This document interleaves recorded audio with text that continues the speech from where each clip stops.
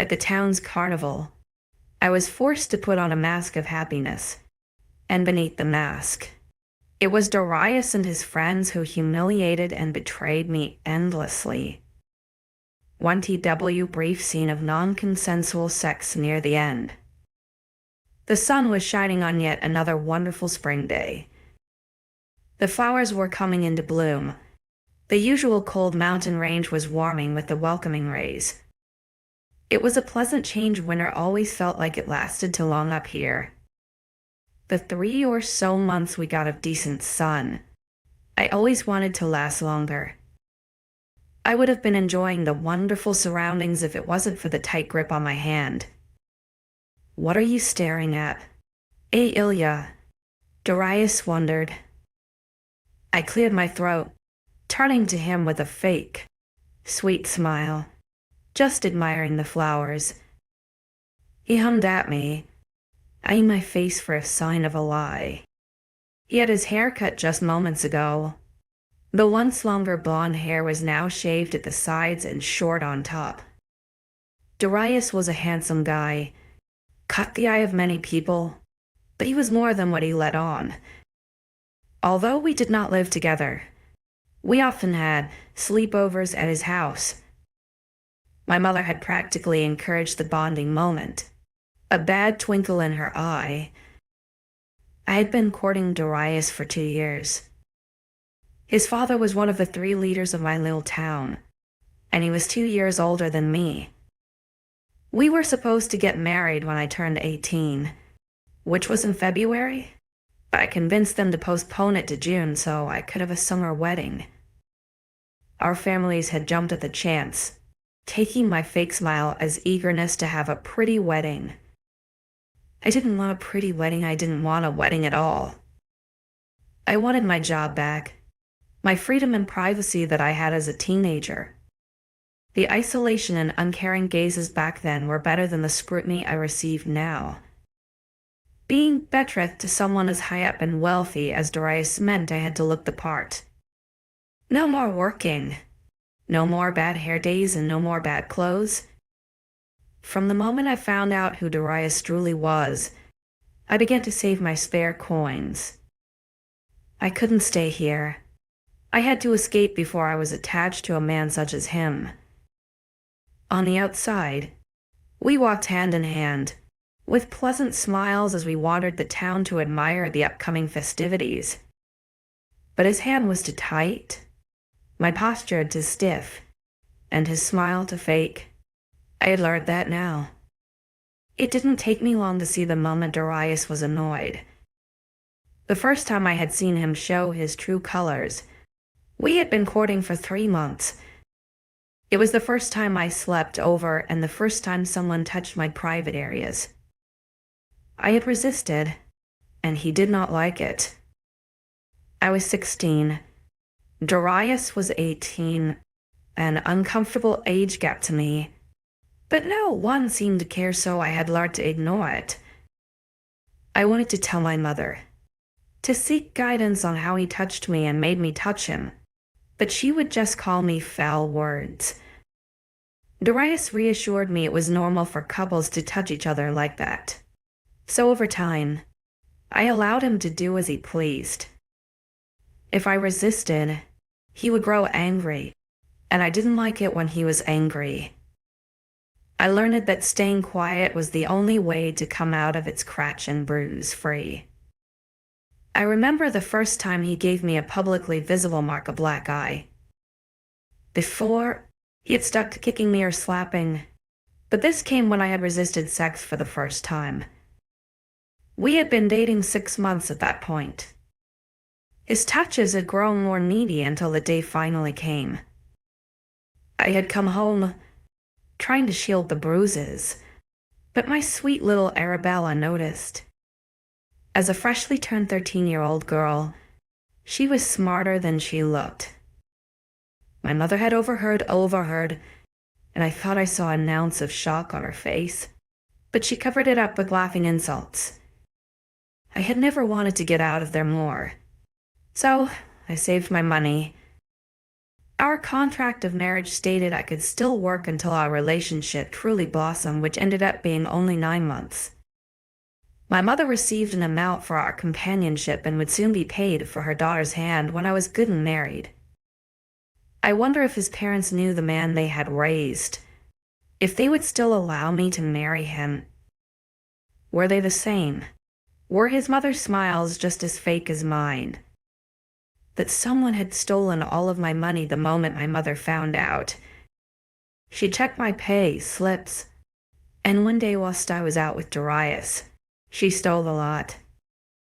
I had saved around 100 coins, and she used it all on pretty things and wine. Darius' hand pulling on my arm snapped me out of my daydream. He caught me slipping. His deep brown eyes narrowed, and I chewed my lip, giving him a timid smile.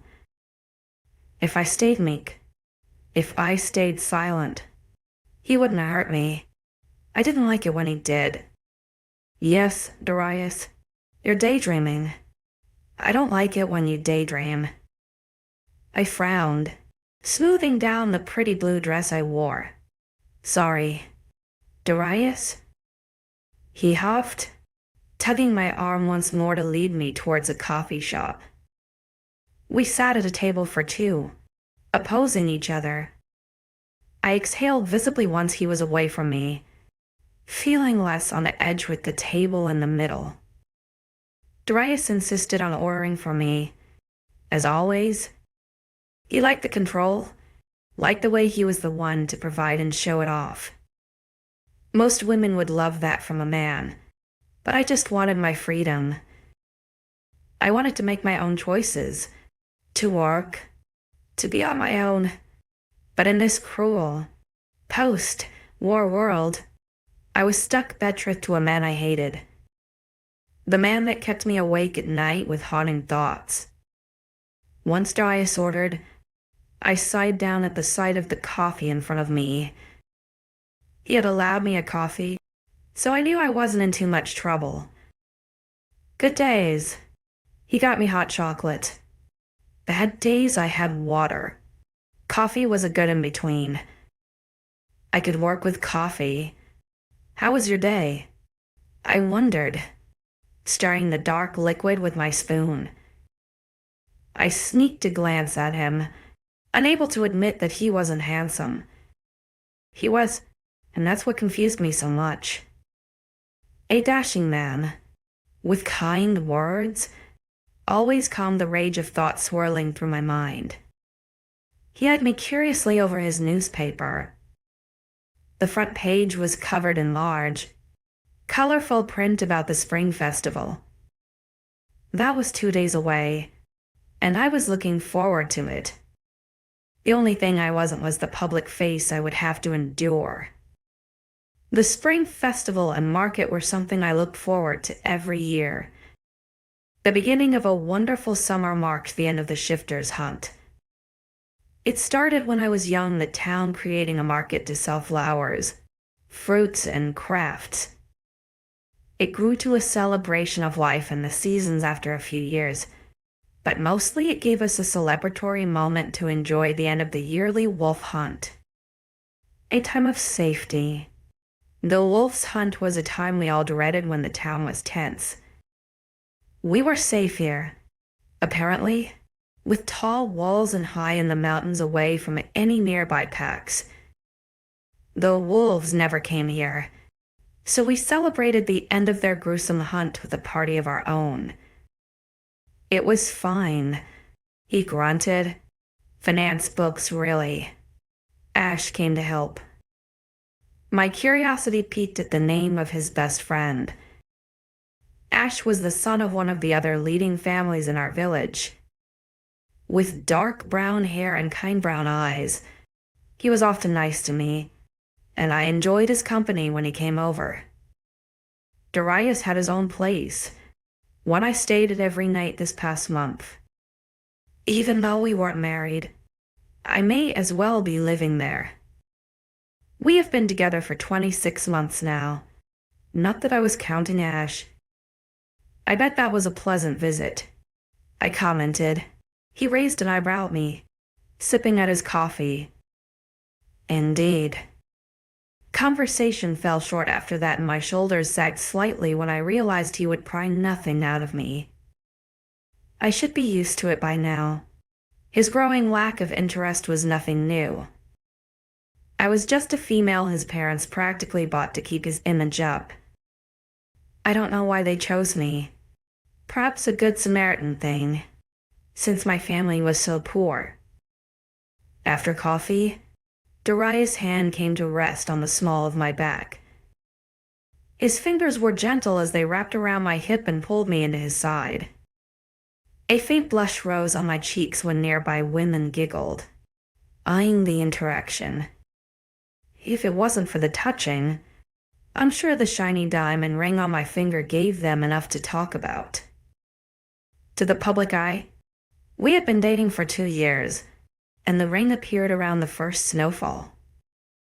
All for image, I reminded myself. Darius didn't care. Eyed him from next to me. His height was 4 inches more than mine, which meant I didn't have to look too far. Darius looked down at me with a pleasant smile, the corners of his eyes crinkling as he walked me back to his home. He helped me through the front gate and up the neatly kept front path. He even opened the door for me before locking it shut behind us. "Are you okay?" he wondered.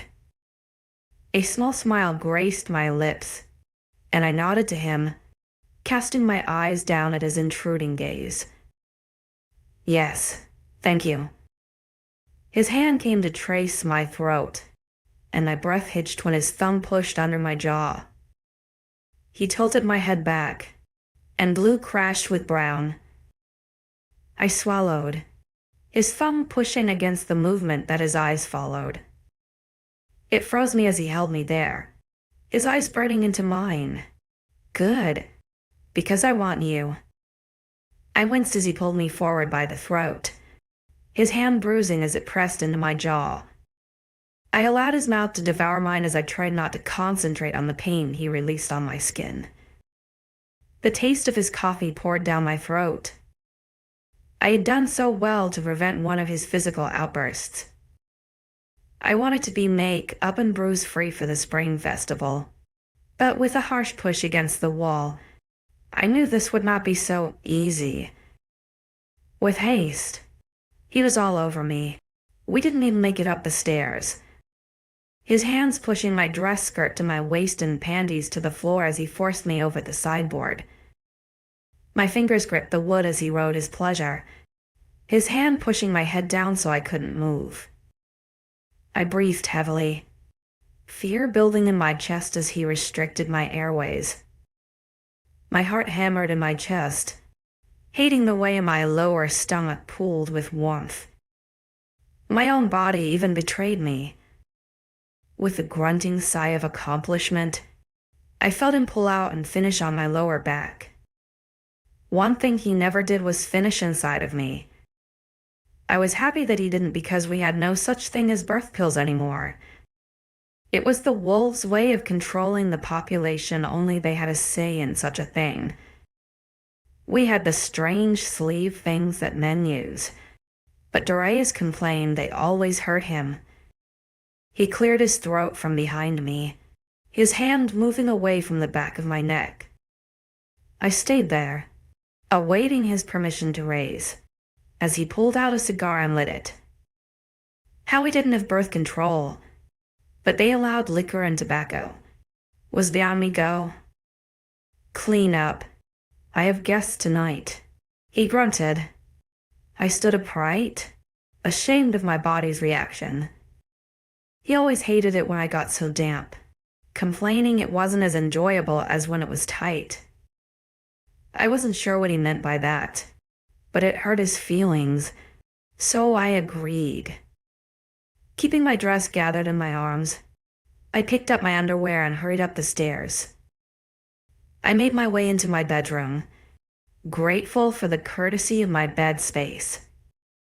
Stripping nude, I turned on the shower and climbed in quickly.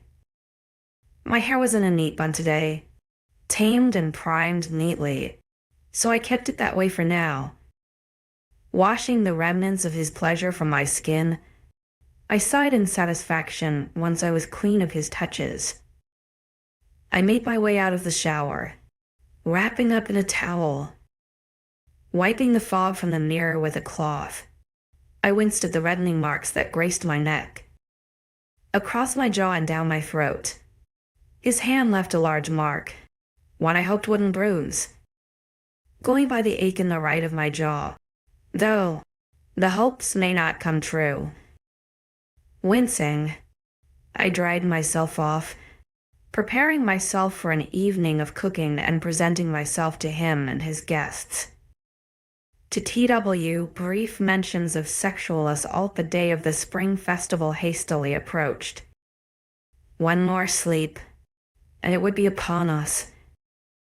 Today, I helped the women in the village prepare the flowers. Each building, each window, had a plant pot of some kind holding multiple color bursts of flowers. I rather enjoyed planting the flowers, filling the pots with compost and hanging them from their designated hooks. The richer had more, the poor had less, as usual. Planting a pretty set of tulips, I hung them from Darius' front gate.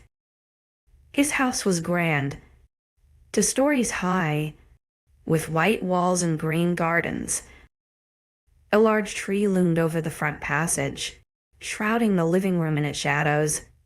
To think that this house would be mine in 8's time when I married him. A shudder ran across my back just before a firm hand clamped down on my shoulder. I flinched automatically, dropping my gaze as a large male shadow cast over me. By the cigar smell lingering in his clothes and the stench of whiskey on his breath, I knew it was Darius. "Go take these flowers to your mother," he grunted, eyeing my recent display. "I don't like them." "Okay," I breathed, turning away from him. I felt his eyes on my back as I walked down the gentle slope to my mother's house. I hadn't visited it in a while, not since winter disappeared. It was the end of April now, half the way through spring. My nerves grew as I came to my mother's house. The 1-story, small cabin-style building was still the same dark wood as it was 2 years ago, wedged between other cabins of equal size and smell. There was no gate or lush grasses to lead you to the entrance. It was placed right along the main road, a narrow alley on either side to allow access to the rear patch of grass we called a garden. I saw the curtains shift as I approached the front door, knowing that I was being watched. I swallowed harshly before lifting the basket to hang in its rightful place. Stepping back to admire my handiwork, I appreciated the blooming pink petals before me. They were pretty and delicate, in contrast to the dark wood of the house behind it. The door creaked open, and I cast my gaze to the looming figure behind it. My mother's eyes raked along my body, but I stayed still, clasping my hands in front of me as I stared back at her. She may be my birth mother, but I had long since accepted her lack of care. I wasn't sure how Aunt Bella still dealt with her, but I had not seen her in a long time either. She tended to stick to herself. What a pleasant surprise, if it's only the angel in my most wondrous dreams. She chimed sarcastically, "Mother, I was just leaving." She scoffed, stepping closer to get into my personal space. "I haven't seen you in 2 months. 𝐿𝐤, we live in the same town. You cannot avoid me forever." Gritting my teeth, I faked a smile as deadly as hers. "I don't know what you are talking about. I would do no such thing as to avoid such a kind, caring woman as you."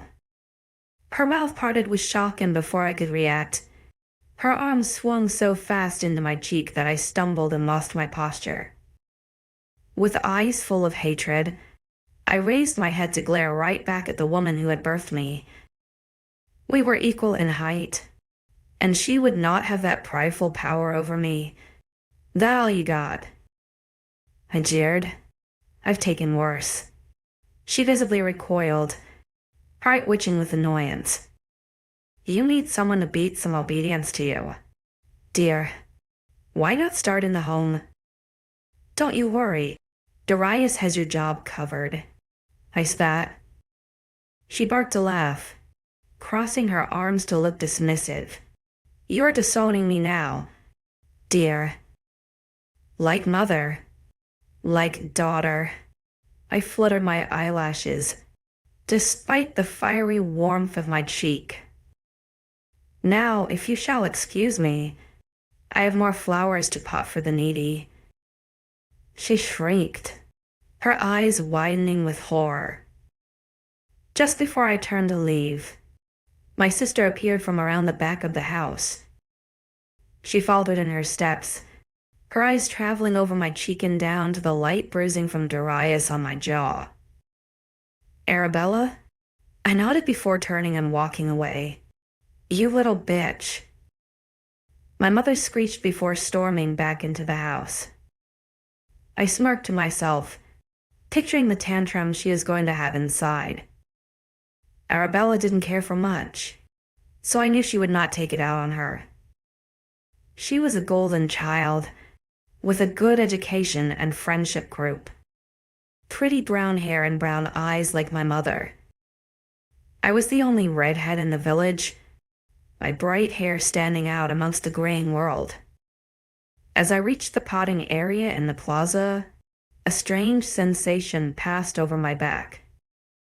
I shivered, my hair standing on end as the urge to turn around called to me. I snuck a look through the falling tendrils of my hair to see what had caused such a reaction, my eyes drawn to the meter-wide path down to the forest beyond. Nothing was there but vibrant hedgerows and the dark brown wood of the 10-foot-high fence that ran the perimeter around our village. It was strange, though, as the feeling kept coming back throughout the day. Only once I was settled inside Darius' house did the weird feeling go away. I shivered, walking to the bathroom to wash my hands from the dirt. I scrubbed them until they were red, raw and stinging from the nail brush. Only then did I dry them on a towel. Sighing, I knew I would have to go back out there. It had only just turned 3 o'clock, and the preparations were not finished yet. Straightening my dress, I rose my eyes to study my face. Darius always called me pretty, and in this pretty yellow dress, I felt it. It was feminine, to my knees, with thin straps and ample fabric along the chest. I felt secure in this dress. It was my favorite. Yellow always brightened my day, and I liked the way it bounced off my hair. Although the ugly red mark of my mother's handiwork, paired with Darius' bruise on my jaw, didn't make me look so pretty. I frowned, pulling out the makeup to cover what I could. We only had simple and limited makeup products in our village, meaning I had to be scarce with what I used. I had etiquette lessons every Sunday, courtesy of Darius' mother. She taught me how to eat in public, how to dress and wear makeup. It was innocent enough to me they didn't want us lump-shouldered. Messy young girls sat presenting their family when they stepped down. The thought of ruling beside Darius made my shoulders shiver in disgust. I wasn't even in my 20s, and yet I was stuck with him until he deemed me useless. Shaking my head, I left the bathroom, keeping my gaze on the floor as I walked down the hallway to the front door. I was surprised when I bumped into a figure, but they caught me by the waist. My head darted up in surprise when I saw Ash was the one to steady me. He was Darius' best friend. 𝐊𝐢𝐬, where are you going in such a hurry? He wondered, scanning my face. My heart fluttered in my chest, and I shyly smiled at him. I was just going to finish up with the ladies outside. His head glanced behind his shoulder when the door opened. I stepped away from him in surprise, not wanting Darius to see me too close to his friend. He was easily jealous. "Ah, you found her?" Darius chuckled. "Just the beautiful woman I want to see." I wondered. He laughed, nodding. He stepped closer to me, taking Ash's place as his hands wrapped around my waist to sit on my lower back. I swallowed when he gave me his dazzling smile. I always thought Darius had a perfect smile, but over the years of being with him, I noticed that even his teeth were crooked. The front teeth slightly to angle where they joined each other. "Yes, sweetheart." He kissed me softly. "I have a surprise for you." "My fiancé?" I blushed at his amused tone, even more so when Ash chuckled behind him. I wondered what surprise he had in store. He was being overly touchy and kind, a rare opportunity when it came from Darius.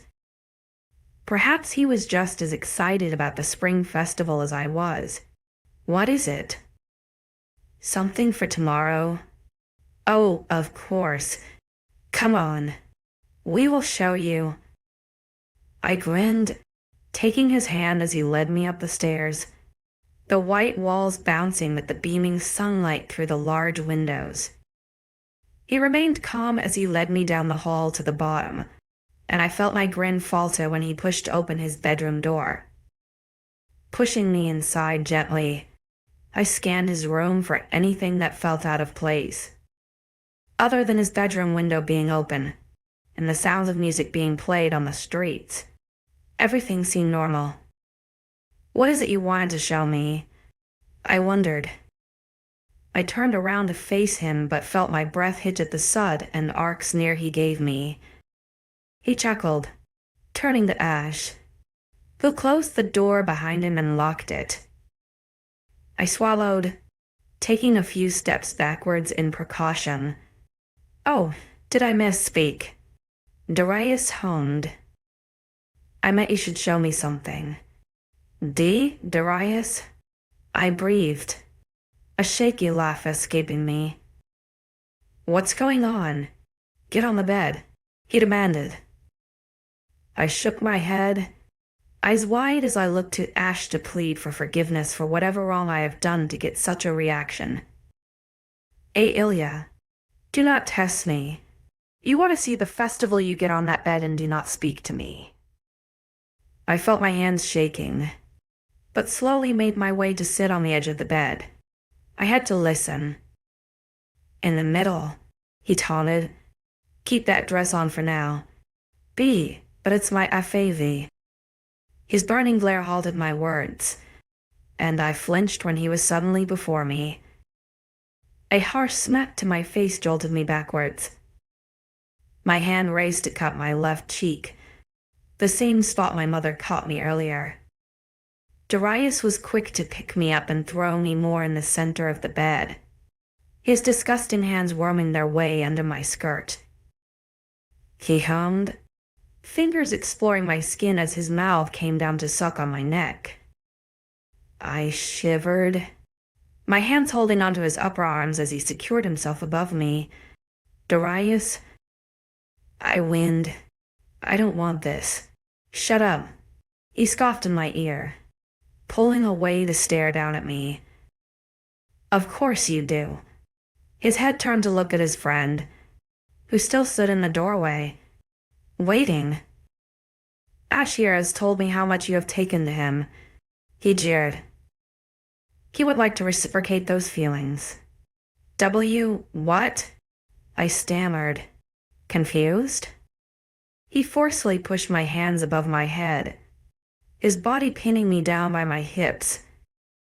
I struggled in his grip, fear lacing my heart as Ash moved forwards. With both of them looming over me, I knew they outnumbered me. They were way stronger and larger than me. Their hands left dirty trails along my skin, and I closed my eyes in disgust as my body gave into their rough demands. My dress was torn, the stitching around the straps pulling until they gave way to my nudity. I still felt the roughness of the fabric along my shoulders, a red friction burn left in its wake. I had been bitten, sucked and touched until my body was sore from their bruises, sensitive with their pleasures. As I lay in the bed, used and exploited, I recalled how much Darius praised me. He said I was a good girl, that I was doing so well and being so kind to his friend. I was a good girl, right? To listen and let my fiancé do this, to keep me safe. I had drunk his words in, securing myself to the acceptance that what I was doing was right, but if something like that was so right, I hate to think what wrong would be. 3. I woke up groggily, my body sore and hot. Groaning, I pulled myself upright to steady my surroundings. My head swam at the vertical position, my eyes creaking open to find the bedroom covered in bright morning rays. A heaviness fell from my waist and I looked down to see a bare arm in my lap. I knew it was Darius by the gold watch he sported. Imported from overseas, he would say.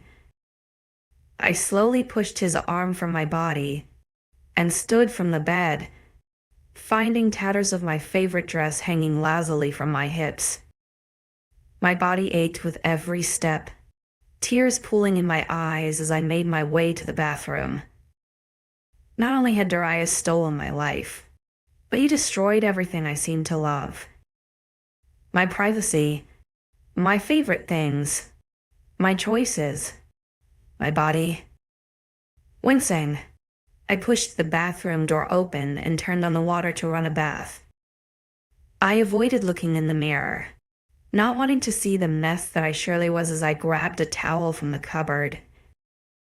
I could feel the knots in my hair from where they'd pulled it, the bruising on my hips, jaw, waist, and shoulders from where they held me a little too tightly. Once the bath was half full, I pried off my dress, wincing as I bent over to get it over my thighs. Climbing into the bath, I sighed in satisfaction as the hot water ran along my skin. The hairless skin on my legs stung under the temperature, but I liked the way it burned slightly. It took the pain away from the bruising aches. I relaxed into the bath, enjoying the way the water swirled and washed away my pain. I heard Darius wake and leave without disturbing me, making his way downstairs. Only when I heard the buzzing of the microwave did I pull myself out of the cooling water. Once dry, I wrapped the towel around my chest as made my way to the mirror. I physically flinched when I caught sight of myself. I could only imagine what I looked like before the bath, but I'd bet it screamed exhaustion. My hair was wet, so flowed down my back out of the way, but it revealed the marks they left upon my skin. My neck was covered with bruising bites. I believed Darius called them love bites, but they didn't feel very loving. I hated every time he put his teeth and mouth on my neck. My shoulders had the faint outline of where fingerprints had been, my throat slightly darker from where they forced my mouth upon them, or my head into the bed. I shuddered at the memories, pushing them far, far away from my mind. Today was the spring festival, and I was going to enjoy it, no matter how sore I was. Covering my skin with makeup, I dried my hair and got dressed into a high-neck blouse and skirt.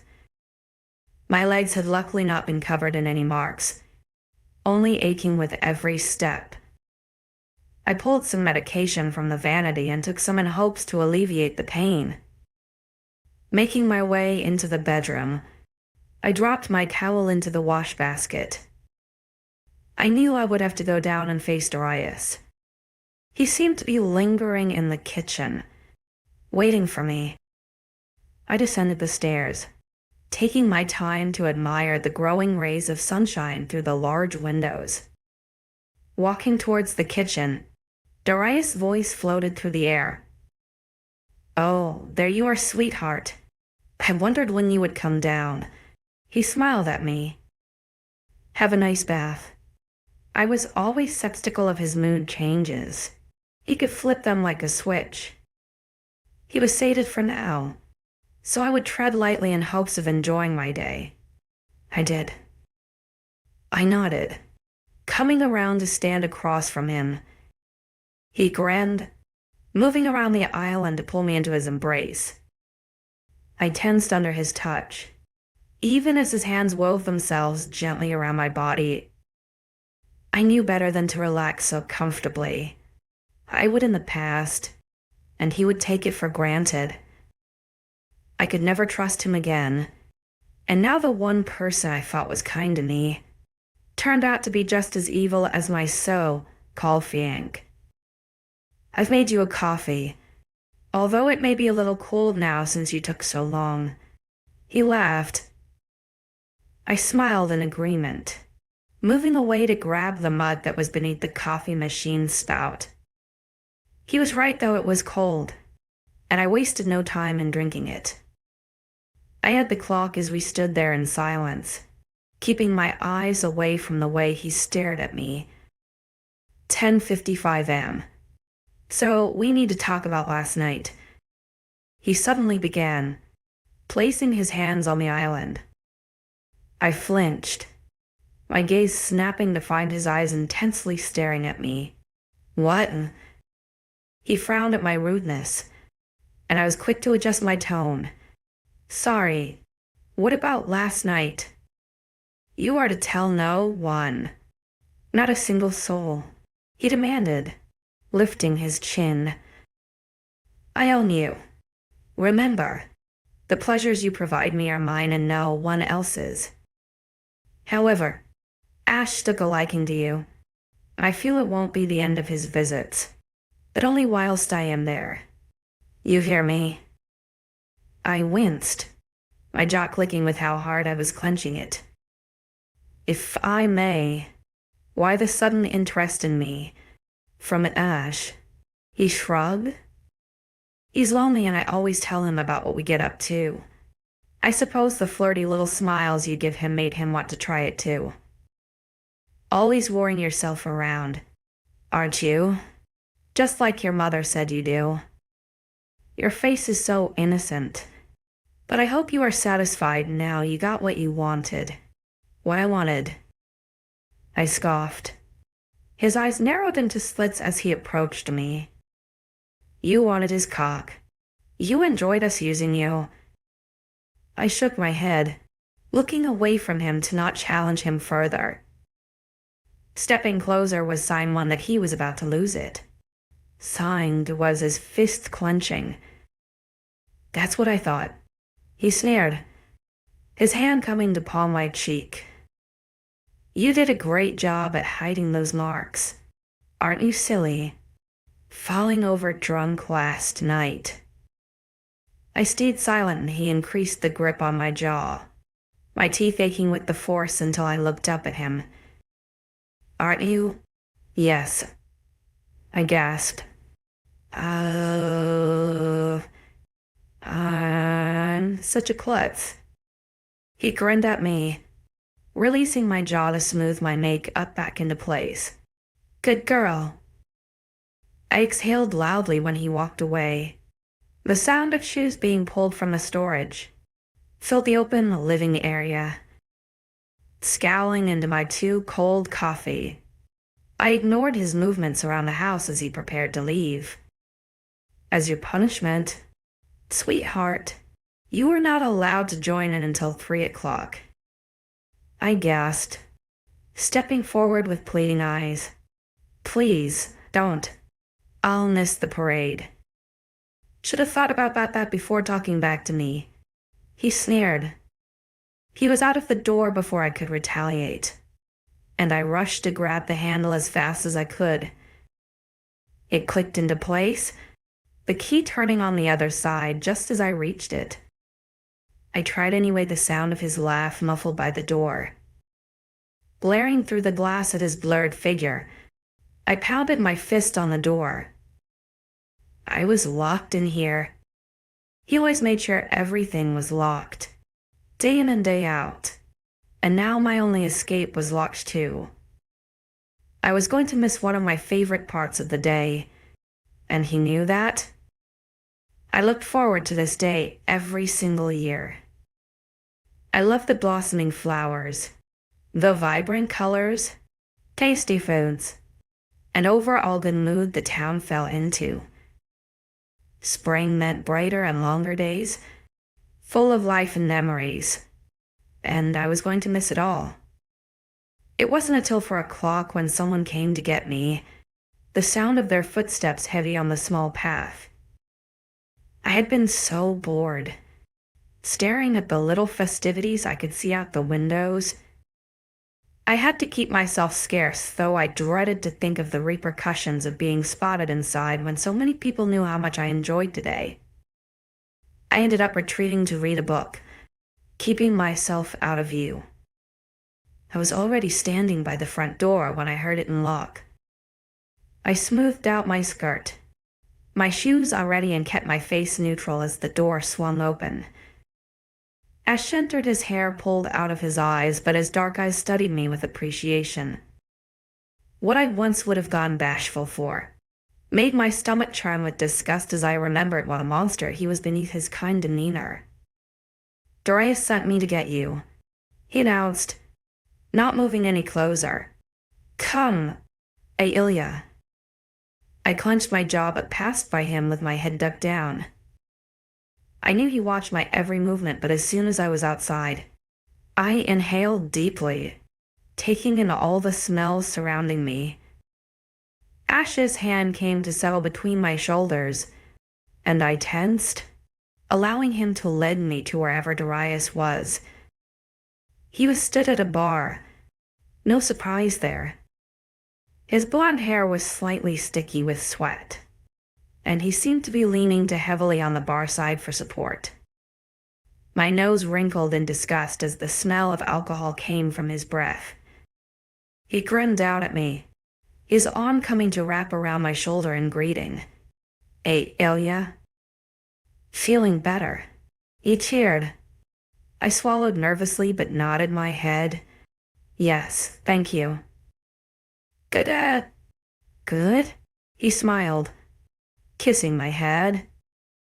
I felt my lips twitch, wanting to frown, but kept them neutral as peering eyes watched the exchange before them. A lot of people were around, a lot of important and nosy people. I had to be on good behavior. I couldn't expose Darius in fear of repercussions. Plus, with the display he put on, no one would believe me anyway.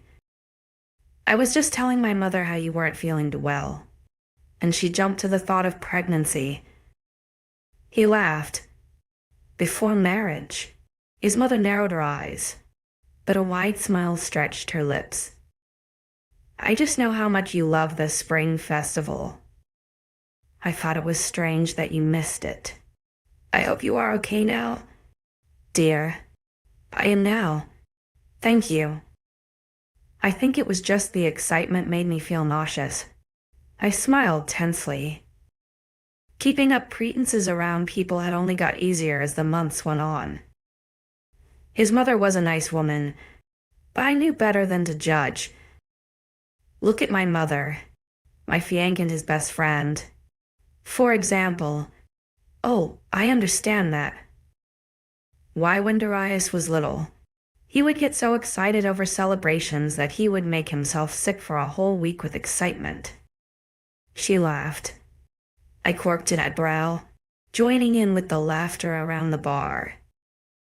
Not once as the time went on did Darius drop his arm from my shoulders. He held on loosely, but if I tried to move away, his grip would increase. He paraded us round like a horse, talking to everyone he could, showing off my engagement ring when he got the chance. One good thing about Darius was, despite his far from loving touches and harsh words, he backed me up in public. If women tried to knock me down, or offer themselves up, he would always jump in to save me. He would boast about how I was the only woman for him. Before apologizing and escorting me away, he gave an odd sense of security around strangers that I did not mind. The fear of slipping up only grew when I had to speak, which wasn't a lot since he did most of it for me. It was normal in this town for women to be so repressed. After all, I was just a coin-bought wife. The sun began to set across the mountain range and fires started to breathe life into the cooling air. Darius finally let go of me to boisterously help with some heavy logs for seats. I watched silently as he dragged short but thick logs, with the help of ash, to sit around the fire. It looked heavy, going by the redness of his face and the huffing of breath. On the third log, I felt a presence come up behind me that caused the hairs on my neck to stand on edge. "Arabella?" I commented, recognizing the smell of her perfume. "How did you know it was me?" She murmured. I turned my gaze to her, raising an eyebrow. "You have worn the same perfume since you were 12. She blushed, dropping her head to stare at her shoes. Arabella was 15, a young girl coming into an exciting part of her life. Most girls her age would gossip about boys and what they saw on the television, most of which was news or history since the shifters took control. But she always had her nose in a book. "What do you want?" I asked. "Mother wants to talk to you," she whispered. I raised my head to scan my surroundings and found her on the opposite side of the plaza. I crossed my arms, lifting my chin to glare at her. "Tell her—" I did not wish to speak with her. I scoffed, watching as she frowned. My mother could lip read. Her weird ability to know what me and Arabella used to whisper about shocked me at first, but only added to her evilness even more. If she was on a gaming card, it'd be one of her special abilities. "What?" Arabella squeaked.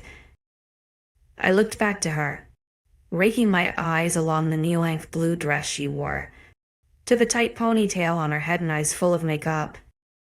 I scowled, not liking how old she looked like that. "She has made it clear that I am no longer her burden." I shook my head. "Maybe she just wants to talk," she offered. "Arabella?" I sighed. "Mother sold me to Darius' family so you and her can live a happy life without me. Be careful when you turn 16. I would not trust her." She didn't reply, so I dismissed her silence by walking away. I strolled the opposite side of the fire, rubbing my hands on my skirt as I came up to Darius.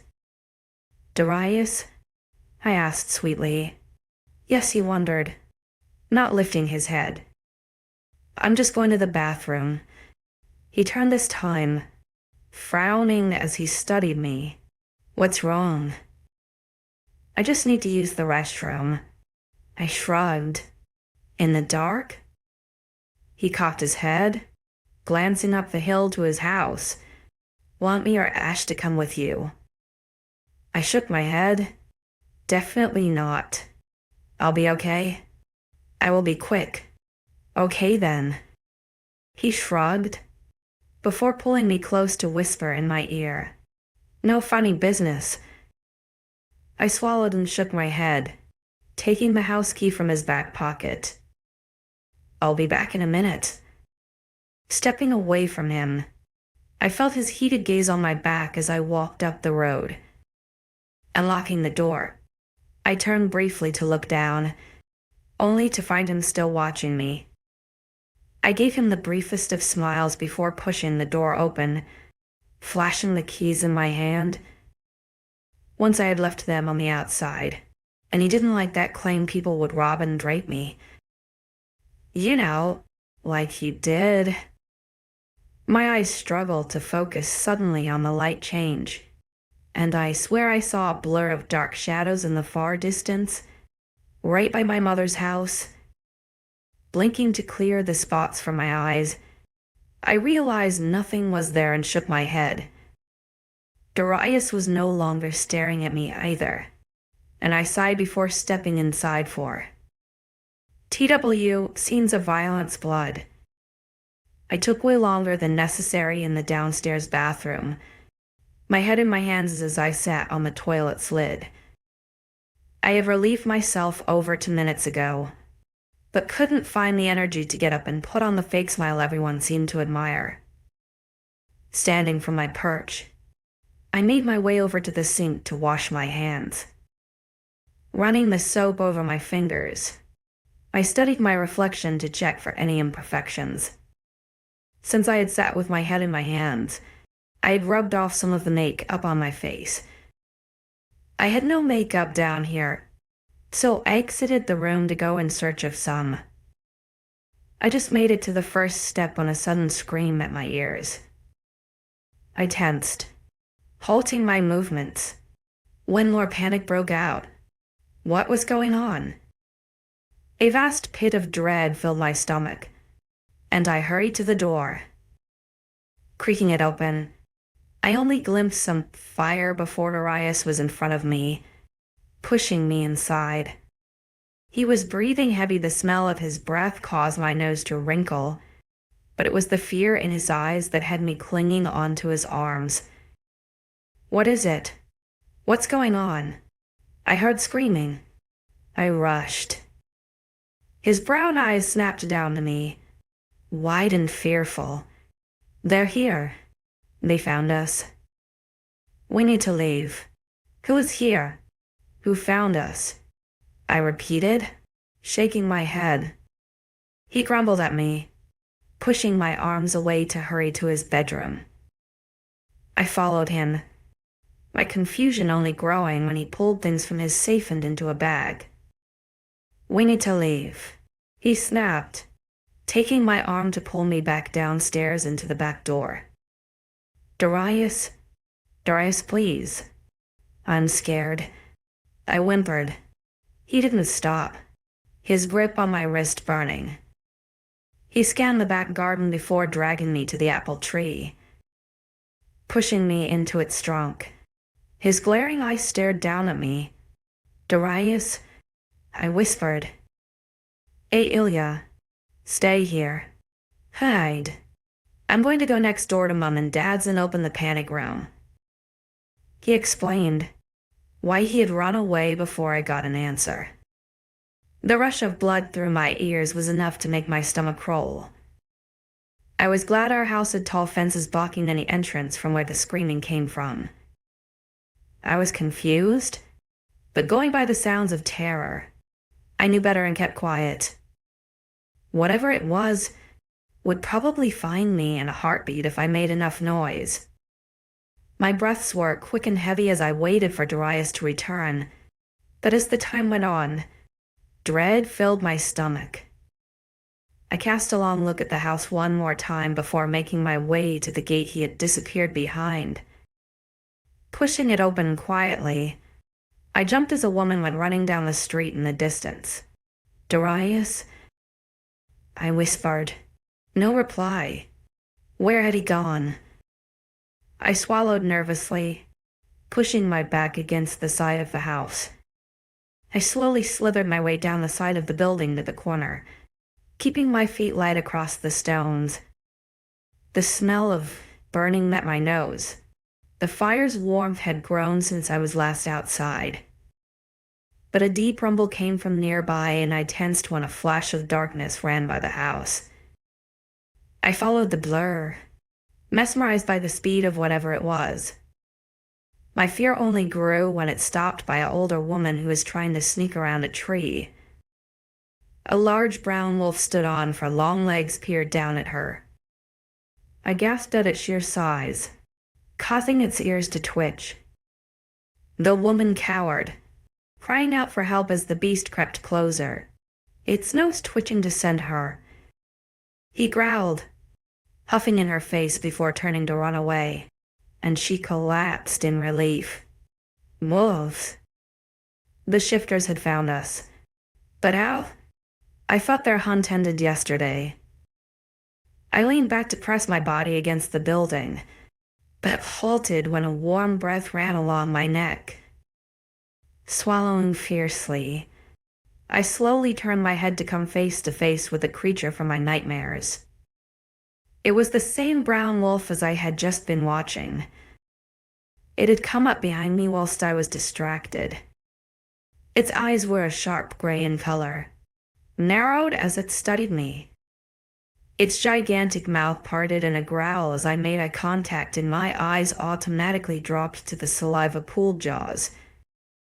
Teeth the size of my hand glinted back at me, spit dripping from their tips. The beast came up to my height. Its enormous head and shoulders blocked most, if not all, the slight alley we're standing in. My heart thrummed erratically, my throat bobbing with nerves. Of all the ways I thought I would die, I did not picture it by a savage beast. I probably should have. In a world like this, at least I'd know what to expect. I kept quiet, hardly breathing as I waited for it to make its move. It hadn't killed the other woman, so would it spare me? Too was it a kind wolf. Just as the thought crossed my mind, it growled at me, moving closer. I whimpered, closing my eyes, frozen to the spot. Its enormous snout grew closer until the heavy breaths blew the hair across my skin. The sound of its sniffing met my ears before it huffed and leaned away. Keeping an eye open, I saw it studying me. Whatever it had smelled, it did not seem to like. Not a moment later, it backed up and leapt over my head. I ducked in surprise, a small squeak leaving my lips in fright. The beast ran away, and I let out a shaky laugh of breath, my heart pounding with adrenaline. Licking my lips, I turned to move from the front of the house, deciding the back was the easiest and safest route. If Darius had left for the safe room, I was going to make my way there. Running to the back garden, I stopped by the apple tree. They grew it perfectly between the two homes that some of its branches leaned into the opposing garden. I scaled the branch very easily. It has been one of my favorite spots to catch up on some reading or cloud watching. Dragging myself along the branches, I came to a stop above the 10-foot fence that divided the two homes. Peering down, I was met with an equally high drop. I didn't think this through. Wincing with apprehension, I made my way further down the tree, hoping with my weight and gentle movements, I could bend the branch closer to the ground. It seemed to work until a growl met my ears once again. My head snapped up in surprise to find a tan wolf snarling at me. Its eyes were black and filled with rage, its lips pulled back over sharp teeth. I had no time to crawl away, no time to shout for help, as suddenly the beast was below me. It leapt up with great strength, its teeth latching onto my thigh and pulling me down with it. I screamed as searing hot pain tore into my limb, its teeth breaking skin enough to graze bone. I smacked into the floor, my breath pushing out of me in one fluid movement. It dragged me along the grass as I wailed in agony, my hands clawing at anything they could to get away. "Darius," I shouted in horror. Tears flooded my face, and the wolf only growled when I called for him again. The wolf pulled me past the safe room's location, and I cried for him once more. The metal shutters shifted slightly, creating a small window in the bulletproof glass. Brown eyes peered out, widening when they caught sight of the beast pulling me into the trees. I saw nothing else but his eyes, his dark, chocolate eyes as he stared at us. "Darius, help me," I sobbed. The beast growled just as Darius' eyes met mine. He staggered away from the gap, and I cried out with despair as he stared. horror-stricken, out the window. My heart broke when his father stepped forward to peer out. His eyes met mine, then followed my bloody trail to the beast that broke down his fence to get to me. The beast suddenly dropped me, its tongue darting out to lick its lips, grazing my bare skin. My eyes snapped down to it, finding it preoccupied with the house. I watched with horror as it glared at the safe room, and I followed its gaze just as the shutters shut on Darius' father's harsh glare. I was abandoned, left alone to be torn apart by wolves, just like my father. I sobbed, trying to get away now the beast had let me go. I made it a little further away from the trees before it caught up. The sound of its footsteps had me staggering into a run, my fight protesting and screaming at me to stop. I didn't make it much further before they knocked me off my feet, my face pressed into the dirt. A heavy paw placed itself on my lower back, pushing lightly until I felt the crack of one of my ribs. I gasped in pain as its claws sank into my top, pulling fabric and skin away with its swipe. Rolling me over. The beast stepped closer to growl in my face. This was a new wolf, similar in color, except it had a dark snout and ears. Now there were 2 wolves after me. I hoped this was quick. It snapped its jaws in my face, its paw coming to press down on my chest, claws sinking into me. I gasped for breath, moving my head away from its approaching teeth. It sniffed me before moving its nose away to cast a look at the tan wolf. The tan wolf stared at the darker one intensely, and sea huntering sounds meeting my ears as they communicated. 2 pairs of dark eyes snapped back to me when the darker wolf increased its pressure on my chest and I wheezed with pain. With a rough bark, its claws sank in deeper, pulling my skin open until blood pooled down my sides. I coughed a scream, my tears pooling in my eyes. "Key, please," I sobbed. "Please don't hurt me." It licked its lips in response, taking in the fresh wounds it had just created. The pain was oddly reminiscent of when Darius used to suffocate me. My chest closing in as my vision blurred and pain overtook my senses. Darius? The man I was supposed to marry, to love.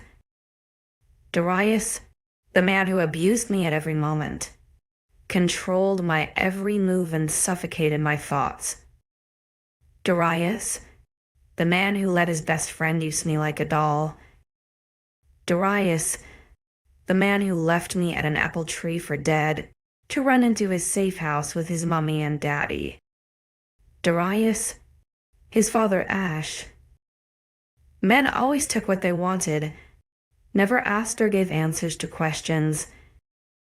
Men, controlling and strong, always pushed me around, hurt me, abused me. Darius, Ash, my mother. All people I thought I could trust, just for them to stab me in the back. Literally and figuratively. They were terrifying, hard to read and just as hard to take down. If I made it out of here alive, I thought I would let no one rule over me again. But by the fading of light around me, I knew I wouldn't live to see that promise through. So I may as well make it a big one.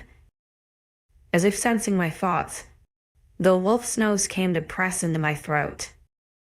My head flopped to the side easily, my breath wheezing as my wounds poured their grief onto the ground.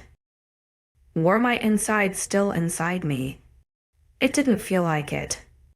I felt oddly empty and cold. Please. Please. Just kill me quickly, I whispered, my tears stopping. The wolf recoiled slightly, another glance shared to its pack mate before blinking down at me. Their eyes were so intelligent. It was no surprise there was a man inside there somewhere.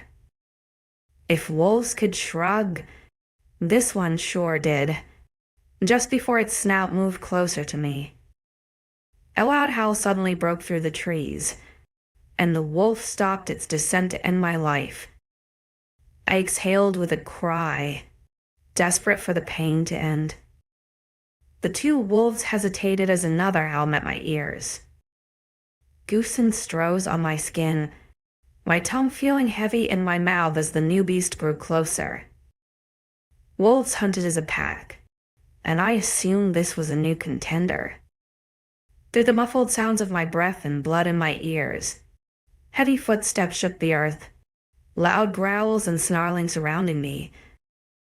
My vision blurred. I swear the new wolf was even bigger and covered in black fur. My eyes felt heavy, consciousness a struggle to keep as I fought to stay awake. Whines and whimpers met my ears before the trees fell silent with a loud thunk. Heavy breaths and the smell of blood tainted my senses, and I opened my eyes once more to see the fate that lay before me. The large black beast had won. It approached me.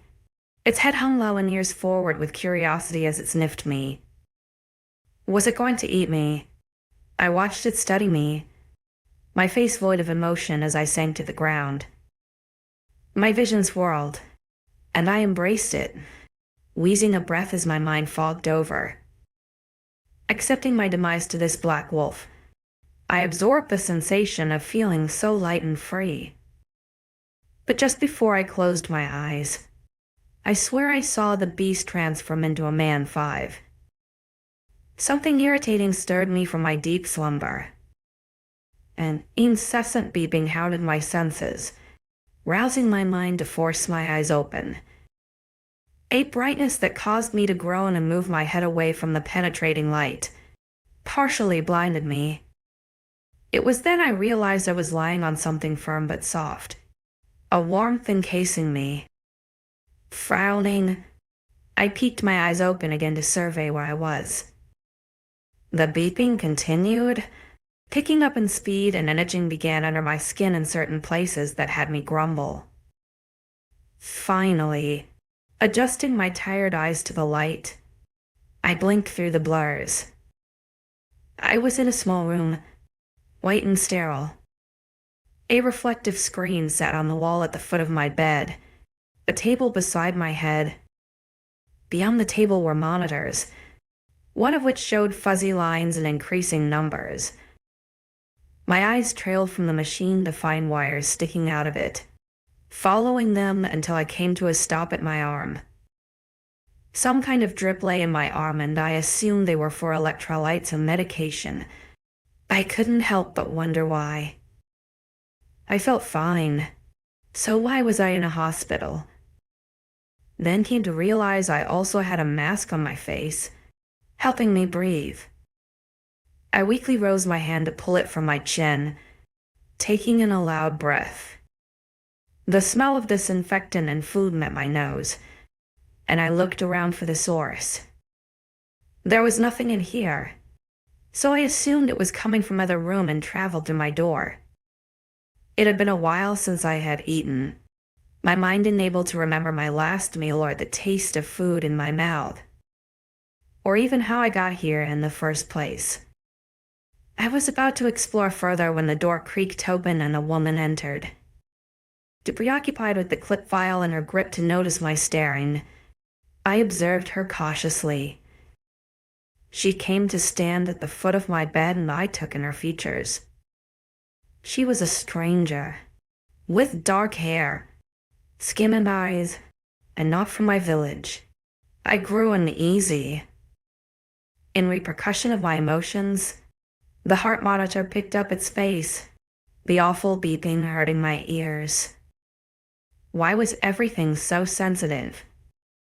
The stranger's eyes snapped up to stare at the monitor before falling to me. They widened, her mouth parting in surprise. "You're awake," she gasped. I assessed her reaction carefully. Feeling exposed and restricted on the hospital bed, I knew I stood no chance if she hurt me. "I will go get the doctor," She gushed before running from the room. Doctor? Why would I need a doctor? Why was I here when I felt fine? It wasn't long before footsteps grew closer and the door swung open once more. A tall man walked in, his arms taut and muscled as he gripped the clipboard in his hand. The shock nurse scurried behind him, staring at me like I was a new specimen. You're awake. I frowned, scowling at the doctor. Way to state the obvious. He smirked, shaking his blonde hair from his head. I'm Dr. Hennings, but you can call me Dr. Seth or just Seth. I remained silent, my unease never leaving. I could feel my heart picking up in pace, my fight or flight flooding my veins. He hummed, watching me closer before scribbling things down on the clipboard. Nothing to be nervous about. We will not hurt you. We're just trying to make you better. Okay, rest. I just want to ask you a few questions and then I will answer any of yours. I nodded gently, keeping my eye on the two of them as they moved closer. Licking my lips. My throat felt dry and unused. How long had I been asleep? Now, do you know why you are here? He asked, and I shook my head. Temporary amnesia is normal after a traumatic experience, especially for your species. Species. I blinked at him, confusion coating my features. Now the question of where I was really stood out in my mind. You were attacked, badly injured too, before one of us brought you here. I wanted to ask what he was talking about, but my tongue felt heavy, my mouth unable to form words. The nurse got onto this, my eyes following her as she walked to the small sink and to make a drink. You are not meant to wake yet. The doctor sighed, drawing my attention back to him. The human medicine we gave you should have kept you under for at least another 8 hours. My nerves only grew at the fact he called me a human. Who was this man? And what was this man? The nurse returned with a small cup of water and a straw, and I took the plastic between my lips hesitantly. My arms were still heavy, like my body was behind my brain, but I managed to drink it. The cold water was refreshing, a slight metallic taste as it poured down my throat. Once it was gone, the doctor blinked up at me, his lips curling into a harsh smirk.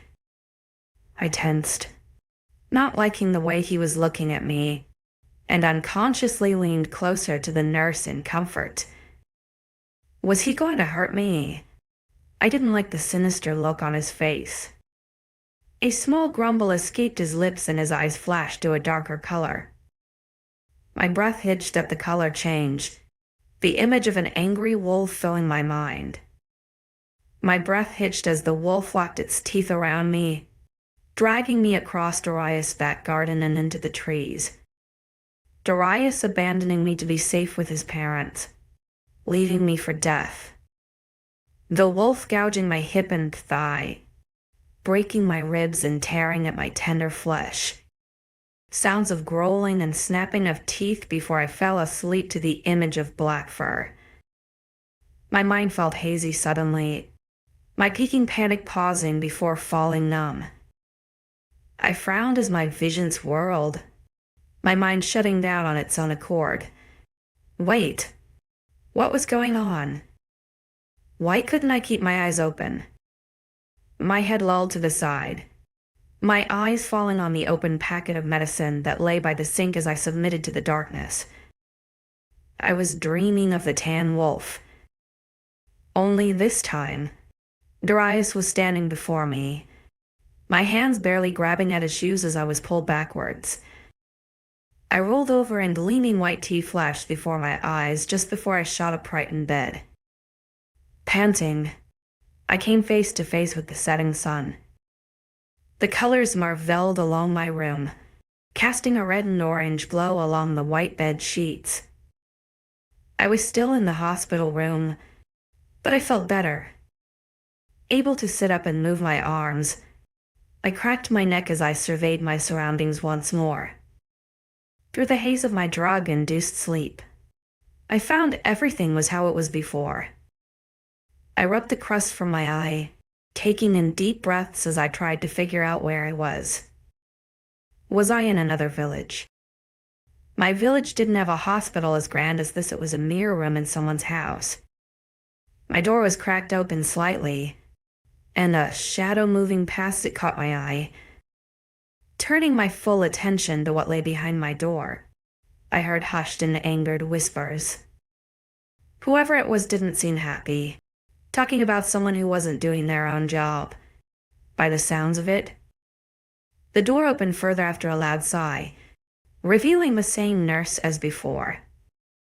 I narrowed my eyes at her, crossing my arms to the best of my ability to show she didn't scare me. She smiled sheepishly, holding her hands in the air, her skin glistening beneath the sunset that streaked through the windows. Now my mind was more awake and less confused. I could confirm I had never seen this woman in my life. She was attractive, toned, and tall with dark skin. All features that no one in the mountains ever had. "I will not hurt you," she whispered. I scoffed, my voice hoarse. "I don't believe you." Frowning, I observed her as she made me a drink. This time, I paid close attention to how she prepared it. Cup tap, water, tap, done. She handed me the cup with a small smile and I took it, although begrudgingly, sniffing it for any sign of something other than water. I came up short and took a sip. Anyway, when I was sure I would not pass out, I lifted my eyes back to her. She sighed, setting her clipboard down at the bottom of my bed. "I'm sorry I had to drug you. You were not supposed to wake until this evening." I thought waking up was a good thing. Shows I'm fine and can get out of here. I licked my lips, taking another sip of the water. My boss wanted to keep you under for longer whilst he sorted some things out. She hesitated, looking out the opener nervously. "It was to make sure you healed." "I feel fine, and I'm sure it wasn't as bad as my memory is telling me." I gritted my teeth. "Your boss doesn't seem like a nice person." She blushed, looking out the door again. I copied her motion, confusion knitting my brows together. Why did she keep looking out of the damn door? "Yes, well, he runs a tight ship." She smiled tensely. "He's a good man." I hummed out okay, sarcasm lacing my tone that had her eyes narrowing. So much for the pretty-faced person she was before. Her lips pursed as she ran her eyes along my body, settling it where my jaw met my shoulder. She was about to speak when the doctor from before entered the room, his shoes heavy on the floor. He gave her a small smile before turning to me, and I tensed, preparing myself for anything he may throw at me. "Glad you are awake? Hopefully, you are feeling better," he questioned. My grip on the cup intensified, and I managed a shaky nod. "Good." He grinned, writing on the clipboard the nurse handed him. "Will you be okay if I check your dressings?" I paused, running my eyes along his body as his eyes scanned mine. He was a man, and men only took what they wanted. What if it was a ploy? I shook my head vigorously. Why not? I need to see if they need changing. He grimaced now. I breathed. If the nurse noticed my change in personality, she didn't comment, keeping silent as she watched the interaction. "Well, what good is it if I don't check your wounds? I wouldn't want you to get an infection." shaking my head. I leaned further into the pillows. I feel fine. That's because of the morphine you are on, he mused. It won't hurt. Let me just check.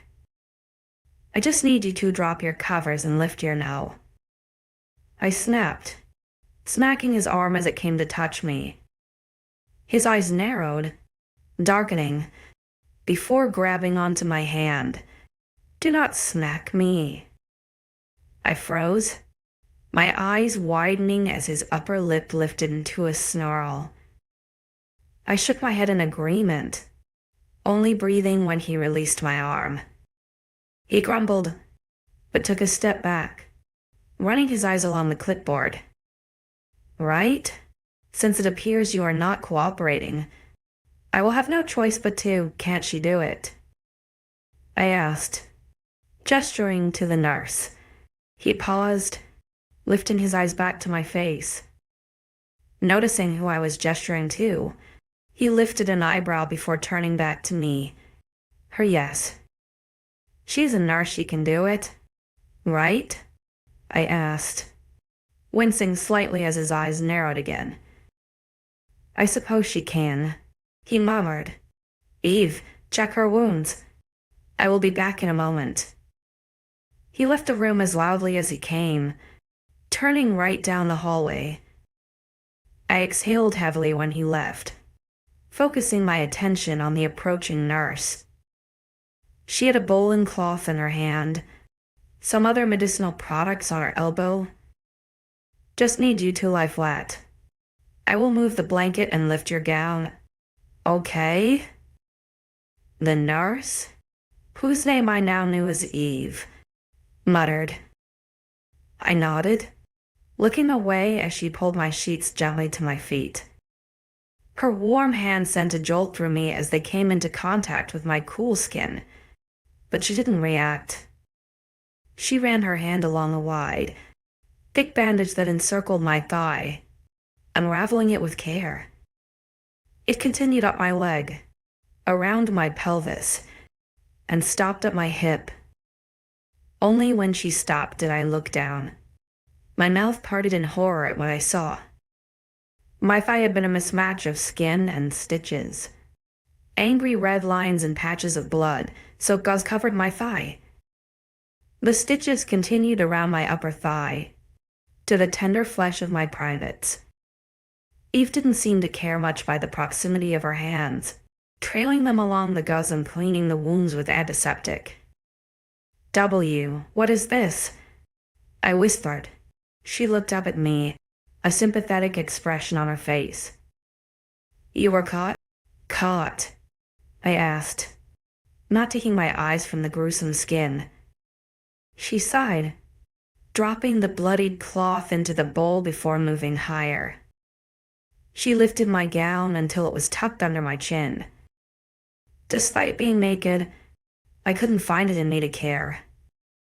Darius often had me parade around naked for punishment, or often pleasure. Those moments made me realize that this was never truly my body, that he owned me, contract or not. Nudity was nothing.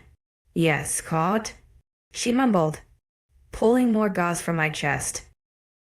I winced as her hand caught a sensitive gouge by my left breast. My skin was black and blue, the dark stitches a contrast on my pale skin. It looked like it should hurt, like it should be agony to even breathe. But this morphine must be a miracle drug. This looks awful, Eve murmured. I shot her a glare, snapping out of the daze. She focused her eyes on cleaning my wounds, the cloth only slightly bloody. Thanks, I quipped, sarcastically.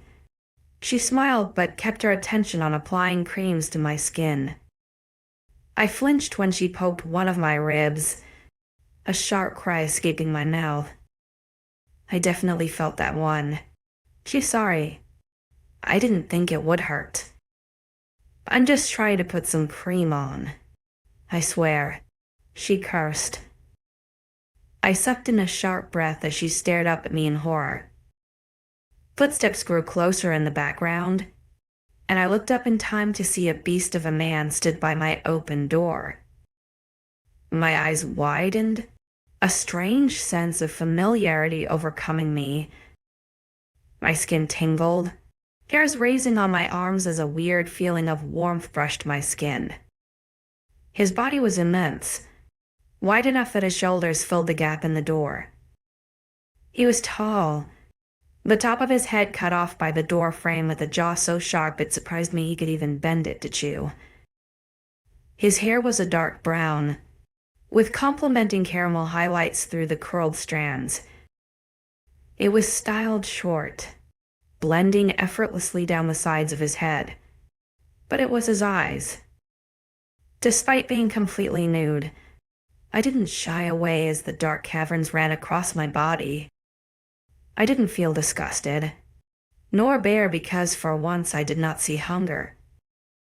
I did not see a threat in his gaze that was directed towards me. It wasn't anything malicious. His expression was almost animalistic, but I found I couldn't care. Who was this man? Why did I feel so tingly? Alpha? Eve gasped, hurrying to cover me with the blanket. I dropped my eyes from the man she called Alpha, frowning as the stickinses of the cream now stuck to the sheets. But then the word ran through my head over again, and I found the pit of dread grow deeper in my stomach. Alpha? Alpha? Where had I heard that before? Why was my mind so slow? Could one handsome man have so much strength that he can turn my thoughts into mush from 7 meters away? The shuffling of fabric filled the silent void, and I looked up in time to see him dart away, the opposite direction of Dr. Seth. He had been there for only a few seconds, but the image of him burned into my mind. I'm sorry. I really should have shut the door better, she sighed. If I'd known he was in this hall, I wouldn't have left it open. He's been saw an edge with his beast. Beast. Alpha. Beast. My eyes widened, and I looked at Eve with a new horror. Werewolf.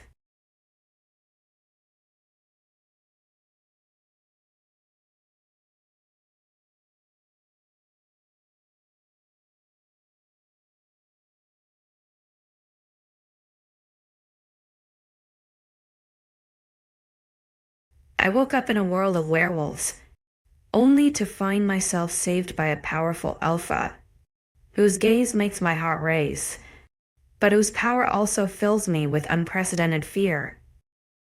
𝐿 smile faltered when she saw my expression. Werewolf. That man was a werewolf. I was attacked by werewolves. I was in their land, on their territory. But how? Why, hello. Are you okay? Eve wondered, her hand resting on my own. I shook my head. You're a wolf. She frowned, but then her eyes widened with shock. Shit, I mean, yes, I am, but you weren't supposed to know that yet. You're a wolf, I repeated, scanning her features again. The tall body explained it. The way she communicated with her eyes more than her words around Dr. Seth, or how she could hear, and no doubt smell, someone in the corridor. I am. Are you okay? I don't know your name. What's your name? She muttered. 𝐿𝐤. 𝐿𝐤. Are you okay? Want me to get you anything? She asked. I know this can be difficult for you to hear, but I've let the cat out of the bag now, so. Just one question, I stammered, meeting her gaze. Yes, who was that man? The Alpha. Alpha? I repeated. I thought so. Why do you ask? My jaw tightened. Am on his land. Yes, you are in the cardinal pack. She answered, nodding.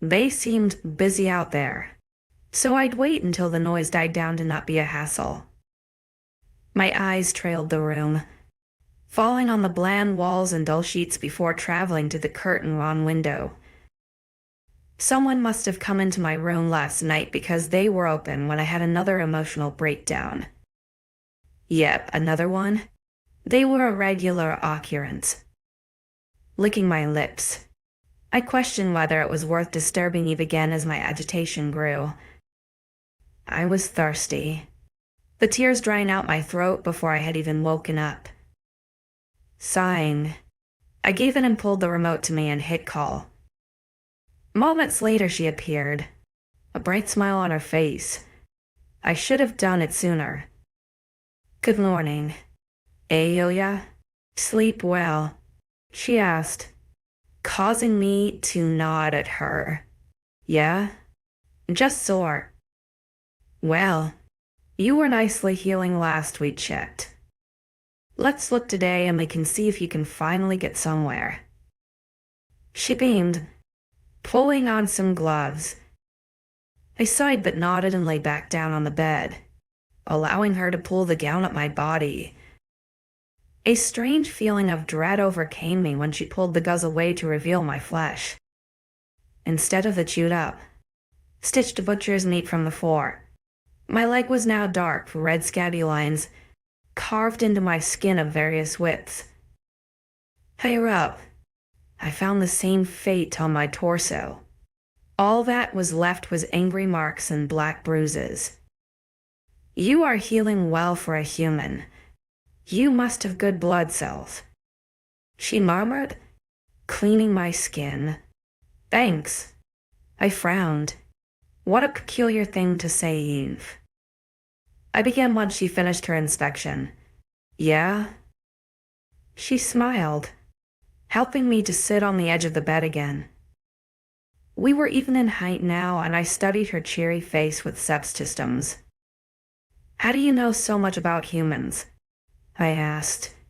And why are you not eating me? She grinned.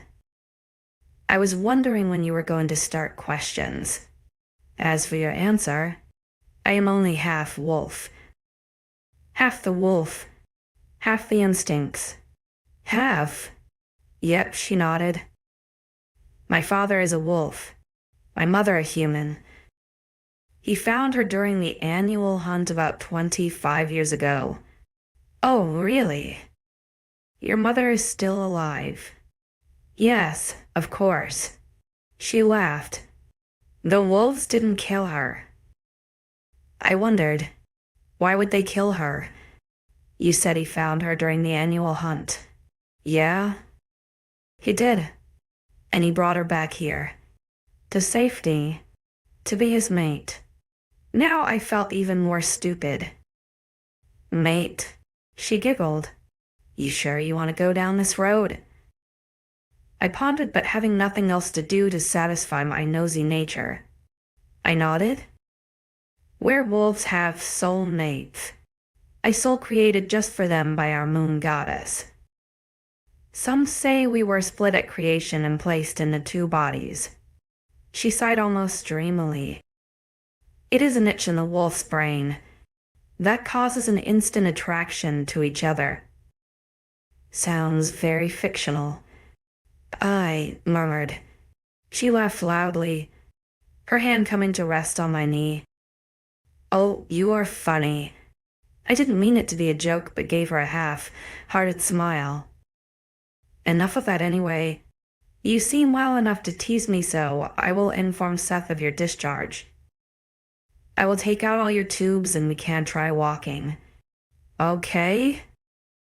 I sighed in satisfaction, wanting nothing more to walk. I was curious in nature, and being confined to this one room for so long was driving me insane. I wanted to wander this place, to gauge where everything was, and then, hopefully, escape before one of the crazy shifters killed me for their dinner.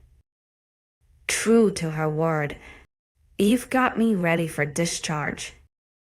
After 7 days of being stuck in that bed, 3 of which I was asleep for, I was more than grateful for it.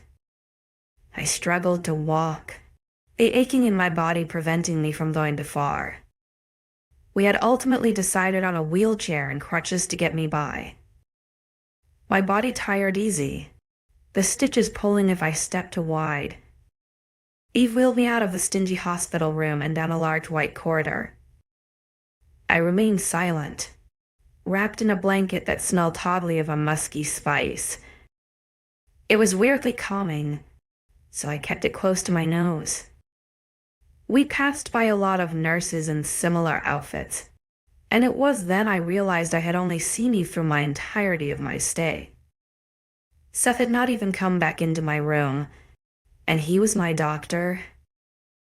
A lot of the nurses looked down at me with curiosity, and I shied away from their eyes. Pulling the blanket tighter, I kept my gaze on my hospital sock feet, inhaling the comforting scent of the blanket. One more haul and then we will be outside. Eve cheered softly.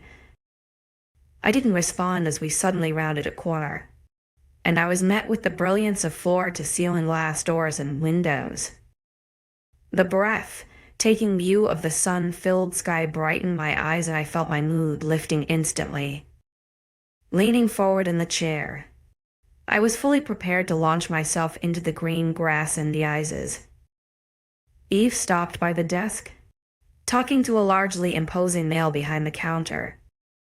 I huffed at the delay in getting outside, crossing my arms with impatience. The man she spoke to caught my stare and gave me a once-over, one that had me sinking back into my seat. "Okay. Thanks, Brody," Eve chimed. Her hands were back on my wheelchair and with zero effort, she pushed me down the remainder of the hallway. With my eyes locked in on the freshness outside, I didn't care for the stares or whispers as we passed them by. The doors opened automatically, and I inhaled deeply as a gush of fresh air flew past me. My hair caught in the breeze, flying past my ears as we descended the hospital's ramp. I smelt flowers, grass and dirt, something that had my hands eager to get stuck into. I wanted to lay upon nature's bed and gaze up at the sky, the endless blue a brilliant sight. My surroundings all blurred behind me as I closed my eyes and enjoyed the feeling of the sun on my skin. Blanket forgotten, I sighed in satisfaction. A little taste of freedom and I was already addicted. Seth and I only snapped back to the present when there was a sharp creaking and groaning of wood. My eyes opened, finding that Eve had wheeled me to a large building. Craning my neck skywards, I found it went on for miles. I have never seen a building so large, so tall, and wide. Its exposed brickwork was magnificent and the two front doors were huge, wide, and just as tall as a beast would be. The soft wooden walls and smooth, transparent glass allowed me a glimpse of the vast hallway inside. A porch was under what appeared to be a stone roof, with two pillars closest to me holding the roof above the entrance. The floor was simple concrete, nothing else to feast my eyes upon. "What is this?" I wondered. "Just the pack house," Eve shrugged. "There's no ramp, though. Think you can walk the steps?" I frowned, eyeing the 5 steps with disdain. I could, but I didn't want to. Sighing, I nodded, and she grinned, coming around to my front. Thankfully, she had placed me at the edge of the stairs so a pillar would be within my reach once I hit the 3rd step. Eve took me by the elbows, heaving me from the wheelchair. My skin heated where she touched my cold skin, an embarrassing shame that I was so useless in my skin compared to a werewolf. I was thankful she clad me in one of her dresses before we left, because the gown I wore had no back and I did not want to flash any beasts my naked ass for them to chomp on. "You got it," she wondered, waiting before me on the 2nd step. With a firm nod, I lifted my foot and climbed the first 3 steps, even time with my movements. Her motions were swift as she concentrated on my footwork. If I so much as staggered, she was already ahead of me and caught my slip-up. Once at the top step, she left me to lean on the pillar to retrieve the chair. My knees shook with effort, but I held my ground, happy to be upright. I gazed around the porch, spotting some bare benches and not a flower in sight. It was a rather disastrous decor for such a beautiful and old porch. "Don't go falling on me," Eve laughed, carrying the chair up the stairs. How is someone so normal looking, so strong? "Here we go." She smiled, placing the chair before me. I sank back into it with great frenulity while Steve moved to open one of the front doors. She wheeled me inside and I held my breath in fear of dirtying the place. Everything was pristine. The pretty white and gold marble floors were clean and waxed. The walls in here were at least 20 feet high, plain white and clean. At the very top of the foyer, I saw 4 golden wolf heads in the corners of the ceiling. "What do you think?" Eve asked, noticing my astonishment. Closing my gaping mouth, I swallowed. "It's so big, huge. I get that all the time." The unknown voice startled me and I jolted in the chair, coming face to face with a male. He walked over to us with an enormous grin on his face. His hair was dark blonde, neatly kept on top of his head. He only wore a pair of shorts and I couldn't help but wander my eyes along his body in appreciation. His abs were tight, tensing under my gaze. He was, well, like he said, he was huge. He had to be near 7 foot tall and 5 feet wide. Perhaps it was the disadvantage angle I was at, being in a wheelchair, but he was large. If this is what just one werewolf looked like, I can only imagine the entire pack together. Eve scoffed at his approach, rolling her eye. "𝐊𝐢𝐬𝐧, put a shirt on before you scare her." His gray eyes snapped down to me, his grin faltering slightly. I watched his nose twitch, his eyes flash into a darker color as he sniffed me. I shrunk into my chair, feeling rather intimidated by the guy as he stared down at me. It felt oddly reminiscent of something, but I couldn't think what. "I recognize you," he commented, blinking his eyes back to normal. My mouth couldn't form words, glued shut as I hitched the blanket higher to cover more of myself. "𝐊𝐢𝐬𝐬," Eve wondered, glancing at me. "She's new. She's been in the hospital all week." "Hunted," he wondered, looking to her. She nodded. "Pretty badly, too." "Claimed?" This time she hesitated, and he frowned, his eyes coming back to me. I felt them as they trailed across my face, narrowing at the bruising on my face and jaw. I was no doubt filthy. To sponge and cloth wipe downs do little for your hygiene. Rio didn't seem too angry as his eyes darted between mine. His shoulders slumped slightly, and he crouched down to my level. "𝐊𝐢𝐬𝐬, you say?" he asked, and I meekly nodded. "You were the girl in Evermore." I frowned, my jaw tensing as I stared this man down. How did he know that? How did he recognize me? "You were watching me. I came up behind you as you hid behind a building." He was the brown wolf. My eyes widened in recognition and his eyes softened at the immediate fear I must have shown. This close to me I could see his eyes were, in fact, an extremely light blue, framed by pretty blonde lashes. Why do guys always get the best damn lashes? Rio took a couple of baby steps backwards when I tensed, but remained on my level as he raised his hands. "Hey, I will not hurt you," he murmured. "I didn't then, and I won't now, Rio." Eve started, shifting on her feet. He looked up at her, grimacing as she gestured for him to stand. He leaned close to her as she mumbled something, and I turned my head slightly to glimpse what she was saying. His eyes widened, flashing back down to me in surprise. He mumbled softly. His voice was easier to pick up. "You're sure?" She neatly nodded, and I noticed he straightened his posture, giving me a tense smile. His eyes flashed darker before he excused himself and ran out of the front door. "Weird. Sorry about that." Eve sighed before grinning down at me. "Let's get you upstairs. We have an elevator, so that's a bonus." I nodded quietly, my mind still whirling from the strange, yet large, male. He hadn't hurt me, hadn't eaten me during the hunt. But he and Eve both had me questioning my beliefs that wolves had no control over their beasts. They seemed pretty normal to me. Eve pushed me to a golden glass door.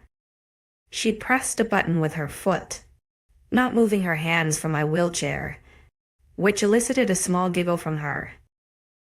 I smirked slightly at her amusement, looking around as the door opened up to a small cabin-type box.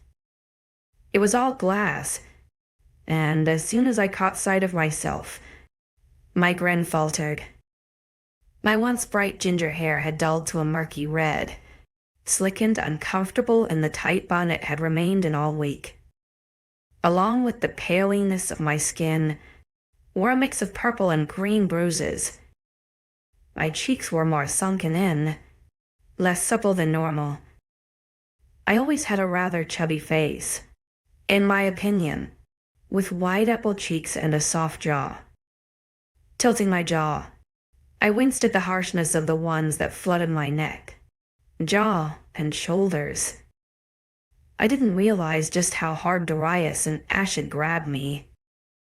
I swallowed harshly as the glass box suddenly shifted, and it felt like I was floating for a moment. In my reflection, my own blue eyes widened with fright, the bags that hugged them only reminding me of how weak I was. The weight shifted again all too suddenly, my stomach feeling like it was doing a backflip. I groaned at the sensation, causing Eve to giggle. "You'll get used to it," she timed. "I think I'd rather take the stairs," I mumbled as the doors chimed open. "All 6 flights of them?" 6 staircases. My eyes widened with shock just as she pushed me down a hallway. They carpeted the floors up here with a nice deep brown, plush looking, despite not being able to sink my feet into it. The walls were bare other than lights or the occasional window. Most of the space she pushed me down were hallways, though not a window in sight. We finally stopped by a large, dark wood door. She stepped by me to unlock it, pushing a 4-digit code into the door handle. I watched intently, taking the code into my mind. This was my room, I assumed. I'd need the code to get in. If I ever got out, that is. This will be your room for now. Eve spoke softly as she pushed the door open.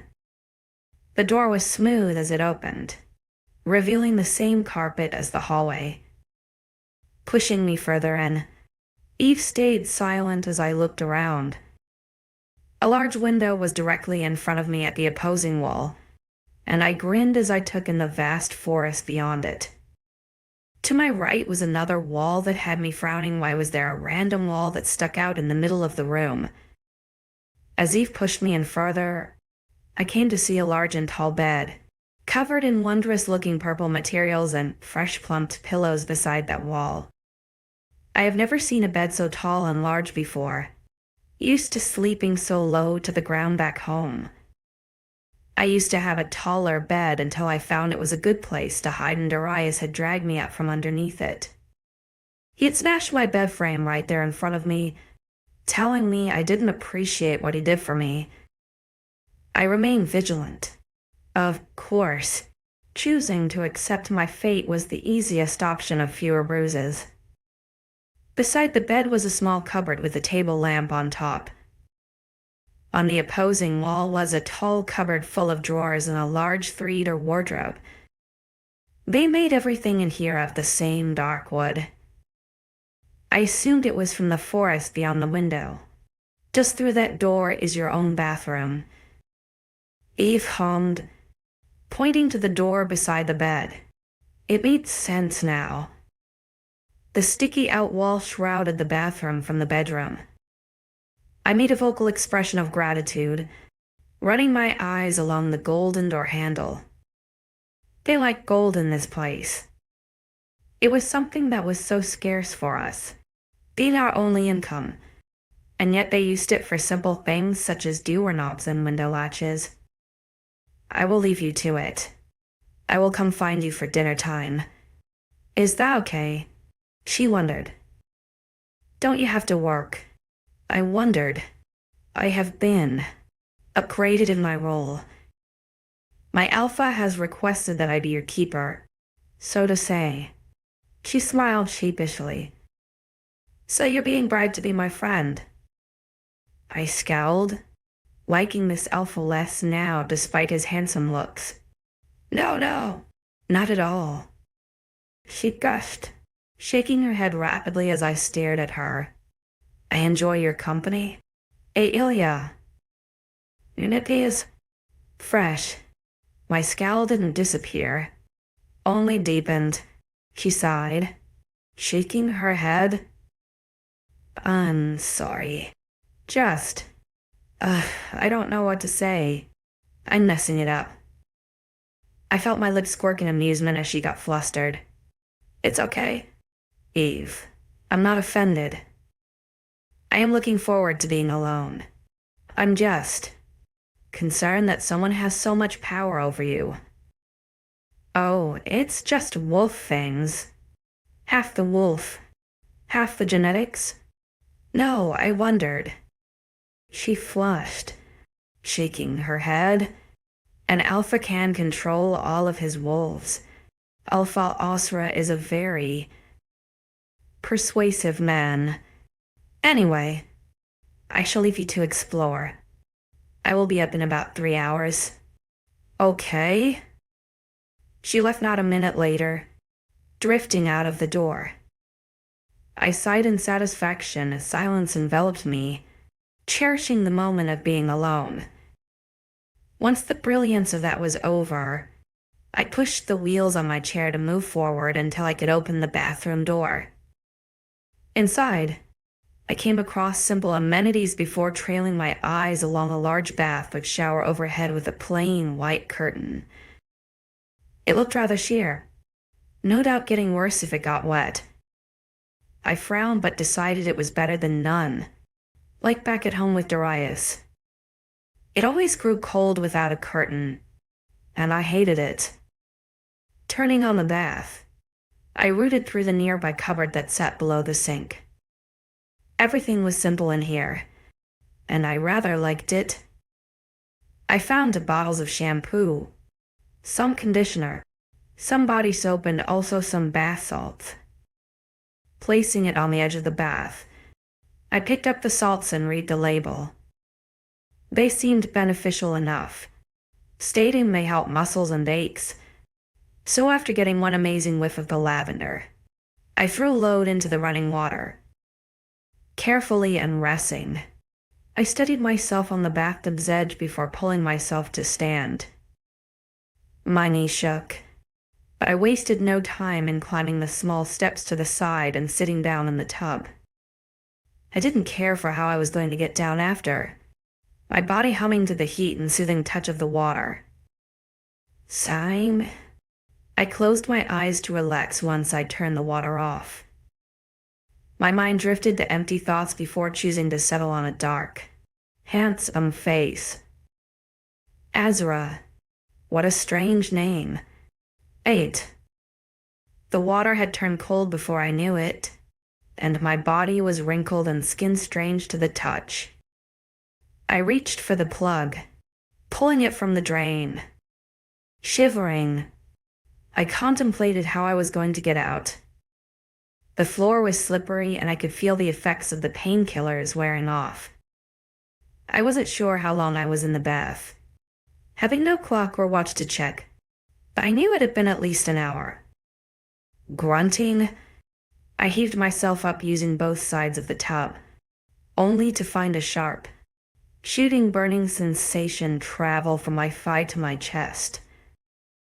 I hissed, sitting myself back down in the tub. Trial 1 failed. Huffing, I clenched my jaw and tried again. Straightening my bad leg out in front of me, I bent my good, pushing up with all my might. I managed halfway before my foot slipped out from under me and I crashed back into the bathtub with a wail. Smacking the tub in anger, I angrily looked around for anything that could help.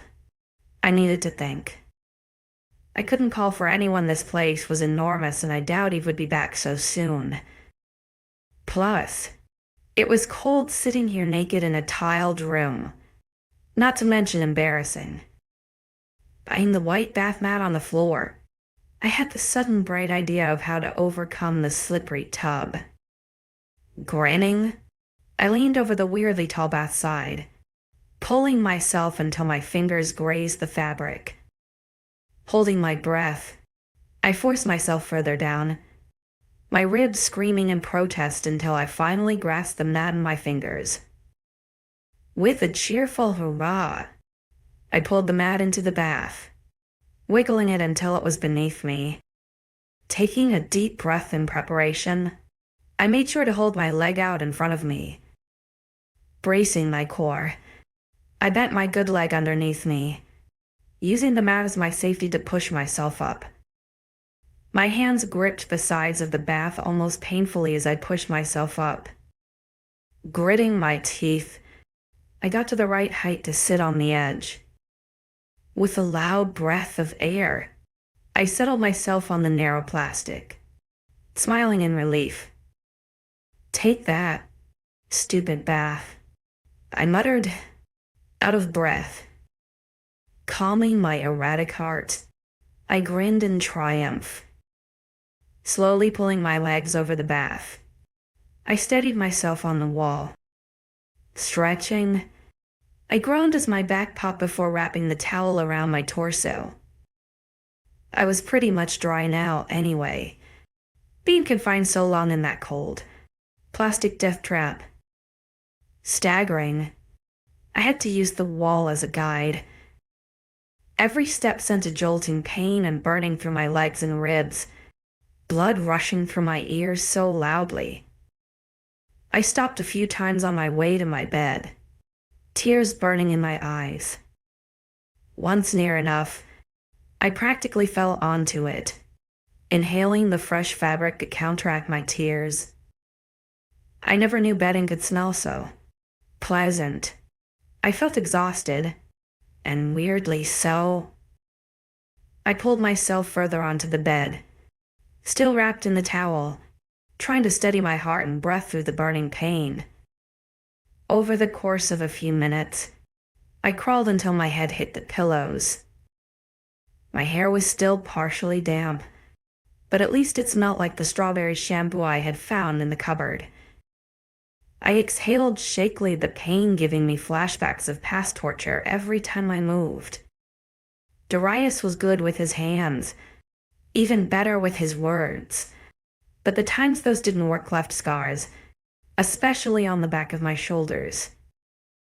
I still remember the pain, the ache as I sobbed over the kitchen sink, pulling glass remnants out of my skin. Most of the cuts healed fine, but a few left inch marks between my shoulder blades. Tears, flooded my eyes as I sank into the mattress, staring up at the ceiling, My chest felt heavy, my jaw aching from how hard I was clenching my teeth. Despite him being gone, I found myself trapped in a place that was all too frightening and unusually familiar. True to her word, Eve came to my door a while later. I softly called her in, still laying on the bed in my towel. The sound of metal clinking and wheels squeaking met my ears as she pulled a food cart into my room. Voila! Dinner in bed. She grinned, hands splayed out in front of her. I gave her a faint smile, sniffing the remains of tears and snot from my face. Her eyes found me on the bed, and immediately, she lost the smile on her lips. Her head cocked in confusion, and I noticed her pupils dilate as she sniffed. "What's wrong?" "You smell sad." "You can smell that." I wondered. She smiled sadly, coming over to me with the cart. "I can smell a lot of your emotions and your body habits. Wolf perks. Wolf perks," I muttered. "What's wrong?"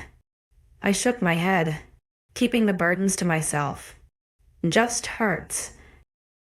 "I brought some more painkillers. You can have them once you've eaten something." "Okay." She sat on the edge of my bed. "You're still in a towel. There are plenty of clothes for you in the wardrobe." I grimaced. I wasn't very capable of getting out of bed. She winced, and I faltered with my harsh tone. I didn't want to be here. I didn't want the pain. And I hate that bathtub. Eve didn't deserve it, and I knew that. But I was so bitter I couldn't help but lash out. "Let me help you get dressed." She smiled softly. I nodded softly, avoiding her direct gaze as she stood from the bed and walked to the wardrobe. She pulled out some pajama-looking clothes, before wandering to the drawers and grabbing some underwear. "We had these brought up here when it was decided this would be your room," she explained, placing them on the bed. I gave her a small smile but couldn't help but cock my head in confusion. "When was that?" "The day you got here." She shrugged. I frowned. But why was I even here?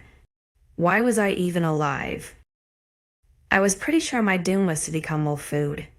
Then, basically wolf poop. Gross. She chuckled slightly, watching the expressions on my face. A lot of questions going on up there, aren't there? If only she knew I was thinking about how I should be decomposing poop. "Yeah." I held back a snort of sarcastic laughter. "I just don't understand why I'm here. It's overwhelming. I wish I could answer all your questions, but it is not my place to answer some of them." She muttered. "Then just answer me one. Please." I begged. "Fine. I can't write one." She sighed. "Why am I alive?" She winced, dropping her eyes to stare down at her lap. I watched her as she fiddled with her fingers, her lips pouting as she thought of what to say.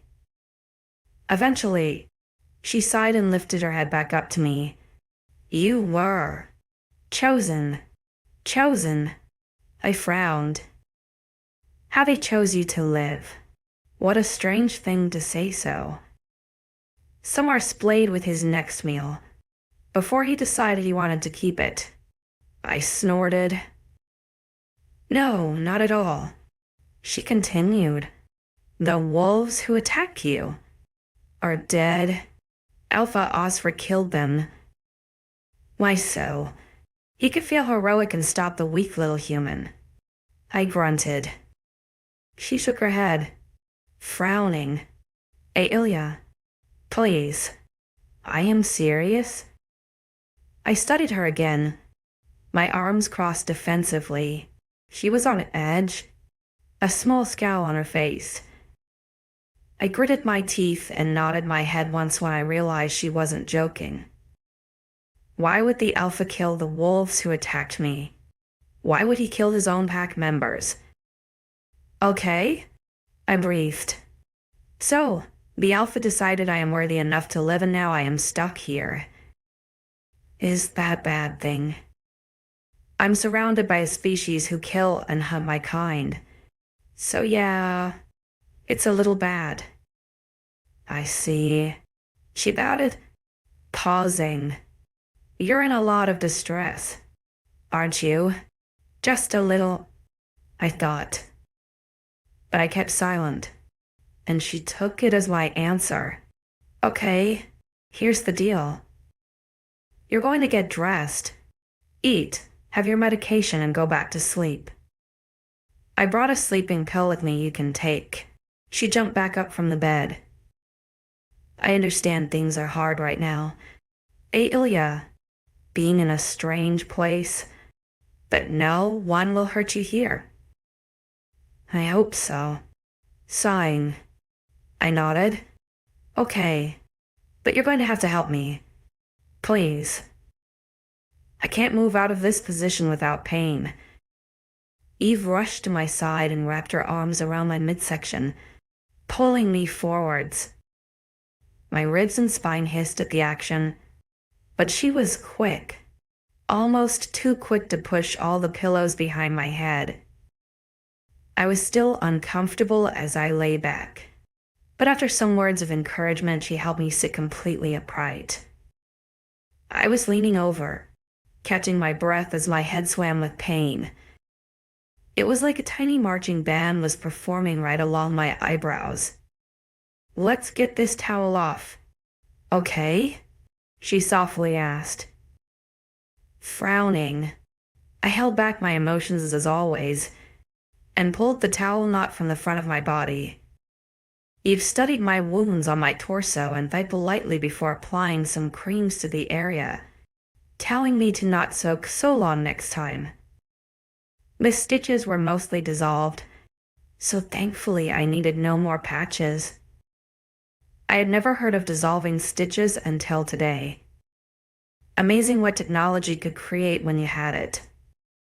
Eve pulled a shirt over my head and I winced as I raised my arms, jostling my ribs. 𝐊𝐢𝐬, may I ask? The bruises along your neck, shoulders and hips, they were a day or so old when you came to us. She began and I tensed. May I ask how you got them? I swallowed harshly, avoiding her gaze as she pulled the top down to my hips. I think she knew what they implied, but she wanted me to confirm it. But as Darius always said, no one would believe me. It's nothing, I mumbled. This time, when she frowned, I truly felt the torment of her emotions. She wasn't happy, if not irritated, with my answer. You can tell me anything. 𝐊𝐢𝐬, we're friends now, right? Whatever, whoever did this is out of your life. She took my hand, pleading with my eyes. It would feel good to tell someone what happened, but I had locked the memory deep inside of my mind, hoping to forget it. It was one of the longest, most painful experiences of being used without consent, and I didn't want to open that door again. Shaking my head, I sighed. I can't. Not now. I'm sorry. Her head dropped, but she nodded in understanding. Silently pulling the underwear and shorts up my legs, she left them to settle on my thighs. I remember what she said about being able to smell my emotions and body habits and couldn't help but cringe when she rose from her knees. Wordlessly, she wrapped her right arm around my armpits, preparing her other to pull my shorts.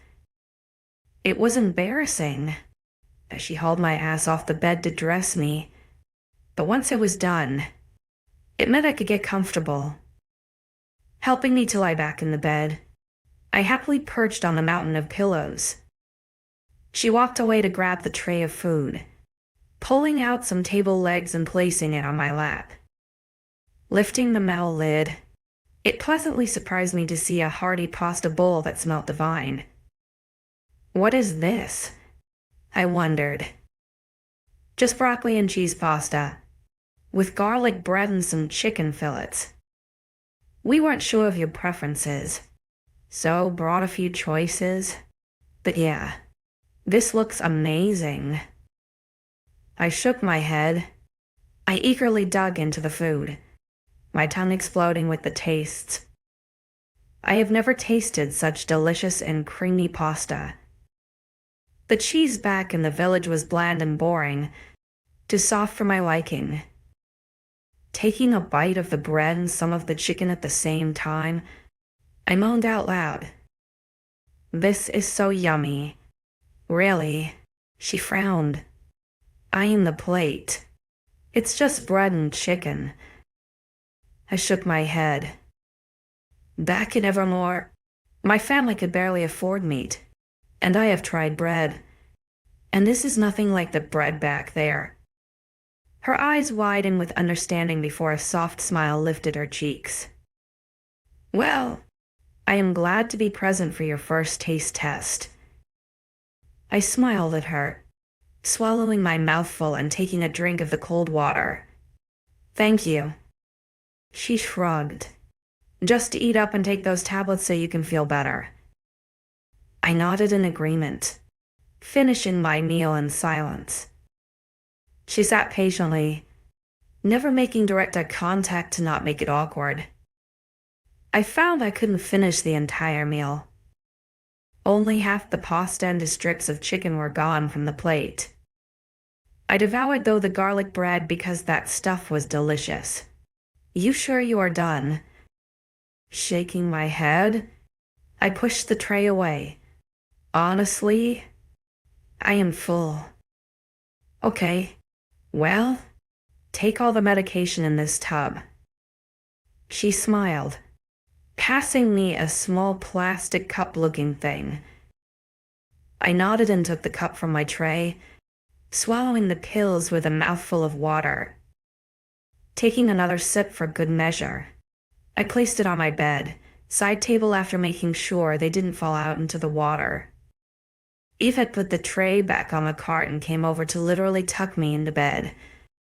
Here is the television remote. You can watch whatever you want. Like the news. I snorted. She laughed. We have more than news. There are movies, TV shows. There is. I wondered. Damn, you really grew up secluded.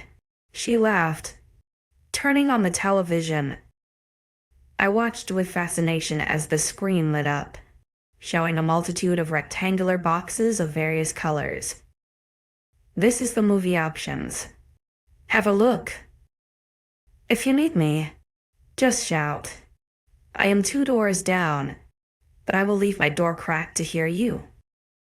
Okay, I nodded, eyeing the multitude of buttons. She was already on the way to her door when I called her name. Yeah? Thank you. I mumbled. Honestly. My pleasure. She grinned. Now go to sleep 9. 2 more days had passed of being confined into the bedroom. I had fallen into a numbness, not wanting to leave the security of my bed. Eve came in here 3 times a day to feed me and top up any medication before she was required elsewhere.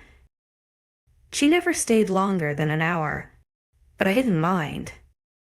My walking had grown better.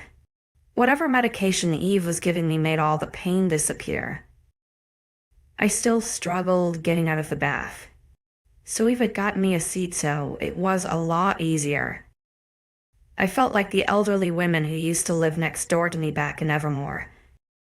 She used to walk with a thick sturdy branch to aid her and often made a lot of sounds whenever she had to bend or sit. I was halfway across my room from the bathroom when my door swung open. I jumped in fright, cursing Eve as she beamed at me. You scared the hell out of me, I cursed. She laughed. Sorry. Thought I'd make it a grand entrance. I shook my head, continuing my way to sit by the window.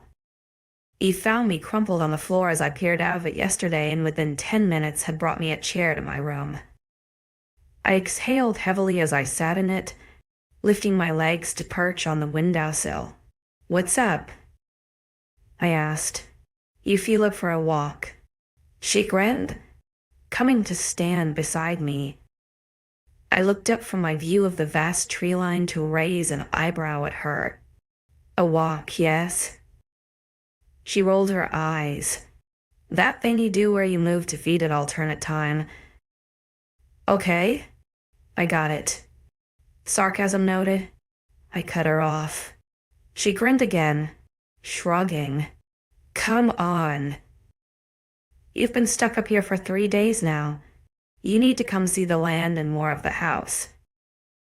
I hesitated, frowning at the thought of seeing more wolves. "Come on. I know you want to lay in the grass. Feel the sun and breeze on your skin." "I'm listening," I hummed. "There's a cute little meadow just around the back of the pack house. I give you a quick guide of the house. The whole house." I grimaced. "Okay, just the bottom floor, please," she begged, clasping her hands at her chin. "Okay, fine. This better be a good meadow." She shrieked in delight, taking my hand and hauling me out of the chair. I stumbled slightly, but she didn't seem to notice, pulling me to the door. She practically threw some shoes at my face, and I caught them with a less than impressed look before sliding them on and grabbing the crutches by the door. It was a hot day today. The sandals on my feet sticky on the balls of my feet. I was wearing an off-the-shoulder black dress with yellow, colored flowers that hit just above my knee. The bruising on my skin was a mix of green and yellow. On the way to almost being gone, since grateful week had passed since the torture of the wolf and my fiancé and his friend. I shuddered at the memory, pushing it away with all my might. Clearing her throat, Eve gave me a strange look, but I just blinked at her in return. "Come on." The clicking and creaking of the crutches filled the vacant hallway until we came to a stop at the same glass door elevator as before. Eve pressed the ground level button once we were inside, and I gave her a timid smile. "You'll be okay?" she soothed me. I frowned. "How can you be so sure?" "I'm a lamb surrounded by wolves," she sighed, rubbing my arm affectionately. "We're not that bad." I remained silent, my nerves getting the best of me. My stomach lurched when the elevator stopped, causing the nausea to only heighten. Once the doors opened, I warily followed Eve as she led me down the foyer towards the back of the house. The white walls continued, only a handful of doors or decoration as the hallway came to a stop by some double doors. "This is one of the sitting rooms," she smiled, opening the doors. "One of." I wondered, stepping inside. My eyes fell on the magnificent white sofa, a huge curve that covered way too much space to be considered cheap. In front of the sofa was a fluffy rug to contrast the hard wooden floor. A coffee table on top held some magazines and empty mugs. On the far wall was this huge television. I've never seen one so big. A few more tables were scattered around, alongside some beanbags, a sideboard or two, and armchairs at the opposing end of the room. The 2 armchairs had a small table between them along with a lamp on top. It seemed rather cozy in that corner. But what caught my eye was the magnificent floor-to-ceiling wall of windows. The entire wall opposite me flooded light, thin black frames supporting the panels that gave me the view of the outdoors. Lush green grass and blue cloudless skies laid across the expanse of the lawn. There are 5 sitting rooms in this house. This is the TV room. She shrugged. Over the course of the next 10 minutes, she showed me the other for sitting rooms. 2 at the back of the house, 2 to the right and 1 to the front of the house. The one at the front was a deep blue in color, blue rugs, chairs, and a large mirror on the wall. It was dimly lit, an odd bookcase or 2 lining the walls. It was still large, but seemed so peaceful. Out of the other 3, there was a games room, a cinema room, and one she claimed was mainly just for socializing. That one was the biggest, full of multiple sofas around the room in small 3-sided rectangles, each with their own table in the middle. I counted 12 sets of 3 sofas, which only made my nerves come back in full force as I realized that for this amount of living space, there had to be hundreds of wolves. Swallowing, Eve led me to the front of the house.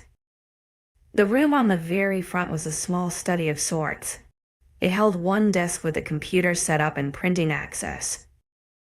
It was simple enough. One I'd seen similar in Darius' house minus the computer. Next, she took me to one of the dining rooms beyond that. The first dining room expanded onto the kitchen, filled with 2 large tables that seated 6 each. It was also just as simple, and I admired how quaint it looked. Rounding a tall countertop corner, I hesitated at the open-plan doorway. This kitchen was incredible. I enjoyed cooking, loved baking, and seeing so many shiny things, and cupboards had my heart increase in rhythm. Dark green cupboards were lined by a shiny white and gray countertop, much like the floor I had seen in the foyer.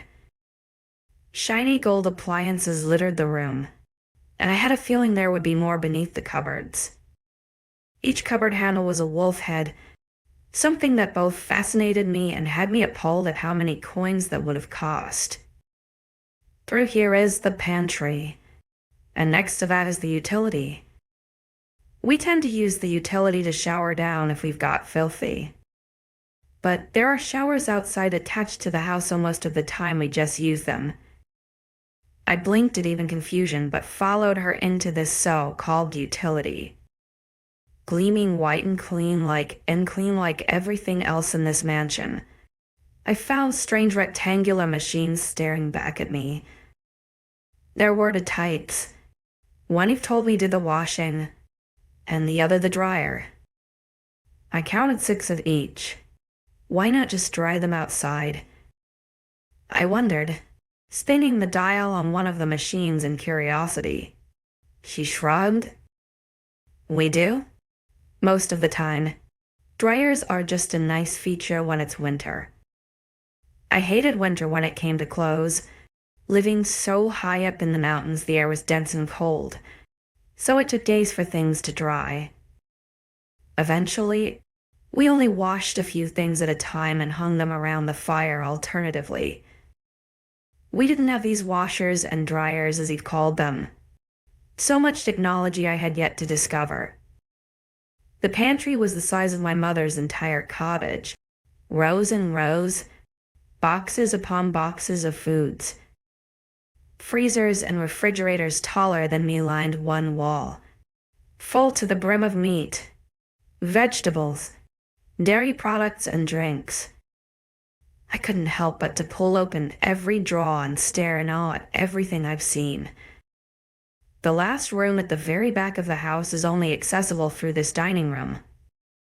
Eve continued, dragging me along. We passed through a great hall, full of never-ending tables with stools. There were so many chairs that once again I felt worried about how many wolves resided in this pack. This is where we eat as a pack. The table of 6 at the top is for the top 3 couples only. Everyone else sits everywhere else. She chimed. It's huge. I breathed. Everything in this house is on a gigantic scale. She giggled, shrugging. Come, I will take you outside now. I thought you said there was one more room. I wondered, eyeing the door at the far back of the dining hall. I did. She grimaced. But it's just a conference room. Boring, really. I followed her from the room, back into the foyer, but not without giving the door a last glance.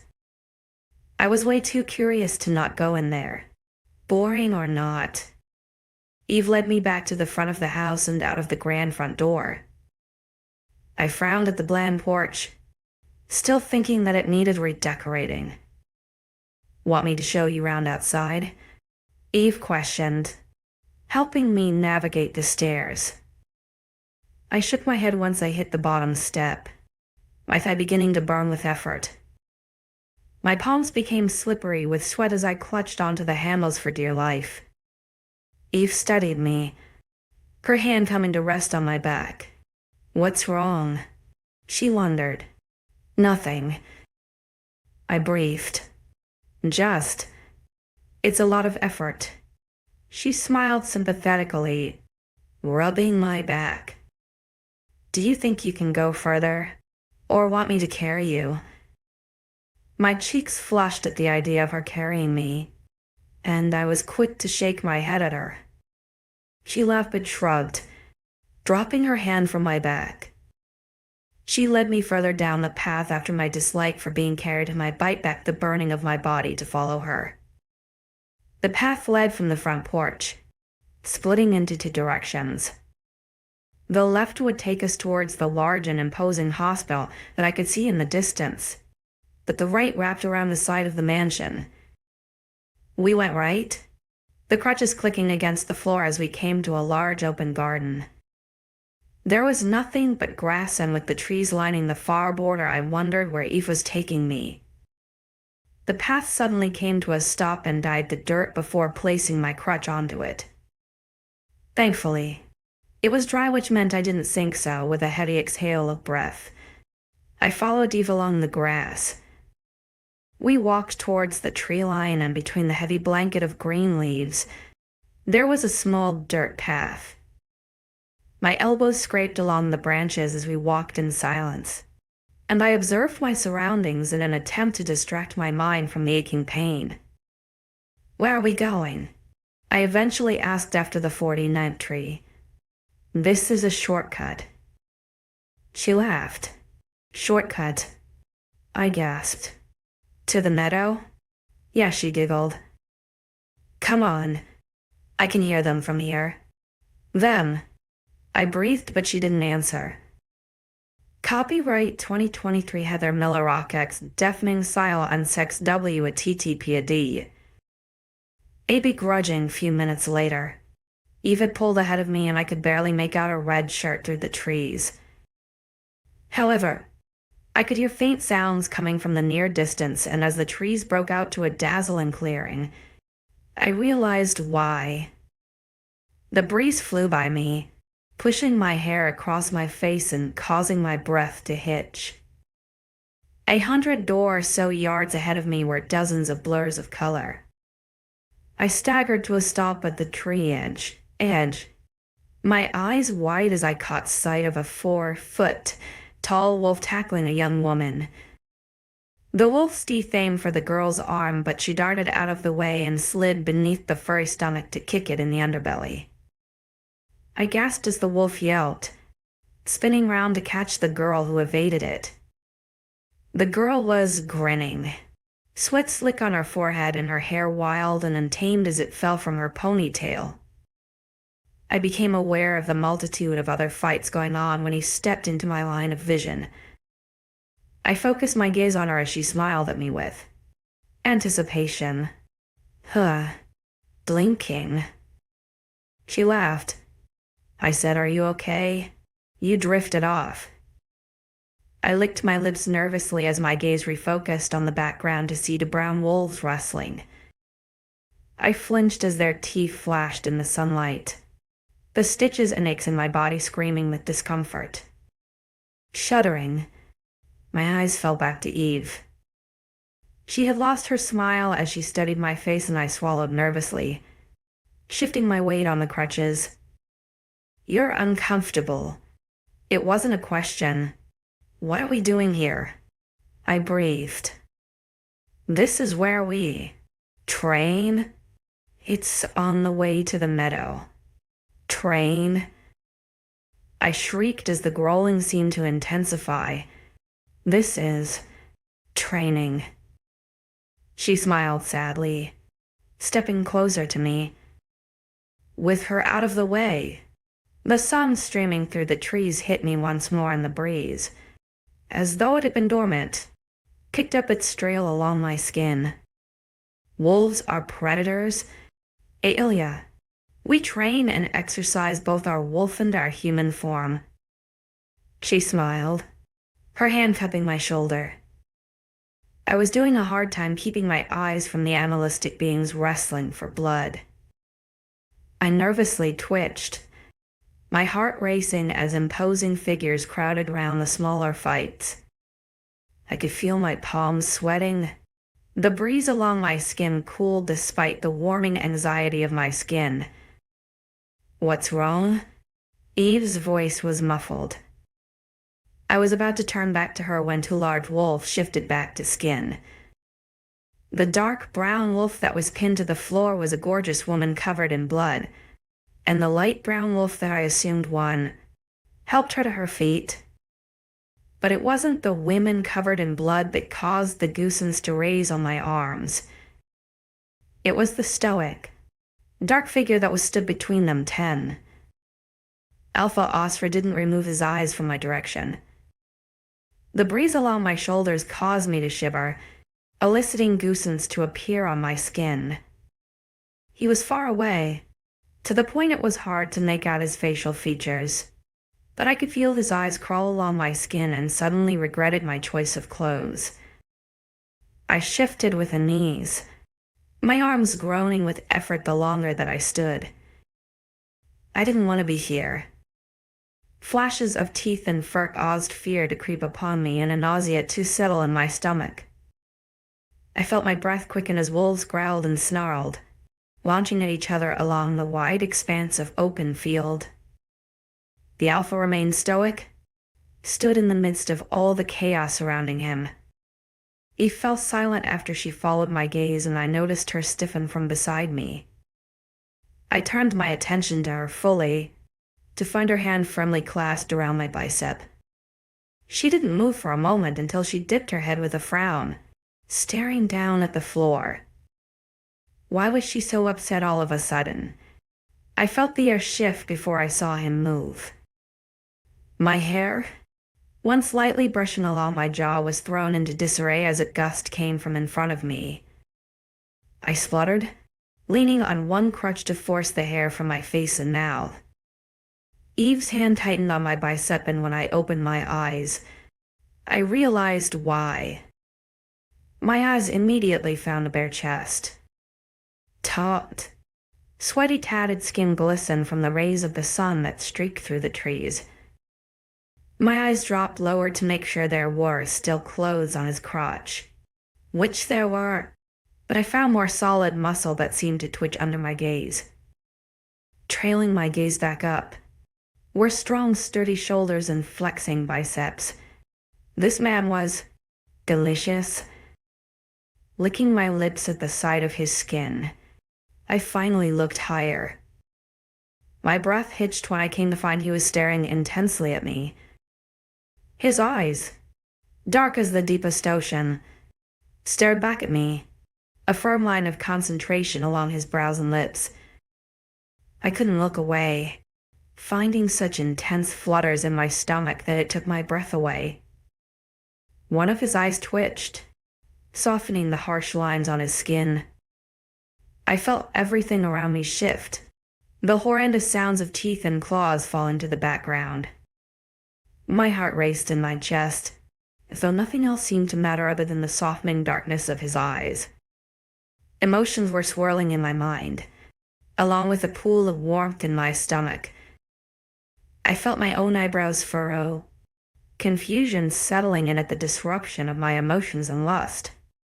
He blinked slowly, looking to Eve, and a brief loss of contact allowed the freakish hold to disappear. I exhaled heavily, my eyes now focused on his strong jawline covered in stubble. Darius was a man who could never grow a beard, but by the late splurges of stubble and hair I found on this man, I knew it wouldn't be a problem. The lighter highlights in his hair seemed to glow in the sunlight, the darker strands looking like dark chocolate as it shimmered in the sun. It was unruly, but wavy and thick upon his head and short down the sides. Being so close, I saw the small speckles of scarring along his left cheek, tiny white lines beneath his skin and some more along his left shoulder and neck. This man, this alpha, was strong and definitely a fighter. A sudden unease overcame me when I realized he was the decider of my fate. He was strong, fast and dashingly handsome. Not that being so attractive was a weapon. He's a wolf. He's the enemy. It was just a point to make.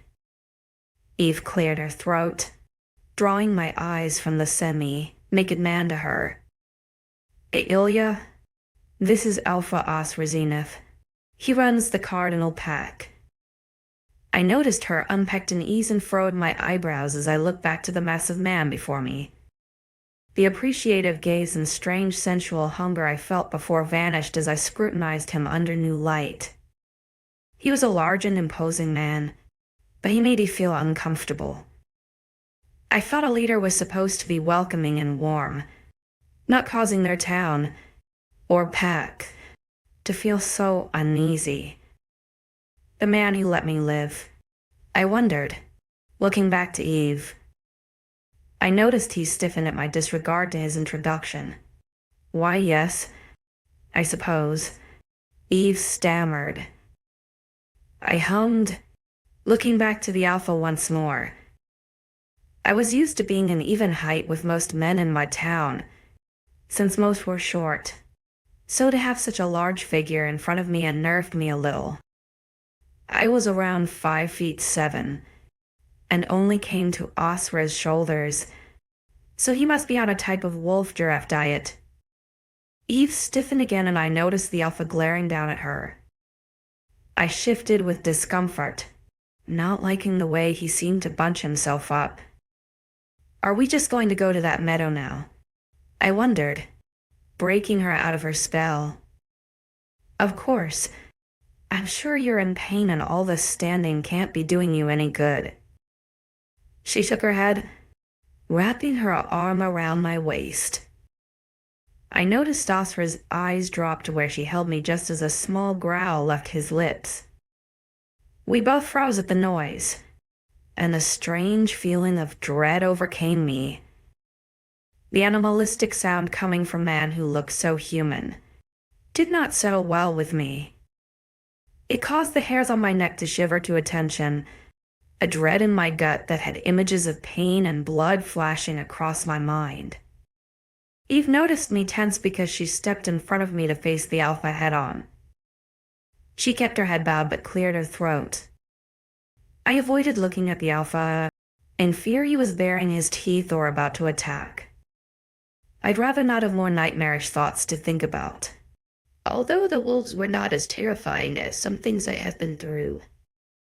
Alpha, please, you are scaring her, Eve muttered. If possible, his growl turned into a louder snarl, causing a small shriek of surprise to escape my mouth. My eyes flew open to catch him glowering at Eve, his teeth on show as his lips pulled back into a vicious scowl. Eve shuddered before me, curling in on herself as the alpha took a step closer. The small cry of worry that whispered from her lips was enough for me to grow a nerve and speak up. "Dee, don't hurt her. Please," I whispered.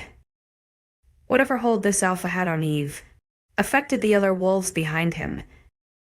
They had all stopped their fights.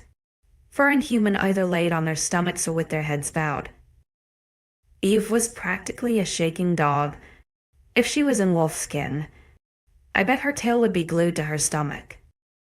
My words worked, though. as the Alpha snapped his head to look up at me. I flinched at the hunger that seemed to live in his scowling eyes, and he noticed the action. His lips lost the snarl, dropping into a harsh grimace as he ran his eyes along my features. I observed his eyes as they lingered on my mouth, jaw and neck for longer than normal, coming back to the same spot on my throat 3 times before he took a step closer to me. My breath hitched at his proximity, the alluring scent of trees and lights hitting my nose. He towered over me, a mere 6 or so inches between us as Eve was forced to the side.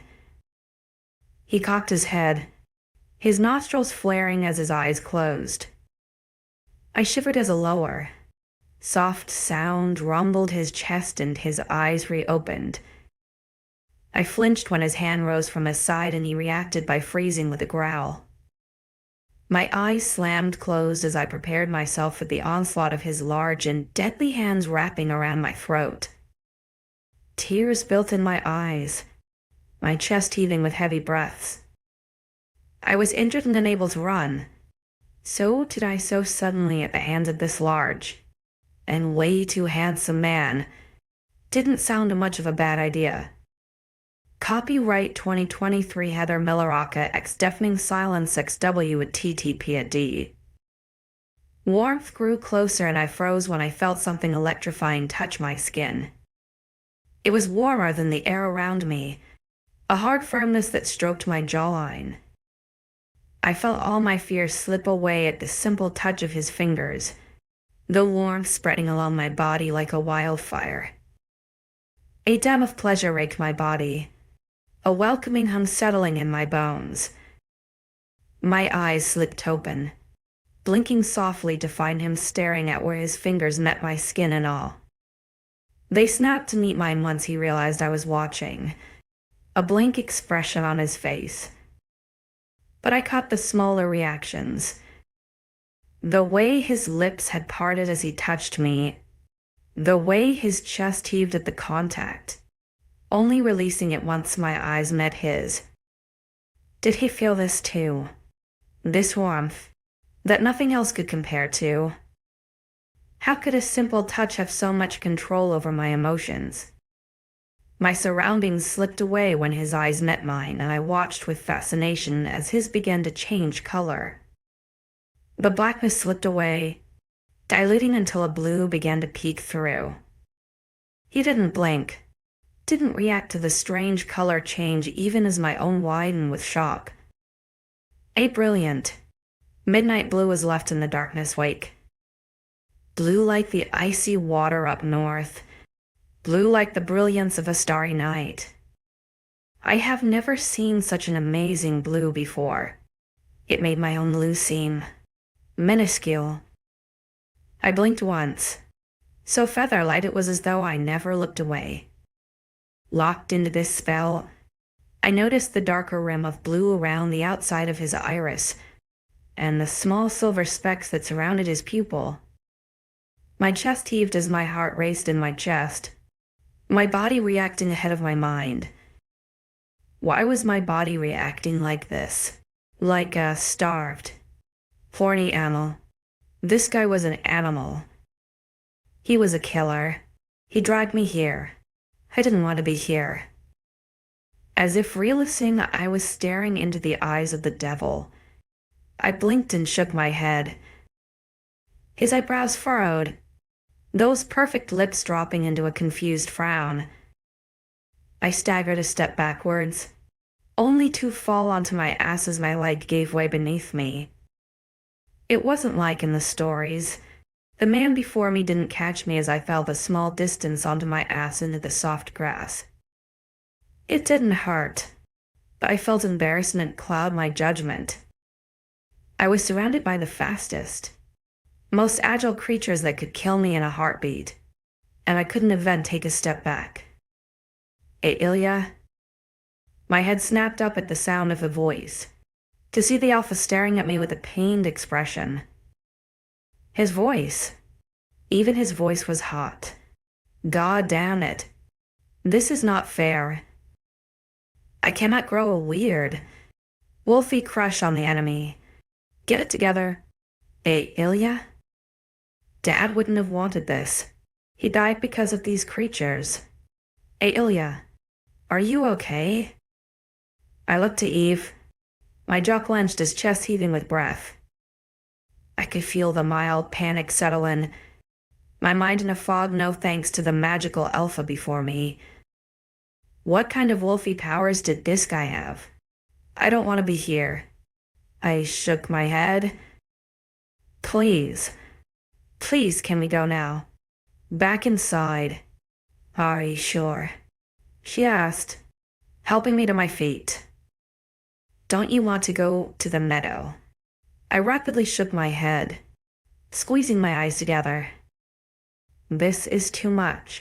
I can't do this. Okay, if you are sure. Please, Eve. I don't know what's going on in my mind. I just want to lay down for a bit. I breathed. I wasn't lying. My mind was a confused, jumbled mess of emotions and hormones. Terrifying wolves surrounded this place, a large and imposing magical alpha that had me like putty in his hands. I couldn't be another man's puppet. The fear of their possession was too great. The fear of their teeth, the searing hot pain of their claws, and the rapid beating of my heart was enough to send my brain into a spiral. The alpha's power didn't help, trying to diffuse the fear in my mind, turn it too much in my heart. Okay, let's go, Eve softly whispered, the alpha walking away without another word.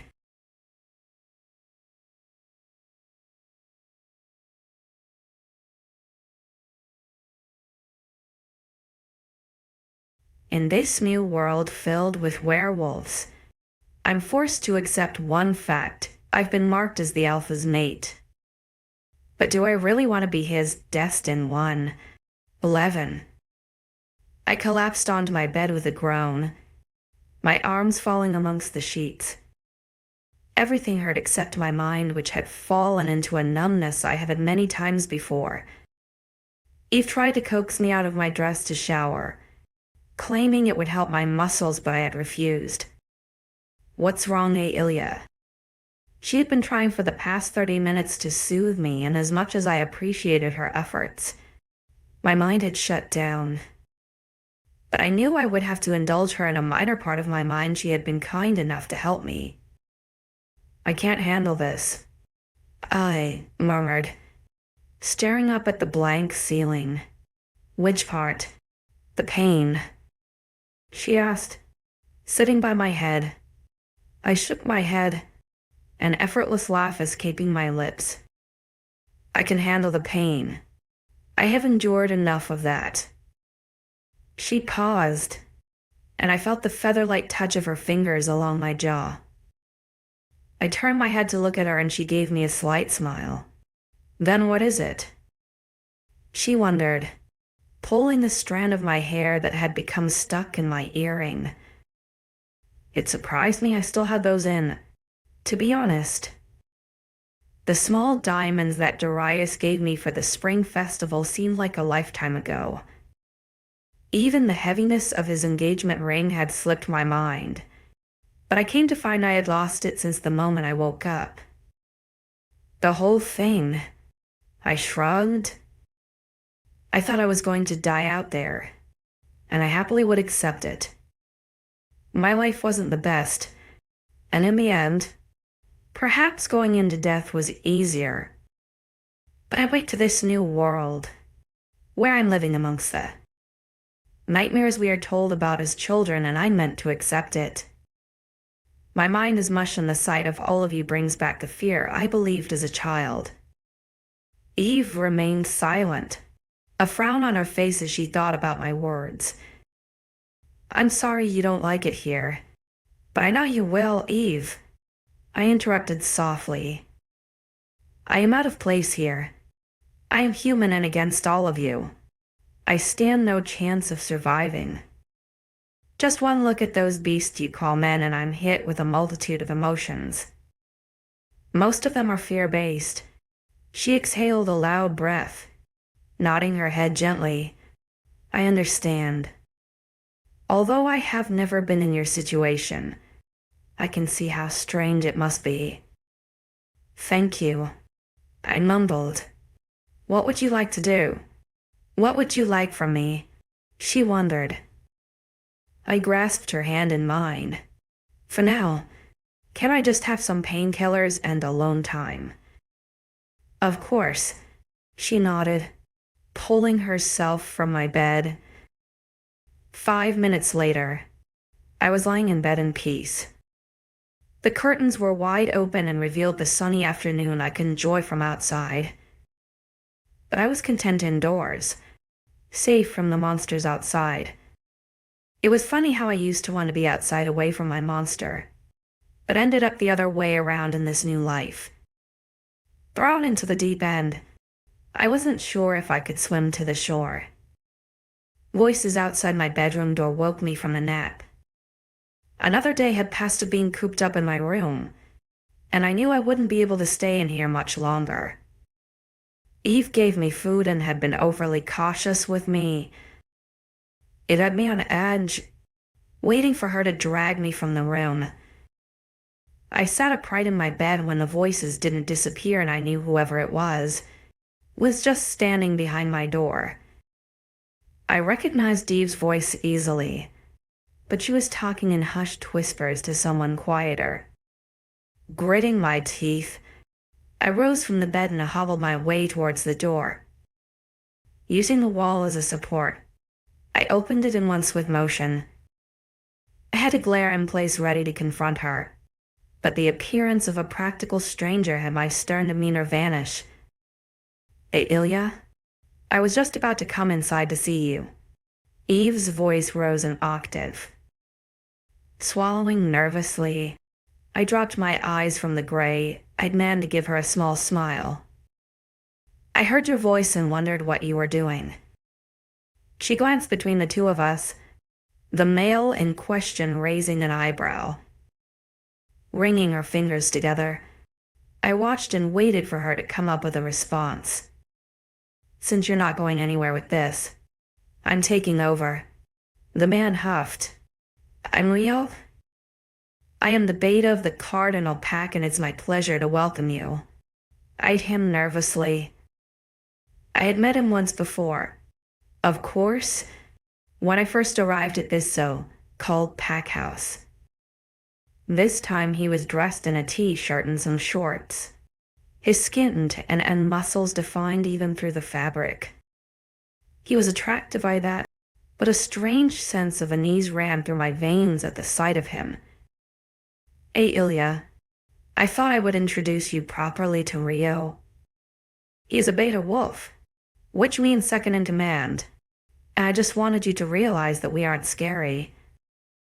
Eve murmured, coming forward to take my hands. I glanced at the male in question, noticing the way his jaw ticked as my gaze ran along his appearance. He seemed to puff up his chest more, squaring his shoulders as I examined him. It reminded me of my sister and was almost like he was looking for my approval. Okay, I murmured.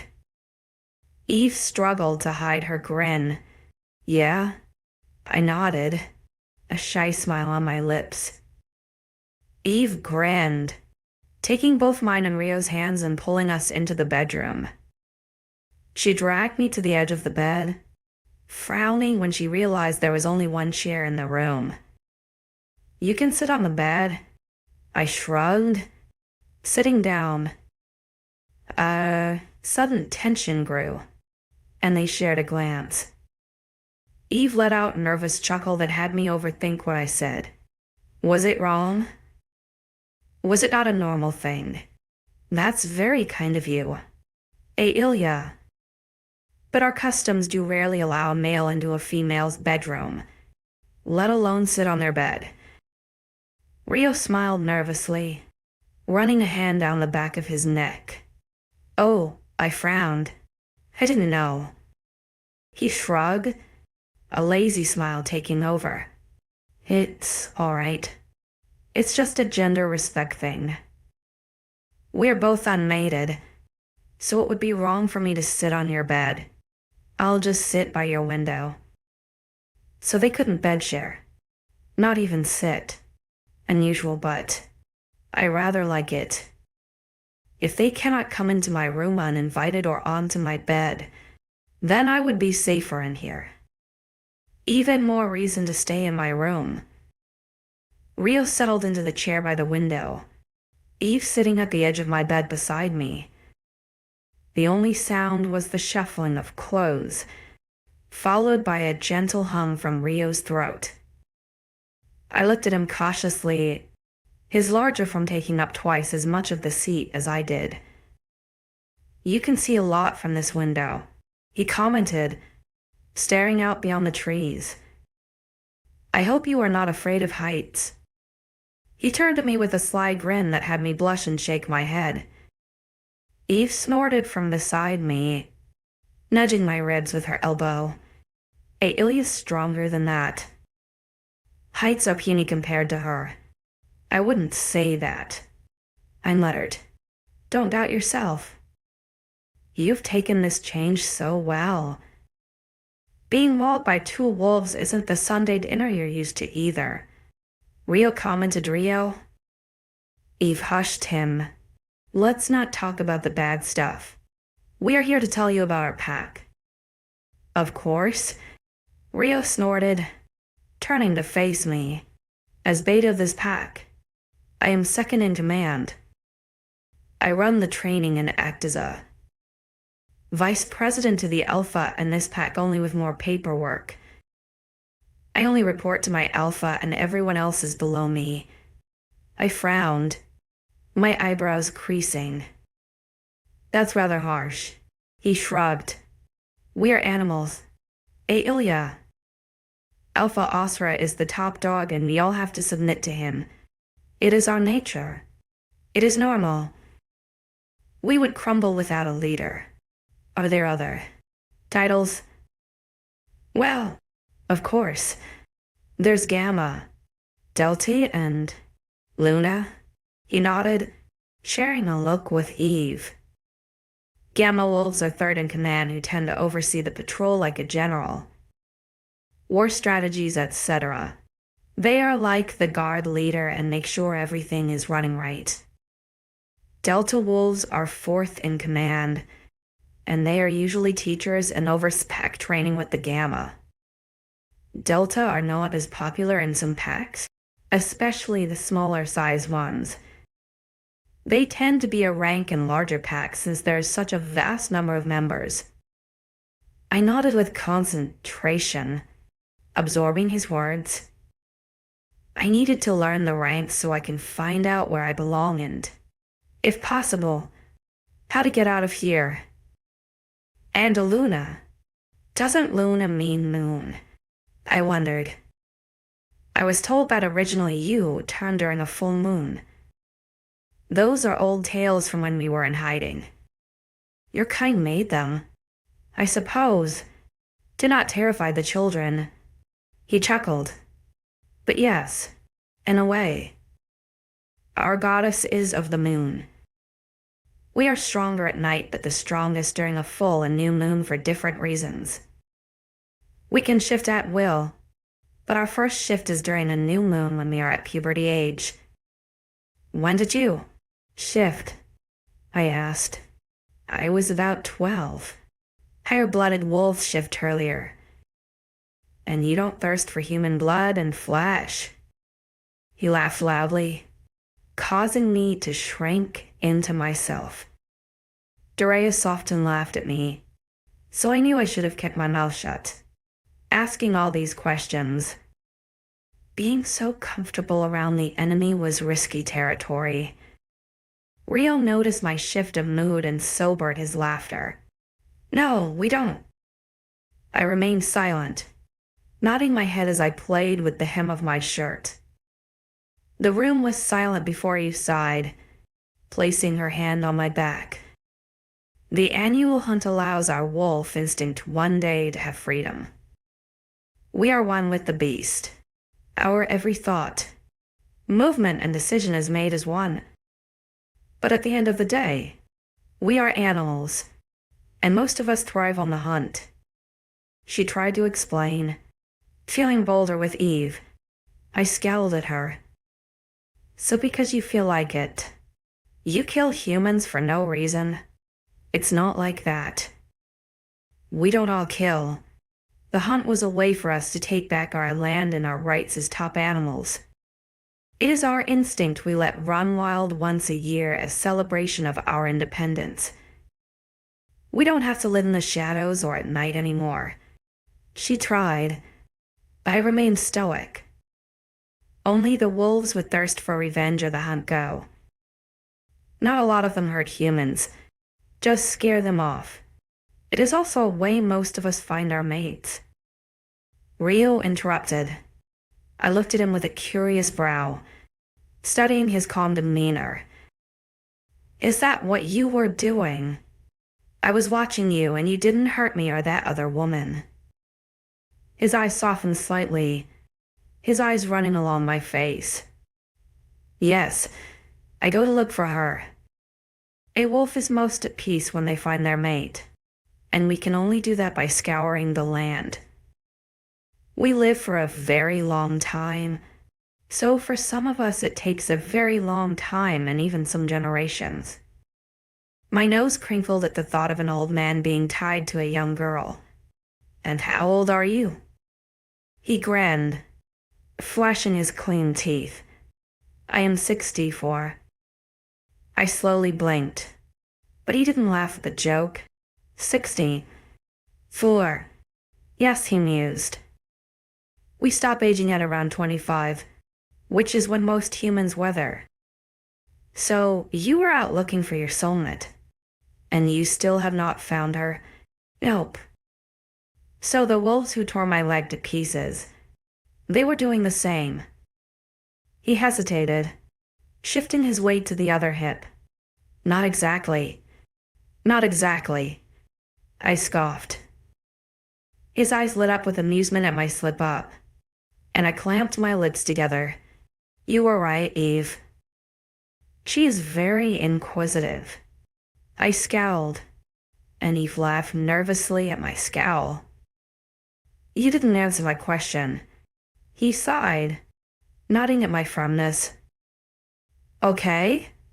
So some wolves go on the hunt to quench their instinct to find prey. It's no secret wolves work in a pack, so they teamed up once they found their prey. During the hunt, we can smell if certain species have potential, and those that hunt often kill those with the potential to lessen the threat. Why would we?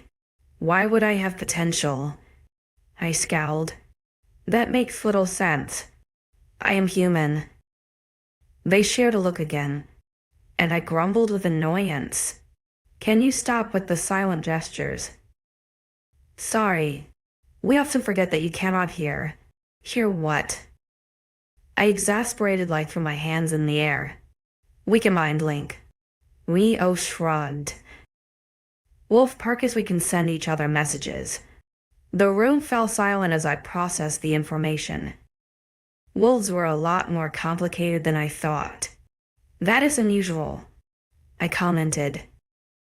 He laughed again, his shoulders shaking. You are going to be fine here. 𝐊𝐢𝐬? With my unusual potential, I mused. Yes, he grinned. That potential is the reason you are alive.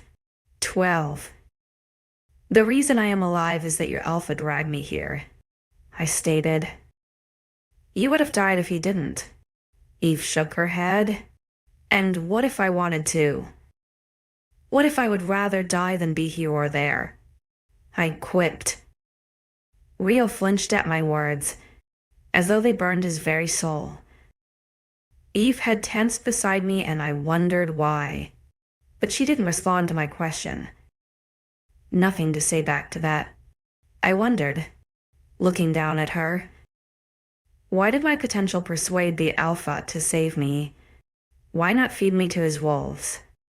She sighed, her shoulders relaxing. I don't have jurisdiction to tell you why. Well, I fucking do. 𝐊𝐬 snapped. The Alpha brought you here because you are his mate. So do not go around saying you would rather die. My sudden confidence died down as though a bucket of cold water had been poured upon me. 𝐊𝐬 stared back at me, his face passive and hard as he watched my reaction. Time seemed to stand still as I stared in horror. I was never good at hiding my emotions. After a moment, I caught my breath and swallowed down the lump in my throat. I'm his what? You are his mate. His intended. You are his? 𝐊𝐬 huffed, standing from the chair. I could practically feel his anger, and the air it left a bitter taste on my tongue, a twist in my gut. Why I could feel his anger, I wasn't sure, but I didn't like it one bit. 𝐊𝐬. Eve began, but he cut her off with a growl that had me shrink into the bed more now. She needs to know. She cannot spend her days cooped up in here anymore. He growled before turning his steely gaze to me. This is your life, you need to accept that. I felt my jaw click. The temptation to snap back at him was too strong. But I conformed and bowed my head in respect. I have learnt to not question angry men. To agree with what they're saying left me safer than disagreeing. This man was a wolf, a purely instinctual creature that could tear my head from my neck with ease. With a final grumble, he stomped out of my room, the door closing behind him. I remained silent, staring down at my thumbs with a frown. Eve shifted, and I felt her eyes burning into the side of my face as she waited for my reaction. 𝐿𝐤, I sighed, raising my head to stare her in the eye. She was concerned, that much I could tell, as she scanned my face for my emotions. I gritted my jaw at the sad look in her eye, not wanting the motherly attention she will give me.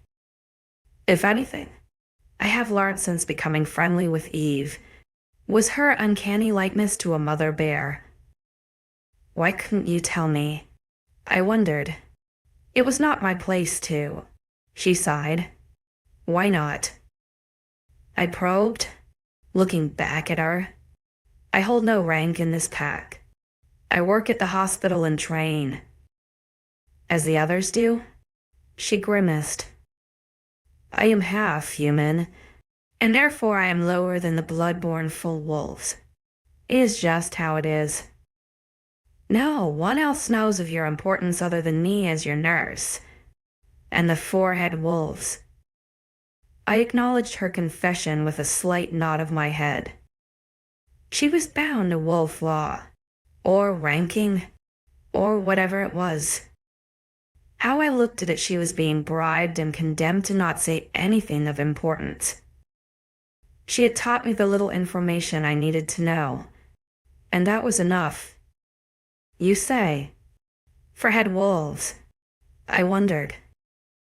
The corners of her lips quirked, and she turned to me, her thigh falling further onto my mattress. Yes, 4. The cardinal pack has for head wolves, and they are Alpha 𝐊𝐼𝐬, as you know, Beta 𝐊𝐬. To them there is Gamma Everett and Delta 𝐾𝐤. 𝐾𝐤 is mated to 𝐿𝐼𝐬, and they have been happily mated for 5 years. Gamma Everett just found his human mate on this year's hunt, and her name is Olive. There are other humans here, I asked. Of course. The hunt isn't just about needing to find prey. We find mates. Remember. I know. I didn't think there were humans living here. Well, the full pack tour didn't exactly happen, so I never got to show you. She grinned. When you are feeling up to it, I will introduce you. How many humans are here? She frowned, her eyes glazing over in thought. I believe 38? And how many packs are there? In this world? See, that is where it gets complicated. How so? I wondered. There are continental alphas and territorial alphas. 𝐴lpha is a continental alpha, which means he has many territorial packs beneath him. 40, in fact, a few of the old nations have merged. He oversees the entire continent that your kind called Europe, she explained. There are 7 continental alphas, and 𝐴lpha is the 6th largest in terms of power. He makes the laws and the regimes of this continent and has a lot of responsibility and power because of that. So, what you're saying is, he's in charge of a humongous piece of land and can tell everyone what to do. And there are 6 other alphas like this. I wondered, yes. You would have been taught all of this if I didn't live in a hidden village.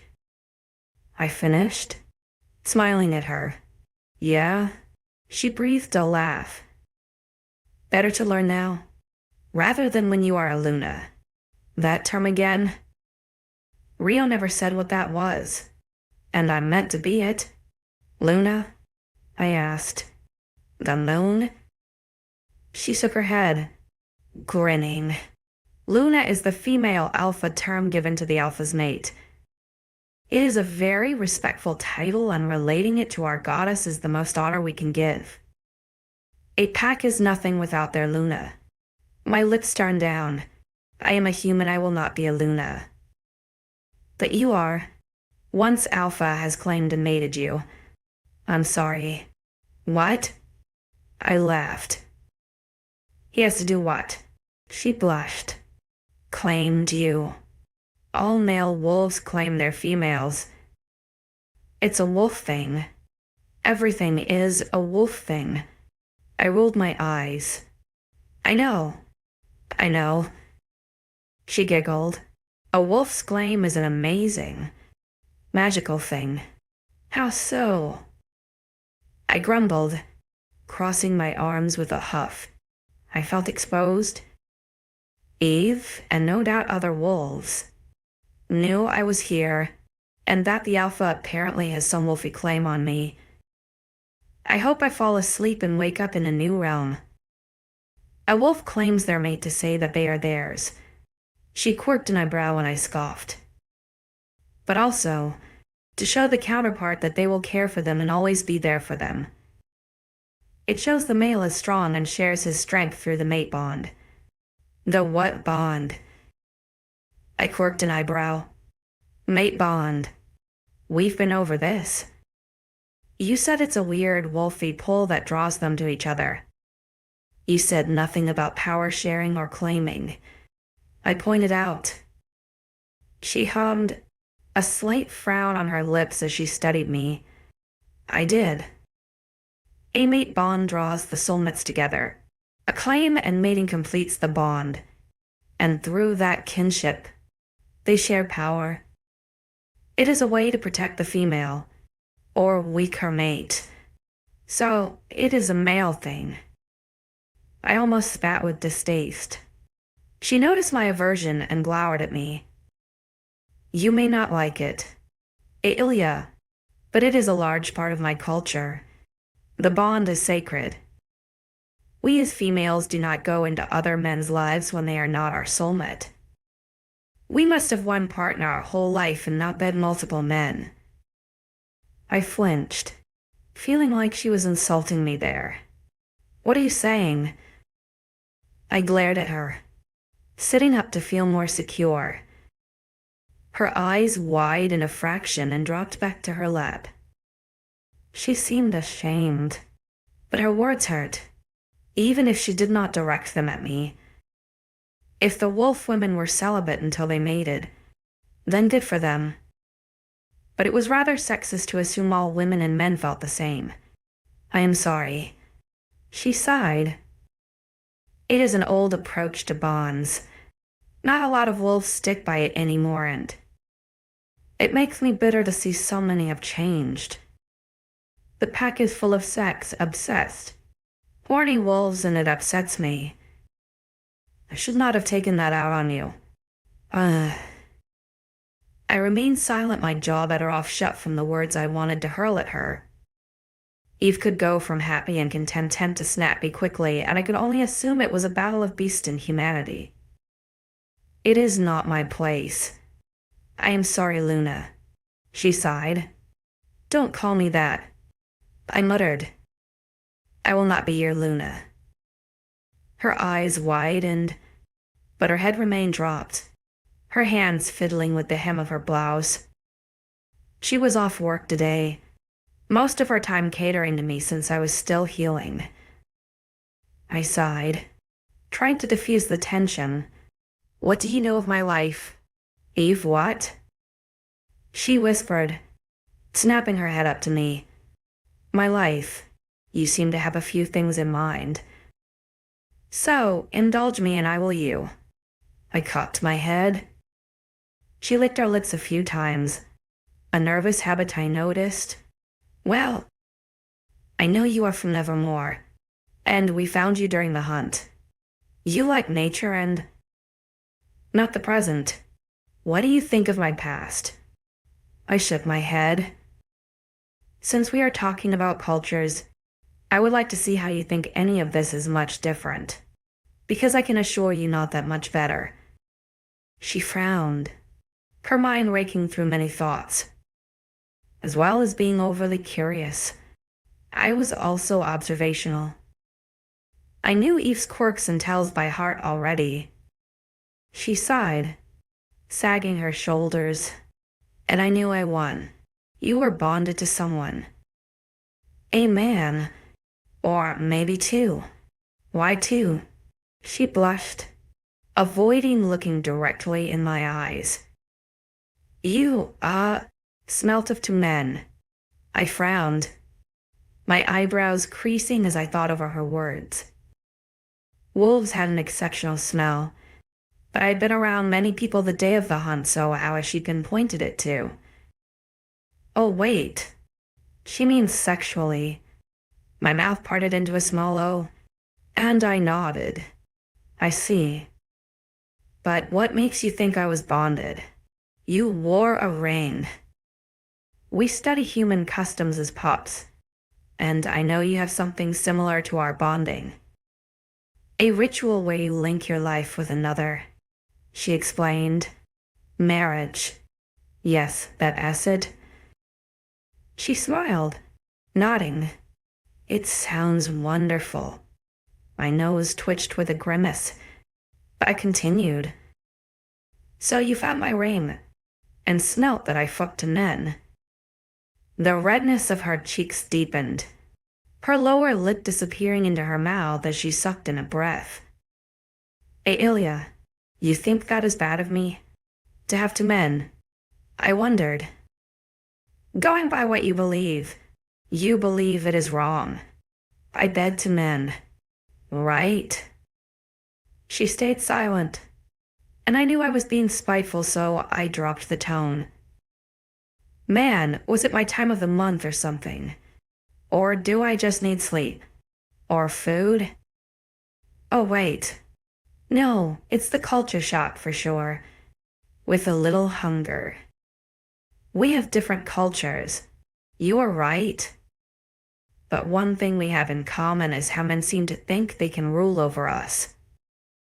Force us to bond with them, to live under their roof and never question them. I sighed. All my life elders have walked over me, or men. I had my life ripped away in front of me by many people with no say. It's not like that here. Honest. She shook her head, reaching to place her hand on my knee. The men respect your space here, respect your privacy. They are very good to us. I scoffed a laugh. I would love to see that. You will? When you get out of this room alive, you will. She nodded. I chewed my tongue at the tension of the situation, deciding to drop the subject and nod my head once. Eve's shoulders sagged when she realized I would not take the bait and leave the room today. Maybe I would tomorrow. Maybe I would take her word for it and venture out. See what this whole wolf my life in their hand situation is more about. What are you going to do today? Then Eve wondered, glancing out of my window. Or the evening, I should say. I'm going to bathe and watch television. I shrugged, and she smiled slightly. Tomorrow, you can show me around this pack of yours again. But if you take me far, push me in the chair. Her lips quirked into a grin, and she jumped up, squealing, "Deal." I fought back the smile on my face, happy the tension had dissipated from our opposite point of views. Eve clapped her hands before giving me a quick embrace goodbye. Once the door shut behind her, I settled back into my pillows, allowing my mind to think about the huge conversation I just had. I found that there were pros and cons of this place. To be thrust into a new environment. It did not surprise me that I was so touchy and expected there to be more than one argument already. Humans and wolves are very different, but also alike I had noticed. Rio was nice. He was a leader with a funny mind, but one who could snap in an instant put me on edge. Then there was the Alpha, with his strange magical touch, and who apparently I had to bed and be bitten by to become a leader. That was something that I needed to ask more of, but I would do that tomorrow, when the tense day had ended. It's always good to finish your day on a good note, my father would say, and he was right. 13 Eve was back at what felt like the crack of dawn. I had barely opened my eyes and lifted my face from the pillow before my door swung open and smack into the side of the wall. I groaned, rubbing my eyes as a flurry of color came into my room. A sudden shocked scream met my ears and I blinked away the sleep to see her spin around and face the wall. "What?" I grumbled. "You are naked. I was just giving you privacy." She all but shrieked. I groaned, rolling onto my back. "You have seen me naked before, Eve." I thought it was normal being a shifter. She peeked her head to look at me, a slight blush in place. "I just know it is not normal for humans. And besides those times you were highly drugged. If I was more awake, I would laugh. But instead I dragged myself from my bed to hobble into my bathroom.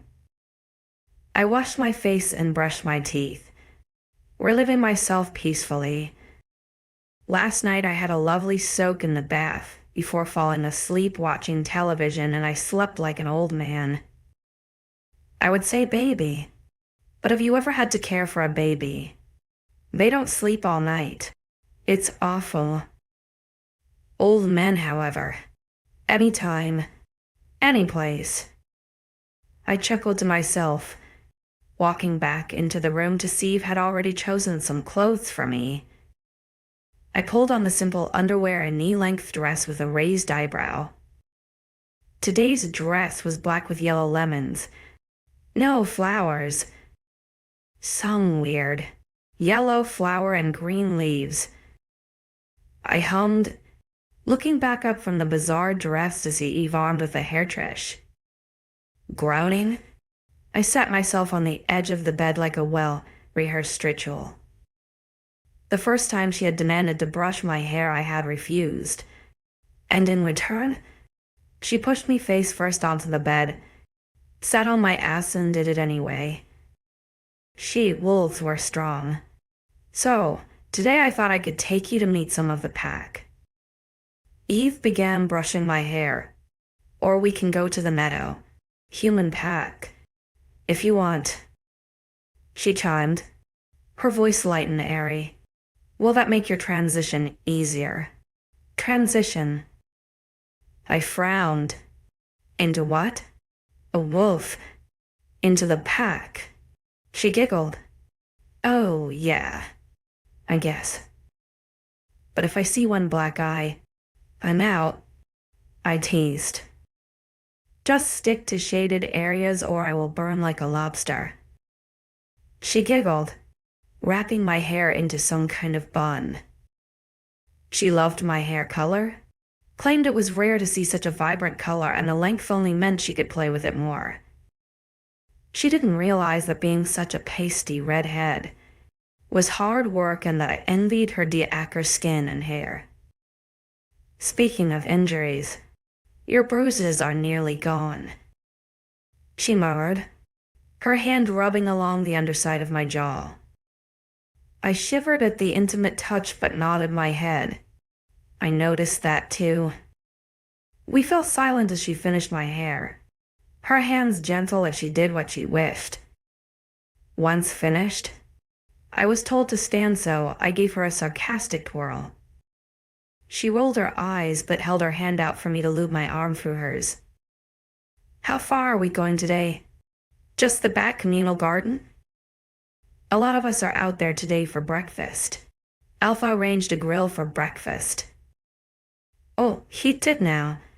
She giggled but led me down the stairs once I was ready. I got a lot better with walking now.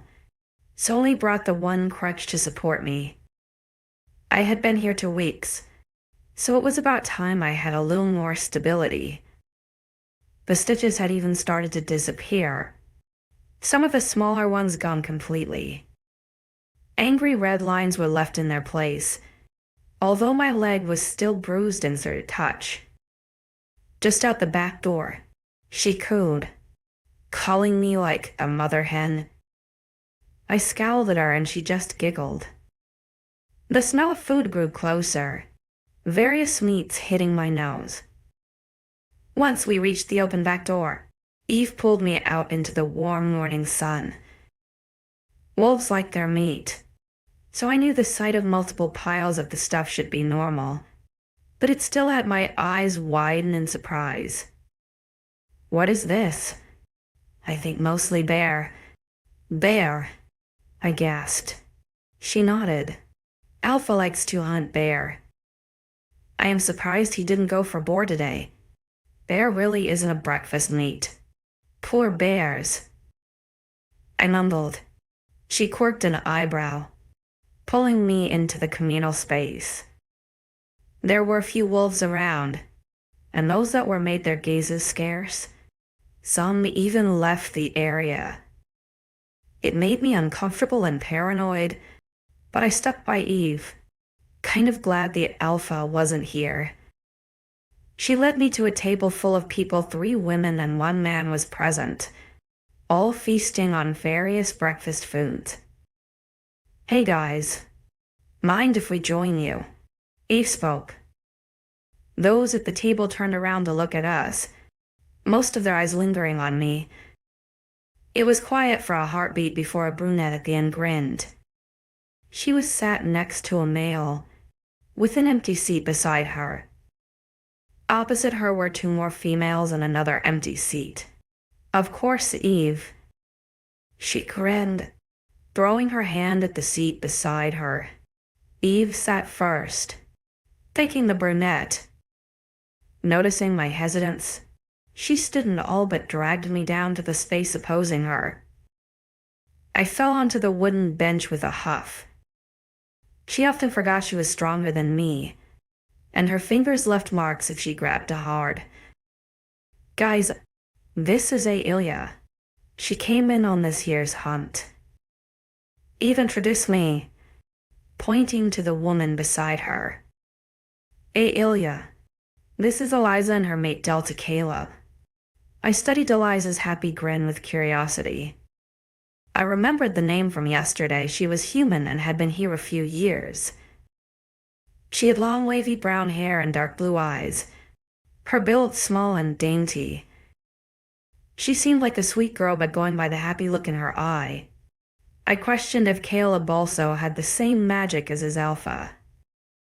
Nice to meet you, 𝐾𝐜 spoke, nodding his head at me. He too was brunette, with deep brown eyes, a deeper olive complexion, and the longest eyelashes I have ever seen. Much like 𝐊𝐢𝐬, he was built strong and wide, taking up a large proportion of his bench. Then we have Olive, who came in on this year's hunt too. Her mate is 𝐊𝐿𝐬 who is over there getting her food. Eve continued.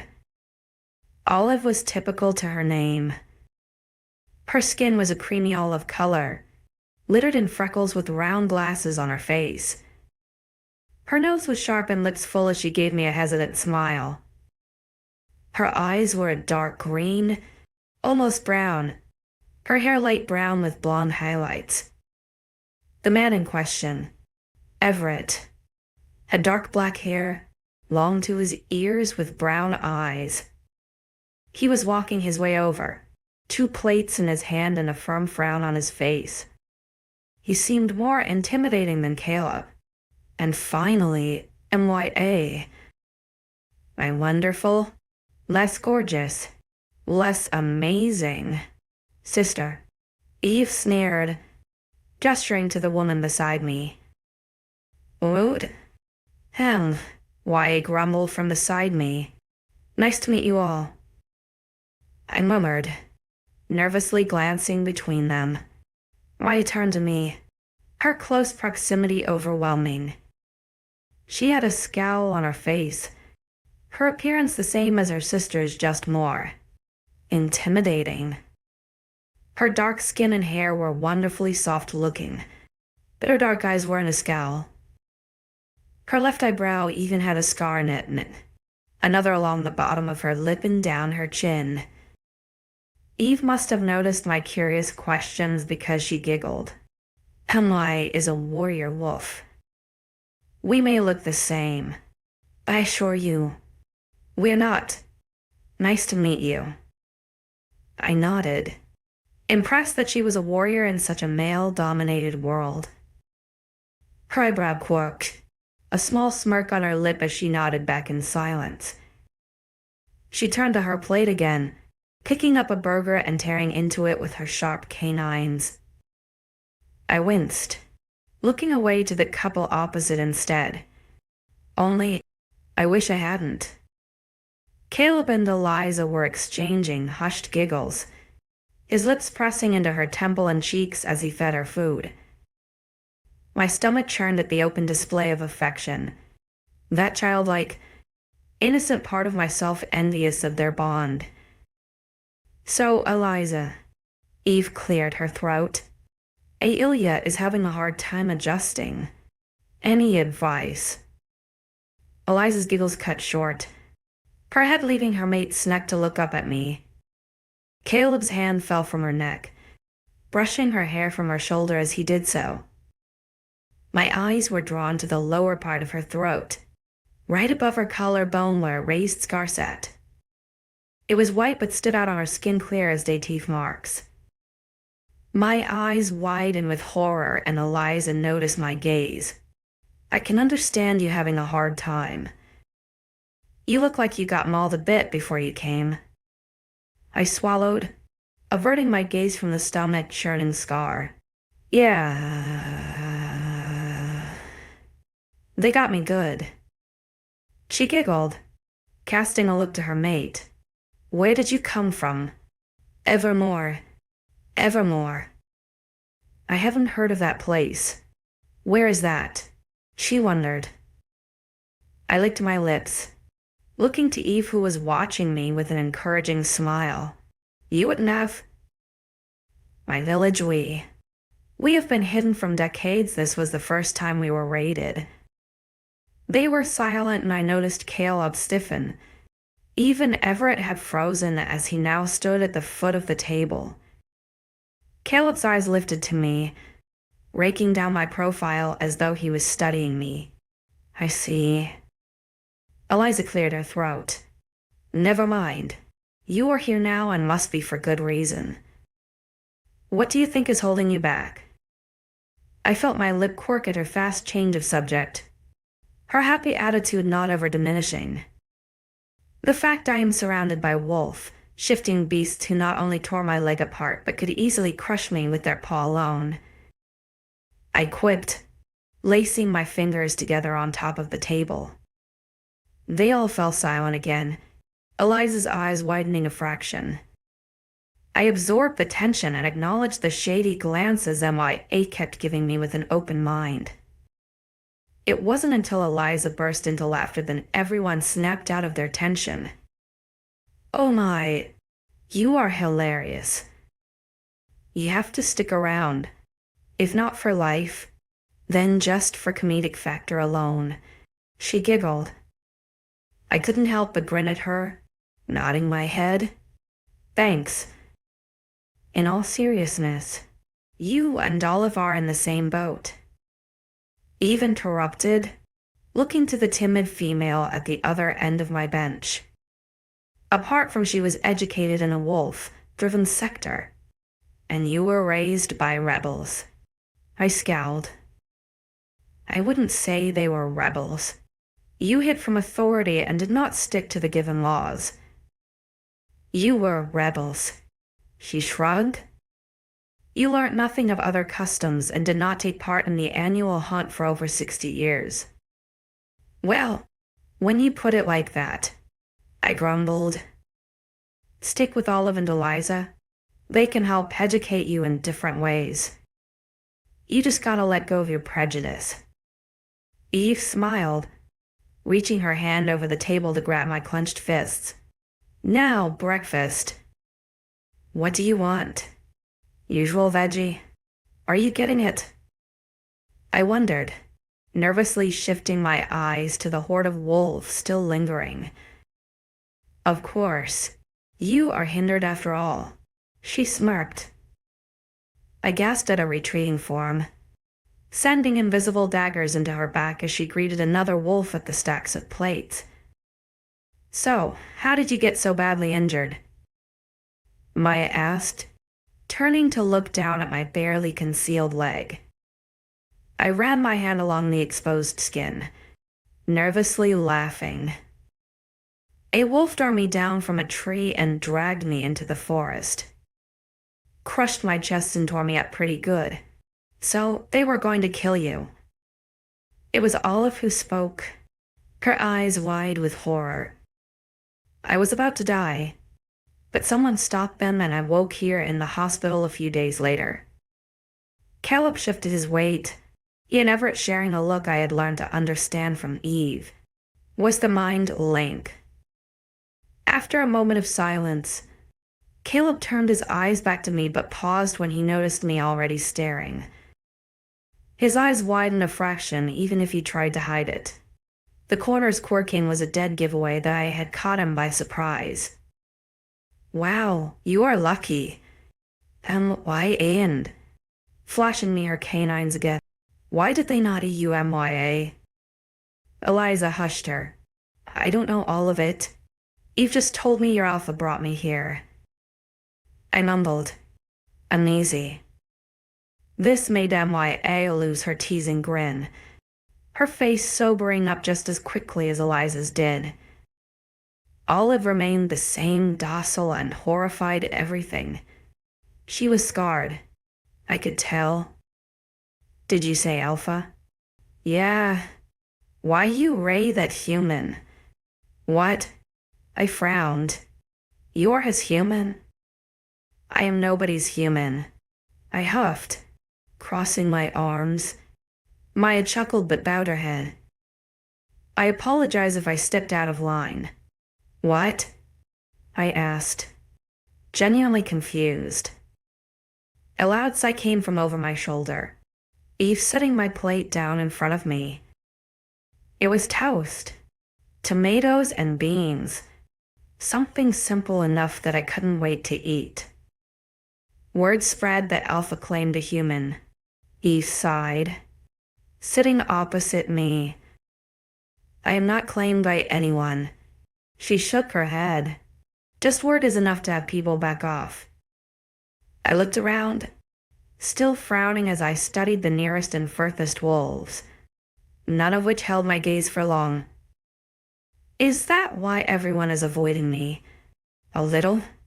Alpha's property. Why equipped? No one is gonna hurt you. That makes me feel a whole lot better. Not, oh no. I have not come from one lifetime where people tiptoe around me just because a man says so. Your alpha does not own me. I am not his and I never will be with such a beast. Maya flinched. Caleb and Everett growling. She doesn't mean it, guys, she just needs time to adjust.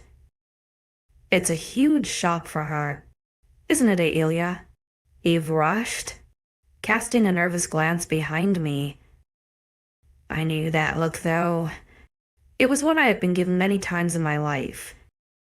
It meant, if I don't shut up now, the repercussions will be a lot worse than I expected. So, with a grumble of my own, I backed down, sagging my shoulders to look innocent.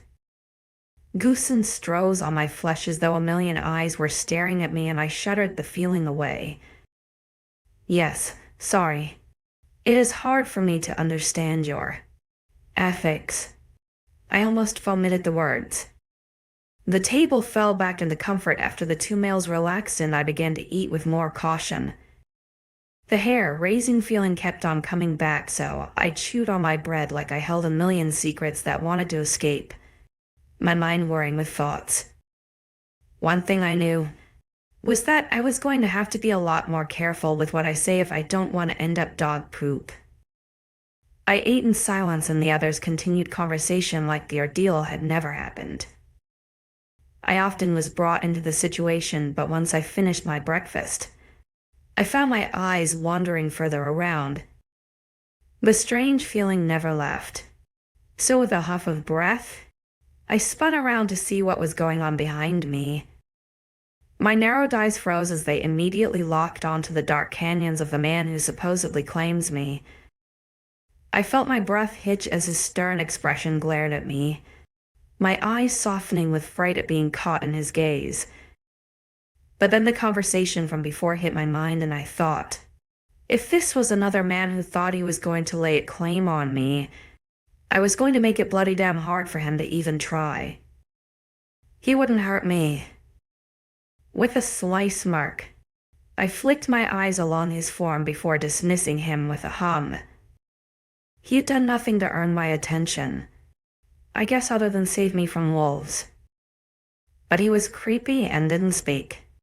If not extremely mysterious and handsome, no. Damn it. 𝐊𝐤𝐬. Head straight. Last time you fell for looks, it did not turn out great. Backstabs and liars are everywhere. I spun back around in my seat, glaring down at my hands. My back tensed when the sound of a grumble met my ears, and I noticed the table had gone quiet. Looking up through tendrils of fallen hair, I saw the females' heads bowed and the males' jaws clenched. The nerve-splitting pinprick came again, and the movement of the air beside me had me curse. Looking up through my lashes, I came face to face with the harsh gaze of the alpha. 14. I swallowed the lump in my throat as the alpha's presence loomed over the table. The others around the table only raised their heads once a greeting of alpha escaped their mouth. I pursed my lips, turning my attention to Eve, who gave me a wide-eyed look. I frowned at her when she darted her eyes between the two of us persistently. With a sigh, I turned my eyes back up to the alpha to find him already staring down at me. His face was stern, yet I could see the signs of agitation in the way he was clenching his jaw. I remained silent, and I knew he didn't like that, but I refused to give him my compliance when I didn't want to be here. I felt a surge of confidence against him, and knew that the strange magic hold he had on me meant he wasn't going to hurt me. I had felt it the first time I lay eyes on him, and I knew it now, deep in my gut. I always trust my gut. 𝐊𝐤𝐬? Eve cautioned. I rolled my eyes, dismissing the alpha again as I looked to her. This resounded in another growl, one that had me jump slightly from its pitch. 𝐊𝐤𝐬. His voice rumbled, causing a strange wave of pleasure to run down my spine. You do not ignore your alpha. His voice was deep, raspy and practically pornographic evidence to my ears. But what he said also caused my anger to hitch up a notch, barely tangible but hiding in the shadows. I looked back to him, lowering my eyebrows to a glare. "You are not my alpha," I spoke sternly. His lip curled in a snarl, his eyes darkened color. I wonder why the blue always disappeared. He was a lot more attractive with blue eyes. His hair was messy and wild on his head, probably from the hunt that he'd told me about.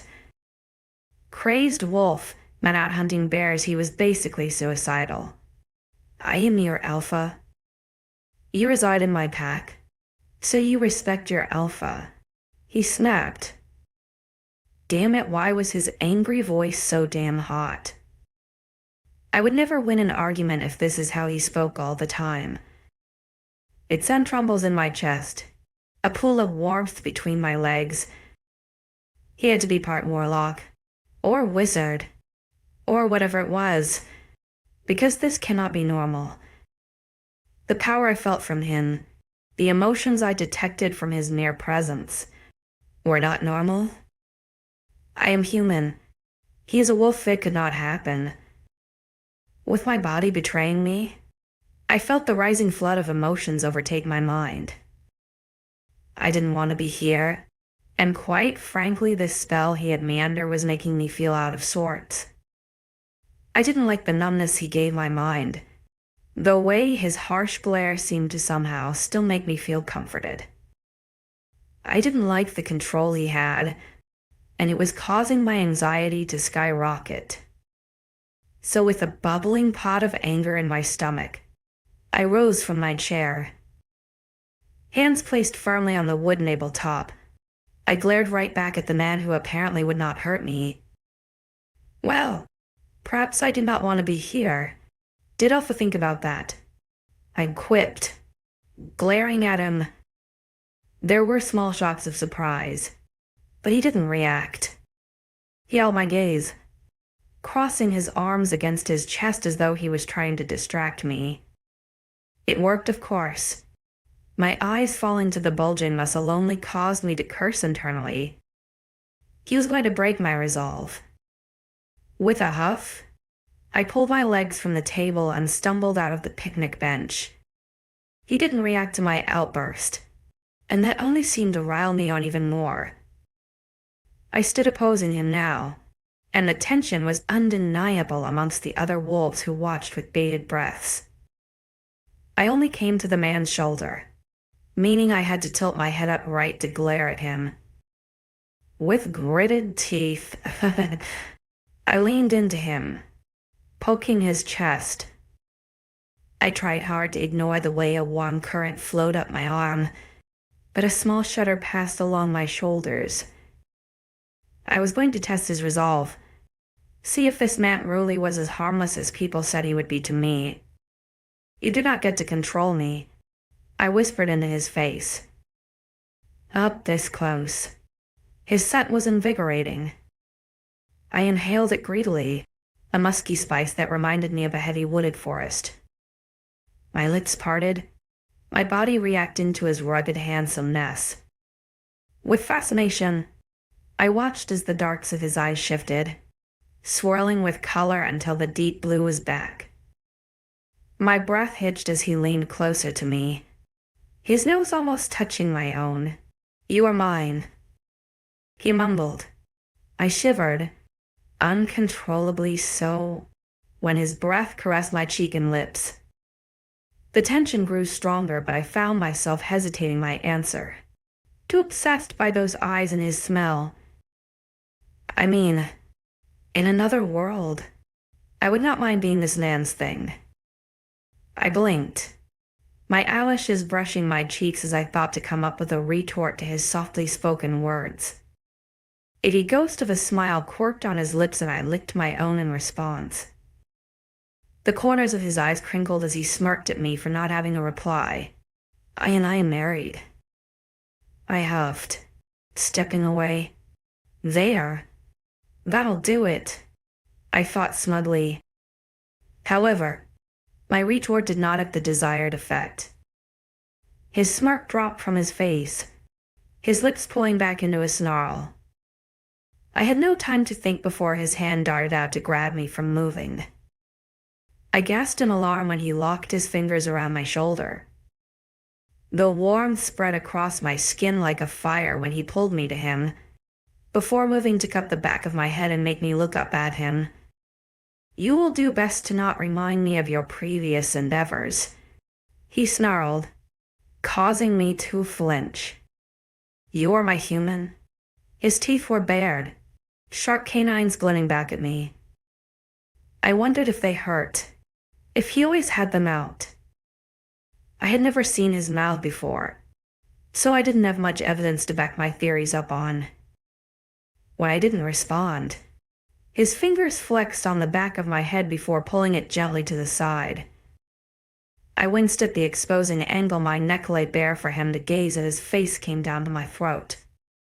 His nose brushing along the skin caused my hands to raise to his chest, ready to defend myself if I had to run.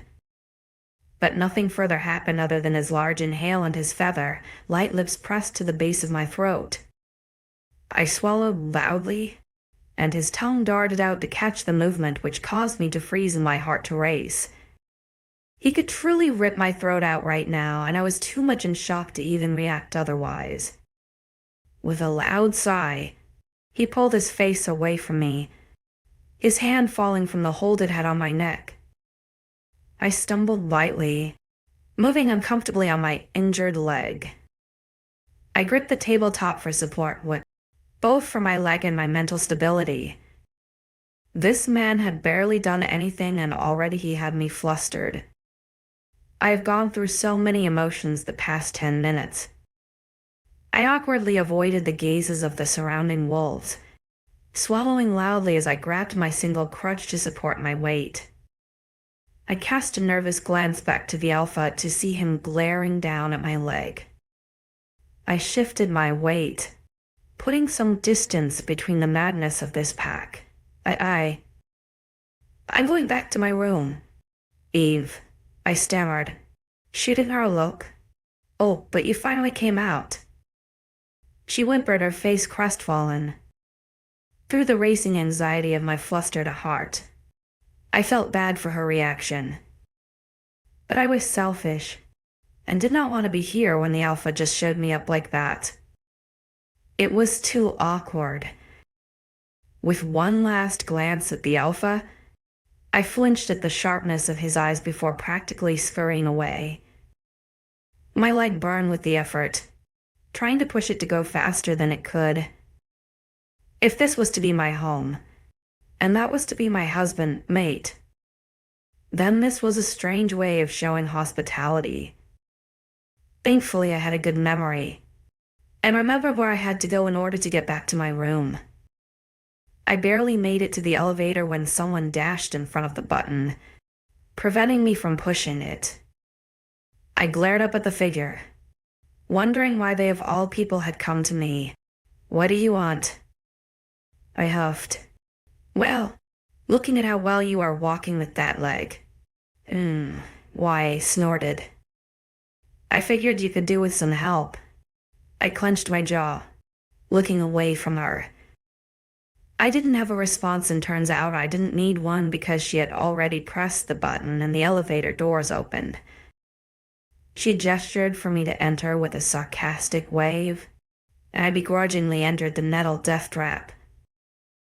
Only because I wanted to go to my room. Maya entered behind me, waiting for me to press the button. She hummed when I pressed the number 5. There were 6 floors to this building, and the 6th had a special golden circle, so I assumed it was some kind of presidential suite. The elevator shifted, my legs wobbling as I gripped the railing for dear life. I would rather walk, but not only was this less painful, it was a lot quicker so. Maya began, causing me to lift my chin to look at he. "Do you get off on riling up an alpha wolf for?" I rolled my eyes. "For your information, I had never met a wolf until I was savagely chewed up." "Well, You must taste bad because you survive, she chirped.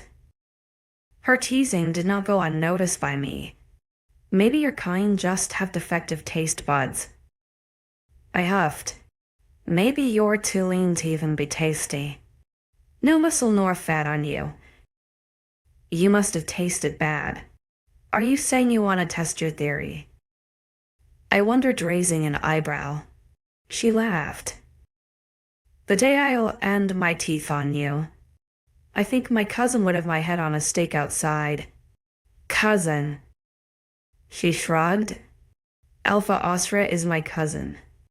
Our fathers are brothers. So, you are alpha blood? She shook her head. I would be. But my father did not get the gene. The elevator shifted and my stomach lurched. We were silent as I led her to my room, opening the door and granting her access into my humble abode. Sitting on my bed, she took the chair by the window, peeking out of it with curiosity. I studied her whilst she was distracted. She was just like Eve, dark skin. Eyes and hair, only hers was shorter, wilder and more untamed, along with the scars on her skin. She was tall and lean, taller than me for sure. She wore athletic shorts and a form-fitting purple shirt, barefooted too. Clearing her throat, I blinked out of my scrutiny to find her grinning at me. Every wolf here was attractive, and I was starting to question my sexuality the longer I looked at them. So what do you mean your dad didn't get the gene? What gene? I wondered. She slumped into the armchair, her legs hanging over the arm of it. The alpha gene. When wolves shift, they are either blessed with it or not. You have to be of alpha blood. It is rare that a non-alpha blood shifts into an alpha wolf. It's the same with a beta. I cocked my head, frowning in thought. So, between your father and his, only his father could become alpha. She nodded. That's the way it is. Back then, if his father was to die, there is the chance my father would get the power to rule, but he would not be as dominant. I nodded, thinking it over. It made sense. A little, I guess. You had to be of dominant alpha blood to shift into an alpha wolf. 𝐻𝐿𝐴's father got it, and passed it on his son, who obviously also got it. Are they still around? Your fathers? I asked. She snorted and the sound made me uneasy. Unfortunately, a bad thing. My father is fine. He's gentle in nature, which is the complete opposite of my mother. And also 𝐿𝐴's father, 𝐊𝐴𝐼𝐼𝐿𝐴. He is not a kind man. I don't think he would take well to you. She gritted her teeth into a sorrowful grin. He does not like humans. He is one of the original wolves that started the hunt. Thanks for the wonderful story of how even more people may kill me. I groaned, falling into my bed. So not only was I surrounded by wolves set out to feast on human flesh, this pack's very own elder alpha hates humans. My mother would be having a field day right now. She would be laughing in my face and telling me it was what I deserved. If only she knew I didn't plan on staying here long enough to see the eyes of the devil elder alpha. Oh well. Family dinners were going to be interesting. 15. Maya stayed with me until dinner time, going as far as to skip lunch with me. I quite enjoyed her presence. I found her easier to talk to than our sister. Where Eve was strict and old-fashioned, and why I wasn't afraid to curse and talk about things Eve would class as taboo. I understand your reluctance about us all, she commented, relaxing on my bed. If they threw me into your world and told I was stuck with some guy who I never met, then I too would be pretty peeved. But you're not as innocent as you look. Are you? Innocent. I quirked an eyebrow. Sexually. She laughed. Goddess? I wasn't talking about that, but we can go down that route if you want. I laughed with her, shaking my head. Your sister nearly had a meltdown when she found out I was engaged to a man. I bet she did. Maya grinned. How long were you with this guy? I hesitated, chewing my cheek as I debated my answer. Deciding why it was friendly enough. I shrugged, dropping my eyes to the torn skin on my leg. I often erased the harsh lines with my fingers. They had become rather red from the intense get, a way I tried to accomplish earlier. I was with him since I was 16, I explained. We were supposed to get married when I turned 18. I prolonged it until the summer. Prolong it. She barked a laugh. Could it be that bad? A man you were with for what? 3 years nearly. Finally to be as one. I remained silent and her amusement died down as the seriousness of my face hit her. A small whisper of a curse left her lips, followed by an apology. It was an arranged marriage. I began. My mother. What? She cocked her head, her nose flaring. You smell? Mournful. My laugh was lacking in amusement as I shook my head at her. My mother arranged it. She was not a good parent. After my father died, she became a shell of herself. My marriage was to a man of money, a man whose parents ran the village. In the marriage, it would secure her a future. My little sister. I just hope she doesn't have to live how I did. I'm sorry. Maya frowned, her hand coming to rest on my shoulder. I gave her a faint smile, and we stayed silent as my mind ran with the memory of my mother changing my life, controlling my life. Wai's hand traced gentle circles on my shoulder, her thumb brushing my jaw and ear. It tickled, causing goosens to raise on my arms. Leveling my gaze with hers, I saw her staring down at me with rather dilated pupils. Maya, are you okay?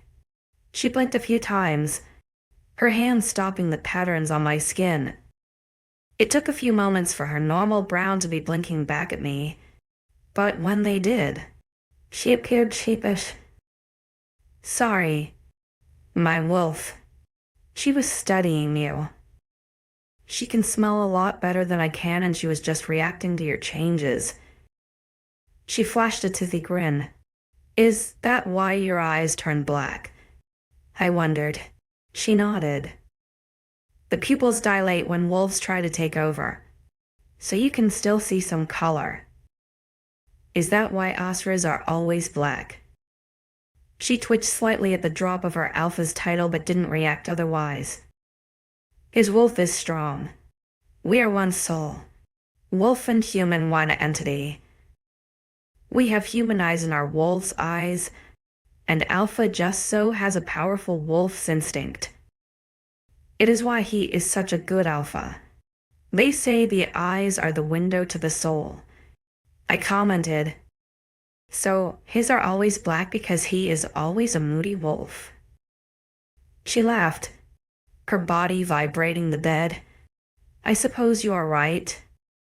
He has a higher prey drive, bigger instinct, bigger sex drive. She nudged me suggestively, but I just wrinkled my nose at her. What? She snorted. You are telling me you have not got hot around him. I pouted, childishness overtaking my expressions. Maybe. She laughed again. 𝐊𝐢𝐬, sex is normal. It's nothing to be embarrassed about. So needy all the time. You're such a little whore. I cringed at the memory of my enemy, remembering how restricted and at his mercy I would be. How my body was his and would betray its own owner. It would disgust him at the end of the deed. It's not that. I just haven't had the best of experiences with it. I muttered. He's a very handsome man, but my body betrays me around him and it scares me. She stiffened, the rise and fall of her chest pausing for a second. Why would it scare you? It is just the mate bond telling you what it wants. Why this is all new to me. There is no such thing as bonds in the human world. You fall in love and marry, and that is that. Then you fall out of love and divorce. Or you die. Simple. I grumbled. She exhaled loudly. Mate bonds are not like that. You are chosen to be together by fate itself. You will never divorce, and once you are mated, you won't die. Of course, I will die. I rolled my eyes. I am 18 and humans, on average, live for 70 years today. That is all you got from what I am trying to say. She mused, sitting up to look down at me. 𝐿𝐤, they made him for you and you for him. I know it is scary. I know it is new to you, but you have to trust this. Trust me. I know we just met, but surely you at least have a gut instinct. Humans are not that behind. Frowning, I studied her. From her exasperated expression to the pleading in her eyes, I knew I couldn't just dismiss her. I felt those instincts, especially when I was around 𝐊𝐤. I felt safe and like he wouldn't hurt me. It was comical how I could feel such things around a man who clearly embraced his feral side and was the size of a tractor. I do feel safe around him. I agreed, to which he grinned at. But I am not perfect, 𝐿𝐤. There are things that have happened to me, and without sounding like I'm asking for attention, but I can't trust him. I cannot be here. Fate. Destiny. Mates. It's not for me. It is not my nature. It is, though. I can feel it in you, she pleaded, shaking her head. You are strong-minded, witty and brave. I am not brave. I laughed. I may seem so, but deep down, I am scared. Her eyes softened. You don't have to be scared. Just trust your gut. Embrace the feelings. Wolves live by nature, the pull of the earth and moon. They made it this way, an alpha to be paired with a weak human. I scoffed. Some twisted game, in my opinion, or rather perfect in mine. I raised an eyebrow, encouraging her to go on, but she dismissed it as though she had never spoken. With a sigh, she SPU on, and her legs around to the edge of the bed to stand. I watched as she raised her arms above her head, lacing her fingers as she popped her spine and knuckles. My eyes wandered along the contours of her body, amazed someone female could have so much muscle. It's dinner and I have already skipped lunch and do not plan on missing 2 meals today. I burnt twice as many calories as you and I am starved. She groaned, turning back to me with a smirk. Stop eyeing me. You have a mate. I blushed, my eyes widening. I was not. You were too? She teased. Trust me. If you are not mated, I wouldn't mind having a go. If possible. My blush deepened, but 𝐿𝐤's grin just widened. With a devilish look in her eye, she bent down to kiss me on the cheek before shooting up and walking to the door. Bye. The door closed loudly behind her. I was in too much of embarrassed shock to even react to the noise. I was not staring at her like that, was I? I mean, she was attractive, but I was just looking. I have never seen a woman so strong, so defined before. In Evermore, women were prepped and dainty, made for cooking and raising children. Not warriors, with hard lines and toned muscles. Shaking my head, I pulled myself to the edge of the bed as well. Determined to bite back to MYA, I hobbled my way to the door. My leg and ribs ached with the rush of my body as I slammed my door back open. Grumbling through the pain, I walked down my hallway to rest by the elevator. Wondered how long it would take you. I jumped in fright, my arms coming up to defend my head unconsciously. When my brain registered the lack of threat in the name to the voice, I lowered my defenses to glare at MYA. She leaned against the opposing wall right by the corner, so I never saw her. Arms crossed, her cocky smirk gave away her enjoyment. What's with the turtle reaction? Turtle. I wondered. Slow and deaf, and curling into a ball. She snorted. That is called my reflex. Protecting your head instead of fighting. She teased. Not going to get you anywhere. Saves my face getting punched. I retorted, agitated. Her face sobered up, a look of knowing on her face. So, Eve was right. What? I asked. Confused? This woman must have been on another planet or dimension. But she confused me with the random change in subjects. Eve reckoned the bruising was because someone in your village hurt you. But I said no. But she's right, isn't she? She quipped. I've gathered some evidence, and the turtle reaction has just topped it. W, what are you talking about? The elevator beeped, and she gestured for me to step inside first. I did so begrudgingly, trying to hide my nervousness from her. Things you say, reactions you have all point to someone abused you. So now you just tell me who it is and I will happily rip the bastard's head from their shoulder.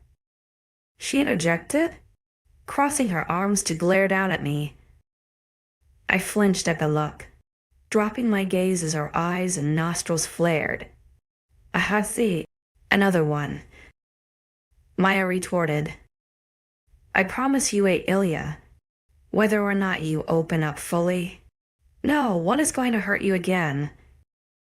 If only that was so true, I thought.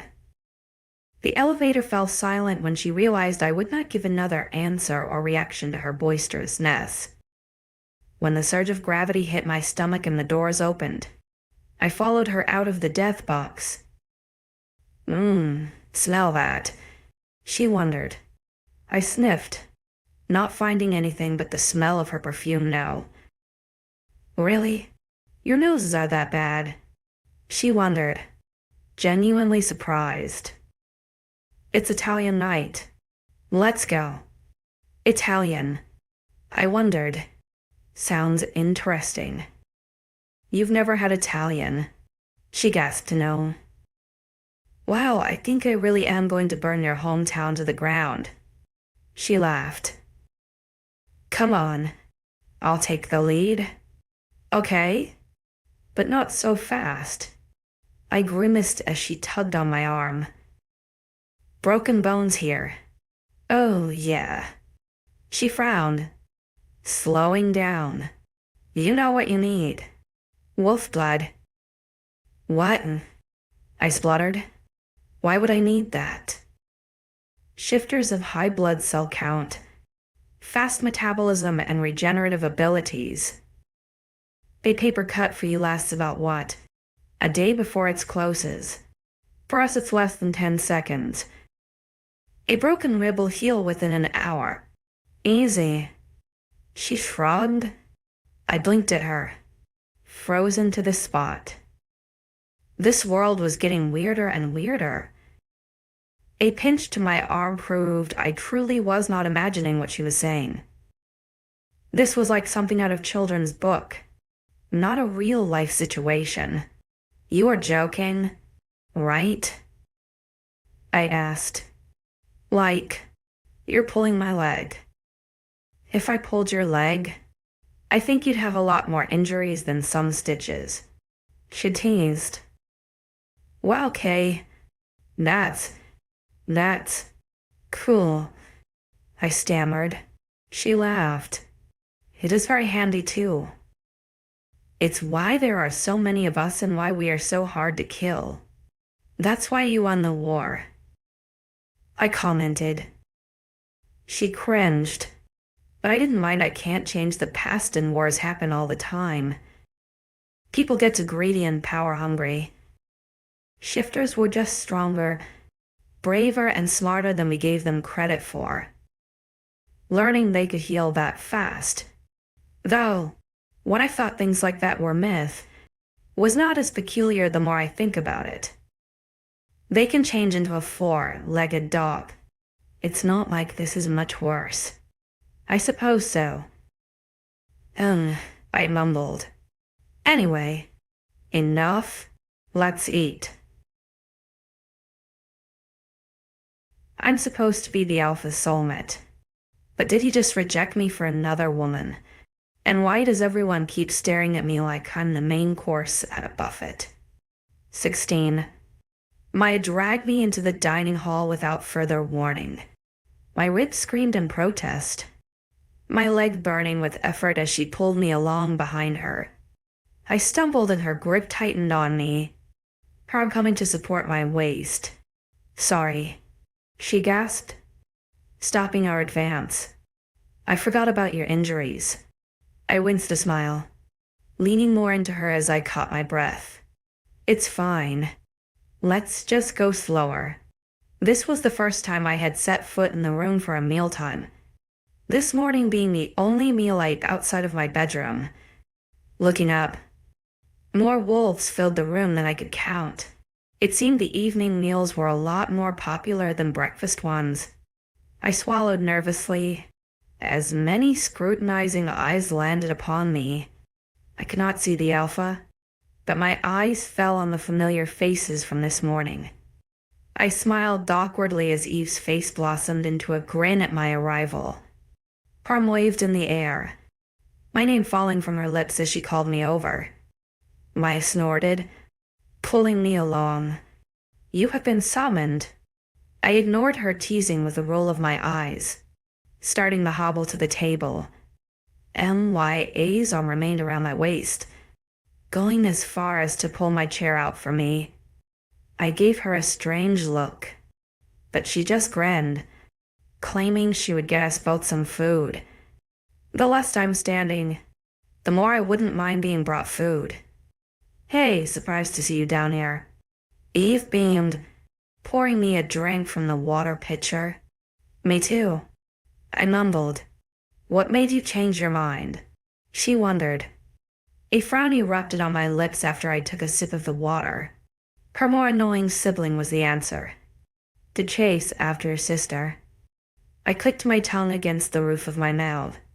Eve laughed. Catching my attention? What did she do now? You make it sound like she has a habit of annoying people. I pointed out.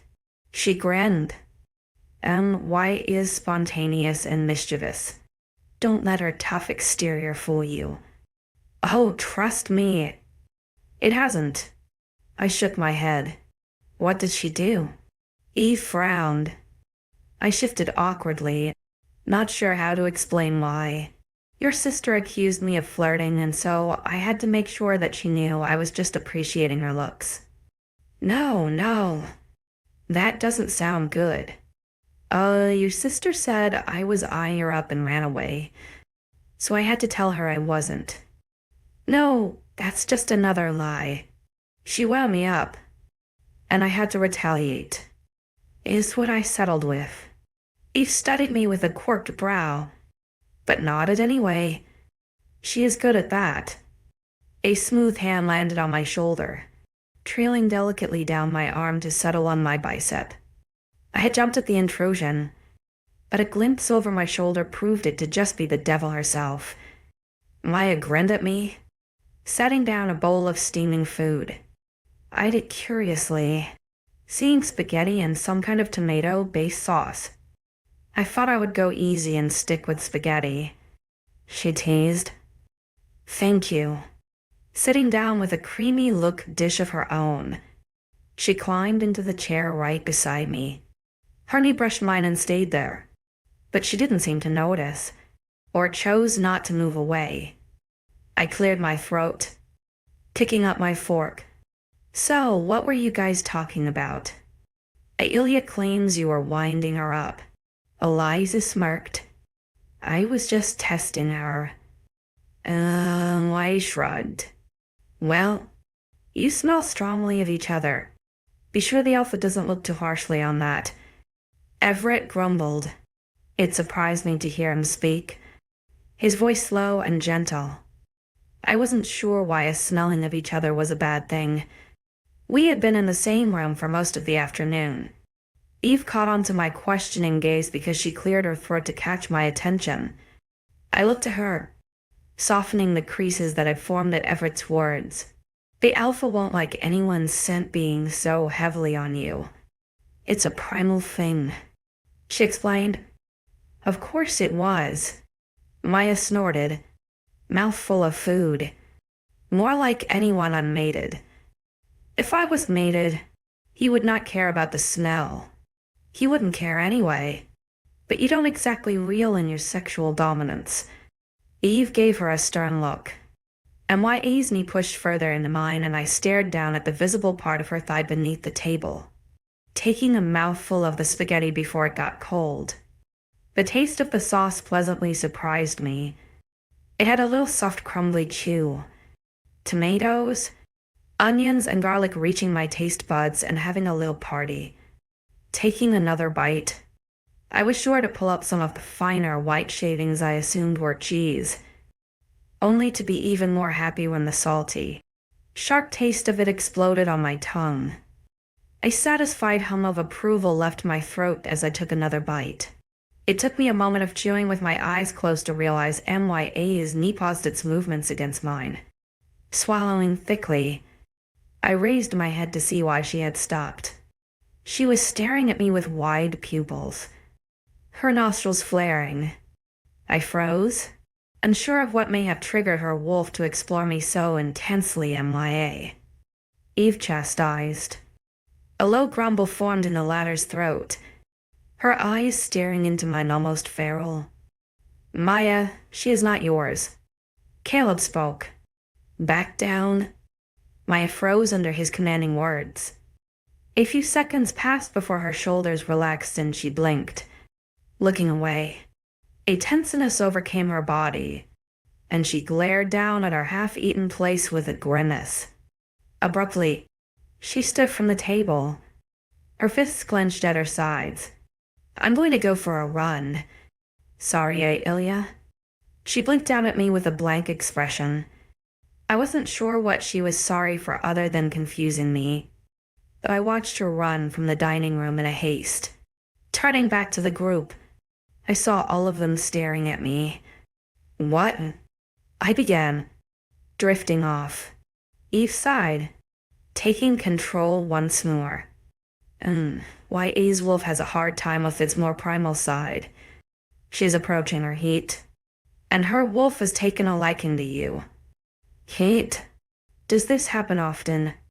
I wondered. Swallowing thickly, she nodded. Her mate rejected her about 4 years ago. It's not something that is accepted in our world, so she found it difficult. She wasn't a warrior until 2 years ago. She took all of her heartbreak and frustration and poured it into work. Why did her mate reject her? I frowned. I thought you were bound to them forever. You are? She shook her head, her tone low. 𝐻𝐻's mate didn't want that. She didn't want to be with another she-wolf. Understanding dawned on me, and a small low escaped my lips. So she rejected 𝐻𝐻 for someone else. Eve nodded. Female mateships are rare, but they happen, and her true mate wanted a male to give her pups. Maya was just a patrol wolf. Fast but not strong and definitely not male. That's so sad. I frowned, fiddling with my dinner fork. But why is she so focused on me? Once a wolf reaches their peak puberty, they go into heat. It happens every year but turns into every 6 months once they have mated. So, they get hot. 𝐊𝐤𝐧𝐬 giggled, Eve giving me a small, smirking laugh. My frown deepened. What had I said that was so funny? Heat is like a way for us to boost our population. It's an uncontrollable urge to mate and produce pups. It lasts a few days, and our bodies produce a crazy amount of hormones that call into unmated wolves, both males and females. We take remedies now to soothe it, and most of us can handle it with ease, Eve explained. But MIA had mated, which makes it harder because our body was kick-started. Should I say? That's weird. I admitted. You don't have that in your world. Eve cocked her head. I shook my head. Awkwardness overtaking me. We have menstrual cycles, but they're the opposite of what you are explaining. We have those too, Eve chimed. Every month. Our body rejects the unwanted egg. I gave her a strange look when those words left her mouth. Even Olive's face turned into one of disbelief. What? Eve wondered, worried. Every month we bleed for a week, then expel the unwanted egg to start again next month. My eyes fell to the 2 men at the table, both seeming unfazed by her brash words. Olive was staring down at her lap, but I could see the blush on her cheeks. She would say nothing, so Eve's gaze fell onto me. I shifted awkwardly. Periods are, like, taboo in our world.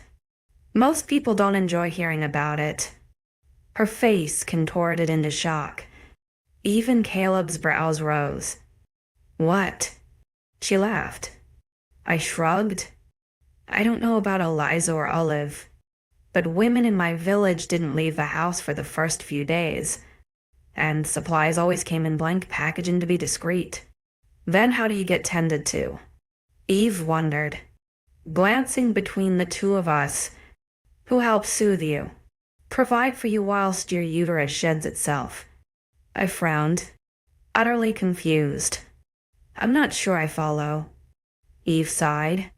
We speak well of here. Males are heavily involved in their mate's care. Eve and periods. That explains why the men seemed unaffected by her words. Eliza nodded. Caleb always treats me well to make me feel better. He fetches me supplies and food and gives me great massages. I never realized the contrast of humans until now. The very thought of sharing Eve and the date of my period with Darius would bring a nervous sweat to my brow. He hated it. The very thought of it. Blood coming out of my vagina. He would convulse at the thought of it. As soon as I would say I was on my monthly, he would disappear for 5 days. Claims it was for work every time. But I soon realized it was to get away. Probably go get attention elsewhere. After a while, I learned not to care. The thought in my stomach churned with unwanted envy. I could do nothing back then. Talk to nobody without his permission. The fact these women had men going as far as to clean them and fetch them sanitary pads had a weird envy surge in my gut. Why was I stuck with a man who hated everything about a woman except for the pleasure and ease of life she could give him? I'm sorry. Have I upset you? Eve's coaxing voice snapped me out of the fog. I swallowed, shaking the faint tears away in hopes she didn't notice. But everyone at the table did. I knew I was too late in coming out of my mind, because their nostrils flared and even the male's eyes darted to the wetness on my cheeks. It's okay. Just had a bad memory. Eve's hand came to rest on mine, squeezing it lightly. Whatever happened back then is gone now. Okay.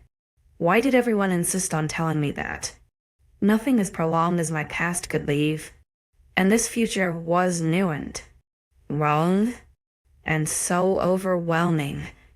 So instead, I just gave her a small nod and smile, accepting her words of faint encouragement as I dived back into my dinner.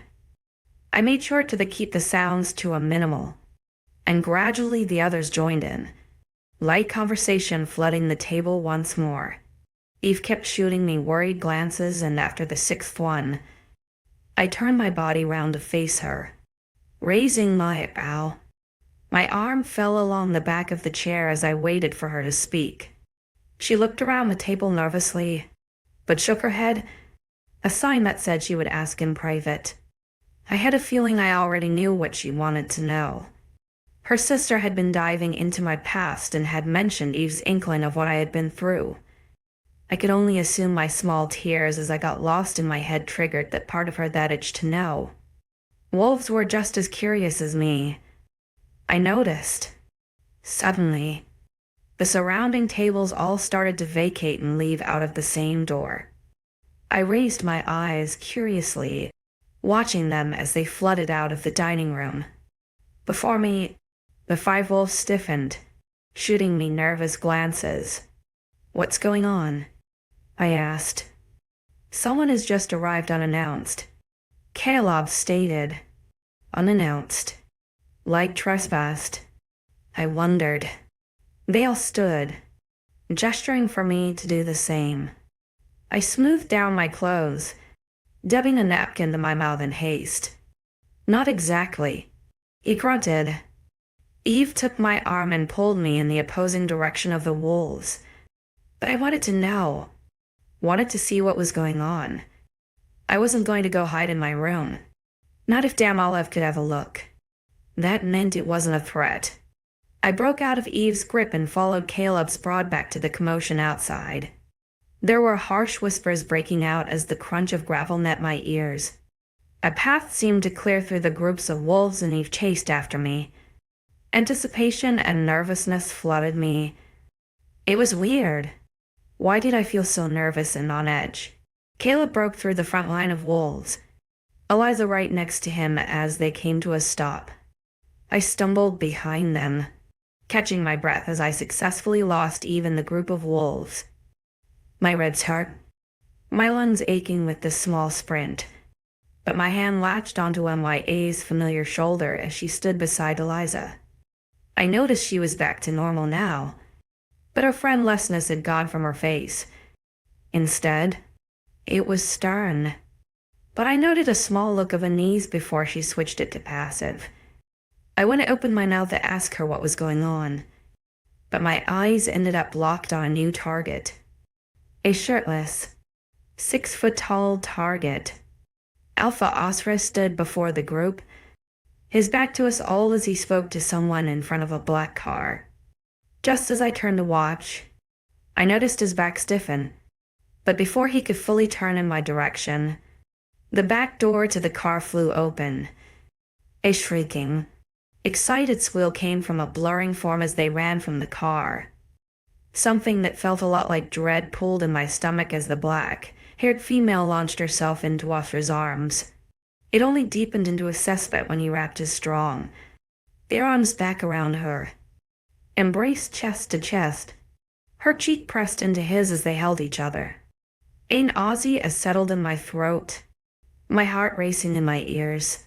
Time seemed to slow, people around me quieting as it felt like a million eyes were watching me. It only worsened when the pretty female pulled away to grab his face and pull his lips to hers. 17, what was this? Was it some kind of sick joke? Why was I dragged here as someone's soulmate, only to be replaced by another female? He claimed I was his, and that I couldn't prevent that. But was he not mine? This was like Evermore all over again. Just as I accepted the fact that he was supposed to be my soulmate, he threw a curveball in my direction, one that had my emotions flying wild. My stomach doing confused somersaults, a toddler attempting a cartwheel. But you know what? Good. I didn't want a stupid soulmate. Anyway, I didn't want to be here. It was my mission to not be here. I would rather the wolves murder me in the woods than be stuck to an animal's side. That's what I told the strange emotion swirling inside of me. Multiple eyes stayed locked on me, some of them growling as they stared between the couple ahead of me. I wasn't sure if they directed the growls at me, but the few that I heard were all surrounding me. As soon as the kiss started, 𝐊𝐲𝐬 was pushing the female's hands away, his head rearing back abruptly. I wasn't sure what was happening, but he must have said something to her. Going by the sad, confused look in her eyes, she took a step away from him, her eyes narrowing. 𝐊𝐢𝐬's hand wrapped around my waist, drawing my attention back to her. Her dark eyes were in narrowed slits, her jaw tightened firm as she stared down at me. I frowned, unsure on why I was drawing so much attention. Her fingers pulled on my body, pulling me into her side. I staggered but followed her steps as she held on to me. I felt eyes on my back, some prickling and obvious as she led me back out of the crowd. My ribs burned with the effort, but I held strong as she took me through the house. I wasn't sure where we were going until she stopped by the elevator, pressing my floor. I snapped out of my daze and stepped out of her arm. "What is going on?" I snapped. "Why did you drag me away?" "It was the best option." "What was the worst?" I huffed, watching the people make out. If ice could burn holes, call me Swiss cheese. Isn't something you want to see. He is your mate, he should be abstinent from others. She cursed. The elevator dinger, signifying its arrival. Maya huffed, grabbing my bicep once more and pulling me into the small box. The doors closed softly behind us, the faint murmuring from the crowd outside disappearing. The death box fell silent as we took off up through the building, my knuckles whitening on the handle. When the doors finally opened on my level, I cleared my throat awkwardly before stepping out of the elevator. "Wait." Why shouted. I paused once I stepped foot in the hallway, turning to look at her over my shoulder. "I'll walk you to your door," she mumbled, falling to my side. I ignored the tense, on alert look on her face as she walked me down the hall. Her feet were quiet on the carpet, the only sound my harsh breaths as I battled with the urge to fall on my face. I was going to regret all this exercise tomorrow. Reaching my door, I unlocked it without hesitance. Stepping inside, I leaned heavily against the wood, looking up at 𝐊𝐢 awkwardly. She studied me, her nose flaring when we made eye contact. What Eve had told me at the dinner table ran through my mind and I blushed, dropping my eyes away from hers. "Make sure you keep this door shut. Nobody can come in without your permission. Remember." She spoke stiffly. "I remember." I nodded, her jaw tensed as she ground her teeth, looking away from me to glance down the hallway. "Can I come in?" "I don't know." I mumbled awkwardly. She nodded. "Eve told you, huh?" I chewed on my lower lip, nodding slightly as I stared at the wall behind her. It was a pale cream color, but the gold trim was visible where the ceiling greeted it. Maya cleared her throat, and I unconsciously shifted my eyes to her. "I'm sorry if I am coming off strong. My beast part dislikes your innocence." I frowned as if scolded. I wasn't innocent by any means. "Not like that." She laughed. "To our world, she sees you as a challenge, a treasure. You are to be here, our Luna. See, you just smell good. I'm not a trophy." I glared. I know. She rolled her eyes. Beast and human are not separate entities. It is why I'm struggling lately. What my beast instinct feels, I feel in theirs. Just something about you. How lovely. And on that note, I am going to go. I am overstepping. I think I will go for a run to see if that helps. She clicked her tongue, dark eyes flickering down to me. Did you want to ask me anything? I'm sure Eve will be up to do damage control. I almost rolled my eyes, knowing Eve would do anything in her power to defend her alpha. The control of their wolf sides had blinded her Navi and more close-minded than MYA. That was for sure. It's okay.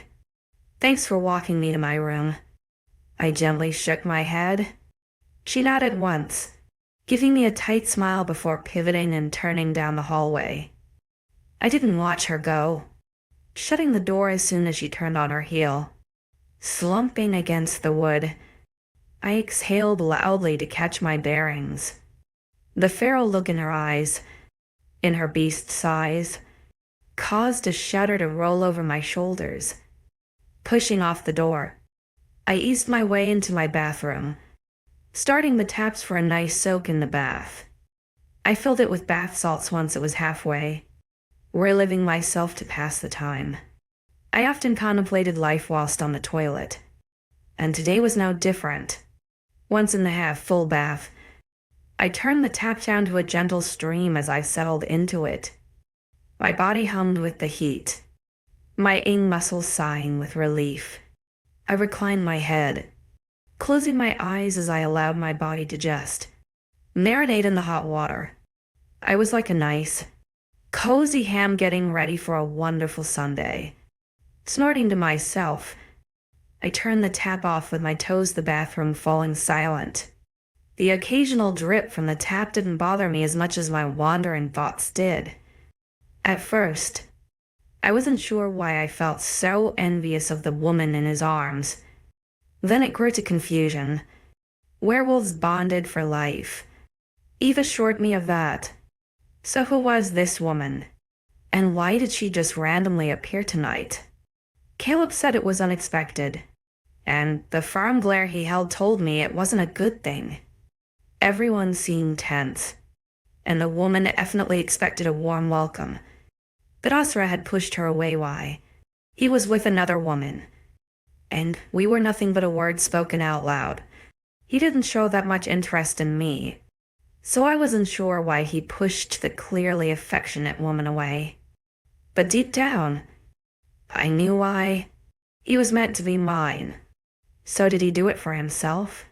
The bond or the dozens of eyes watching? He was a hard one to understand. And this situation just made my next few days a lot more complicated than it needed to be.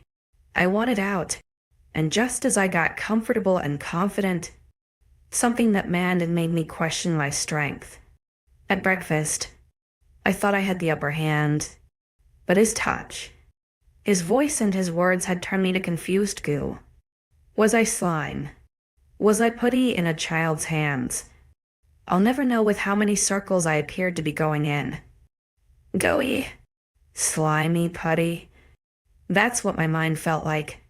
Too much information over too little time. Enough time had passed, and I hauled myself from the cooling water with a sigh. Grabbing some soap, I quickly made use of it, scrubbing my body clean of the day behind. I left my hair, its wild and tamed nature clean enough for another night. I didn't want it to get too greasy and full of these weird wolf chemicals. Stepping onto the mat, I wrapped a towel around myself, walking over to the vanity to get ready for bed. I brushed my teeth, moisturized and dried the damp hair at the base of my neck. Deeming it well enough, I dropped my towel and left my bathroom in search of pajamas. I may as well sleep naked, it was warm enough tonight. With a sleepy smile on my face, I felt refreshed and I screamed. That was the only reaction I had to the figure stood by the foot of my bed. He spun around from staring out of my window, eyes widening when he saw me. It froze me to the spot, my own eyes full of horror. I thought people couldn't enter my room.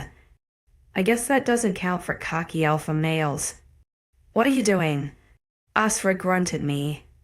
What am I doing? What are you doing? I screeched. I didn't miss the way his dark eyes ran along my body, and it was then I remembered I had discarded my towel in the bathroom. I cursed, running a hand through my hair. I wasn't ashamed of my body since he had conditioned me not to be bodies are meant to be appreciated. They were not ours to keep a secret. But that didn't make his wandering eyes feel any less scrutinizing. No, not scrutinizing. He seemed to appraise me. I came to talk to you, he murmured, at night whilst I was in the bath. Snorting, I rolled my eyes. I don't want you to talk to me, and I have no reason to talk to you. I thought my room was a private place. He actually flinched, and I felt proud of myself for causing a reaction. I crossed my arms over my breasts when his eyes dropped to them for a moment too long, causing them to flicker back up to me and a lazy smirk to grace his lips. He took a few slow steps forward, and I narrowed my eyes, holding my ground. I'm the Alpha. I override everything, but I can always stay, he suggested. Despite his handsome as fuck sexy body, I scoffed. No thanks. Get out of my damn room. I snapped. I don't want you here. He recoiled like a snake, stopping his advancement. His once curious, teasing expression fell into hard lines. I exhaled loudly, turning away from him to walk to my door, fully aware of his eyes on my bare ass. Opening it sarcastically, I pretended I wasn't just stood here naked. If I so much as reacted to the situation, I knew he was going to tease me for it. I had to look strong, to show he didn't affect me. Besides, he had a female somewhere waiting for him. Please leave my room. You have no right in here. I am sure your company would notice your absence. I raised my hand to gesture into the hallway. Eyes narrowed into slits. He stalked over to me, standing a mere inch away. He inhaled deeply. I kept my breathing to a minimal, knowing if I inhaled any of his weird wolf magic, I would lose my composure like I did earlier. Is that what you want me to do? He whispered a warning. Yes, I nodded. Please, believe. His jaw clenched as I looked up at him through my lashes. He seemed to debate something because his next move startled me. He stepped back, nodding once, flickering his eyes over my naked body once more. I glared at him when they came back to rest on my face. He smirked when he noticed I caught him. Maybe next time, he suggested, stepping into the hallway. Don't count on it. I snorted before throwing the door shut. Satisfied in my endeavor to hold my composure, I felt proud for sticking up for myself. Grinning happily, I made my way to the bed and flopped face first into the soft, clean sheets. Tomorrow would be a whole new day. 𝐊𝐲𝐬's new or old companion obviously occupied him, so I had nothing holding me back. 18. The next morning, I woke earlier than normal. Despite feeling exhausted, I was restless and unable to get comfortable. It didn't help that with every passing hour, the ache in my bones and ribs grew worse. Eventually, I gave up trying to fall back asleep and sat upright in the bed, running a hand over my eyes. I squinted to get a glimpse of the clock on the wall. 500 a.m. Brilliant. Huffing, I pulled myself from the bed, only to collapse as shooting pains shot down my torso and thigh. I exhaled heavily, trying to catch my bearings. I couldn't stay in this room, it was way too confining.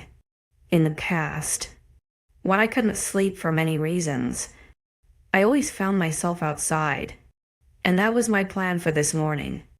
Stretching away the pain, I made my way to my drawers, pulling on some underwear and socks. I grabbed a hoodie, leggings, and some boots. I love boots. So versatile. Wear them with most things. Get you through rough terrain and rain. Zipping them up. I tapped my heels together before making my way down the hallway. I eyed the death box elevator with hatred before deciding it was my best bet to get outside without falling down the stairs and breaking my neck. With a grumble, I pushed the button to call it, wrapping my arms around myself as I waited. When the doors pinged, a loud ding alerted the quiet night of its arrival, and I inhaled deeply before stepping inside. Hitting the ground floor button, the doors closed softly behind me. The death box surged as it started up, and I counted the seconds for it to reach the bottom level. 8 seconds later, the death box stopped and my stomach churned with the need to get out. Confined and trapped, like a bird in a cage. It was scarier alone, that was for sure. Scrambling out once the doors opened, I let out the breath I had been holding. Straightening my back, I gauged my surroundings. It was deathly silent. The only noise I could hear down here was the churning of a nearby heating source. Smiling triumphantly, I made my way down the hall to use the back exit. Walking through the kitchen was creepy in the dim light, but I shook off the strange feeling as I continued to the exit. Once I reached it, I tried the handle, hoping it was unlocked. I wasn't so lucky. Cursing, I had the keyhole with a scowl. I had to find a key. If you were a werewolf living in a huge hotel, where would you keep the back door key? Running my hands along the crevices in the door, I came up short. The only discovery was a layer of dust coating my fingers. I glared out of the clear glass, the sky getting lighter as morning approached. Springtime always meant earlier mornings, and I wanted to be out there before that happened. Looking for something. I shrieked with alarm, jumping from the spot I was in to spin around. My eyes were wide like a deer caught in headlights as I tried to make out the owner of the voice. A feminine figure walked closer, a soft sigh of relief when I found out who it was. "You scared the shit out of me," I mumbled, glaring at her. "Sorry." 𝐿𝐢𝐬𝐬 laughed. "Humans are so loud and deaf." I scowled, crossing my arms. "Rude." "I could practically hear your every breath," she commented, scanning my body. "You're in pain." I shrugged, looking away from her. "Nothing I can't handle." She grimaced, stepping closer. I noticed she was just in a sports bra and leggings, sweat dripping from her skin and her dark hair tied back. Faint white scars lined her body, most on her stomach and ribs, but 2 large ones down her forearms caught my attention. They looked painful, deep, and spanned the length of her forearm. I blinked, shaking my head to avoid looking like I was staring at them. She must have been working out. But why so early? "What are you doing up?" she asked.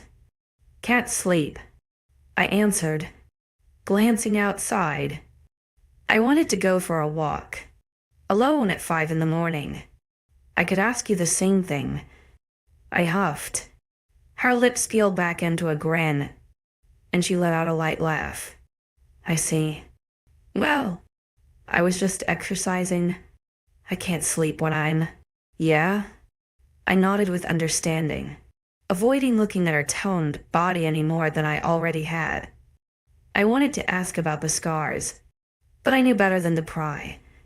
I had to keep my curiosity at bay. It wasn't right for me to ask when she obviously had gone through a rough time. "I'll join you."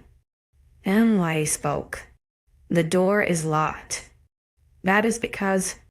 She grinned, stepping closer to me. I inhaled sharply. The scent of her was strangely intoxicating. It was almost like those old comics where a character would smell an apple pie and follow its scent trail to a little cottage kitchen. Maya leaned away, a golden key glinting in her hand. "You didn't look properly," I gasped, looking behind me to where she had got the key from. Upon further inspection of the sideboard, I saw a wooden box full of letters, but beside it was a small ceramic tray that had another golden key upon it. Maya laughed at me, reaching around to unlock the door. I blushed at the close intimacy of her body near mine. finding it difficult not to breathe in her scent again. Wolves had some weird magic. Creaking open the door, she stepped outside first. As soon as my aching feet hit the grass, I inhaled deeply, taking in the fresh night air. It smelt of mud and damp grass, the small sounds of birds waking in the tree line. I could see a faint glimmer of the sun rising behind the tall trees. The morning truly beginning. She led the way, and I just followed, my slower, more painful strides causing her to stop a few times to keep in tempo with me. My legs ached pretty quickly, my ribs aching if I so much as slouched.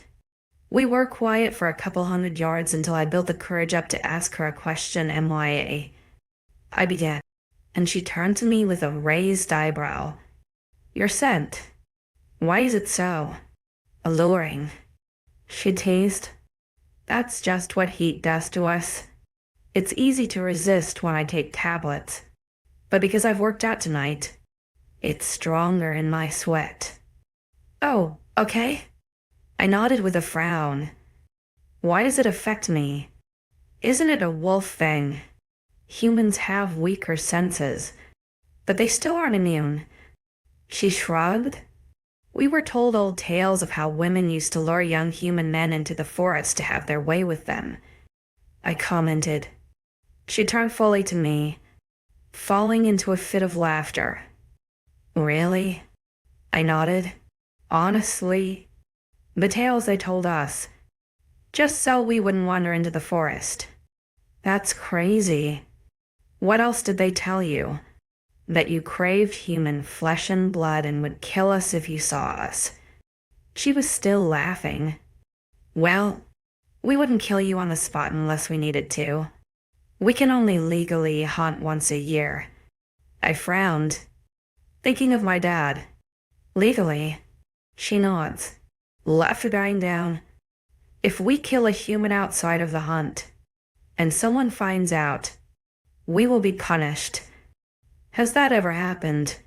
I wondered. Not in a long time. She shook her head. They put the last wolf that killed without reasoning to death. He got caught by a couple of patrols. I nodded quietly, absorbing the information. They killed my father outside of a hunt. I wonder if that relates to what she was talking about. The bodies were a mess of organs and blood, but they counted for 6. So where were the other 2? Dinner. I think I may have to read Sherlock Holmes again to get some tips. What's with the random questions? She wondered. Concerned someone may eat you. Something like that. I smiled tightly. You're the true mate of our alpha. No one is going to hurt you whilst he is around. Funny she says that, because I once was told the same. Darius had always told me how no one would ever hurt me, that I'd always be his. Some promise that was because he turned out to be the tormentor. I have a question for you, Maya suddenly asked. I looked at her, her height only a couple of inches more than mine.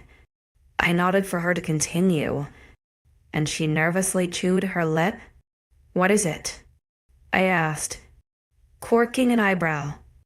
Okay, so I will make a deal with you. She began clearing her throat. I saw you eyeing my arms earlier. If you answer me something, I will tell you something. I paused in my steps, my chest heaving as nervousness crept over me.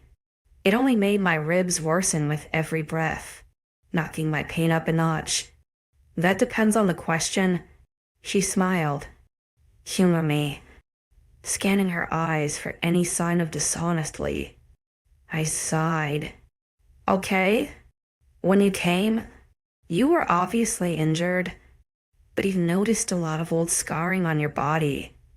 She started, holding my nervous gaze. All you must do is say yes or no, but did your family do that to you? I paused, my eyes darting between hers to the gentle slope of her nose and mouth as she frowned. Hesitance had my fear grip on me. I couldn't tell her. Could I? Darius said I couldn't tell anyone, that they wouldn't believe me. But he wasn't here now. Was he? I was in a new reality. A new world. I was safe in a dream. Right? So I nodded. A quiet yes escaping my lips. Maya nodded in return, a harsh scowl covering her features as she looked away from me. She inhaled sharply, staring at the rising sun in the distance. We had walked around to the side of the house, and I knew I wouldn't make it much further. Okay, she mumbled, shooting me a small smile. She raised her left arm, her right fingertips grazing over the raised, angry scar. I watched curiously as she glared down at it before dropping her arm back to her side. When your true mate rejects you for someone else, it's a pain like no other. Most wolves don't come out of it alive, and I almost was one of those. She started, gritting her teeth. I tried to die. I really did. I thought tearing myself apart would lead me to that, but my damn healing wouldn't let me. I even used silver, since it doesn't heal and burns us. And that's why I scarred so badly, How did you survive then, if you used silver? I wondered. Eve found me. She said she felt something was off and found me bleeding out. She called for help, and that's when 𝐷𝐼𝐴 came. Once I healed, he helped me redirect my emotions into exercise. And here I am. It was silent as I observed her, seeing her in a new light. She looked tough and scary on the outside, a fierce-looking she-wolf, but she was just as damaged as the rest of us. I reached out my hand to clasp her own, running my hand across the back of her hand. Thank you for telling me. She smiled down at me, squeezing my hand in return. Come on, you look like you're barely hanging on to being a prite. I laughed softly, nodding my head. I am in so much pain right now. You do well to hide it. She commented. You don't have to. You know? I'll just smell it. Anyway, rolling my eyes, I kept a hold of her hand as she led me back to the door we left earlier. Stepping inside, I winced as I had to raise my leg to step over the threshold. Maya left me to lean on the sideboard as she locked the door, and I took in a shaky breath as my ribs protested. You okay? She wondered, despite the sudden growing nausea. I nodded shakily. Yeah? She reached out her arm for me to take, and I looped my own through her elbow. I'd offer to carry you, but I take you as the stubborn type? I laughed, nodding. You would be right. She grinned, slowly leading me through the kitchen as I focused on moving my legs. We were about to step into the hallway when she stopped, and I looked up to see what the hesitance was for. Only, I wish I hadn't. Narrowing my eyes at the alpha male, my hand gripped 𝐊𝐢𝐬's elbow tighter. Alpha, can we help you? Bowing her head once. I thought I heard something, he answered her. Although his eyes were on me, I shifted my weight, grimacing as a twinge of pain shot up my body. His eyes noticed the movement, narrowing his eyes at the look of pain on my face. I gritted my teeth together, wanting nothing more than to sit down and take the weight off my feet. We just went for a walk. Couldn't sleep. She smiled. That was probably it. His eyes drifted to where ours linked, a faint tick in his jaw as he saw how hard I was holding onto her. Very well. Maybe not be so loud next time. Yes, Alpha. She bowed her head. I was just taking 𝐊𝐢𝐬 back to bed. He quirked an eyebrow. You were. Yep, she is in a lot of pain, she commented. His face lost all of its expression as he studied me once more. More importantly, my stomach and chest. I narrowed my eyes at the memory of only a few hours ago, of how he had interrupted me naked. Upon realizing this, I also realized he would have seen all of my scarring along with my naked breasts and breasts. Brilliant. More questions? I see. He commented before shifting his weight to glance over his shoulder. I will leave you to it. Glad he saw he wasn't wanted here. I bowed again as he turned away and dismissed us. Once he was out of eye line, her tense shoulders relaxed and she continued her way to the elevator. Pressing the button, she pulled me in and exhaled loudly. What was that about? I frowned. His wolf is inclined to know your whereabouts. I thought I would just rub it in a little after his display from earlier. She shrugged, grinning wickedly. I felt a smirk tug at my lips at her amusement. But deep down, I hoped it didn't backfire against us. I needed to heal up. And the last thing I wanted was more drama. I mean, Eve was the one to wake me the next morning. She abruptly stormed into my room, shouting that it was nearly lunchtime and I was sleeping too late. I grumbled, rolling over to glare at her. I didn't realize you were my mother. I groaned, lifting my head from the pillow. She snorted, and it was then I noticed the large box and pull by her side. Despite the aching in my body and the sleepy fatigue, I pulled myself to sit and eye her curiously. She grinned when she noticed my attention, placing the large white box at the foot of my bed. What is that? I wondered. It's your ticket to a pain-free life, she chimed. My eyes furrowed. What? We have given you only the best medicine, and I just have to wash my hands and hook it up to an IV drip. She grinned, walking into my ensuite. I waited patiently for further information, eyeing the box with scrutiny.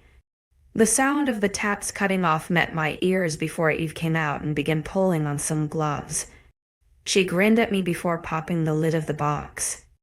I leaned closer, making sure she wasn't messing with me.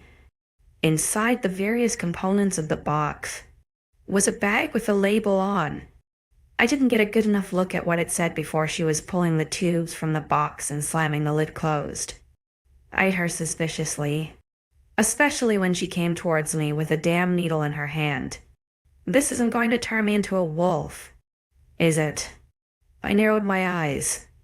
She laughed, shaking her head as she set some things on the tray. It's just to heal up the wounds. I promise it is nothing more than that.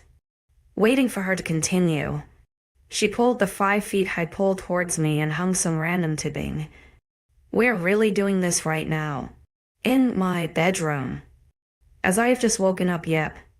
She grinned, pulling an opaque bag from the box next. Before you wake up fully and refuse. I frowned as I watched her link the rubber-looking tip up to the unfamiliar bag, but held out my arm when she asked me to. The needle pierced my skin, connecting me to the IV easily. She distracted me for a moment, placing a plastic film-looking plaster over my skin. It wasn't until I looked away from her hands did I see the red liquid flowing through the tube and into my arm. Eve grinned when she noticed what I was staring at, not at all fazed by the red liquid. Is that what I think it is? I gasped, wide-eyed. That. Oh, just a blood transfusion. It's like liquid gold. She shrugged. You said medicine. Well, I also said something to help heal you. She giggled like she hadn't just tricked me. Catch me whilst I was sleepy so I wouldn't notice until she plugged it into me. And kept the bag opaque? Smart move. Why do I have it? Whose blood is it? Why do I need it? I'm fine. I exhaled noisily. She giggled, shaking her head before tapping the bag. You have it because it helps heal you better. All those aches and pains, those angry red lines will fade away. It is werewolf blood. We have amazing cell reproduction. And since you are human, it will give you a little boost. Great. So I was going to turn into a werewolf. No, one kill me. I don't want to be a dog when I wake. That's peculiar. I sighed, watching the blood drip through the tube. You have only the best of the best. Alpha gave me that himself last night. She grinned. I already have your blood typened. Of course. Mates are always the same. So we were good to go. My mind flashed with images of the Alpha submitting to a blood draw. Alpha's blood? Only the best. She nodded. If you will allow me, I can show you how amazing it is. I begrudgingly nodded, going with the flow as she pulled the duvet down my body. She cursed in surprise when she found me clad in just some pants. I just snorted in return. You have seen me naked more times than normal now, Eve. She grunted but otherwise gestured down to my body. With an unsure hum, I followed her hand as it trailed down my skin. To my amazement, the harsh red lines from the wolves were fading along with the ache in my bones. Amazing, isn't it? It's only been like 2 minutes and already you've healed this amazingly. I've never seen it happen so quickly. Eve gushed. Not that good with old scarring. But look, already? I wondered, surprised. Yep, that's that quick. She giggled, wow. I breathed, mesmerized. We truly were no match for werewolves. If this is how quickly they could heal. I could feel the soreness leave my body as time went on, slowly feeling like I was floating on a cloud. I felt energetic, strong, and flexible. The only ache was the tape on my skin holding the needle in place. It surprised me I didn't recoil at the thought of having someone else's blood in my system. But it weirdly felt fine. Was I becoming numb to the weird shit here? Why was I not flipping the table by now? Tearing the tube from my arm? How long do I have to keep this in me? I asked once it had been half an hour. I could probably take it out now, if you feel good. She cocked her head. You gave me plenty, so I only brought enough to sate you for now. For now? I wondered. A devilish tease fell upon her face as she grinned. He said it was just in case. Oh, okay. I nodded, staring up at the mostly empty bag. Just okay? How are you not freaking out about this? She shrieked, giving in to her curiosity. Well, I can cause a riot if you want. I quirked a brow. It may get messy. Though? Eve shook her head, laughing. I forgot humans don't have the same lives as us. Sharing of blood is a good deed among normal wolves, but sharing among mates is... It's like sharing the food from your plate, carrying your mate. It's showing you care, a ploy of submission, a claim. I blinked up at her, my face a confused pout until I burst into laughter. An act of care. More like he couldn't be bothered to see me limping around in pain and disturbing his sleep. This just makes him look good. It's true. She tucked D, scowling playfully at me. You can smell of him now. My laughter ceased, sobering up almost instantly. I what? She leaned closer and sniffed. His blood is in you. So you smell of him. I wrinkled my nose in disgust. His blood is in me. She scowled playfully. Brilliant. 𝐊𝐢𝐬, you're such a comic. I grinned at her, shooting her a wink as she turned to go back into the bathroom. The taps ran once more before she came out dried and dressed in clean latex gloves. I held my arm out for her as she cut off the IV, carefully pulled the plaster and IV from my skin. Pebbles of blood surfaced on my arm at its removal, which she wiped away but almost instantly. It healed over. I stared down at it, my mouth apart with amazement. I ran my hand over the area that should be tender, only to have my fingers glide over smooth skin. How was this even possible? It really was no wonder why we lost the war. Not so much a joke now, Is it? She teased, packing up her supplies. Why don't you go shower? Get used to it for a moment. Get used to it. I wondered. She laughed and nodded, closing the lid to the box. You've got a taste of our power for a few days until it burns off. You're going to feel invincible. But remember, you are still a human. You can still die. I snorted, rolling my eyes. Thanks. No cliff diving for me. She stuck her tongue out at me. I'll leave you to it. Want me to come and get you for lunch? I hesitated, remembering my last embarrassing mealtime. I was ridiculed in front of a cluster of wolves. How long until it's served? I wondered. She shook her head. It's not a set dinner today. Alpha gave the chefs in the pack the day off. Oh, he did, yep. First time in a while he's done that. So everyone's gone to the lake for the day. It's the full moon. So I suppose that is why.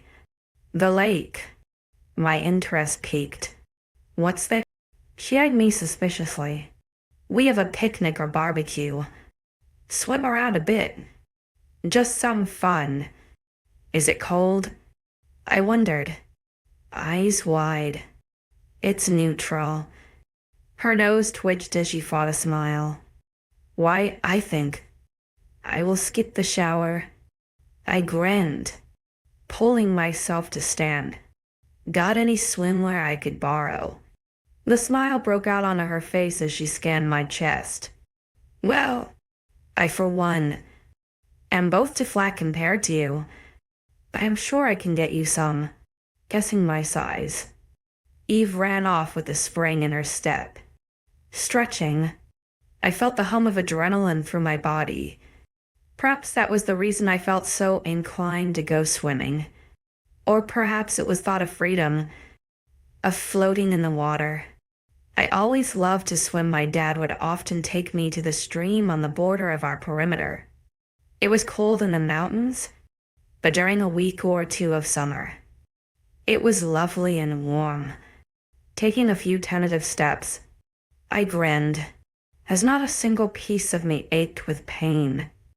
I jumped in excitement, making my way to the bathroom. I wrapped a robe around myself to get ready. On the checklist today, pee, shave, brush teeth and hair, and get dressed. It didn't take me long to prepare, rinsing my mouth out with water once I was finished in the bathroom. Making my way into the bedroom. The main door creaked open at the same time. Eve came running in, always in a hurry, a paper bag in her hand.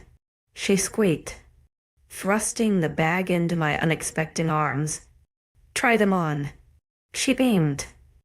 Peeking inside, I found a flurry of colors. Walking over to my bed, I emptied the bag onto the sheets and arranged them to have a good look. There were 5 pieces to examine. The first 2 bikinis I knew wouldn't be worn the moment I saw the piece of string they called a bottom. One of 3 was a bright neon pink with white 𝐊𝐢𝐬𝐬, a normal-sized bikini bottom to match. Another was a pretty purple halter neck with high-waisted bottoms, a good contender for a top spot. The final was a light blue tie-dye. It looked like it would cut my chest, with 2 thick straps at the top into a diagonal at the bottom that would wrap around into a bow at my lower back. It came with a high-waisted, flowy skirted bottom. Reaching for that one, I dropped my robe, causing Eve to squeal again, and tried them on. They fit rather snug, probably because of all the extra food I received in this house. T-skirt hit my upper thigh, just brushing the bottom of my butt cheeks. The top fit perfectly, however, keeping the girls covered. It wasn't secure enough to go dive bombing, but I loved the way it made me feel. I turned to Eve, raising an eyebrow as I gestured to the set. What do you think? She was beaming, nodding eagerly. That one is perfect. Great. Walking over to my drawers, I pulled out a large t-shirt that would cover most of my body, sliding on some of my flat shoes. I gave a reassuring nod. She took the lead, and I followed behind her as she led me out of the house and down a small worn-in trail, towel in hand. "You sure you are ready?" she asked, her nose twitching. I sniffed too, finding the faint smell of meat cooking on a fire. "Yep, let us win." "Okay," she hummed. "What is it?" "It's just sudden for you, is all," she mumbled. "Eve, I know I appear secluded, which I am, but I love to swim. It makes me feel so free. So if I have to ignore everyone here to do that, then so I will." I smiled. "Besides, how big could his pack be?" 20. I was wrong. This pack was huge. Walking around a large 20-foot rock, I realized what I thought would be just a normal lake with random groups of friends around it turned into much more. This wasn't a normal lake by any standards. Its water was glistening blue for a start, and second, it must have spanned about 100 meters in diameter. Despite the magnificence of color and size, I was drawn to the beauty of the waterfall. Large brown rocks can cave at least half the circumference of the lake. Walking around its beauty, it sprayed me with small specks of water, but I was too amazed to even care. Above it was a great landscape full of trees and hedgerows, a forage of wonders. "Pretty cool, isn't it?" Eve laughed. I turned back around to follow her. Stepping further into the open, most wolves turned to scan my appearance, some innocently, but others seemed guarded. She led me to a spot where I could see 𝐊𝐢𝐬 and the other two girls lounging on blankets. "How is it so clear?" I wondered. "It's an ancient lake, blessed by the goddess." She shrugged. I shook my head in disbelief, grabbing her shoulder to spin her around. "You're saying this is magic water?" She grinned, nodding. "The ancient texts claim she blessed it to purify broken souls. We come here whenever we can as a pack, and if the timings are right, the water changes you. Changes you. How can water change someone? Is it blue dye? Am I going to come out looking like a Smurf?" I cringed. She laughed as we came to our final destination.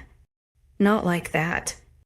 It is meant to wash away your worries, your sins, that kind of thing. Purifies your soul is what our mother says." Maya snorted, catching my attention. Maya wore a simple green bikini with bows tied into the strings. Her body was lean and toned, and I had to keep my eyes away from staring at her. "My heat has gone, if you're wondering." She laughed. "Otherwise, I would not be here right now." I nodded with a small smile, redirecting the conversation back to the magical lake. "Why do you talk of the lake as though it's a joke?" "It's just what our ancestors say. It has never happened to us before.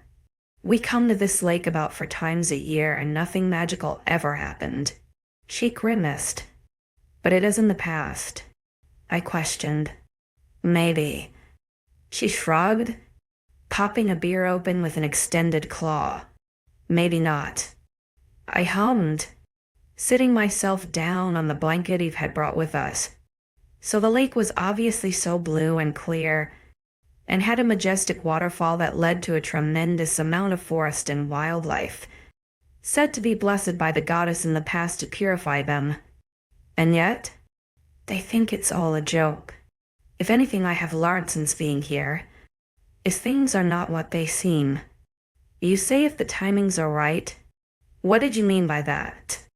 I muttered to Eve, knowing she believed in a lot of this kind of stuff. It's rare the lake works. My mother said the pack only felt it when they were all at war, when not one person was content.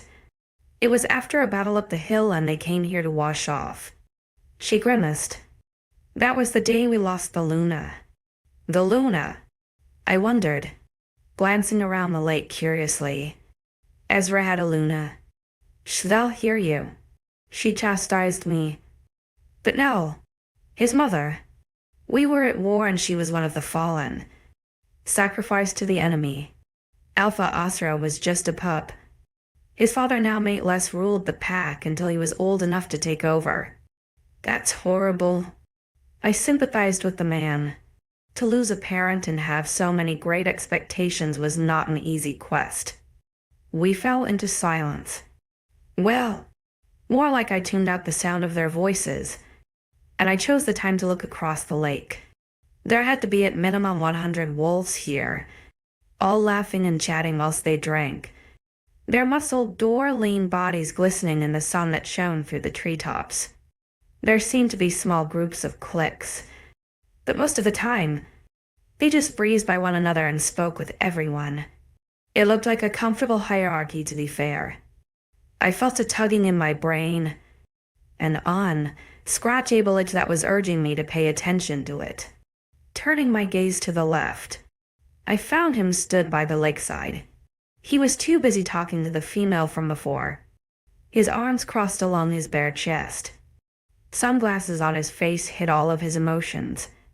But despite that, I swear I could still feel the crawling of his eyes on me, even from so far away. Grimacing, I looked down at my feet and took off my shoes, sinking them into the soft fibers of the blanket. There were some people in the water, playing a game of chicken fight, girls versus boys. Some others were just floating. A few sat at the shallow end with their feet dipped in the water. It looked warm and invigorating. It looked welcoming. 𝐿𝐤. My head snapped back to the closest person, finding 𝐿𝐤 grinning at me. I blushed furiously at being caught daydreaming, running a hand through my hair to diffuse the tension. Yeah? I said, you smell strange. Eve said you had a transfusion. Oh yeah, I did. I'm all healed up. I nodded, smirking. You like to sniff me, don't you? Her eyes narrowed at the teasing tone of my voice, cocking her head as she stared at me. Well, when someone smells like an alpha male, I do admit I get a little curious. I didn't have it in me to be embarrassed. Too happy to just be able to walk and feel so energetic. So free, like this lake. If it wasn't calling for me to dive in, then I was going to start thinking I was crazy. Can we go in the water? I asked, spinning my head to stare at them. Maya and 𝐿𝐤 grinned, whereas Olive looked shy, and Eve just gave me a gentle nod. With a small squeal of delight, 𝐿𝐤 took off her cover-up, Olive staying hidden in the confines of her large t-shirt.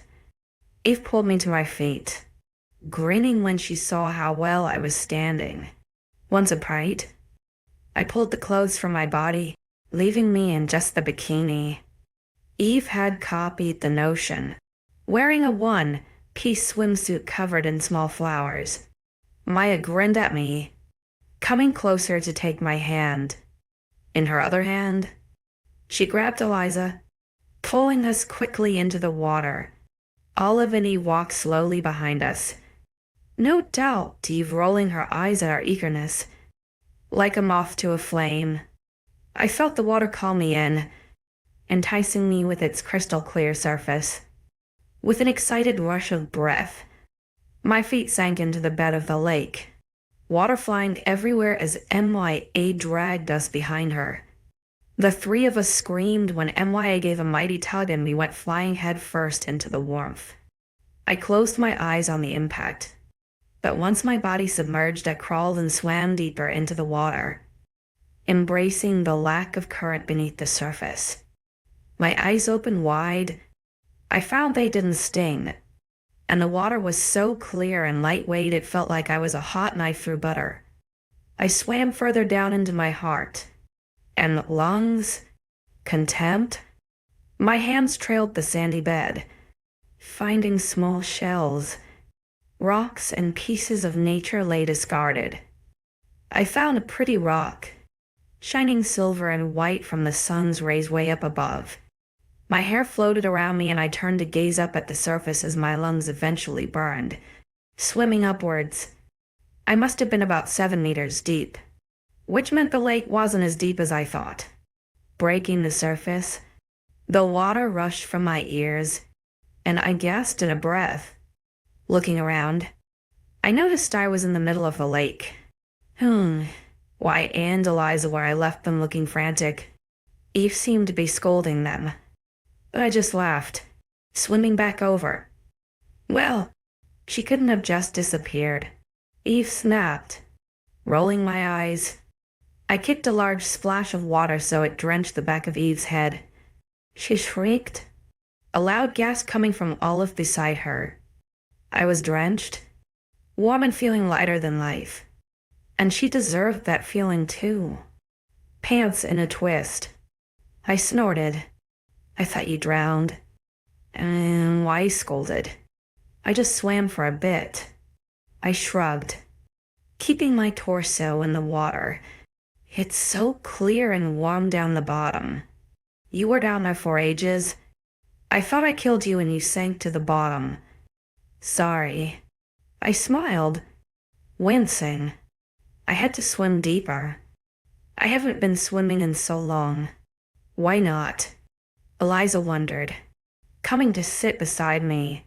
You are obviously an excellent swimmer. I am. My dad taught me from a young age. It was just my fiancé mother who thought otherwise. It was not womanly enough. I scoffed. She frowned. Fiancé, what is that? It's the human equivalent of your mate bonds. I guess. The person you spend your life with, I replied, by now attracting all their gazes. Well, he couldn't have been a fit mate for life if he didn't let you swim. She scowled. He wasn't. I shrugged, rolling onto my stomach. I decided I wanted to go deeper into the water. I pulled myself along the ground, my legs floating behind me as I swam further away.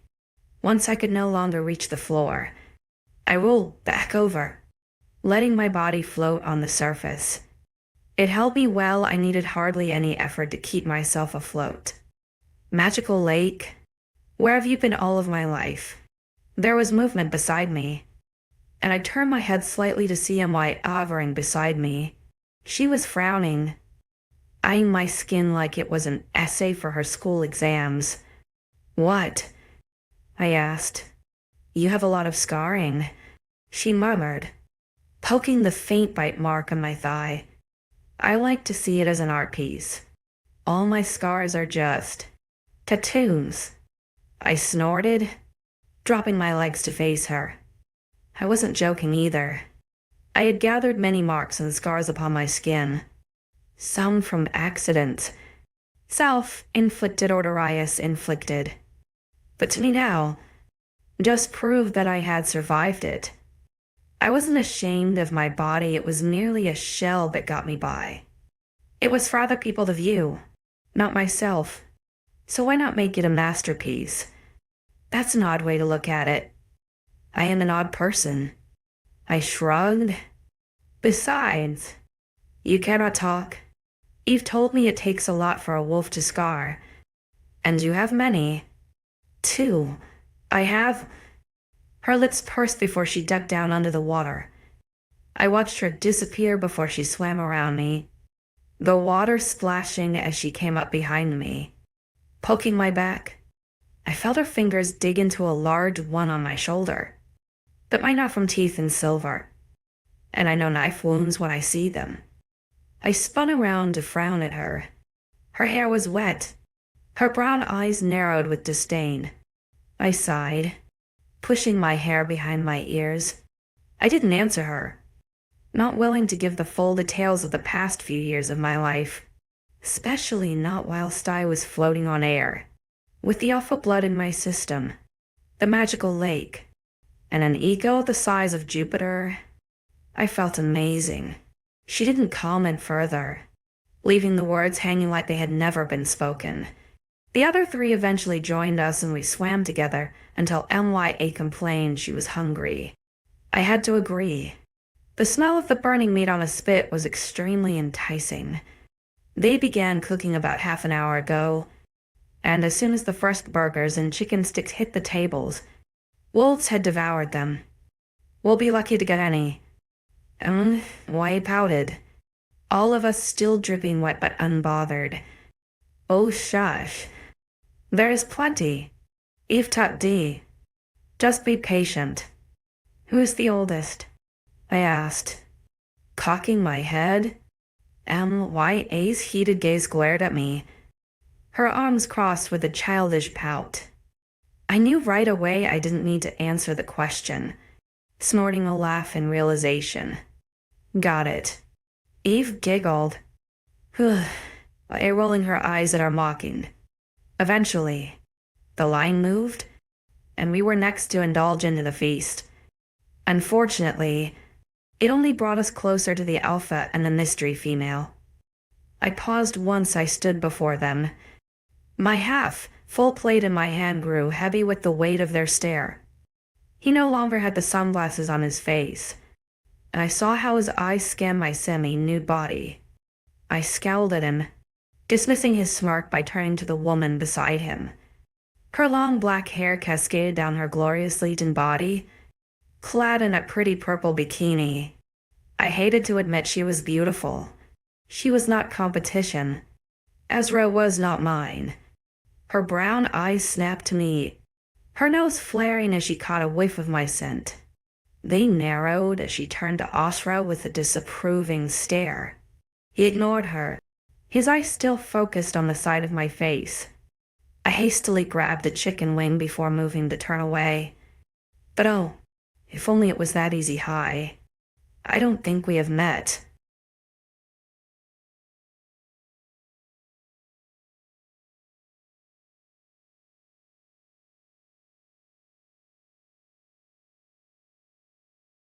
I felt the alpha's blood coursing through me, making me feel invincible. But when his exotic-looking companion corners me, I can't help but feel like I've just stepped into the deep end of a very dangerous pool. 21. I lifted my gaze from my plate, the chicken wing in my fingers falling onto it with a light tapping sound, raking my eyes over her face, just to make sure it was truly her to speak. It did not surprise me to find that she was pretty. Now I could look at her without feeling rude. Since she spoke to me, I noted her dimpled chin and slender nose. Her brows were arched and well-styled, her lashes long and kissed with makeup. Are you talking to me? I questioned. She blinked, a small smile gracing her lips. Of course. You're new here, right? Swallowing, I nodded, shifting my weight. I am, well, I'm Piper. I'd formally introduced myself. She grinned, holding out her hand to me. Eyed it curiously, but joined mine to hers and gave it a gentle shake. Her hands were slender and soft, a warmth coming from her that riveled the water behind me. I'm 𝐊𝐲𝐬𝐬. I nodded, dropping my hand. I hate to state the obvious here, but you are a human, right? She cocked her head. Was she genuinely being this? Nice and talkative. I am. I nodded again, feeling like a flag in a breeze. Someone jostled me, causing me to stumble from the impact. My eyes flew to see the female giving me a grimace. But Piper caught on, taking my elbow and pulling me around to stand beside her. She grinned at me, 1 or 2 inches taller than me, pulling me a little closer. She breathed deeply, letting out a content sigh as she exhaled. You smell like a wolf. I frowned, casting a glance at 𝐻𝐻𝐬 to see a male by the barbecues had pulled him away. I had a blood transfusion, glancing down at my torso. I gestured lazily with my hand. I got badly injured. She gasped when she saw the scar and I gestured too. Oh, you poor thing. Those hunts are so brutal. You look a lot better now. I saw 𝐿𝐲 still standing where I was previously, and she gave me a confused look to which I shrugged at. She scanned the female beside me with scrutiny before looking towards her alpha. Only then did she shrug and wave goodbye, leaving me with Piper. I feel better. I smiled tightly. I bet. You're a wonderful swimmer. Too. I saw you go under for a long time. I bet that helped your leg heal up. My lips quirked in amusement. It feels good. I enjoy swimming. Me too. She grinned, shaking her shoulders. Oh, 𝐿𝐲. We have to talk. We do. She giggled. Yes, I'd love to get to know the new pack member. I was about to point out the various other members, such as Olivia, but decided against it. Maybe she had already met her when I was in a weird drug-induced coma. But she wasn't here when I woke, so tell me something about yourself. There isn't a lot to tell. I shrugged, looking back to my cooling dinner. I was found and brought here from my village. She noticed my obvious attention to my food and let out a small snort. With a delicate grace, her pink-painted sharp nails picked up my chicken wing and eyed it curiously. You know, you should try the burgers. They are so good. She chuckled. It took aback me when she pulled my chicken wing apart, raising half of the meat to my face. She pushed it against my lips, giving me a grin of encouragement. This was something Everett often tried to do to Olive over dinner. Eve claimed it was to show care to another, but also could be seen as flirtatious, and so it shocked me when this stranger was keen to share.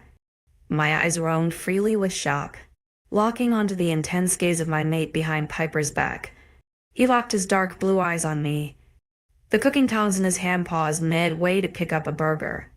He was keen to get on my bad side, keen to bring me down. So, with a smirk of bubbling adrenaline, I parted my lips. His eyes narrowed as Piper pushed the chicken past my lips, her finger grazing my mouth as it left. He was rigid, tense as he glowered at me, shifting uncomfortably. He was about to come over to us when Piper giggled. I snapped my attention back to her, to see her giving me a keen smirk. I think you'll settle in here very well, she timed, eating the other half. Thanks. I smiled, blushing. Don't you usually live here? She cocked her head, and I blabbered to continue. I saw you arrive yesterday, so I just wondered. Her eyes widened with realization, a small giggle escaping her lips. Oh, you saw that? But no, I am not from this pack. I'm from another continental pack. Though, across the ocean. Oh, really? What's it called? I wondered. I could do some research later. Perhaps. My pack is the 𝐴𝐻𝐴 pack. My father is the Alpha. I hesitated before giving in to my curiosity. And you and Alpha Osra are? Her lips twitched slightly, the corners of her eyes grimacing for a moment. That was curious. I wonder why that triggered a reaction. We're intended, she stated unemotionally. Intended? Oh, humans. So much to learn. She sighed, dramatically, changing the subject. We will have to hang out, so I can teach you more and we can get to know each other. I hesitated at her eagerness, but took the moment to appraise her. Despite her natural beauty, I didn't find her as a threat.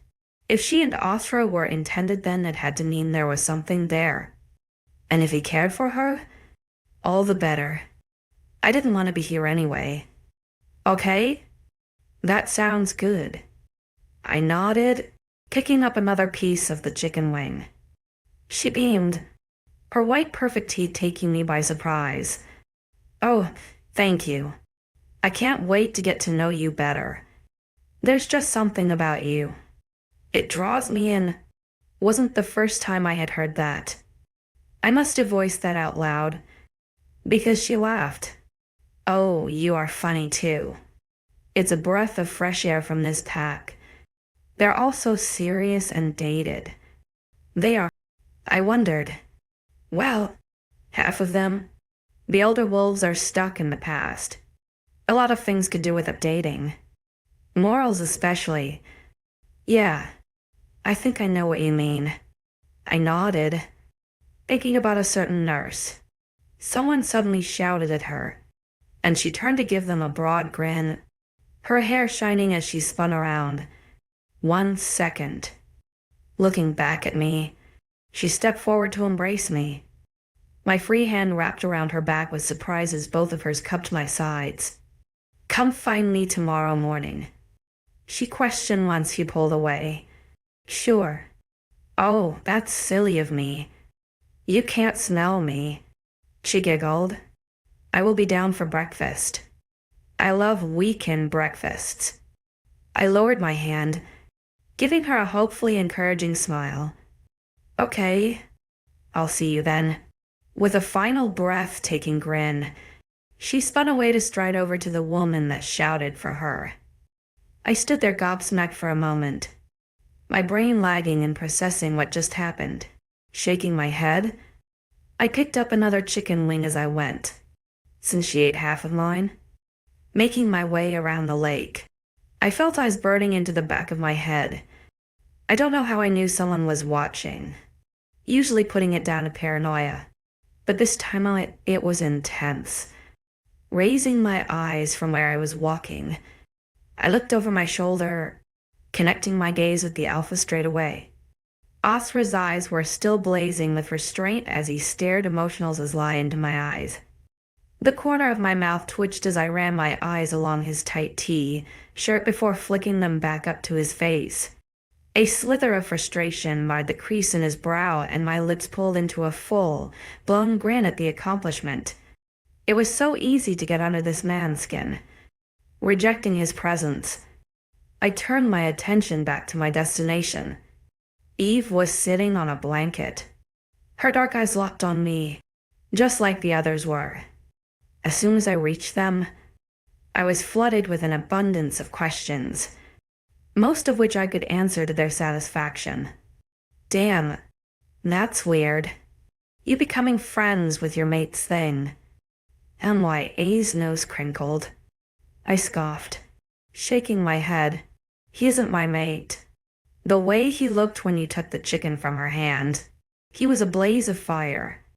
If it wasn't for Caleb holding him back. She grinned. I shook my head, dismissing it. Besides the point. Eve, she said something to me I have heard many times now. What's that? Eve wondered, crossing her arms. She said there is something about me that intrigues her, that draws her in. Maya has said the same thing to me before. What is going on? Do I smell good enough to eat? Is Piper going to eat me? My voice trailed to a whisper. The others snorted, but Eve gave me a sympathetic smile. It's not a taste for your human flesh, 𝐊𝐲𝐬, more a taste of your soul. I blanched, blinking at her. What? She was serious for a second longer before bursting into a fit of giggles. I exhaled heavily, shooting her a glare as I chewed on my corn cob. Okay, but seriously. Eve giggled breathlessly. I think it's because you are a werewolf's mate. You have a pull that people can't quite understand. So, naturally, we want to know more. We are animals. I rolled my eyes. And if the roles are reversed, what do you mean? She wondered. Why do I feel so warm around some of you? She blushed lightly, looking at her sister. It was 𝐿𝐲𝐬 who answered my question. Eve was too shy to acknowledge my attraction. We have, like, an essence. It calls to weaker species. Those stories you said you were told as a kid, probably true. Maya shrugged. Wolves and or close to their heat will attract. But otherwise, it's just a way for you to find a suitable mate. Ugh, I screech. With Piper. With you? She laughed. I'm flattered you think of me that way. Rolling my eyes, I picked at my food again. You wish. She grinned. What I mean is, wolves who you feel drawn to are likely to be a good match. Do you feel the same around Alpha? I grimaced, trying not to acknowledge the attraction I felt towards him. So, instead, I changed the conversation's direction. That's not it. It can't be. I shook my head. Unhuman. I don't have werewolf traits. Even humans have senses. Perhaps it is what you call your sixth sense, or just your nature's call.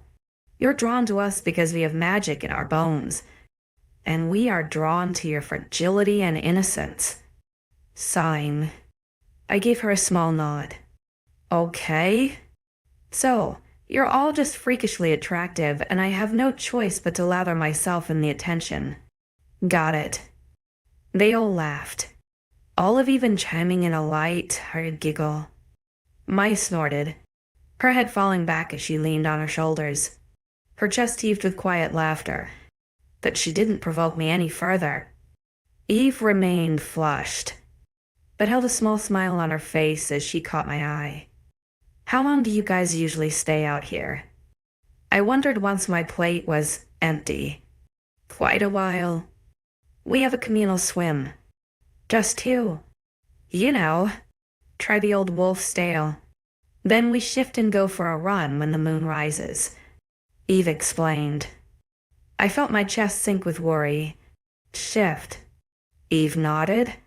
We go for a run until the Alpha decides we have to turn back in. What do I do? I wondered. Stay here. Go home. Or try to keep up.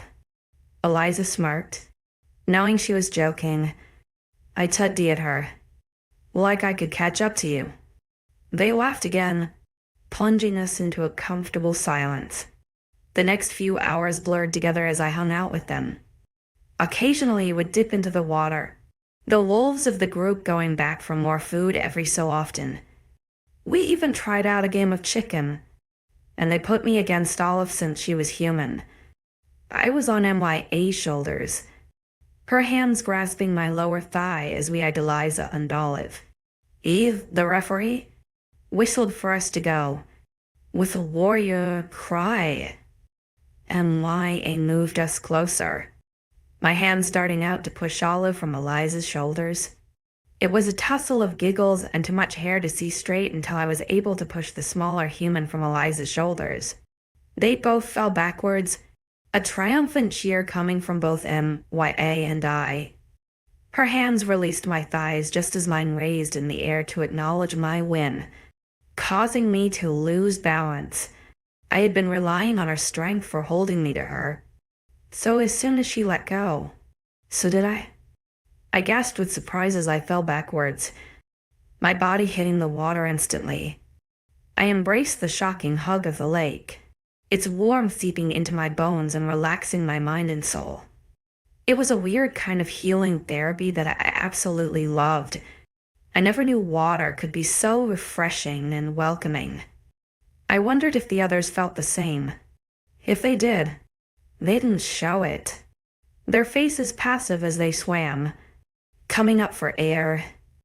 MYA was laughing all of us, including Eve, who had been too close to me when I fell and now was soaked in water. I wiped the water from my eyes, grinning at her. This day was actually super fun.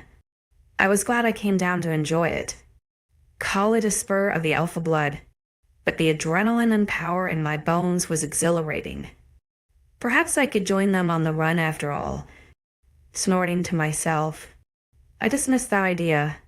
With every passing moment, the sun grew lower into the sky, until it was a mere slither.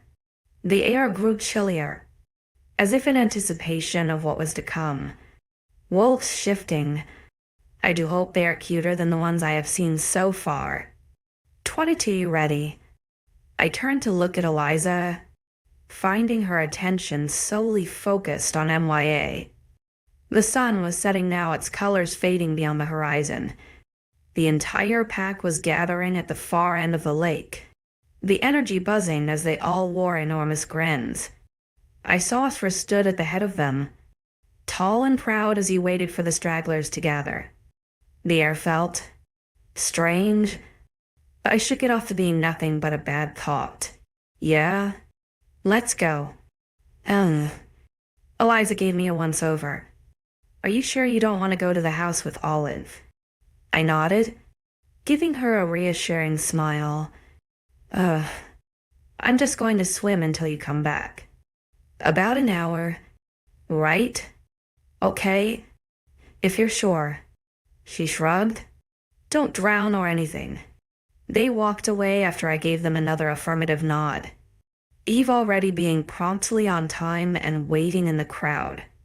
It felt warm tonight. That or the blood in my system was making me feel that way. I wrapped my arms around my bare torso in comfort, sitting myself on the blankets.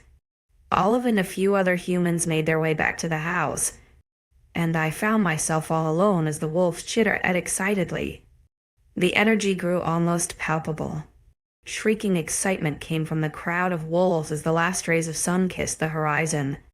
𝐊𝐲 raised one hand, commanding the attention of all the wolves without even making a sound. A hush fell upon them. The only sounds were the swaying of fabrics as they impatiently jostled each other. Cardinal pack. Tonight we run under the new moon. Stay on course, he commanded. I shuddered, pulling my knees tighter to myself as his words held a warning. The moment he lowered his hands, I watched with shocked amazement when the first wolf shifted. The multitude of crunching and popping bones caused my hands to raise to block out the sound. Fur of all different colors, patterns and shades sprouted from four-legged beings. Tails swirled and swished, ears elevating as fangs forced their way through wolf-sized snouts. Once the entire, terrifyingly large pack had shifted, only one remained. 𝐊𝐲 stood tall amongst the beasts, his tall frame overpowering them even in his human skin. His dark eyes met mine from across the lake, huddled alone under the trees. His tongue darted out to lick his lips before his head bent towards his chest. I watched with a strange intention as his spine began to arch and snap, his head twisting as a large, dark snout elongated from his human jaw. His arms hung low, enormous paws dragging along the ground as his body lengthened and grew.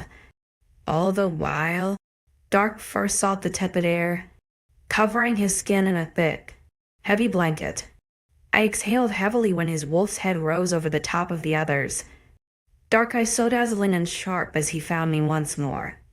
His wolf, although horrifying, did not make any move towards me, his eyes taking in my smaller frame with a quick glance. He dropped his gaze quickly, bending his head backwards to expose his throat. My breath hitched when a low, breathy howl left his snout, the air clouding above his head as the final rays of sun fell beyond the skyline. A chorus of appraisal followed him, the deafening and excited howls and yips of his pack eager to run. Dropping his head back to the center, he quickly bowed once before they all exploded into a run. The pounding of paws was loud, growing quieter as they disappeared into the trees until I was sitting there, all alone, sighing. I rested my head on my knees and basked in the loneliness for a while. My eyes stared down at the blue lake, watching the way it darkened before lightening as the sun rose. I could see the illumination of the moon's halo in the water and felt a deep urge to swim, shredding the blanket from my shoulders. I stood from the ground and made my way towards the lake's edge. I had been in here so much today, but something about the moon shining on the water's surface had me wanting to try it more. The water was still warm when I stepped into its shallow depths, a soft hum rumbling my throat as I walked in deeper. It felt like a buzzing of bees along my skin, a pleasurable tickle of heat. Standing chest deep, I lifted my feet and began to swim. I started doing slow circles for a while, enjoying the way the water glided down my body. After my 13 flap, I stopped a little way from the waterfall. Eyeing it curiously, I followed the rock face to seek a pathway. There, I thought, along the right-hand side, opposite to where I first came in, swimming to the edge of the pool. I crawled my way out of the water before mindlessly wandering my way up the rocky path. I slipped a few times, my feet too wet for the slimy surface, but I caught myself before my head hit the ground. My knees and palms took most of the fall, but when I was 20 feet high, I didn't seem to think that was so bad. Wow, I breathed. The view from up here was magnificent. I was as tall as some of the younger trees, but I could see things beyond the bushes and hedgerows that I couldn't from the ground. The wolf blood in my system gave me some incredible energy, and I hoped that this wouldn't be the end of this drug-induced buzz. Sitting down, I slowly slid myself to the edge of the rock, being mindful of where the gentle stream cascaded into the lake below. I knew it was deep down there, having explored the depths on my own. I never got to the other side of the waterfall before I had Eve calling me in a state of worry that I made round. But now I was alone. I was alone. The gravity of the situation never dawned on me, truly, until now. And it wasn't a bad thing. God, I hadn't been alone in such a long time. Someone was always watching me or occupying everything I did in case I ran away. Both back at Evermore and here, I felt some of the weight move from my shoulders, relaxing them as I swung my feet aimlessly over the edge. The slow whooshing of the water beside me had me craning my neck further to see what else lay up here. Amongst the green and brown moss lay small daisies and water plants I had never seen before. Touching them, most of them were damp or slimy. I recoiled from that feeling too fast. They were pretty to look at, not touch. Gazing up at the tiniest slither of moon possible, I sought the stars instead. The sky was clear, not a cloud to be seen. The brightest stars were beautifully outshowing the others. My knowledge of stars wasn't great. Arabella always knew more than me, taking up an astronomy class with her friends at school. I don't remember the last time I truly had a friend. Perhaps what I had here was friendship. Even if they were odd and furry, perhaps I could truly call them my friends. No, I couldn't. I didn't belong here. I had no purpose here. I was a human with nothing going for me except my ginger hair. Yep, that was it. They just wanted my hair. Crossing my arms at my internal battle, I huffed. That was it. I was going to jump off. I had to do it. I mean, I was up here and I sure as heck would not slide down the bumpy rocks to get back down. I had enough injuries for today. Thank you. Pushing myself to my feet, I swallowed as the lake grew distant.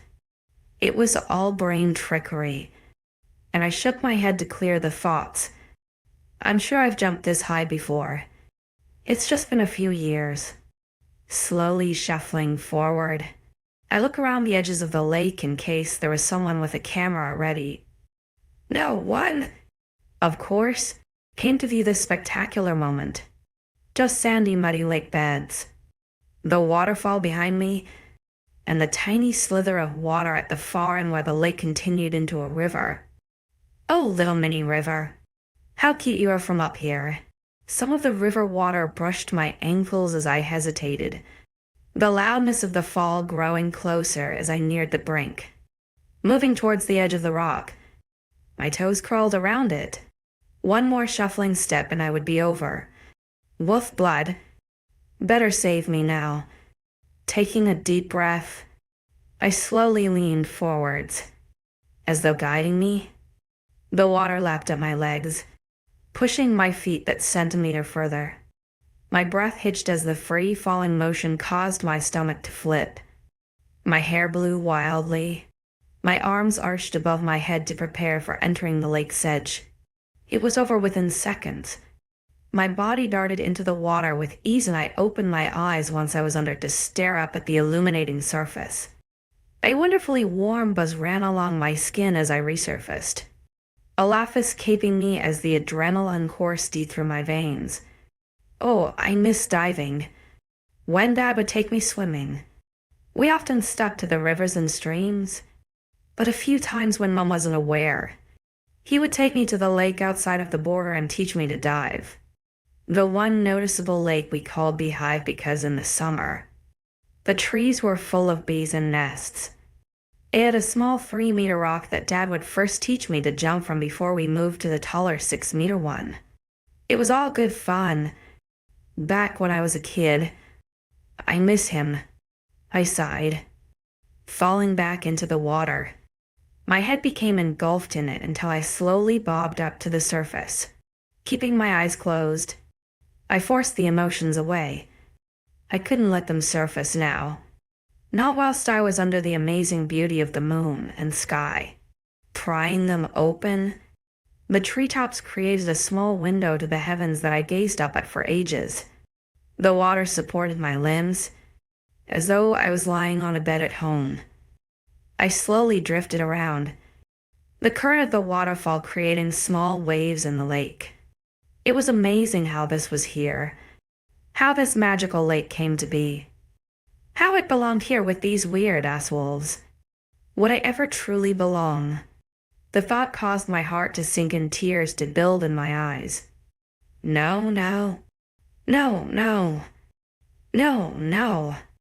I huffed before pulling myself upright, the water rushing from my ears and leaving an itch behind. I pushed my hair behind my head as I tread water, rubbing my eyes to see better. What I didn't accept was the 6-foot-tall, dark-furred beast to be waiting for me when I reopened them. My mouth ran dry as I made eye contact with him across the lake. I was still very near the waterfall. He at the far side near the barbecues where they all disappeared not so long ago. He was sitting on his haunches, intently watching me. There was no movement, no sign that he was alive except for the slow blinking of his eyes. If I was any sane person, I would be terrified at being looked at by such a large, scary beast. But once again, his weird wolf magic had me on a way to comfortable leash. I scowled at his prying eyes, pushing myself backwards until the waterfall's current brushed my back. "What are you doing here?" I called, knowing he would hear me despite the deafening water. His ears twitched, head cocking. Above the rushing of water was the rushing of my breath as I fought to catch it. My heart pounded in my ears when he stood and strolled the perimeter of the lake.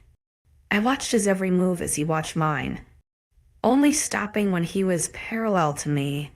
He pawed at the ground, a gesture I caught pretty quickly. He wanted me closer. I scoffed, shaking my head. "No thanks. Last time I was near one of you, I nearly lost my leg." A small growl left his snout, his upper lip curling with dissatisfaction. He stood about 3 meters away, and I took the time to observe him this close up. His eyes were not black, but in fact a deep, dark blue, much like the sky tonight. They sparkled with interest when he saw the observation I gave him. It must have fueled his fire because he lifted his head and tail like a proud little puppy.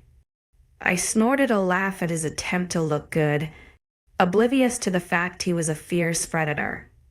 The wolf lowered its head, blinking cluelessly at me. I wondered if Osra would understand me. How did any of this even work? Was Osra gone now? Tilting my head, I ran my eyes along the rest of his body. Dark fur glinted in the starry night. Large heavy paws sank into the wet mud. His legs alone must have been the same size as mine. His large wide body the height of my head. How were they so large? Why not a normal wild wolf size? Why so strangely humongous? A small huff of breath left his lips, and I snapped my attention back to his face to see him gesture for me to get out. I crossed my arms and huffed dramatically. My skin was wrinkling and feels gross now, so I guess. Fine, but because I want to, not because you told me so, I grumbled. A small bark of agreement had me jumping as I made my way out of the lake's edge. I surfaced close to him. The overwhelming musk of his fur matched what he smelt like as a human, only stronger. I tried to hide the hunger it made me feel by turning my back to him and walking around the lake's edge. The sound of his body shifting alerted me to the fact he was following, and a glimpse over my shoulder acknowledged that. Reaching the place where my towel was stored, I bent down to pick it up, only to jolt in surprise when a large, wet nose found its way between my legs. I spun around, shouting my disapproval, my towel flying to hit the dog in the nose. He huffed a breath, falling onto his rear. "Hey," I shrieked. "Keep your nose out of my business." He didn't react, his tongue darting out to pant slightly before licking at his nose. He dropped his head to my height, sniffing intently as I dragged myself, now facing him. I knew he was an animal, but damn, could he act a little more? I don't know. Civilized. Damn dogs. 23. I remained staring at the dog the whole time I dried myself in case his nose went more places it didn't belong. Wrapping my towel around myself, I wanted to sit down but didn't want to put myself at a disadvantage in case the wolf tried to tear my other leg off. "Are you able to understand me?" I wondered. The wolf's head cocked, his dark blue eyes blinking back in return. I sighed, shuffling my feet as I awkwardly looked around the landscape behind him. Once my attention was away from him, he began to move and I jerked in surprise when his large form suddenly dropped to the ground. He let out a loud exhale once his belly hit the dirt, his head still up and watching me. If he was on the ground, I hesitated before bending my legs and sitting myself on the blanket in front of him. His tail lifted and dropped to the ground once before his head fell to rest on his front paws. With my knees to my chest, I wrapped my arms around them and set my chin on my knees. My eyes ran along his body, amazed at how huge he was. His fur looked really thick and dense, and I wanted nothing more than to feel it. My toes curled when I came to make eye contact with him, the intense stare he had on me never wavering. Running my hands over my arms, I tried to avoid looking at his large snout. The thought of all his sharp teeth set me on edge, and ghosts of pain flashed down my sides. He suddenly raised his head, his nose twitching as he leaned closer to smell me. I froze, trying to control the harshness of my breathing as his large head grew nearer. His snout twitched, the coldness bumping my calf. He crawled closer, his paws digging into the dirt. It would be amusing if he wasn't so large and terrifying. My breath hitched, a small laugh of distress leaving my lips. "What are you doing?" He must have noticed my apprehension because he paused, his snout hovering above my knee. Those intense blue eyes were staring into mine, his ears pricking and swiveling to gauge my reaction. His head alone was the size of my torso, a thought that only just decided to greet my mind when he was 10 inches away from my face. He whimpered, bringing me back to the present when his tongue lapped at my wrist. It was large and warm, and the touch sent those weird goosebumps dancing along my skin. I felt my body want to succumb to his magic, but kept my spine straight and ready to run. "Your wolf magic isn't going to work on me." I shook my head. His ears flattened down the sides of his head, another whine leaving his throat. I had never heard such a noise. Never being around wildlife, I had only heard sounds through the television, and most of those were growling. Birds didn't whine and squirrels only chirped. He licked me again before slowly resting his snout on my knees, my hands darting away in surprise. I exhaled a shudder-wide breath when the warmth of his throat touched my skin. The sensation of him swallowing rubbing against my thigh. His eyes bored into mine, blinking softly as the rest of him remained still. He wasn't on edge, judging by his body language, and I ran my eyes along him just to make sure. I licked my lips nervously, my bare skin coming alive beneath his touch. He sure was relaxed considering the amount of magical tingles he was sending my way. My fingers twitched as I slowly moved them closer. His eyes flashed in my outstretched hand, which caused me to pause. But when they returned to me, his expression didn't change. Did dogs have expressions? I gritted my teeth and gave in to the desire for touch, brushing my fingers against the top of his head. The fur was soft and supple, and I dug them in deeper until the entire length of my fingers disappeared in his pelt, mating his skin. I sank my palm onto him, causing his shoulders to shudder and roll. I risked a glance at his eyes, centimeters from my wrist. They were still watching me, but a softness overcame them when I began to run my hand down his head. My fingers glided through the soft fur for a while, running over his ears and down his neck. His tail slowly swayed, raising from the ground every now and then. I found that the fur along his shoulders was thicker and dense, but that was as far as I could reach. Gliding my fingers back up to his head, I brought both hands to cup his ears, my thumbs brushing the softness inside before digging into the flesh behind them. His head twitched at that, his tail picking up in pace as it waved in the air. My lips quirked, a grin threatening to break through the nonchalance I tried to show. Looking back at his face, I realized he had closed his eyes, most likely enjoying the massage I must have been providing.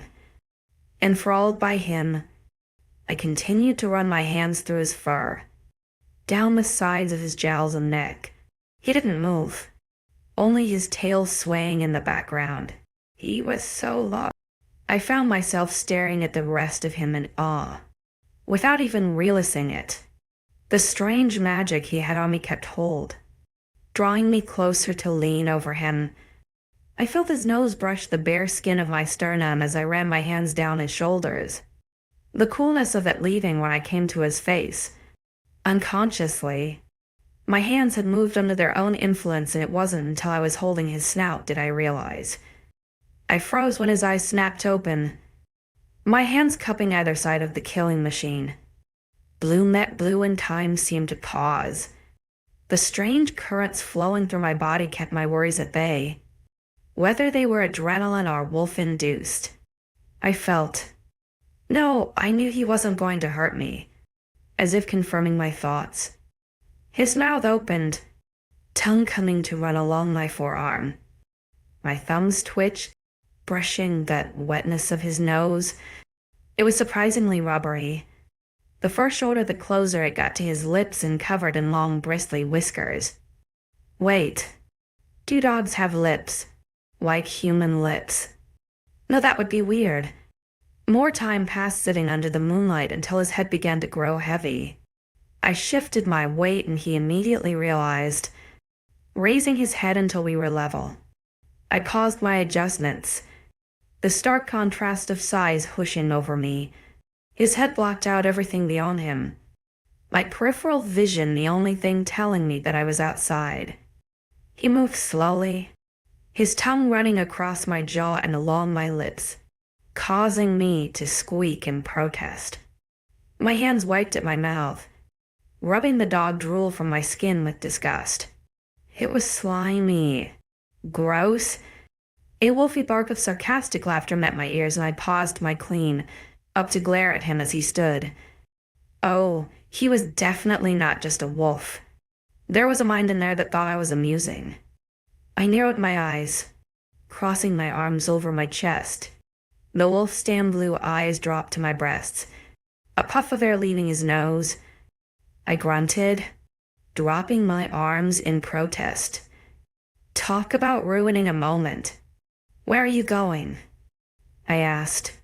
He was standing on all fours facing the other way as he observed the lake. I clambered to my feet, staggering to stand beside him.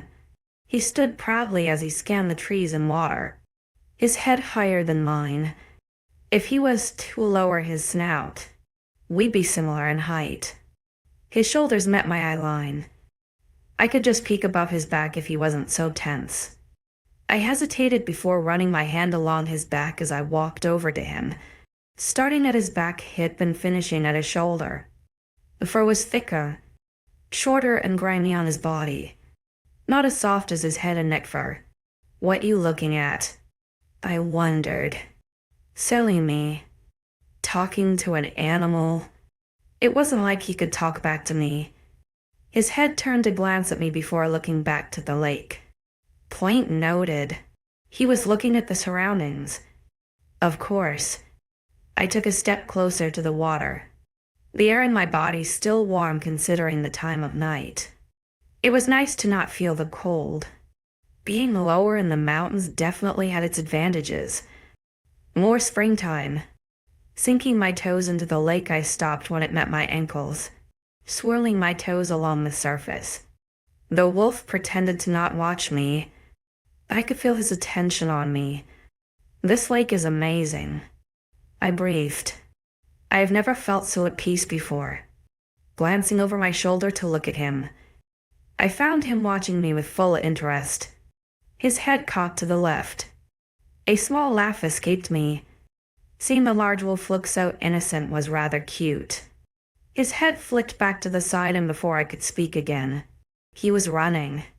I jerked in fright when his large form flew around the edge of the lake and disappeared into the trees. It happened so quickly I wasn't sure it even occurred. There were no sounds anymore, just my rapidly increasing heart rate and the fresh breaths of wind along my jaw. Sighing, I realized I was left alone once more.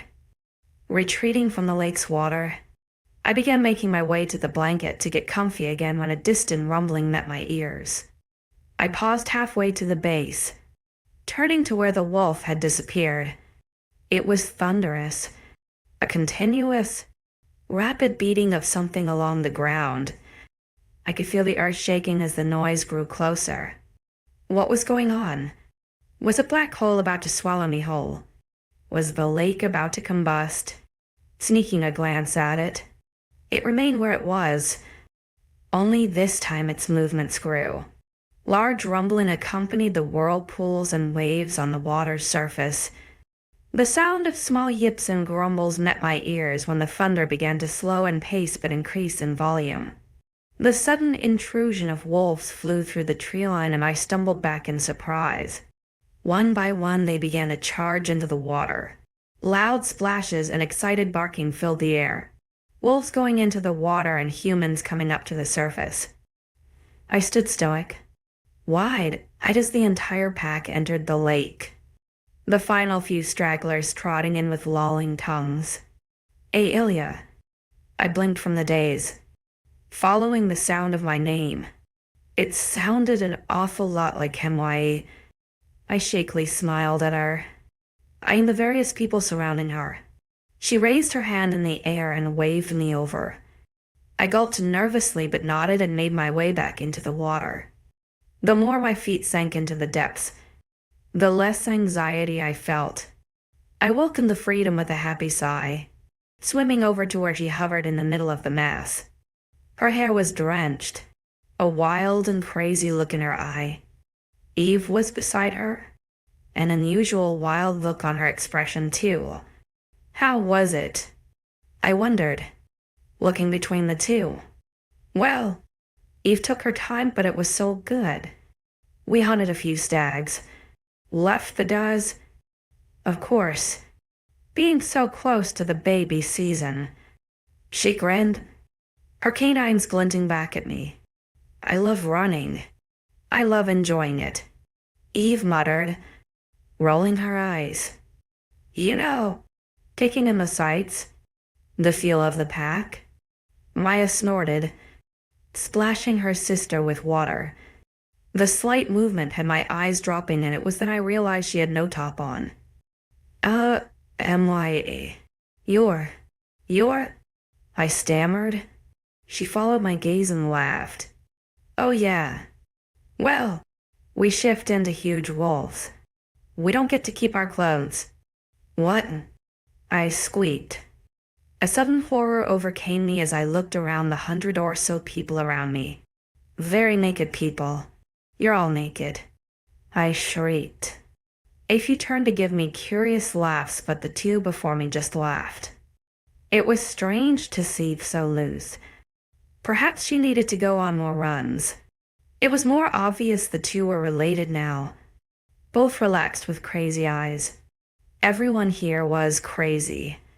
So I am in a lake, and everyone is naked. I whispered. Everyone? My smart, yet just wonderful. This was some twisted, weird assault if I ever heard of one. What did you get up to anyway? Eve wondered. I shrugged. I just swam, climbed the waterfall, jumped off, practically snuggled with your alpha. Really? You jumped off? Maya grinned. I didn't take you as the adventurous type. I rolled my eyes, scoffing. I love to dive. Go on then. Show me. She teased. Later, I murmured. I'm surrounded by dozens of naked shifters right now. They laughed. Why splashing me with a large grin? I scowled before splashing her back, causing her to gasp before a war ensued. It continued as a game for a while before I launched myself at her, my hands grabbing her head and pushing her under. Her arms wrapped around my hips, pulling me under at the same time. I didn't last long under there, pulling away when I found numerous genitals surrounding me. Brushing the hair from my face, I groaned. So many naked people. Hey, I thought you didn't care about nudity. I don't. I shook my head. But this is like sharing bath water with strangers. They laughed again, making room as 𝐊𝐲𝐬𝐬 made her way over. We talked a little before a strange hush fell upon everyone. The girls before me were looking in one direction behind me, and I turned myself around to see what the lack of commotion was in aid of.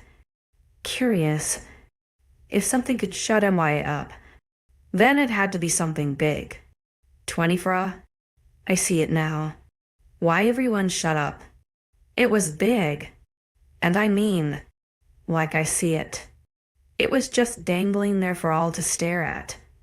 Its length and girth were as impressive as the rest of him. Nobody else seemed to care, to focus on the moon or the atmosphere. Just me. I seemed to be the only one mesmerized. I didn't need to stare at 𝐷𝐻𝐻's groin for much longer when he let out a low whistle and everyone looked at the moon. I kept my eyes on him, taking in his bare skin covered in dark tattoos. I have seen an elder back in Evermore of similar markings claiming they had earned them for their strength. 𝐷𝐻𝐻's were lines and swirls of black ink, slinking around his shoulders and down his back like wings, carving into his pectoral muscles before branching out down his sides and curving over his hips. Few floated down his thighs like tree branches, none daring to go close to the monster between his legs. I mean, come on. Was the tattist intimidated? Because I would be. He's going to try the ritual. Why whispered. I stayed silent, much like everyone else. When the Alpha descended into the water, the usual comforting warmth of the water grew stronger, like a direct buzz of heat directly into my abdomen. I grew unusually warm at that moment, but brushed it off as nerves. No need to overthink my bodily functions and cause an anxiety moment.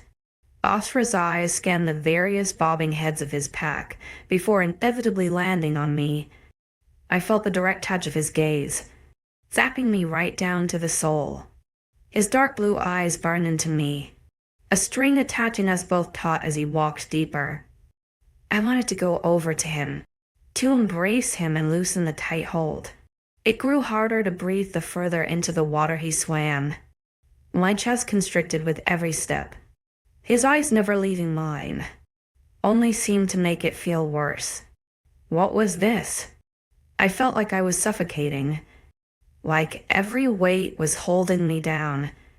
Warm hands landed on my shoulders, and I jumped, looking at the culprit. "You need to take your clothes off.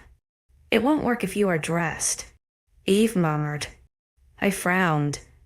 Now I was to be a part of this weird cult.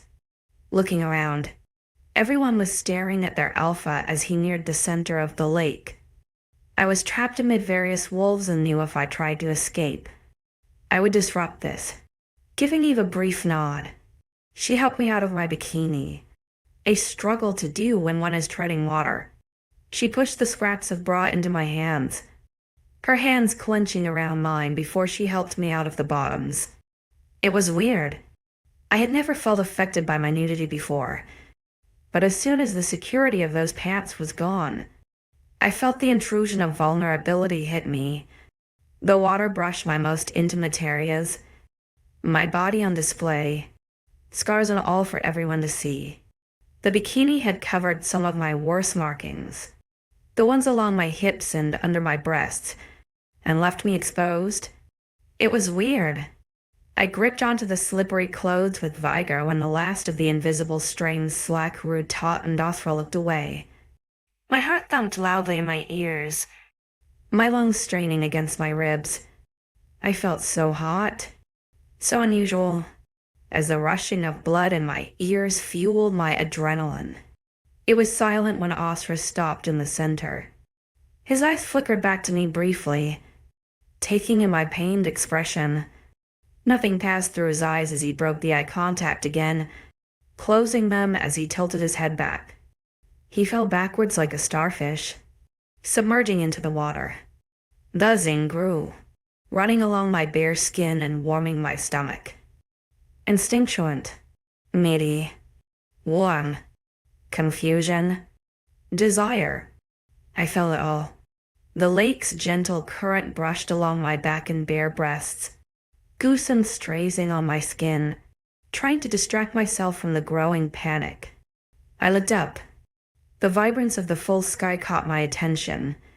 The glinting stars and lack of a complete moon sent a shiver down my spine. My eyes fluttered, my head sinking further into the water until my lips grazed the surface. 𝐴𝐸 ran over me, but I didn't react, rather embraced it with a sharp inhale. The lake would take care of me. I could feel it.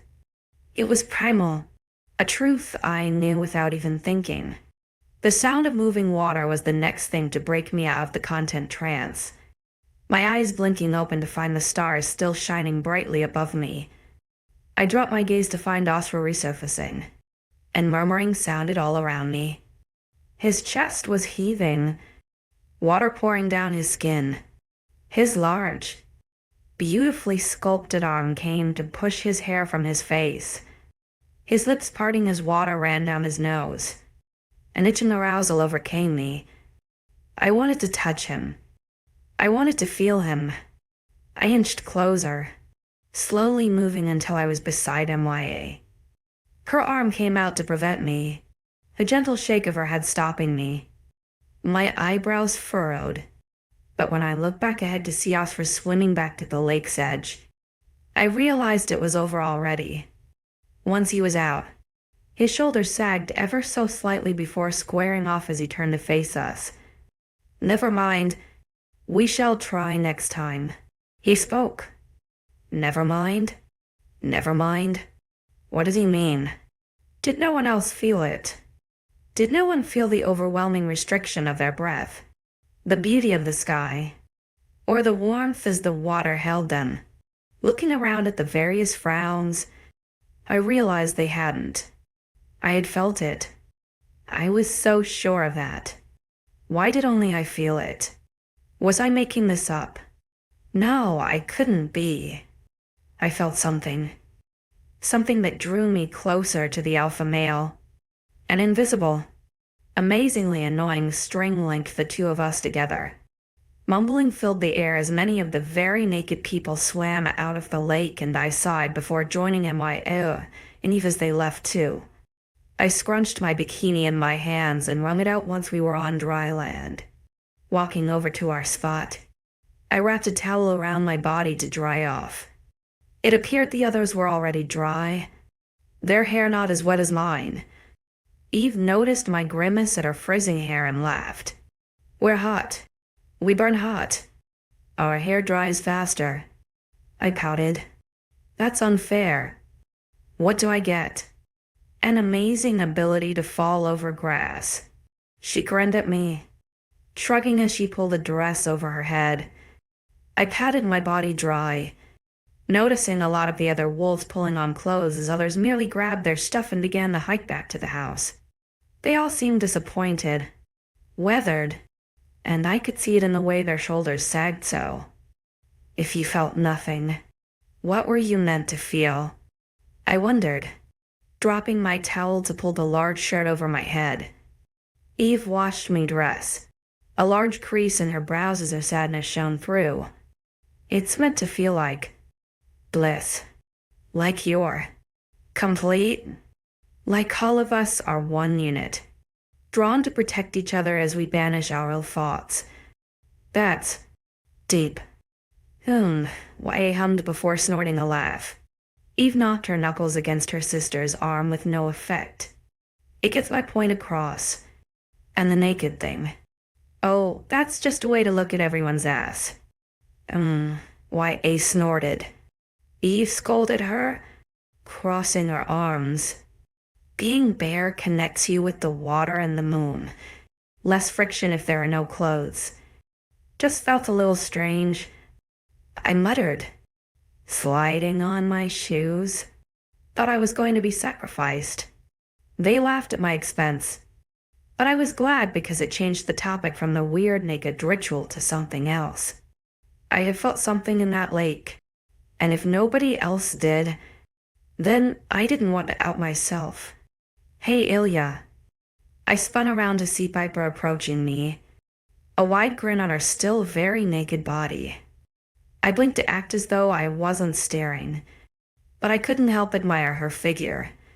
It wasn't often you saw a naked woman in my town, and Piper was an excellent representation every man's wet dream. It was no wonder she and Darius were so close. "Piper," I breathed, looking back at her face. "Mind if I borrow your towel? Mine's on the other side of the lake." She cocked her head. I shrugged, passing her my towel. "Sure." She took it with a warm smile, running it along her neck. "Thanks. I just hate wet hair on my neck." I gave her a small laugh of agreement, turning to see the three companions of mine slither away. Maya gave me a double thumbs up as they walked away, her less than inconspicuous eyes running down Piper's ass. I chewed on my lip to hide a laugh, looking back from her to find Piper stepping closer to give me the towel back. "Thanks," she chirped, pushing her half-dry hair down her back. "Wanna walk back to the house?" "Okay." I nodded, smiling at her. "Do you need anything?" "No, it's only my towel. I'm sure someone will pick it up." She shrugged. I frowned, looking around at the still junk-ridden lakeside. I felt guilty for leaving it all here, a small part of me seeing it as wrong to leave the wonderful lake in such disarray. But as we neared the waterfall, I saw a few smaller and thankfully dressed people bending over to pick up the discarded items. "So, what did you think of the entire lake thing? Total bummer, right?" She snorted, her slender arms swinging beside her as she skipped a couple of times, drawing my eyes away from her bouncing breasts. I sheepishly grinned. I was so not used to see so much nudity, and although I was used to the lack of clothing myself, to be on the opposing side was weird. Wolves were weird. I get there naked when they shift and run hot. But if everyone walks around naked every day, I think I may fall into a flustered mess. "Hey, 𝐊𝐤𝐬," she teased, linking her arms through mine. "Sorry." I blushed. "I'm just not used to all of this? The nudity or the magical lake? She teased. I wrinkled my nose. Both. I could get used to the lake. Though, that was amazing. It's so warm. Right? She grinned. But I get it. It must be weird to come from such a closed-off place to here. We are a lot wilder than humans. In the older years, packs tended to just wear skirts woven from skin and string, and tops that only wrapped around our necks.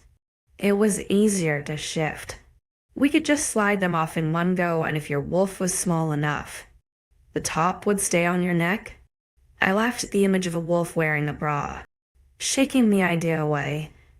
How can you stopped and started wearing normal clothes? You have no need for them, right? Being hot all the time, and surely it's easier to shift. We feel more connected to the earth and moon when we are bare, but we do it because as times have modernized, we have had to fit in. She shrugged. Some of us still are nude around the pack house, mostly around full moons. I hummed as we walked through the trees, and Piper continued to tell me about her upbringing. She visits often, being betrothed to 𝐊𝐲. It sounded like a setup, to be fair. An arranged marriage by her parents 2 years ago. It seemed much like my own, but she genuinely seemed happy about it. I think he had grown on her. I mean, who could blame her? He was an attractive, yet broody male with an ample structure for the hungriest of us. My body warmed as the image of him in the water resurfaced in my mind. The way the water dripped from his hair and down his lips and chest. The way the water highlighted his hips in a sharp V line, as if calling me, like a moth to a flame. I wanted to touch him. So drawn to him. I wondered if he felt the same. We were just about to break the tree line, Piper gushing about the time she first met 𝐊𝐲, when the so-called man walked out from behind a tree, clad in just some cotton shorts. We stumbled to a stop, Piper's laughing simmering down, until a broad smile covered her cheeks. 𝐊𝐲, you surprised us, she chimed. Despite the naked beauty calling his name, his eyes were locked onto mine. I felt the heat. The intensity of his gaze hold me, the meaning getting lost in translation. He glued me to the spot, the dark blue so powerful that it made me shiver. Piper pulled me closer, using her body heat to warm me up. His eyes fell to where we gripped each other, before falling down to my barely clad bottom. If I so much as took a large step or bent over, he and everyone else would get another view of my naked ass. Not that anyone seemed to care around here. 𝐊𝐲, his head snapped to Piper, his tongue darting out to his lips, yes. Just like that, the spell was broken, and I exhaled. Not even realizing I was holding my breath. Did you come to find me? She wondered. Another brief glance towards me before he nodded, as if realizing her very naked situation. I felt awkward, shifting my weight. His lips quirked with a small smirk as he glanced at her, and I felt a slight twinge of something strike me in the heart. Was it jealousy? It couldn't be. He wasn't mine. They were intended. The lake just messed with my head. Yes, he nodded. Piper didn't move, looking down at me. Will you be okay going back alone? I think your friends are already inside. I looked towards the impossibly tall building in the distance, nodding firmly. I'll be okay. Thanks. Piper. She unlinked her arm, grinning as she bent down to kiss my cheek. Okay? Get some sleep. Don't wash until the morning. It's good for your skin. She would know about flawless skin. Piper giggled as she took 𝐊𝐲's hand, and I cleared my throat before beginning to walk away. In my haste to escape the nudity festival, my shirt had risen, but no matter how hard I tried to keep it down, It wouldn't stay in all the right places. I could either walk slowly and hide it all, or get the fuck out of there. So I chose the latter, and speed walked towards the pack house, the breeze up my ass making me go faster, away from the strange feelings and the naked people and towards my only source of comfort. My room. 25 that night I had trouble sleeping. An uncomfortable cramp kept me up at night that had me counting the weeks and days since I had been here. The urge to escape became stronger as the sleepless hours went on. I needed to get out. I had alpha blood in my system. I healed exceptionally well. So now was my time to escape. Before it wore off and I became feeble once more. Of course, my monthly bleed would come when I woke after a night of painful stomach aches that had me gasping for breath. I had never had such strong pains before. Perhaps the night in the magical lake decided it would be a good cleanse for my body. Perhaps my body just wanted me to get eaten by the wolves. That morning I climbed my way out of the bed, ripping the blood-stained sheets off with me. I carried them into the bathroom and drained them under the tap before I showered. I hoped the blood wouldn't stain, but I had not done my laundry here before. I could not find any cleaning products, not even salt. In the bathroom, once I was clean, I rifled through the cupboard once more in search of some sanitary product, only to come up short. I usually wore a cup, being the most comfortable and discreet option back home. Plus, Darius had enjoyed it. It meant he would never have to see blood in my underwear. Such a strange man. But here, I couldn't even find a sanitary towel. So I had to make do with toilet roll and hope I found Eve quickly. Dressing in the largest clothes I had available, I breathed through another wonderful stomach cramp as I gathered the sheets and made my way downstairs. It was early, around 7, and I hoped that meant there would be less traffic around. I stumbled across a female in the kitchen, dressed in soft cotton clothes as she organized the kitchen. I assumed she was one of these maids Eve told me about and cleared my throat softly to announce my presence.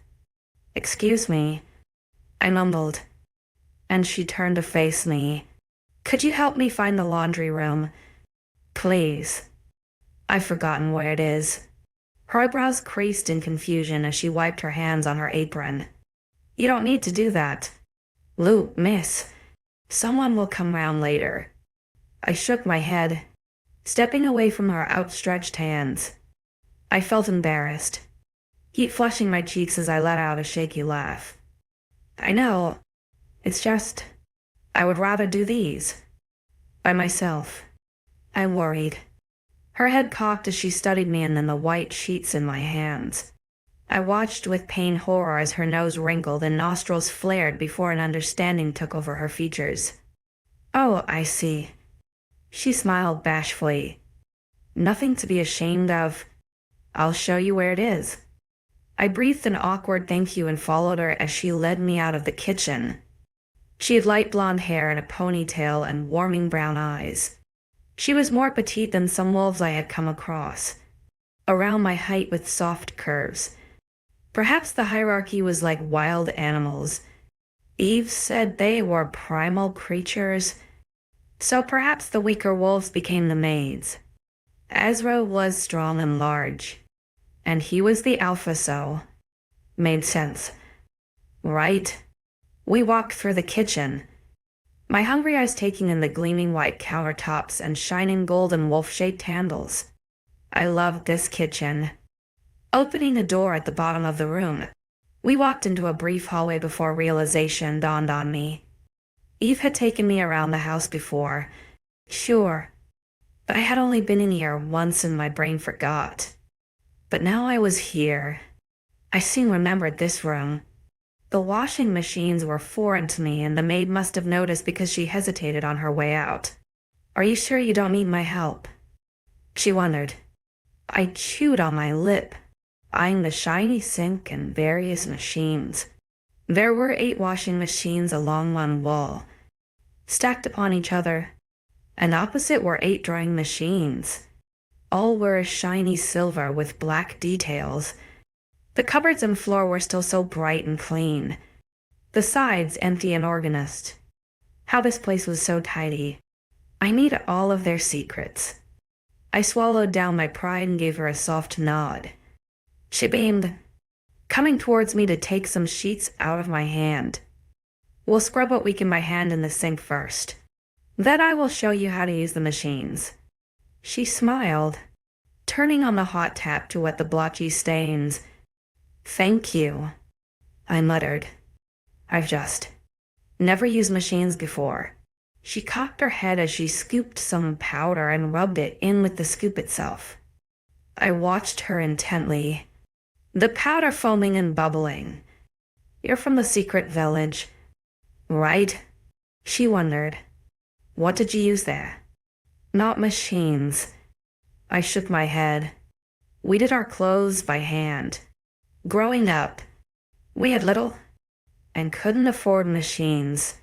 When I moved out, someone came and did laundry twice a week for me. She nodded slightly, studying me again.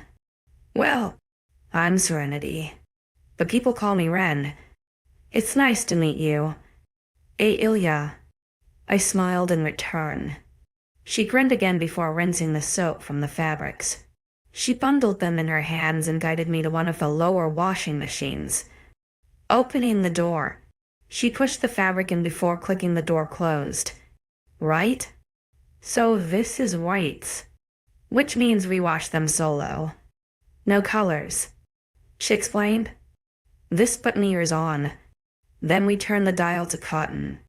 Since your sheets are cotton, each garment has a label with how to wash. Yours are the nice Egyptian sheets. So we wash them on a low spin and temperature. Pre-washing them in the sink helps the stains. I followed her instructions silently, noting where things were kept. There were so many kinds of soap and washing aids. I think I may need labels. Once she hit start, we stepped back to admire her handiwork. I thanked her for showing me, awkwardly shifting my weight. Anytime. She smiled. She never seemed to not be smiling, a slight buzz of radiant energy surrounding her. She helped me without judgment, and I really respected her for that. Do you need any more help? She asked. I hesitated, taking in her kind face as I debated on asking her my next question. What is it? She wondered, noticing my hesitance. Damn lack of poker face. Where do I find the sanitary products? I cringed though. We have a storage in here actually, but most of the stuff we get ourselves from the store. She explained, walking to a corner cupboard and opening it. Inside there were a few boxes full of sanitary products, but none of them took my eye. I hated the feel of pads and did not want to wear a tampon. Heck no. I grabbed a box of pads anyway, deciding it was better than nothing. I'd be happy to take you to the store, but I have to finish in the kitchen. I raced to my feet, shaking my head at her. Oh no. Please. You've already helped me so much. I will go ask my friend to take me. Don't worry about it. Okay? Thank you, 𝐊𝐢𝐬. No thank you. I would have been lost and embarrassed without you. I blushed. She gave me another award-winning smile before leaving the room. I exhaled heavily when the door swung close behind her, my stress levels evaporating with every slow breath I took, clearing my throat. I made my way into the toilet next door and sorted my wonderful situation before I looked for a familiar face. Washing my hands, I left the room feeling a lot better. The sheets would take another hour before they were done, which would be enough time for me to find someone to show me where I can get supplies. Sure, I didn't have any money, so I would have to figure out how this whole thing worked. I came across 𝐊𝐲𝐬 first. Her wide, happy eyes peeking at me from the top step. 𝐊𝐢𝐬𝐬? Good morning. That was a morning person if I ever saw one. Hey, Eliza. I was wondering if you could help me. I smiled. Sure. What's up? How are you feeling? Did the lake give you a good sleep? The opposite. I shook my head, a laugh bubbling out of my chest. I had cramps all night, but I just spoke with Serenity in the utility. She showed me where the feminine supplies are, but I was wondering if you could show me where the store was. She blinked for a moment, taking in the mumbling of my words. Oh, the pharmacy. I can take you. Want to go now? I was about to go for a jog. Anyway, scanning her appearance, it only just clocked to me she was dressed in shorts and a tank top. I blushed, but nodded and thanked her as she led me out of the door. Apparently, Village is a small plaza with pretty tiled floors, small green shrubbery, and white flowers littered with quaint brown benches. It was something out of a fairy tale. I was just waiting for the butterflies and white doves. And here, Eliza ushered me into a sterile store with a large green plus on the outside. She led me to an aisle and gestured dramatically to the various, and I mean various, assortment of products. My cheeks flushed as I took in the vast amount of things to choose from. They're so brightened, plentiful, I commented. She snorted, a lot different from human world. Huh. I nodded, bending down to pick up a couple of options. I'm surprised they even have cups. I've never actually tried one. Eliza hummed, plucking one out of my hand. Don't you like? Feel it? I snorted, shaking my head. None of it's in right. She hummed, scanning the box once more before depositing it into my hand. You'll find there's a lot more openness in this world. The men really do care for you and monthly bleeds aren't a taboo. They practically worship you. It's great. Her laughter had me smile, mostly in disbelief.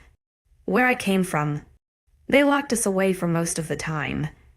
Men didn't like it.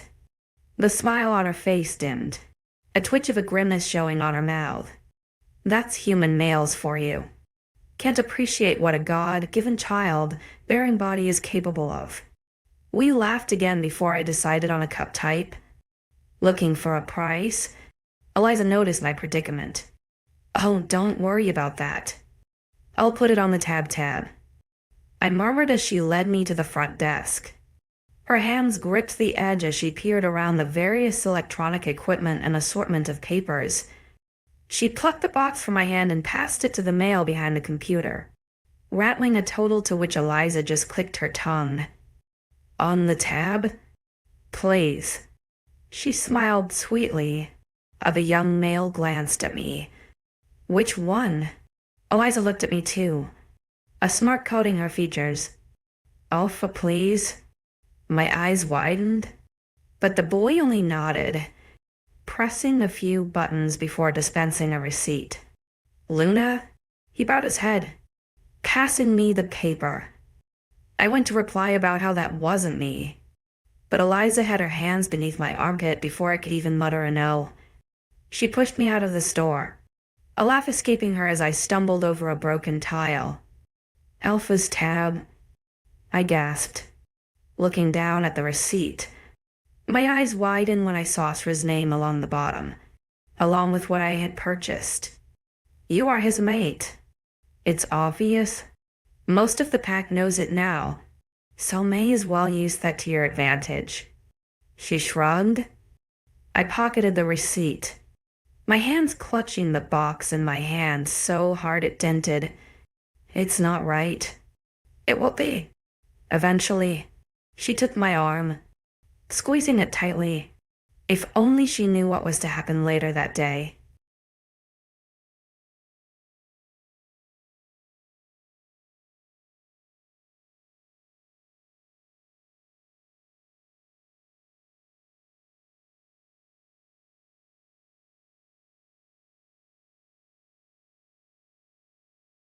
I'm stuck in a house with werewolves who can smell my every move.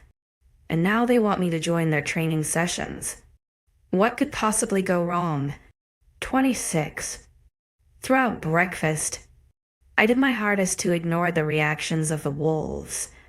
As if being on my period was enough stress, the added werewolf senses were really making me feel like crap. Every time a new wolf entered the kitchen, their nostrils would twitch and they would turn to seek the scent. Thankfully, none seemed to be disgusted or angry, merely curious, as a few asked me if I was okay, which helped settle that part of my mind. But bloody hell, if everyone could smell everything, then I was going to become paranoid. Safe to say. I ate quickly before scurrying into the utility room again. Serenity, Ren as she wanted to be called, had helped me to sterilize the cup, and I had it in its little bag ready to use. But before I could escape to my room, I needed to take my sheets out of the washing machine. She told me to not tumble dry them, so I carried them outside, hoping to find a line to dry them. I didn't have to walk far, finding some concrete posts with wire, and also an error stuck on the ground. I smiled, inhaling the fresh cotton scent as the wind blew my hair astray. Upon realizing that the washing line was too high for me to reach, I deemed werewolf world height ISD. Shorter species were not welcome. Puffing, I tried to keep the sheets from touching the floor as I looked for something to hold them up. An unsettling cramp began in my lower stomach that had me inhaling sharply through my teeth. It was like lightning in my damn butt. Exhaling the pain away, I spun around once more, only to stumble backwards when I found a disheveled 𝐊𝐲𝐼𝐬 standing where I once did. His hair was messy upon his head, his chest bare and heaving for breath. Had he been for a run? He stared at me intensely, not saying a word. I watched him with hesitant wonder, from the way his lips parted to the way his chest heaved for breath. He was about 3 feet in front of me, and this close. I could see his tattoos in more detail. They looked like vines and branches, claw marks and tears, a mixture of thick and thin lines that wrapped around his body. They're lined with silver, so they never wear away. His soft voice commented. I lifted my gaze from his stomach to his eyes, flicking an eyebrow up at his words. Oh, so now he wants to talk to me. After ignoring me, having the weird magical lake thing, and then hugging in front of me, I huffed, passing him the sheets. Be useful and hang these for me, please. His foot staggered in surprise, his nostrils widening as I stepped closer to pass them over. Whilst one hand grabbed the sheets instinctively, the other grabbed my wrist. His head cocked, his dark blue eyes scanning me before settling on the frown of my lips. You smell, I wrinkled my nose, snatching my hand away. For goodness sake, can everyone stop doing that? He growled, shaking his head. Has someone been causing you trouble? Yes, you. I rolled my eyes. No, 𝐊𝐤𝐬. Don't 𝐊𝐤𝐬 me. I want nothing to do with you. I huffed, crossing my arms. He grumbled but turned around to hang my sheets, his back effortlessly contorting as he clipped some wood on pegs onto the line. Smoothing out the wrinkles, he turned to me once more. Still sullen, the only giveaway of his emotions was the crease in his eyebrows. Thank you, I smirked. He nodded. I will have them lower the lines for you. No need for that. I'll just find a long stick with a hook. I shrugged. Or a willing wolf. If I wasn't already staring at the space above his shoulder, I would have never noticed the quirk of his lips at my words. It fell awkwardly silent as we both stood at a stalemate before I sighed and turned to walk away. Are you okay? I hesitated, wondering why he was asking me such bizarre questions when he seemed to care less. I was confused in knowing he wouldn't hurt me a spot on my heel to confront him. What are you doing? He frowned, about to retaliate his own question.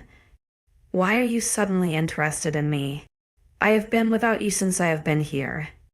So why the sudden interest? I asked. His teeth clenched. Did you not feel anything in the lake yesterday? The lake? What has the lake got to do with it? I scoffed, shaking my head. Look, I am human. You are a werewolf. This wasn't meant to be. Piper is lovely, so I'm sure you will have a wonderful life with her. Just leave me out of it. I don't want to be here. He had the decency to look wounded by my words, his head jerking with surprise. What are you talking about? Period mood swings. Here we go. I don't want to be here. I thought I made that clear. And I thought I made it clear when I said you are mine. He growled, walking over to me in a flash. I gasped, stumbling at his sudden intrusion. He may have caught me off guard that one time, but it wouldn't happen again. Despite the welling and impeccable timing of a stomach cramp, I glared at him and caught my bearings. I don't want to be yours. I snapped to halted breath. Even if I did, you seem to have something arranged with Piper. His growl didn't scare me, not even when I lifted my eyes to meet his eyes with my own scowl. My blood was boiling, but I didn't want to stand here and argue. Not when I saw the shake of his shoulders and the sharp glinting of his canine. Shaking shoulders and fists only led to punches and hits. I felt my eyes widen slightly at the realization, but quickly spun on my heel and went back inside to dislodge the idea. Grabbing my cup from the utility, I ran to the elevator and punched the button for my floor. My shoulders were shaking from the minor argument, the adrenaline wearing off throughout the death box's journey. Once out, I ran to my bedroom and slammed the door closed. Chest heaving, I stayed there until I felt well enough to walk without wanting to crawl under my bed in fear of his retaliation. Instead, I shakily walked into the bathroom and had another shower. It helped to ground me, to surround my thoughts with cleanliness and water instead of the demons hiding behind the door. As long as that bathroom door was locked, he couldn't get me in here. 𝐿𝐴 may not be Darius, but he was a werewolf who could easily lose his temper. I wasn't sure what to make of him. Heck, I didn't even know the guy. All I knew was that he was the silent, broody type who growled a lot. He had a lot of power, tattoos and muscle, but was that it? He seemed caring to Piper, but reserved. I didn't even want to be here. My thoughts, my memories, my past, my future. Did I want to spend it here? With the werewolves, where they constantly sniff and observe me, where I am expected to be some leader like I was back home, to be primed and pampered for the public only to be shunned and ignored for side pieces behind closed curtains. Is that what he thought of me? It had to be. Why else keep Piper around when he had met his so-called soulmate? Alchemy? I had no meaning, no purpose, and yet they wanted me to stay. I had friends, sure, but I still felt so out of place and, dare I say, naïve. I couldn't thrive here. Could I? To be a trophy, to be a housewife once more. That wasn't me. I couldn't do that. The thought had my heart racing, my breath hitching. I turned off the shower and scrambled out. Drained off.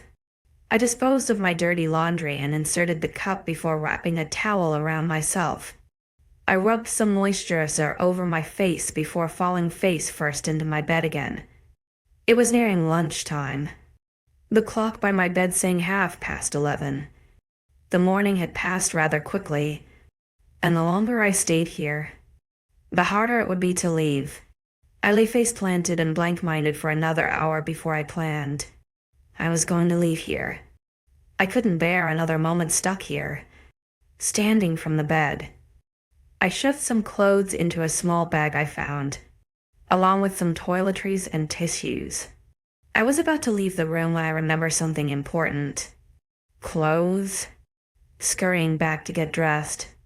I chose dark green and black clothes to blend into the forest. Pulling the hood over my head, I hoped the clean laundry would hide my scent and the lack of external blood would be in my favor. Hitching the bag onto my shoulders, I used the stairs as I navigated the various hallways. I passed by with no one noticing, slipping through the utility door and into the fresh summer air. The heat beat down on my back, burning me through the hoodie. Perhaps midday in spring, time was a bad time to run away in a dark hoodie. Pacing myself, I meandered my way to the tree line, grateful no one stopped to take much interest in me. I really was just an observational piece. No one wanted to talk to me. The thought made my chest hurt. I wasn't seeking the attention, but perhaps someone talking to me may have stopped this rapidly baffling idea. Moving deeper into the trees, I heard the faint sounds of fighting in the distance. Turning my head to the noise, the snapping of teeth and growling wolves reminded me that after lunch was training time. I wasn't sure what time it was anymore. Not having a phone or watch truly was a disadvantage. These wolves had a schedule, and I hoped I timed this right. What felt like an hour later, but was probably 10 minutes. I cursed my spontaneity. It was too late for me to go back. I would come across their border fence or something. Eventually, I could feel it. Feel the tension rising. It was like something was drawing me in, yet repelling me at the same time. My instincts were telling me to forward, to find out what it was. Another 10 minutes and I stumbled to a stop when I came to a strange break in the trees. There was something there, in the darkness of the trees in the distance. My eyes struggled to focus on it. The leaves too full and branches too low, hanging. It was dark over there, but it looked freeing. Don't you even take another step. I froze, my shoulders tensing at his voice. How did he know I was here? Did he follow me? Did he scent me? Turning round, I crossed my arms to seem unaffected. 𝐊𝐲 stood there, covered in sweat and even more disheveled than he was this morning. Sorry, I huffed. Since when was I not allowed to walk in the woods? His eyes narrowed, right next to the border. I have been following you for the last half a mile. You were purposely going to the border? I scoffed. I'm just a human. How would I know where the border is? 𝐊𝐲𝐬. He inhaled deeply, his eyes closing with frustration. Don't toy with me. Step away from the border. I turned around, following his line of vision. Cocking my head, I saw nothing in particular. Just some leaves and bugs and dirt. Some food probably, since these were dogs I was talking about. I don't see a border. I shrugged. Do not mess with me, 𝐊𝐲𝐬. He growled. My name leaving his lips was so delectable. Wait, no. Straight-mind 𝐊𝐲𝐬. Remember why we spontaneously left the house. Yeah, we are not some side piece in a werewolf world. I'm not messing with you, 𝐊𝐲𝐬. I grunted. He strangely shivered, his eyes closing slightly as his name trailed from my lips so effortlessly. His stance widened then, his knees locking in preparation. I recognized that movement, that preparation. Looks like it was now or never. He must have seen my determination because the moment I threw myself backwards, he was right behind me.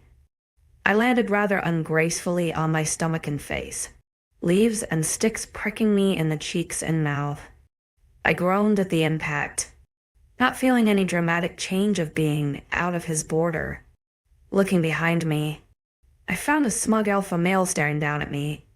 Damn, he even looked good from this angle. One rule, 𝐊𝐲𝐬?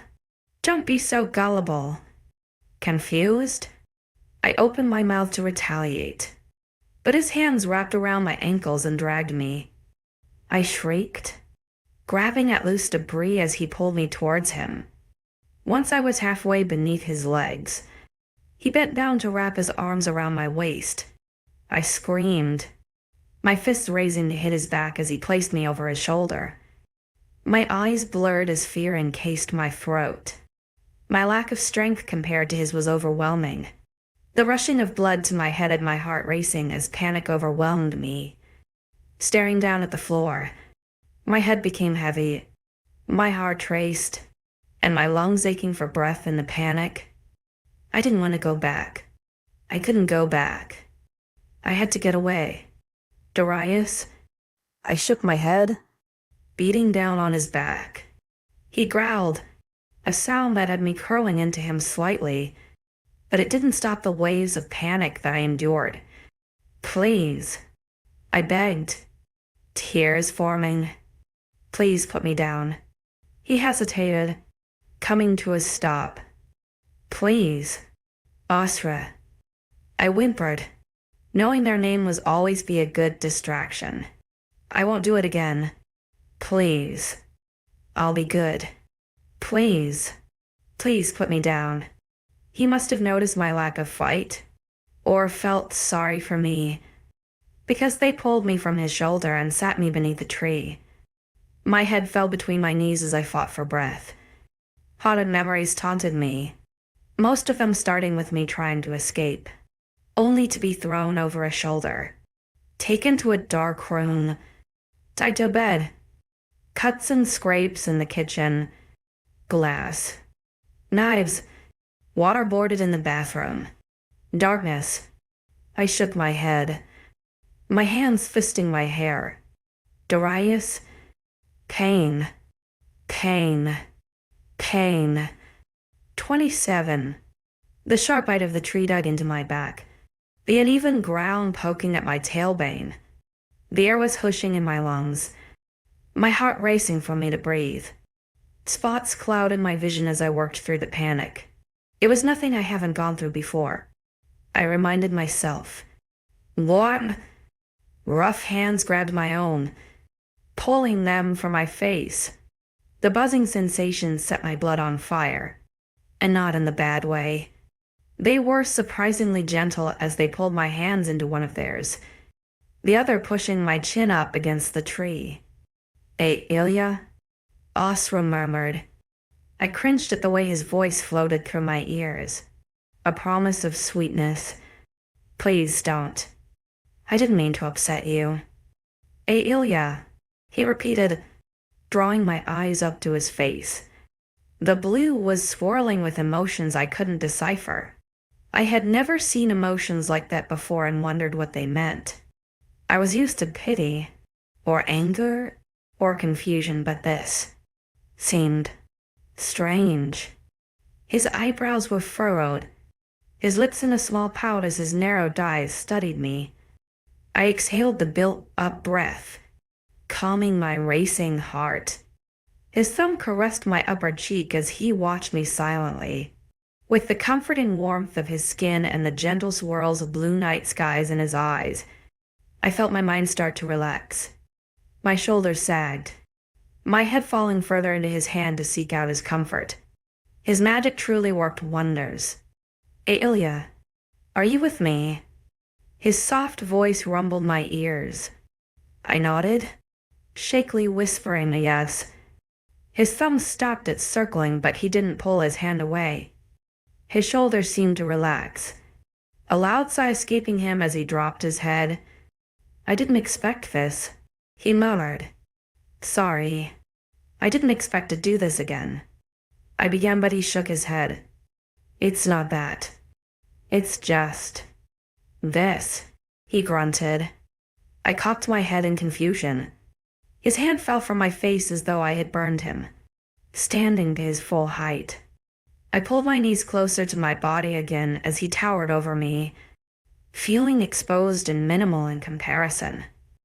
I don't understand, I whispered.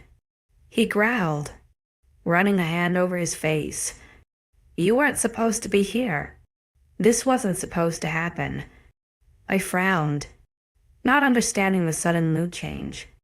By the way, he seemed to grow more frustrated. I couldn't help but wonder if his words had a double meaning. He growled again, pulling at the hair at the side of his head. I shrunk further into the tree, trying to make myself look less threatening as he seemed to lose his temper. "What were you doing out here?" he growled. I jumped slightly, looking back up into his eyes. They had darkened. The slight confusion vanished as anger took its place. I don't want to be there," I whispered. "Why?" he snapped. "I don't belong," I mumbled, looking back to my shoes. It fell silent. I could feel his eyes burning into my skull as I stayed submissively on the floor. Eventually he exhaled and started pacing, arms crossed as he fell deep into thought. I watched his bare feet as they chucked up leaves and debris in their path. How his strong legs tensed and rippled with the movement. I only now caught to the fact he was shirtless, just a pair of shorts slow on his hips. "You're right," he mumbled. "What?" I wondered, taking in a shaky breath. He had stopped, his eyes boring back into my skull. "I said you were right." I licked my lips, nervously running my hands down my arms. "About what?" "You don't belong here." I flinched as though he had slapped me. I never thought anyone would actually say it, the thoughts being secluded to my own mind. "What?" I breathed.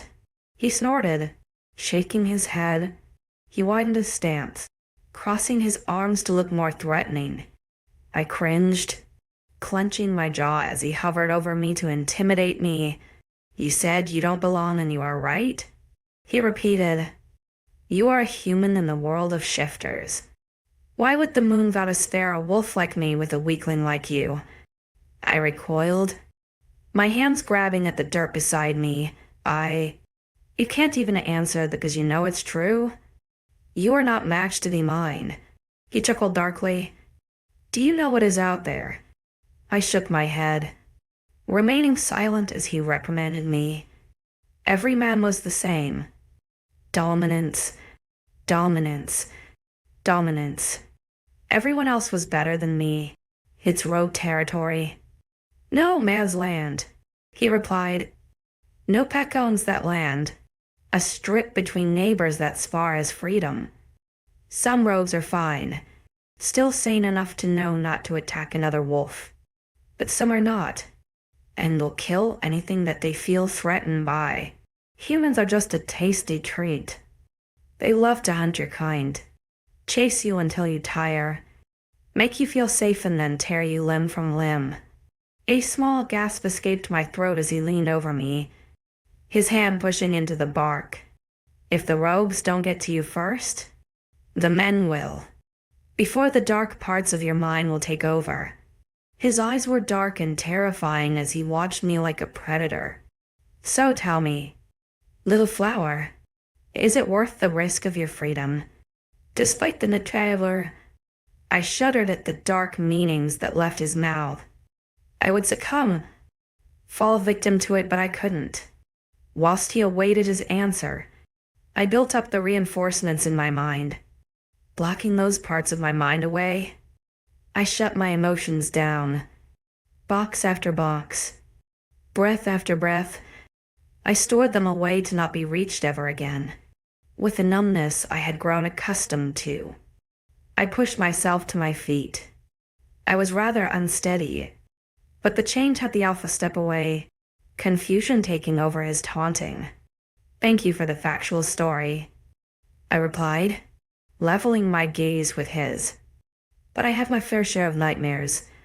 There's nothing a little chase can do to hurt me." Shock graced his features for a moment before the hard stare slid back into place. He leaned into my personal space, trying to intimidate me even more. But I was stone. I could take a beating, I could take a reprimand as simple as turning the kettle on. "Chase? It'll be more than a chase. Flower? It'll be a hunt." He breathed, his face inches from mine. "You'll end up running in circles looking for something you cannot have." I could feel his lips brush my nose, his breath warming my skin. It soothed my body, rushing through my veins and spurring on the fight. I had a feeling we weren't talking much about the rogues anymore. "How jaded," I murmured. His eyes searched mine, looking for a flicker of emotion. Darius would often do the same, giving up when he would find nothing. Men like that, men like Darius, loved a reaction. It seemed to spur them on, edge them to the brink of insanity so they could fight with a cause. 𝐊𝐲 was no different. He wanted me to crack, me to leave so that he could live his life in peace. In his world, I was a burden. I was a soul, destined person that was meant to be his. There was no chemistry other than fate, destined tales. It was biology. Humans and shifters shouldn't be together. He was right on that one. I didn't want to be his Luna, and he didn't want someone like me by his side. He had Piper for that. And I had myself. I was just a chemical reaction in his brain that wanted me near. Something that called to his instinct to have me because I was meant to be. He would feel that way for a long time. From what he told me, even if I died, a part of him would always be tied to me. If only he could just let me move on, and let me leave. But here was better than out there, it seemed. Not that he needed to know that. I cocked my head before glancing over my shoulder to the apparently invisible border. Sounds like a good game. My husband always did like games. His nostrils flared and I noted the slight twinge of jealousy. Yes, definitely jealous. I recognized that look anywhere. If I ever spoke to another man alone, Darius would go all protective. Possessive arm holding, tight grip and shifting movements. Loud laughter and glaring eyes would bore into me, nostrils flaring and jaw tightening as I was dragged away. Reprimanded for being such a slut when I was being friendly. "Husband," he growled, "you think this isn't the first time I've ever been threatened?" I mused, leveling my gaze with his once more. "You're going to have to dig a little deeper if you are trying to be rid of me." His teeth pulled back and I flinched at the sight. It made him smirk, but I couldn't help but be worried about the glinting canines that took the place of 4 of his human teeth. "I don't think it'll be that hard," he quipped. "Better get a list going. Alpha, this little chase could last quite a while." I smirked.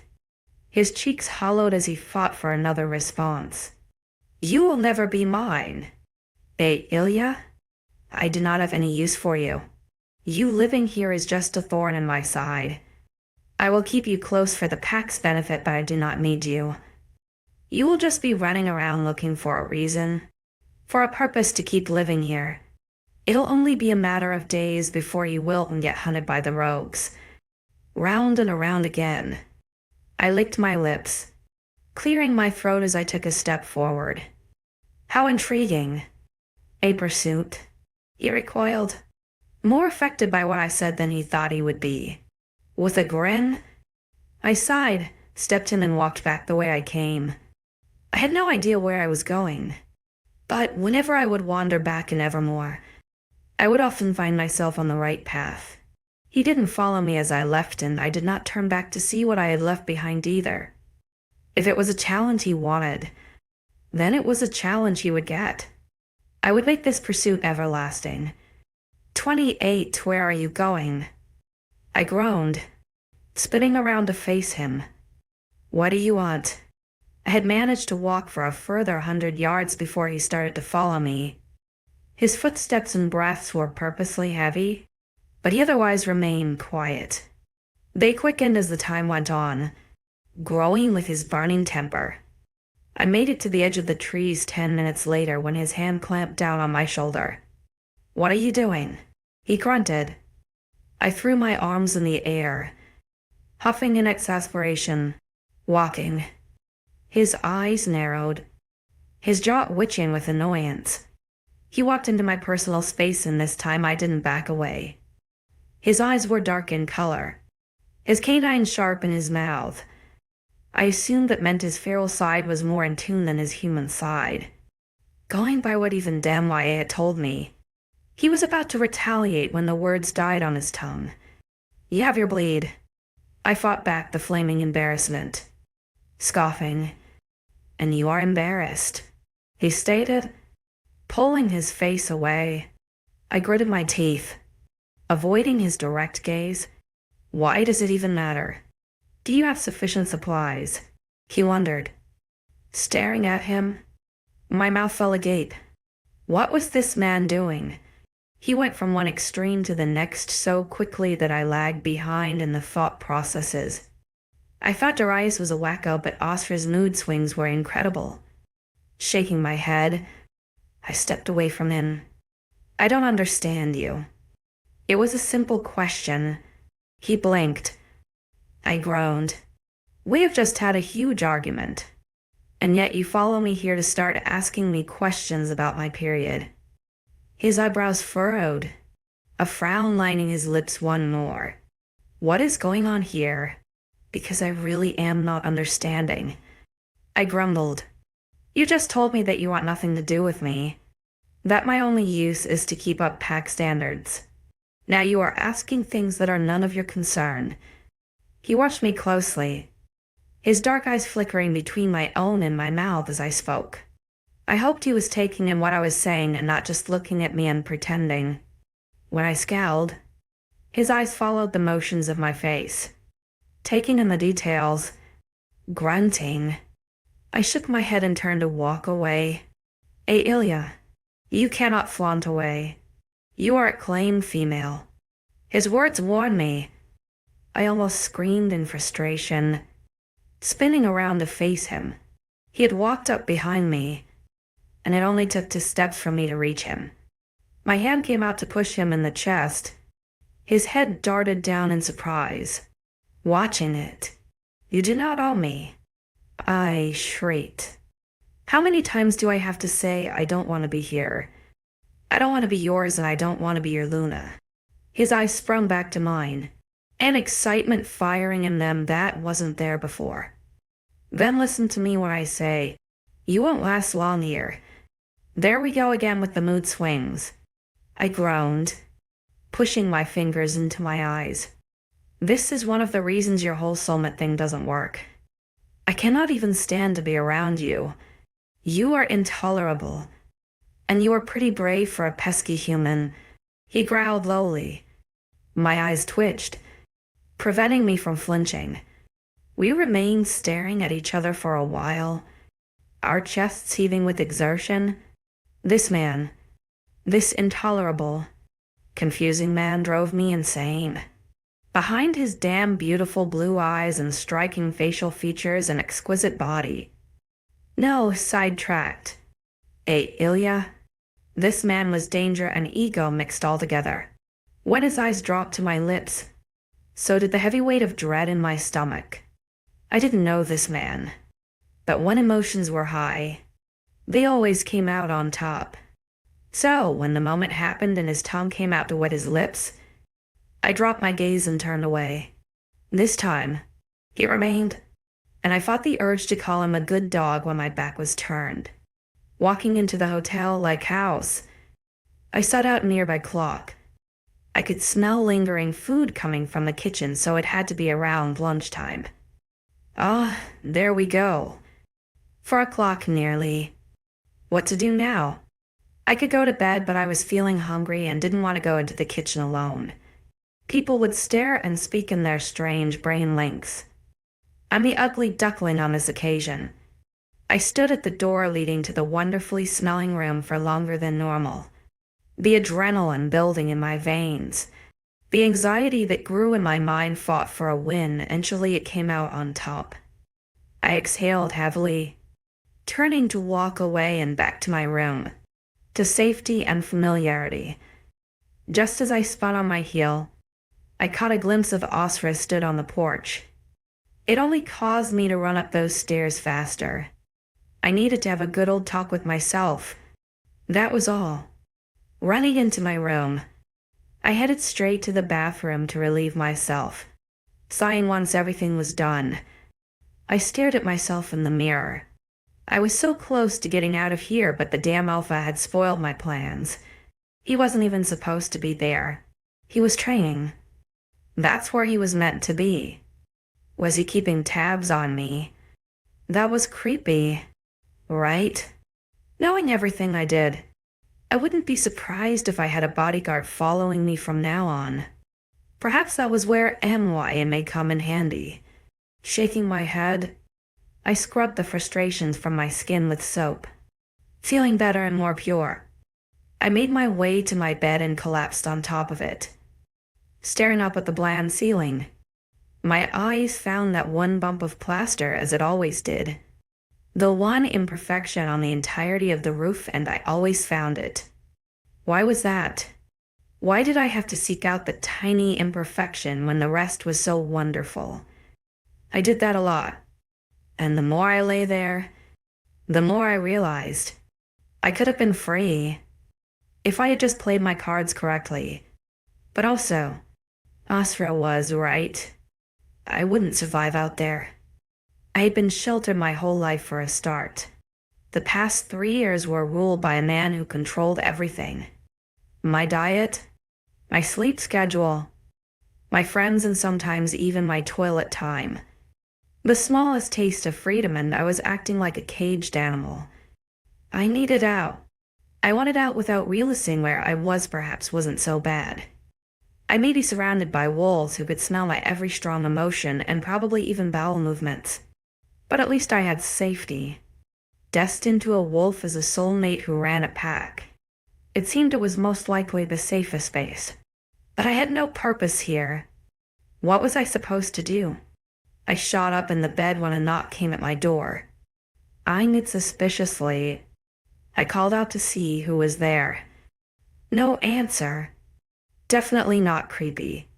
With my heart racing in my ears, I slowly climbed out of the bed and headed towards the door. Creaking it open a little, something shifted and hit the ground with a dull thud.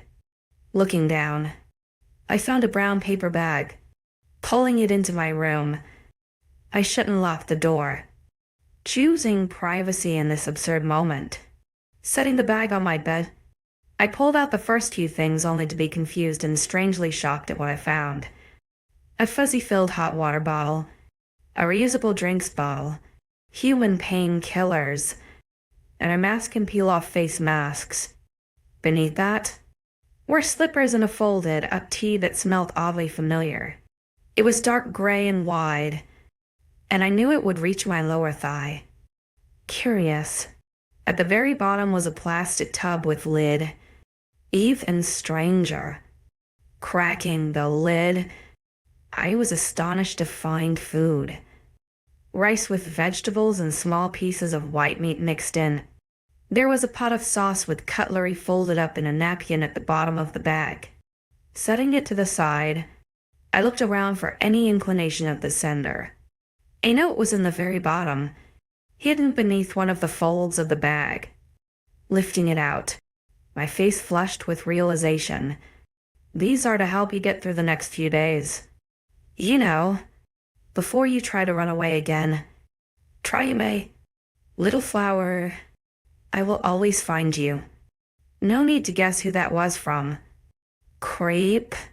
Despite the ominous and rather stalker-ish words, I felt my face flush. He had gifted me a bag of luxury things, some of which I had never had the pleasure of using or even owning. The food smelled amazing, and knowing he wouldn't poison me, it wouldn't look good on him. I sat cross-legged on the bed and dug in. The sauce was strangely warm, tingling my tongue, but the meat was soft and the rice was tasty. I hummed in approval as I ate, cracking the drinks bottle open to find it full of ice water with lemons floating inside. Refreshing. When I was finished with the food, I placed the pots on my bedside and turned to the clock. So much time had passed today. Dawn in a blur. It was already 6:30. And with the realization, I decided to get into my 𝐾𝐜𝐤𝐵. Standing in just my panties, I hesitated when the T-shirt came into my view once more. Despite the fact that 𝐊𝐲𝐬 aggravated me to no end, I couldn't help but feel inclined to wear the shirt. A weird feeling encased me as my fingers ran over the cotton fabric. Lifting it to my nose, I was pleased to find it smelled of him and not just clean laundry. He did smell mouth-watering. I slipped the shirt on without another thought, corrected my assumption of its length. Pulling it to my nose again, I hummed in approval. He may be confusing, aggravating, stubborn, and definitely not mine. But damn, this shirt felt so comforting. I couldn't help but relax as I fell back into my bed. If this is what 𝐊𝐲𝐬 meant by being looked after, then perhaps the cramps and the cravings weren't so bad, as for giving me these gifts only confused me more. However, he claims I was his, then claims he didn't want me, seemed down for the conflicting conversation outside, and then tells me to run away. If this was a game, then this was his round one. I could either not wear the shirt, or wear it and pretend it's nothing. So, if this was going to be a game, challenge accepted. 29. The next morning came around quickly. After succumbing to the scent of 𝐊𝐲𝐬's shirt, I had to admit the little care package really made my stomach do flips. I even woke to the sound of someone knocking at my door, only to find Eve on the other side. She eyed my shirt with a questioning quirk of her lips before letting herself in and sitting at the foot of my bed. I hesitated at the door before shutting it with a shrug and going to join her. So that shirt is not yours. She clicked her tongue. I shrugged. You should be glad I am not naked. She rolled her eyes. It is not the nudity that bothers me, 𝐊𝐬𝐬. It is the absurd positions I find you sleeping in. Laughing, I shook my head. I cannot help it. I am a part-time acrobat in my sleep. Sleep therapy is a thing, you know. She hinted, a small smirk gracing her features. You walk in a good mood. Feeling okay? The way her nostrils flared when she walked into the room gave away the meaning behind her words straight away. I smiled anyway, acknowledging her wonderful wolfy senses with hidden sincerity. It didn't work. Her eyes narrowed. What are you twitching for? Twitching. I recoiled, yes. You twitch when you have something negative to say. I did not twitch. I huffed, squishing my hands under my armpits. She quirked an eyebrow. Then what's wrong? I gritted my teeth, my blue eyes meeting her motherly judgmental ones. Why do you have to smell everything all the damn time? Her lips pursed in silent laughter. I knew something was bothering you. I sighed, standing to go relieve myself in the bathroom. I am not leaving this room for the next 4 days. Oh, 𝐊𝐬𝐬. It's not that bad. 𝐊𝐲𝐬𝐬 told you some positive stuff. Right? She called after me. I grunted in reply before doing what I needed to on the toilet, then turning on the shower, setting the now clean menstrual cup on the side for after. I tied my hair back to keep it from getting wet, eyeing the orange waves in the mirror. I could see what he really meant. My hair looked like it had been involved in a hurricane. I knew I didn't sleep well. There was always something happening back home. I remember the dark memories of Darius when he would crawl into my bed and use me for his pleasure. Most of the nights were easy, but some, he was drunk and it never ended well for me. But here in this pack house, I just couldn't settle. I always woke tired and the bags growing beneath my eyes were a test to that. It was like my brain wouldn't switch off. Last night was probably the best sleep I had since I got here. And that was saying something, considering how I looked. Climbing into the shower, I didn't spend too much time in there, just long enough to get washed. I hummed a random tune as I dried myself off, securing the cup in its rightful place before walking out of the bathroom naked. Just for fun, Eve examined me with curious eyes. I could feel them burning into my back scars as I walked over to my drawers and pulled on some underwear. It was like the questions were burning on her tongue, and today I was feeling kind to allow her one minor feat. "I will answer one question," I stated. Her eyes widened, and I knew she wouldn't drop the topic. She also knows I would refuse to answer the two most personal ones. "The big ones on your back, in the middle of your shoulder bones," she pointed out, ice falling to where they hid behind my back. "What caused them?" She didn't say who, so I granted her this one. It would keep her inquisitive wolf's mind at bay for a few days. She was always so busy trying to get me to open up. But sometimes I didn't want to be reminded, as carrying me on his shoulder proved the past things may have gone now, but left imprints behind that never faded. I shuddered at the thought, licking my suddenly dry lips to answer her. "A beer bottle?" She remained silent as I turned to continue getting dressed, grabbing the 𝐲𝐿𝐬 shirt and pulling it on again. Just a whiff of his smell had my blood pressure dropping. Opening my eyes, Eve's eyes narrowed, an angry tick to her jaw. "I hope one day you tell me the full story so I can kill everyone who ever hurt you," she growled. "So, he'd have to kill me too." "I'm offended, Eve," I teased. Her eyes widened. "What do you mean?" Shaking my head, I decided no more stories for the day.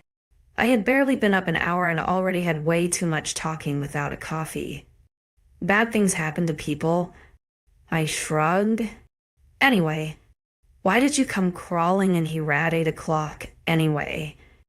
"I came to see if you wanted breakfast," she mumbled. "Thanks." I nudged her with my hand. "I don't feel like eating much this morning. Like I said, I'm going to lock myself in here and not come out until at least the last day. And to prove to 𝐲𝐿𝐬 that I could last more than a few days here." I smirked at the thought.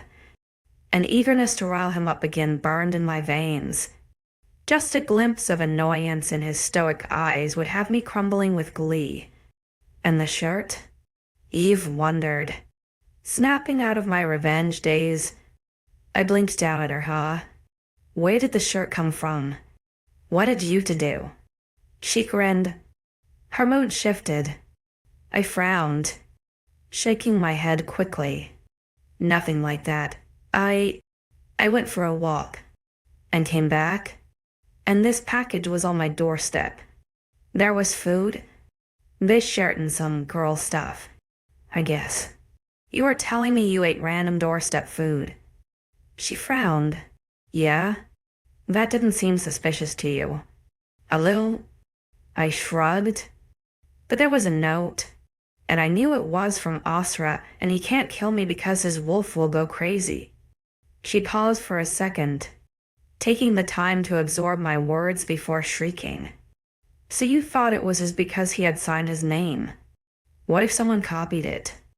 I placed a hand on her thigh to calm her down when she threw her hands in the air. It seemed to work because she froze again before settling back onto the bed. I awkwardly slapped it, pulling my hand away with a small laugh. "No, he used in a traveler, I guess. That only he has used." "So I knew," I explained. Her eyes became doe-like. "And the traveler? How cute. What is it?" I groaned. "Please. This reminds me of all the shrieking girls at home." She giggled. "Oh, come on. Just a little snippet." "Ugh, fine. He calls me a flower." I grunted. She was odd, which caused me to shoot her a look, giving me a last grin. She sobered up and stood up from the bed. I watched her curiously as she came to stand beside me, pushing me onto the bed. My ass fell into the mattress firmly, but I remained puzzled. "Since you have given me the pieces of 𝐊𝐬𝐬𝐷𝐞𝐝, I will forget you are hibernating and leave you to it." She chimed. "Thanks." I rolled my eyes. "So, kind of you to respect my wishes." She snorted, Shrugging, "I may, but good luck with the others." She practically skipped from the room, shutting my door softly behind her. I muttered a soft goodbye as she left, taking a minute to accept the quietness. Sighing, I pulled myself further into the bed and grabbed a hold of the television remote. I had a couple of hours to kill before going downstairs. I knew most of the wolves would train at 10 o'clock every day, so it would be a perfect time for me to get a drink. Tap water from the bathroom just felt taboo. Finally, I groaned, rolling out of bed. An eternity later, the clock struck 10:15 and I couldn't wait much longer. The hunger pangs had started, but I didn't want to eat. The unsettling anxiety of being sniffed out settled high in my stomach, with the occasional cramps flaring everything up as well. Sliding on some slippers, I creaked my way down the hallways. I thought I was doing a pretty good job until a passing wolf caught me and gave me a strange look. Then I realized they would hear me anyway, so may as well make it less awkward for myself and walk like a normal person. Clearing my throat, I straightened myself out before pressing the elevator button and hoping it was empty. Once it dinged and the doors opened, I gratefully sighed at the loneliness the death trap would encompass. My stomach flipped as it took off, only to swirl once I hit the ground floor. About to step out, I quickly realized it was the first floor, and the doors were opening for someone else. The doors revealed Piper, clad in athletic booty shorts and bra with her hair tied back on her head. She gave me a quick smile. 𝐊𝐢𝐬? Hey, Piper squealed, coming to hug me. Piper, I breathed. She pulled away, looking down at me with a cocked eyebrow. Her nostrils flared just like everyone else's and I grimaced, looking away from her. I get it. Everyone sniffs the bleeding human. I swear you guys are vampires. I muttered. She giggled lightly but shook her head. It's not that. You are wearing a shirt that smells like 𝐊𝐲𝐼. I blanched, remembering that I had forgotten to change. Oh yeah, about that. It's okay. I know he's your mate. 𝐊𝐢𝐬. He told me last night. I kind of figured. Though, he gave you his blood to heal his clue number 1. She laughed as the elevator doors finally shut behind her. You're not mad, I wondered. Why would I be mad? She asked, looking genuinely confused. Are you two like a thing? She smiled softly. We could be. I do not have a mate. 𝐊𝐢𝐬. I met him in an enemy pack who hated his kind murdered him. He was a human, much like you. Wait. Murdered? I snapped my head to stare wide-eyed at her. Wolves killed him because an enemy pack, a foe of my father, did. He did not approve of the Alpha's daughter having a human mate. Her eyebrows creased with a frown. I played into the whole 𝐊𝐲𝐼 thing when my father suggested it, just to get away. He accepted it. You know, just for fun. I shook my head, exasperated so. They killed him for being human. She giggled again, the musical sound ringing in my ears. Oh wait, no. That was the elevator doors. Stepping out of them, Piper followed me, her hand wrapping around mine. Oh, 𝐊𝐢𝐬. Don't look so frightened. Nothing will happen to you here. She beamed. Sure, it won't. I just felt more on edge than I ever did before. Okay, I lied, nodding. We'll talk about this later. I was eager to get rid of her and crawl back into my bed. She nodded, squeezing my hand. I am late for training, and they are going to kick my ass. See you later. I watched her hair swing wildly as she hurried from the room, squeezing my fingers into my eyes.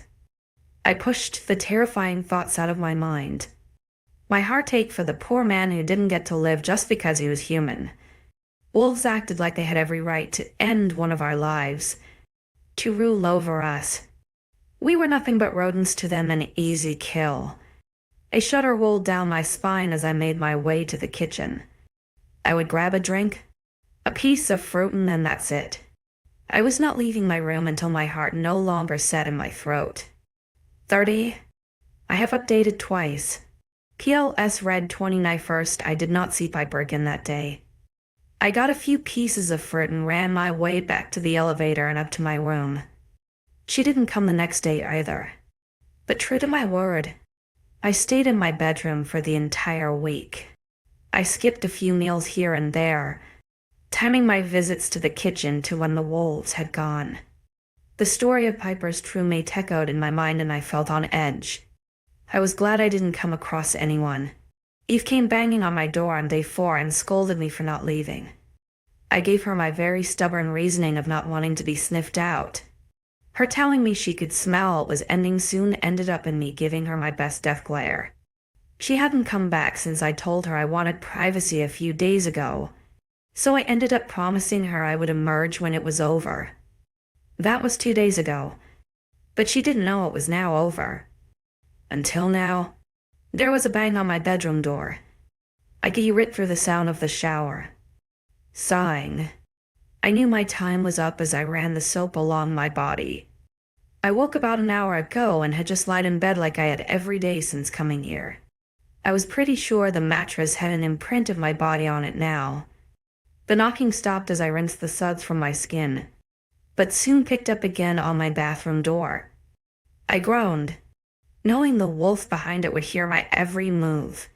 Switching the shower off, I wrung some of the water from my hair before securing it into a towel.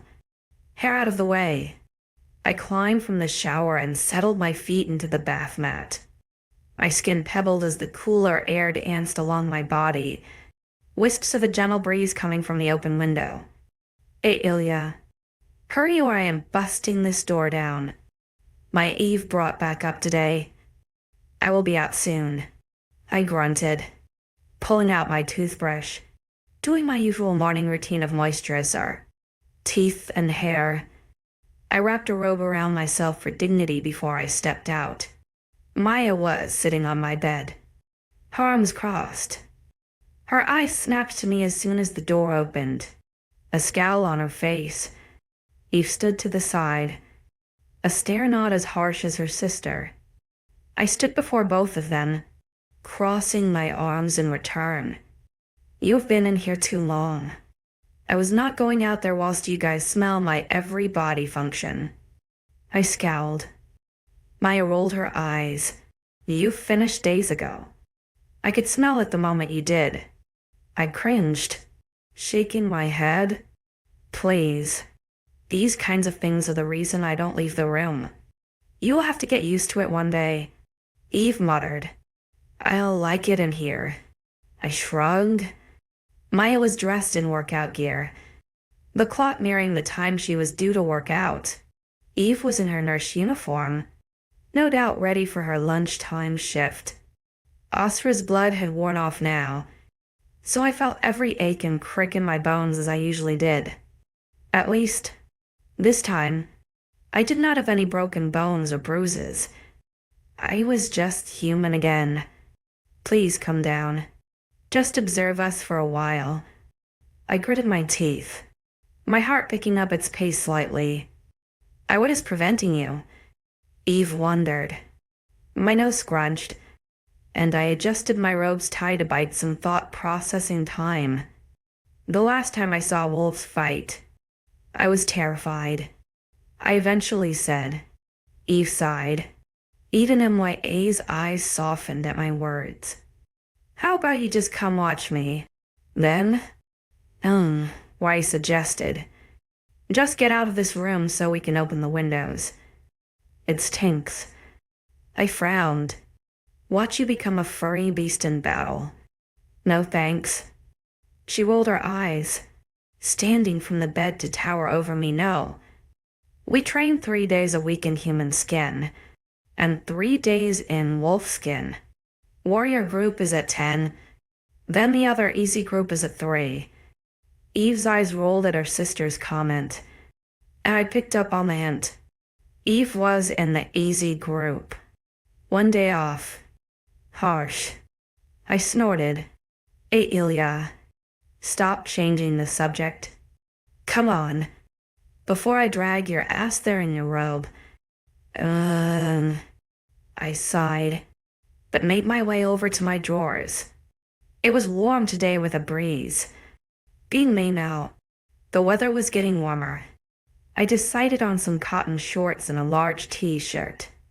Slipping the towel from my body, I heard Eve squeal as usual as I pulled on some underwear. I thought humans hated nudity. It was 𝐊𝐲𝐬's voice. Standing upright, I snapped the waistband against my hips as I turned to glance at her over my shoulder. They do. You don't. She pointed, her eyes running down my naked chest. I suddenly remembered this woman was a lesbian and forced away the light blush that threatened to escape. I don't. I agreed. Why, she wondered. Pulling on a comfy bra, I slid the shorts at my legs next as I contemplated on what to say. I have become desensitized to being nude. It's normal. I don't even realize. Her head cocked the other way, eyes watching my hands as they pulled up the shorts. Why? Why so many questions? I wondered. She blinked away from my hands to grin sheepishly. Humans fascinate me. Gosh. You're just like your sister. I muttered. Hey, I take offense. Eve shrieked. Hey, now I take offense. Why, I gasped. I rolled my eyes, dropping my head to remove the towel, drying it as effectively as I could without a hair dryer. I decided the wind would be enough and left it in nature's hands. I pulled the t-shirt over my head before moving to grab some shoes. Slipping the trainers on, I turned to the bickering pair, hands on my hips. Guys, I called. I'm ready. Their eyes snapped to me, both flustered by their sibling predicament. It reminded me of when I would fight with Arabella, and my heart ached at the thought. You okay? Maya wondered, glancing at where my hand lay on my chest. I cleared my throat, nodding yes. Come on, before I change my mind. Don't you have to be there for 10? It was 950. Maya nodded eagerly, jumping from the bed to drag me from the room.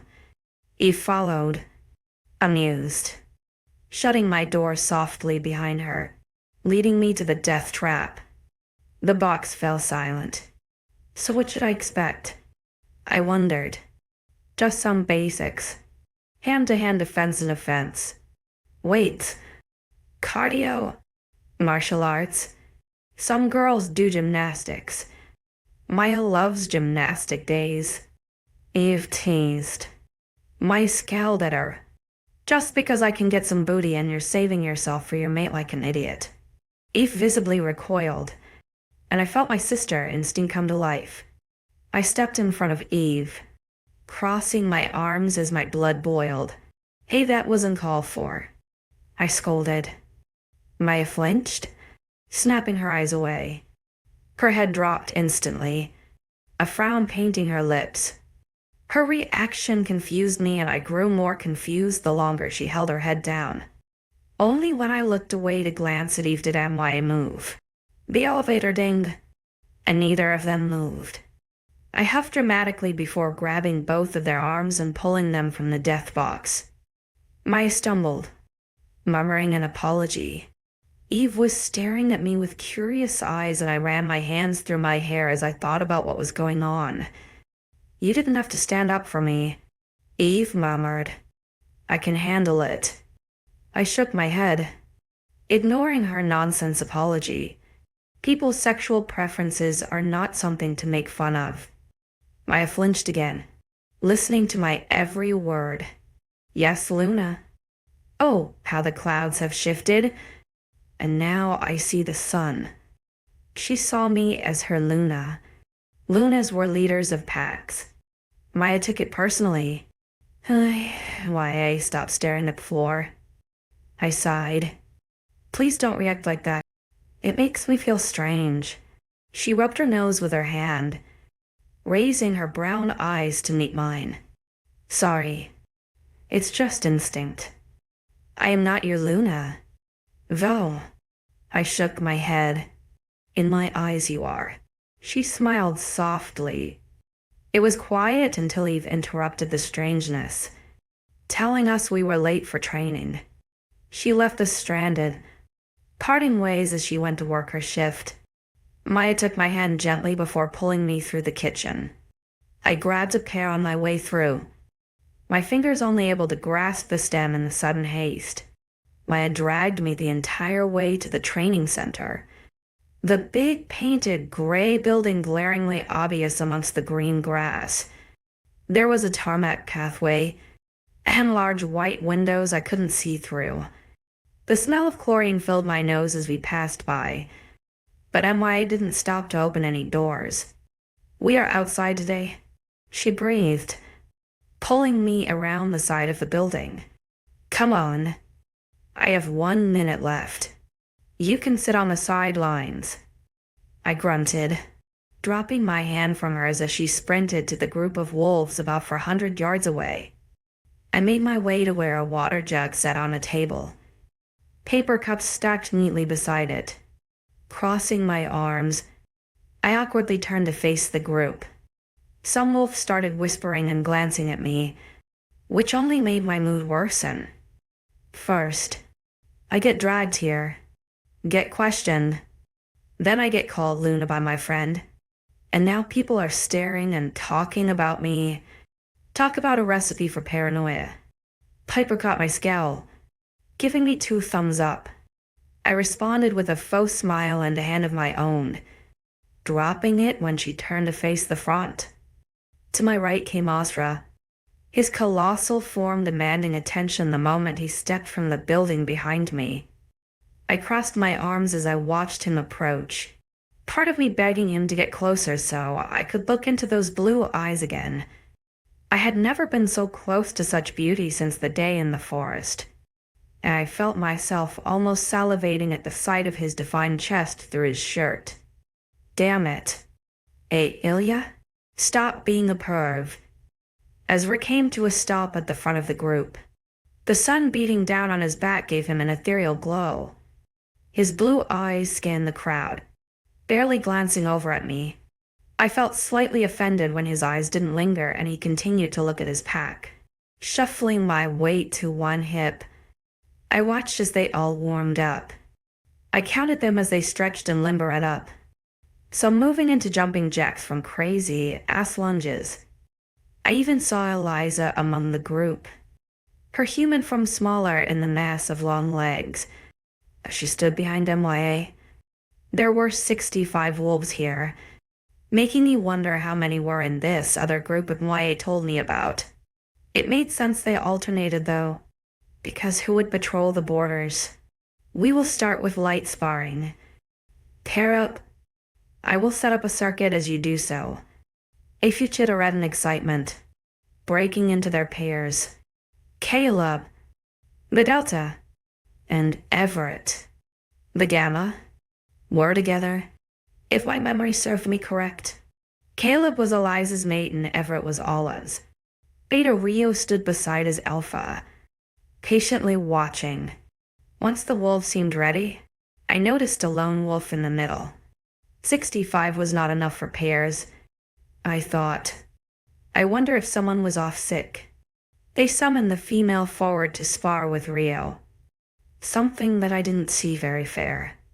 Ezra must have noticed me looking, finally drifting his gaze to meet my scowl.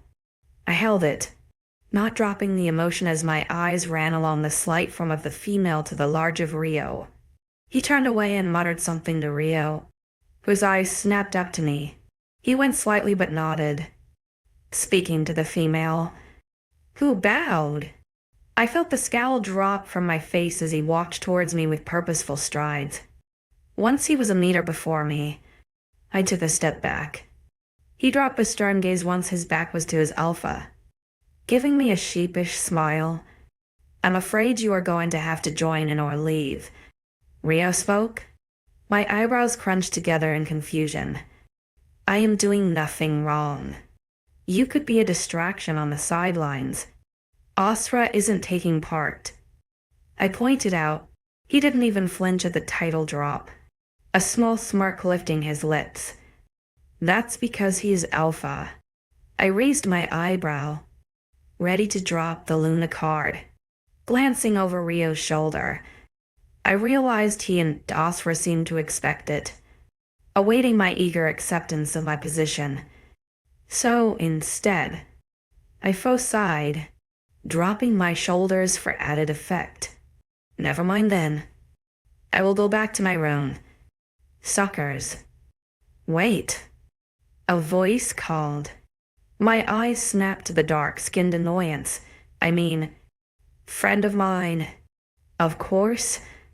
She would speak up when it comes to me going back to my room. Miss MIA, you are not involved in this conversation. 𝐊𝐤 cautioned. She stopped in her steps. Dropping her head, I respect. I apologize. Beta 𝐿𝐤. But I had an idea. If 𝐊𝐤 pairs up with 𝐿𝐳, then they will be evenly matched. 𝐊𝐤 quirked an eyebrow, his eyes glazing slightly as he no doubt communicated with the coward of an alpha hiding in the distance, sending his minions to arrange. Geez? Lazy. Clearing his throat, 𝐊𝐤 glanced down at me, an unexpected look on his face. I blanked for a moment, surprised. Yes, I squeaked. Excellent. That'll work out fine and you get to stay. 𝐿𝐤. 𝐊𝐤 grinned before turning away. I looked back to MIA, who had a similarly sized grin on her face. What did I just agree to? Teaming up with 𝐊𝐳. MIA, leading me to the other human. 𝐊𝐳 greeted me, having heard everything that had happened. I'll go easy on you. Oh, that's not the problem, I thought. The problem was the alpha thought that this would spoil his game. He thought I would get overwhelmed and try to run. Little did he know. This wasn't my first rodeo.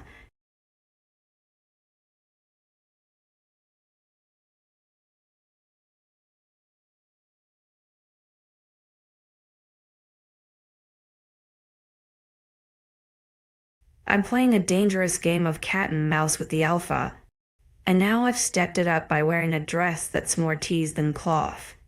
What's he going to do when he sees me like this? 31.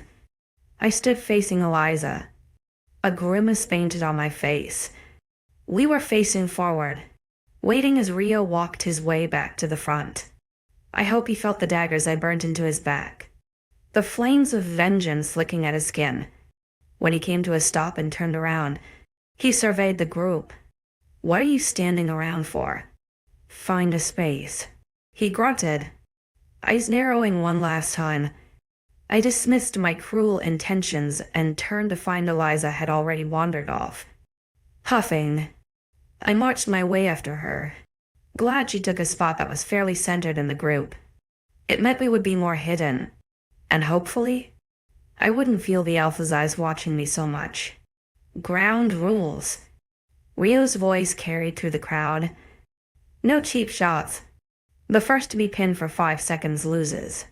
You go on my command. 𝐊𝐤 murmured agreement, and I dropped my head with understanding. Turning to 𝐊𝐳, I braced myself. I didn't know much about fighting like this, but I had learned enough self-defense whilst growing up. In case of the time I made it. It was silly to think about, from an outsider's point of view, but I became terrified. It came in handy a couple of times, but sometimes the fear would overpower me and I would succumb to his dirty touches or sharp hits. He was always stronger. Darius didn't mind me going to the gym. In fact, he encouraged it to the point he built one at the back of the house for me. I knew it was because he preferred me slim, but I had a naturally wide rib cage and hips, so couldn't help it. But with the aid of the gym and standard self-defense books, I learnt some moves and built some stamina to burn those pesky pounds. Most nights when I couldn't sleep, I was busy in the gym. I wasn't the best. Granted, I could barely last a 30-minute run on a treadmill or curl more than 15 kilos. I was sure 𝐊𝐲𝐬𝐧 could do just as well. Living here for way longer than me, she must have had more personal training. Squaring my shoulders, I felt my body ripple with building adrenaline. 𝐊𝐲𝐬𝐧 squatted slightly to one side, immediately telling me she was going to launch her leg first. She ran her eyes along my body, aiming to intimidate me. I didn't care for the phone tactics. I didn't even want to be here in the first place. As soon as the command go left Trio's mouth, 𝐊𝐲𝐬𝐧 swung for me. She felt punched with her left arm, hoping to distract me as she lifted her leg at the same time to kick me in the chest. I saw it coming, catching her by the ankle and pushing it down. She was left-handed. She grunted, stumbling as she caught her balance. Her eyes flared with recognition. She had expected me to go down straight away, staying in defense mode. I dodged and avoided most of her hits. I let my body take control, moving on its own accord as it saved itself from her sharp hits. She got a few punches in, using all 4 of her limbs in a coordinated manner. My rule number 1: defend yourself and find their weakness. By the time my agitation started to kick in, we were already breathing heavily. I dropped my stance a little as we circled each other. I let her catch a breath for a moment, more worn out than I was, and wiped the sweat from my brow. So much for the breeze today. A flicker of movement behind 𝐊𝐲𝐬𝐧 drew my attention away for a brief moment. Azra was circling groups, his hands behind his back as he scrutinized them. The split-second loss of eye contact was enough for 𝐊𝐲𝐬𝐧 to send a kick my way. My lungs whooshed with air as her foot connected with my jaw, my teeth slicing open the tender flesh of my lip. I groaned, falling onto my ass as my head pounded with pain and white noise. Hands were suddenly on me, trying to force me to the floor. 𝐊𝐲𝐬𝐧's perfume hit my nose, but the overwhelming desire of winning took control. As her hands grabbed my shoulders to push me to the ground, I wrapped my own around her waist and flew myself backwards. Her face smacked against the dirt, her body crumbling on itself as a shriek of pain left her lips. I had caught her by surprise. The small seconds of her rolling to right and herself, I was already scrambling up. Her body somersaulted, and as soon as her ass hit the floor, I was on top, pushing her neck into the ground. Her eyes widened, her right hand coming to claw at my fingers. I pressed my knee into her chest, my other wrapped around her dominant leg, keeping a firm grip on her bicep in my other hand. I pushed more weight onto her throat as she still attempted to buck me off. Blood dripped down my chin as I breathed. 𝐊𝐲𝐬𝐧 whispered a countdown. 5, 4. She bucked her hips again, but I just grinned, my chest heaving with excited exertion. 3. She moaned, pinching my skin hard enough to draw blood. I grimaced but continued to. She wheezed, her body giving up beneath me as I whispered the final number 1. Holding her steady for a moment longer, I released her and slid to the side, falling onto my ass. I held my arms over my bent knees in an attempt to catch my breath. 𝐊𝐲𝐬𝐧 remained on her back, her torso rapidly seesawing as she recovered. Only when she attempted to sit up from her position did I lift my head, wiping the pooling blood from my face onto my t-shirt. I sniffed back the drips that had leaked from my nose. Holding out a hand, I pulled her to sit. "You okay?" She exhaled loudly but nodded. I did not expect that. I laughed softly, my broken skin tugging in that familiar way of pain. "You did well. I hardly got any hits in," she grunted. I opened my mouth to answer when a huge shadow cast over me, sealing my lips shut. I raised my gaze to seek out the intruder. It was two. In fact, both 𝐊𝐢 and Darius stood over us. 𝐊𝐲's jaw tightened when my eyes briefly glanced at him.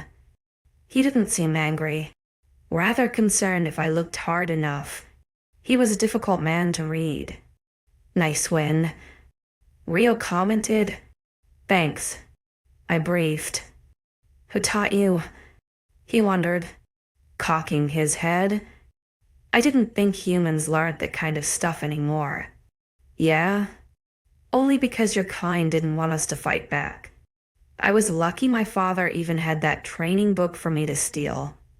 I am self-taught, I guess." His eyebrow quirked, about to ask something else when 𝐊𝐲 perked up. "Can somebody help me off this damn hot floor before my ass burns?" 𝐊𝐢 snapped his attention to her, scanning her injuries before holding out a hand. She wrapped her fingers around his palm as he easily helped her stand. She swayed, which had me holding out my hands in case she decided to join me on the floor again. She didn't. 𝐊𝐢's hands holding her tight enough. "I think you go sit and get a drink for the next one," 𝐊𝐢 commented. "There's more," she groaned. As she turned to walk away, a hand was placed before me. I had the sole black ring on his index finger before trailing my eyes up his taut muscle. Arms. Damn it. His veins even looked so lickable. "No, 𝐊𝐢𝐬. Bad, 𝐊𝐢𝐬." Shaking my head, I dismissed the Alpha's hand and pushed myself to stand. I inhaled sharply as my world spun, my eyes blurring as the head injury came back full force. 𝐊𝐢 reached out to grab me as he did 𝐊𝐲, but I stepped away, shaking my head. "You should go clean up." "That's not stopping."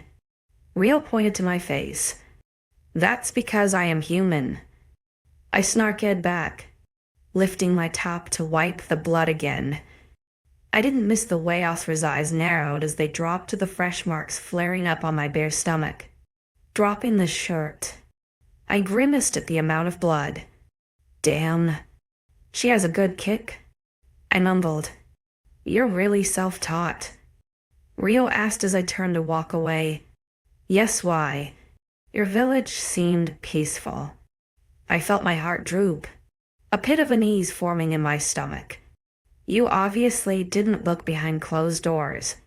His eyebrows furrowed in confusion, his hand moving to scratch at his nose. Before he could ask yet more personal questions, I turned and shuffled away, joining 𝐊𝐲 by the drink stable. I gratefully took the cup she held out for me, swirling some water around my mouth. I was glad it wasn't too cold that it shocked me. Rinsing my mouth, I spat a fountain of red into the grass before making another and drinking it properly. The metallic taste of my blood tainted its freshness, but it helped to regulate my breathing. "So, you are really self-taught?" 𝐊𝐲 asked me 10 minutes later. I lifted my head to gaze up at her, shrugging.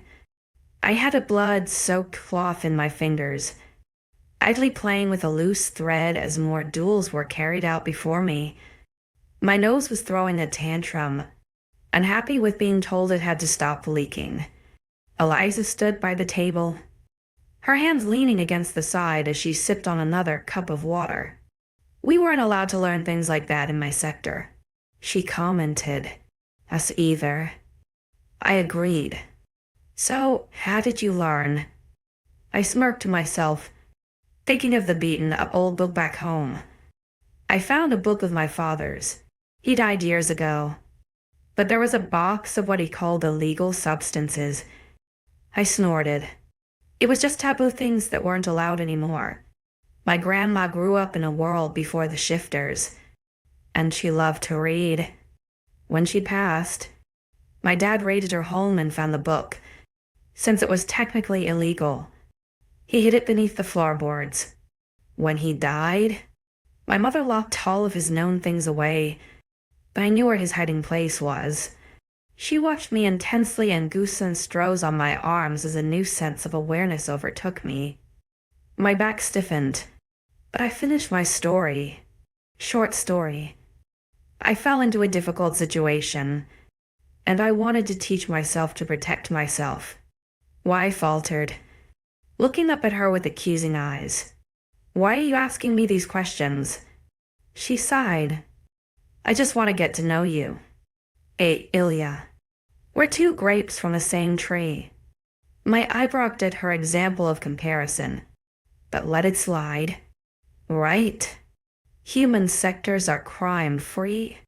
Everyone knows that. We live peacefully. I gritted my teeth. What you seem to forget, though, Eliza, is that I was not raised in a sector. I was born in a village whose leaders created a hierarchy that I just so happened to find myself floating inside of. I was an oddity. And oddities get in trouble in a place like that. How so? For starters, I was a woman who had a job and no education. You worked? I was a waitress. I nodded, smiling softly. I enjoyed working. What happened? Looking out at the various wolves fighting, I realized I didn't feel so threatened by them now. They were too busy locking their jaws around each other to even pay attention to me. I had lived such a backwards life, but right now I felt rather content with my surroundings.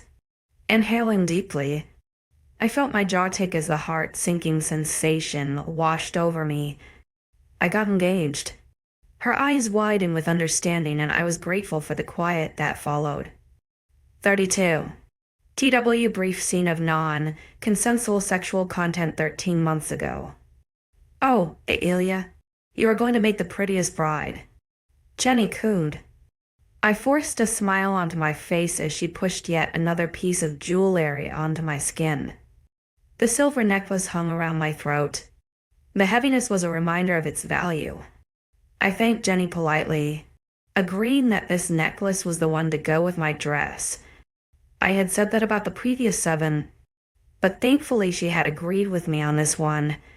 Jenny was Darius' mother, with bright, wild eyes. The blue blended effortlessly with the pale winter jumper she wore. She'd browned her hair as ever, slick against her head with only a few wisps curling at her temples and nape. The bun was tightened down, right painful, and I would know because she had forced the same style on me yesterday. I could still feel the ghost of the bun even now with my hair down. Eyeing myself in the mirror, I stared down at the silver necklace in the valley of my breast. With the heavy weight of a tiara on my head and the diamond ring on my finger, I felt so out of place. They properly primed and scrubbed me from grime when I first went out in public. My hands were too rough, my nails too chipped. It was baffling how a little secluded town like this could have so many beauty standards. I was a whole different person. Staring in the mirror, I didn't even recognize myself anymore. Jenny raided the jewelry store for a further 15 minutes before deciding that we were done for the day. I happily gave all the jewels back, leaving Jenny to reserve them, whilst silently wishing I could pawn the engagement ring and run away with the cash. I'd rather be anywhere else other than here. Walking all the way home, I acknowledged Jenny's light chatter as we approached the dead end that held our homes. She was kind enough, a little faux for the show, but she was nothing like her son or husband. I think she had been raised this way to accept the rule of the men, and she didn't mind it. I had nothing against that, being a housewife, but I wanted my own freedom. Forcing a smile to Jenny as we departed, I hovered by my front door. She continued her way up the small hill to her house that sat proudly on top of the village beside my own. Waving at me from a distance, she rushed inside. I did the same, bracing myself for anything that may lurk inside. It was late in the day, meaning Darius had probably started drinking by now. Shutting the door softly, I hung my handbag up with my coat and felt my shoulders sag with the burdens that sat upon them. It was winter, so I was glad the house was so warm against the bitter cold of the outside. Kicking off my shoes, I placed them on the shoe rack neatly, as Darius preferred, before wandering into the kitchen. Swinging the door open, I should have been more prepared. A hand clamped down on my shoulder, and my body reacted swiftly, swinging my right arm out. I knocked my fist into a firm hand. My eyes widened as soon as I made the contact, my brain realizing why I had tried to punch later than I liked. Darius sneered down at me, his hand tightening on mine. "Were you about to punch me in the face?" I swallowed nervously, my eyes becoming wide with terror. "And no, it was just a reflex. I promise. You are getting fast. That one stung a little, like a little bee." He sneered, his breath clouding my face as he laughed. I grimaced as the smell of liquor washed over me, a sense of dread pooling in my stomach. I felt my adrenaline kick in the longer I stayed there. My hand stuck in his firm grip. He suddenly grimaced, moving until he pushed me against the wall. "You need to be faster than that if you want to take me down. 𝐊𝐢𝐬𝐩𝐿, 𝐊𝐢𝐳." I winced as his hand clamped down harder on mine, tremors of pain shooting down my forearm that had me gasping for breath. He took it to his advantage, forcing his mouth upon mine. I tried to push away, to get him off me, but he firmly pressed me into the wall. I was stuck like a fly, pinned and hopeless as his lips roamed my face, his groin grinding into me as his spare hand traced my breasts. "Drop your pants," he grunted. I rapidly shook my head. "I see you can't. Please. Why the fuck not? Do as you are told," he snapped, moving his head back enough to grab my cheeks in his free hand. I flinched as some spit hit me in the eye, his hold impeccably tight on my jaw. His other hand remained firmly clasped on my own, a numbness running down my veins. I'm on my period," I whispered. He glared at me, disbelieving. "Prove it." With shaky hands, I had to undergo the embarrassment of him forcing me to show him, the blood on my finger a clear warning of my truth. As soon as he realized he would not get his fill, his nostrils flared with anger. I cowered into the wall when his grip intensified. "Then I will just use your mouth." He forced me to my knees, my tears pooling down my face as he used me for his own pleasures. My jaw ached by the time he was finished, with soon, too, be bruises littering my jaw and throat.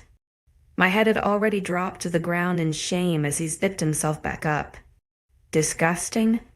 he spat, swallowing a mouthful of beer. "I will see you in for days. I have things to attend to." I remained on my knees, hoping that was it. But he didn't move away, growing agitated at my lack of attention. His hand captured my already tender hand again. "Answer me," he growled. I gasped at pain when his grip increased, too distracted by the sudden pain. I didn't answer, and his temper flowed like pooling lava. My desperation to be rid of the pain had my words ceased to make meaning. I begged, pleaded with him to let go of my hand, but he didn't care. His eyes glared into mine, eliciting a cry of pain when there was a sudden large crack followed by burning flames of pain down my wrist. He left me, a crying heap on the floor, cradling my newly broken wrist. We would say I was clumsy, that I tried to move the sofa by myself, and it slipped from my hand. People would laugh and say that was a man's job, and I knew they would believe it because of my background. It would be like it never happened, and then for days, he would come back from his time away and pretend he loved me again. I would crave his absence and attention like I did every time, only to fall for his apologies and gifts as he put the blame on his mental health, causing him to drink. The man had me. He had my emotions like putty in his hand. I was just his purchase. After all, shaking my head to clear the fog, 𝐊𝐲 eyed me curiously. I gave her a weak smile before turning my attention to the fighting wolves. I could feel a throbbing in my jaw, perhaps even swelling coming to light. My fingers tentatively touched the part where my ear met my face, eliciting a wince when the skin became too sensitive to touch. All right. That's enough of that. Give me a 5-mile run around the perimeter. My head turned to the new voice, a shudder rolling over my shoulders as his voice caressed my ears. Rio, please take the lead. Asra announced. Yes, Alpha. Rio nodded before breaking out into a run. You coming? Eliza wondered. Going to follow the crowd? Heh, no. I shook my head. I need some ice. She gave me an apologetic smile before turning and running away, Maya also waving at me as she disappeared. I watched the group as they slowly dispersed into the far line, becoming more aware of the burning eyes on my face the longer I avoided his gaze. The last person to be swallowed by the trees was Eliza, and when she was gone, I sighed, knowing I'd have to face him eventually. Clearing my throat, I turned around to grab another drink. I would go back to the kitchen and hunt down some ice in a moment. You did well. I tensed, the cup midway to my mouth when he spoke. He sounded close. Too close. Peeking over my shoulder, I mentally cursed when I saw he was directly behind me. How did man so large move so quietly? He was like a blade of grass amongst the wind, just floating. Thanks, I muttered before taking a large mouthful of water. Couldn't talk if there was something in my mouth. You say you are self-taught? Eyeing him, I kept on drinking but nodded my head once in agreement. Interesting. He frowned, thinking it over. Swallowing. I couldn't help but snark, my eyes quirking. Interesting. Alpha? His jaw ticked, but he nodded, crossing his arms. I fear I may have underestimated you. Maybe. I shrugged before turning to face him fully. Do you often do this? Alpha. His eyes narrowed. What? Judge people in a split decision? I taunted. Or is that just reserved for humans? Agitation flared in his eyes. What is that supposed to mean? I snorted, rolling my shoulders as I leaned away from the table. You think you know everything about everyone based on their looks. You are? Infuriating. He glared. That all you got? All the taunting and threatening me I'd bail in a few days. Where has that gone? I thought you didn't want me here. I raised an eyebrow. He suddenly opened his mouth and ran his tongue along his teeth. I couldn't help but follow the muscles as it grazed the sharpened edges of his canines. They may look like normal human teeth right now, but I knew exactly what they turned into. I repressed a shiver, gritting my teeth to meet his eyes again. He was smirking now, his arms crossed as he examined me. You seem to be no different. Little flower, rolling my eyes. I imitated his stance. What is with the little trades? He didn't answer, watching me intently as I fidgeted on the spot. His cold blue eyes would stare at me like this a lot, blank and relaxed. I would often catch him with the same expression. It was too hard for me to decipher what he was thinking. Did anyone ever tell you that you wear your emotions terribly? He mused. I gritted my teeth, placing my hands on my hips. Did anyone ever tell you that you have a humongous ego? His lips quirked into a rare smile, amusement dancing in his eyes. Intriguing. The tension was palpable, and I still wanted to bite back with more agitated comments, but my jaw was pounding and my shirt was covered in blood. Running a hand through the loose strands of my hair, I exhaled heavily. I was aware of his eyes on me as I calmed my raging temper, but I paid no more attention as I turned and walked away. I just got kicked in the damn face. I would not stay here much longer. Where are you going? Can't take it, he called after me. I don't know if your eyes work as well as your dick brain does, Alpha, but I am not in my most perfect state. I may not show emotions well, but I can handle pain even better. So put your damn ego to the side and leave me alone. A low whistle caught my attention, and I flashed my eyes to the left just to see 𝐊𝐢𝐬𝐬 approaching. They had been gone. What? 5 minutes, and he was already back. Did werewolves hold some kind of teleportation magic too? Rio came to a steady walk, running his eyes along my form as I marched back to the house. Are you okay? I paused in my steps, scanning his eyes for emotion. He seemed genuinely curious, so I graced his honesty with a pained shrug. His lips pursed at the gesture, and I gave him a tight smile before once again turning and leaving the field. They'd better hope ice was easy to find in this house. Maybe some painkillers too, alongside a raging headache and bloody jaw. I think my brain was at maximum agitation levels. 33 and I have double updated. 𝐊𝐢𝐬𝐬𝐷 first. I woke the next day, disgruntled, completing my morning routine. I found dark splotches running along the length of my jaw and a few along my cheekbone. I was lucky I didn't have a black eye, my jaw taking most of the impact. There were other bruises that littered my skin, but most of them didn't hurt. Being so underweight as Maya called me meant I bruised easier. Anyway, my brain itched to cover the site. I didn't have makeup here. I was so used to hiding them. I was afraid of the reaction it would get in a place where the people healed in a matter of hours. I already got sniffed and stared at when on my monthly, so imagine the rare sight of a black bruise. Do wolves even bruise? Instead, I sighed and styled my hair so that a large part of it cascaded down my face. Having no other choice, I dressed in a simple t-shirt and shorts again, deciding inconspicuous was my best option of hiding my injuries. My legs had a few scuffs, but I didn't care too much about them. Everyone had minor flaws, but the bruise on my jaw was an eyesore. Literally, waiting for the elevator, I once again came face to face with Piper.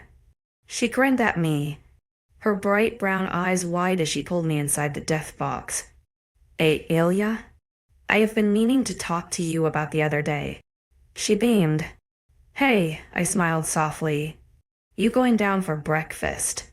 She wondered. Yeah.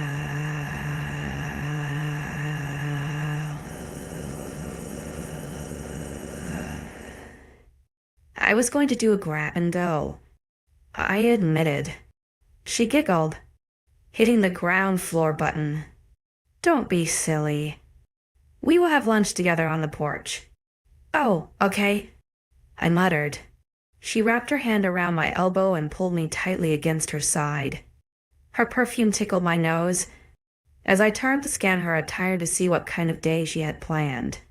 Besides the flawless skin, her hair was in a high ponytail and she wore a pink, short summer dress.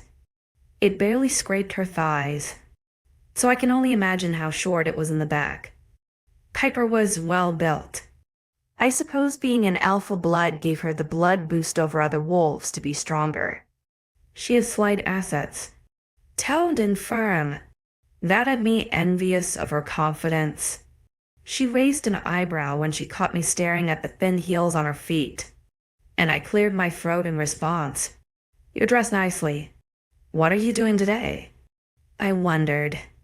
The elevator pinged, and Piper led me through the double doors, greeting a wolf who stood there. I have a meeting later, but other than that, I just like to dress cute. So wearing 4-inch heels is for comfort, I hummed. She laughed at me, her spare hand coming to tap my shoulder. Oh, I would love to give you a makeover. Raising an eyebrow, I pursed my lips. Are you trying to say something there? She shook her head. I don't mean it like that. I would just love to see you in heels and a tight dress. You would, I teased. Her hand tightened on my arm, her eyelashes fluttering. Of course, it was my turn to laugh at her attempt at whatever that was, and her face brightened at the sound. Goddess, I love your laugh. What? I snorted. I'll laugh like a dying cow. No, you don't. You laugh like a princess. I pointed out. She grinned. And I love how blunt you are with me. It's a pleasant change. 𝐿𝐤, compared to the Alpha's presence, that's not so hard to beat. She shook her head, smiling still. He isn't that bad when you get to know him. The conversation died there as we entered the kitchen. Piper's arm disconnected from mine as she made herself some toast. Want some? I shrugged a yes and watched as she placed for slices under a strange metal-looking thing. It rolled the bread down a tunnel where it disappeared for 30 seconds before popping out of the bottom a clean brown color. She smothered hers in strawberry jam as I coated mine in butter. And together, we grabbed a drink and made our way to the front porch. Sitting down on a chair, I sighed. This place is so dreary, with a mouthful of toast, primed and proper. Piper frowned at me. What do you mean? This porch, I gestured. It's so dull. Not exactly welcoming. She snorted. The pack is not the most welcoming. That's not the point. They could still make it look nice for themselves. At least. I muttered. You are part of the pack now. Why don't you suggest something? I don't have any money. I shook my head. I doubt that it'd get anywhere under funded. I will fund it myself if I have to. 𝐿𝐤? She smirked.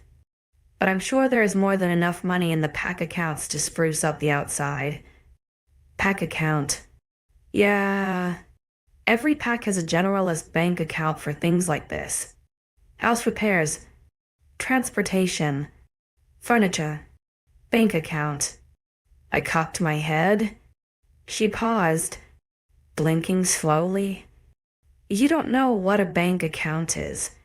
Frowning, I shook my head, chewing on some toast to pass the awkward belittling I felt. I contemplated keeping my mouth shut. I don't mean it in a bad way. 𝐿𝐤, I forget you are not from around here sometimes. It feels like I've known you longer than this. Piper soothed me, reaching her hand out to grasp my knee. A bank account is a place where money goes to keep safe. It's digital. You can transfer money from account to account and as a balance. From that balance, you can pay for things digitally or take money out as cash or coins. I see, I murmured. Damn, the world really had moved on my 𝐊𝐤𝐬𝐻𝐿. Or perhaps they did, and we didn't have the access to the digital stuff. But maybe, a darker part of me thought, the South, loving rulers didn't want to share. A few coins a day for hard work was nothing for people like Darius. 𝐿𝐤, I do not know the extent of your life. Oh, here we go again. But you can ask me anything and I won't judge you. I will just give you the answer. Perhaps not what I was expecting. Smiling gratefully, I nodded. Thank you. Piper. She grinned, removing her hand. So, what is the deal between you and this pack? In particular? I suppose to be mate? Supposed. She shrugged. We coupled up since my mate died. If you remember me saying. But he suddenly called it off about a week ago. My eyes widened with shock. A strange hum of excitement built up inside of me. Why was I getting my hopes up? I wasn't sure. He was not mine. He did. Did he say why? I wondered. He did not. She paused in her answer, cocking her head to stare at me. But I think I have an idea. I blushed, shaking my head. It's not like that. Are you sure? She teased. You wore his shirt the other day. and he gave you his blood, so I was injured, and the shirt was just a joke. He let you join in the pack training. That was just because I wasn't supposed to be there and I wanted to show him something. I pointed out, sipping my coffee. He brought you to his pack after you were injured. It was instinctual. 𝐿𝐤, he never looks away from you. She sighed, shaking her head. You have to realize that. I didn't. Piper, it's not meant to be. What makes you say that? I sighed, dropping my head to stare up at the dull porch roof. He's an ass. He talks like crap and treats me like a peasant. You're not a peasant. 𝐿𝐤, 𝐊𝐢𝐧𝐑. You are as much of this pack as anyone. Most of them already see you as a member. Do you not feel it? The lack of hatred or judgment. No, I don't. Everyone's always got their nose in my business. I grunted. How do I put this? She murmured. I waited as she contemplated her next words. My agitation was already growing, so I was glad she knew I may snap if she said something difficult. They are going to be like that because you are human. Humans are naturally weaker, she explained, and I narrowed my eyes. They want to make sure you are okay. We are predators. We use our nose and eyes a lot. It tells us all about everything going on inside. But sniffing me when I want to be private. I snapped, glaring at her. They want to make sure it is not blood from injury and see if you are in good health. Gosh, damn it. 𝐿𝐤, stop shooting this down. This is a good place. A good pack who will treat you so. You are protected here, you never have to go back to whoever hurt you again. She exclaimed. I clenched my jaw, dropping my gaze from her as my emotions hit me full force. The extremity of what she said hit me like a tidal wave. Mai and Eve had been trying to say the same thing for a week or so now, but I just couldn't see it. Something about Piper, her strength, her charm, drew me in, and as our strange friendship blossomed, I became comfortable around her. So, for her to use the term someone instead of something made me more emotional than I expected. I felt safe here. I just couldn't admit it out loud. I wasn't a fan of the company, but looking back on it, I realized they all were not that bad. They gave me my distance otherwise, and I could see what Piper meant. They were animals, and I was a new member of a different species. You don't send a dog into a wolf's den without expecting there to be a few tussles. Look, I'm sorry to drop it on you like that, but you need to hear it from somebody on the sidelines. She sighed. I sniffed, shaking my head. No, I get it. I appreciate it.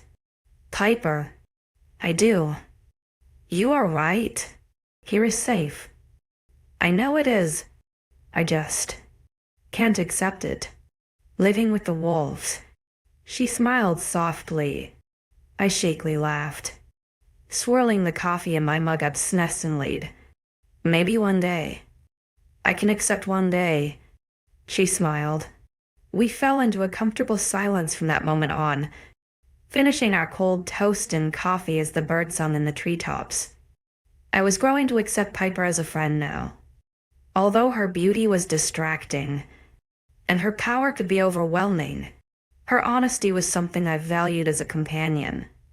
Placing my empty mug on the ground, I turned to face her fully. Piper, hun, she wondered, looking at me with a smile. Thank you for being honest with me. She grinned lazily, pushing a strand of loose hair behind her ear. Honesty is the best policy. Now I need you to be honest with me about something. What is it? I wondered nervously. 𝐿𝐤 is your mate. It wasn't a question, but I hesitantly nodded, which caused her shoulders to relax. Okay. Okay. I frowned. Okay. She shrugged. But I thought you two had a thing. We did. An arranged thing. She smiled. But I have never truly loved him that way. There was always something stopping me from falling in love with him. Maybe it was my past that it would feel like betrayal, or maybe it was his future that I would prevent him from happiness. But we aren't together. I cannot stand him. Frankly. Oh, please. I have read all the romance books. You will end up together. You are destined to be. You must have read very few books. I shook my head. She giggled.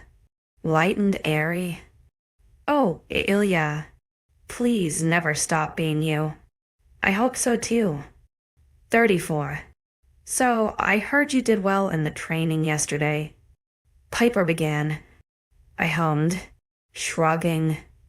I only did one fight. Well, I heard about how you got kicked in the face and still stood up. She quirked an eyebrow at me, glancing at the bruising I tried to so hard to hide. Sighing, I glanced down at my empty cup. I didn't want to fight. So why did you? I rolled my eyes to look at her. I felt like if I said no, everyone would judge me even harder than they already do. Her lips pulled down into a grimace. 𝐿𝐤, don't see they're not judging me because they are. I snorted. I am a human in a wolf den. I only wonder how many know of my so-called importance here. Not a lot. She shrugged, giving her a deadpanning look. I pulled myself to stand. I'm going to always be judged here, and the Alpha is the leading cause of it. She rose with me, her face still crinkled with sad confusion. I won't judge you. I laughed lightly. Thank you. Not the first time I've heard that. The rest of the day I spent being mostly idle. After speaking to Piper that morning, I made my way back to my room. I lazily lounged around, picking at the room and moving my bed to be next to the window. It didn't take long, moving things around, since I had so little, but I had more than I ever had growing up with my mother, so I appreciated the simplicity. Darius always had too much, and it was always white, but the soft-looking would soothe me. Pair it with the white bed linen and it looked perfectly cozy. A knock on the door startled me, and I breathed a slight greeting as I smoothed down the top sheet of my bed. Spinning around, expecting Eve. It surprised me when I found it was NYA. She paused in the entryway, taking in my new room layout. Get bored. She grinned lazily. I shrugged, sitting on my bed as she made herself comfortable in the armchair. I suppose. There isn't a lot to do around here. You can always come back to training. She smirked, eyeing the black bruise on my jaw, rolling my eyes. I remembered I had tied my hair up whilst working. Maya didn't seem to judge, so despite my agitation, I left it exposed.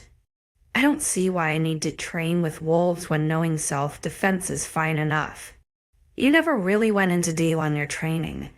She raised an eyebrow. How did you do it? Frowning, I shrugged.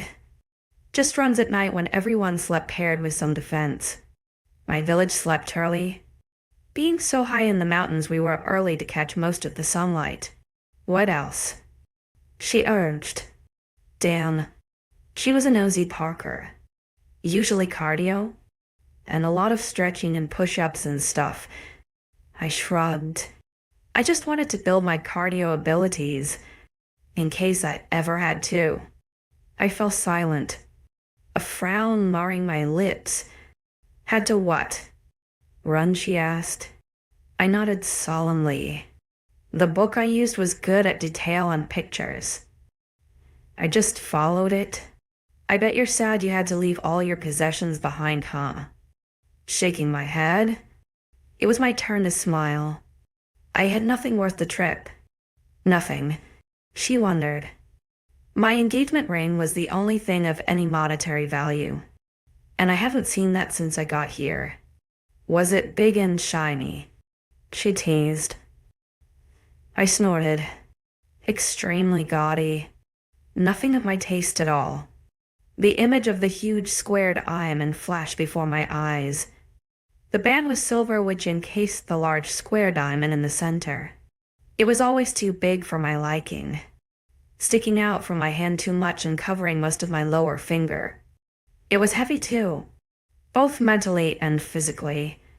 An immense burden. A life that tied me to. Now I was free. Kind of. What are you thinking about? Why I hummed. Pursing my lips, I found I was staring down at my wedding finger. Nothing. Do you miss your lover boy? She teased. The glare I sent her had her pause, and I watched as she swallowed nervously. I guess not, she muttered. I sighed, falling back to lie on the mattress.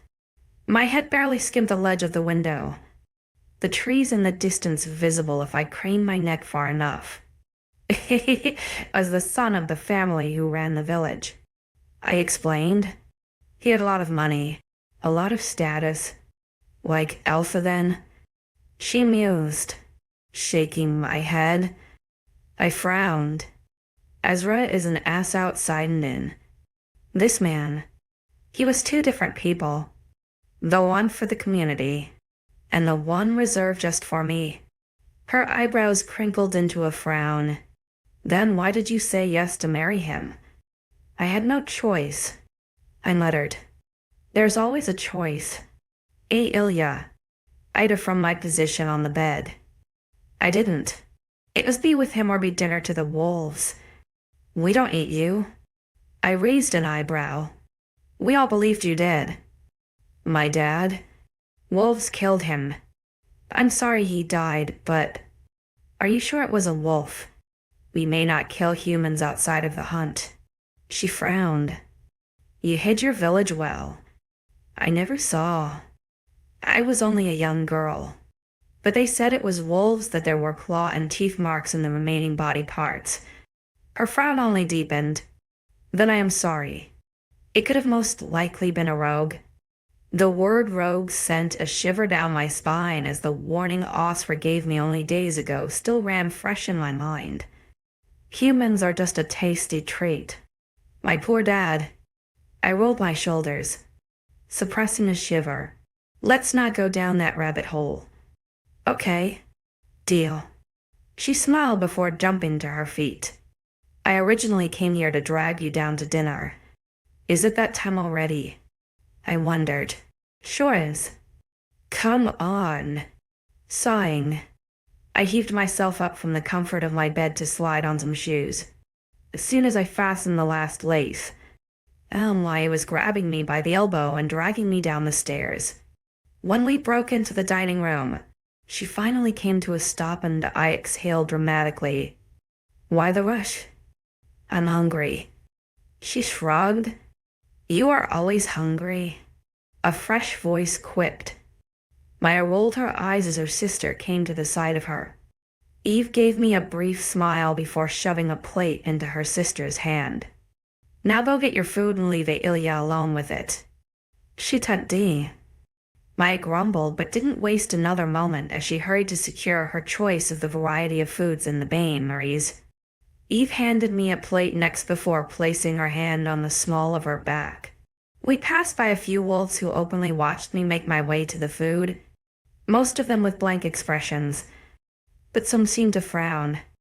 I itched to shield myself, so made it my task to look dead ahead at the first batch of food. Pasta dishes. Taking a spoon, I served my portion and Eve joined in after me.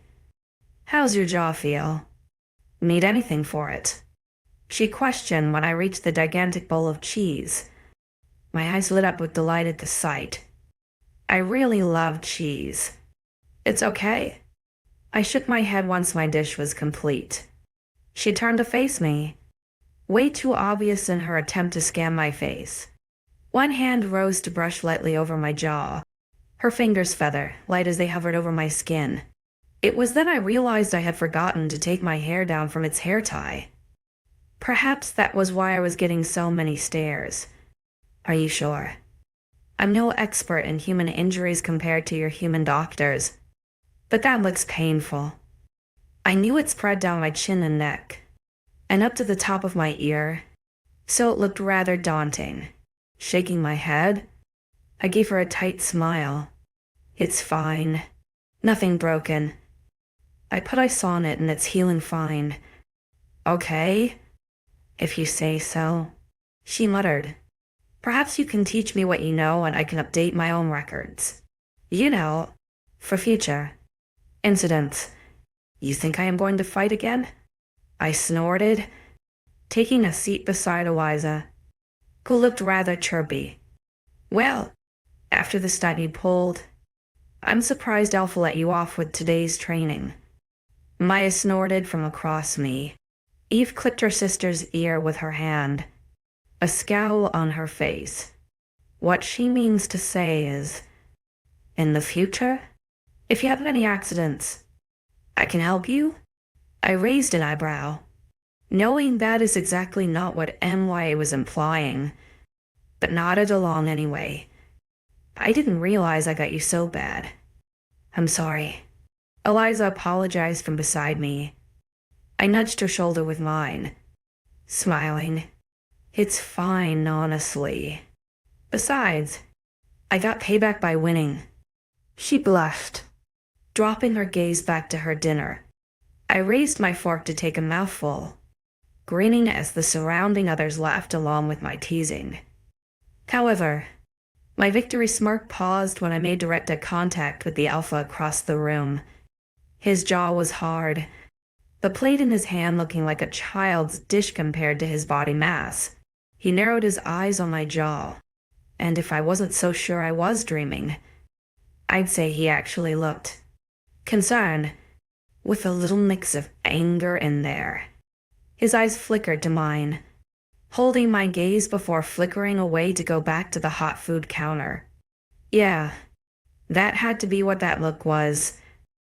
I am slowly cracking those facial expressions of his. His shoulders were tense, and he stood large and imposing over the seated wolves. He moved effortlessly through the hordes of tables and people, and I couldn't help but watch how his back muscles shifted beneath his black t-shirt. Man, what I'd give to have that shirt taken off. A click in my oar had me blinking out of my daze and snapped back to the present situation.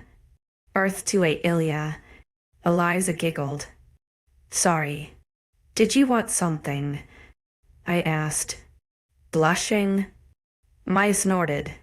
The salt would be wonderful. Nodding, I leaned to the empty seat beside me and passed her the salt grinder.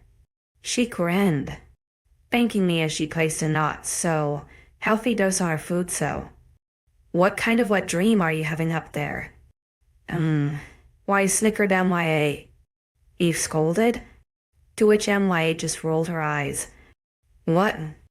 She may as well be drooling. Like, damn. Just fuck him already. Maya held her hands in the air before shooting me a sly grin. There will be no fucking. I shook my head. Oh, boo. There goes my fun. She laughed. I give it a week before it happens. The tension between you is incredible. I give it 5 days. Eliza joined in. I shot them both a scowl. I will have you know that the relationship is not like that. Nowhere near. But there is a relationship. Focusing my gaze on her, I shook my head. I barely tolerate him. He is as egotistical as he is tall. Eve stiffened at my disrespect for her alpha, but MYA snorted. Oh, I am going to need all the details when it happens. It will not happen. I groaned. The table fell into a handful of giggling as I tried to hide my embarrassment.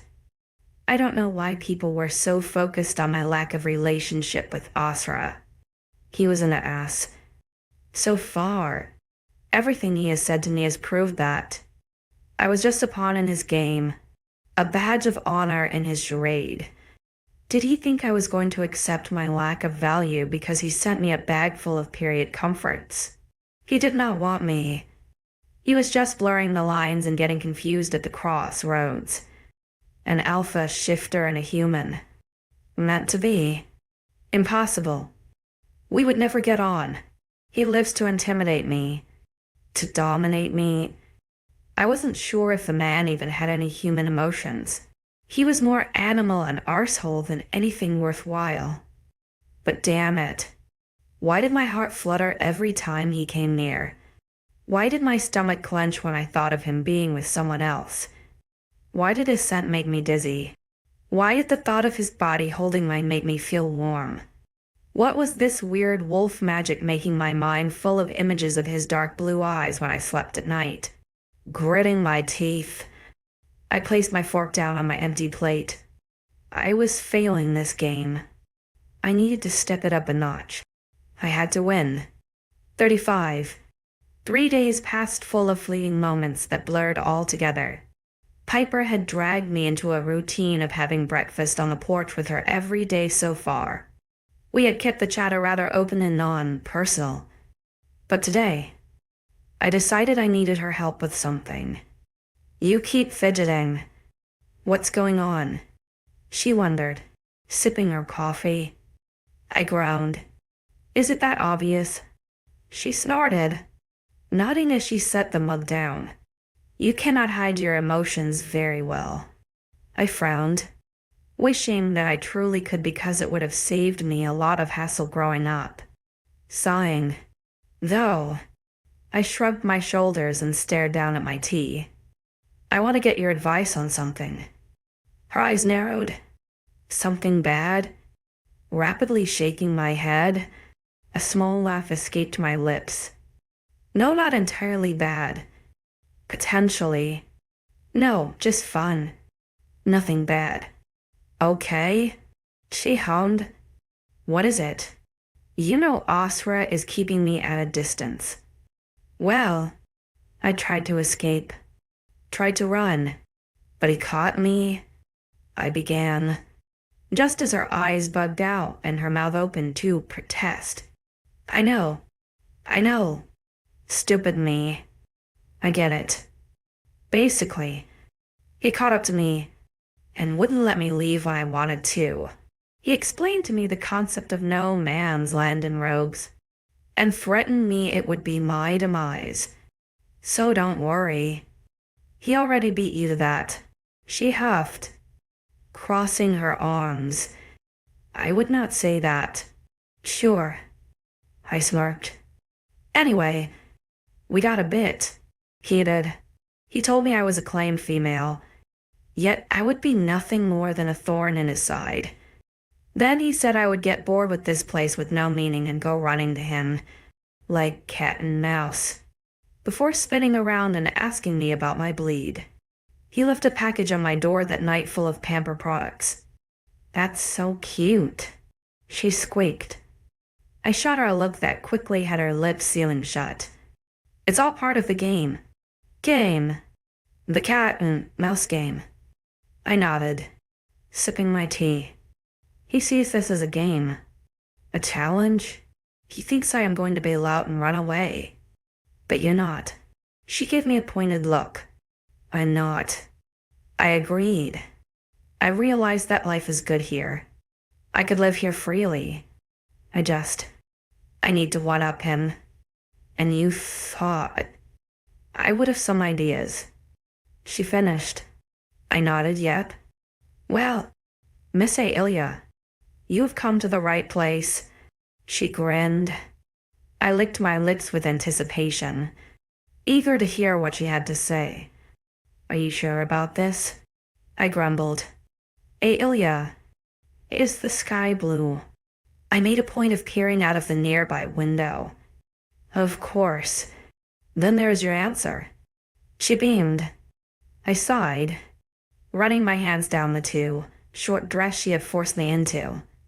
Now this morning, when I thought about going to Piper for advice, I did not expect practical nudity to be one of them.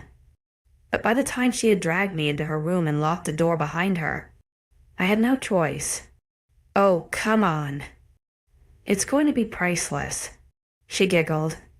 All the chicks do this in the movies. What's a movie? I muttered. She squeaked in horror, hands coming to grab my elbows. Oh my gosh. I need to educate you. You cannot be a Luna without seeing at least one chick flick. I nodded with wide eyes, taking her desperation seriously. Noted. Anyway, as I was saying, Shitati, wiping her hands down my forearms. It is over 24 degrees in the middle of spring. There is no better time to wear this dress. What if I burn? I mumbled. I need sun cream.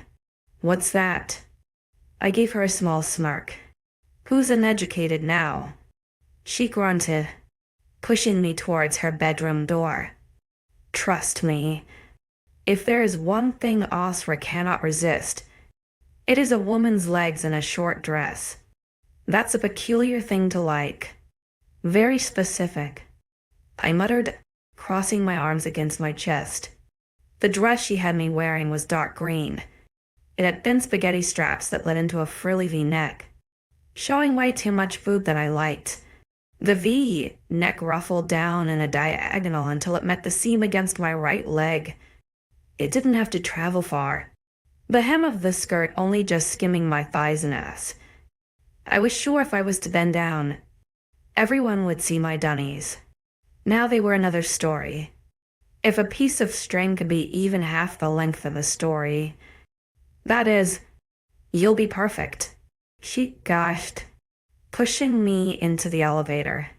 One thing I had kept myself was my hair down and flat shoes.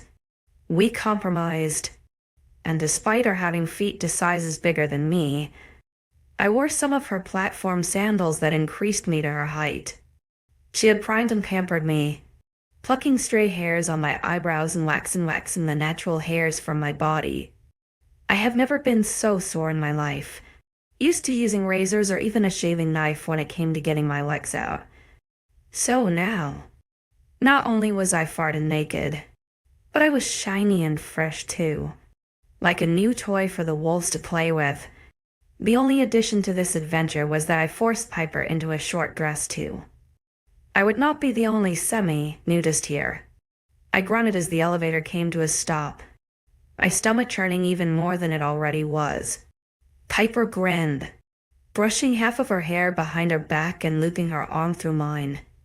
Piper was a gorgeous woman, and I was sure I looked like used potato skins beside her.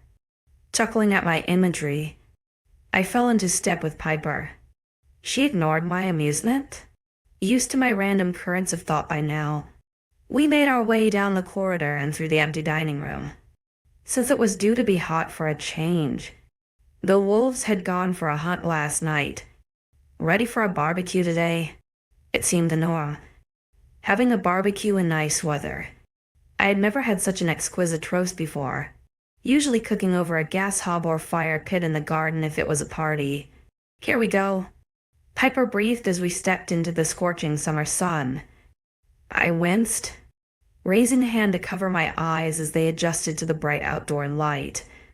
Piper's grip tightened on my elbow as we made our way to my group of friends. There were low whistles as we passed that had me fighting back a blush, unused to being spoken to in such a way. Unless, of course, it was Piper they were talking about. Well, what do we think? She gushed, stopping at the foot of the picnic table. I dropped my hand to scan the various expressions of my friend group, amused by their confused yet shocked gazes. The men actively avoided looking any lower than my face. Or in Everett's case, not at all. I had spoken to the guy maybe twice, so I did not mind his avoidance in the slightest. The four girls were gawking at me. Eve and Eliza both stared at me wide-eyed, Eliza's eyes scanning the details of my dress while Steve, and even Olive, openly avoided doing so. Maya, however, did not hide her actions, her eyes running the length of my body as she nodded in approval. I like that. Maya purred, shooting me a wink. Of course you would. Eve 𝐡𝐢𝐬𝐬, what's with the get up? I know. It's getting that ass, isn't it? No, why ~𝐸𝐵𝑠ed? I knew you wouldn't last a week without falling into his bed. I rolled my eyes. Hilarious. Have you got sun cream on? Olive muttered. The sound of her voice startled me. Her usual quiet and reserved persona meant she often blurred into the background. I gave her a soft smile and direct eye contact as I shook my head. Piper doesn't know what it is. I gave the latter a pointed look, to which she huffed. I have some. The pharmacy sell it. Next time you go into town, it's by the counter. Eliza piped up. Thanks. I nodded. Stay out of the sun. Olive muttered. I will. I laughed. She blushed but gave me a small smile, and I cast a look to Everett to see him staring down at her with wonder.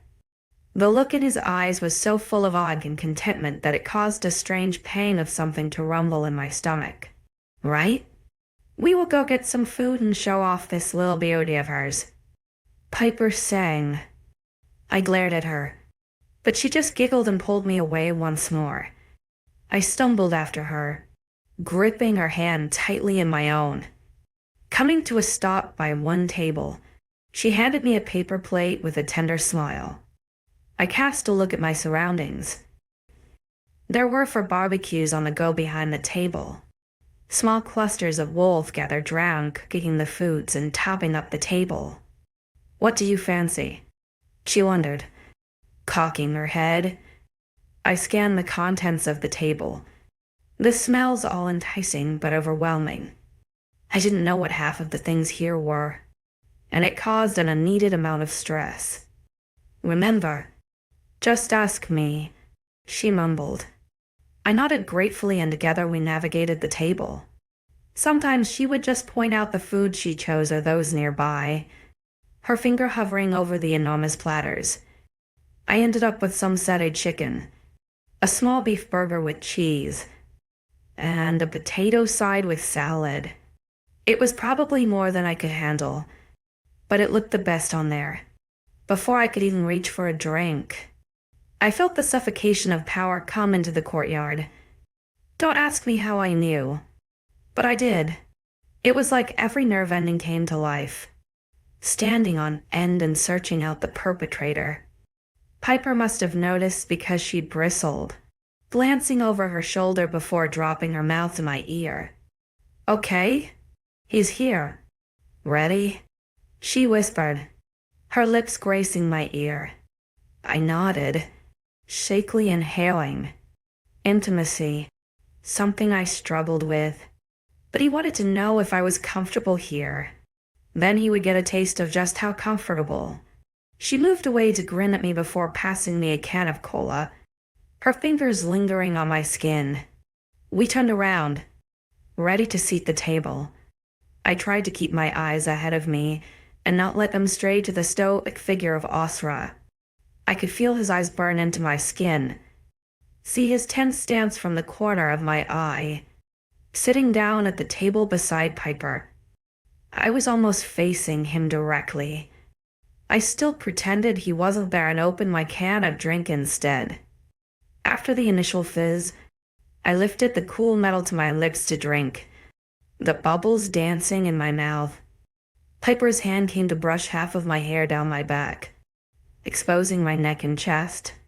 Leaning in close, her fingers lingered behind my ear as she giggled. He is staring so bad, she whispered. I couldn't help it. My eyes flickered up from the table to find his. They locked instantly. His blue darkened to an eerie midnight black. He was about 50 yards away.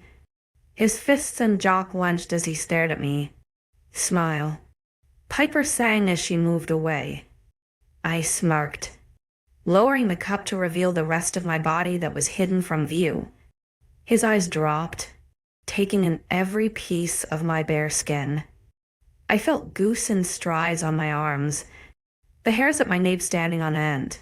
The energy from his weird wolf bond magic was thrumming with attention. It has never felt so alive. But then again, I haven't seen him in a few days. Perhaps the magic missed each other. Dropping my gaze from his body, I picked up my fork and picked at some of my potatoes. Eventually he moved, going to get food from the buffet table before standing off to the side beside the cooks. I felt his eyes on me most of the time, hard pinpricks branding my skin. The table fell into silent giggles and chatter, mostly small talk or gossip from other packs. Apparently, there was going to be a pack-wide hunt soon, one that I could attend if I had. And I quote, "a wolf to ride." Once we finished with our food, I went to rise from the picnic bench as usual, only to realize a breeze too late that bending to get out backwards was not the right movement. A loud growl sounded around the courtyard and all the wolves fell silent. Before I could move any further, a large hand grasped my underarm and pulled me from the table. I'm caught in a whirlwind of emotions with 𝐊𝐲𝐬, and just when I think I've got him figured out, he goes and kisses me senseless, leaving me more confused than ever. 36. My feet barely touched the ground as 𝐊𝐲𝐬's large hand wrapped around my waist and lifted me into his side.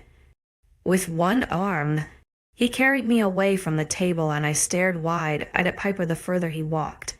She blinked once, twice, 3 times before her lips curled into a cunning grin. My hands gripped 𝐊𝐲𝐬's bicep tightly as he supported all of my weight in one arm. How could someone lift an entire human with one arm? Before I could even gauge my surroundings, we were back inside. The sudden lack of light had me snapping to my senses, and I increased my grip on 𝐊𝐲𝐬's hand. "What are you doing?" I gasped. "Put me down." He grunted and ignored my order.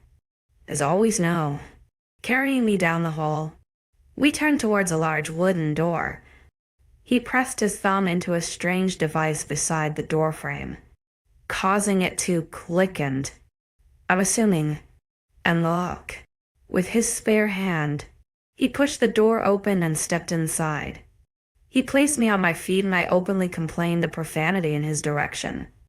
No sooner did I get a glimpse of the large wooden table, when I was suddenly surrounded by his scent. I blinked away from the shiny computer to find myself entrapped by 𝐊𝐲𝐬's dark blue eyes. Swallowing the next complaint down, I took a few steps back to gain some distance. He followed every 2 of my own steps with one of his until my back hit something solid and my hands darted out to steady me. Glancing away quickly, I found I clasped my fingers around the side of an upholstered chair. I think he called these moon chairs. Frowning, I lifted my gaze back to find 𝐊𝐲𝐬 was still directly in front of me. His toes touched my own, his chest almost brushing mine. It was heaving as he took a large 𝐊𝐿𝐻 of air, but it was his eyes, so intense and daunting. I dreaded to think what was going on in that mind of his. But damn it, he couldn't just handle me like a bag of shopping. "Why the fuck did you carry me in here?" I snapped. He blinked harshly, his head recoiling at the change. As if realising his stoic stance, he took one step back and shook his head. Running a hand across his chin, he scrutinized me once more. He was infuriating, full of arrogance and bravado, and way too handsome for his own good. "Oh, what?" I huffed. "Why are you not afraid of me?" I blinked, dumbfounded. "What? How is that anything related to what I just asked you? Is your brain turned on?" "Alpha." His eyes narrowed. "Very much so." As on my eyes, I 𝐾𝐞𝐬 tilted my head, crossing my arms along my chest. Pouting, I ran my eyes along his jean platform before clicking my tongue. "I'm glad your eyes are working, but I think you should get your ears tested." "Alpha?" He growled lowly. "Calling me Alpha will not give you the effect you desire." I paused, noticing how his eyes lit up as he spoke. Damn it, he was enjoying it. I hoped it irritated him. Being called it in such a way was meant to be degrading. What do you want? Anyway, I sighed, flexing my fingers against my ribs. His eyes noted the movement, that intense furrow of his eyebrows returning. He took that single step closer once more, his earthy scent reminding me of fresh rain. This man was wild, in and out. His hand suddenly raised, and I automatically flinched, recoiling my head away from his outstretched palm. His frown deepened, but he didn't move closer until my eyes shyly met his. I waited with bated breath as he inched his hand closer. Slower this time. I barely reacted, frozen to the core, when his thumb tugged on my lower lip. My tongue darted out instinctively to wet my lips and pull my pout back in. I tasted the tip of his finger, causing his breath to hitch as the rest of his hand moved to rest on my jaw. I looked up at him through my lashes, unable to comprehend another word as the buzzing warmth of his skin flittered against mine. Once his hand was situated firmly on my jaw, my eyes fluttered closed and inhaled deeply as that strange warmth shot down my spine. My stomach flipped, an electrifying warmth filling my chest, my ribs hurting as they expanded with every breath. Ezra, I sighed. His lower two fingers tightened on my throat, a deep rumble starting in his chest. I opened my eyes, eager to find out what was going on, but my throat dried with the intensity of his stare. His face was inches away, his breath fanning my forehead. A gentle push had my head tilting under his command, and the rumble in his chest returned at the movement. His name was a whisper breathed across my lips, my eyes searching his for answers.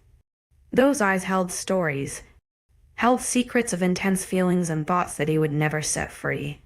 His breath fanned my lips, the pooling warmth in my body filling me until it felt like I couldn't breathe. And it was then, and only then, that his lips caressed mine with secrets I could only wish to unlock. It was a gentle caress, as if testing my reaction to his bold movement.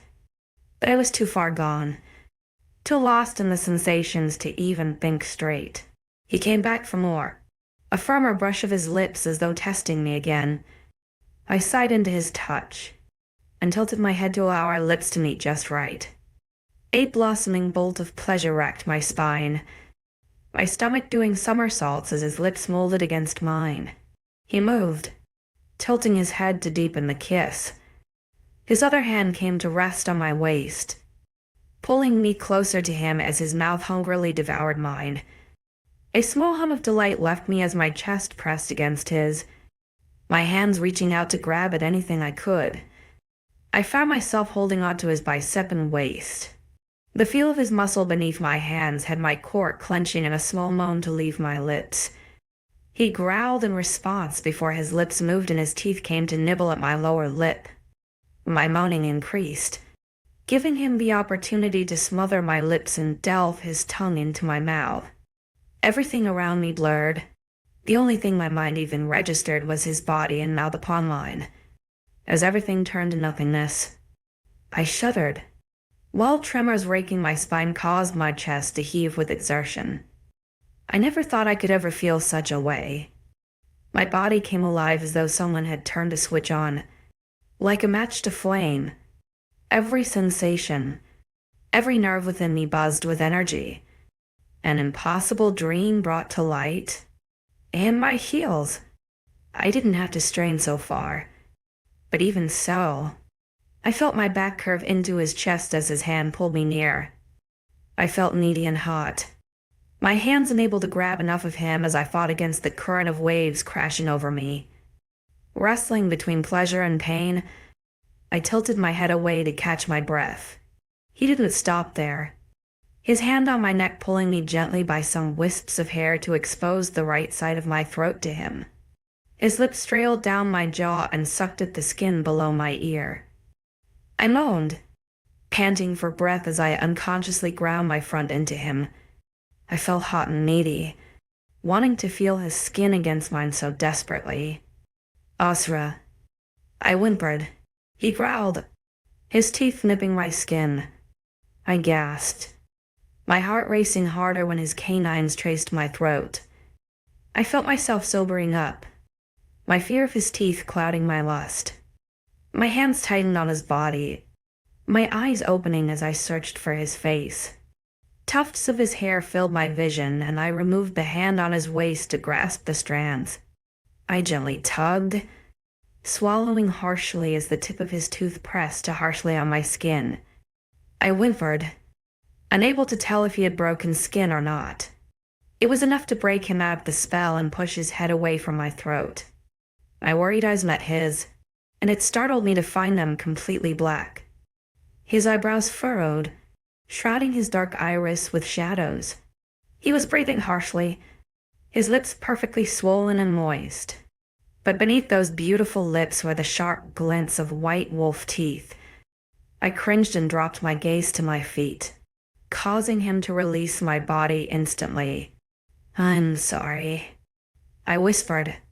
I heard his teeth smash together, a deep rumble of what sounded like displeasure filling the small room. After a few tense moments of neither of us moving away to catch our breath, I finally rose my eyes to seek his face. He was staring down at me. His eyes had lightened to a deep blue, but his lips were marred with a frown. I was just thankful his canines had disappeared back into their rightful place. I should have shrouded away, convulsed with the intense look he was giving me, but I didn't feel the slightest bit affected. I have come to think that 𝐊𝐲 was always this intense, always this moody.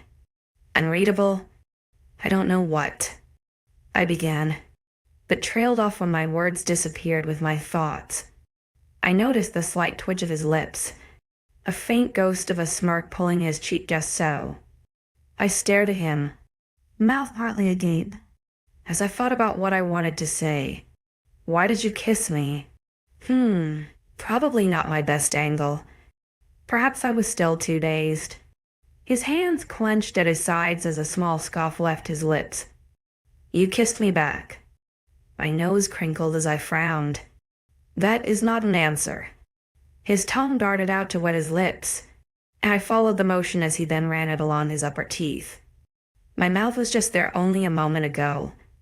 Mine, nobody else's. I wondered what that tongue could really do. I shivered, looking away from his tantalizing mouth and back to his eyes. He wasn't hiding his amusement now. His eyes crinkled with a slight hint of warmth. I wouldn't have detected it if I weren't still so close to him. Perhaps it was just a way for me to shut that mouth of yours. Tulip. His voice was raspy and hoarse, a thrill shooting down my spine as it caressed my ears. Closing my eyes for a moment to catch my bearings, I shook my head in response. You dragged me here. Carried you. I carried you here?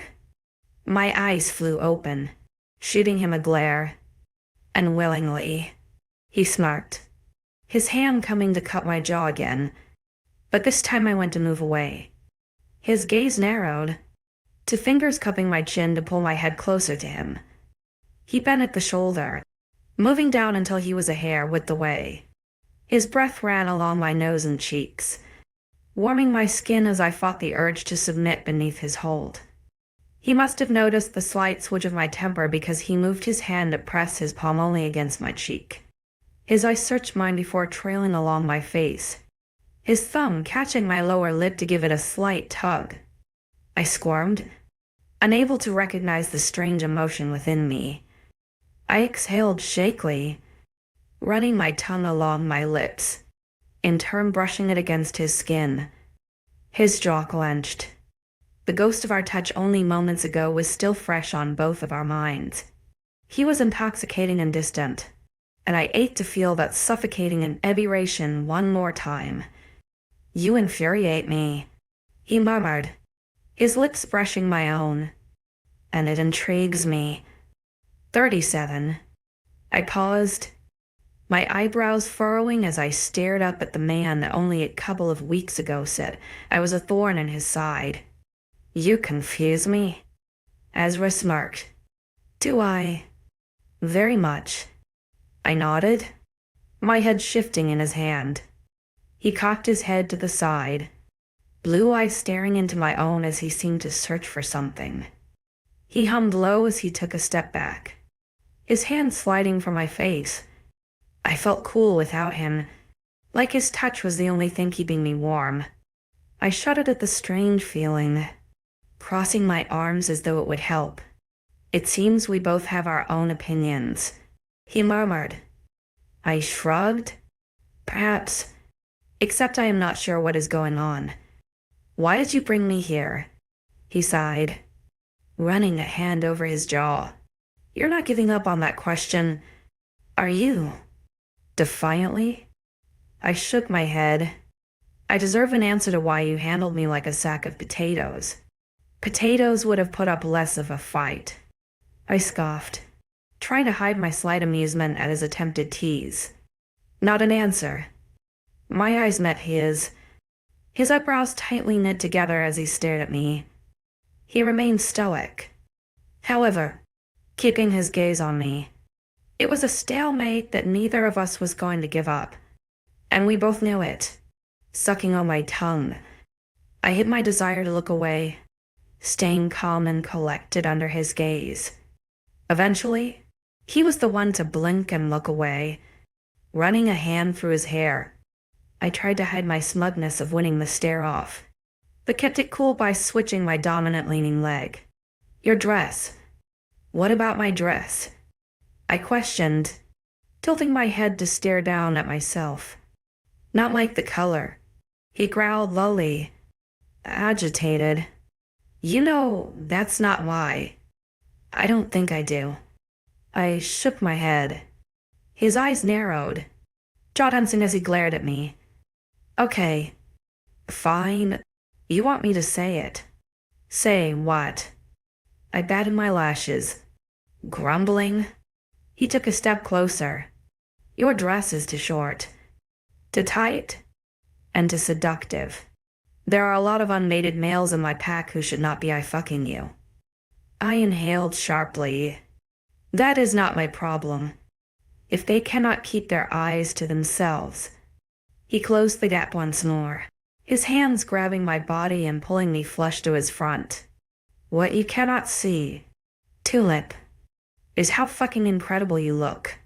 I don't want a single other male looking at you like this. He breathed. Oh God.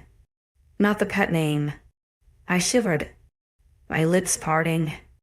What if I want them too? I dared, adrenaline coursing through me.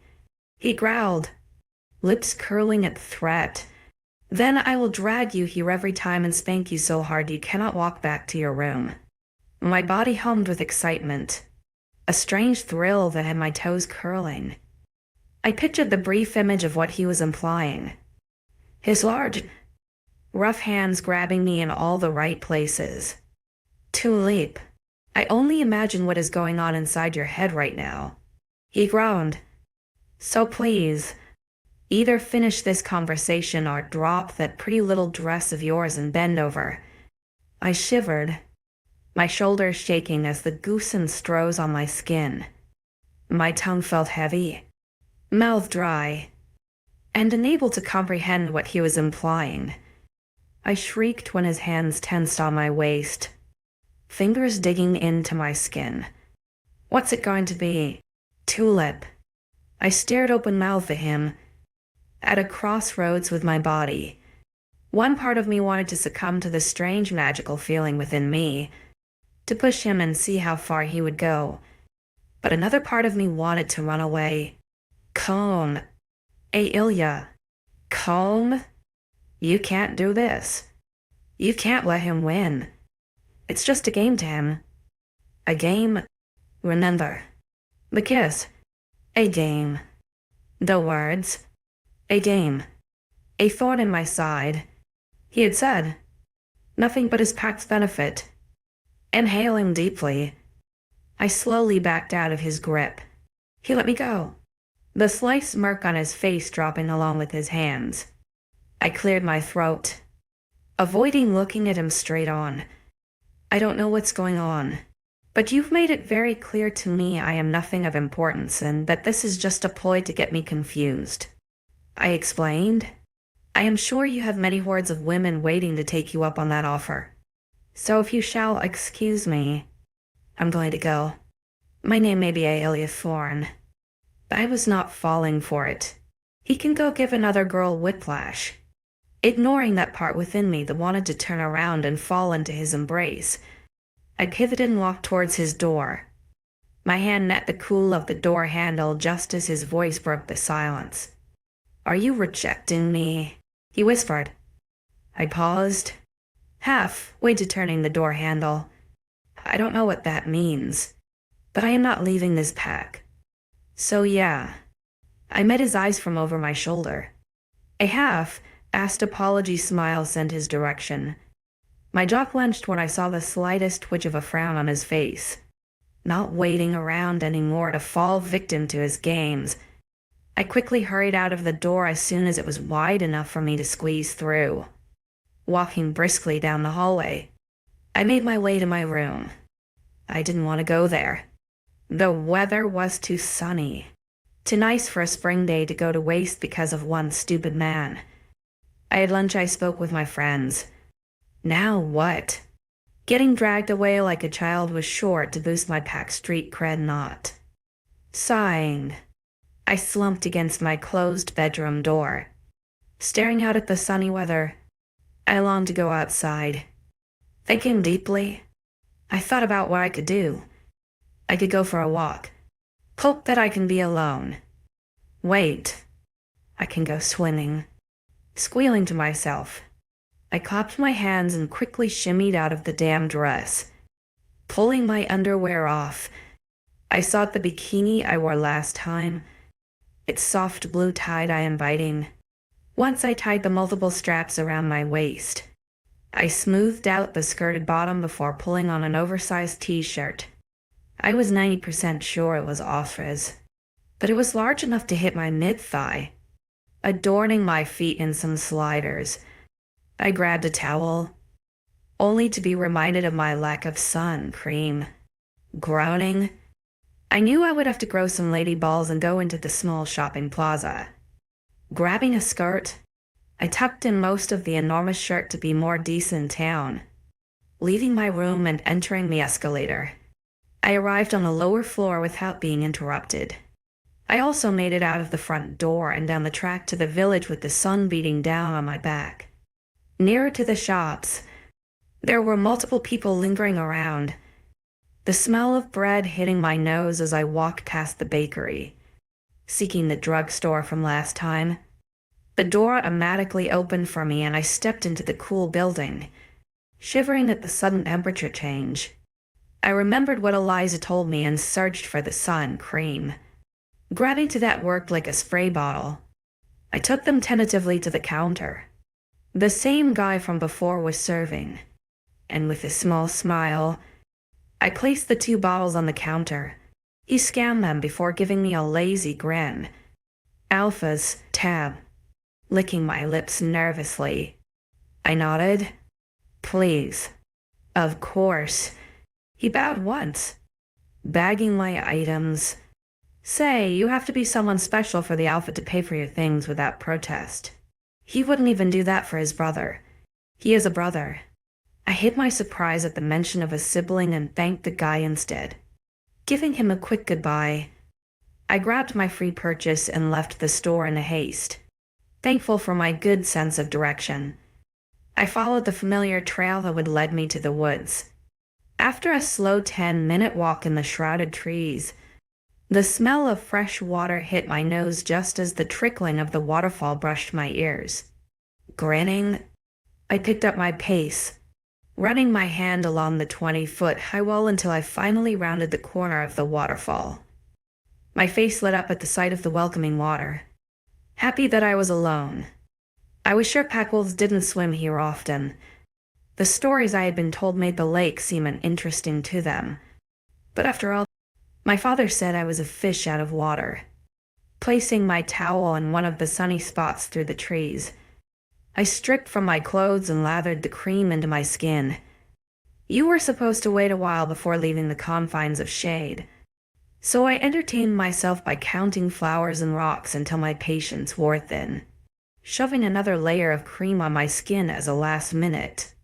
Hope it will protect me, thought. I made my way to the waterfall. Scaling the rock, the sun beat down on my back as I grew higher. My hands grabbed the correct places, feet settling well in the rock as though nature made it for someone of my size.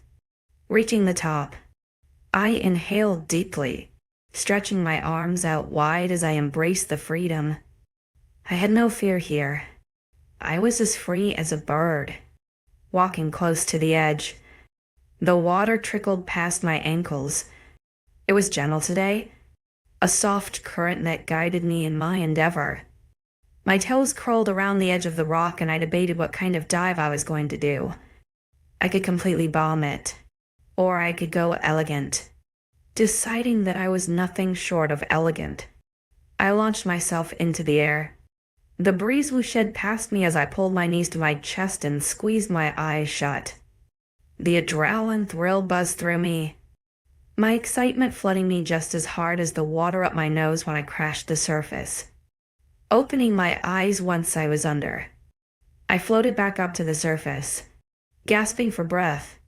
I wiped the hair from my face as I fell into spouts of laughter. Starfishing. I gazed up at the blue sky to catch my shaky breath. The lake was pure energy, a soft pulse against my skin as it rocked me gently in its current. We were one, the water and I, and if lakes had emotions, I was sure we would be the best of friends. I spent the next few hours at the lake, enjoying diving and swimming or just floating and contemplating the world. It was what I was doing now. As the sun moved more west, I found myself thinking of him. What was I supposed to do? Ezra confused me. I think he truly did not know what he was doing or saying. It was one extreme to the next that had me seriously debating if the shifter race was capable of steady emotions. Was it all just a ploy? A game? Should I fall into his embrace and let him have his way with me? Would that get him off my back? To leave me alone like it did with Darius? Some part of me knew it wouldn't. The 𝐊𝐲𝐬 was different. He was primal, animal. He was possessive and demanding. He was quiet and observant. I didn't truly know the man. I knew nothing of his past, of his present, of his hopes and dreams for the future. He was an alpha, a stereotypical one too, full of boisterous demand for attention. He always captivated me. He was alluring and handsome. He was attentive and protective. I didn't understand the man at all, but these feelings inside of me, these raw, immature emotions, had me doubting everything I thought I knew. How could I be so attracted to someone like that? Someone so annoyingly frustrating and yet so godly attractive. I mean, easily, I guess. Who doesn't like a moody sex god in a romance novel? I had unconsciously drifted under the waterfall and the splatter of its current hit my face, as though snapping me out of my daze. Pulling myself upright, I shook the thoughts from my mind. I had to keep level, headed if I wanted to survive here. I had to find my meaning. 38. Guess what? Double update? Read 37 first gang. The next day, a pack meeting was called. I did not know, not being a wolf. So it surprised me when he burst into my room and dragged me away. She pulled me to the second row of the crowd filling the cafeteria-style kitchen. Luckily, I was dressed, having not been long since coming back from the lake and showering. Listen up, 𝐊𝐲𝐬 bellowed. The murmuring of the crowd fell to a dead silence as everyone waited for their alpha to speak. Alpha Blake is coming tomorrow to go over our treaty alliance, he announced. Be aware of him and his men and try not to get in their way. I frowned, wondering who this alpha was. Ezra stepped down and dismissed everyone and As the buzzing murmurs of the crowd disappeared, I turned to Eve with questioning eyes. Her arm wrapped around my bicep and she shook her head before pulling me away. We walked back to my room, and I fell onto my bed, waiting for her to sit before asking my questions. Who is Alpha Blake? Why was it so important to her to have a meeting? I rushed. She groaned lightly, shaking her head. He's the 7th Alpha. Remember how 𝐼𝐴𝐲 is the 6th? Well, this guy is the 7th. He is the worst. The worst. As in grinds your bones to dust. I squeaked. No, she snorted. He's overly confident. Despite being low down on the Continental Alpha list, he's arrogant and loud. But there are rumors that... She trailed off, frowning. Rumors, I urged. That he was part of the attack that killed the Luna. She murmured. My eyes widened, and I shook my head in disbelief. Hadn't she died during battle? She sighed, her head gazing out of the window. It's not a story that is told often. Please. I'd like to know more about the pack. I gave her my best puppy eyes. Eve grunted, giving in to my wishes. It was about 17 years ago. In human years, 𝐼𝐴𝐲 was around 16 and his father, Alpha Nikolai, was in charge. Wait, he's 33, I gasped. She laughed lightly. Wolves don't age like humans. They age about 5 times as slowly. That's... Well, okay. Slow aging. Got it? I shook my head in disbelief. Anyway, it was a normal afternoon. The pack was going by as normal. But then, just as the sun was about to go down, there was an ambush. Rogues broke the border and the patrol wolves were shot dead. She explained, her lips drooping into a frown. We were unprepared for battle. In usual circumstances of war, women and children rushed to the bunker beneath the pack house. But somehow, they knew. Someone who knew the land had led the rogues there, or at least tipped them off. The Luna fought all 15 of them off with the help of a few other female wolves. She died from her injuries once she got the women to safety. That's awful, I mumbled, fiddling with my comforter. She nodded, sighing softly. I was one child, but she got to safety. But I barely remember it. The Alpha wasn't the same since. For a wolf to lose a mate, it usually kills them. It crushes their soul, breaks their heart. A mate is a wolf's other half, the other part of their soul. So to lose that half, you lose yourself. My heart raced with sympathy as I breathed in sharply. I couldn't imagine losing someone so dear to you. I have had no one like that. My father, the only genuine person I really loved so intensely. Arabella may come a close second, but I barely knew her once they sent me to live with Darius. That's awful, I repeated. That's when he went hard with training. 𝐼𝐴𝐲 took over about 5 years later once he was ready. Her eyes narrowed. Where is his father now? I wondered. Alpha Nikolai lives around here. He lost himself to his wolf after his mate died, and he took it out on 𝐼𝐴𝐲. She frowned. He lives in the forest, in a small lodge. Most of the time. He's in wolf form, unemotional and just running the perimeter. Quite a good guard wolf. Really? I snorted at her attempted joke, but I felt sorry for the man who seems to have lost it all. Pushing 𝐼𝐴𝐲 to take over with everything he had, cramming all the education into 5 years to make 𝐼𝐴𝐲 the leader he was today. And this 7th Alpha, he is not to be trusted. She shrugged. The border breach was on his side. There is about a mile of no man's land between us before our borders meet on the east side. The breach was about half a mile from where we join. It was too close to his land that the pack has been suspicious ever since. So, it's just a rumor. Was it ever investigated? I wondered. No, they actually came to our aid. Some think it was a cover-up. Some think the rumors are just reaching for drama because they are sad about the loss of the Luna. Must have been a hard day. Hard 5 years. She frowned. Alpha Nikolai and Alpha Asra disappeared for most of the time. When they came back from training, he looked withered. He pushed his son to the brink of insanity. So much training in such a short time. We all saw how brutal it was. But once he was ready, we had the Alpha ceremony, and it was like it never happened. I grimaced, wanting to change the topic. Didn't you say that was the day everyone went into the lake? She nodded. We went in to clear the blood and death away. It was apparently magical. Like the moon goddess herself washed every problem away. It made the loss of the Luna go down easier, and soothe the guilt most of all, but not the sorrow. Falling into a comfortable silence, I held the peace a little longer to think about how awful that must have been for Asra.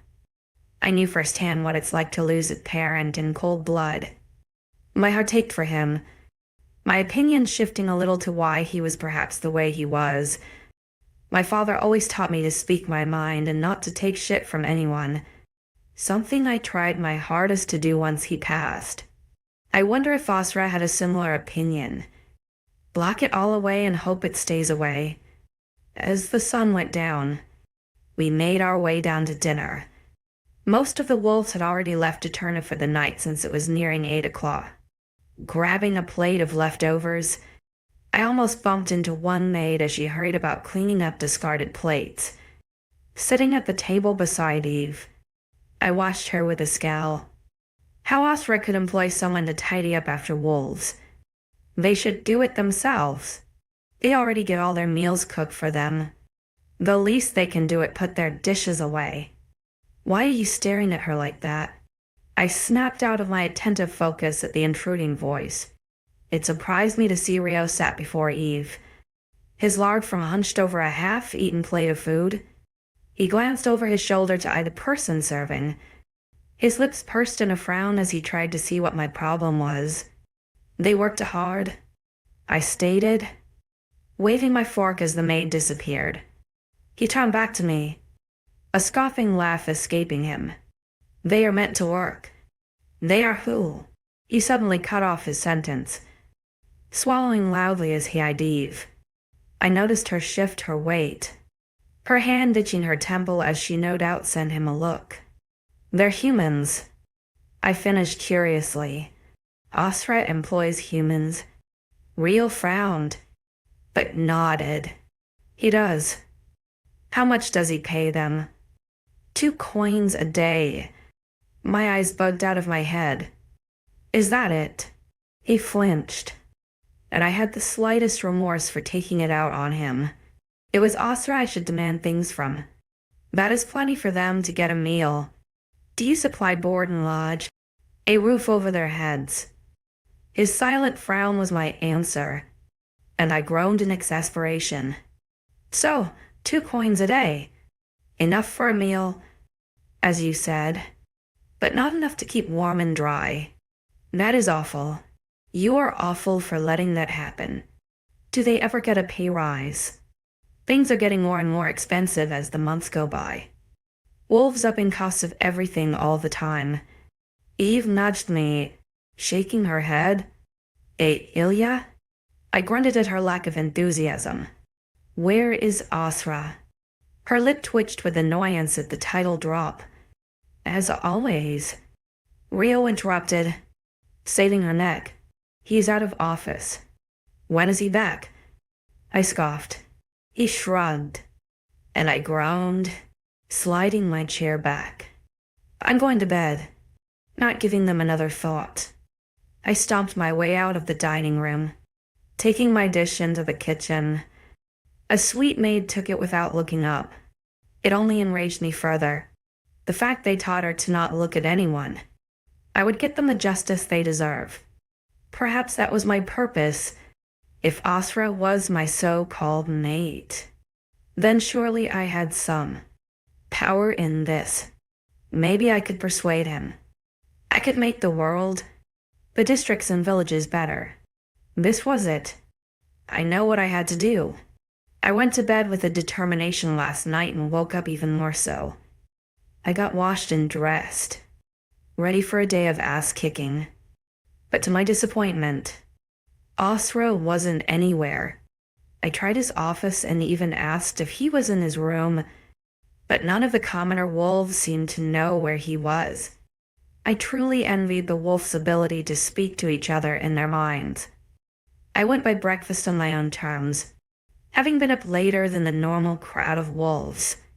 By the time lunch came around, and still no sight of 𝐊𝐲𝐬, I decided I'd go back to the lake.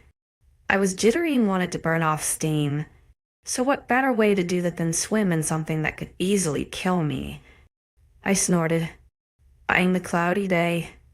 It was still warm, though, so I pulled on a plain black tankini and an oversized shirt. Once again, I made it out of the pack house and into the forest with no one even noticing. I don't know whether it was good or bad, but it meant I didn't have to talk to anyone. So bonus. Finally, rounding the corner of the waterfall, I scanned my surroundings. The trees and clouds hid most of the sun, which left a cool, gentle breeze to run across my skin. I knew the water was warm, thanks to its magical abilities, so wasted no time in leaving my things in the side and scaling the waterfall rock formation. It was a little faster today, so I had to be extra careful as I made my way to the edge, deciding on a smooth dive to avoid the quickening of the stream. I broke through the surface with ease, swimming down to the bottom. I ran my hand along the sandy bed, small rocks floating along beside me. Coming up for air, I exhaled loudly, pushing my hair behind my ear. I spent quite a while just swimming before going to stand off to the side. The breeze had picked up, pushing my hair across my face and causing goosebumps to rise on my skin. I frowned, rubbing my arms in comfort. I had been out here long enough, my body tiring from the effort. One thing I loved about this lake is that it didn't turn your hands and feet into creepy wrinkly sausages thanks to its magic. I climbed the waterfall one last time before going back to the pack house. Scaling the side, my feet slipped a few times. The side of the rock formation had got wet from how harsh the water was flowing. Once at the top, I frowned down at the speed of the stream. Something about its harshness reminded me of someone hurrying. It was rushing to get to the edge, and it caused the goosebumps to never leave my skin as a strange sensation came over to me. Carefully walking to the edge, I adjusted my step to walk around the stream's edges. The main part of the current I usually dived off was way too fast. It almost made me slip the moment I placed my foot in it, curling my toes around the edge. I eyed the lake down below. The water was churning from the fall. Disturbed by the strange weather change, I took a few steps back to prepare my launch, stepping carefully as I ran to the edge. Once my feet left the rocks, I was flying, my hair whipping past me as the tall height rushed by me within seconds. The launch had meant I reached the bottom of sooner than before, and the undercurrent pushed me further into the middle of the lake. I ran my hand along the lake bed again, stopping when something caught my attention. It was a small crystal, like rock unearthed by the current of the lake. I was running out of breath, so keeping hold of the rock, I swam to the surface. Gasping for air, I pushed my hair down the back of my head and rose the rock above the water's surface. It was beyond pretty, a white silver in color. Its foggy surface was smooth all around. I was sure with some polishing it would be clear. I was too busy staring at the rock in amazement to pay attention to my surroundings. A gentle rumbling that caused my hair to stand on end, followed by a loud clearing of a throat. A sudden coolness rushed over my skin, and with my heart racing in my chest, I spun around to see who the intruder was. It was three men, all large and equally intimidating as they stared at me. One of the left was shorter in stature, a wider waist than the others. He had a rough stubble and brown hair, his hands securely behind his back. The one on the right was standing similarly, only he was a head taller with sandy blonde hair and a sharp bird-like nose. Both of them were watching me with curious eyes, but otherwise remained emotionless. It was the man in the center, equal in height to his blonde counterpart, that of my stomach churning with discomfort. He was eyeing me with a broad grin, his hand to his jaw as he licked the front of his canine teeth. Dark, black hair with dark eyes gazed at me in a way that had my skin crawl. I sunk further down in the water, hiding my body as these three strange men approached the shoreline. 39. The men walked closer, and I sank myself in the lake further until just my head was visible. The water lapped at my chin, and I wrapped my arms around myself to try to hide whatever was on show. I didn't like the way he was eyeing me. It made my skin crawl. Were they rogues? Were these the wolves that they had warned me about?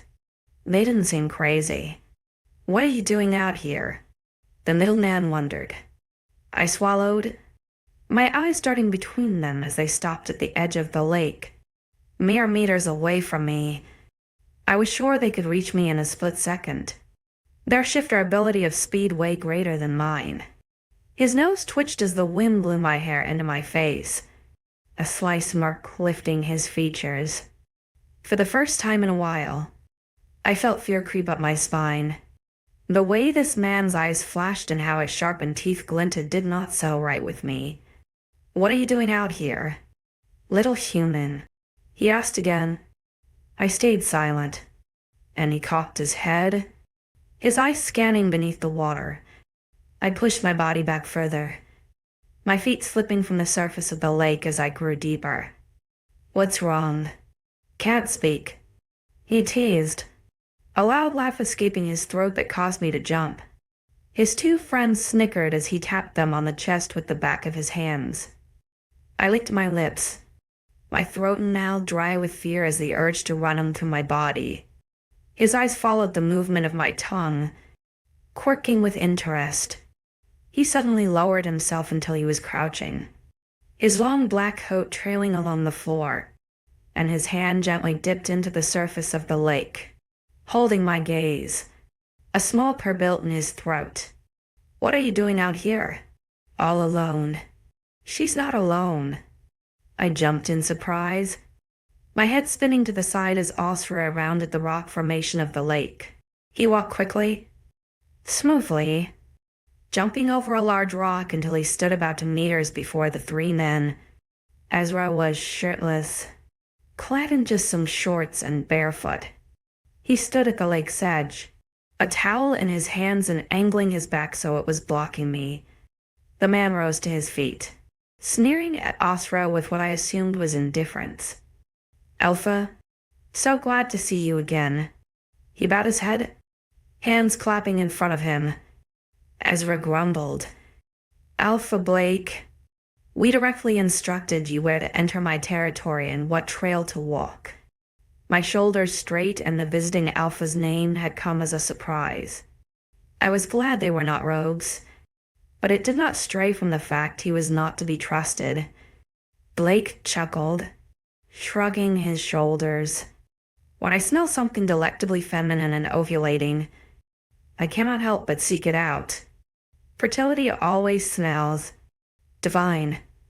A cold wash of dread ran down my spine, along with the sudden urge to vomit from disgust.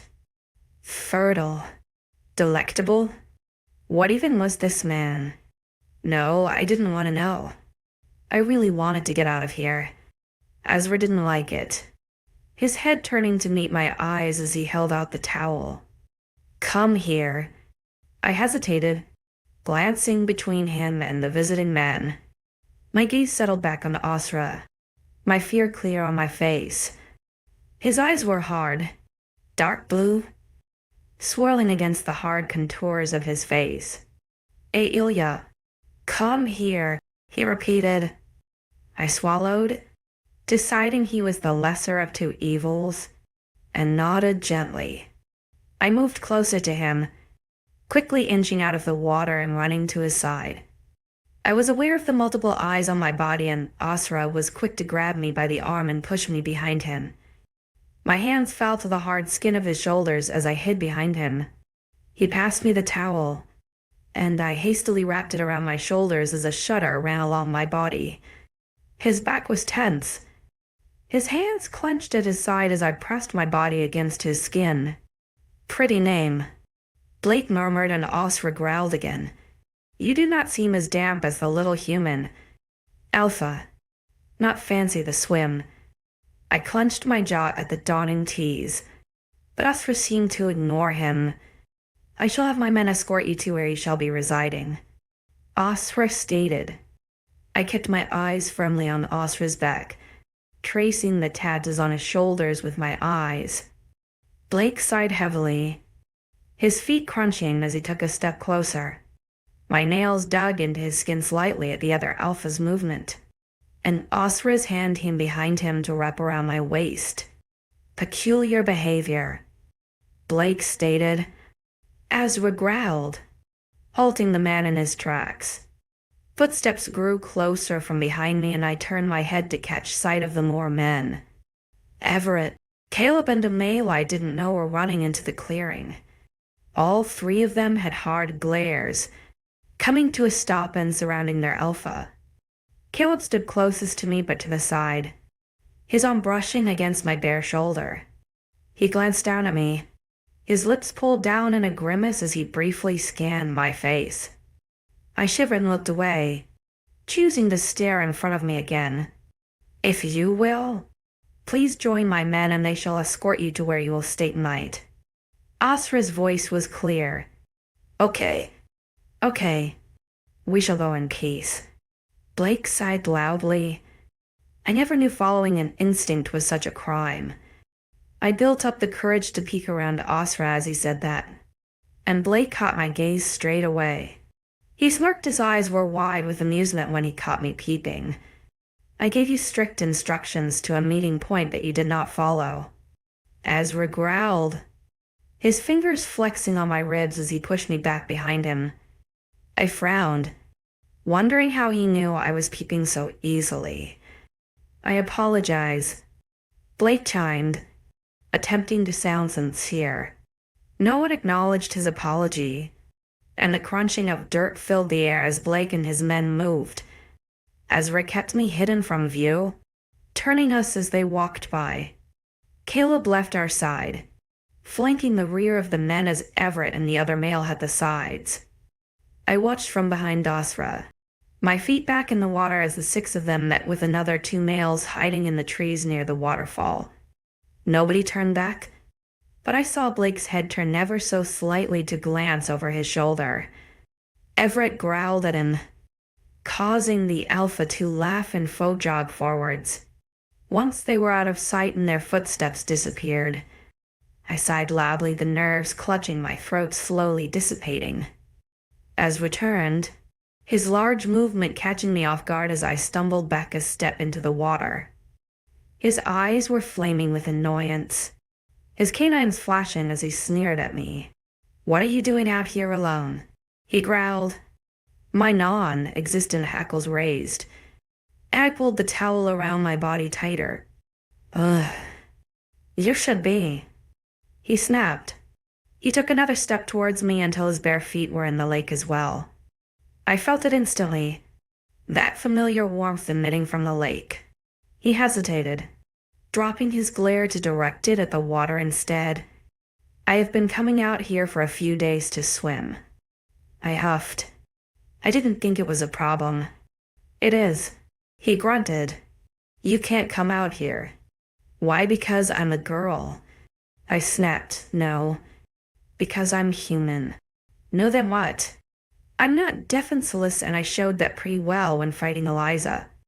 I threw my arms in the air, causing the towel to fall into the water since I held so tightly to the rock instead. I groaned, my head falling backward. Eyes closed as I cursed the sky above me.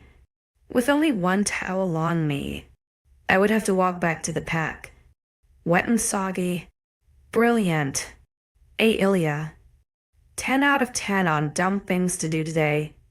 I grabbed the towel and threw it dramatically behind the annoying Alpha. Then what? I repeated. I don't want you to come here when there are threats. He slowly explained. I quirked an eyebrow, crossing my arms in front of me.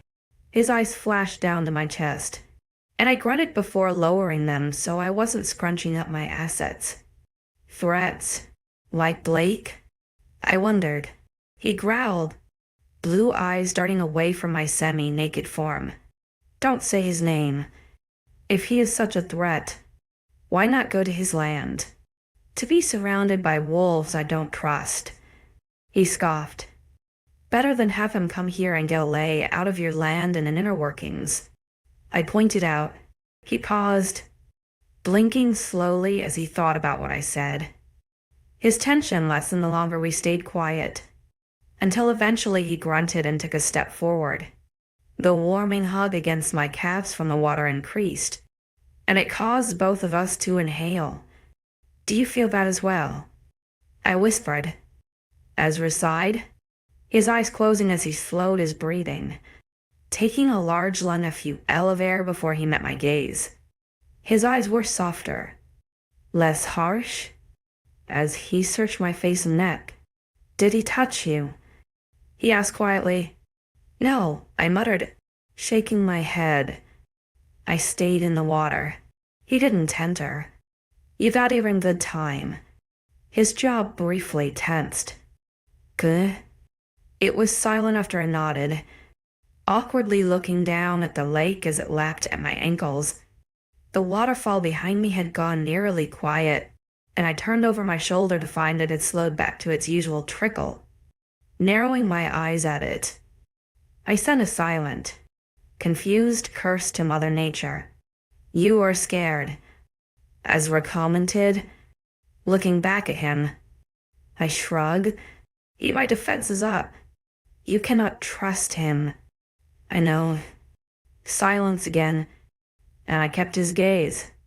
He looked down at my body, his eyes narrowing as he observed my skin. I didn't shift away, merely kept my eye on him. Come, it's getting to dinner time, 𝐊𝐲 murmured, gesturing with his arm. I eagerly stepped closer, just as a cool breeze brushed my damp hair in front of my shoulders.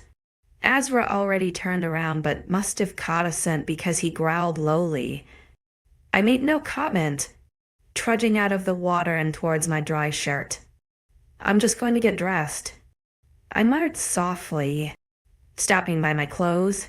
He nodded, stopping a few feet behind me with his arms crossed. His eyes scanned the surrounding trees and hedgerows, and I took my chance to take off the soggy bikini. The shirt was big enough, and I did not want to get it drenched from the swimsuit material. Goosensed bumps rose on my skin, the hair on my body standing on end with awareness. The breeze brushed by me as I pulled the large shirt over my head. A satisfied hum as the fabric protected me from the cool wind. Turning around, I held my wet bikini in hand, and it didn't surprise me to find 𝐊𝐲 watching me. He had most likely watched me get dressed too. There wasn't a lot to look at, so it didn't bother me he had seen me nude. I was used to it. Remember, the tightening of his fists and the darkness of his eyes told me otherwise as I pulled on my shoes. What is it? Do you get naked in front of everyone you know? He grunted. I couldn't help but let out a small laugh, shaking my head as we fell into tandem steps. It does not bother you, he wondered. I smiled awkwardly. I learned to live with it. You are not a wolf, he pointed out. You do not need to be naked. You need warmth. Shrugging slightly, I remained silent, and he dropped the subject. We walked for the next 10 minutes in silence. My heavier breaths were the only sounds heard as we navigated the rough terrain. I stumbled a few times, and it caused him to hesitate before we continued at my dismissal. I took my time to observe him, curious by his attitude. This man was harder to figure out than a puzzle book. Just when I think I have solved one, the next seemed to be even harder. As we moved swiftly through the forest, his colossal form surprisingly agile. I couldn't help but admire the way his body moved. The muscles and smooth skin of his lower back were particularly edible, incredible. I cursed quietly as we broke the tree line, which caused him to quirk an eyebrow at me. Nothing. I shook my head. He hummed, "Want me to escort you to your room?" I shook my head, laughing slightly. "I am perfectly capable of walking to an elevator." He smirked. "The way your heart races when you are inside, it does not seem very enjoyable." How did he know my heart raced? Was he creepily listening to me? Weirdo. Ezra must have seen the peculiar expression on my face because he cleared his throat, catching my full attention once again. "You space out a lot," he commented. "I know," I sighed, dropping my head in the clouds. "Sorry. It's cute." The comment caught me off guard, so much so that I came to a complete stop and stared at the back of his head in surprise. I have never been called cute for my bad habits. Darius clarified that 𝐷𝐴𝐸 was rude and unattractive, a terrible flaw of mine. But Asra found it cute. A warmth settled in my chest and I couldn't help but smile shyly. "So, you think I'm cute?" I attempted to lighten the situation. He rolled his eyes, jerking his head to get me moving. "It's endearing how your mind wanders so much." "You think so?" I pouted. "You don't?" he asked, cocking his head. I was told it was quite the opposite. "Really? By whom?" he wondered. "Everyone," I admitted, staring at my feet. I had an image to uphold that meant my flaws were not appreciated. We came to a stop by the front door, and he turned to me, glancing up at him. I pushed the hair from my eyes to find his face marred with a scowl. I suddenly regretted not having a filter in my brain right now, an awkwardness settling over me as I flushed with embarrassment. Being observant and imaginative is not a flaw. He shook his head. I stayed silent, unable to meet his eyes. He sighed softly, a hand coming to wrap around my shoulder and push me towards the door. He held it open with his other hand, allowing me to enter before him. "Thank you," I murmured, turning to face him once inside. "No problem."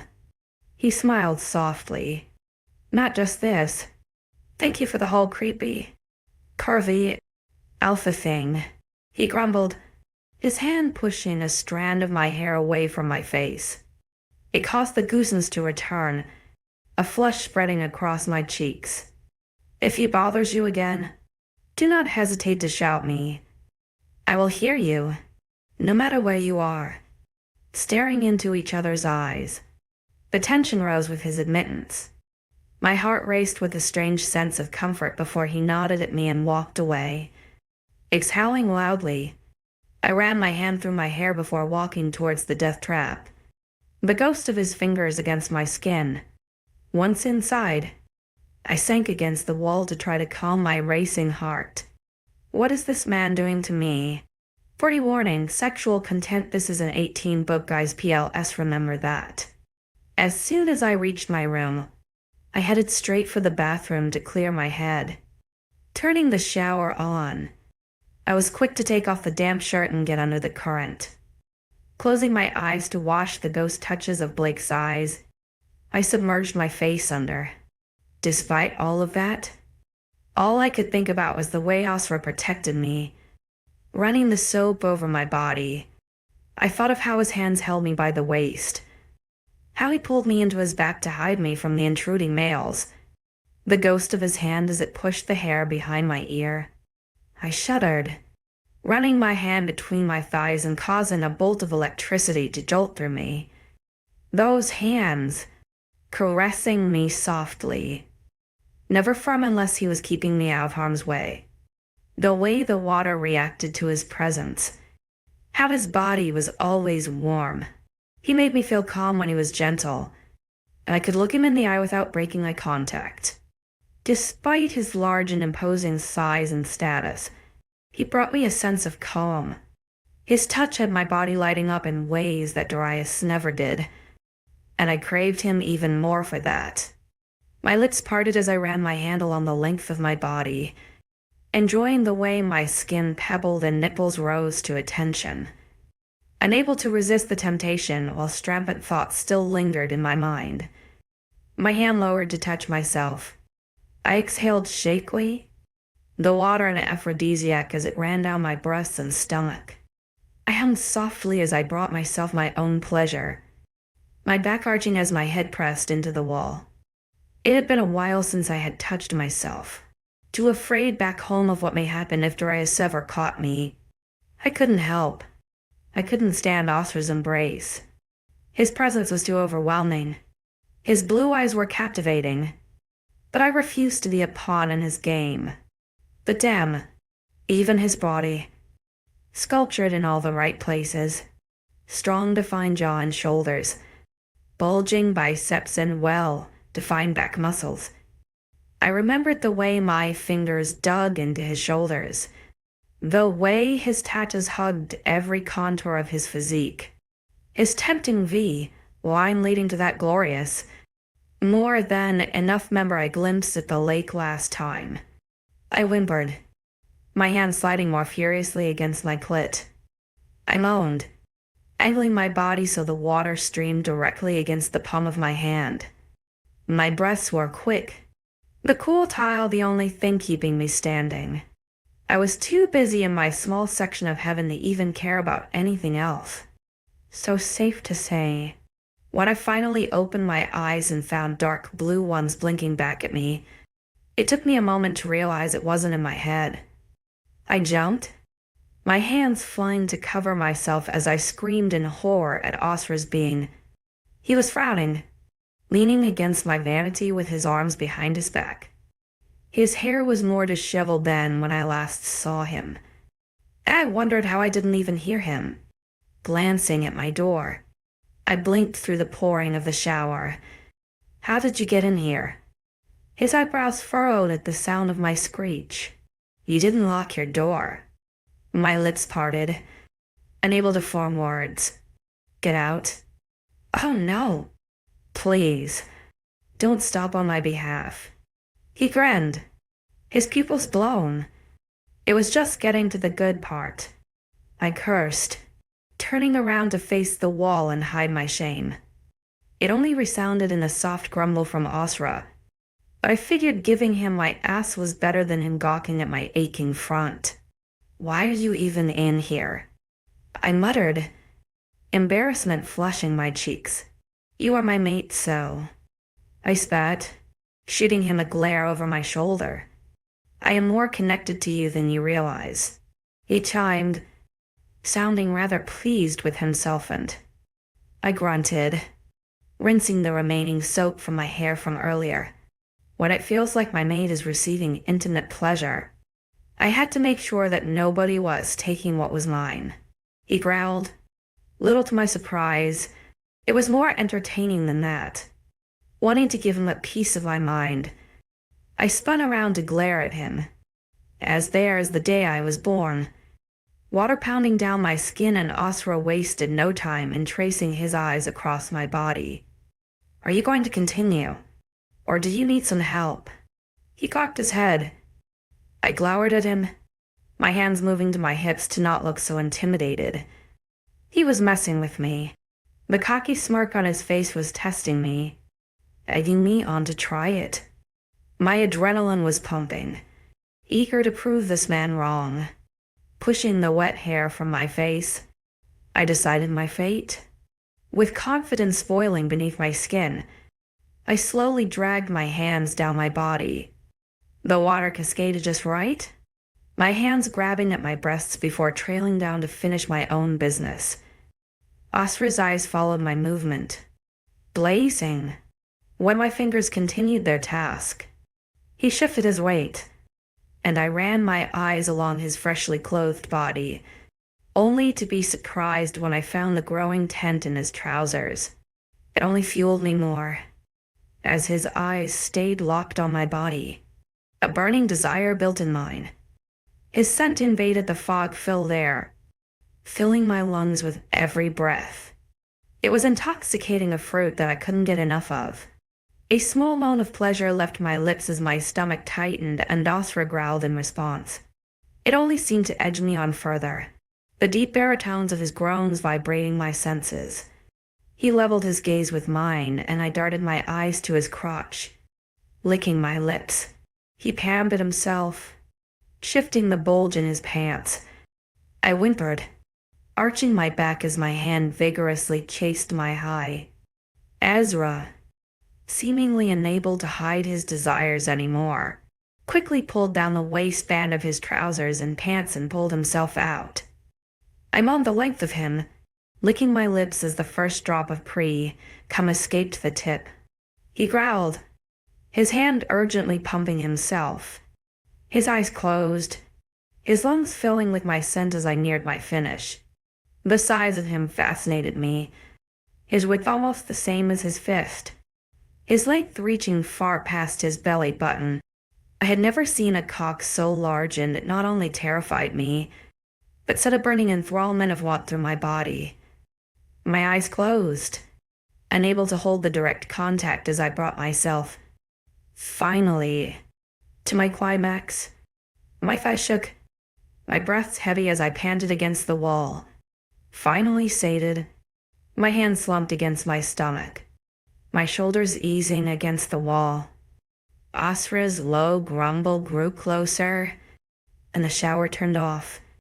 My eyes flew open, surprised to find him directly in front of me. I straightened my spine as his body towered over me. His blue eyes stared into me, his nostrils flaring as he licked his lips. I arched into him, my hands grabbing at his biceps as he continued to pump himself. I was burning, consumed by the lust and power of his body. It saturated my pores, blurred my mind until it was nothing but a haze.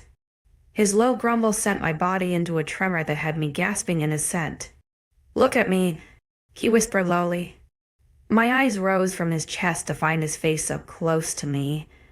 His lips brushed my nose, mine caressing his chin with every heavy breath.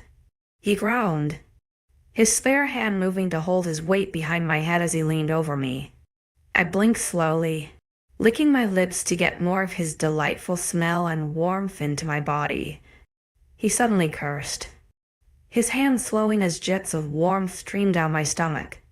His growl turned into a low moan of pleasure as he found his climax, coating my stomach in his release. His hand slowed its movements, stuttering to a stop when his forehead rested upon mine. I blinked in an attempt to clear the fog, our heavy breaths mixing with each other. Slowly, he pulled away, pushing his weight from the wall and allowing the light and fresh air to blossom over my body. The stickiness of his release still coated my skin. I stood upright, my legs shaky and heavy. It was quiet, 𝐊𝐲𝐬𝐬 watching me with a content expression. He leaned closer, nostrils flaring once before a growl of what felt like approval built in his chest. Moving out of the shower, he turned the taps back on the water, jolting me back to reality. With a soft smile, he lazily moved to wash his hands and softening member with soap before drying himself on my bath towel. I copied him, cleaning my skin before climbing out and wrapping a towel around both my body and hair. He waited for me by the sink, his arms crossed patiently. "We need to talk," I murmured once I was dry and moisturized. He nodded mutely, following me out of the bathroom. The atmosphere was intense, rather relaxed, as though the invisible string between us was content for a while. My skin warmed gently when he sat beside me on the bed. "What do you want to talk about?" he wondered. I raised an eyebrow at him, but he trained his eyes on the tower of a cotton towel on my head. I smirked, glancing down at my hands. "What just happened?" I whispered. He chuckled, falling back onto his elbows. I followed his movement with my gaze, trailing my eyes along his smart shirt. I had only just noticed that he was wearing a suit, minus the tie and jacket. Black trousers and boots with a white suit shirt halfway buttoned. Did I have to dress up for dinner too? I think it is rather self-explanatory, he murmured. I glared at him, causing his lips to spread into a grin again, shaking my head. I gestured between the two of us. "I thought you wanted nothing to do with me. Now you are intruding on my private time." His eyes dropped into a glower, his upper lip twitching into a frown. I could sense you were acting sexual, and I was furious, thinking someone else was. I couldn't help but smirk at his choice of words. Furious. "I thought you wanted nothing to do with me," he growled low, mulling over his next words. "I don't think I can." "Can?" I wondered. "Can what?" "Ignore you," he admitted. I blinked, turning to stare down at him with a shocked expression. "What?" "You intrigue me.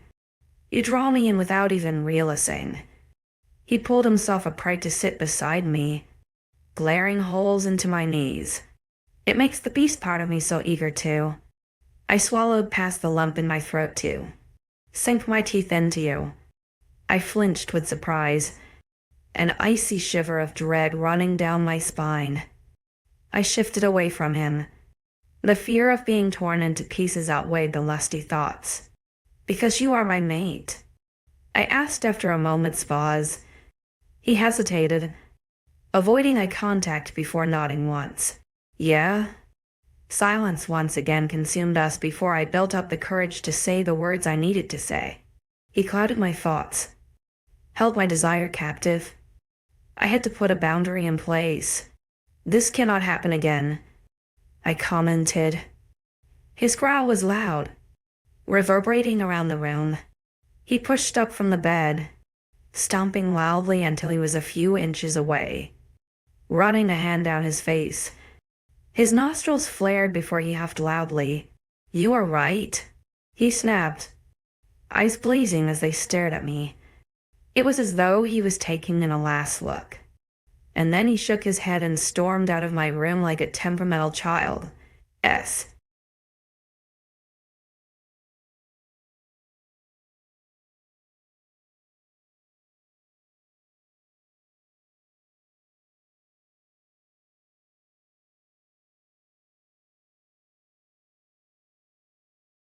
The moon goddess gave every pure wolf a soulmate whilst they were in the womb. 41.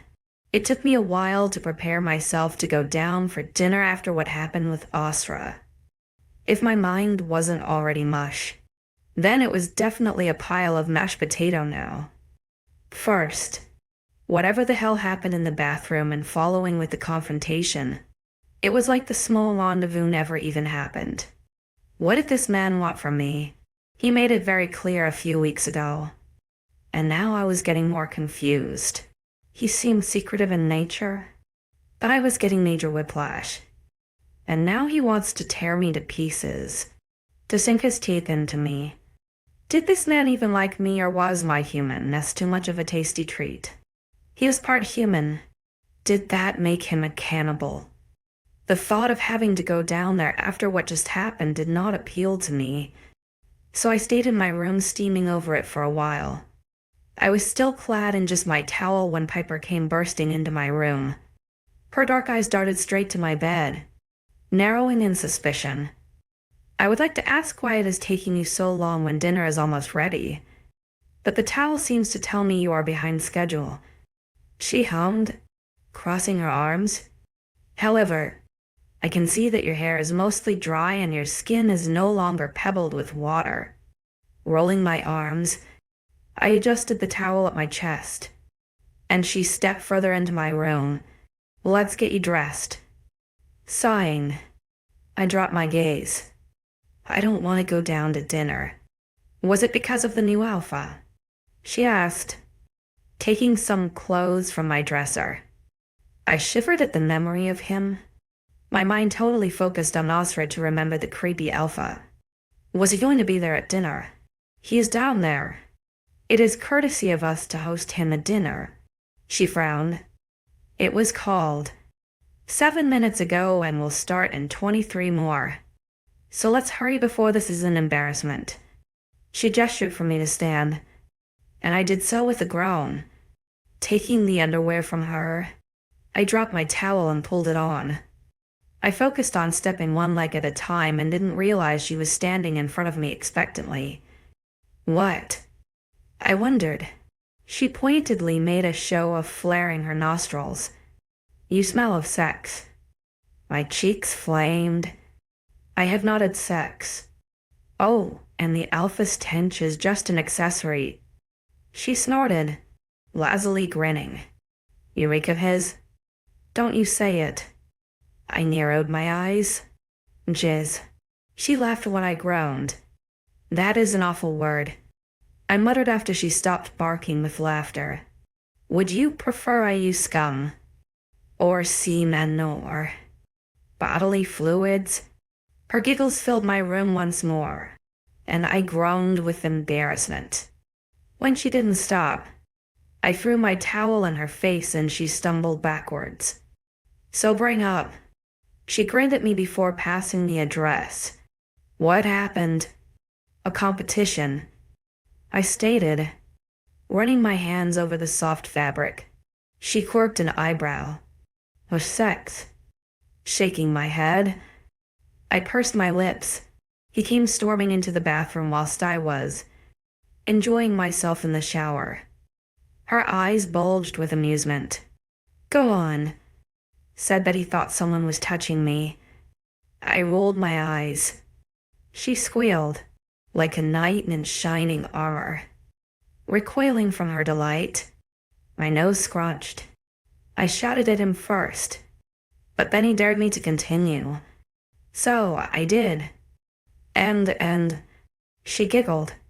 Then he joined in. I murmured, looking away. After I climaxed, he climbed into the shower and finished all over my stomach. "Oh God, that sounds so hot." She moaned. I gave her a concerned look when the noise left her throat, but she just burst into laughter again. "Is that all that happened?" she wondered. After the shower, we had another argument. I continued, and she frowned. I asked him what happened. He said he thought someone else was touching me. I wonder how he knew, but I repeated his own words to him, that he wanted to stay away. And, she urged. I sighed. He said he doesn't think that he can because he's intrigued by me, that the pull he feels makes him want to sink his teeth into me. Why would he want to kill me and be near me? I don't get it. Her eyes widened, sobering up rather quickly.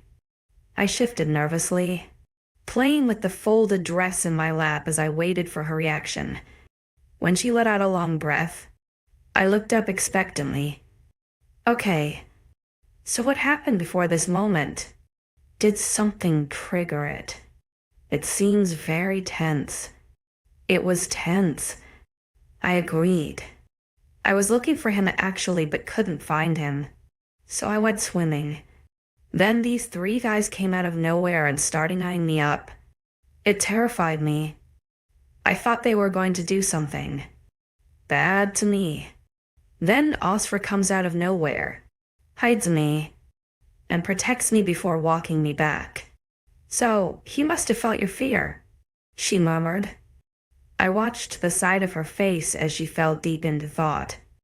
I kept silent, letting her mull over my complicated situation. Want to know what I think? She clicked her tongue. Of course. You are my friend? I nodded. Smiling softly, she sat beside me, her hand grabbing mine. First, I think it is not just the mate bond drawing him to you. If he wasn't interested, the bond would not have the chance to grow. If a mate ignores it, it does not get so strong. How do you know? Because he would not feel your fear, or you pleasuring yourself. She smirked. My lips closed immediately. A slight nod was my response. Continuing with that, the mutual masturbation was obviously just a show of dominance. The fact he came all over your skin instead of his hand or the drain is his way of scenting you. She explained. A male wolf loves to scent their female. Sometimes they make them rub it into their skin like an exfoliant. She laughed at my horrified expression. The thought of being covered in sticky semen did not sound as wonderful as she makes it seem. It's hot. Trust me. But it's worse in wolf form. Their wolves urinate on you too. She snickered. I scoffed, shaking my head. That's disgusting. She shrugged. That's part of the claim. Part of the claim. I wondered. Moving on. I've heard about this claim thing. Eve said it was a part of a mateship. That it shows the love between the people. It is. That's the story tale. Anyway, she nodded. Often, it happens way too quickly for love to be a thing because wolves are horny. We laughed. But I was still confused. So once she realized, she explained it to me fully, claiming, it's Werewolf 101. She began, grinning. They form a mate bond before creation. The moon goddess is the one who can create them. She gave every pure wolf a soulmate whilst they were in the womb. The moon goddess can see every wolf's potential and attributes, and she pairs them with someone else to match that. It is super rare for cross-species mateships to happen, and this is definitely the first alpha one I have heard of. Publicly, at least. What does that mean? That instead of giving 𝐊𝐤𝐬𝐑𝐞𝐝 a powerful wolf by his side, she gives him a human. She stated, cocking her head. I glared, and she sighed softly. Not like that. 𝐊𝐤𝐬𝐬. Look at it from a biological point of view. You have said it yourself before. Piper shook her head. 𝐊𝐤𝐬𝐬 is an alpha male of many packs. He's a powerful ruler who should have another leader by his side. Right? In biological terms, that would be another alpha blood. Surely. I shrugged. Yeah, I guess so. But she pairs him with a human instead. A weaker blood, with a short lifespan and no strength. Just a soft heart and gentle emotions with no raw instinct. She smiled. It's perfect, really? If you think about it. Yin and yang. Left and right. Bread and butter. Sometimes, opposites create the perfect match. I would not say we are perfect. I am just a tasty treat. He has said he wants to eat me many times.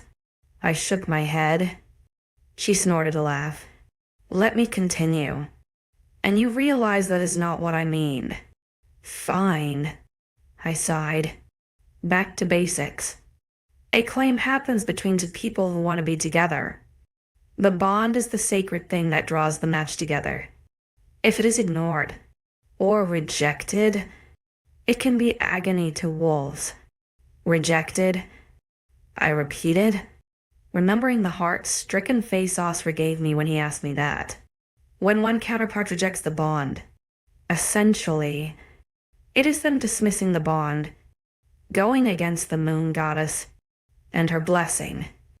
One has to speak formally beneath a full moon, under her eye, to break the bond which can drive the other person insane. A lot of road wolves were once sane until their mate rejected them. She explained. I sucked in a breath, my heart racing in my chest as I realized why my words had her tossed for so much. I didn't realize that it was so deep. and hoped he didn't see it as a soul-crushing rejection. "What else is there?" I murmured, wanting to change the topic so my heart doesn't race anymore. "If the two consent to being mates, they physically claim each other." She grinned, shooting me a sly smirk. "One part is sex.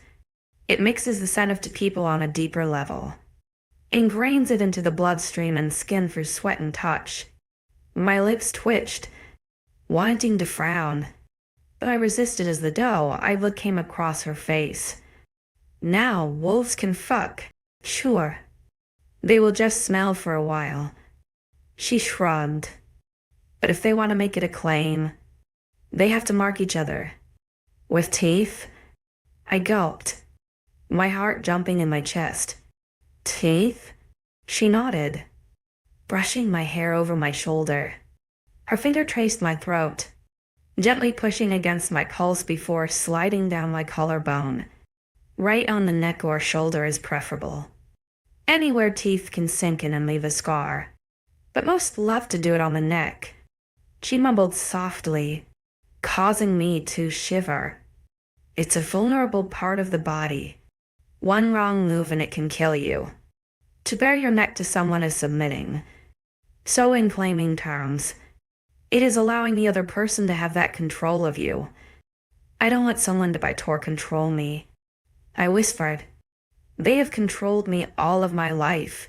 Her hand fell from my neck, searching my eyes. "𝐊𝐲 is your perfect match. 𝐊𝐢𝐬, the moon goddess saw your potential together before you were even born. Some wolves don't get the blessing of a moon given mate if they do not have a potential match or good soul. Or sometimes it takes decades and they give up. She saw you were meant to be together, and she will know that you need someone to respect your wishes. She isn't cruel-hearted because she wouldn't gift you a mate otherwise." I swallowed thickly. "I am not a wolf. Though, why would she give me a mate?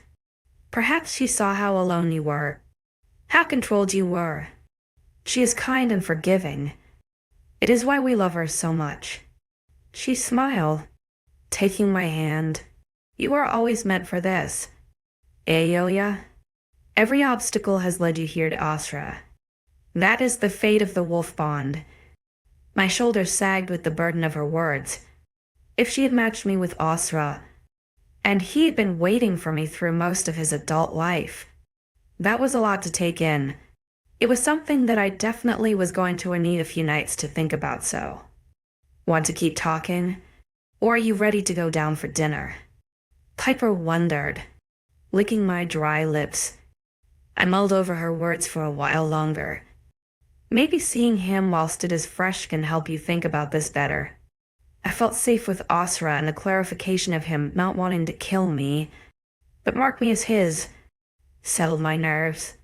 One night wouldn't hurt, right? I nodded, shakily standing to my feet. "Yeah. Okay. How much time do we have left before the first dish?" She beamed at me, jumping to her feet before checking her watch. 6 minutes and counting. Nodding, I cracked my neck. "Okay, let's do this." 42, what is this? I gawped, smoothing my hands down the dress Piper had given me. I didn't realize the style she had chosen. In all of the rush, I only just managed to pull it on before she was dragging me from the room. It was a tight, bodycon-style dress with a sharp neckline and spaghetti straps.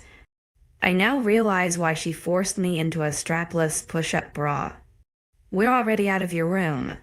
You cannot back out now," Piper sang, leading me by the hand.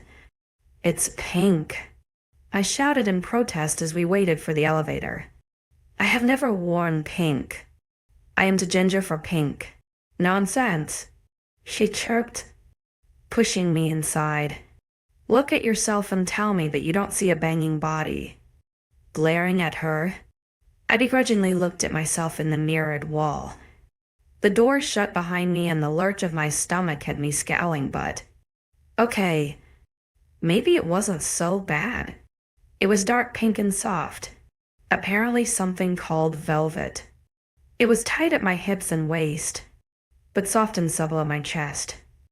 I ran my hand over the soft material, adjusting the straps. I let you wear flats with it too. Piper pouted, batting her eyelashes. Okay. Okay? Fine. It's not terrible. Murmured. My hair was naturally wild, not having enough time to tame the loose curls. It flowed round my ears and down my shoulders. She somehow managed to get mascara on my eyes without poking my eyeball out of its socket. So that was also a plus. The elevator doors chimed open, and with barely a minute to spare, Piper and I rushed to the dining room. We luckily arrived just as some other wolves did, a guard by the door giving us a once-over scowl. Walking inside, the dining room was packed full of the entire pack. All of the tables had been pushed into 3 long lines, black runners and placemats for every seat. A harsh sweat broke out on my underarms, and I was grateful for the feminine perfume Piper had shared with me. Clearing my throat softly to try avoid my anxiety, I followed her to one of 2 remaining pairs of seats. She gave me a reassuring smile as we approached them, and I returned the gesture.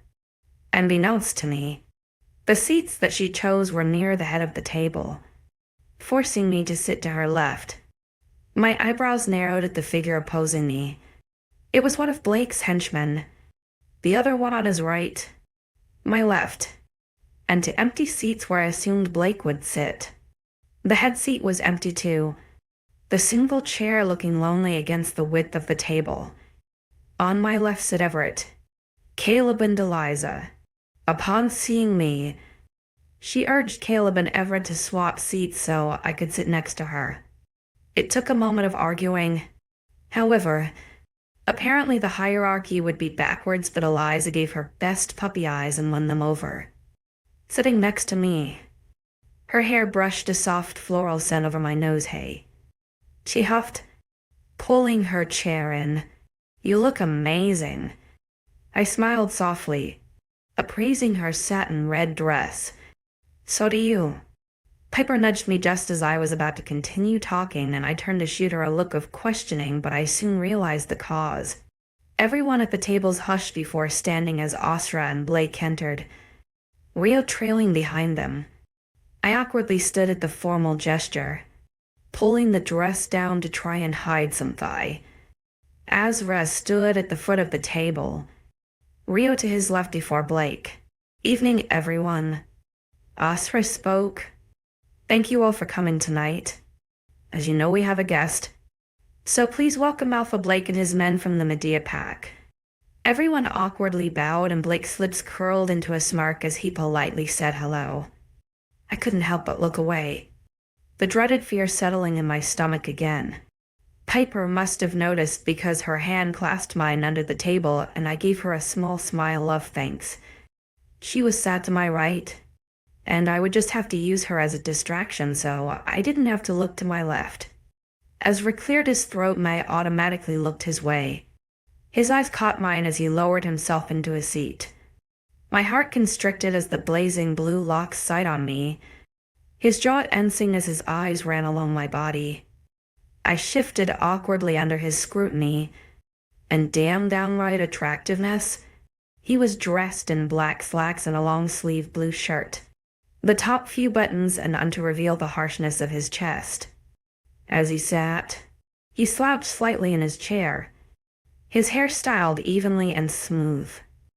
His left elbow fell upon the arm of his chair, fingers moving to run across his lips and jaw. I followed the movement. Every breath I took felt loud and harsh as his eyes never left me. "You may be seated," he announced. Dropping my gaze, I exhaled in relief as everyone began to sit, eagerly pushing my body into the chair. I needed a drink before my throat turns to sandpaper. I grabbed my designated glass, looking around for something to top it up with. I had never been to a formal party before, so where the fuck was the damn drink? As if by magic, The back doors opened and a dozen maids came rushing into the room with a trolley each. 3 came to our end of the table. 1 permanently stood behind Dasra with her eyes to the floor. 2 stood by the other higher ranks and another 2 at the end. For the other 2 tables, they had for maids circling. Ezra raised his glass and the maid behind him was quick to be by his side. I didn't catch what he mumbled to her, but when she pulled a glass of wine from her trolley to show him, I realized why. His eyes latched onto mine as she poured him a drop of wine. He raised the glass to his lips, sipping softly and running his tongue over his lips. A moment pause, a drop in eye contact. He nodded for more. The maid obliged, filling his glass before stepping away with her head bowed and hands interlaced. It was like a domino effect. The other maids began to top up glasses with wine and being the 4th one along. They were quick to reach me. The maid that served me was funnily enough the girl who helped me with cleaning my sheets 2 weeks ago. "Hi," I whispered. Her eyes remained down as she waited for me to hand my glass over. "Hello. Miss. Wine. Serenity? Right?" I asked. I knew I was right. I was good with names. Her eyes darted up in surprise before recognizing me. "𝐊𝐢𝐬. Nice to see you again. Care for some wine? If not, I also have sparkling water."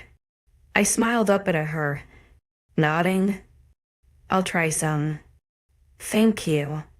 She grinned, filling my glass halfway before taking a step back and moving to Piper's right-hand side. Piper wasted no time in holding up her glass and Serenity filled it quietly before moving on.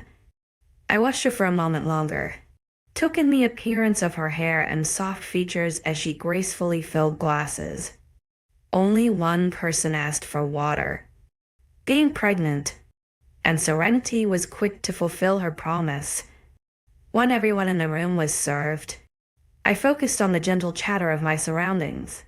Serenity was a welcome distraction, but once she disappeared behind me, the reality came rushing back to me. I shook my head and reached for my glass, my eyes locking on Blake before me. His dark eyes smiled at me, but I kept my face void of emotion as I took a gentle sip. Mother enjoyed wine. The rare occasion she would get it was when in the presence of Darius's parents for a dinner. Those evenings were fortnightly, and she made the most of it. She and Darius, Mother taught me the proper wine-tasting etiquette, and even though I could not be arsed, I was grateful for the information. Staring at the glass as I tasted the wine, I tried to ignore the increasing pressure of eye contact. Being a dry burgundy wine, I assumed that dinner would be something extravagant or beef-related, which was exciting. Steak was hard to get in Evermore. Oh my God. I sound just like my mother, swallowing the wine. I grimaced at the thought. Looking around the room, I found quite a few wolves would actively avoid my eye contact, too involved in their own drink or conversation. Some, however, did not hide their curiosity as their nostrils flared. It was that moment I drastically realized what had happened barely an hour ago. My cheeks flushed, remembering the way the guard at the door scowled when he caught my scent. God, I must smell just like him. I should have showered again. Perhaps used some bleach. Groaning internally, I raised my glass to my mouth before taking another large sip. It didn't take me long to finish my first glass, and Serenity was quick to fill it. I thanked her politely, eager to drown out my thoughts in the wine before dinner started. It settled my mind almost instantly, and the tiny starter meal barely touched the sides of my stomach before I had another glass in my hand. "What's that now?" "Your 30th glass," Piper teased. Yeah. I rolled my eyes. "Only my 3rd. She giggled, nudging me playfully as the main course came out. A small smirk of victory erupted on my lips as a beef stew type dish was served. The cook announced it was beef bourguignon before exiting and leaving us to it. I noticed that no one ate until Oscar took the first mouthful, which was peculiar, but I assumed it was a wolf thing. I just followed, eager to not stand out any more than my apparent toter. Enjoying it? Eliza wondered. Halfway through. I hummed, nodding as I finished chewing a vegetable. It's lovely. It's a favorite in the pack house. She chirped. Nice to have something so fancy. Right? I agreed. We hardly ate meat in my village, so it sometimes makes me a little nauseous. But this is worth it. I think it'll be more than the stew making you sick tonight. Piper snorted as Serenity filled my fourth glass, rolling my eyes. I mimicked her laughter before taking a dramatically large sip of wine. She tutted at me, raising her glass to clink against mine before taking an equally large gulp. 2 more glasses down, and my vision began to get fuzzy. I was quietly giggling to Piper and Eliza when the servers took away our dessert dishes. I barely even realized that I had eaten the entire cheesecake on my plate and pouted when it disappeared. I had managed to make the whole meal run smoothly, never once looking up at either of the alphas. Smirking with satisfaction, I raised my eyes to gloat at the obvious power I held. 𝐊𝐲 was already watching, leaning back in his chair, angled my direction. His blue eyes crinkled in the corners when we made eye contact, a faint smirk erupting on his lips. He raised his glass to me, gesturing for me to toast to him. Scoffing, I did so anyway, taking a mouthful of the soothing drink almost mockingly. Placing the glass back down, I noticed Blake was also watching me with a smile on his face. Spurred on my potentially false confidence, I grimaced at him as though he was a bad taste in my mouth. It only seemed to encourage him, because his grin widened with humor. Was I just a tourist attraction for people to laugh at today? Or what? Turning to Eliza, I found her giggling at something her mate said. We had made a pact of drinks in, that we had to match each other's drinking game. I could only hope that her head was as spinning as mine, and her bladder was also desperately bursting. I tried to convince Piper to drink as much, but she claimed being a wolf it didn't affect her as much. Huffing, I swiveled back to Piper. I was glad I had a friend like Piper. But oh, Eliza was great too. It was nice to have nice friends. What you smiling at? Eliza snorted. I wrapped my arm around her shoulder. I'm glad I met you. It's been nice talking to you tonight. She giggled, pulling me close. You too? We should do this more often. Oh, I don't know about that. Caleb grumbled. I scowled at him. Party pooper. Yeah? Kooky white pants. Eliza glared. 𝐊𝐢𝐬 is my friend, and if we are going to hang out with wine, then we are going to hang out with, oh. Wait, what if we call it Wine's Days? Like Wednesday. But wine. My eyes widened. That's a great idea. We fell into bursts of laughter, her head falling upon my chest. I patted her hair lovingly, finishing off my 9th weight. What was it? I know.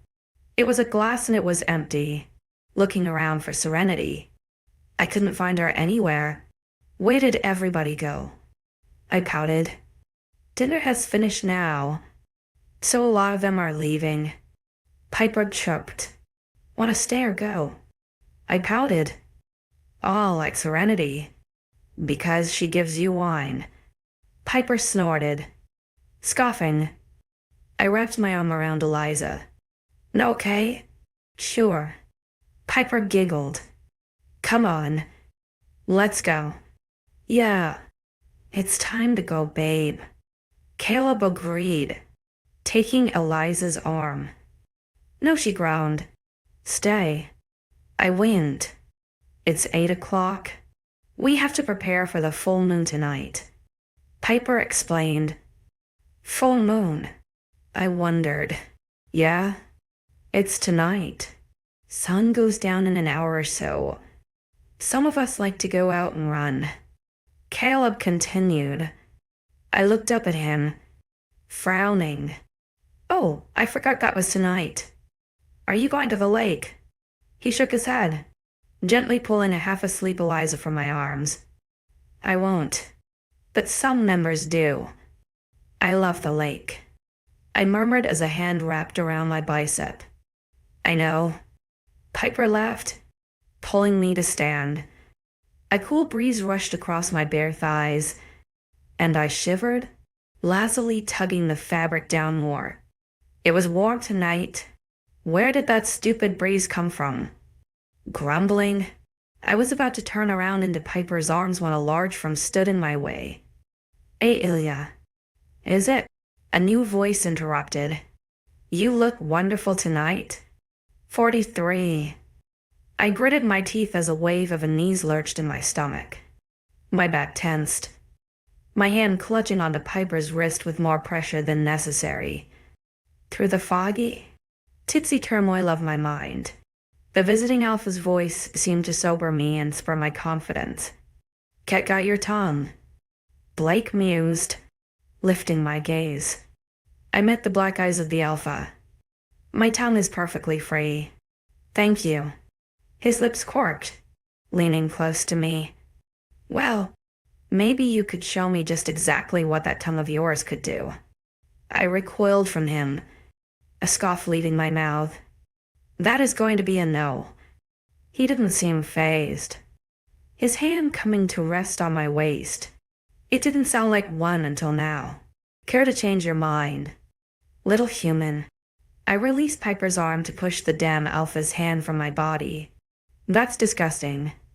What? Your alpha can have his fun with you. And I can't.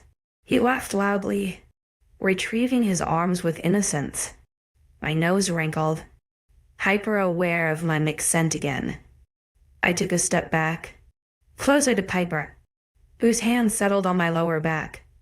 Rolling my eyes, I lazily blinked up at him, because that is totally what happened. His grin dropped slightly, an annoyed glare passing over his features.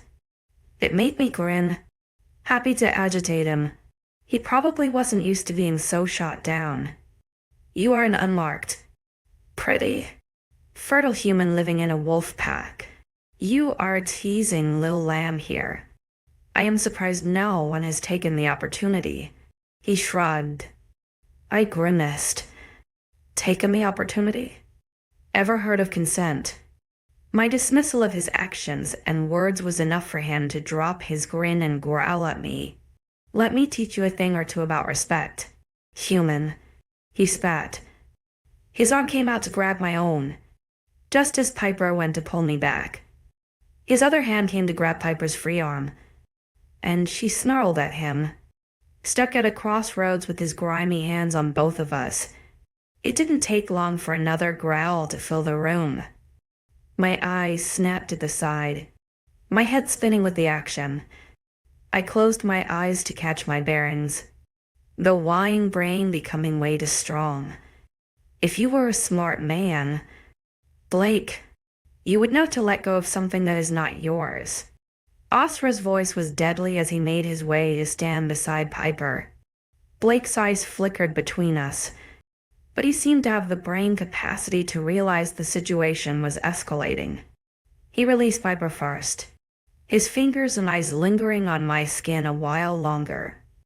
I pulled my hand back, rubbing at the red marks his careless grabbing made. Wolves were always so strong. It made me think of 𝐊𝐲𝐬 and how she said she had to treat me like a baby in case I broke. I seemed to have misunderstood the situation. Blake cleared his throat, leveling his gaze with 𝐻𝐸. Excuse me, I am going for a walk to clear my mind. I smirked at his retreating figure, still cradling my hand to my body. I was glad for the sympathetic part of my brain being asleep, the wine proving a good comrade tonight. Piper, why don't you take 𝐿𝐲𝐬 to bed? 𝐻𝐸 murmured, his body tense as he stared out of the door. Piper was quick to respond. looping her hand through my elbow before pulling me out of the room. I aimlessly followed, more than happy to go back to my room and away from all the drama. Wolves were so dramatic.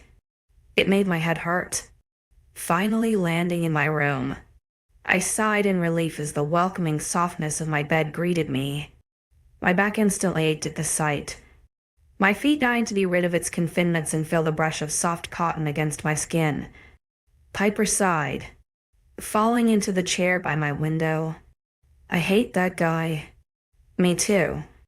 I grumbled, pulling my dress from my body. Falling into bed in just my underwear, I moaned into the sheets. So good. Piper giggled. Have you ever drank wine before? My mother would let me have one or two when I was courting my fiancé. I usually just get really chatty. I snorted, lifting my face to stare at her. So she would make me stop before I blurted out our secret. Her soft brown eyes narrowed with mischief. Well, the sun has only just gone down. Want to talk? About what? Well, you said that your mom would not let you drink because you spill secrets. She grinned innocently. What kind of secrets? Narrowing my eyes, I rolled until I was on my back, lifting myself up onto my elbows to stare at her. She batted her eyelashes, the same fake smile plastered on her face. You got enough time for that. I laughed. She rolled her eyes, absently playing with her hair. I know little about your family. Who did you grow up with? My mother, father, and sister Arabella. I shrugged. She is 15 now. So she was just understanding life. Was she frowned? Not like that. I just mean, I know it's only been not even 2 months, but it feels a lifetime ago. I sighed. We were close growing up, but when father died, I had to take over the house because mother fell into a depression. That must have been hard. How old were you? She shifted nervously, causing me to hum with curiosity. Dad died when I was about 9. Arabella was only 5. Mother was in a state of acting like it didn't happen. She taught me a lot until I was old enough to be alone. Then she went into her bedroom and never came out. I explained, staring up at the ceiling. I got a job and earned just enough to pay for the house and utilities. Food was scarce. We were lucky to eat twice a day. Most of the time, I scavenged fruits from the forest and eventually secured some vegetables to grow in the back garden. The soil was good up there, so it worked well. Things were good, manageable. That doesn't sound good to me. Piper pouted. 1 meal a day and it was just vegetables. I think I would rot away. My teeth chewed on my lower lip, my chest feeling heavy as I unburdened my thoughts. It was a lot. For years we lived like that.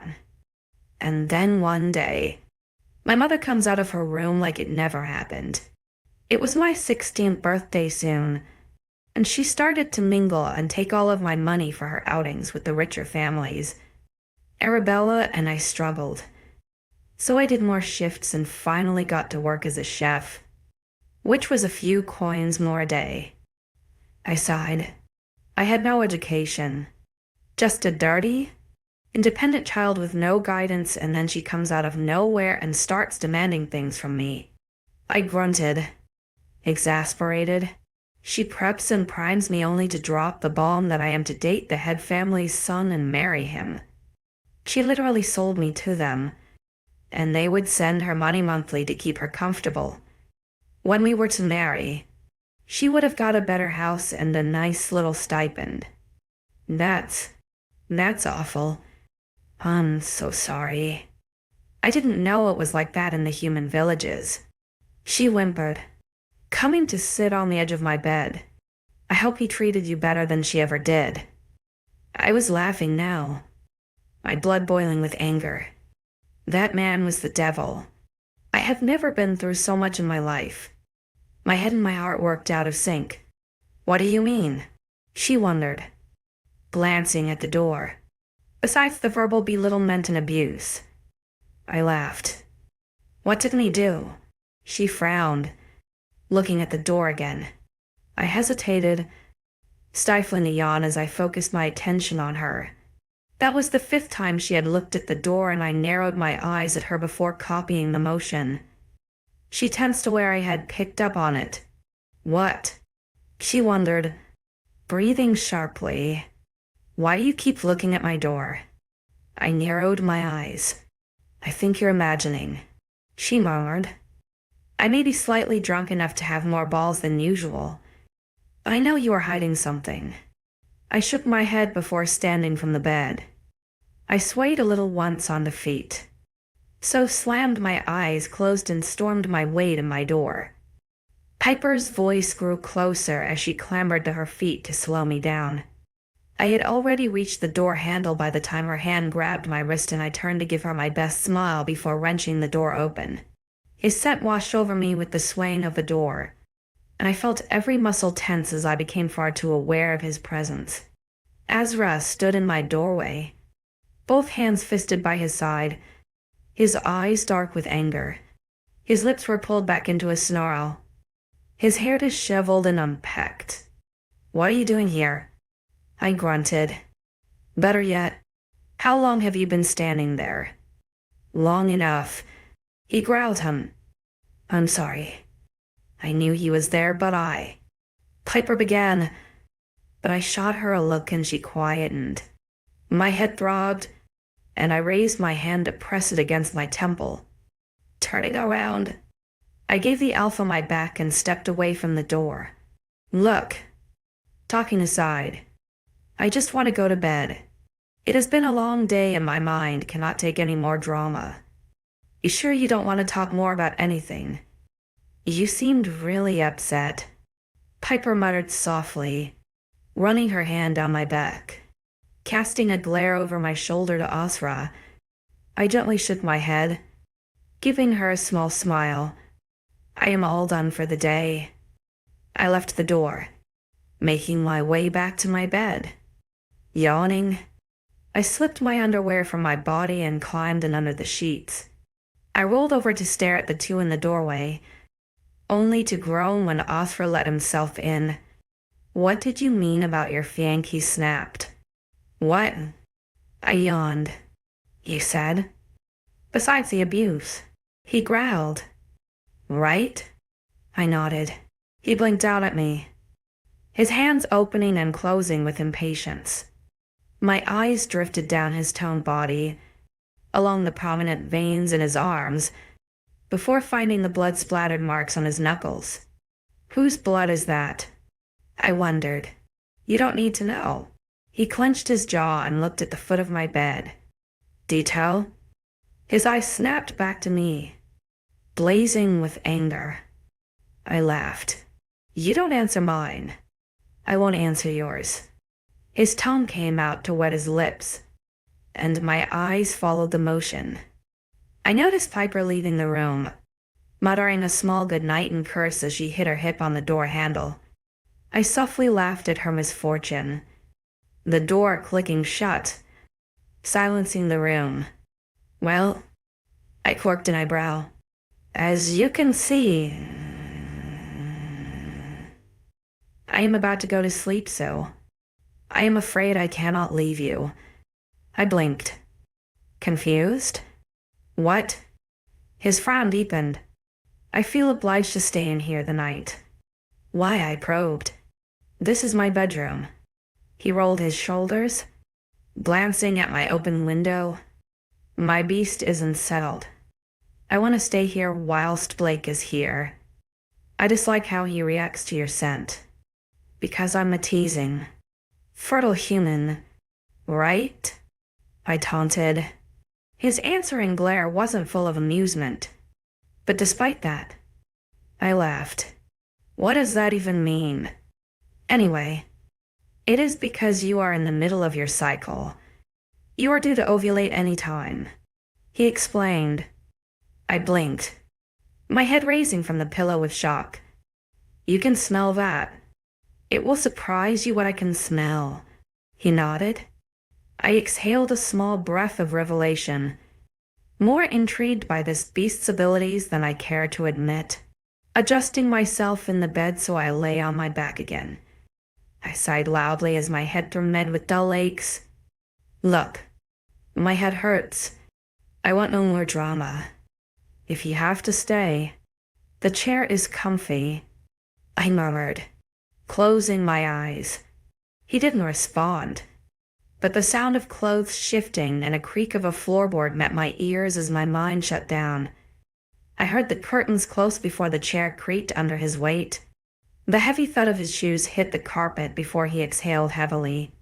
The shift in the air was gradual, as sleep lulled me under and the tension cleared.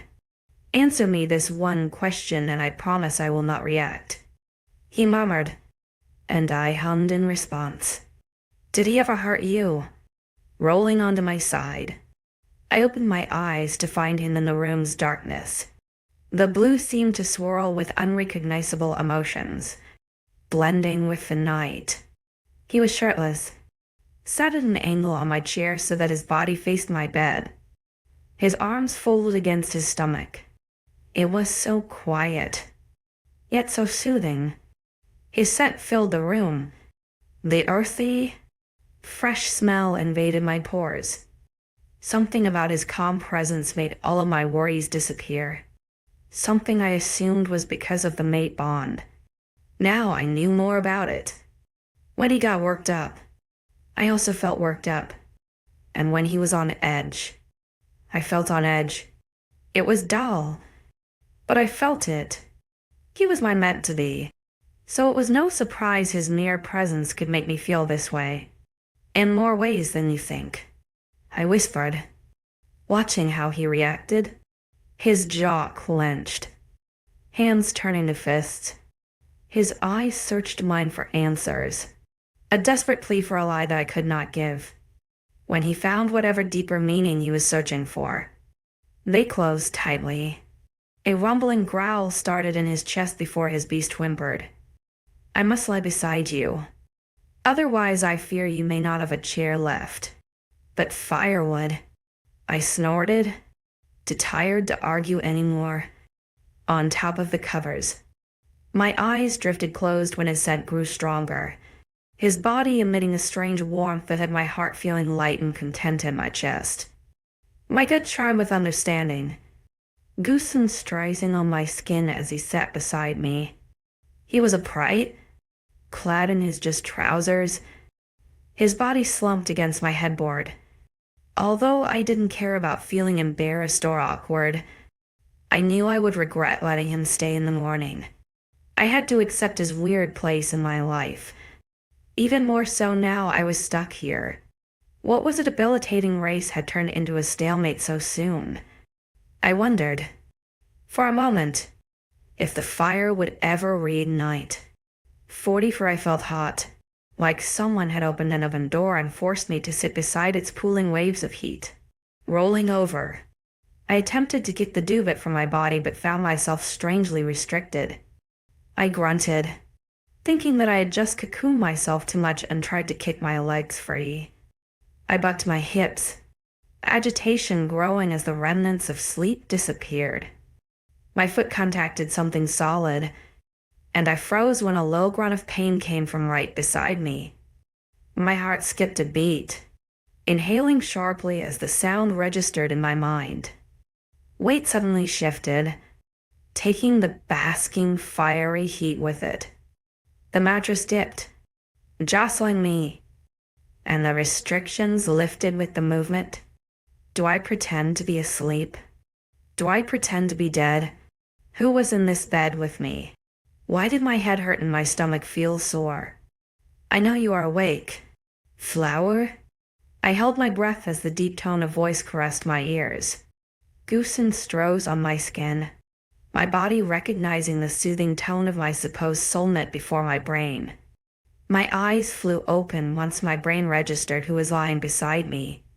The first thing I saw was his tatted skin and arm moving through the air to rest along my torso.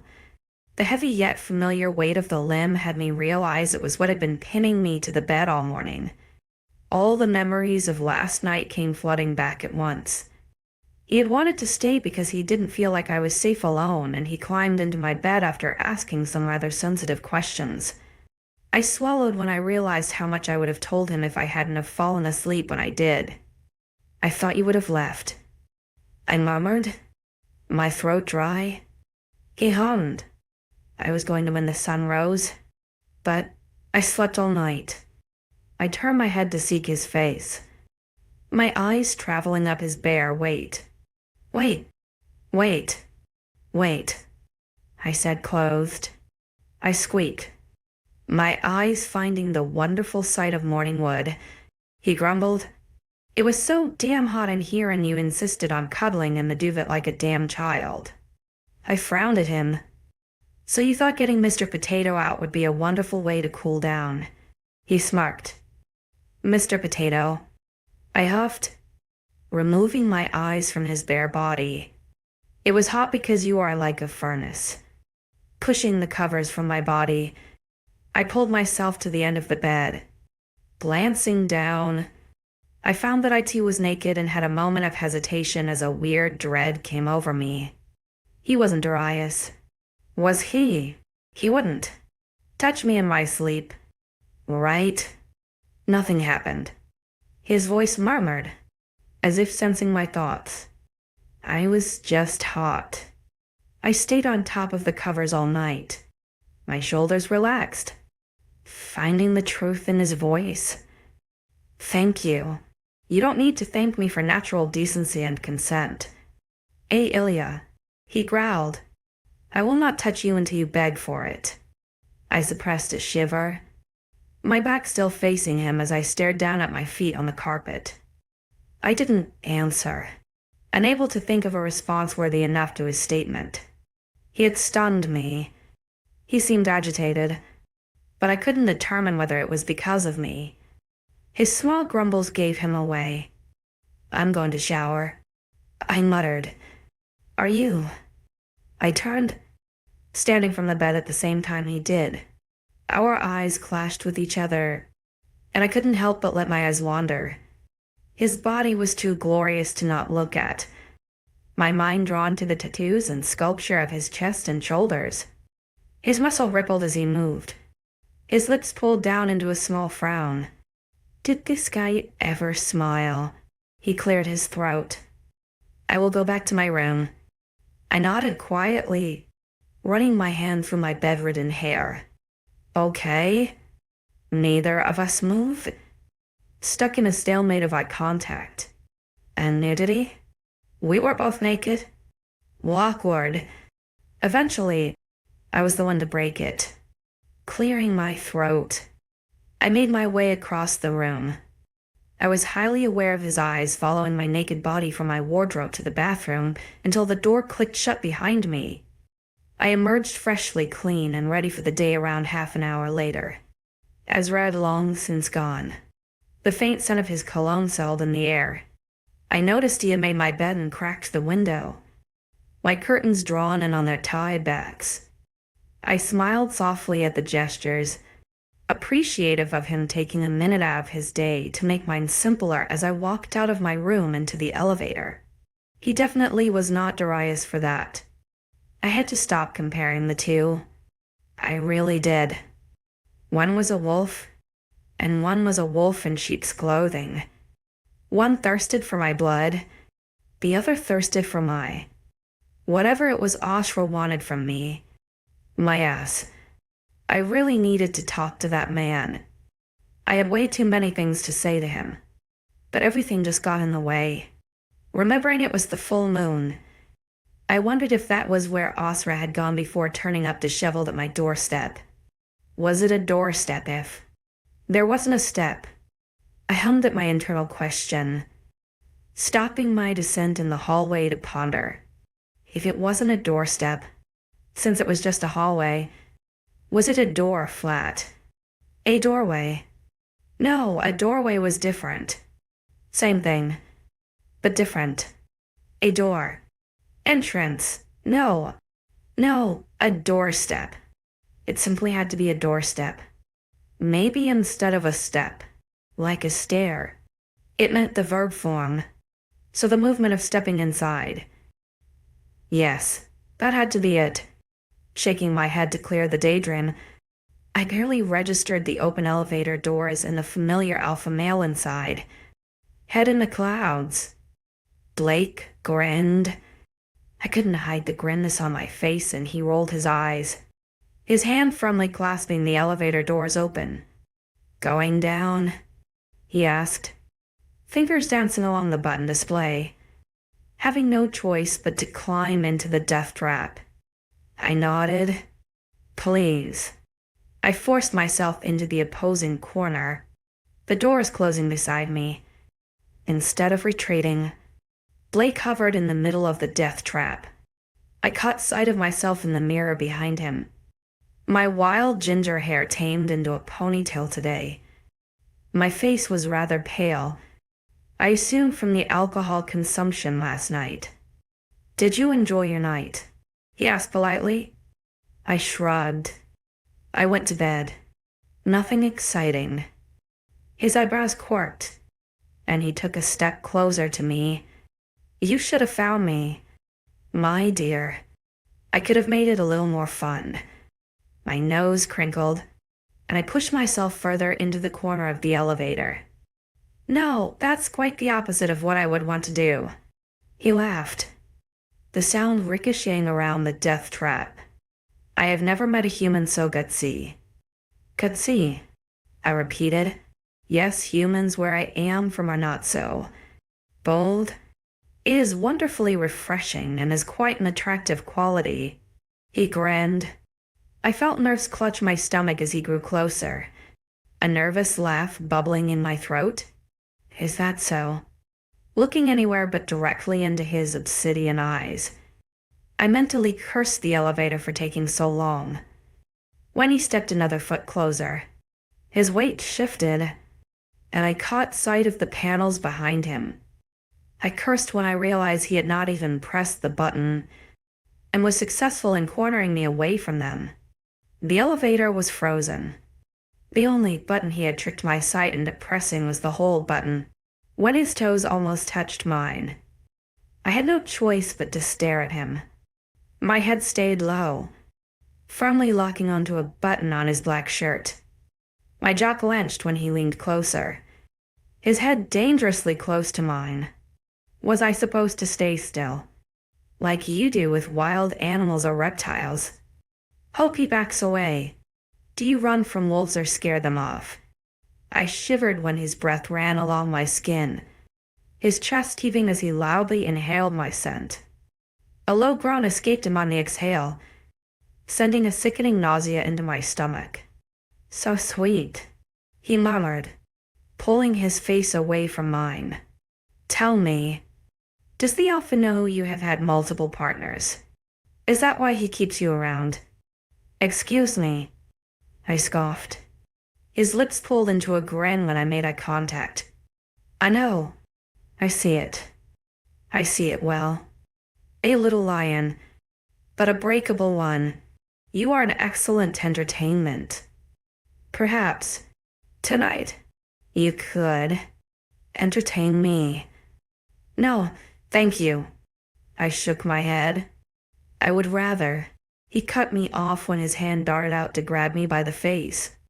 My jaw instantly screamed in pain when he tightened his fingers around my chin, teeth clattering against each other. A small gasp of fright escaped me before my hands darted up to grab hold of his wrist. He held me away familiarly. It was not a question. He glared. "You are human, yes?" I hesitated, not wanting to answer him. His grip tightened, making a small cry of pain leave my lips. "Yes," I whimpered. "Yes. What?" "I am human. Humans are below wolves. Correct?" Despite my pain, I glared at him. There was a light littering of yellow bruises across his temple and jaw. So faint, I almost missed them. "Humans are below wolves, yes. So, you will obey me." As your superior? He growled, canines flashing from beneath his lips. Do as I say, and you won't get hurt again. You learnt about your place as a child. You know this. It was painfully funny because no, I did not. I knew nothing about this. Or wolves. They secluded us for a reason. Free to live from their restrictions. Only to be thrown into our own hierarchy. Funny, right? Didn't really work, did it? Do not ignore me, he growled. I cried out in pain when he shook me, my lower back banging against the elevator wall. Okay. Okay? Okay. Good. He snapped, fingers flexing on my chin. I shivered when they fell to my neck, tensing around the delicate flesh there before removing them altogether. He licked his lips, eyes trailing along my body with an unwelcome hunger. Pressing the button on the wall, the elevator lurched. He kept those dark eyes locked on me as we descended, my stomach lurching when we hit the bottom floor. I was about to move when his words caught me off guard, sending a familiar gut-wrenching fear through my body. Be a good little whore and keep your mouth shut if you know what is good for you, he snapped. The doors opened, and I stepped out without looking back. Blake stepped around me, grumbling as he marched down the hallway. My head hung low. I felt fearful tears burn in my eyes as the doors closed behind me. My jaw ached like I lost a tooth, and I hoped I wouldn't have any bruising to hide. Why did every man I meet always treat me like shit? How did sleeping with the men in my life make me a whore?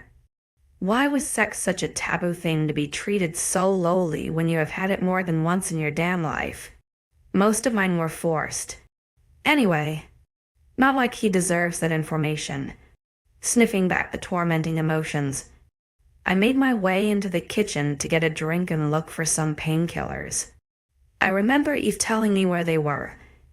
There was a human stash in the utility? Yes, that was it. I surpassed a gathering of wolves in the kitchen and made my way into the utility, pleased to find it empty. I rummaged through the cupboard of human medicines until I found the ones I needed, carrying them into the kitchen. I avoided eye contact as I grabbed a small carton of juice and left the room. The conversation didn't stop whilst I was there, so I took it as a good sign. Hey, 𝐊𝐤. Maybe not. I stopped my escape, looking over my shoulder to see Piper coming towards me. I felt my heart lurch. The instant want to blurt out my secrets overwhelmed me. Piper was safe. I felt vulnerable after Blake's show of dominance, and my emotions were getting the best of me. I was paranoid too, and that did not help at all. Piper. I smiled. She stopped beside me, her lips pulled down into a frown. That's not a pleasant smile. That's a sad smile. What? I wondered, my eyebrows furrowing. What's happened? She wondered, looking down at the pills in my hand. Are you hurt? I shook my head rapidly, shaking the thoughts of Blake away with it. No. I just have a headache. Her eyes lit up knowingly before she snorted. Ah, good old 𝐊𝐢𝐬𝐬. Nodding in tandem, she looped her arm from mine and led me to the porch. As always, once we were outside, she looked down at me with a confused smile. 𝐊𝐤𝐬, yes. Why do you smell so strongly of Alpha Blake? She wondered. I tensed, my entire body freezing. What if he was like Darius? What if I told Piper, and he hurt her? What if I told Piper, and he hurt me? Apparently, my hesitation was answer enough because her eyes narrowed into slits. What did he do? And nothing. He just... I began. Just. What? She urged. He was in the elevator with me. I mumbled. 𝐴𝐤𝐬𝐬. Come on. No secrets with me. Yeah? I scanned her honest eyes before sighing with certainty. I don't like him. What did he do? He called me a whore and told me to meet him later to entertain him. Piper froze, her eyes blazing a fire as they unfocused. Just as she was about to launch out of the chair, I jumped up with her, placing my hands on her chest. I begged for her to stay here. If he finds out I told you, I don't want you to get hurt. You are not going to him later. She glared. I shook my head. I can't. You are not his toy. You are not a whore. She demanded. Okay? Say it. I am not his toy. I sighed, fed up with repeating things to people, and I swallowed, unable to find the truth in my words. I am not a whore. Her eyes narrowed again. Why does it sound like you are lying? It's hard for me to say that. When? I have been told all my life that I am one. I shook my head, dropping my gaze. Her face softened, and her hands came to cup my cheeks. I flinched at the contact, which only caused her to hesitate again. What's wrong? Did I hurt you? She wondered. I smiled softly. No, it's okay. I think I must have slept with my mouth open or something. Jike, she smirked. Or maybe it aches from something else you were doing last night. I gave her a deadpanning look. Nothing like that happened. Oh yeah. Prove it. And so, just like that, the morning conversation moved to my non-existent sexual relationship with 𝐊𝐲. 45. I successfully managed to avoid Blake for the rest of the day, but I knew it would be inevitable when dinner time came around. Piper had understood my concerns and stayed beside me the whole time. My jaw had started to ache too, and it made opening my mouth harder than normal. Ready to go? Piper wondered. I sighed, shaking my head. Not at all. But if I hide, he is going to know something is up. She smiled sadly at me, and we made our way back inside. We had gone for a walk since the weather was nice. A gentle breeze brushed the hem of my dress as I walked. Entering the house, the smell of dinner invaded my senses. It smelled of spice today, a smell that was guaranteed to linger for the next 24 hours. Smells amazing. Piper grinned, dragging me into the dining room. The bain-maries were set up with steaming pots of curry, chicken and different rice and noodle dishes. Piper was quick to grab a plate and force one into my hand. I giggled at her eagerness as I helped myself to some chicken and vegetable rice. And a drink? Sitting down at a table, it surprised me to find 𝐊𝐢𝐬 wasn't here yet. Eve was, though, and gave me a small greeting as I sat beside her. Where's 𝐊𝐢𝐬 tonight? I asked. Eve rolled her eyes. She got in a fight and had to go cool off. A fight? I gasped. Yeah? She snorted. Who would go up against her? More like who would she go up against? Eve rolled her eyes. I was about to ask further when Piper's plate clattered against the table beside me. She pulled out the seat and sat down, shooting Eve a wide smile before digging into her dinner. Piper loves curry night, I commented, and Eve smiled in understanding. As we ate with comfortable chatter, the rest of the pack slowly filtered in and the sound in the cafeteria dining room picked up. My jaw ached with every bite, and I ended up leaving the larger parts of the chicken on my plate. When 𝐊𝐲 walked in with Rio on his heels, a strange feeling of what overcame me. His eyes immediately flickered to me, and I dropped my gaze, glaring into my dinner. Pushing my fork around my plate, I tried my hardest to keep from staring around the room. No one seemed to notice or take too much interest in the alpha male, and by the time Piper had finished, I declared I was too. We took our plates away together, and I kept my head down, my hair shielding most of my peripheral vision, The kitchen was quiet, servers bustling around and titting away. A young girl took our plates with a bow before turning around to place them in a dishwasher. I frowned, remembering that I wanted to complain about their unfair treatment to 𝐊𝐲𝐻. Heavy footsteps filled the air as we turned to leave, and I looked up just in time to see Blake entering the room. His dark eyes flickered to me straight away, and I tensed, ready to run if I had to. His eyes crinkled with an unspoken promise as I ran around the corner to catch up with Piper. A hand came out to brush my hair behind my ear, and I turned my head to stare at him with unease. My eyes unwillingly met his before catching sight of Rio standing from his seat in the background. I blinked, my movements slow as the beta's eyes met mine. His lips pulled into a frown as Blake's hand ran through my hair. But as soon as it started, I was past him and out of the entryway. A shiver rolled over my shoulders as I caught stride with Piper again. She was glaring at Blake over her shoulder, but I paid no further attention to the disgusting alpha and kept moving. I hoped he would leave me be. Piper suddenly stopped as we reached the elevator, a deep-set frown on her face. Her hand came to clutch at my shoulder, glancing over our backs with glassed-over eyes. I sighed, knowing she was being mined. LinkedIn was probably about to leave me again.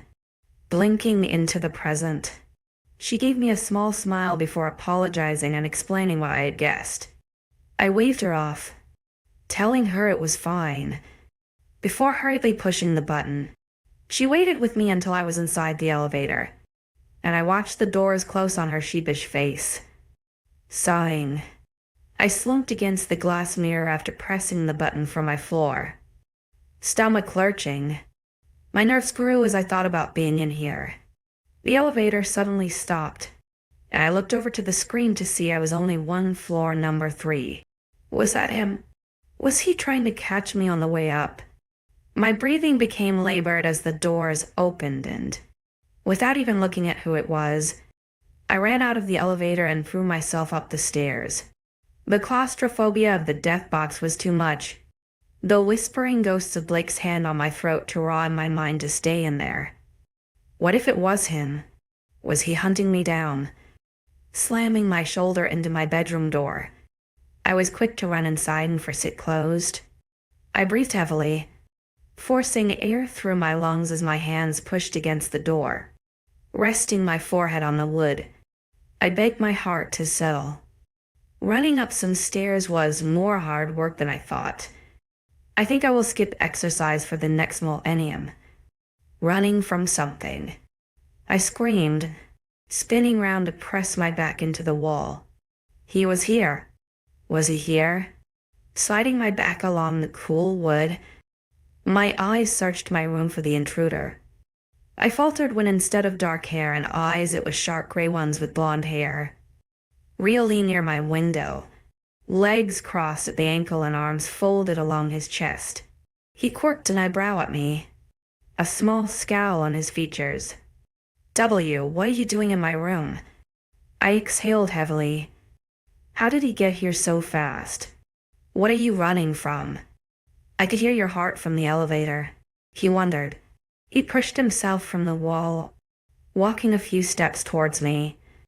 I shook my head, swallowing the lump in my throat as my heart still raced in my chest. Moving across the wall, I tried to put some distance between us. He noticed my attempt at leaving and paused in the middle of my room. Clearing his throat, he ran a hand through the back of his hair. "Look, I'll get straight to it. I saw the look on your face in the kitchen around Blake.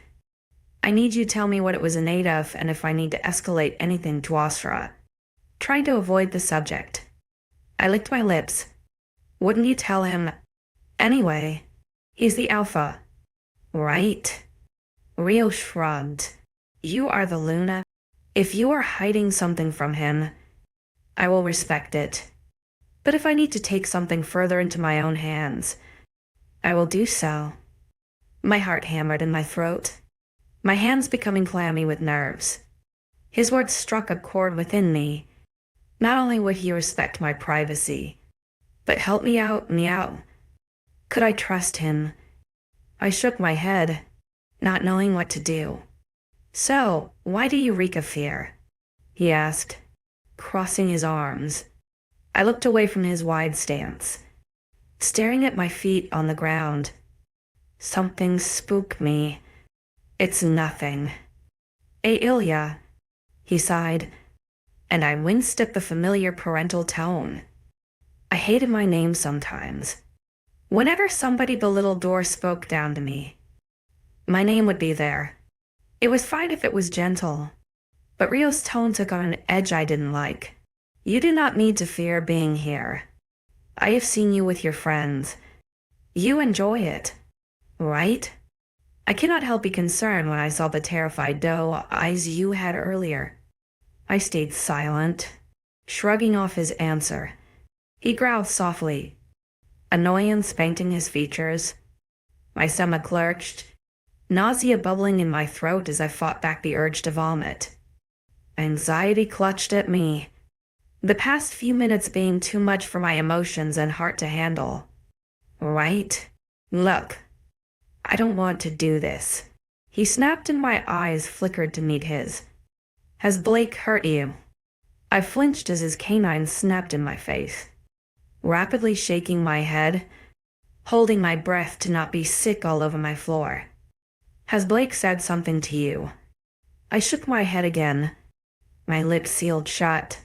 If being with Darius ever taught me anything, it was that going to someone who pretended to care was always in vain. They didn't help. No one did. It trapped you, cornered in your own battle, and no one would come to help you. Sometimes the consequences of even trying were not worth it. Right now, I could only trust myself and Piper. She had gained my trust. Anxiety swirled in my gut, my palms sweaty and hot as my stomach churned. Are you certain? He growled. Yes, I squeaked. His eyes ran along my face before his head reared back. He nodded once, looking away from me to glare at my door. His lips sealed into a thin line. I stayed where I was. This wolf may have not hurt me on the hunt, but he did not have the soulmate magic to stop himself from hurting me like 𝐊𝐲 did. Then I apologize. He sighed, grumbling, for intruding into your bedroom and scaring you. Okay? I whispered. He grunted once before leaving my room, the door shutting rather loudly and making me flinch.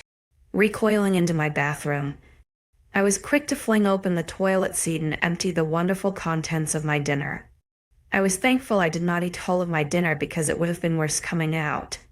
Sweat pooled at the nape of my neck, my back curving with every hurl of my stomach.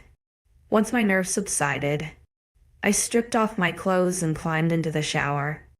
I got sick on my shirt and wanted nothing more than to wipe the sticky substance from my skin. The water was hot, scorching my skin. I scrubbed at my body, running soap over my body before tenderly wiping at my jaw and chin. I hissed as I pressed a hard along my jaw, my skin slightly swollen and tender.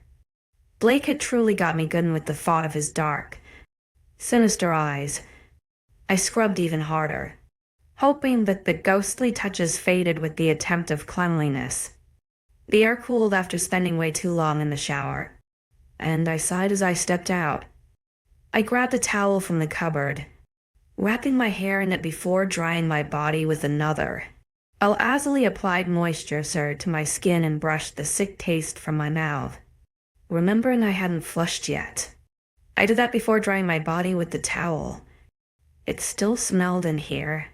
Once the hushing of the toilet died down, a low creak from my bedroom filled the air. I tensed, my lungs aching with fear. Was Rio back for seconds? Was it like here to get me?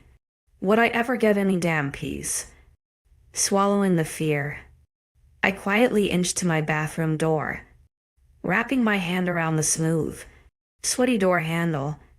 I slowly twisted it until the wood popped from the frame. Leaning close to the frame, I peered out into my bedroom. When nothing seemed out of the ordinary, I inched myself further into the room.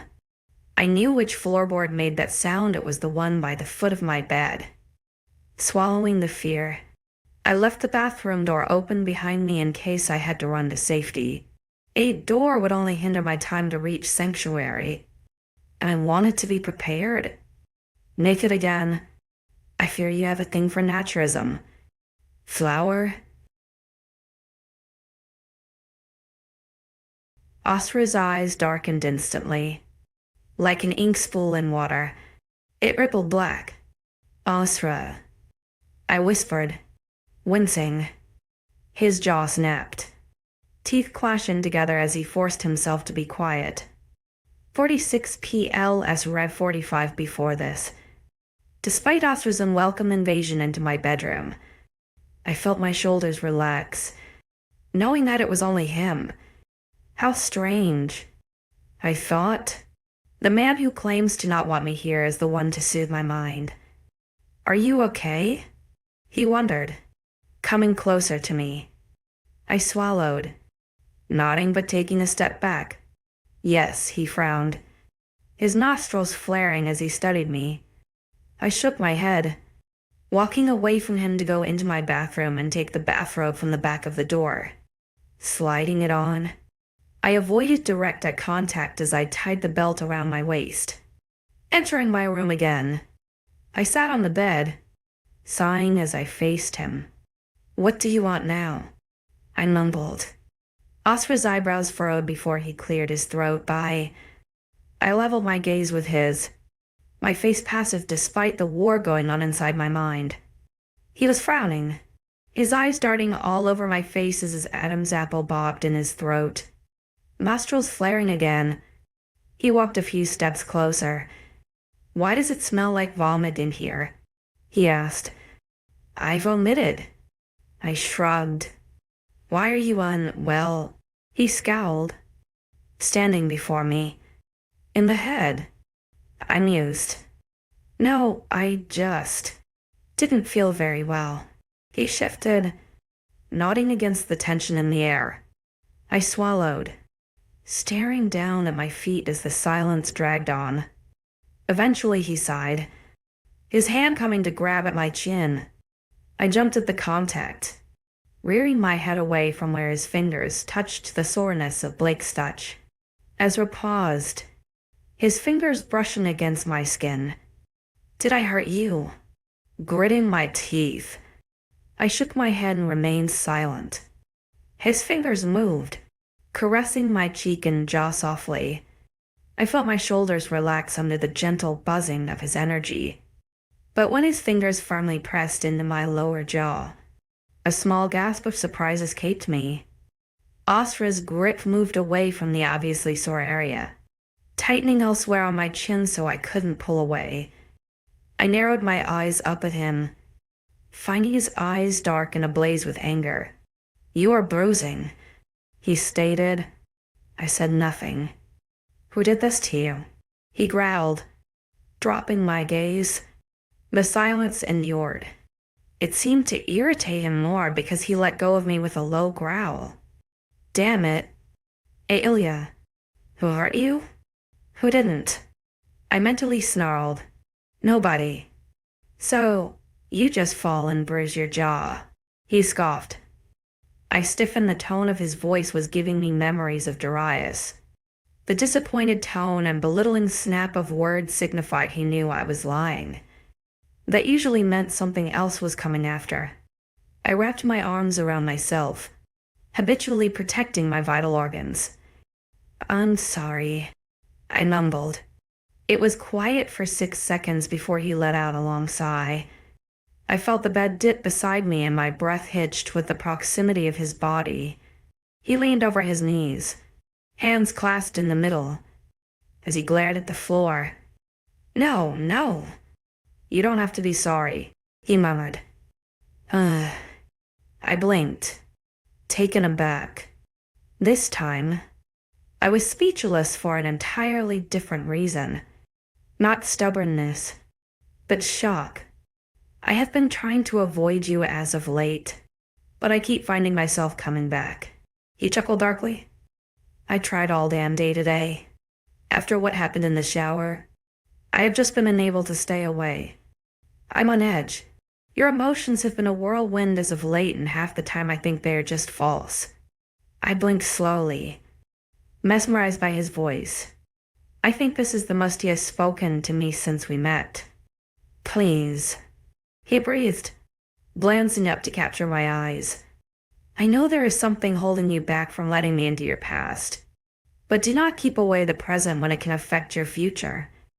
My heart fluttered, the deep blue of his eyes so mesmerizing I found my breath taken away. He sounded so sincere, so heartfelt, and almost pleading for me to speak up.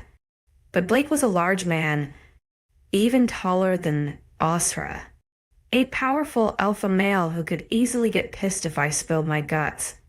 Again, swallowing down the lump in my throat, I spoke. My emotions, he sighed, dropping his eyes back to the floor. I nervously grabbed at the fabric of my bathrobe, wondering why he was being so softly spoken tonight. You have had a lot of them lately. The more I seem to let you into my mind, my life, the more I feel them. He exhaled loudly. It's rather distracting, especially when I feel fear or anxiety. I tried to block it out, but here I am. I licked my lips. A nervous habit? My hands moved to settle on my knees, fingers drumming against my kneecap. What does this even mean? I whispered. His hand came to clutch mine, stopping the incessant thumping of my fingers. I don't know. Right now, I don't know what is going on with my beast. Your beast, I repeated, looking up at him. Inhaling, he straightened his back. We are one. You know that. Not two separate entities, but one whole. My wild side has been aching to be free. Usually, I am free, with simple control, but lately it has been rather difficult to set aside my instincts. I want nothing more than to be home. Because of me. I wondered. He paused for a second, but nodded. Yes, my mind and body are at a war. Oh, I muttered. I see. That's the thing you don't see. I don't see. Nobody does. He laughed darkly. I did not even want another damn human in my pack. Yet here I am. I flinched, dropping my eyes from the side of his face to glare down at my lap. I couldn't help being born a human, not like I could change it. He was being rude. I know. He groaned, and I realized I had said that out loud. Silence sticked by with the beating of my heart. I slowly saw him relax from the corner of my eye, his shoulders slumping as he breathed slower. How did you hurt your jaw? He asked again. I hesitated, debating on whether to tell him. Was it worth any repercussions from Blake? Would there even be any? Okay, he grumbled. Different question. Did one of my pack members hurt you? No, I muttered. Good. He huffed. Did someone not from my pack hurt you? I swallowed, lifting my head to gaze into the night skies of his eyes. They were full of barely concealed anger, creased at the corners as he scrutinized me. My heart raced in my chest, his head cocking as he scanned my features. I was nervous, at a crossroads with which way to go down. Both males were temperamental, and I wasn't sure what I was supposed to do. If I yelled, would the repercussions be worse? No, I whispered. Ezra nodded mutely, his head snapping away to glare ahead of him. He ran a hand through his hair before jumping up to his feet. Within seconds, he was at my door and throwing it open. I jumped in surprise when Blake stood at the other side of it, his hand raised to knock. What are you doing here? 𝐊𝐲𝐬 snapped. Blake's eyes widened, darting to me in the distance. His eyes soon narrowed, trying to hide his surprise at the other alpha before him. How did 𝐊𝐲𝐬 know he was there? A gross shiver ran along my body. 𝐿𝐲𝐶𝐬 beneath the robe I wore when I saw Blake's dark eyes scrutinize me. "Well?" 𝐊𝐲𝐬 snapped. "I came to look for you." Blake stammered. "I wanted to speak to you about some documents." Lies, I thought. I could taste his lie on my tongue. The way it made my back crawl with disgust and body convulse with discomfort. He came here for me, I knew he did. Fear wrenched in my stomach when his dark eyes flickered to mine again. The ghost of his fingers along my hair and jaw had me tensing the muscle. Ezra growled suddenly, causing Blake to take a step back and raise his hands in defense. I looked at my mate when he stepped in front of the imposing male, blocking the view. "I will discuss it in my office. Be there in 5 minutes." Ezra snarled before slamming the door shut.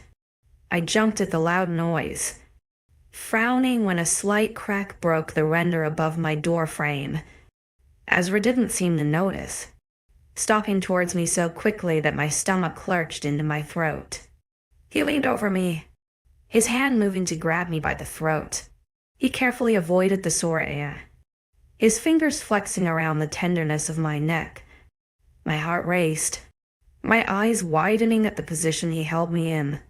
He studied me quietly, nose twitching, eyes flickering between dark and light as he fought his own mind. I felt vulnerable under his gaze, frozen in place as he held me by my neck, forcing me to look up at him.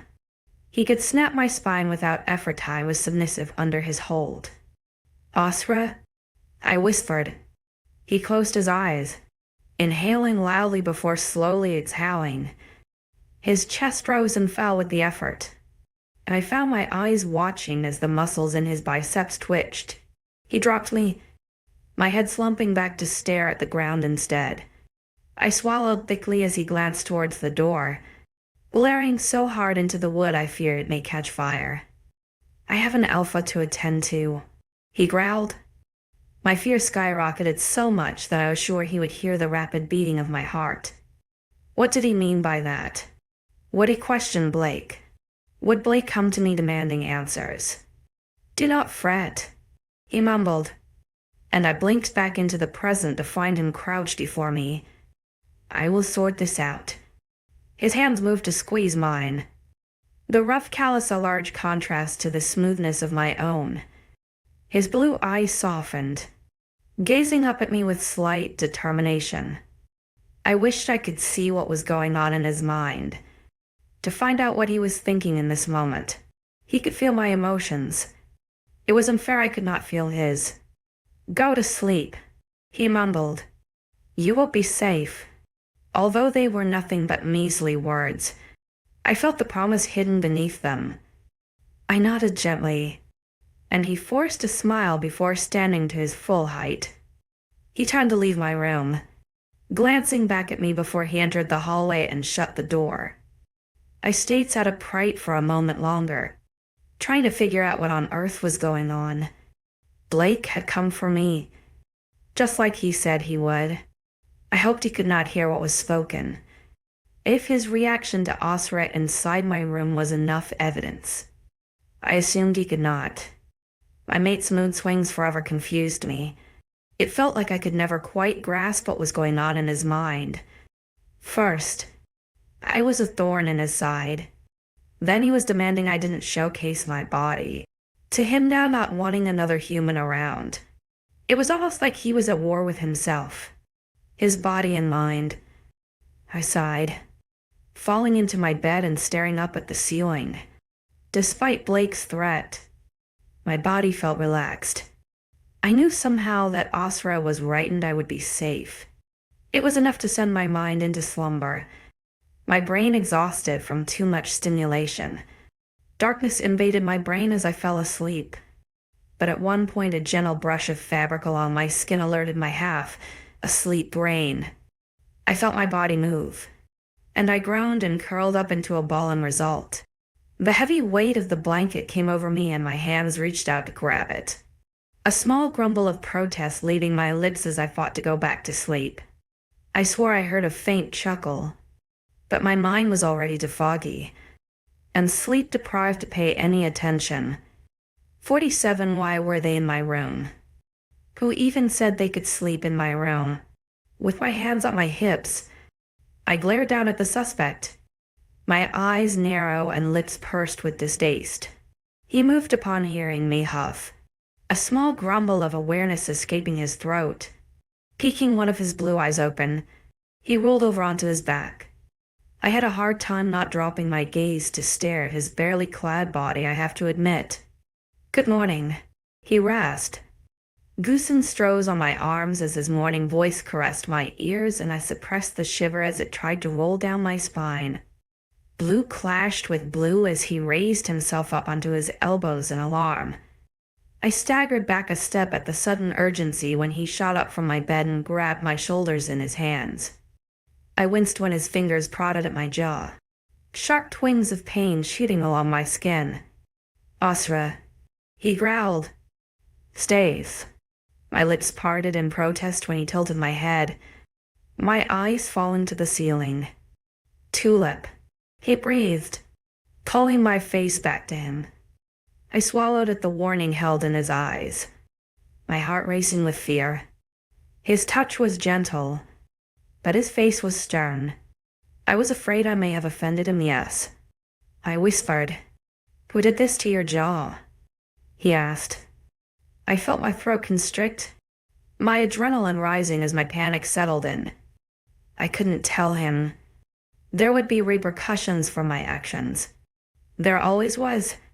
Blake will know I'd owled on him, and it will come back to bite me in the ass. "Tulip, I will not ask you again," 𝐸 warned. "I can't," I whimpered. His eyes blazed, his fingers flexing on my jaw before they moved to cradle my shoulders. "Tulip, you need to tell me." I shook my head, keeping my lips firmly shut. I just wanted to run, to go into the bathroom and pretend nothing was happening. "If you tell me, I won't do anything," he spoke calmly. He was trying to appear cool and collected, but I could see the fire in his eyes. The beast eager for a hunt. He was taunting me, edging me on to fall for his trap. "Okay, if you won't tell me, I will just find out myself," he grunted.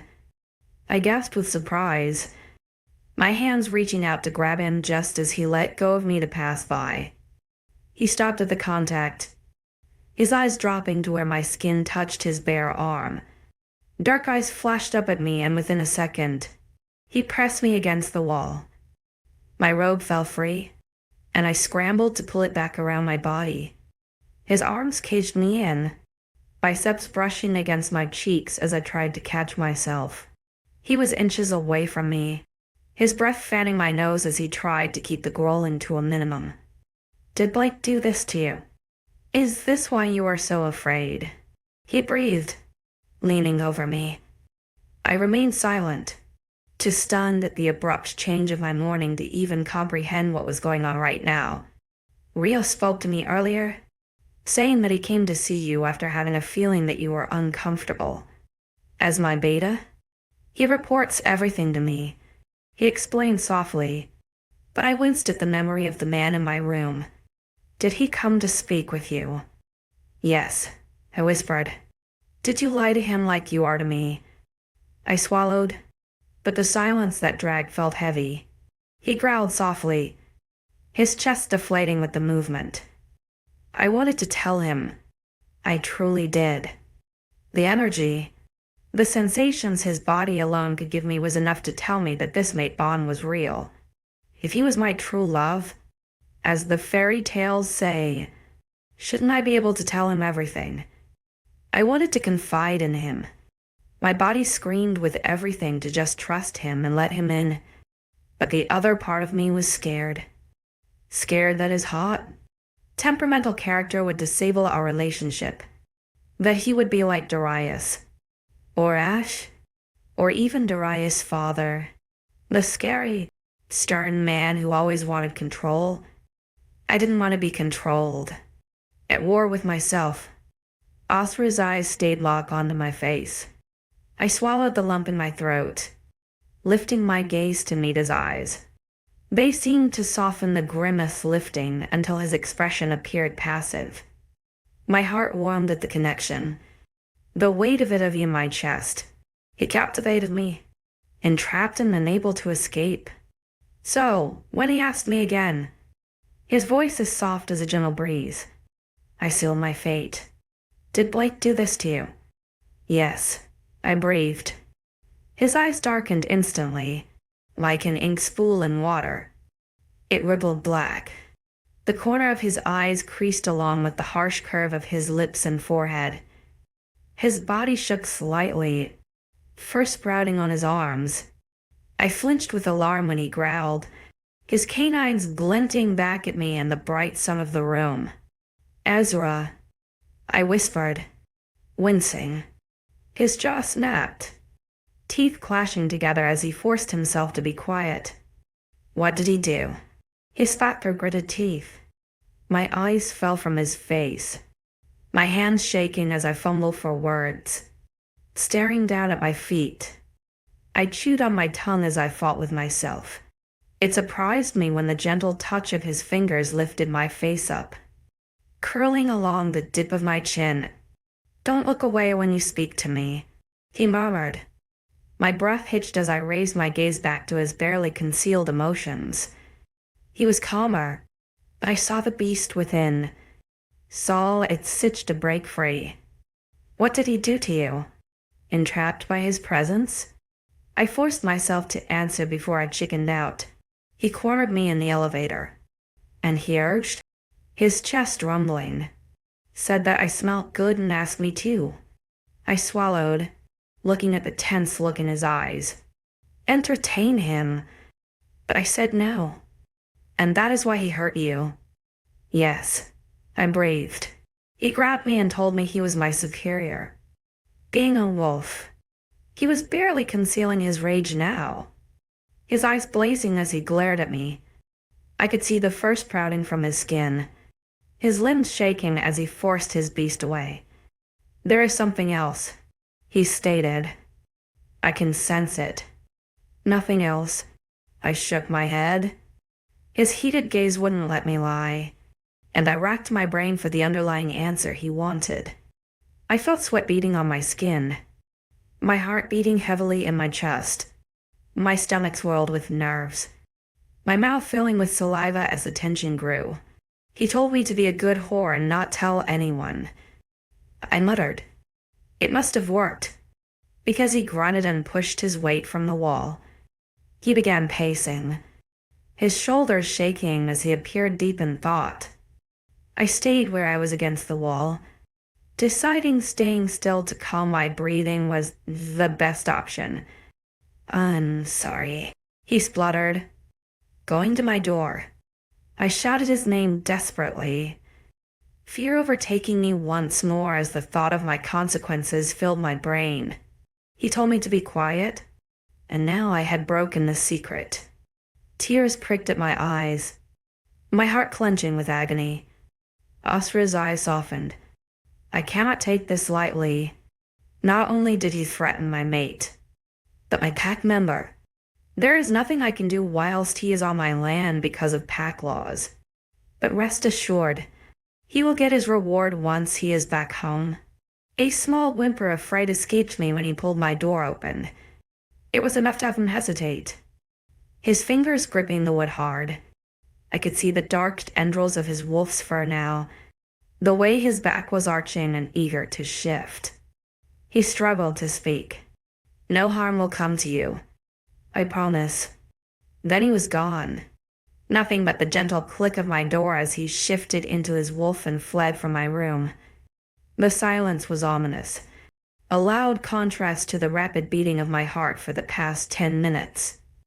Everything had escalated so fast. Did I regret telling him everything? Yes. But did I feel relieved by telling him? Also, yes, was I terrified? Out of my mind. Double yes. But did I somehow feel safer? Like a weight had been lifted. I did. I was a little proud of myself for being able to tell someone. There was just something about 𝐊𝐲𝐬, much like Piper, that made me want to indulge them in my every secret. But even some of those secrets were too deeply cut to come out of their hiding spot, covered with layers upon layers of skin and unable to escape into the bright of day. I just hoped that 𝐊𝐲𝐬 was a man of his word. I spent the rest of the day cooped up in my room. I got dressed in some pajamas and refused to leave my room. I had worn knockers away, telling them I wanted privacy. 𝐻𝐸 had not come back since, and I did not know where he went or what he was doing. It took some time before Piper came banging on my door. Maya and Eve's attempts earlier were in vain. I knew when Piper came, I would have no choice. She was like my older sister, and the longer I stayed in here alone, the more I longed for someone's company. Piper banged loudly, her voice disgruntled. 𝐿𝐲𝐬, you let me in right this instant before I break your damn door down. I'd locked my door from the inside, so she wouldn't be able to get in. Plus, they had reassured me it was near impossible to break it when I moved in. Sighing, my feet patted onto the carpet as I made my way to the door. She did not stop knocking, the incessant sound hurting my head the closer I got to her. I was hungry and thirsty, the bathroom tap water just not cutting it in terms of satisfaction. Pulling the door open, Piper stumbled forward a step and shot me a hard glare. "What the fuck are you doing in here again?" she shrieked. I stepped aside to let her barge past, and she immediately threw her hands on her hips as she took in my room. It was still fairly tidy. I had spent most of my time by the window, staring at the trees and hoping to spot 𝐊𝐲𝐬. Despite his warning that he could do nothing, I couldn't help but worry that something was going on. 𝐿𝐲𝐬? I hummed, snapping out of my thoughts to close the door. Turning to her, I rubbed my hands together, happy to see her initial annoyance had dissipated. "Yes. What happened?" she asked. I cocked my head, studying her. She had worry lines on her forehead, and her usually smooth ponytail had too many loose tendrils. I knew straight away she had been running her hand through it, many times the strands falling free from her hair tie. 𝐻𝐸 found out. "Okay. I need more context." She pursed her lips. "What did he find out?" "About Blake." As if remembering, her eyes dropped to my jaw, her mouth curling instantly into a growl. I flinched a little, unnerved by the sight of her canines. She licked her lips at my reaction, forcing the teeth back into their place. "Sorry," she huffed. "It's really black." I nodded. "I know." I had already stared at it deeply in the shower once 𝐊𝐲𝐬 left.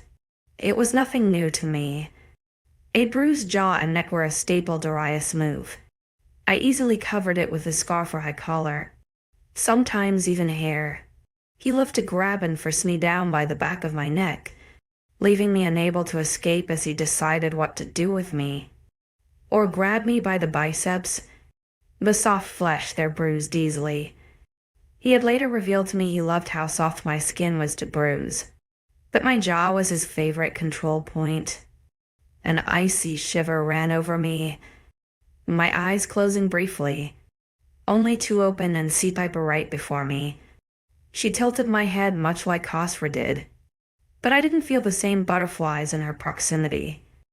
Her scent was soft, a gentle flowery perfume that didn't irritate my nose. Piper always smelt and looked clean. Which brings me back to the hair. What's happened? Her eyes flickered from my neck to my eyes before going back again. 𝐊𝐲𝐬 shifted in the house. I swallowed, nodding, and then he went on a run and killed some trees. A herd of deer taken down. She shrugged, dropping her hand away. Then he came back in human form, covered in blood. Trackers had followed him at a safe distance, but they didn't catch everything. If you told him about Blake, this would make sense as to the outburst. I nodded, my nose twitching as I fought back the urge to sniffle. Why are you in here alone? She asked. Have you eaten? I thought he was going to kill Blake or tell him what he knows. I whispered. I was terrified he would come after me, so I stayed in my room. She nodded, lips pursing again. Well, let me assure you, 𝐻𝐸 cannot harm a visiting Continental Alpha. There are pack laws. He has to take discrepancies to the council or wait until he has left and declares war. If he doesn't wait, our pack could be in danger. My eyes bulged. A threat like this against an alpha's mate. Definitely worth a war. She nodded. No wars. Wars mean death. I shook my head, my hands shaking. She grabbed onto me, rubbing her palms over my arms. Don't worry about it. Nothing has happened. Dinner is soon. 𝐻𝐸 may turn up. Don't you want to see he is okay for yourself? Your nerves are fried. I swallowed the buildup of saliva in my throat, my stomach aching with protest. I wanted to see she was right. I didn't want to seem clingy. Darius hated when I doted on him like this. Okay? I nodded. She grinned, nodding once. Great. Now go get into some better clothes. You cannot wear pajamas to dinner. 48. Gail S. read 47 first. Lately, my days felt like they were all blurred together. Like every day was the same and nothing ever changed. As I pulled on a simple dress to go down for dinner, it felt like I had done this more than any normal person has before.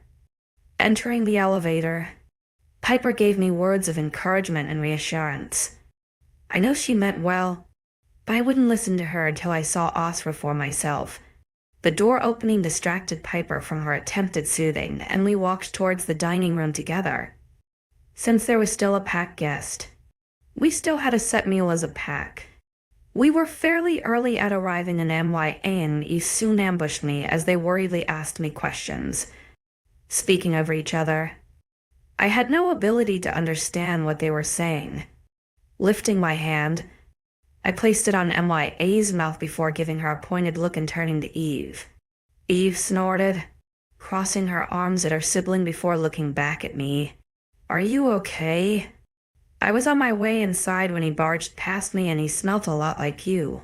She mumbled. Yes, I'm fine. It was nothing to worry about. I muttered. 𝐊𝐢 nodded, her eyes scanning my face, lingering too long on the bruising of my jaw. I had kept my hair down, but I assumed she could still see.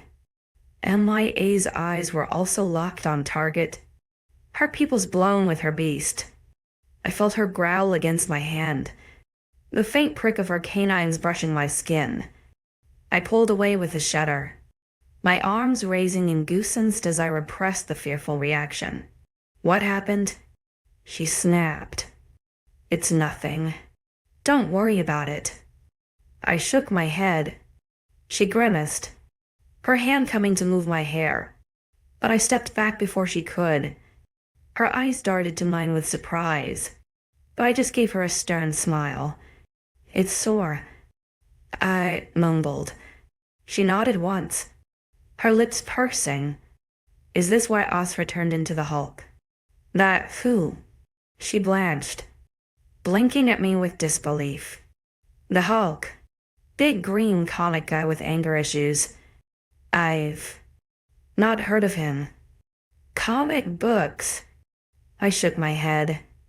Movies. Humans made them. We didn't have regular movies in Evermore. She let out a low whistle. Damn. Sounds horrible. 𝐊𝐢 snorted. How is not having access to television the worst thing? Maya shot her a look, one that told me they were about to bicker. I took it as my chance to slip away from them when 𝐿𝐢's arms raised to her hips with defiance. I found Piper sat in the same spot as before and slid in next to her. Eliza wasn't here yet, but neither was her mate Kayla. 𝐊𝐢 was here. His heated gaze from the head of the table burned through my skin.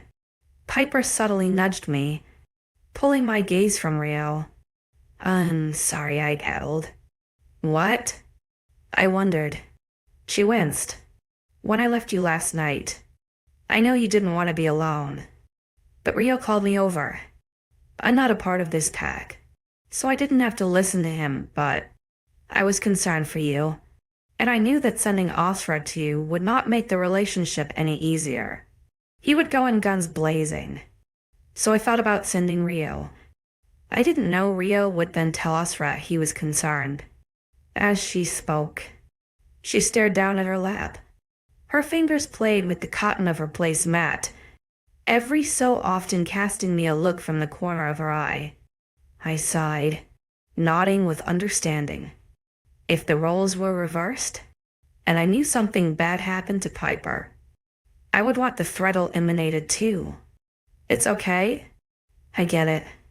I smiled softly, my hand raising to pull hers away. Her eyes darted to me with shock. Are you sure? I broke the unspoken girl code. I laughed softly, shaking my head. I'm sure. If that was you, I would want the same. She squeezed my hand just as the doors opened and the room fell silent. Blake entered first, a grimace on his face as he made his way to the head of the table by 𝐊𝐢. His minions followed behind him, gruffly standing behind their designated chairs. I held my breath as I scanned the trio, finding nothing out of the ordinary other than the foul mood they seemed to emit. The door swung once more and my eyes found 𝐊𝐲𝐻. Entering the room, his hands were fixed on adjusting the cuffs on his long-sleeved shirt. His lips were in a grimace, his hair neatly combed and otherwise untouched. It was suspicious how put together he seemed, and it made me think he had an alternate 𝐾𝐥𝐬𝐼 or 𝐊𝐢 hiding somewhere. Standing behind his chair, he cleared his throat. Everyone, this is our last meal with Alpha Blake. He leaves tonight because of a pack emergency. My eyes widened and small murmurs filled the dining room, some even glancing at me and then at my throat. 𝐊𝐲𝐻 stared firmly at the room before his eyes flickered to me. His gaze was a blank, unemotional mask that had me squirming in my seat. I didn't like the weight, the promise of his dull eyes. He was clean, to clean, and it made me suspicious about the secrets he was withholding. With a wave of gesture, 𝐊𝐲𝐻 sat down and everyone else followed. Scraping of chairs fell to the loudness of the room as the chattering picked up in volume. I couldn't pick up on all of it. Being at the head of the table meant they were more reserved in their gossip. A shift in the air beside me alerted me to 𝐿𝐲𝐻's presence, and I turned to greet her quietly. Hers also flickered down to the bruising, and I tensed as her eyebrows raised in alarm. So, which rumors do I believe? She began. Rumors? I wondered. What are they? Well, one is that you got freaky in the sheets. She winked. My eyes widened with shock. Wait. What? She snorted. I know, right? I said you are not that type of person. Don't worry. If people thought I was already sleeping with their alpha, then I could see why Blake had the same idea. Why couldn't they just use their noses? I thought he said you smell of each other. Can't they just smell we haven't? I groaned. You have smelled of each other quite a lot this past week. Not to mention they saw him leaving your room in the morning. She teased. Damn it. So I guess him sleeping beside me was evidence enough in their eyes. What was the other rumor? I huffed, just as a familiar face set my starter on my placemat. Thank you. Serenity? She nodded once at me, her lips pulled back into a wide grin. Of course. 𝐊𝐲𝐬. Moving down the line. I watched her work for a moment before 𝐊𝐲𝐻 cleared her throat. Today was a starter of what smelt like chicken with a dip on the side. I still had yet to talk to 𝐊𝐲𝐻 about their hours. the other roomer. She paused, waiting for me to look at her again. Is that a pack member did that to you and 𝐻𝐲𝐻 was getting revenge? Well, I suppose that was fairly on point. Nodding slightly, I hummed with thought. I see. Eliza fell silent, and the starter passing by quickly. I tuned out to the general chatter of the room, focusing on one mouthful at a time so 𝐻𝐲𝐻's blue eyes would not tempt me to look. When the starter ended, the pause of mealtime made the room grow louder. Piper occasionally spoke to me, but otherwise, her thoughts occupied her so. How are things with you two? Eliza wondered. Us too? I repeated. Was there even an us to have things about? Yeah, you and Alpha? She giggled. Nothing has changed. I shrugged. I know what he is to me now, but that doesn't mean he suddenly has a right to my soul. Piper snorted from beside me, and I tensed at the sound, mentally sending her evils. Okay, I get that. It's a big step, but him sleeping in your room, Eliza hinted. I rolled my eyes. He insisted. She grinned. Was it in the same bed? I sent her a look to be quiet around so many wolves, but the twinkling in her eyes told me she was getting a kick out of questioning me. Have you kissed? She grinned. Her words seemed to have caught the attention of her mate, Caleb's brown eyes darting between us. She giggled, pushing him lightly when his arm came to wrap around her chair. I flushed at the attention, which only made her grin wider, and even Caleb's lips quirked at the corners. Groaning, I turned away from them, happy to see the main meal flooding out on the trolleys. Distracted by the food, Eliza let the topic drop and I felt my shoulders relax. Serenity gave me my food and I once again thanked her before looking down at what I received. It was meat, of course, although I am not sure which type. It lay surrounded by baby potatoes, green vegetables, and a small creamy splotch of sauce. Looking at Piper, she was watching me with a lazy grin. It's venison. What's that? Dear. My eyes widened. Where did it come from? 𝐻𝐲𝐻's. She hesitated, unable to say the words out loud. He killed a load this morning and we couldn't let it go to waste. I see. And, looking back at my plate, poking my fork into the tender meat, I tentatively raised it to my mouth. It was firmer, not as tender as I expected, but it wasn't fatty. The steak I had on my plate was cut and cooked perfectly.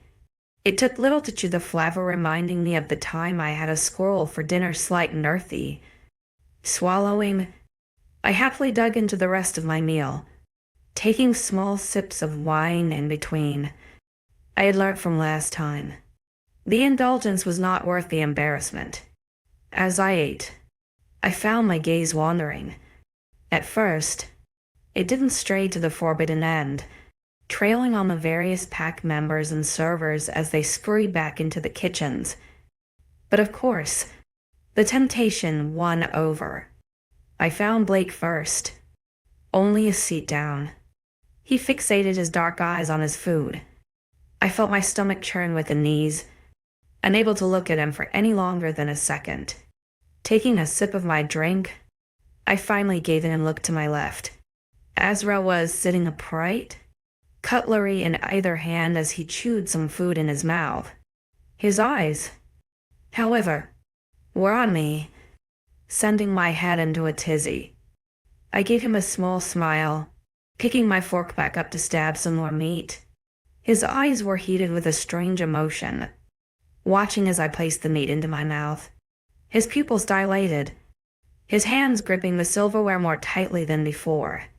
Giving him another tender smile, I shied away and looked back down at my plate. Throughout the rest of the meal, I could feel his eyes on me. They hardly strayed away, burning into the side of my face as I ate. By the time we nearly finished dessert, I felt his intense goosebumps-inducing eyes lift away. Swallowing down the last of the fruit before me, I patiently waited for the cue to leave. 𝐊𝐲𝐹 stood, his chair scraping along the hard ground. He cleared his throat, thanking everyone for the meal as he stood to his full height. Adjusting his shirt, he nodded once before turning to leave. I watched him go, unable to look away as his body swayed with each movement. Just before he disappeared through the door, his head turned to me and, with a motion so small, he gestured for me to follow. 49 I lingered in the dining room longer than I should have done. 𝐊𝐲𝐹 had been gone for the rest of the meal, including when the servers came to take the dishes. By the time only a couple dozen people lingered in the dining room, I eventually turned to find Piper. She was busy talking to another man rather animatedly, and I felt bad for wanting to interrupt her. I did not know where 𝐖𝐨𝐲𝐹 went, but luckily for me, one of his henchmen still lingered. I rolled my fingers together before approaching 𝐿𝐲𝐹. His dark brown hair had recently been trimmed to rest in unruly waves to his ears. I assumed it was because of the summer that he cut the extra 2 inches off. He stood talking to a wolf, his arms crossed as he sternly nodded at the opposition. When I got close to hearing range, his brown eyes flickered to me before he raised a hand and dismissed the wolf beside him. Stopping a few feet in front of him, I spared a glance at his heated gaze. His eyes ran along my body, narrowing in on the bruising along my jaw. I watched as his jaw clenched, his ears twitching with the movement. He said nothing, merely watched me with those intense eyes. So I brushed off the intimidation and leveled my gaze with his. His eyebrow worked with interest, but I kept my face passive. "Could you please help me find 𝐿𝐲𝐹?" I asked. The eyebrow didn't drop as his eyes darted between my own. A slight nod in reply, and he dropped one of his arms to gesture for me to walk out of the room. I followed the gesture, casting a glance to see Piper watching me curiously from over the shoulder of her friend. I gave her a small smile, shrugging her questions off lazily. Once in the hallway, I slowed my pace to look up at the Delta with questioning 𝐿𝐲𝐹. "He's in the study. I was going past there. I will show you the way," Everett explained. His voice was deep, rich, with a slight accent. It complemented his looks rather wonderfully. I nodded, giving him a small thanks as he once again gestured for me to walk forward. Instead of leading the way, he stayed a step behind me, directing me with slight gestures or words down the expanse of hallways. I thought it was curious, the way he controlled the situation, but his colossal form never wavered and took over. Once outside the study, he stopped in his tracks, looking down at me expectantly. "Thank you," I murmured. He nodded once, glancing down at my throat once more before continuing down the hallway. I watched him go, my curiosity greater than ever at this silent, observant male. Turning back to the door, I held my breath as I debated what I was going to do next. My heart raced with nerves, wondering why he even wanted me to follow him.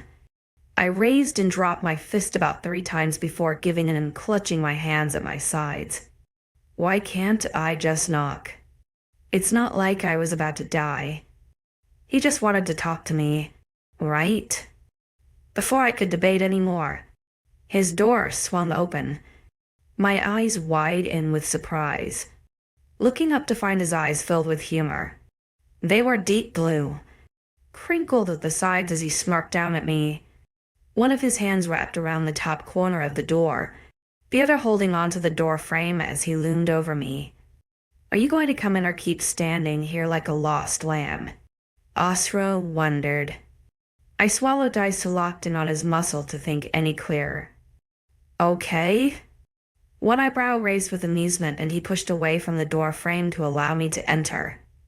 I scurried inside his study, keeping my eyes locked ahead of me as the brush of his fingers graced my hair.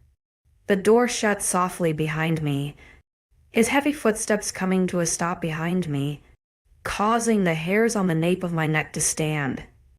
His hand came to the middle of my back, pushing me towards a chair. I sat down in it, eager to escape the tantalizing touch of his hand. As we moved around the front of me, leaning against his desk, I kept my hands clasped together in front of me, looking up at him expectantly. He smirked, crossing his arms and ankles together. Yes, I narrowed my eyes. You wanted to talk to me? Yes, dumbfounded by his lack of response. Well, what? He snickered. You sure do have a filter in that mouth of yours, do you? I scoffed. You say I am infuriating. His grin widened, and he uncrossed his legs. I wanted to confirm with you what I said over dinner. About Blake. His grin dropped, eyes narrowing. Don't say his name. Tulip. Sucking in my lips. I nodded firmly, staying silent. He sighed, shaking his head. I did not mention you. I spoke with him about pack misconduct. Said that some members were uncomfortable with his presence. I felt my shoulders relax, my stomach settling slightly. That's great. He cocked his head, his nostrils flaring. You thought I would mention you. I shrugged. You were pretty upset. Well, of course I was, he scoffed. He hurt what is mine. My heart picked up in pace, my breath hitching with surprise. What? What is yours? His eyebrows narrowed, a rumbling growl sounding through gritted teeth. Yes, me. A pause. A hitched breath. Yes, I am yours. Yes, silence. I was speechless, but I also felt the annoyance rise in my chest. With mixed emotion, I leveled my gaze with his, straightening my spine. How can I be yours when I do not understand what is even happening? I challenged. His upper lip twitched, and he pushed away from the table to lean over me. His hands encased the arms of my chair, his shirt brushing against my forehead. I leaned backwards, my back hitting the curve of the chair, but he only leaned closer. I felt his breath in my forehead, my lips parting in surprise. If you don't understand what is happening, why do you react in such a way? He breathed, causing me to shiver. His hand left the arm of the chair, cupping my jaw softly, so I had no choice but to look at his face. I swallowed at the closeness of his face, his swirling eyes, his beautiful lips. Tell me you don't feel something from me, he murmured. My lips quivered, my hands itching to touch him. I could feel my body engulf in flames, wanting nothing more than to feel him, as though his body was the only thing that could calm the fire within. My mouth felt dry, my heart racing as his scent turned my brain to mush. I whispered you. I am confused, I admitted, shaking my head. Why flower? His thumb stroked my cheek. I don't understand what is happening anymore, I replied. You don't have to understand. He shook his head. I don't understand sometimes. I never thought I would feel this way towards. I cocked my head. A human. A species I was raised to hate. And yet, this one little human seems to weave himself into my cracks. I find myself looking for her in every room, wondering what she is doing, and I don't know why, he admitted, wincing slightly. But yet, here I am, staring into the most beautiful blue eyes I have ever seen. My heart rate quickened, my stomach churning with emotions. My chest felt heavy, unable to uphold the weight of emotion surging in my soul. My lips moved, unable to speak. unable to move from where his night sky eyes had me pinned. So, tell me, Tulip, what is it you desire from me? What did I desire? What did I desire? A part of me knew. A part of me didn't. I wanted him. I wanted his touch, his mouth, his hands, and his mind and soul. A wolf, no less. A creature so feared and fierce. I wondered what was inside. I wanted to crack him open and see beneath the hard shell of his disguise. But the other part was unsure. His increasing interest was causing my instincts to rise to the occasion. He was a beast. A monster who could kill me with one swipe of his hand. The strange sensations in my body had my adrenaline on high alert. Every time he was near, my body had a mind of its own. The electrifying buzz in my bloodstream made me lightheaded. Even his smell had my head swimming. Call it magic, drugs, or a weird mate bond. My body was at war with itself. My past relationships were nothing short of a disaster. With both my fiancé and mother. Well, Tulip, he asked. I licked my lips, my throat aching with the need to answer him. I don't know. He sucked in a sharp breath. I am giving you a vine here, Tulip. I dropped my eyes, shaking my head. I don't know what to do, or say. He grimaced. I don't understand you either. You don't. It was my turn to frown. I don't because I thought we were getting somewhere. He admitted, leaning away from me. I thought you understood the mate bond. Oh God. He's going to need an answer. Anything. Okay. I can do this. I can say something. I do. I do. I nodded. I just don't understand myself. He faltered in moving away, stopping upright, but still right before me. I have not had the best relationships in my life. I admitted. My motherly relationship is strained. Wolves killed my father and my sister hardly spoke to anyone. It was now or never. I thought, staring down at my lap. My fiancé was not the best of people. I continued, causing him to snarl. Commitment is hard for me. Why is it? He spat through gritted teeth. I shrugged. Well, whenever I thought I had something, someone took it away. Like what? My work. My freedom. My childhood. I breathed deeply. My free will. Sorry that you have not had it easy. He admitted. But you are not there anymore. My nose wrinkled as I fought off tears. Maybe not physically. He sighed, losing some of the tension in his stance as he crouched before me. His hands grabbed mine, and I jerked at the electrifying warmth. It seemed to be stronger, burning up my arms and through my chest, knocking my breath away. My eyes darted up to 𝐊𝐲𝐬 with surprise to find his expression softened.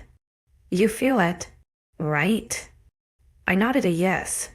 It grows stronger the closer we get. He smiled softly. I see. I whispered. This mate bond truly was wonderful. There was something new every time. You are mine. 𝐊𝐢𝐬? He growled softly, squeezing my hand. There is no doubting the bond. It is real and you know it. I did know it. I have known it for a while now. Well, he smirked. What is it you desire from me? That question again. Something so innocent, yet with so many meanings. What did I desire from him? It was simple, really. There was a lot, but only one stood out the most to me. Time. Time. He cocked his head. Tulip. I need time. His eyebrows furrowed, a confused frown erupting on his face. Okay. I just need to think for a few days. I see. He grimaced.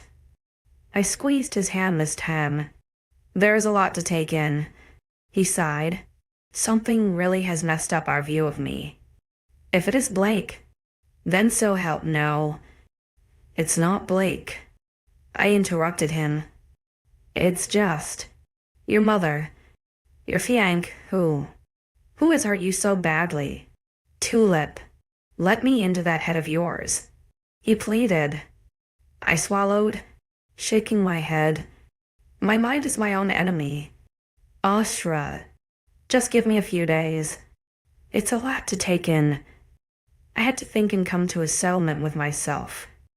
I couldn't jump into something with this man, despite how much my body wanted him.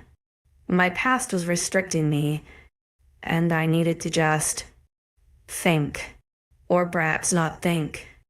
Perhaps mind numbness was my best path. I'm going to go swim for a bit, I told him. Okay, he nodded, letting go of my hands. Okay, don't be out long. I will feel if anything is wrong. Already so different. The emotional whiplash was extreme. I just hoped he strapped me in for the ride. 50. The water was always a comfort on my shoulders, something to help guide my thoughts and calm my body. As I lay face up in the water, I watched with fascination as the sun set. This lake was something else, and every time I came out here, I found I was so close to a touch of internal peace. After the small kerfuffle with Asra, he had demanded that I did not close myself off. I wasn't sure what that meant, but apparently I could shut him out without even realizing. So I purposely imagined locking him in a cage and throwing away the key. He was angry at me, unable to look me in the eye as I stormed out of his office. That's what he got for telling me what to do. My thoughts slowly fizzed away until my mind calmed, and as I lay floating on the surface with the magical lake, my mind wandered to only one thing. Ezra. I barely knew the man. I have only known he was my destined soulmate for weeks. Yet things seemed to move too fast.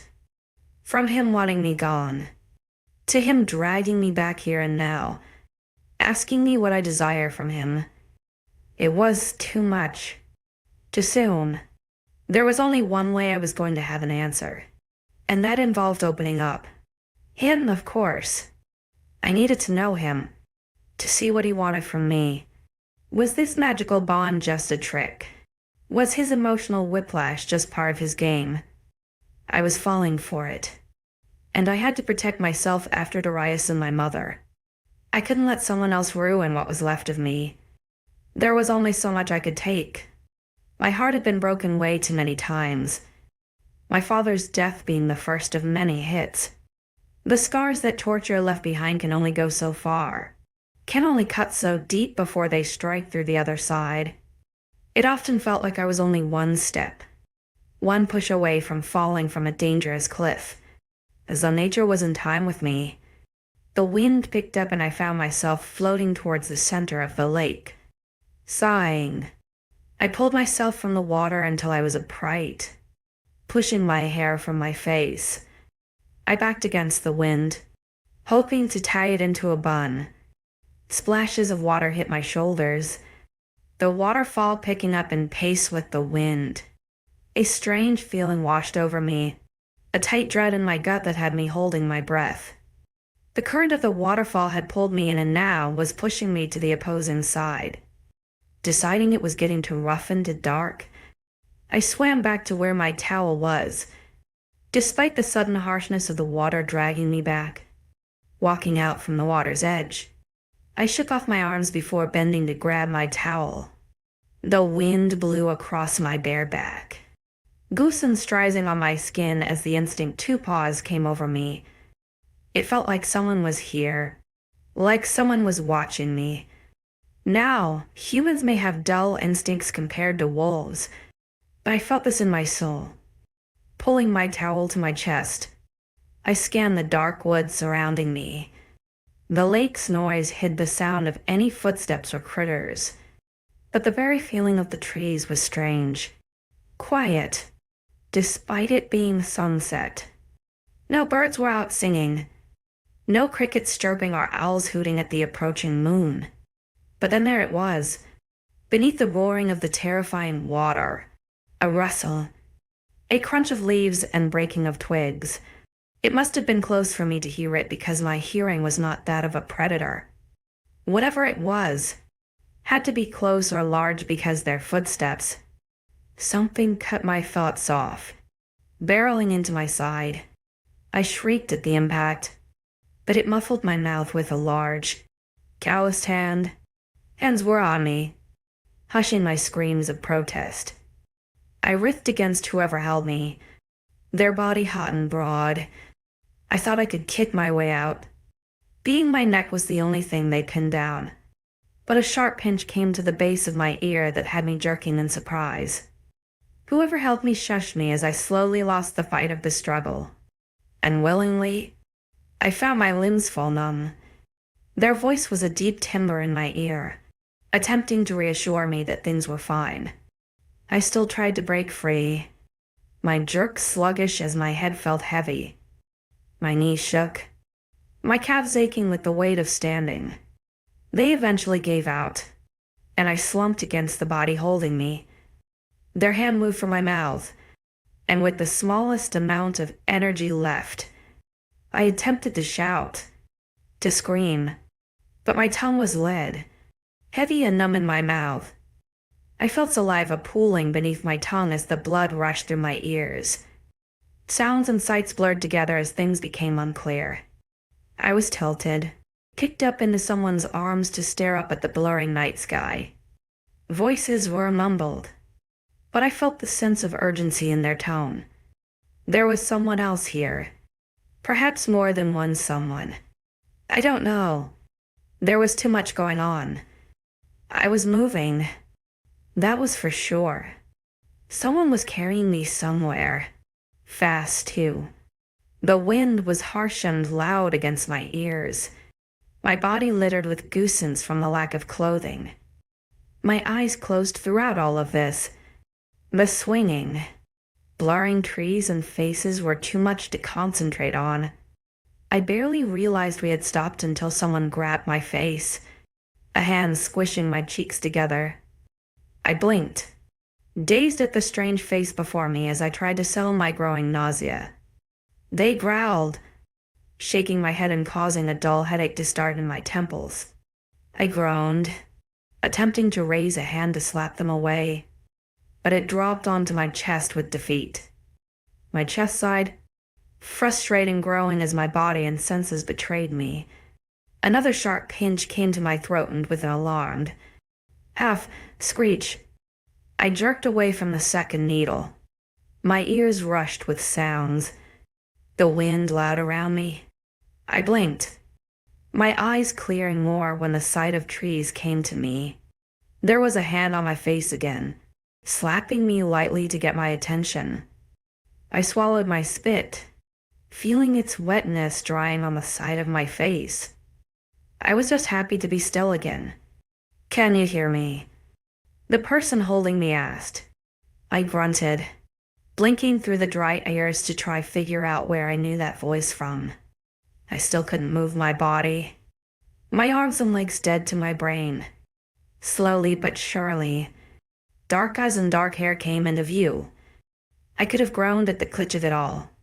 Finding Blake above me was something I should have expected from an evil act of kidnapping. "Where am I?" I slurred, my words incomprehensible.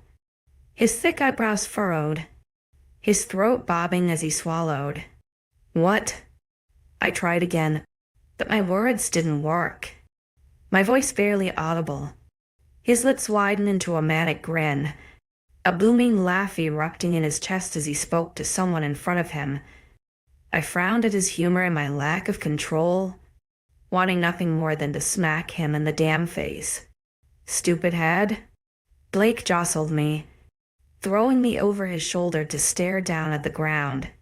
The movement had my stomach lurching, and with a paltry attempt at warning him, A gag?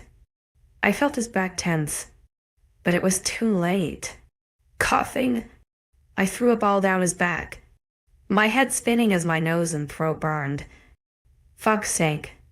Take her away from me, Blake snapped. Despite his words, he was the one to carry me somewhere. I grinned as I spied the vomit on his leather jacket and inside the heels of his shoes. He passed me to someone else who held me too inappropriately to be normal. Where do you want to? The sleaze asked, his hand firmly planted on my ass. In my cabin? Blake grunted.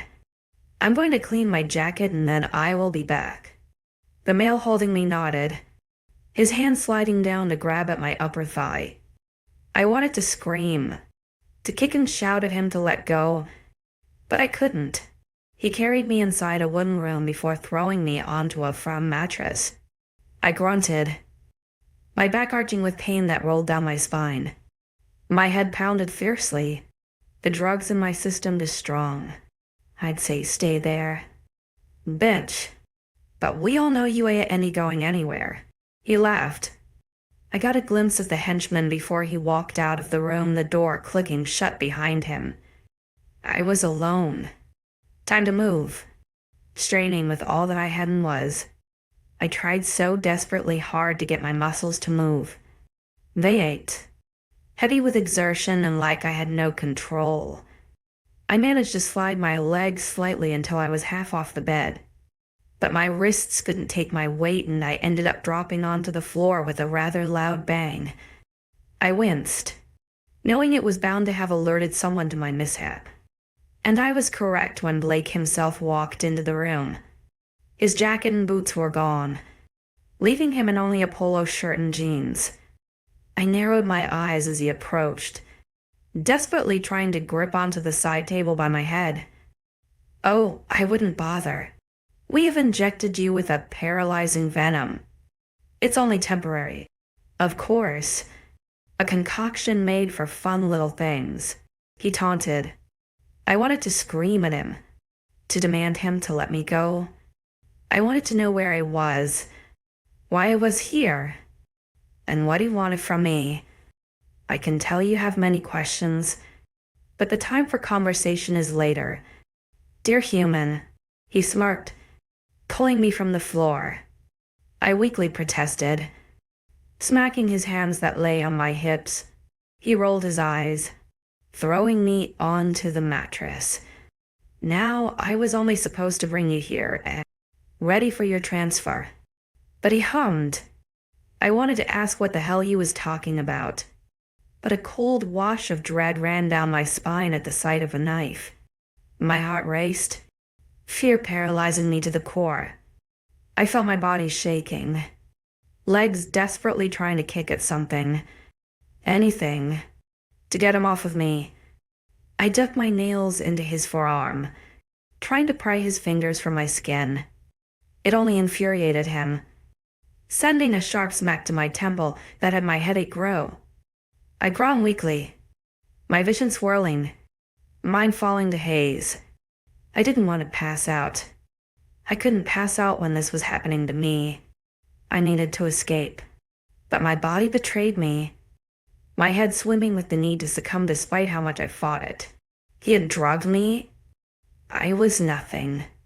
I felt my mind do its usual tricks succumb to the trauma. My emotions slowly turned themselves off, body falling as numb as my mind. It wasn't the first time used to the torment. It was better to give in than fight it when I didn't stand a chance. Tears fell from my eyes, my heart arching with every piece of my body. Adrenaline pulsed through my veins, fear forcing my heart into its cage. A hand wrapped around my throat, pushing on my airways until I was lacking precious air. I welcomed the pain, welcomed the dark spots in my vision that would take me away from this cruel reality. I didn't want to be here anymore. With a strangled gasp, I fell deep into the nightmares, only wishing for someone to help me.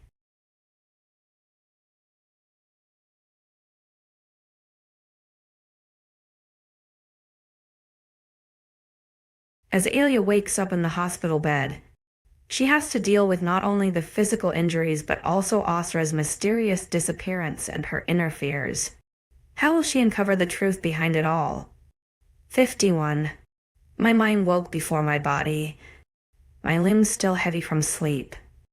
A dull ache from the base of my spine, working its way up to my head where it settled. I knew I was on a bed, the firm yet soft mattress was ingrained into my memory by now, but the smell of blood was new. Why did this happen to me? Why did this always happen to me? Slowly but surely, the feeling came back in my limbs. I winced, my hands raising to rub at my eyes to try and clear some of the fog. A voice startled me, causing my heart to jump-start. You are awake. My eyes flew open, locking directly onto target. I tried to pull myself up, but my arms felt weak, and it failed. Blake snickered, crossing his arms as he stood in the doorway and watched me struggle. Exhausted, I felt my stomach churn with nausea. The desperate need to rid my life of his very being overwhelmed me. It wasn't new to me. Being weaker was rather familiar. I was used to it, able to succumb to my own numbness whenever something happened. It was the after-pain that always got me. The feeling of disgust and exhaustion always haunted me. The ghostly touches, the bruises and aches in every limb and organ from the pain, the dull thumping of my heart as it tried to heal itself. My consciousness may be able to hide, but my compassion, my happiness, my love for life was always destroyed. I was used to abuse from Darius. The only curveball he had given me was Ash. But Blake, that threw me. I was supposed to be safe in 𝐊𝐲𝐬's land, so why I had been taken. I knew he had guards on me. So how did Blake get to me? Why didn't 𝐊𝐲𝐬 come running to my rescue like he did when Blake last took me by surprise? He claimed he could feel me through our bond, and I thought I had shut him out. So maybe I truly did. Did I block him so bad that he didn't care? Did my not-so-secret guards get hurt? Did they know I was missing? How long had I been missing? Questions. Plenty of time for that. But first it has been requested for me to look after you. He mimicked quotation marks, a grimace on his face. So, I need to bathe you. I swallowed past the dryness in my throat, my stubbornness taking the lead. There was no way in hell he was going to touch me. Not so intimately. No, I growled. I can bathe myself. He tugged me. Always so stubborn. I glared daggers at him, but he just smirked, shrugging. Fine. Whatever. He snickered. I can't deal with your childishness. I made a deal anyway. I'm not supposed to hurt you. And yesterday was not that, right? I quipped. He narrowed his eyes. You do realize that in my pack, if we come across a rogue human, or one such as you, we kill them? I slammed my lips together, glaring at him silently. Look, it is either me, though one who cannot hurt you any further, or one of my men. He grinned, stepping towards me, grimacing. I weighed out my options. Neither were good. The fact he would either be bathing me or watching me, or one of his swine, ass-grabbing men would do it instead. At least with Blake I knew he couldn't hurt me anymore. I mean, I could do neither and wallow in my own dirt and pity. I had plans. I needed to see where I was, scope out the place, and see who the fuck wants me here and why. Sighing heavily through my nose, I dragged myself into a sitting position. Fine. I see you have made your decision. He clicked his tongue, wrapping his arm under my bicep. I was naked. The blanket falling from my chest revealed the bruises his hands had left on my body. With wobbly, tired legs, he led me to a door on the opposing wall. Inside was a simple end suite, one I was not expecting from a slight cabin. He set me down on the toilet, standing back to wait. "You're going to watch me piss too." I snarked. He growled, the sound rumbling the plastic seat. "Do I need to remind you who you are talking to? Human." I dropped my gaze from his, feeling beaten at his unspoken threats. I needed to work out how far I could push his buttons. But damn, I really had to piss. Pulling some toilet paper from the dispenser, I tried to use it as a muffler as I found my relief.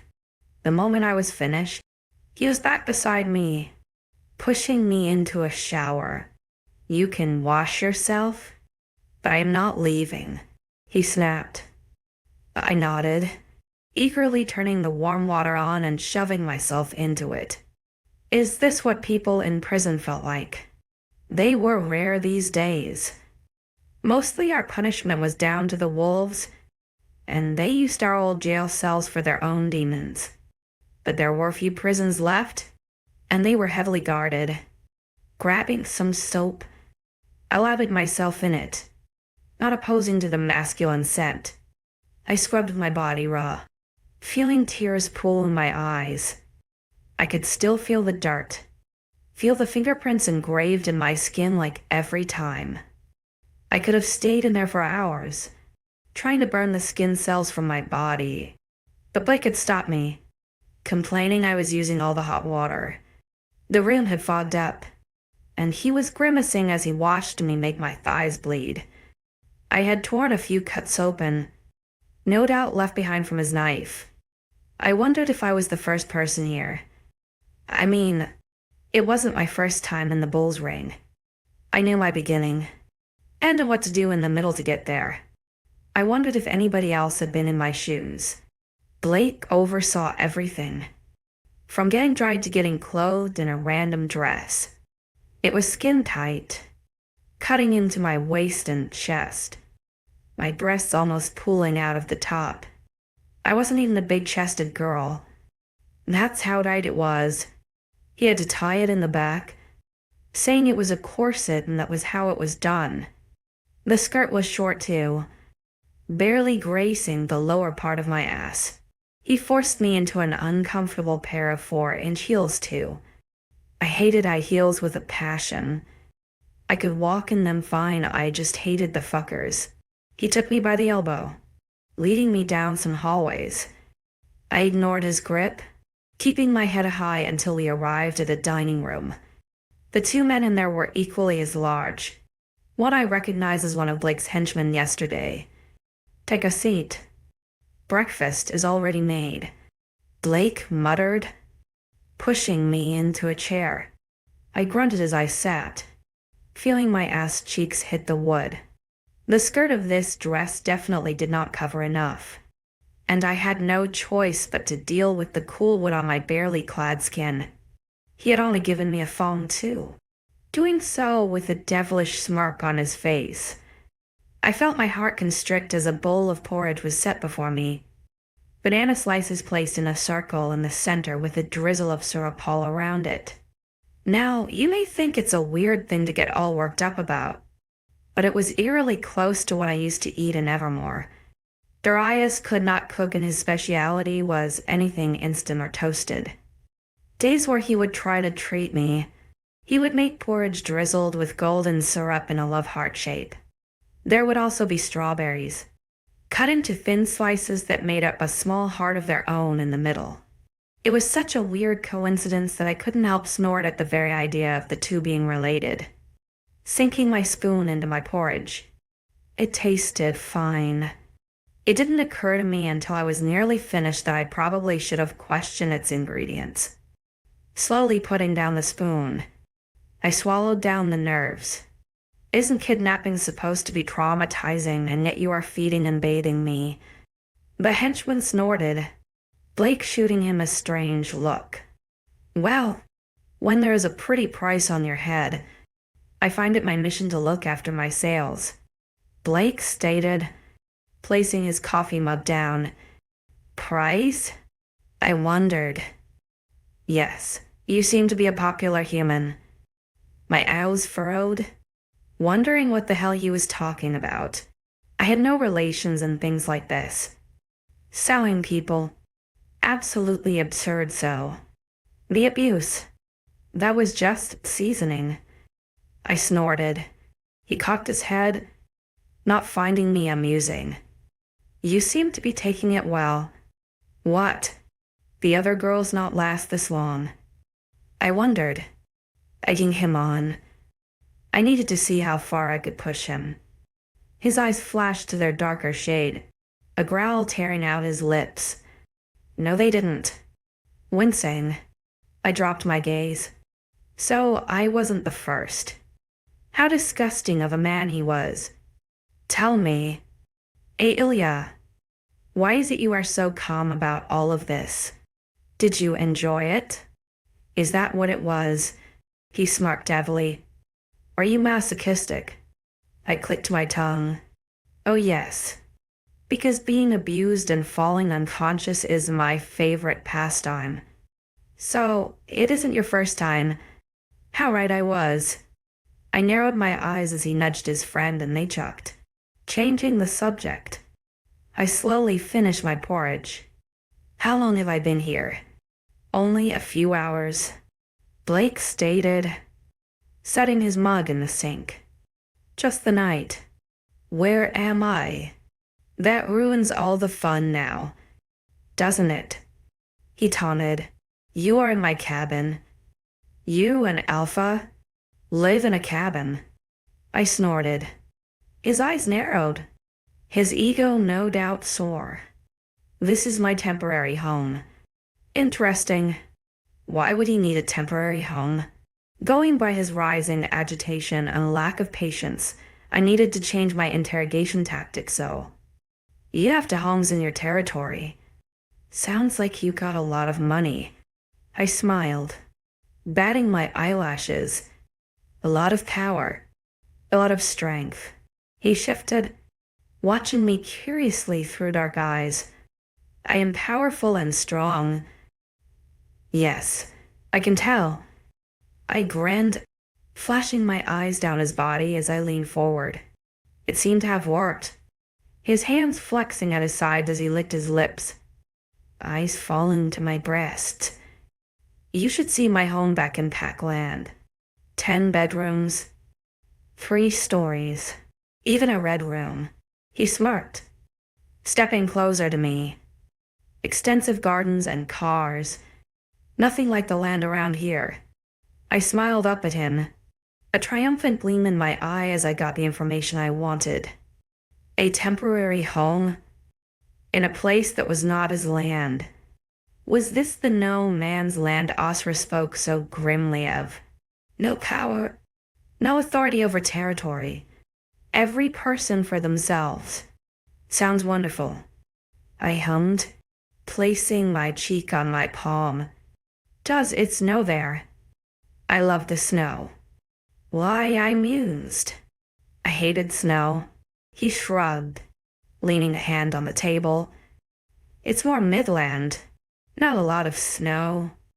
Only when it's cold. I pouted, letting a small sorrowful O leave my lips. He was quick to recover. But in the summer, it's beautiful. Not hot either. I would love to go. I grinned. Maybe one day.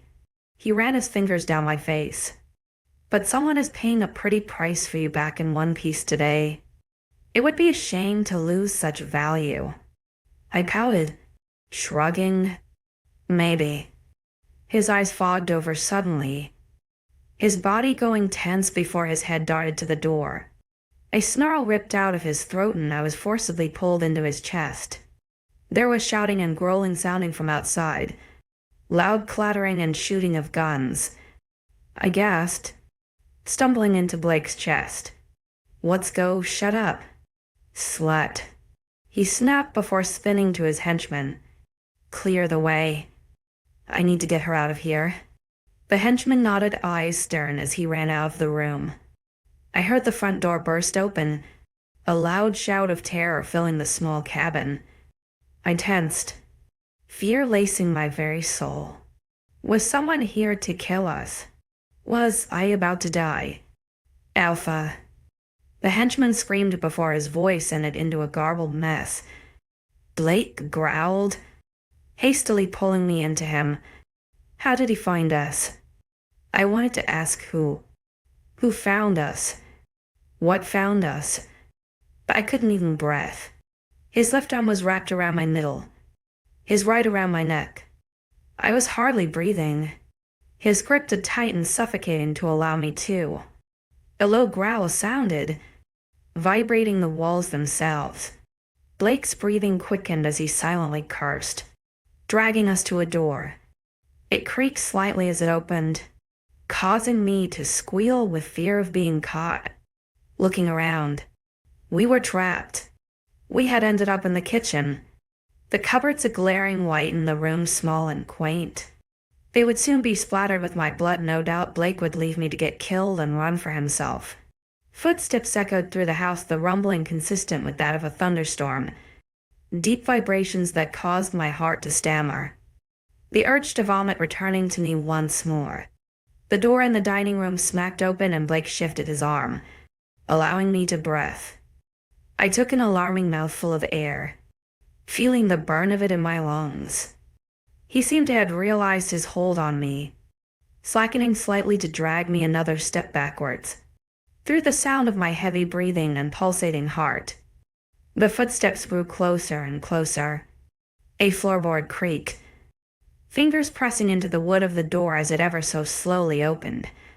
My breath hitched as the wood groaned and cracked, millimeters turning into inches. Whoever it was taunting us, the sound of them inhaling deeply before another growl sounded. My ears throbbed, my stomach burning. If I didn't pass out, I was going to vomit all over Blake again. The door opened. Burning night skies peered at me through the door, a cry of relief escaping my lips at the sight. Ezra, 50 to TW fight blood. As the cry of my soulmate's name left my lips, the arm around my waist tightened. A hand snaked up my middle, fingers securing themselves around the middle of my throat. I startled a gasp, hands rising to pry the fingers from my windpipe. Ezra stood in the doorway, his shoulders broad and chest heaving with every breath. He was nude too, his skin covered in various splashes of blood, claws extended, canines flashing as he snarled at the male holding me. Blake was stiff, but tried to play off his nerves by laughing cautiously. Alpha, what a pleasant surprise, Blake chirped, causing 𝐊𝐲𝐬 to snap his teeth.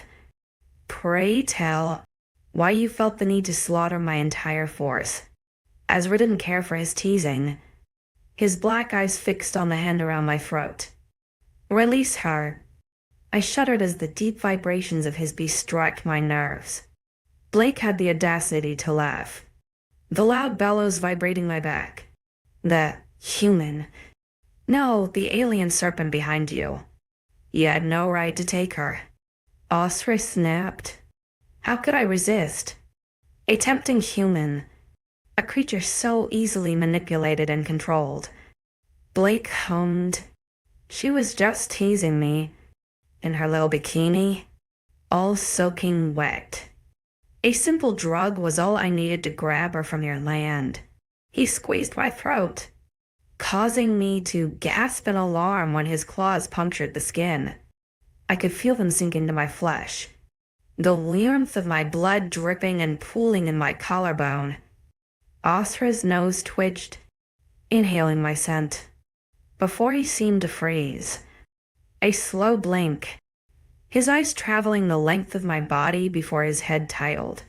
I watched with struggling breath as his tongue darted to wet his lips before a frown curled them to taste fully.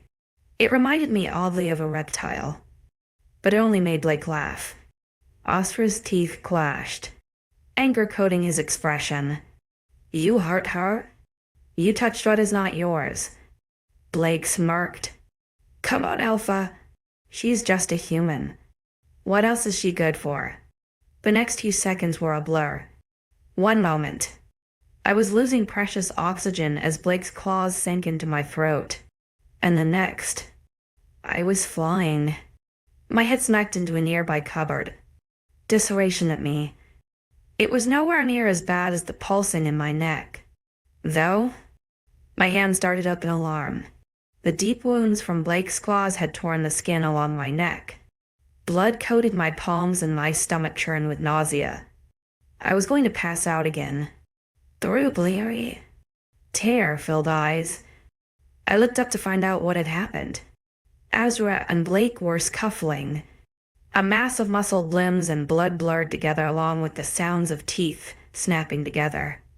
It wasn't long before one was prevalent, and I scurried back when 𝐊𝐲 forced the taller male to the ground. 𝐊𝐲 was livid, his entire body shaking with adrenaline. The need to hurt the enemy ingrained deep in his soul. He was pure wolfy right now, first sprouting on his arms as he pinned Blake to the floor. Blake was gasping for air whilst the blood from my neck continued to pour. I coughed, my chest rattling as I hacked up phlegm, spitting onto the floor. Blood splattered instead of the usual. 𝐊𝐲. I must have not been loud enough because he was still fighting to pin the other alpha down. I whimpered, wheezing for breath as I looked for something to relieve the bleeding. A couple of cupboards down was a tea towel hanging from the handle, and I dragged my weak body to pull it from the door. It went with a clatter, just as 𝐊𝐲 growled, placing the towel around my throat. I glanced up at the fight. Submit to me, 𝐊𝐲 snarled. Blake growled, arms and legs pinned beneath 𝐊𝐲. Get off me. You have no claim on her. Oh God. Not the thing to say. She is mine. 𝐊𝐲 roared, pushing all of his weight on the Blake's neck. Blake's eyes widened as he spluttered to speak. You took what was mine. You hurt what was mine. 𝐊𝐲 growled. Now you will feel what it is like to have your life choices ripped away from you. Please. Blake spluttered. He was going to kill him. Despite everything Blake had done, he didn't deserve to die. Much like Darius, he didn't deserve death. He was a man of cruelty, a man of selfishness. He deserved to suffer. 𝐿𝐲? I called weakly.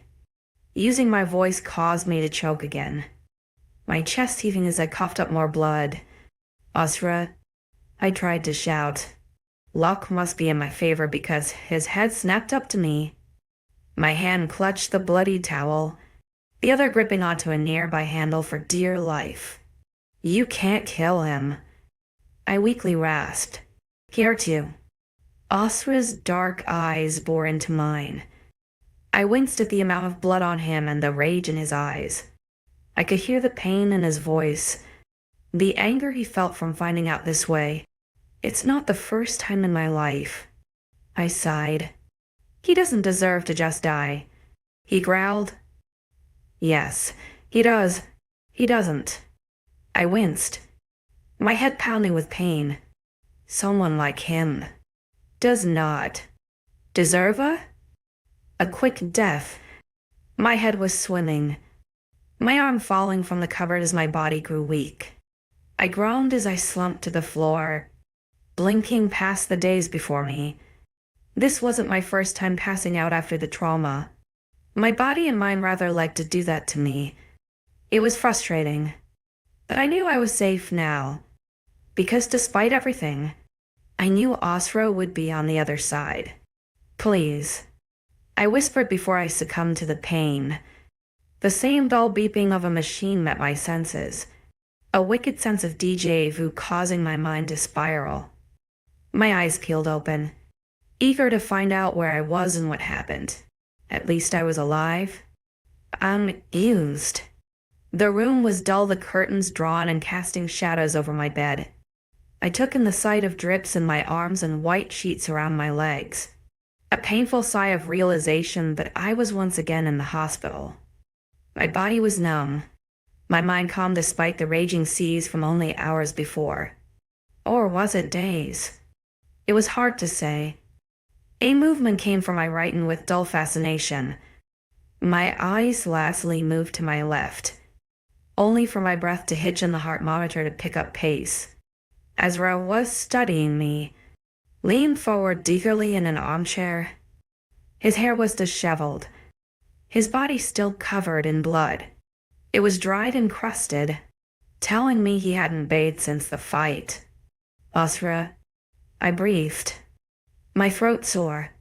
His blue eyes flickered with emotion, lips pulled down into a grimace. Thirsty. My jaw clenched as I remembered the last time they offered me a drink in the hospital, Eve lacing it with a sleeping drug. Thanks to the doctor. I shakily nodded my head. Though, forcing myself to trust 𝐻𝐸 after everything he had done for me. He had given me a home without fear and rescued me from someone trying to sell me. I had to give him a small step of faith. 𝐻𝐸 stood, moving to pour me a cup of water from a nearby pitcher. The ice clinked as he lifted it, the water sloshing as he inserted a straw for me to drink from.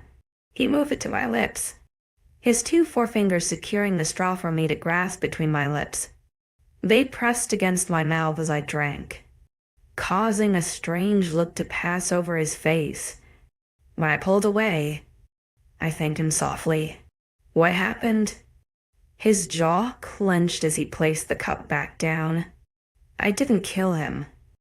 I nodded, chewing on the inside of my lip. Okay. Silence enveloped us, and he shifted in his seat. I watched him curiously. The tension in the air was unmistakable as his hand inched to enclose mine. I took it softly, his large palm covering the entire back of mine. How did you find me? I wondered. I tracked Blake's trail. He had your scents. But I could find him. I knew he took you the moment I felt your alarm through the bond. He explained, staring at our entwined hands. Then he disappeared. It was all so sudden, I thought that. I nodded, swallowing down the lump in my throat. He thought Blake killed me. He drugged me. I murmured. He turned my body into a sack of potatoes, and I lost track of time. Next thing I know, I'm being injected again and can barely move and I couldn't do anything. I felt tears burn in my eyes. The outward confession of my demise caused strange emotions to rise in me. 𝐻𝐸's hand burned my skin. The heat of his body was intense compared to the coolness of my own. Did he touch you? I swallowed nervously, shaking my head. I don't know. I was unconscious. It only made his anger worse. He dropped my hand like I had scolded him and jumped from his seat. I flinched as he tore the sheets from my legs, revealing a terrible hospital gown beneath. What are you? His hands pried my thighs apart and my heart raced as fear entrapped my throat. He paused, his head darting up to find my wide, panicked eyes. His arms and face relaxed, releasing some of the tension from his arms. I'm sorry if I startled you. He apologized. I gulped, sniffing away the burning tears. What are you doing? I just wish to smell you. Smell me. I gulped. I want to know what he did so I can castrate him. Despite the terrible nerves. I nodded. It was embarrassing, but I knew it would sate his beast for now. His face inched closer, a deep rumble as he inhaled. I flushed with embarrassment as he hovered there a moment longer, my very soul feeling like it was being ripped from my body. When he moved away, a deep rumble vibrated the bed. I remained still, and his face etched with concern as he gently wrapped me back up in the blankets. Moving to stand by my head, he was tense, distracting himself. He checked the monitors above me. Does it hurt? I shook my head. Nothing does. Good. It shouldn't. He nodded, crossing his arms. I gave you my blood as soon as Blake was taken care of. How did you? His blue eyes flashed down to me, causing me to swallow at the smolder hidden beneath them. He had a medical wing in his little rogue camp. My blood can heal you through a vein for now. When we mate, you can drink it. I swallowed, nodding once. I see. And Blake. Is he? He's alive. He grimaced. Unfortunately. Maybe not for long after. Sighing. I muttered a good. Men like him don't deserve quick deaths. He cocked his head, sitting back down beside me and taking my hand again. You said something before he'd passed out. Oh, I wondered. His eyes blazed, and I inhaled sharply when his gaze dropped to my throat. You said it wasn't the first time someone had hurt you. What did you mean? Oh shit. Walked myself into that one. Didn't I? How was I meant to get out of this? Play dead? No. Pass out. That could work. Or just get up and run away and hope that I don't collapse to the ground, like a deer caught in headlights. I stared up at my savior. Stories and words were on the verge of spilling free, but held back by the repercussions of my past trauma. 53. My mouth opens and closes like a fish, unable to figure out what my brain is trying to tell it. Asra's eyes watched my face with curiosity, trying his hardest to remain calm. I knew he could hear the racing of my heart in my chest, and no doubt the adrenaline coursing through my veins. Fight or flight. I wanted to fight. I wanted to get away from the conversation so badly. But I couldn't. Ezra had proven himself. The weird beast of a man, Wolf had given me more than anyone in my entire life. Time. Patience. When I needed him, he came to save me. He noticed my trauma and realized I have a hard past. And he wasn't up in arms about getting answers. He's supposed to be my soulmate. For crying out loud. So why is it so hard to trust him? I had to pull up my big girl pants and face him head on. Despite the wedgie it may give me, they sent this man to me from heaven. Or whatever it was. Within as little as 12 hours, he had tracked me down despite the use of scent blockers, and tore me away from the man who threatened to sell me or even kill me.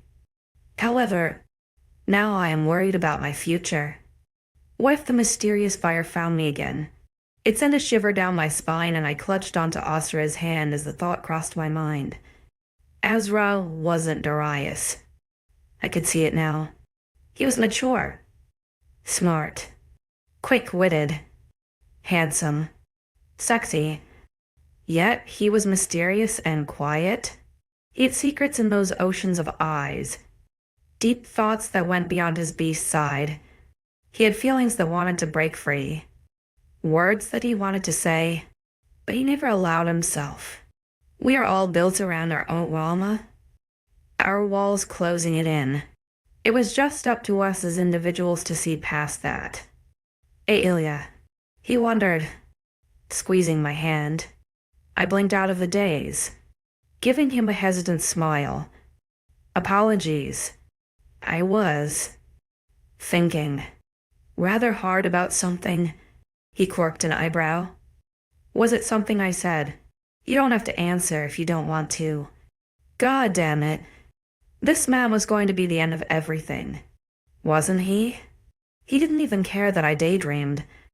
No, it's... I swallowed nervously, about to put part of my life in this man's hands. I want to tell you. A small crack of the weight on my shoulders crumbled, brushing past my elbows as it hit the floor of the room. Ezra noticed the change that happened, sitting up slightly straighter as he observed me. Okay? He hesitantly smiled. I never thought I would find a beast so attractive. Even his smile. 𝐊𝐢𝐬? Serious time. Wedgie approaching. As you know, I had a feeling. I began watching as his body stiffened. He was called Darius. His parents were the leaders of the town, the wealthiest of us all. They ran pretty much everything. I rubbed my thumb along the back of his hand, dropping my eyes to follow the pattern so I didn't have to see the disappointment on his face. He had the smallest white scars around his knuckles that I smoothed my thumb over. My mother.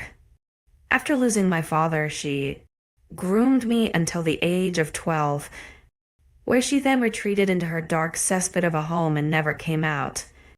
I had to work to stay alive, barely scraping by and often skipping meals to keep her and my sister fed. I trained myself to become a chef, tried so hard to get that income. Then one day, just before I turned 16, she perked up as though nothing had happened. 𝐊𝐲 was silent, watching me intently. She was acting like someone else, making friends with the higher-ups. People took sympathy on her, but she was a wolf in sheep's clothing. Pardon my pun. I snorted sarcastically. The next thing I know, she's planned a wedding behind my back and there is nothing I could do about it.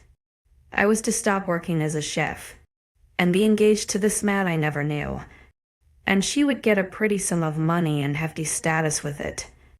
So, she sold you. I winced at the words as they harshly left his lips, still staring at our joined hands. I marveled at the slight freckle on the back of his thumb, clearing my throat. I nodded. Yes, and then what?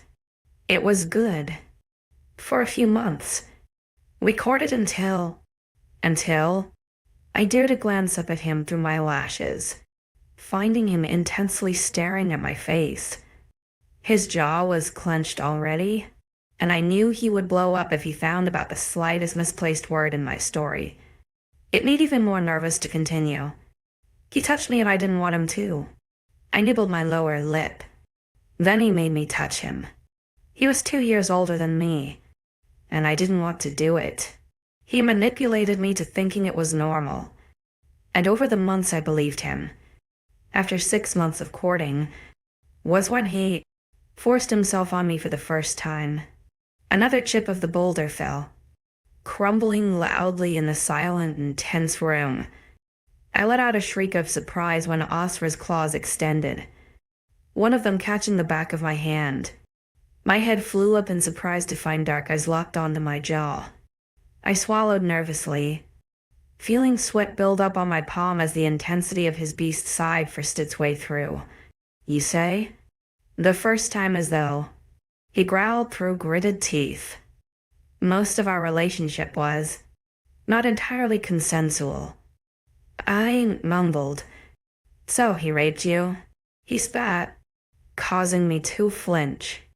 He took your innocent child body and used you for his own gain. And you were meant to make that man. For life. You should have run. Should have told someone and fled. My lower lip shook, my cheeks aching as I fought back the tears that wanted to fall so desperately. He had done nothing but state the truth, and yet the gravity of the situation shook me to my very core. I hardly cried, and I knew, if I did, I would not see the end of the tears for a long time. He played games with my head. I tried to tell someone about it all. I told my mother, but she didn't care. She took all the money I saved for her own greedy hands. I whimpered. She told me to just cover the bruises up and I broke off, my voice shaking too much to continue. I felt the tears burn and drip onto our joined palms. It seemed to make him freeze, the incessant shaking of his body halting. I couldn't bear to look at his face.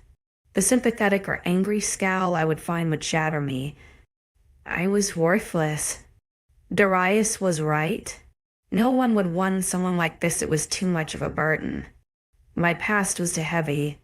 𝐊𝐢𝐬, what else did he do to you? There is something you are not telling me. I choked back a sob when his hand cupped my cheek, tilting my head so I had no choice but to raise my gaze. I avoided looking at him, choosing to stare at the growing fur along his arms instead. He was angry. I barely remember his wolf, not being a fan of the whole teeth and claws thing. Tulip, please, he begged. You are doing so well for telling me this. I found my shoulder relaxing at the pet name, finding soft comfort in the way he spoke to me.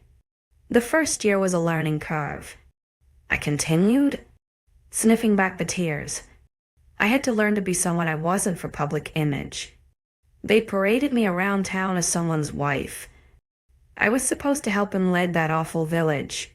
When I didn't comply with anything, it turned to violence. The hairs rose on his arms again, and I dropped my other hand to wrap over the top of the one I held. He radiated from him, heating my body as that strange buzzing flooded my veins. He would use his fists, his words, or force. I whispered. Usually it was fists, but he was a master of wordplay. He could get into my head so easily, and I just let him. I let him do what he wanted with me. It was safer that way. And in my head, consensual why. Why did you not stand up for yourself? Tulip, he demanded. Anger rose in my veins, the buzzing mate bond dying off as it consumed me. He spoke as though I had control of the situation, that I was this strong, independent thinker. I wasn't. My attitude was a show, because I had to be docile around Darius. I built a wall around my heart so no one else could penetrate it. Because I never won. I cried, snapping my head up to meet him. He actually flinched, the snarl on his lips disappearing within a millisecond. I know. Don't. I snapped. Darius would beat me if I said no, force his cock into me whenever he pleased. He would knock me unconscious and use me, stab me with knives, carve things into my skin. He would whip me with his belt until I bled on the kitchen floor, smash glass into my head. He would do whatever he wanted to, because he was stronger. When fear consumes you, you either choose fight or flight, right? But me, I always had to choose to succumb. I had to let it happen, allow him to hurt me once, or I would be bedridden for weeks. I laughed darkly, glaring up at the ceiling. Just before the hunt, he shared me with his body. They both used me for their own pleasure until one knocked me unconscious. Darius loved my fear, played it into his favor, manipulated my mind to think it was good. I was just his good girl whenever he wanted something. Nothing good ever came out of it. I believed him for so long. I was at war with myself. So I learned to build walls, to not show emotions. He hated if I daydreamed, hated if I sang. Door had anything happy in my life.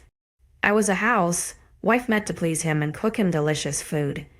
He controlled what I ate, what I wore, where and when I slept, and even who I spoke to.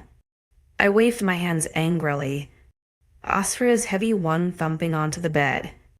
For 2 fucking years I ignored that man, that devil, and nobody could do anything about it. Even my own mother smacked me whenever she wasn't insulting me to my face. I tried, and nobody cared. My chest was heaving, blurry spots wanting to take over my vision as I fought for breath. I had said too much. Oh God, I had said so much. My anger always got the best of me. I fell backward, burying my face in the pillows. My eyes darted to 𝐊𝐲𝐬 when he snarled so ferociously that I pressed further into the bed. The adrenaline from my outburst died on my tongue at his newfound anger. My throat ran dry as his body pulsated deep, first sprouting, limbs shaking and attempting to form new angles. He bared his teeth, snapping them so loudly that I feared he would turn into a beast right now and eat me. Swallowing heavily, I sobered up my anger. 𝐊𝐲𝐬. His head swung towards me, causing me to flinch into the sheets and curl my head into the pillow at the sight of his half-shifted form. It was silent. His snarling had cut off so abruptly, but I dared not to look up to see the face of his beast again. No one spoke. The only sound was the racing of the heart monitor behind me and my rapid breath. Curse you, Hospital equipment. Seconds turned into minutes, and when I still didn't hear a thing, I hesitantly peeked one eye open. I couldn't see him. Raising my head slightly, I swallowed nervously as I took in the entire room. He wasn't here. He had gone. He left me. I poured my heart out, my anger, my past, my frustrations, and he was gone. Alone. I was alone again. Alone with my thoughts. Thoughts were full of my anger. Anger contrasted my sadness. Sadness enveloped my heart. My heart, unable to cope, thudded softly. I rested my head back into my pillow, allowing the fresh airs to flood my cheeks as I quietly cried. Alone. I hated crying. It was a weakness. I should have known not to trust 𝐊𝐲𝐬 with that information. He couldn't even stomach to be around me. Couldn't answer me. Couldn't bear to see my face as I cried. Darius was right. I was worthless. 54. I lay for hours in my own pity, wondering what I had done wrong. Ezra asked me to tell him my secrets, and I let him in, just for him to leave. I couldn't understand why. Eve had eventually come for me, checking that I was okay. I had stayed quiet, still distraught over the previous few hours. She had repeated everything 𝐊𝐲𝐬 had given me, the basics of wolf's blood. Been here for the night. Been gone for a day. A lot had happened in less than 48 hours, and although I was no longer in pain, the ache that settled in my chest and gut was hard to shake.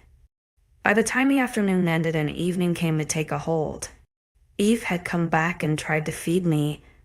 I had declined, saying I felt sick, and with a scowl she left it be.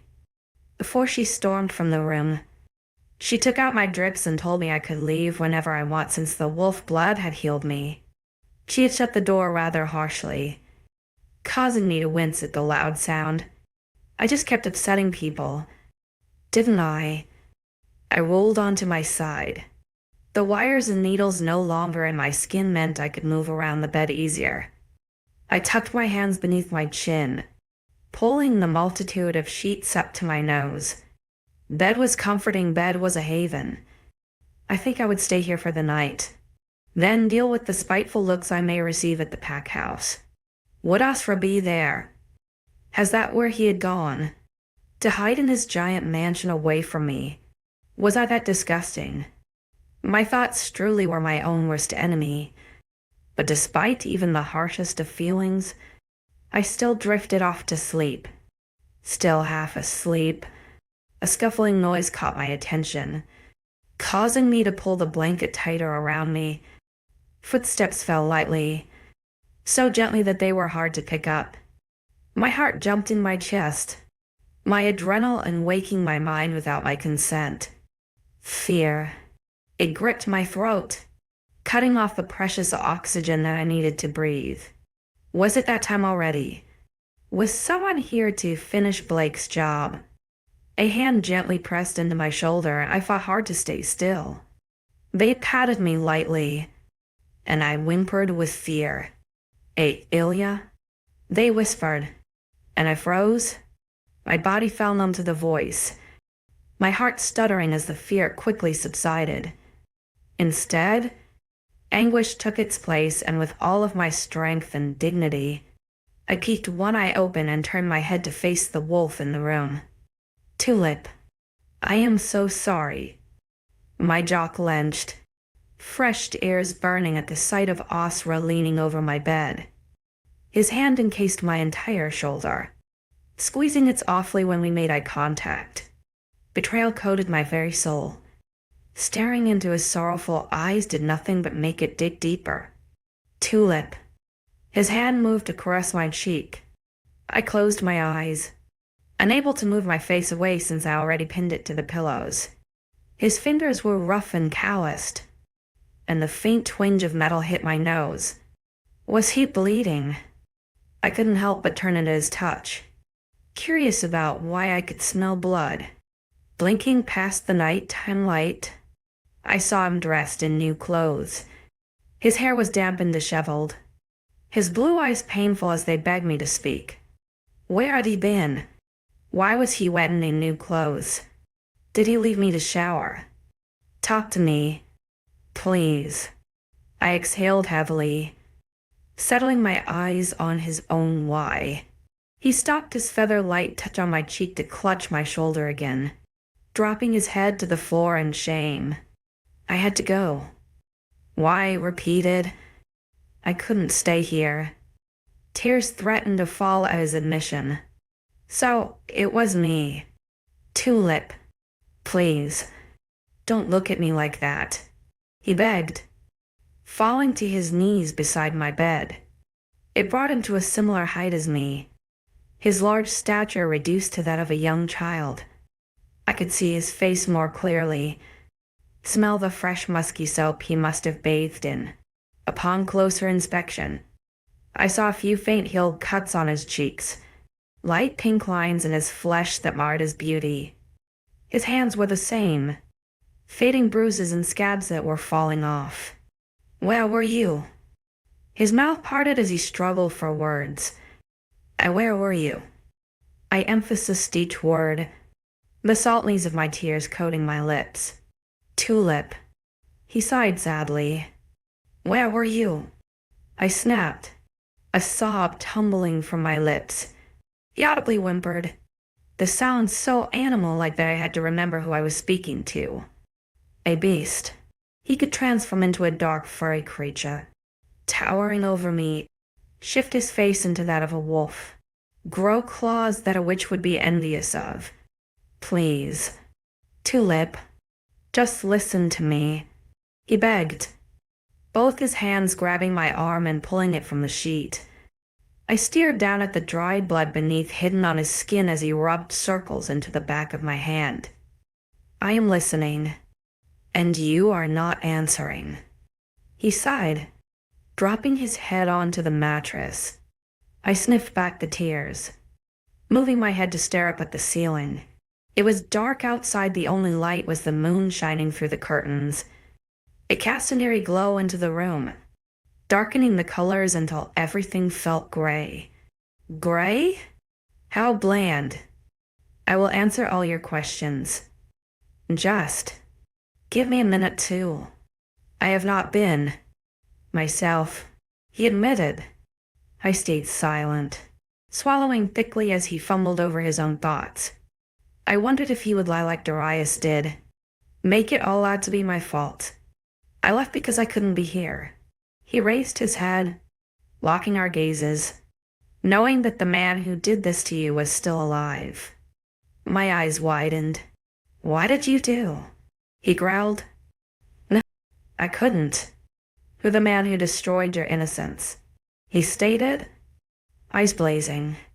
I wanted to kill him, to tear him and that entire village apart, but I whispered.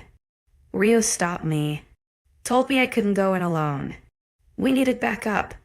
Some humans have guns and strolling through a populated village like yours could end badly. He growled. I took my anger issues out elsewhere. You don't seem happy about that.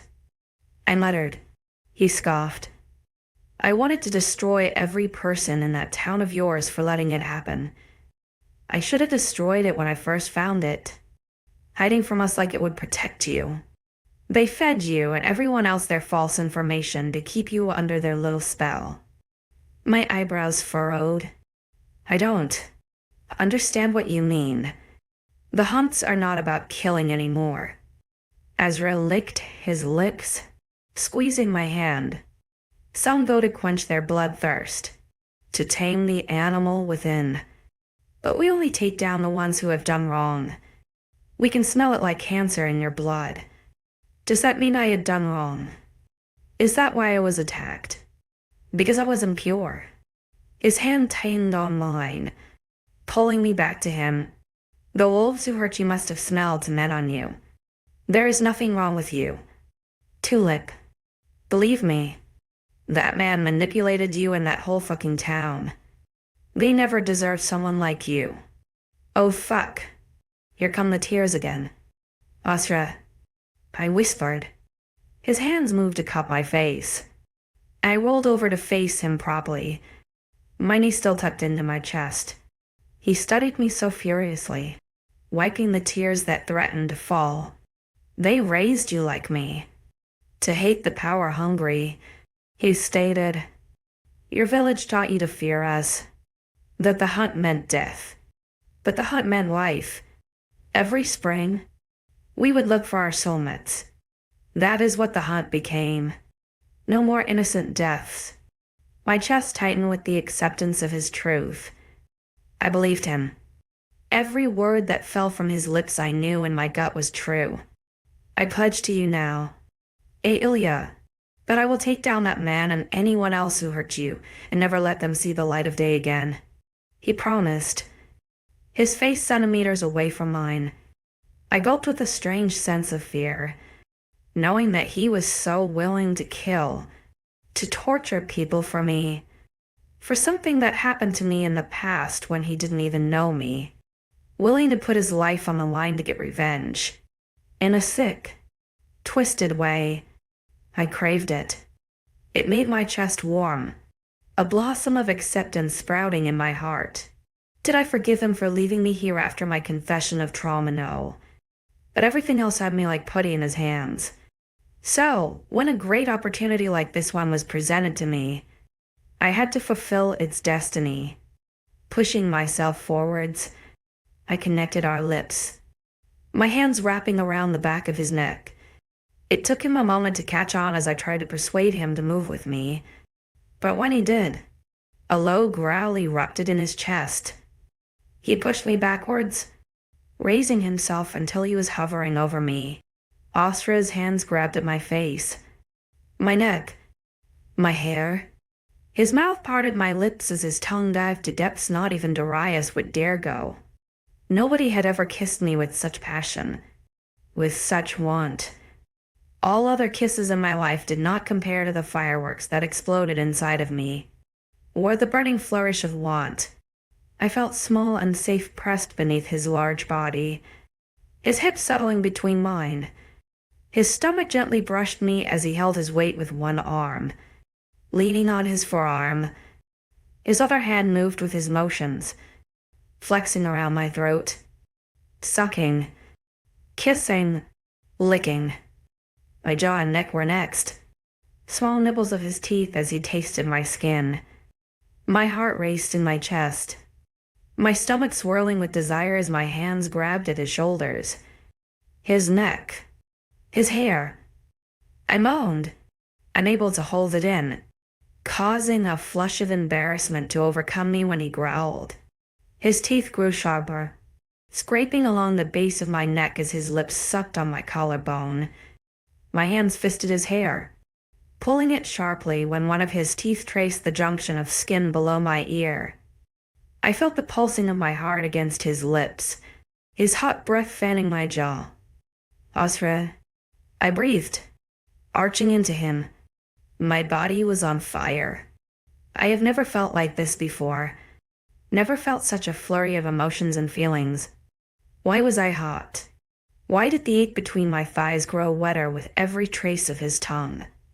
Are you my 𝐊𝐢𝐬? He growled, causing me to tense and arch into him. I couldn't answer, too in tune with his very heartbeat, the vibrations of his voice, his scent, tulip. My eyes fluttered open at his softer tone, finding striking night skies staring down at me. I wish where my cheeks were flushed and red as I fought to catch my breath. Even 𝐲𝐲, the 6-foot slab of muscle, was breathing harder. Everything was hard on this man. Every thing. My hands grabbed at his biceps, the muscles twitching and causing my body to clench in reaction. Will you be mine? 𝐊𝐢𝐬. Why be his? What was he asking me right now? Right now, in the middle of this. He was asking me a question. I blinked, shaking my head as I tried to sober my rampant thoughts. But his eyes, they were so blue littered with tiny little silver specks. My eyebrows furrowed. I don't.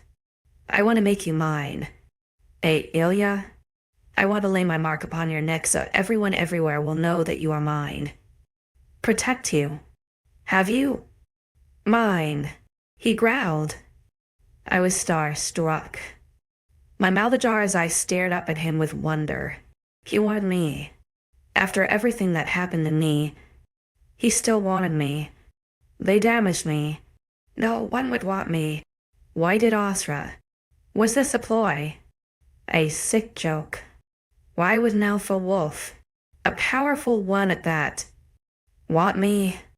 Small, weak, human me. Was this another game of his? Stop those rampant thoughts. 𝐊𝐢𝐬, 𝐊𝐲𝐬 growled softly. Do you accept me as your mate?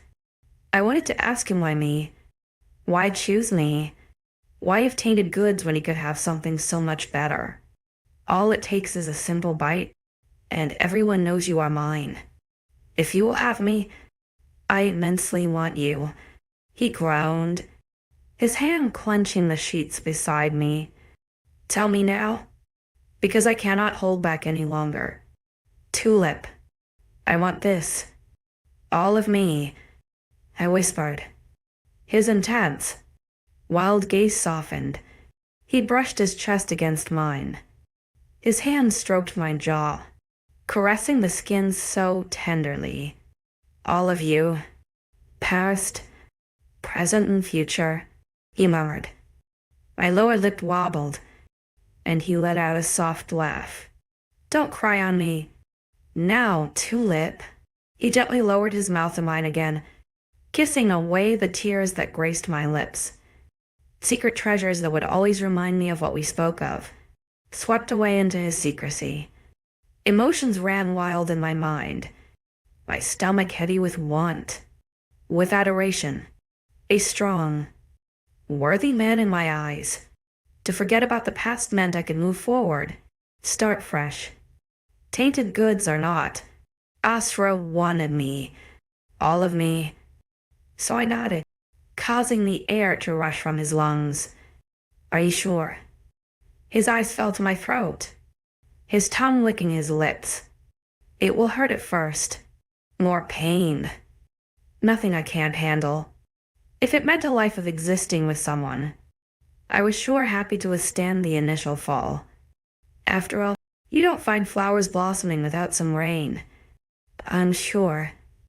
Those were the last two words that left my lips before he claimed my mouth once more.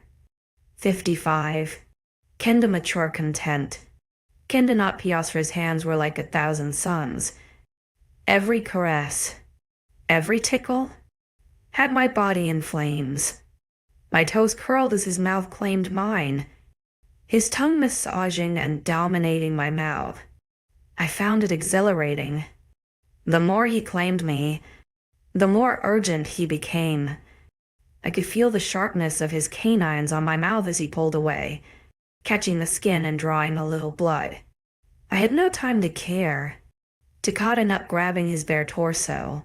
He smelled so damn good. His head bobbed, licking down my jaw and throat, sucking and leaving me wanting more. So much more.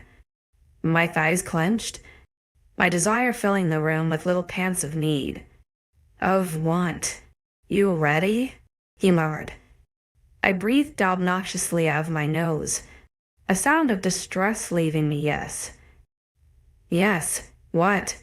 He teased, pulling away to look at me. I grunted, gripping the back of his hair with my fingers a little too tightly. Claim me, 𝐊𝐲𝐬, he growled, his eyes turning completely black. His mouth trailed up the left side of my jaw, one hand gripping my shoulder gently as the other held his weight. He followed the pulse of my heart, right up to the junction behind my ear. My heart raced at his proximity. A wheezy exhale left me, as the thought of those canines tearing into me suddenly crossed my mind.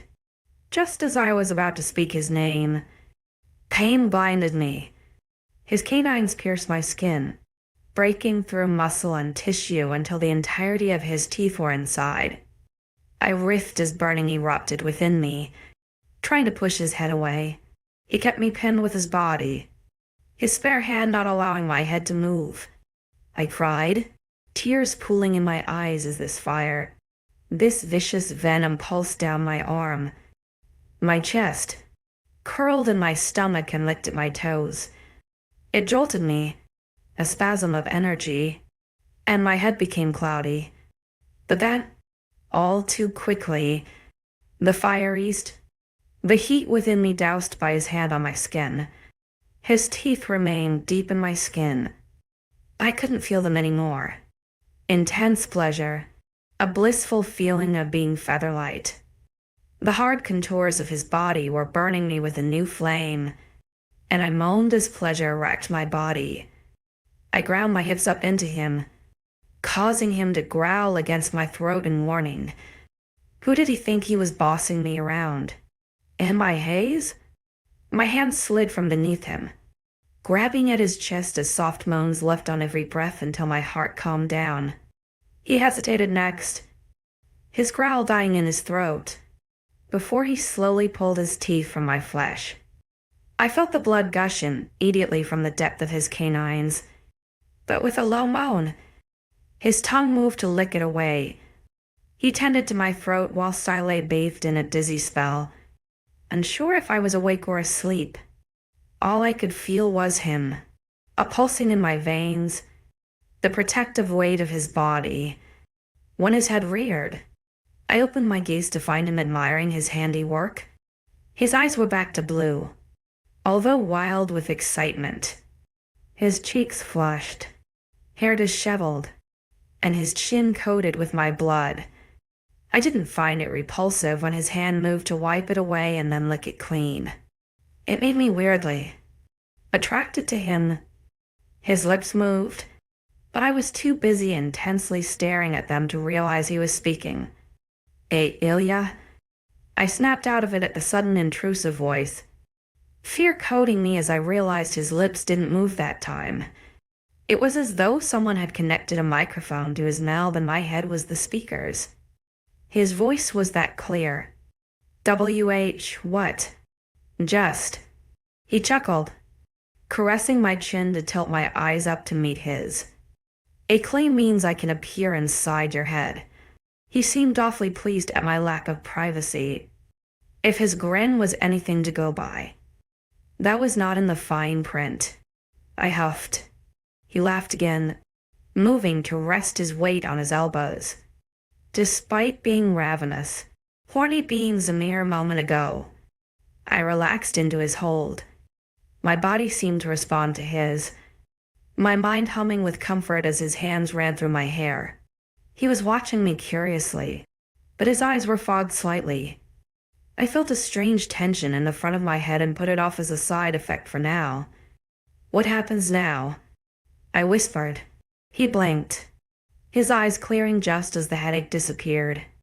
I paused, narrowing my eyes at him. That weird feeling in my head.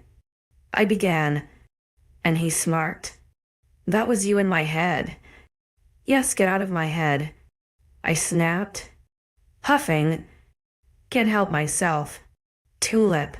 He grinned, kissing my nose. I'm like a kid who has never been to a sweet shop before. I can't help but look at everything. I rolled my eyes. Everything, as much as I can. He explained as a slight frown marred his beauty. You've blocked some off. I can't get to it without your permission. You don't seem pleased about that, I teased. He rolled his eyes, smirking once more. I just want to know you. As the time goes on, I will have explored all of your memories. I paused, holding my breath so much I felt lightheaded.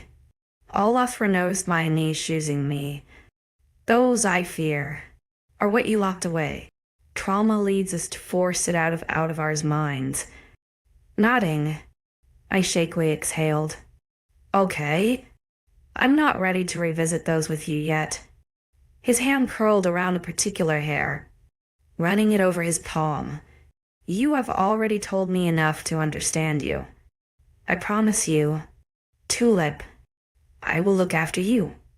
A heavy weight that felt an awful lot like adoration settled on my chest. Opening my mouth to respond, the door opening rudely interrupted me. 𝐊𝐲 growled, pressing his weight onto me. I shrieked, sinking into the covers as I practically disappeared under his weight. Damn it, he was heavy. Was he holding all of this back earlier? Alpha, I apologize, but it is urgent. Eve gushed. 𝐊𝐲 snapped his teeth. What? Blake is awake? He is. Animal. He claims he wants to speak to you rather urgently. Eve stammered, causing my heart to race. Tell him to wait. 𝐊𝐲 snarled. He is nearly breaking free. Alpha, I'm sorry. I am just the messenger. Eve shrieked. 𝐊𝐲's growl deepened. His bare chest was the only thing I could see from my position beneath him. I was worrying blindly, my heart picking up pace as adrenaline fueled my veins. Did Blake want me again? Was he going to find me? A small cry of surprise escaped my lips when 𝐊𝐲 suddenly lifted himself from me. Blue eyes peered down at me like a bird in a nest, and he cocked his head. I felt that strange tension in my head as he begged to read me. Blake's words and actions were plaguing me, and he wanted to see. I don't know what I was doing. So new to the whole thing. But I accepted his want, and it was almost like a switch when 𝐊𝐲 dived deeper into my mind. I felt nothing but tension as he invaded my mind, his eyes darkening and body shaking as he flickered through whatever he found. Counting was my only vice to calm down, even with how magically bizarre this was. 𝐊𝐲 was so close to me, I feared his beast would rip in half if he shifted. After a mere 8 seconds, he pulled away. Pure rage coated his features as he went to move off me. I shakily raised my hand to settle above his heart, feeling it pound against my palm. He paused. The gentle rumbling of his chest shook my hand. I gulped, lifting my eyes from his tattooed chest to meet his eyes. He had not shifted into his beast yet. The image of the half-shift mere hours ago was still something I thought about. 𝐊𝐲 had recoiled from me like I had burned him, and I felt the tension leave my head. I apologized softly, dropping my eyes. He must have not liked whatever I just thought. Don't, he growled through sharpened teeth. I scare you. I am sorry. His speech was broken, a sign I took as his beast taking over his mind. I went to tell him otherwise, but he was on his feet and staring down at me within a second. I must go. I will be right back. The fear of abandonment struck me just as he turned to walk away, and he paused mid-step. With quick movements, he was back over me, kissing my lips softly to not catch me with his teeth. Delicately, he pulled away, running his hand down my cheek as his black eyes gazed down at me. I promise. I swallowed harshly, nodding once in response. He would be back. He promised. 𝐊𝐲 straightened up, shooting a glare at Eve, who kept her head bowed by the doors. You stay? Yes, Alpha. She bared her neck to the side. He was gone then. The gently breeze of his speed a reminder that he was only here a moment ago. I heard doors slam. Worried shrieks came from doctors as he barreled his way out of the hospital. I listened until I couldn't hear anymore. And that was when I looked to Eve. She was watching me knowingly, her face unusually blank of emotion. Eve was generally easy to read, so the slight hint of a frown with an otherwise blank face threw me. I cleared my throat, and she blinked, looking directly into my eyes. He marked you. I gritted my teeth, feeling the drying skin tug. Yeah? She nodded, moving closer to me. She leaned over slightly, her scrubs a dark blue today that reminded me of 𝐊𝐲. Damn it. I'm turning into a needy teenage girl. It's healing already. The blood he gave you last night has boosted the claim. I glanced at the still dark sky beyond the curtains before looking back at her. Boosted. She shrugged.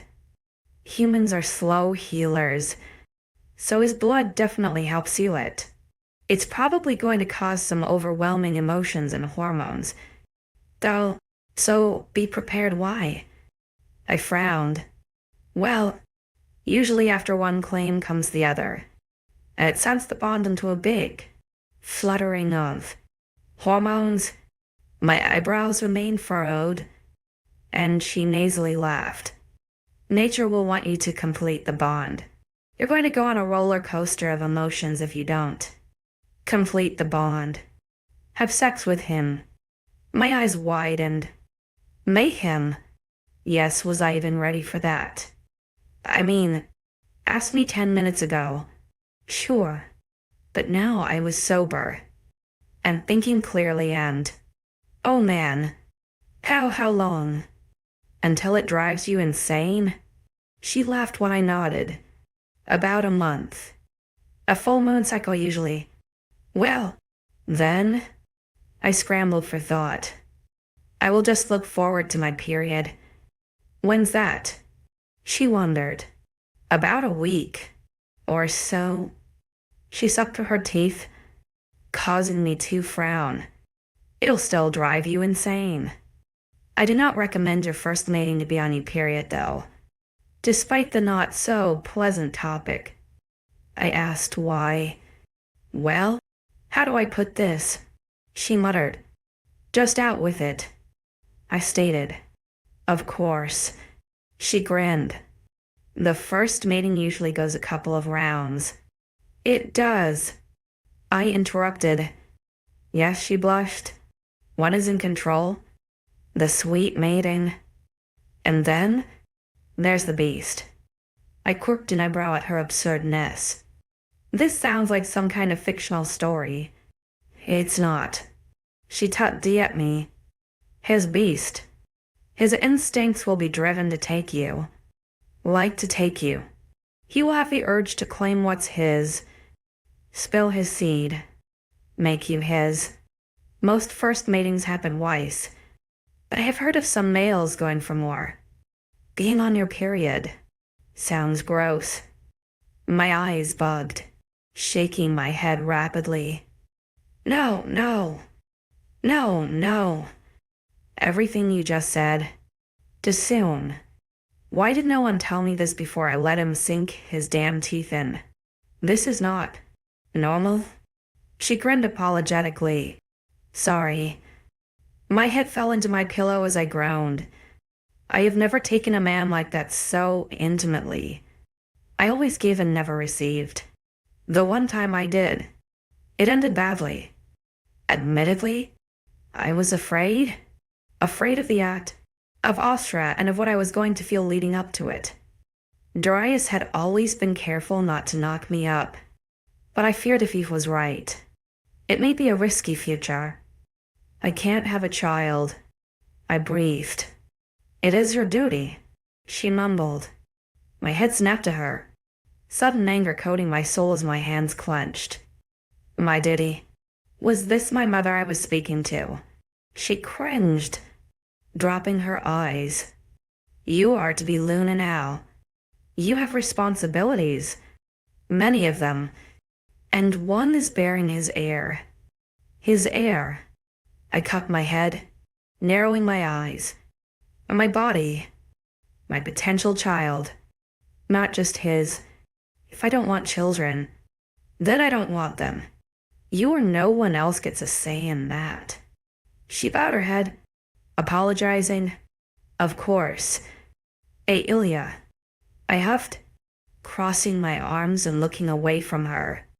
I nearly bitch slapped her the heck out of her. She kept her head bowed as my anger dissipated and eventually I sighed, relaxing my body. I have gone through so much shit in my life.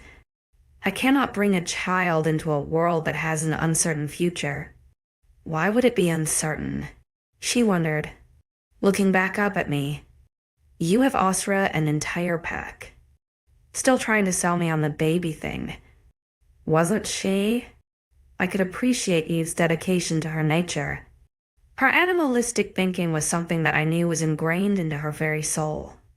She was all rules and regulation, all history and facts.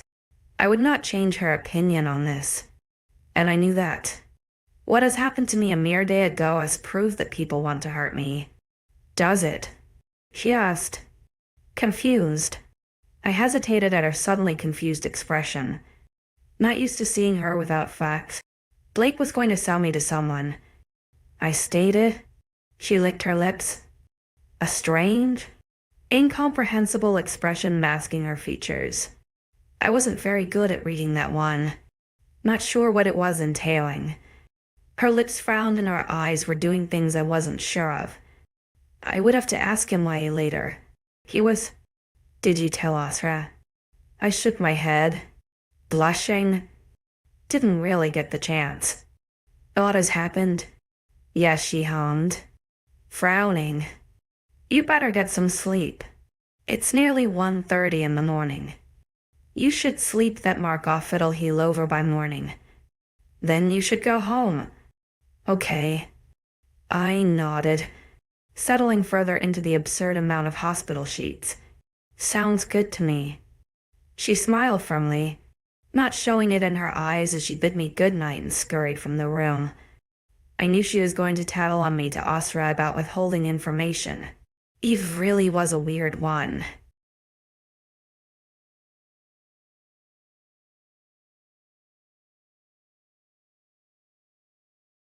With 𝐊𝐲𝐬's tender care, I let my guard down, but the revelation of being marked for trade disrupts this tranquility. I must uncover the truth behind this deal to find true safety. 56. A gentle swaying alerted me to the fact that someone was carrying me. I firmly pressed my head against a clean-smelling shirt. My legs draped over a strong and sturdy arm. The entirety of my body was warm and fuzzy, and the smell of their cologne was enough to have me hum with content. Pushing my head further upwards, I pressed my face into their throat, feeling their body vibrate with a growl. I knew that growl anywhere. Ezra? My mind was still hazy with sleep as he carried me somewhere. And it wasn't until he lowered me into a comfortable bed that I stirred. Rolling over, I nestled my head into the ever-so-comfy pillow as he placed a blanket over me. Go back to sleep, 𝐊𝐲𝐬 murmured, kissing my temple. I didn't fight it. Accepting the comfort of my bed and his scent was enough to have my exhausted mind fall dark once more. Rolling over, I hit a brick wall. I grunted, lifting my head from the confining heat to make sense of where I was. First thing I saw was a familiar tatted chest, encased in fine hairs and defined muscle. An arm suddenly wrapped around me, the body in question groaning. Don't roll away. 𝐊𝐲𝐬, I mumbled curiously. I pulled myself up onto my elbow, assessing my surroundings as I rubbed my eyes free from sleep. Tulip, he hummed, grunting as I jabbed him. You have rather sharp elbows, you know. I ignored his slickament, looking around at the strange room I found myself in. The walls were a soft white, contrasting the dark blue wall that the bed rested beside.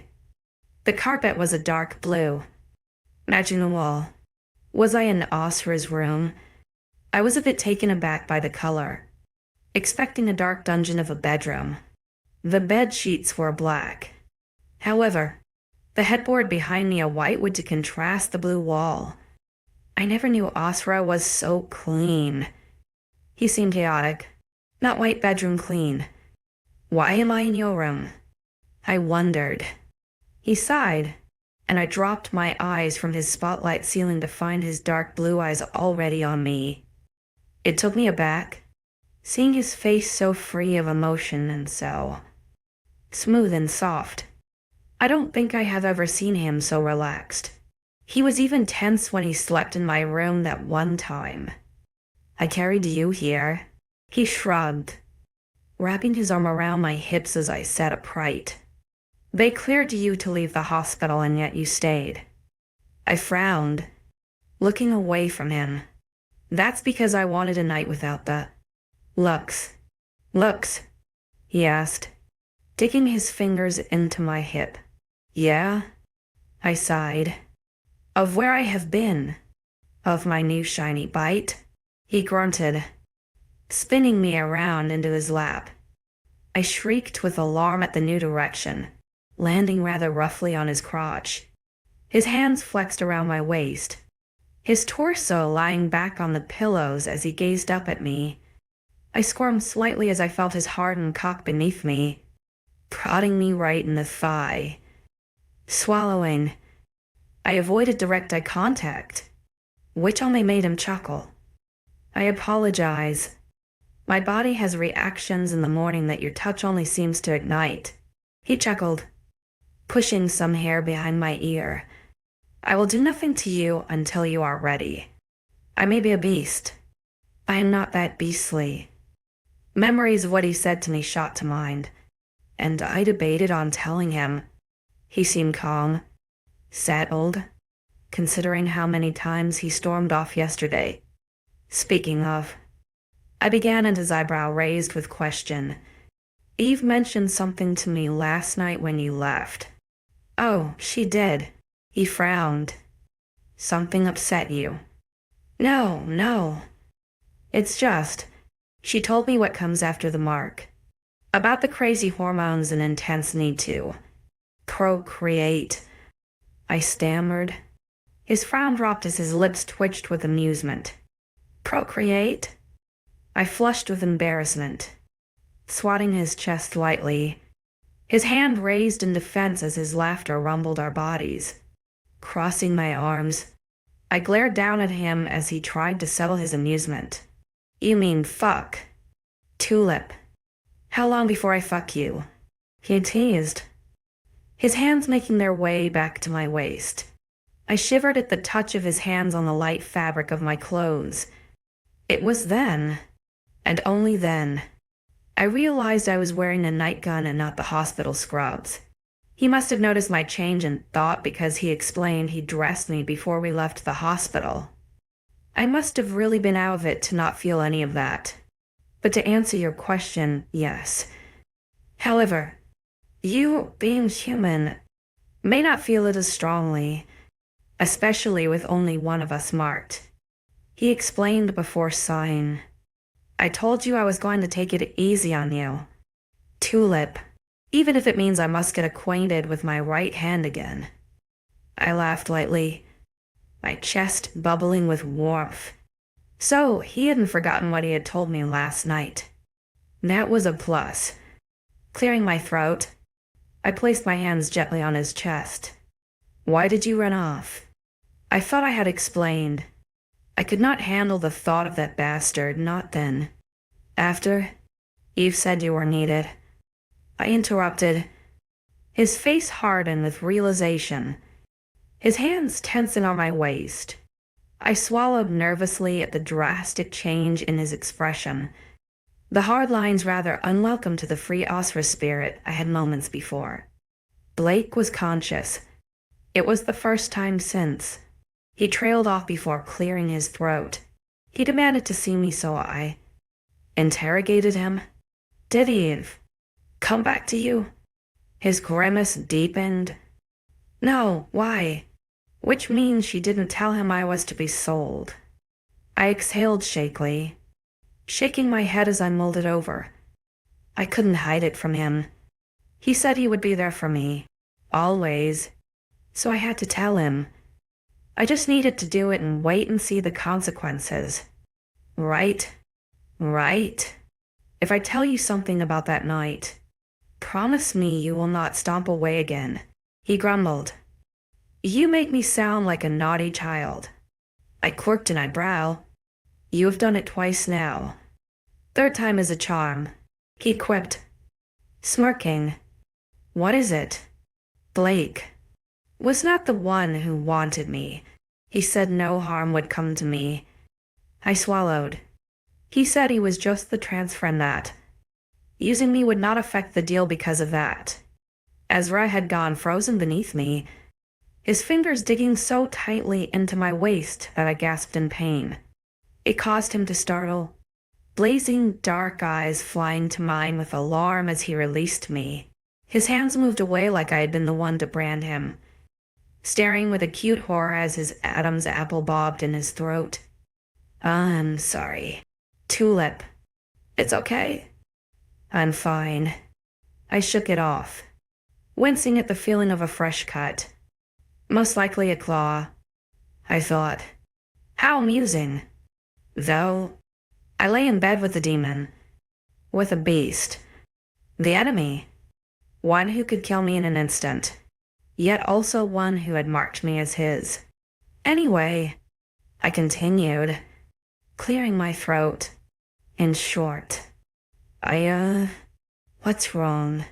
He asked softly. It's nothing. I blake. They had said there was a deal. I was part of a deal. A trade? I rambled before gushing it all out at once. There was to be a transfer, and he said that the other guy had weak senses so he wouldn't know what happened. Someone wanted to. By you. He cocked his head, although I could see the darkness slowly swirling as his beastly instincts came to light. He stole you from me, drugged you, hurt you, and then wanted to sell you, yes. I whispered as his whole body grew stiff. Did he say who? He snapped. And nothing like that. Most of the time, I was out of it. I muttered, awkwardly, Goddess, 𝐊𝐢𝐬𝐬, you make it sound like it was nothing more than a slap to the face. 𝐊𝐲 growled, moving his hand up to cup the back of my head. Blake took you without consent. You need to realize this. Not brush it off. He deserves punishment. I swallowed, feeling restricted as his entire forearm made my body seem short. I understand. It's just easy for me to swallow this type of pill. His eyes narrowed, hands clenching in my hair. I have changed my mind. My eyes widened with surprise as my fear skyrocketed. What? I will no longer kill this Darius human scum, but I am going to slowly torture him, rip him up piece by piece, skin him alive and bring him back from the dead, only to do it all over again, he snarled. I shivered, my body reacting to the moment more than I would have liked. The bite on my neck throbbed, burning with an unscratchable itch. I closed my eyes to savor it. The bond seemed to like 𝐊𝐲𝐬's reaction. This was going to take some getting used to. He growled. Everyone in your life seemed to hurt you. 𝐊𝐢𝐬𝐬, and I am going to make sure they all suffer. Okay? Heavily exhaling.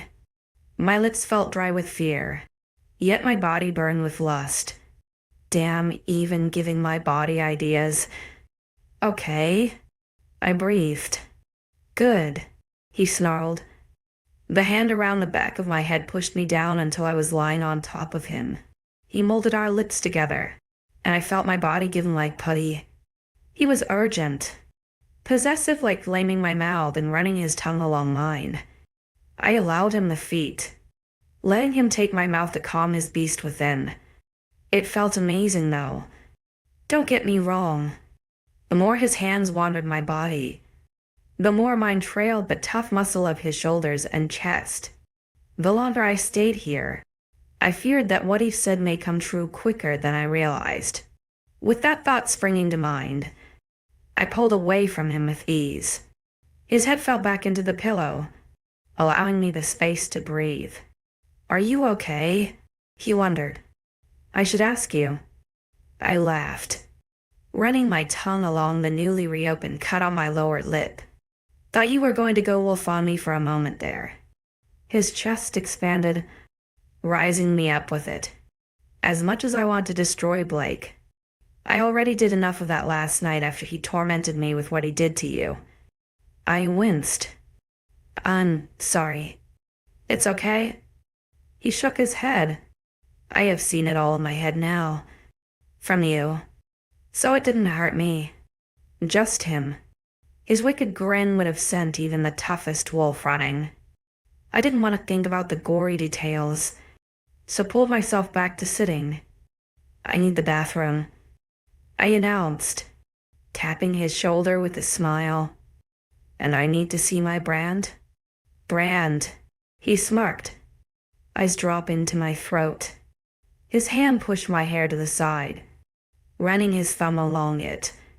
It caused a bolt of lightning to send my heart racing and core tightening. He growled in response, which only seemed to make me more stimulated. "Stop," I breathed, and he removed his hand. "Sorry," he murmured, rising from the bed with me wrapped around his waist. "You respond well to it, which means you have accepted it." I cannot help but touch. The bathroom door swept open, a gentle choosing sound along the laminate. A light flickered on without touching anything, and I admired the large golden jacuzzi in the corner. Then, as the door shut, I found the actual star of the room, the world's largest walk-in shower, bigger than my entire bathroom back home. There was a multitude of heads, drains, even what appeared to be lights and speakers. The floor was a white marble with gold encrusted throughout. The only simple thing in here seemed to be the toilet, and even that looked fancy and square. I have never seen a square toilet seat before. How peculiar. As Red jostling me had my eyes darting to him, he cocked his head, and I turned to find my own eyes staring back. A mirror. My red hair was wild and greasy, the skin beneath my eyes tired. However, my skin had never looked so supple and refreshed. I was always pale, with light spotting of freckles along my cheeks and arms, so skinny from the lack of a decent diet. But no, despite the hair and the fatigued eyes, my cheeks were flushed and supple, my lips rosy and skin relatively spot-free. How did I look so? Airbrushed. What was this damn mirror? I was about to lean forward to find out when 𝐲𝐿's hand pulled my hair away from my neck to reveal the skin underneath. I had to admit I expected blood and gore, but I was dramatically surprised to find the complete opposite. Right below my ear, along the top of my neck, was a shiny white scar in the shape of a bite. No scab, no pink flesh, just smooth and taut skin. It was amazing. 57. Double up day treat 56 first. My fingers left 𝐲𝐿's shoulder to trace over the healed scar on my skin. It sent a shock of fire down my body like a thunderbolt. As we're tense beside me, growling softly, shakily, I removed my fingers from the scar to look towards him. What was that? If you touch it, it sends a message. He smirked. I can tell, I whispered. Will it always be like that? His eyes followed my lips as they moved, causing me to smirk at his divided attention. He cleared his throat, trailing them back to meet my gaze. Not as strong. Once we complete the bond, it will lessen. He winked. I hummed. Thoughts of completing the bond plagued me. A part of me wanted to get it over with, so it no longer loomed over my head. Just like a plaster, I wanted to rip it off with one clean swipe, but the other part was scared. This was the man I was supposed to be with for the rest of my life, a concept I still found hard to believe. He was a beast, an animal, and I feared what may come of my new mate, shit by his side. What's wrong? He wondered. I must have dazed off, blinking way too many times to appear sane. I shook my head and smiled softly. His eyes narrowed, a small frown pursing his lips. What's going on in your head? You daydreaming. I cursed, apologizing. I didn't mean to. It just happens sometimes, and it's not a bad thing. Tulip. He smiled. As I told you before, I find it endearing. I flushed, dropping my eyes. Yes, you have said that. So, listen to me. His hands tightened on my waist. I squirmed slightly in his hold, his fingers digging into my waist. His eyebrows rose at the gesture, and I narrowed my gaze at him, sending him a clear warning of what would come if he even dared. Slowly, I watched as a wicked smirk creased his cheeks, his tongue darting out to wet his lips. I tried to pull away, but his fingers were in deep, clutching onto me like a vice. Don't! You dare! I glared. Oh, I dare. Tulip. He grinned. And then all hell broke loose. His fingers dived into my waist, causing me to squawk like a bird in an attempt to escape him. Nervous laughter bubbled out of me as he continued to tickle me. My writhing attempt of escape was doing me nothing but making me lose more breath. Ezra pulled me close as I embarrassingly squealed and laughed for him to let me go. I tried to get a spot on him, but he was as solid as a rock. I found not a single ticklish spot in my pathetic attempt to escape. With my body desperate for oxygen and a stable 𝐊𝐢𝐬𝐩𝐭 ability, I racked my brain for an answer. When it came, I knew it was my only way out. Freeing one of my arms from 𝐊𝐢𝐬𝐽, I was quick to cut the mark, teasing it with my fingertip. He froze as the amazing, core-clenching pleasure warmed my body, still not breathing from the intensity of the mark. I pulled myself free before letting go completely.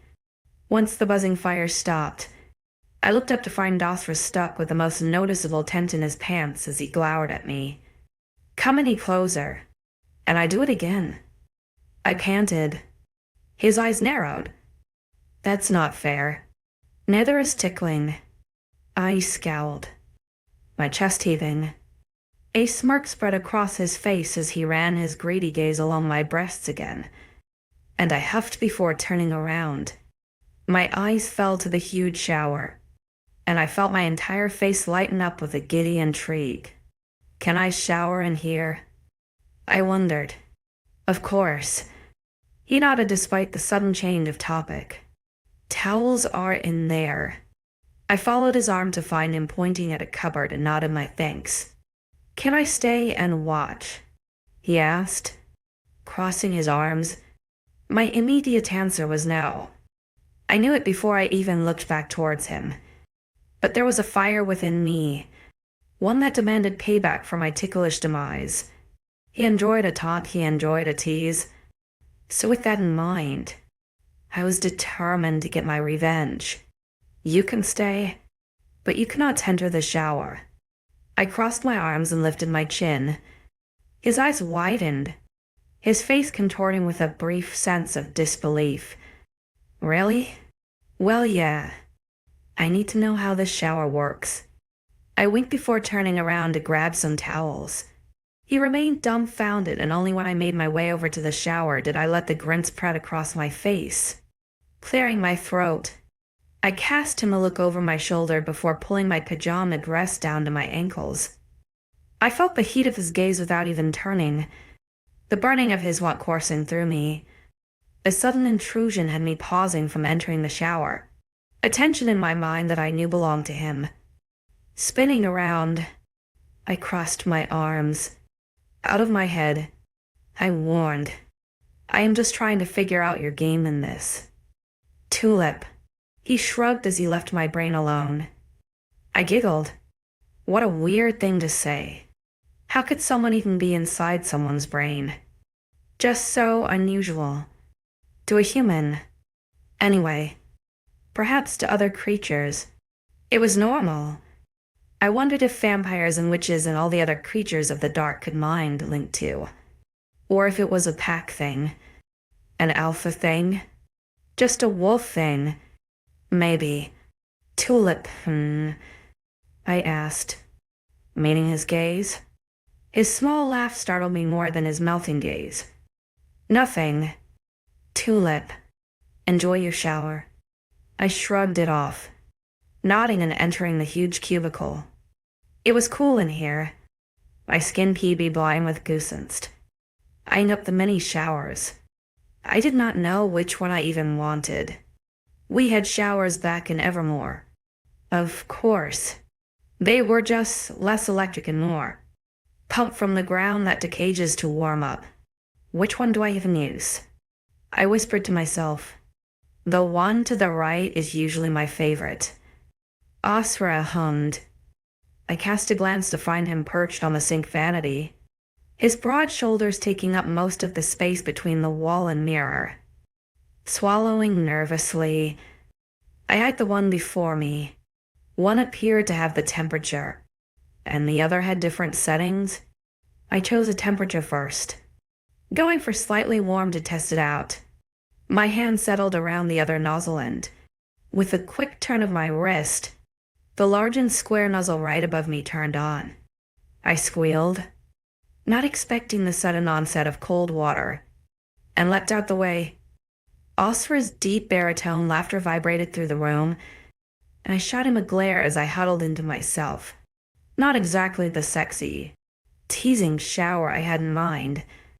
Sticking my hand out and turning the knob on the wall, I waited until I found a desirable temperature, stepping beneath it. The soft rainfalls of water took me away. The shower head itself was so large that not a single piece of my body remained unbathed. I think I may have to shower more often in here to make sense of all the different settings. Running my hands through my hair, I made sure everything was good and wet before opening my eyes and searching for shampoo. I washed my hair leisurely, meeting my fingers through the knots that had appeared over the past few days. I owed it to myself as the rich scent of honey took over my senses, not taking 𝐊𝐲𝐬 for a guy to have such a scent. Rinsing my hair, I went for another round, the foam lathering my head more than the second time round. Soon I was on to conditioner in a matching bottle, and whilst it settled for a moment, I took hold the first soap I saw. I wasn't sure about all these different bottle systems, but I could at least read the labels to understand what they were for. All that was actually in the shower was one bottle of each kind, so it wasn't hard for me to mess up, I guess. There was a loofah hanging from a hook, and I sniffed it before deeming it clean and using it to lather my armpits with suds. Do you have something I could shave with? I asked, rinsing the conditioner from my hair. 𝐻𝐲𝐬 paused, blinking back at me. Sure. I grinned, thanking him. He rifled through his drawers and threw me a fancy-looking razor. So I got to work on the less sensual task of shaving and smoothing out my body. I preferred a sleeker look to my legs and armpits, but kept my pubic hair fairly fine. I have learnt from the past that completely bald made me way too itchy for my sanity. The lack of hygiene routine and products did not help. Once satisfied with my bare skin, I soaked up the loofah once more. The bubbles distracted me and I forgot about my audience until I heard a sudden noise. My head shot towards 𝐊𝐲𝐬, finding him clutching the edge of his vanity as various tooth products lay scattered on the floor. I trailed my eyes along the length of his tense, veiny biceps and taut shoulders before dropping my eyes down his still, bare torso. The glass dividing us had fogged slightly, but I could still see how difficult he seemed to deal with his less than soft situation. A wicked grin erupted on my lips as I ran the loofah around my neck, gently washing at the mark. My head arched at the intimacy, my thighs clenching as my toes curled. I have never felt pleasure so much like it. Nothing ever came close, and it was just a touch. 𝐻𝐲𝐬 was restraining himself when I removed my hand, his hand grabbing at his crotch. As he touched himself through his clothes, I licked my lips. I should have found it disgusting, or offensive, perhaps, but the fact he was struggling had my body burning with excitement. I actually had power over him. Rinsing the soap from my body and hair, I kept my eyes firmly locked on him until I turned the dials off. Stepping from the shower, I wrapped myself in a towel before doing the same to my hair. 𝐻𝐲𝐬 was fast to leap from the vanity once I was covered and grabbed me by the face. I stumbled slightly as he smashed his lips to mine, a grumble of hunger shooting across my tongue. I moaned, arching my neck into him when his hand moved to trace the bite mark. "Asra, you're a teasing little minx," he growled, sucking the water from my skin. How hard it was for me to hold back. I hummed, enjoying the way his lips felt along the quickening of my pulse. Despite the horny, lust-driven haze, I had nothing but respect for the man. He had stayed where he was, kept his hands to himself until I covered and never pushed me to do something. It was perhaps a low bar to jump over, but I have never been so appreciated. Pulling away from me, Asra pecked my lips once more before turning around. I watched patiently as he reached under the sink and pulled out a basket with supplies inside. My eyebrows furrowed, seeing the various arrays of things inside. I recognized a toothbrush and paste, but the rest was a mystery. "This is for you. I had it prepared a while ago," he admitted, placing it on the vanity. My heart swelled with warmth as I ran my hands through the products. I did not recognize any of them, other than what appeared to be moisturizer. But then there were too many versions of it for me to comprehend. I appreciated the gesture. APs probably never used so many products with their freakish healing skin. "You got me all these," I whispered, finding one that appeared to be hair oil. I admittedly had Piper help. Asra shrugged. "I take it you don't know what many are." "I don't either." We laughed in sync, and I peeked at him from the corner of my eye. He was watching me curiously, gauging my reaction. I raised my head and smiled gratefully at him. "Thank you," I smiled. "Perhaps I should ask Piper what they all are." He snorted, nodding. "I will send her on our way." My head cocked. "You are leaving." His tongue darted out to wet his lips as he scratched at his neck. "Yeah? You need some girl time, I think. I have to sort something out first. I will meet you down for breakfast." "Though?" I nodded, swallowing down the nerves. "Okay. Breakfast is half an hour." He smirked. "Have fun." Pressing a kiss on my temple, I watched as Asra swiftly left the room. The front door clicking loudly through the room was the last piece of him before he left me completely alone. I turned my attention back to the products before me, pulling out one that said body moisturizer. May as well see what they're all like. 58 TW, weight fat skinny related conversation. I was elbow deep in products when the bathroom door swung open. I jumped in surprise, grabbing the first product and throwing it at the intruder with a loud cry of shock. They screamed, causing me to raise my eyes to find the owner of the voice. Piper stood in the doorway, her hands on her hips as she glared at me. 𝐊𝐢𝐬. I sighed in exasperation. "What are you doing storming in here? Why are you chucking things at me?" I asked first. I huffed, placing the remaining products back on the side. She laughed, shaking her head as she walked closer to me. Her eyes ran along the various products. Quirking an eyebrow. "You have no idea, huh?" She smiled softly. I shook my head. "We just did some simple things." "This is a lot." She nodded, a grin breaking free on her face. "Good job, you have me. Not forever, though." I huffed as she forced me to sit on the toilet lid. "Oh, don't be like that. We are neighbors after all. But my welcome is going to be shorted now." She frowned, raising a few bottles into the light. "What? Is it why?" I questioned, my heart clenching at the thought of her leaving me. "Yeah? Now that Asra has taken a mate, I am here for no reason. My stay was only on the conditions of mateship, so..."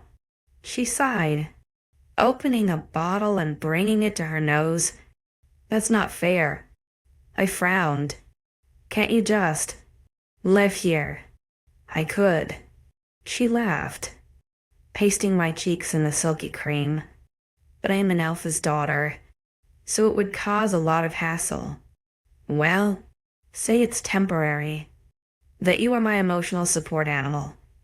I grinned, shutting my eyes as commanded by her fingers.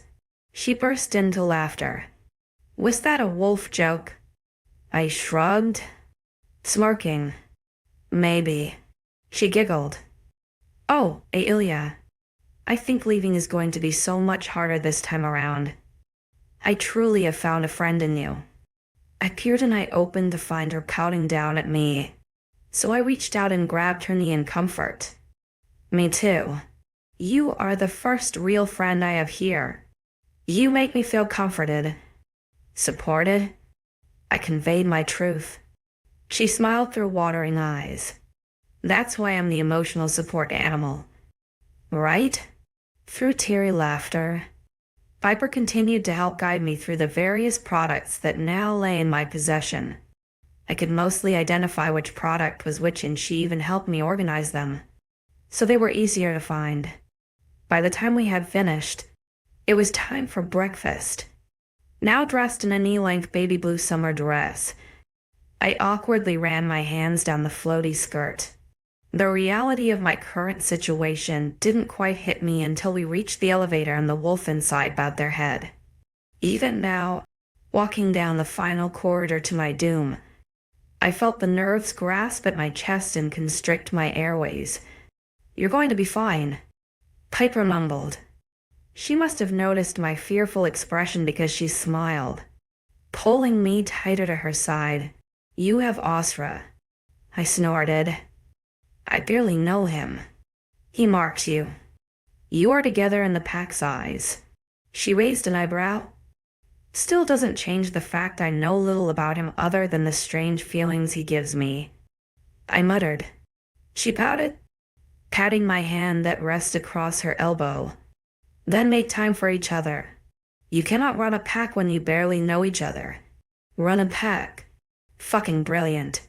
I have to run a werewolf pack. Thanks, Piper, for that wonderful reminder as we enter the dining room full of dozens of wolves. Come on, we can't hover out of you forever.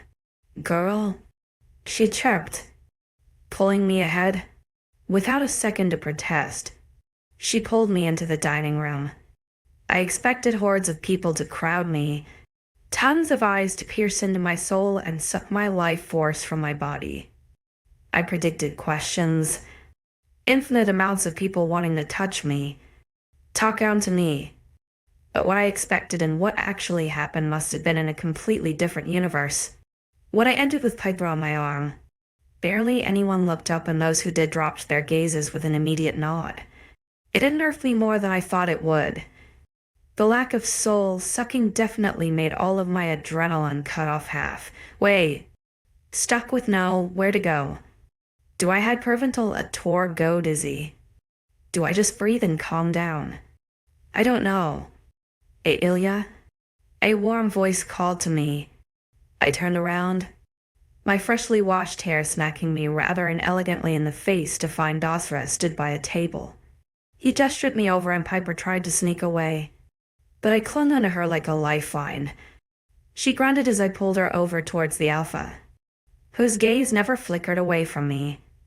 Stopping before him, his hand came out to stroke down my cheek, the faintest of smiles on his face. 𝐿𝐤𝐬𝐬 strode on my skin at his warming touch, a shudder shaking my shoulders as my eyes found his. You made it. He smiled softly. Barely. Piper snorted. Had to drag her here. Ezra looked at her, quirking an eyebrow. Is that so? I glared at Piper as she chirped a yes. And in retaliation, I released her arm. She grinned wickedly before calling her own name and twirling away like a princess, her skirt billowing around her. I narrowed my eyes as she disappeared to talk to someone else. 𝐊𝐤𝐬𝐬's hand pulled my face towards him again, and I turned away from my new nemesis with a frown. She's only teasing you. he murmured. I know. I exhaled, clearing my throat from the intensity of his gaze. I peered around him to eye the breakfast foods behind him. He stepped to the side at my interest, allowing me to get closer and eye up all the foods. It seemed barely touched, still hot and steaming. Frowning, I looked around at the surrounding wolves and found none of them had any food, but were actively avoiding looking my way. Why is it so? Untouched, I wondered. Tradition states 𝐊𝐢𝐬𝐬 eats first. He smirked. In packs, the head female eats first. I flushed at the fact I was the supposed head female. A small O leaving my lips. 𝐊𝐲𝐬's soft chuckle was a sound for sorry ears as his hand came to wrap around my waist. He guided me around the buffet, not allowing my eyes to wander from the food. I noticed whenever I went to fidget or look around awkwardly, he was quick to distract me.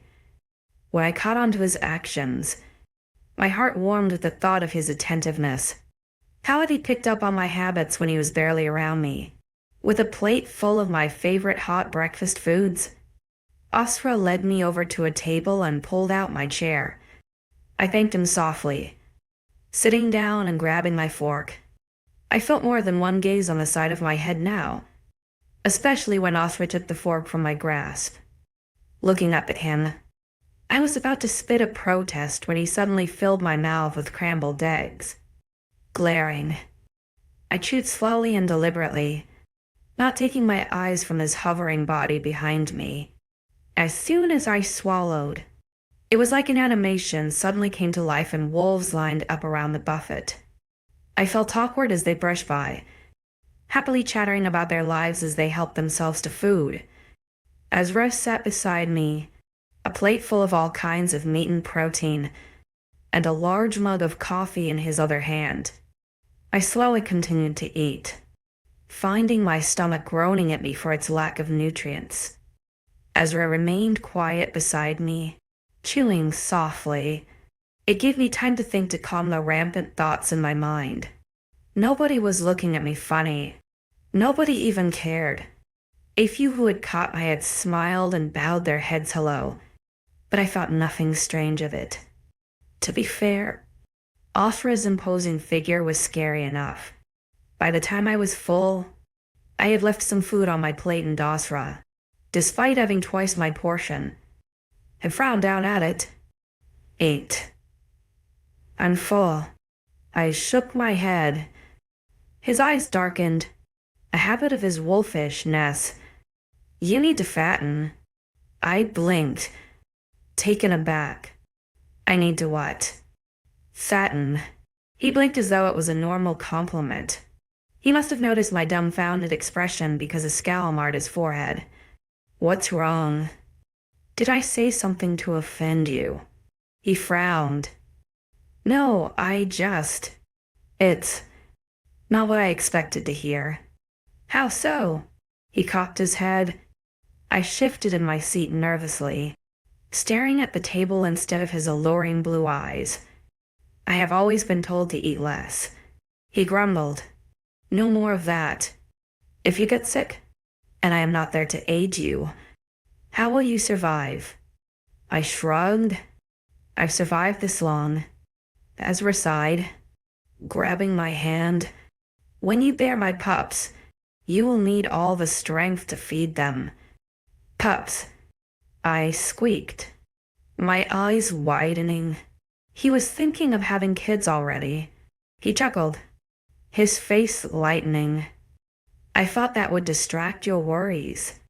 I huffed, going to pull my hand away, but he held on tight. I am only messing. Tulip, he smirked, bending close to kiss the side of my head. I will find you beautiful, no matter your weight or lack of makeup. I cocked my head, completely at a loss for words. This man was definitely something I needed to monitor. His mind seemed to run ahead, beyond the point that we barely know each other and towards the white picket fence family story. Right? I mumbled. After breakfast, Everett distracted 𝐊𝐲𝐬, so I sought Piper. Catching her eye, I made my way over to her. "What's up?" She chirped. "Am I too skinny?" I frowned. "What?" She squeaked, looking at where I pointed. "Ezra said he wants to fatten me up. Do I need to be offended?" I asked. She sighed in relief. "Oh, no. That's a good thing. Wolf males love to make us plump. It is ingrained in their DNA, keep feeding us and keep us warm. It's cute though. I will 100% be making the most of it when my time comes. If it ever comes, it will come. Trust me." I embraced her, and thanks for clearing that up. It's just so different from what I had before.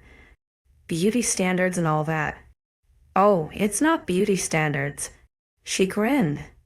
"It's more of an emotional love and kind of sexual thing. Wolves love things to grab onto." She winked once before whirling away and leaving me dumbfounded. So 𝐊𝐲𝐬 wanted me fatter because it was like a fetish. Is that weird? Is it classed as a fetish? Or just a wolfy thing? I don't know.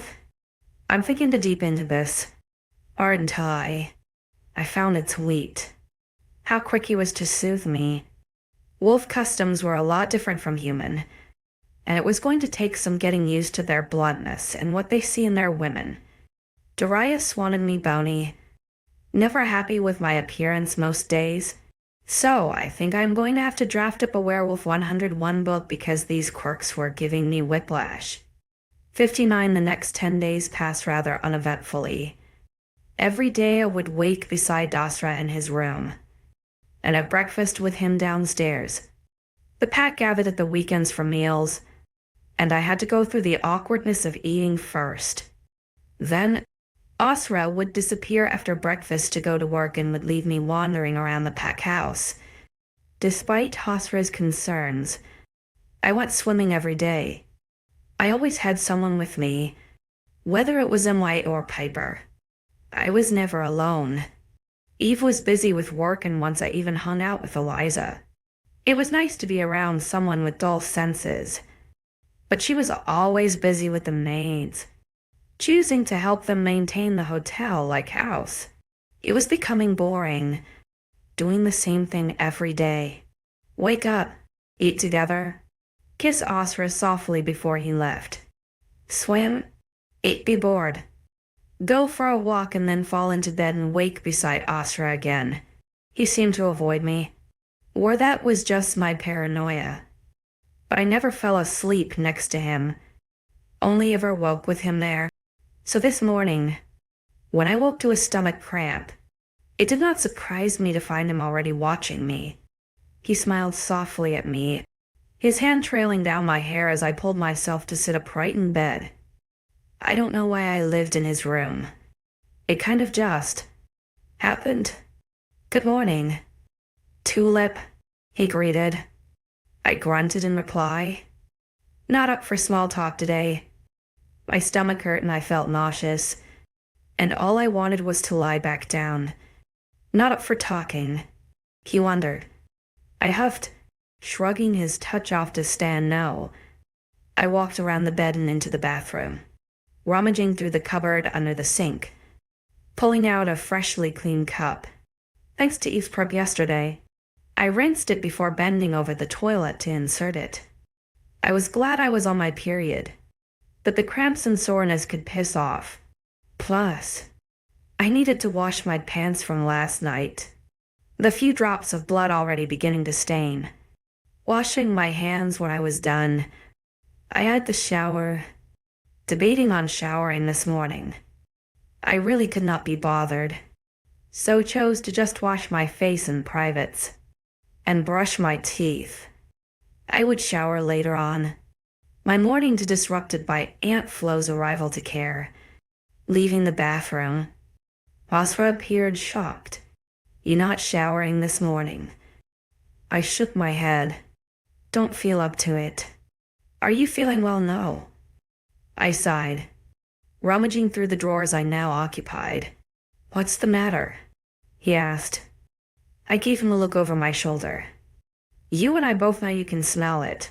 He rolled his eyes, crossing his arms. I know. I was trying to be polite. I hovered my attention on his biceps before shaking my head and continuing to look in my drawers. Ezra had a boiling water tap in his bathroom, and that would do for a hot water bottle. I did not want to go downstairs and face the pack when it felt like my uterus was about to fall out of my ass. What are you looking for? He asked, the floor creaking as he moved closer. The damn water bottle. I grunted, throwing a t-shirt in my temper. He clicked his tongue. Well, you won't find it in there. And why not? I snapped, glaring at him, because I had it filled whilst you were in the bathroom. He mused, gesturing to the bed. My hard eyes snapped to the bed, and sure enough, the dark blue comfort was staring back at me. I grunted a thanks before crawling back into the bed and wrapping my body around the precious life force. Ezra muttered something about my switch of personality, but I promptly ignored him. Want me to get you anything? He asked, moving to open the window. I shrugged. I don't know. I will get you some things, he murmured before the door clicked softly closed as he left. I sighed, hugging the blankets around me as I wallowed in my pity for a while. The first 2 days were always rough, but this one seemed to kick my ass. I haven't had one this bad since I was a teenager. Time passed slowly as I listened to the birds out singing their praises of the sunny day. At least nature had something to be happy about whilst I was stuck in here bleeding to death. A soft knock came to the door, and I lazily turned my head to look at the intruder. It was 𝐖𝐨𝐥𝐼, and I furrowed my eyebrows at his random need to be polite when entering. What? I wondered. If my attitude bothered him. He didn't show it. His grin widened, eyes flickering with amusement as he rounded the bed. In his grip was a paper bag. The contents a mystery. He placed it on the bed beside me, urging me to sit up. What is it? I said. I would get you things. He ran his hand through my hair. I didn't have the heart to bite his hand off, too curious by the contents of the bag. Sitting up slightly, I pulled the bag closer to peer inside. There were multiple things I had never seen before, but pulling them out became rather self-explanatory. I'm going to shower. I'll leave you to look, 𝐲𝐿 announced. Kissing my head, I watched him leave before looking at the contents surrounding me. There were human-grade painkillers, cool patches for headaches, and another hot water bottle. Next to all of that was chocolate, ice cream, some warm pastries, and a bottle of cold coffee. He really got me some stuff. I knew he had a fridge freezer in here somewhere. I just had to find out where. Or I could just eat all the ice cream. It wasn't a large tub, the label reading to 150 ml. I could totally demolish that. Popping some pills with the cold coffee, I pushed everything else to the side. I grinned, sitting up straighter as I hugged the cold tub of sugar. Finding the TV remote in my bedside drawer, I chose a random selection of TV programs as I dived into the ice cream. He even provided me with cutlery. How cute. I had never had ice cream like this. In fact, the first time I ever tasted ice cream was from leftovers at the CAF back in Evermore. This was nothing like that. It was chocolate and vanilla, with caramel and chocolate chips throughout. I wasn't sure how he knew I'd like it, but it was amazing. Getting lost in my ice cream and TV, I barely registered 𝐲𝐿𝐴 entering the room until his naked back blocked my view. Pulling the spoon from my mouth, I licked my lips with fascination as he rooted for some clean clothes. He usually took them with him, so he was teasing me today. I didn't mind, though. The view was divine. Droplets beaded down the defined muscle of his shoulders. The thin, long scars seemed to stand out more when wet. begging me to look at him. His tattoos were darker, hugging and caressing his definition all the way down into the towel. Hung so low on his lips, it didn't surprise me if the only thing holding it up was his dick.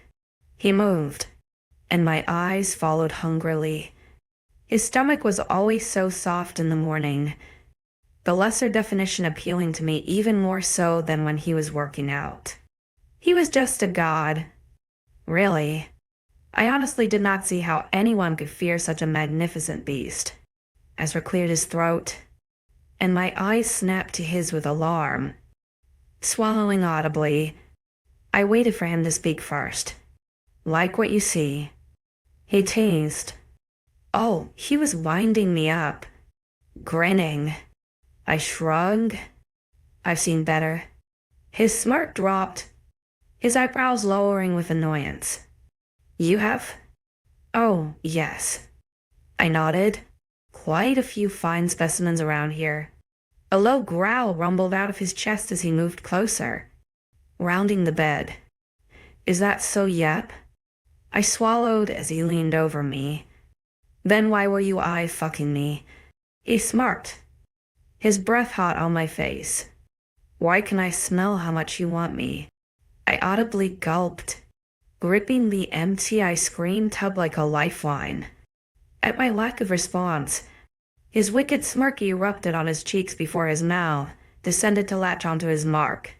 I shrieked, tensing up before melting into a puddle as his tongue teased it. A soft moan left my lips, my thighs clenching together as he massaged the scarring. Pulling away with a low hum, he wiped his lips with his thumb. Next time you lie to me, Tulip, I will have you over my knee. My eyes widened, but not with alarm. The thrill that rushed through me was intense, the bond now humming and begging for attention.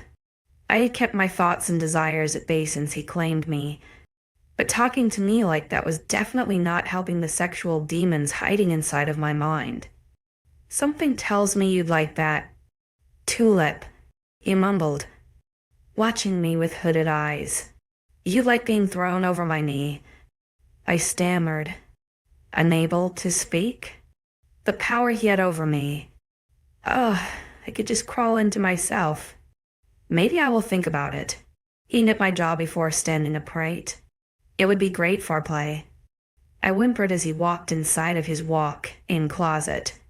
Just before he disappeared from view, he dropped the towel from his waist, the brief view of his bare ass disappearing with the rest of him. I remained frozen for a few seconds, unable to catch my mind and body up on what had just happened.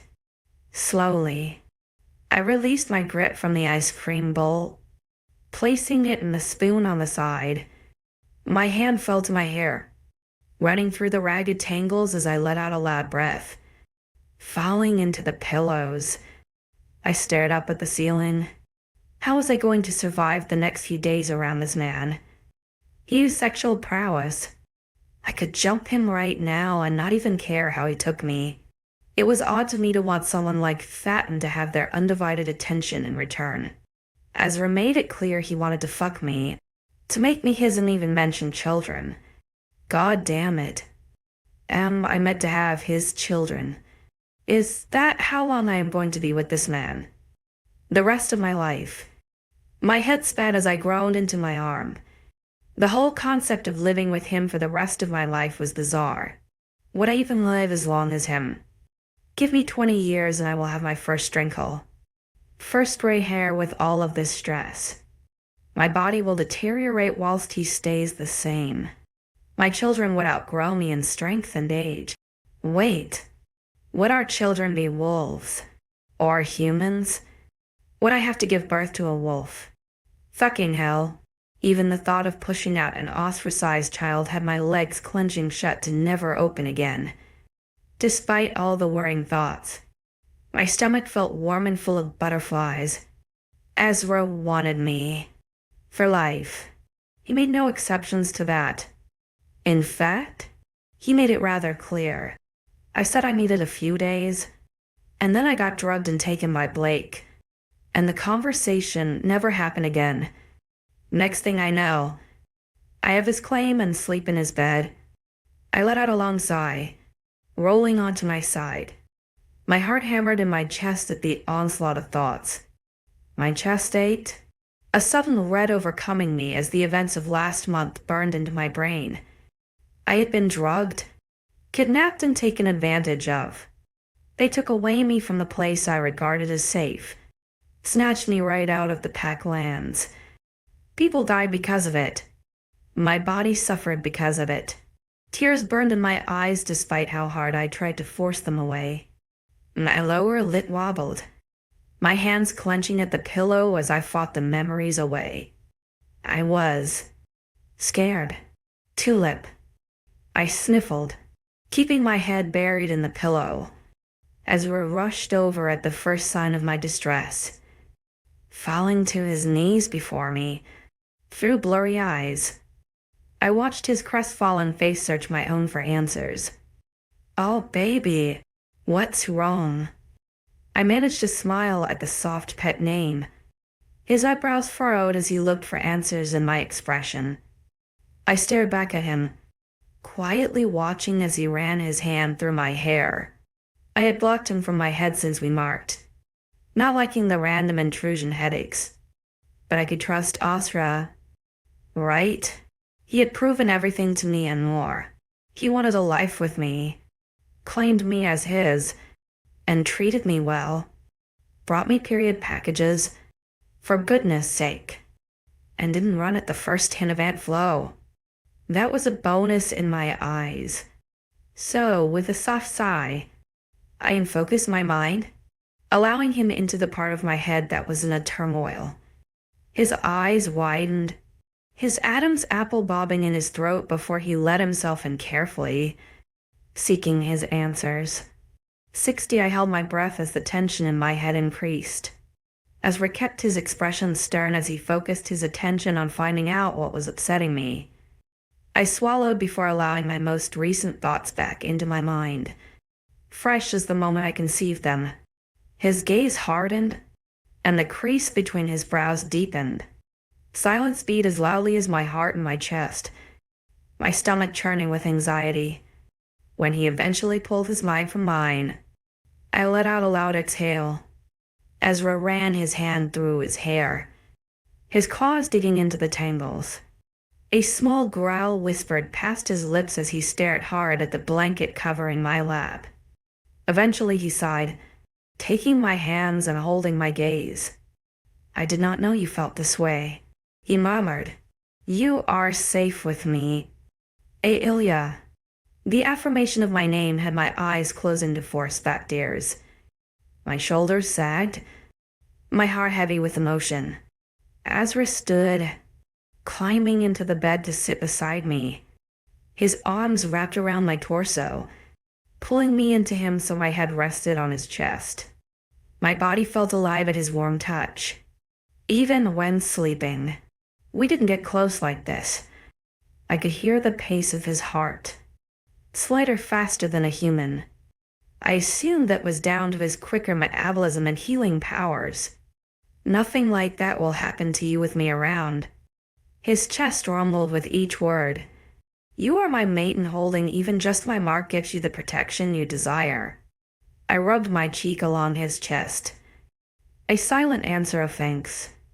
"Blake cannot touch you anymore." I locked him in my dungeon. 𝐊𝐲𝐬 continued. "As for the buyer, I have my men raiding their camp today hoping to find any paperwork." "And then what?" I sniffled. "Then we will find anyone involved and I will kill them where they stand." He growled. "I promise you this." I tried to swallow past the lump in my throat.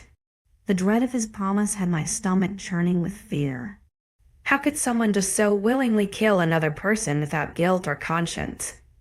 "You do not need to be scared, 𝐊𝐢𝐬𝐬. Everything has just hit you all at once." He squeezed me. I think the reality of the situation, paired with being thrown into a normal life, has caused the shock to wear off. "Carrie, it sucks too." He chuckled softly, the sound shaking my head. "Yes, I suppose that too. Did you like what I brought you? I smiled, squeezing the hot water bottle tighter between us. I do. Thank you. Why so embarrassed? Then, I am here to help you. I flushed. It's just odd. I still need to get used to some of the opinions living here. It is not opinion. Mere fact. Females bleed to ensure fertility, but it causes great stress upon your body and mind. The least I can do is make sure I look after you, he explained. And when you are pregnant, I will never let you lift a finger. There he goes again, wringing every piece of emotion from my heart like a wet towel. He noticed my distress. What is it? I hesitated before sighing. You say that so casually.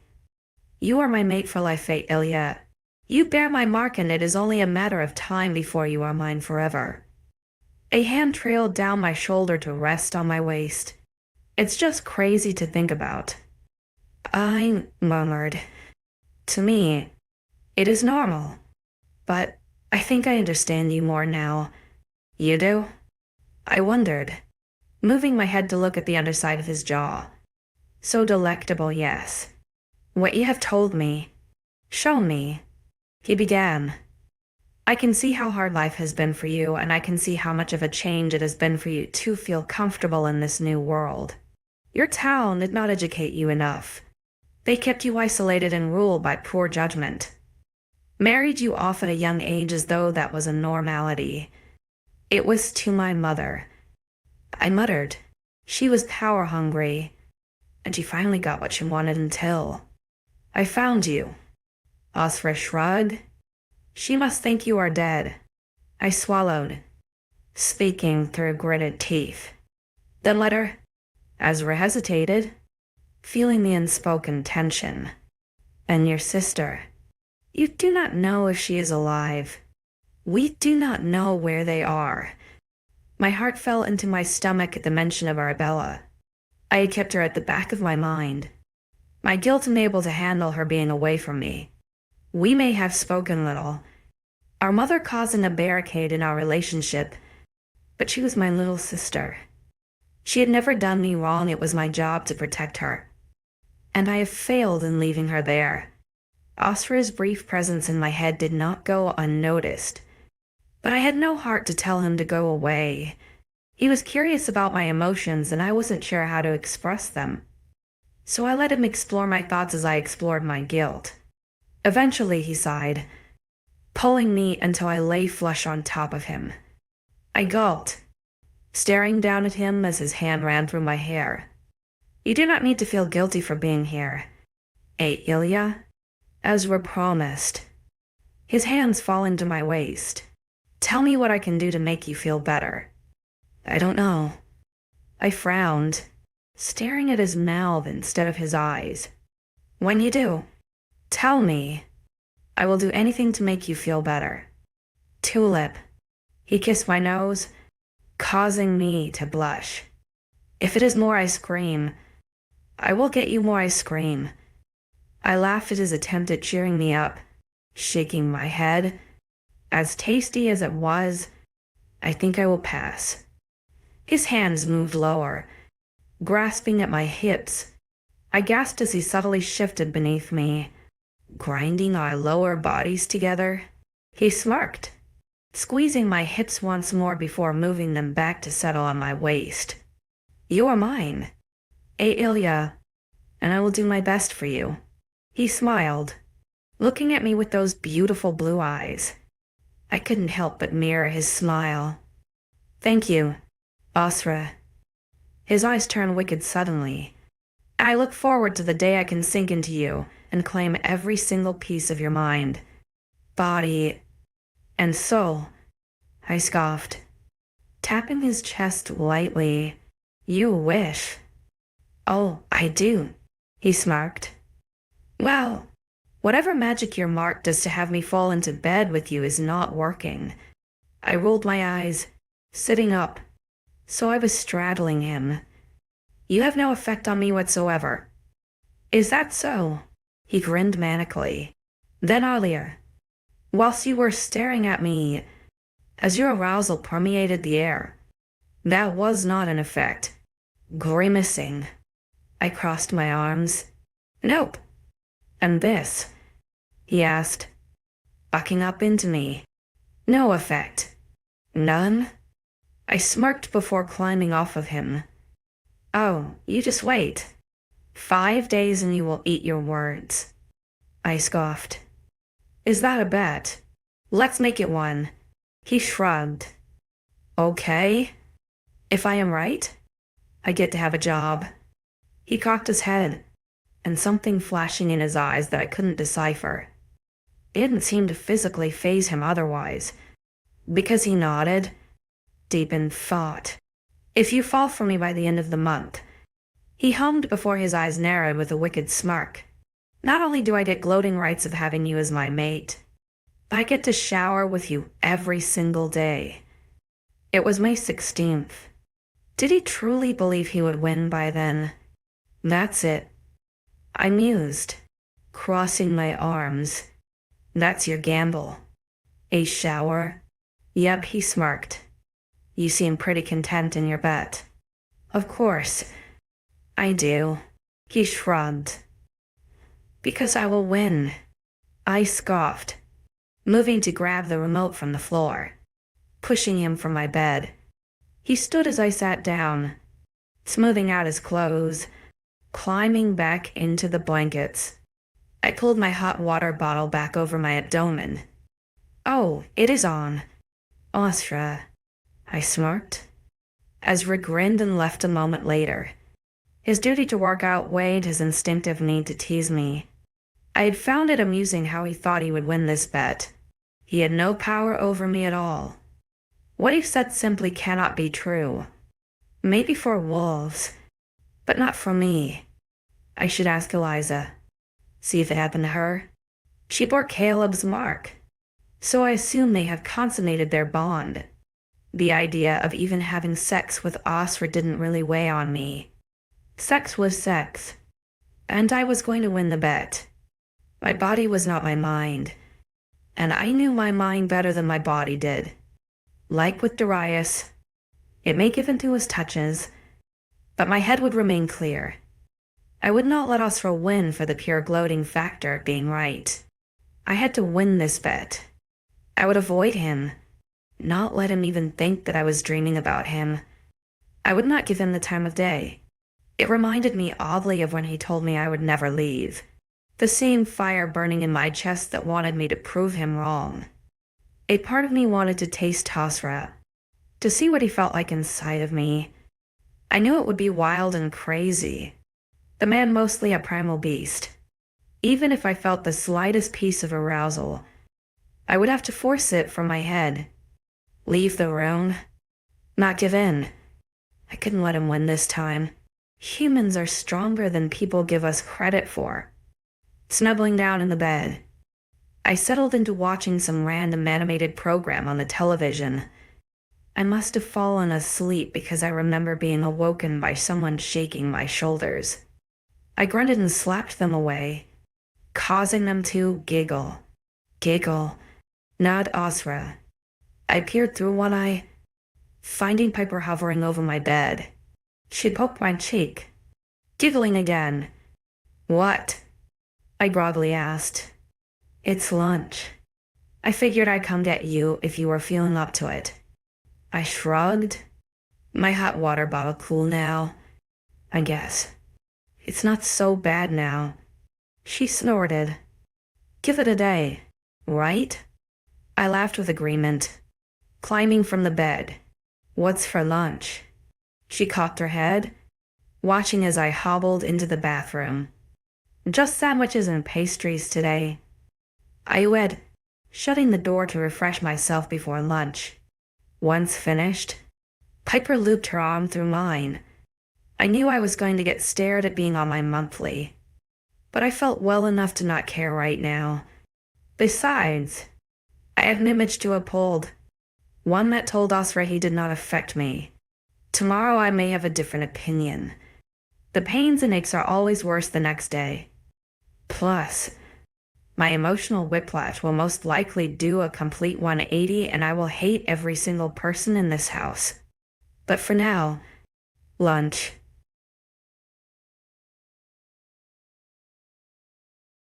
Waking up in Osria's arms, I thought I'd found my safe haven, but a shadowy buyer lurks in the background.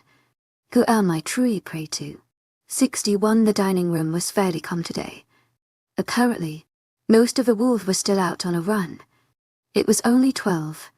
But Piper was hungry and decided that I had to join her. I didn't mind enjoying the softness of bread and pastries. I could well class it as one of my favorite pastimes. Ezra wasn't here, much to my disappointment, so lunchtime passed pretty uneventfully. No one stared at me as much as they did in the past. The odd wolf saying good afternoon and then that dreaded word, Luna. Mulling over the new title I was unwillingly given. What is it? My head snapped to Piper with confusion. What is what? My lunch. It's just no, not your lunch. She grunted, rolling her eyes. Your head. What are you frowning at? I laughed. Oh, it's nothing. Is it though? She tucked grinning, shrugging. I played it off as nothing. Just the new title. Huh, I see. Think you are not worthy of it. She smirked. No, not that. I looked around, dropping my voice. Don't want it. Her head cocked with confusion. How could you not? Ultimate power at your fingertips, and the entire pack to control. I laughed, standing to leave the dining room. Yes, you are totally selling it now. She nudged her shoulder into mine as she rose too, snorting. I'm glad I am. It is your destiny. To my agent extraordinaire, Madeline Noban, heartfelt thanks for your unfailing 𝐊𝐤𝐧𝐠 enthusiasm. There it was again, my destiny, my fate. They already played my life out like a book and I, the main character, just didn't know the final chapters. I did not know how it ended, but some strange moon goddess already chose my fate. It was eerie, rather strange to think of. I was not a religious person. My town raised rather atheist. I learned that many decades ago. Most of the humans believed in a god, but a lot of them lost their faith when the supernatural came and killed most of us. My parents in my town were one of those groups of people, born to live day until the end, when we succumbed to a sickness or accident. So it was strange for me to think there was something else, that I was somewhat soulmate. The fact I even had a soulmate was bizarre. I didn't deserve one. What had I ever done in my life to deserve one? I did nothing extraordinary. I worked, looking after my family when that passed and then got engaged to an evil man. How did that make me a suitable leader of an entire pack? Better yet, Osra was a continental alpha, so that just adds even more power to my shoulders. I didn't want it. I didn't want to control people. I didn't want to decide their fate. I couldn't be a leader of a race that I wasn't even born into. It didn't feel right. They were raised their own way. They have their own beliefs and systems. A human controlling so many wolves. It was humorous. My mood doing a complete flip. I told Piper what I felt as I climbed back into bed. She sat on the end, frowning as she listened patiently. It felt good to let it out. I had complete trust in Piper. She listened to my feelings and let me rant uninterrupted until I reached the end of my monologue. Then I sighed, staring up at the plain white ceiling. Well, I don't know what to say to cheer you up, but I will say something. She began. You may feel these things, but you are here for a reason. You have more empathy, more emotion than most of the wolves here. I see it in the way you talk to people, but yet you bring yourself down so much. About to protest, when she shot me a glare to stop, I sucked my lips into my mouth, my eyes widening with understanding. The fact you feel so down about this because you feel unworthy just shows how gentle you are. Maybe it's what we need. A gentle hand to help us. She shrugged. Also, you must have some instinct, no matter what you say, because you live in his room now. A realization dawning on me. Well, yeah, because to my agent extraordinaire, Madeline Noban, Heartfelt thanks for your unfailing patience, 𝐿𝐷𝐷𝐻𝐳. What is? She smirked. What is easier? You haven't fucked so. Groaning, I rolled my eyes. Why is that such an obsession? She laughed. It's not an obsession. It just completes the mating process. Why even have a mating process? I grunted. It's unnecessary. You can just marry someone and save all the biting and rituals. Well, when you mate, it is forever. Marriage can be reversed. Right. And I nodded. Mating can't. The only way to reverse a bite is by not mating in time. In time for what? To my 𝐿𝐷𝐷𝐸 𝐊𝐢𝐬𝐵. Heartfelt thanks for your unfailing patience, 𝐿𝐷𝐷𝐻𝐳. I don't know. She shrugged. It's never happened. Way to make that sound daunting. She laughed. Not that bad. To my 𝐿𝐷𝐷𝐸 𝐊𝐢𝐬𝐵. Heartfelt thanks for your unfailing patience, 𝐿𝐷𝐷𝐻𝐳. Is it already bit you? So the best part is coming. Not if I can help it. I muttered. What do you mean? I made a bet with 𝐈𝐻𝐻. I sat up, grinning. A bet. She shook her head. That can't be good. Yep. I bet I won't fall into a sex trap within 2 weeks. You're joking. Right. Her eyes widened. Laughing? You won't win that. Of course I will. If I'd avoid him all the time and not let him touch me. I crossed my arms. Once your period is over, it's gotta go downhill. She raised an eyebrow. The mating process is legit. Even being near him is going to set your instincts alive. That I won't go near him. And if you survive 2 weeks of burning hormones, then what? She grinned. Then I get the freedom to do as I please. 𝐷𝐷𝐻𝐻 is gonna turn into a black hole. He's going to go crazy. She snorted. I may just have to extend my stay to stick around. You have to stay forever. I thought I told you this. I rolled my eyes. She giggled. I wish I could. To my 𝐿𝐷𝐷𝐸 𝐊𝐢𝐬𝐵. Heartfelt thanks for your unfailing patience, 𝐿𝐷𝐷𝐻𝐳. I really do. As soon as I find a man to settle down with, they will expect me to be the alpha female of my pack. My heart ached at the thought of the inevitable, of my closest friend not being so close to me. She would move hours away, to a place I would need permission to even enter. Even then, I doubt I could go alone. Being alone meant so much responsibility, half of which I did not know what to expect. If I was going to be 𝐈𝐻𝐻's soulmate, I really had to knuckle down on this whole role thing. The next few days passed easily. I spent most of my time wallowing in my pity upstairs. 𝐻𝐻𝐻 only appeared at night time and first thing in the morning. On day 2 of Aunt Flo's visit, I had apparently been rather grumpy. But if you ask me, not putting the seat back down after you piss is grounds for a scolding. 𝐻𝐻𝐻 had practically beamed at my anger. The fact I was trying to scold him didn't even cross his mind. He found me funny. I could tell.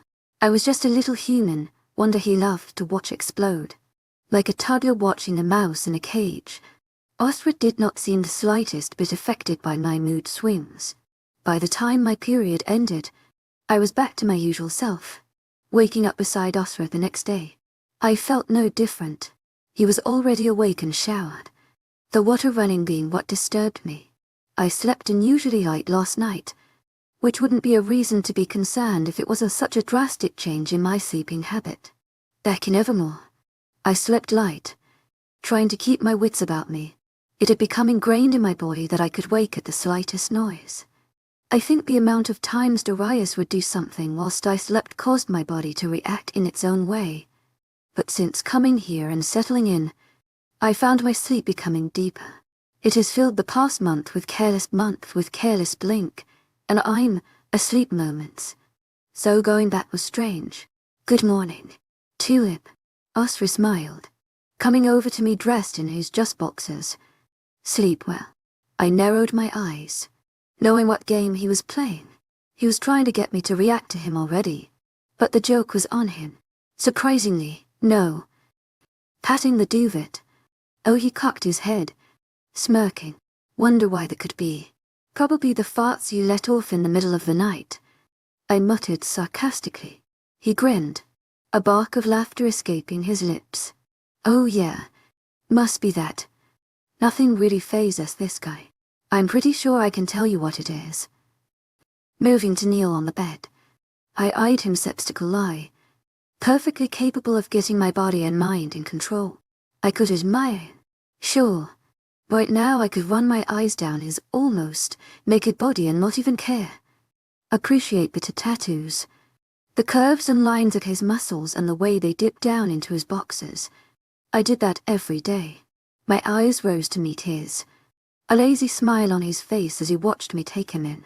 Want to touch? I tried my hardest to keep a poker face, but the absolute humor of his words had me falling into laughter. My hands wrapped around my stomach to keep the amusement in, but I failed miserably. Oscar's face dropped into a scowl, and he stood, retreating to his feet. Are you coming down for breakfast? He wondered. I snickered, letting the last pieces of giggles to leave my lips. What time is it? He glanced at his smart watch. 7:20. Falling back into my pillow. You woke me up at this time in the damn morning. I have to work early. There it was work. What do you even do? Pulling the duvet up to my neck and getting comfy. I control 41 packs, including my own. It is my duty to ensure they have supplies, guards, emergency protocols. All of it needs to be checked every month, he explained. Then I have to visit packs or have video calls to ensure they are running fine. Get into the depth of them and make sure that pack members aren't hiding anything. Like what? I wondered. War, abuse. He trailed off. Can't you just get an assistant to do that? I am Alpha. I have power and responsibility. And what about me? I muttered, how my eyes narrowed at him, knowing full where he had me with his wolf's ears. What am I supposed to do? If I was to be your Luna? He grinned, his eyes brightening. When you are my Luna, you will help me. How though? I know nothing about war strategies, training, or general wolfness. I shook my head. He grumbled with displeasure. You are my other half. We do it all together. Where I fail, you guide me. Where you need a boost, I lift you. Doesn't really answer my question, I mumbled, coming closer to run his hand down the side of my face. It'll all make sense. Trust me. Lulled by his words and deep blue eyes. I want to know what job I am signing up for. Kissing me softly. Oh, you do not know what I have in store for you. As we moved away, grinning at my look of confusion, he sounded very suspicious right now, as though he already had planned my demise. But by the look in his eye, I knew most of it was sexual. So, with a grunt and a soft kick to the thigh, I dismissed him. He staggered back, never losing his amused glint as he walked into the closet. I huffed, rolling over in the bed, hoping to fall back asleep. As we came out not a minute later, dressed in a nice suit, it caught my attention, my head lifting slightly to run down his legs and back again. Where are you going? Neighboring pack. You should come. He raised an eyebrow. I hesitated. The option of going on adventure sounded rather exciting, but then my insecurities took over, my weak human heart giving way. I shook my head, thanking him softly before laying back down in bed. I will see you tomorrow. I will be late tonight. 𝐊𝐢𝐳𝐷𝐞𝐻 heartfelt thanks to your unfailing patience and enthusiasm. Opening the main door. Don't do anything troublesome. Tulip. I smiled innocently. Mean. 62. I couldn't fall back asleep despite my best efforts, and with a groaning grunt of displeasure, I forced myself to shower. I had slowly understood the more advanced workings of wolf world, finding the greatest pleasure in one of the multiple shower heads. The current was hard enough to massage my shoulders, yet soft enough to not leave my skin feeling raw and itchy. Soapy and clean. I was dried and dressed by 9 in the morning. I was already halfway to the kitchen before I realized I had left the room by myself. I was so frustrated with my lack of sleep it didn't even occur to me. I did it so willingly. Stepping into the elevator, I felt the annoyed haze lift from my shoulders at my minor accomplishment. The death box stopped earlier than normal and I felt my heart leap in my throat. The odds of it being someone I was friendly with were slim. Maya and Eve usually ate breakfast before 8, since they often had to work. Piper was a possibility. But come on, how many times lucky am I going to get? I held my breath as the doors slowly opened, revealing an enormous mass of wolf stood waiting. Everett stepped through, his face stoic much like his alpha's. His brown eyes were firm and emotionless, his black hair neatly styled short on his head. He stepped into the elevator, his hulking figure taking up a space of 2 of me. Luna, he nodded. I cleared my throat, awkwardly nodding in return. I wasn't a fan of being in such a small space with a male, especially alone. He stood opposing me, his eyes burning into the side of my head. I could feel them crawl through my skin, a feeling of being stripped bare for scrutiny shaming me. The elevator lurched again, the doors since closed from Everett's arrival. You should level your gaze with those who are below you, he stated as the elevator slowed. I flinched as he took a step forward, and I stepped further into the wall. Everett noticed, and from the corner of my gaze I saw him cock his head and flare his nostrils. Wolves were all so alike. You are nervous. You do not need to be. I swallowed nervously, keeping my eyes locked on the doors. They were going to ding any time now. I apologize if I have offended you. At that, I couldn't help but look at him as guilt coursed through me. You have not. I mumbled, hesitating my next response. I am just uncomfortable when I'm around men alone. The door slid open, a grateful sigh escaping me as soon as a gap was wide enough for me to run through. I didn't give him another chance to corner me.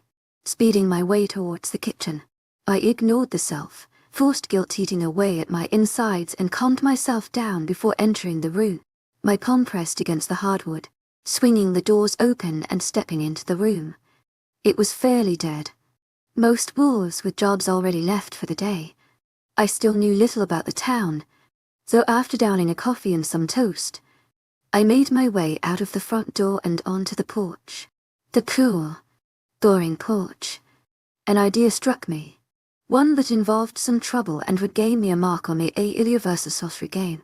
But first, I needed a vehicle and a driver. But who? Piper wasn't busy, but the girl was such a social butterfly I wasn't sure where she was most of the times. It was Thursday, which meant she most likely was in the spa or gym. My eyes caught sight of brown hair. Her dark blue eyes were concentrating on the ground as she walked, lips moving softly as she mumbled to herself. I often found Eliza was one to talk to herself, whether she even realized, but I found it rather cute. Jogging down the steps, I was beside her quickly. She startled slightly, eyes running down my leggings and shirt with curiosity. 𝐊𝐢𝐬𝐬 my 𝐊𝐢𝐬𝐬. Heartfelt thanks for your unfailing patience, enthusiasm. What's up? She wondered, holding my gaze. Hey, do you know how to drive? Me yeah you. Humans aren't allowed to drive. Remember? Not remembering. We're not. Wolf law prohibits us from using any kind of motor, powered vehicle. Well, that spoiled my day. I muttered. Why did you want a car for? You can just ask for the taxi. What's that? She stifled a laugh, patting my shoulder. I forgot you lived in an abandoned village. I scowled, rolling my eyes. Not abandoned. Secluded. She snorted. Yeah. I'll ring them. Where do you want to go? Well, that is where I was wondering if you would help me. Are you busy? Nope. Not today. She grinned. What's the plan? Well, since they well know I am the Alpha's mate, I thought we could make some good use of that Alpha's tab and do some much-needed shopping. Her eyes widen with delight, fingers wrapping around my wrist. My favorite. Where to? I was thinking about the home and garden store. I have a project I want to work. It took little to convince 𝐿𝐲𝐳 to go shopping with me. She was right when she said it was her favorite. The taxi driver pulled up in a four-wheeled car and I officially declared it another death trap. It was bouncy and jerky, the belt around my body not feeling safe enough to protect me from flying out of the car. Luckily, the drive only took a few minutes. The driver more than happy to hang around in a CAF until we were done. He insisted it was of no charge since it was his choice to not work and even left the car unlocked for us to come back to it. I had shrugged, not wanting to push the older man further, and left the death trap within seconds. 𝐿𝐲𝐳 giggled as she followed behind me, wrapping her arm through my elbow as we left the small car park. I didn't think that there would be such things as taxis in a pack. I admitted. I thought wolves just ran everywhere. She laughed. They do. It is more for us. When more wolves took humans as mates, they adapted. The taxi driver, George, was one of the first humans here about 30 years ago. He is the only human allowed to drive around here. You know many people. I pointed it out. Well, when I had nothing to do in the early days, I made it my mission to find out. She smirked. Now I help with the cleaning, so it keeps me busy. Heading into the store, she passed me a contraction on 4 wheels. Noticing my distress, she laughed and told me it was to carry all the things I want to buy. How much do you think I can rack up on the tab? I wondered as we started down the first aisles. It wasn't too busy in here. The odd person browsing the stores with baskets just like us. Considering 𝐸 is minted, I'd say we have a pretty good budget. She quirked an eyebrow. Is this day one for mayhem or behaving? I grinned. Definitely mayhem. An hour later and we had filled the basket with shopping. The employees scanned and bagged everything before the taxi man came and helped us load it into the car. There were plants galore. Candles and wired pretty lights. A coffee table and a grey footrest. I chose a large white and light blue outdoor rug. Some paint. And had to chairs and a swing on order for delivery this lunchtime. They worked fast in this town. 𝐿𝐲𝐳 said it was because I was the Luna, but I told her she was being ridiculous. They didn't know me, so it was obviously purely to save their boredom. I bet there weren't many people coming in and spending thousands of coins. Did wolves even use the same coin system as Evermore? Was that another ploy of control? I had never seen werewolf money, it always being 𝐿𝐲𝐬 on 𝐸𝐻's tab. I was deep in thought when 𝐿𝐲𝐳 nudged me out of it. What are you frowning for? We had fun today. Right. I shook my head, my eyes wide. Oh, of course. We did. I was just thinking about something. It doesn't matter. To my 𝐊𝐴𝐼𝐬𝐼𝐻 𝐊𝐼𝐬𝐼𝐻. Heartfelt thanks for your unfailing patience, 𝐿𝐻𝐳. She hummed, climbing into the car. You getting in? The chairs will arrive in an hour. Yeah. I'm coming. 𝐿𝐲𝐳 had to sit in the front. They folded the 2 seats beside me in the death trap down to make room. It made the death ride home even more daunting. But at least the home and garden store employees looked thrilled as we drove away with half of their store in tow. Pulling up to the pack house, the driver backed up to the front steps. I'll leave the keys with ya. Just drop him with serenity when you'll get the chance. My eyebrow rose with curiosity as the man walked away. Climbing out of the car, I shut the door behind me before turning to 𝐿𝐲𝐳 with the burning question already halfway out of my mouth. Why serenity? She's his daughter. 𝐿𝐲𝐳 snorted. He mated a wolf and made serenity. Did not see that coming. I mused, watching as 𝐿𝐲𝐳 opened the back of the car. Small world. She snorted, shaking her head. Come on then. We got some decorating to do. Hi, fighting 𝐿𝐲𝐳. My hand wiped away the sweat on my brow. We had worked through early lunch until 7 in the evening, perfecting the front porch. Today had become a hot one and being dressed in leggings and a t-shirt did not do me any favors. 𝐿𝐲𝐳 didn't seem to notice. But then again, she wasn't raised in the cold mountains like I was. It looks so much better. I commented. And it did. It was no word of a lie. We did a smashing job. Only thanks to your designer touch.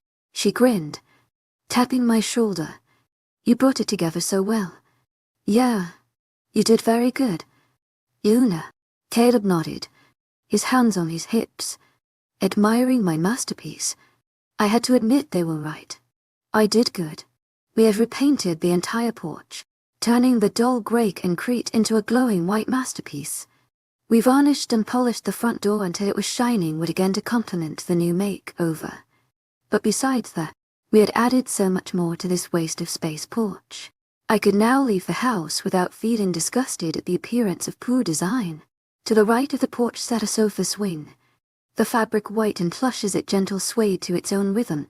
Before that was a round glass coffee table, sat upon a soft grey and white check truck. Some tall plants sat on either side of the swing. Some vines along the back I hoped would wrap around the newly installed white fencing. We had the help of both Caleb and Everett in this one. Even Olive coming along to watch it all come together. The one borderless porch now stood proud and enclosed. Soon the vines would spread and grow, wrapping around the wired fairy lights and creating a sanctuary. Fake white candles sat upon the coffee table, hopefully creating a soft glow when the night hit. Then there was the left side. We squeezed for wooden patio chairs and a round table into the space with room for a wolf of Everett's size to squeeze in between the pillars or new fencing. And the table. We did the appropriate tests. To my 𝐴𝐴𝐷𝐞𝐝𝐬 𝐊𝐢𝐳𝐬 heartfelt thanks for your unfailing patience, enthusiasm. Much to Everett's annoyance. It made Olive giggle though, and it was enough for the large male to shut up grumbling and get on with it. That side was also adorned with plants and fairy lights. Each wooden chair had complementing light blue or grey cushions, the table itself holding a white tablecloth a fraction of the size of the top. In the center lay a plate with, yeah, you guessed it, more fake candles. I may have gone a little overboard with the thought of fake candles. Safe, flame-proof, wolf scents proof equals perfect to me. Finishing the day with dinner, I found myself cuddled into the swing chair with a cup of tea in my hands as I watched the sun go down. Eliza had retreated after dinner. Caleb had caught her and whispered things in her ear that made her blush. So I was out here alone. But I didn't mind. Many people had called me Luda Day. And as the time went on, I found myself not even reacting to the title anymore. I had filled the day with fun, the ability to forget the restrictions and just apply my mind to organizing. I painted, I decorated, I arranged furniture. I laughed with Eliza, a girl who I didn't know very well compared to everyone else, and now I could finish it watching as the stars took over the sky in my own peaceful world.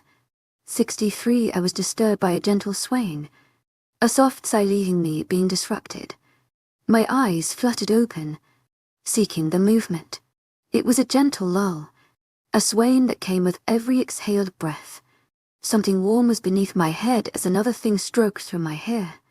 My senses came too, my sleepy brain finally realizing that it was someone. Not a something. I had fallen asleep and someone was touching me. But before the panic could even start, a deep voice stopped me in my tracks. It's just me. Tulip. To my agent extraordinaire, 𝐊𝐿𝐲𝐬. Heartfelt thanks for your unfailing 𝐊𝐢𝐧𝐼𝐴 enthusiasm. Settling my head back down on what I now realized was his thigh. His fingers returned to run through my hair and I let myself relax into his touch. I closed my eyes but stayed awake, listening to the soft chirping of crickets. I was not expecting to come home and find my mate asleep on a random swing on my front porch. He murmured softly. Caleb said, "You planned all of this?" I hummed a yes, too tired to speak. It looks amazing. His feet pushing the swing to keep moving. I'm glad you did it. What time is it? I wondered. There was a pause as he checked for the time. 20 to 12. Oh, when did you get back? I muttered. Around 11. He replied. I thought you'd be in bed. Tulip. Not surrounded by blankets and electric candles on a damn swing. I laughed softly at that. Nodding. I bought it for a reason. You mean? I bought it. The vibrations of his voice humming against my ear. Eliza told me about a cute thing called an Alpha's tab. I quipped. He hummed. I bet she did. I'm glad you had fun. How was I supposed to win this little game if he didn't even care I spent his money?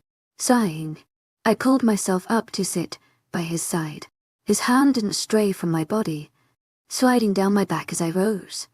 It wrapped around my hip, sliding beneath the fabric as he pulled me closer. My skin burned beneath his touch, my entire body coming alive with feeling. Staring up at his face, I noticed how exhausted he looked. His blue gaze was soft and hooded, with dark shadows that caressed his cheeks. I found my hand moving to lightly caress the puffy tissue, my lips pulling out into a frown. He jerked slightly at the contact, not expecting it. "You are tired," I mumbled. His jaw tensed, my eyes following the movement as the muscle flexed. Ezra didn't reply, keeping those blue eyes locked onto my face. Being so close to him, his scent enveloped me. He smelled of dewy grass, fresh wood and just plain old outdoors. His skin was weirdly smooth, the light stubble of facial hair noticeable this close up. Ezra continued to stare at me as I ran my eyes along his features. My body rose and fell in sync with the rise of his chest, our breaths falling in tandem. It was oddly calm, something I haven't felt in a while. So close to him, I could see the dark and outer circle of his iris, how his eyes light, and the closer to the pupil they got, they were a dazzling dark blue, the opposite end of the spectrum to my own. Dad always said I had the skies in my eyes, and perhaps Asra had the night. I smiled softly at my imagery, my fingers trailing down the side of his face to trace his jaw. His Adam's apple bobbed at his throat, my skin prickling with awareness as my touch neared his mouth. Taking the situation into my control, I slowly lowered my thumb along the crease of his lower lip. His breath hitched slightly, my lips parting with exasperation. I felt so alive to his touch I wondered if he felt the same. The new feelings were strange to me. I wasn't truly sure of what they meant. My chest constricted, a heaviness settling in my throat and between my breasts. My stomach would twist, an unsettling feeling of fluttering that had my toes curling with anticipation. He moved, facing me head on. My thumb fell from his mouth, my hand dropping to his shoulder as I stared at him.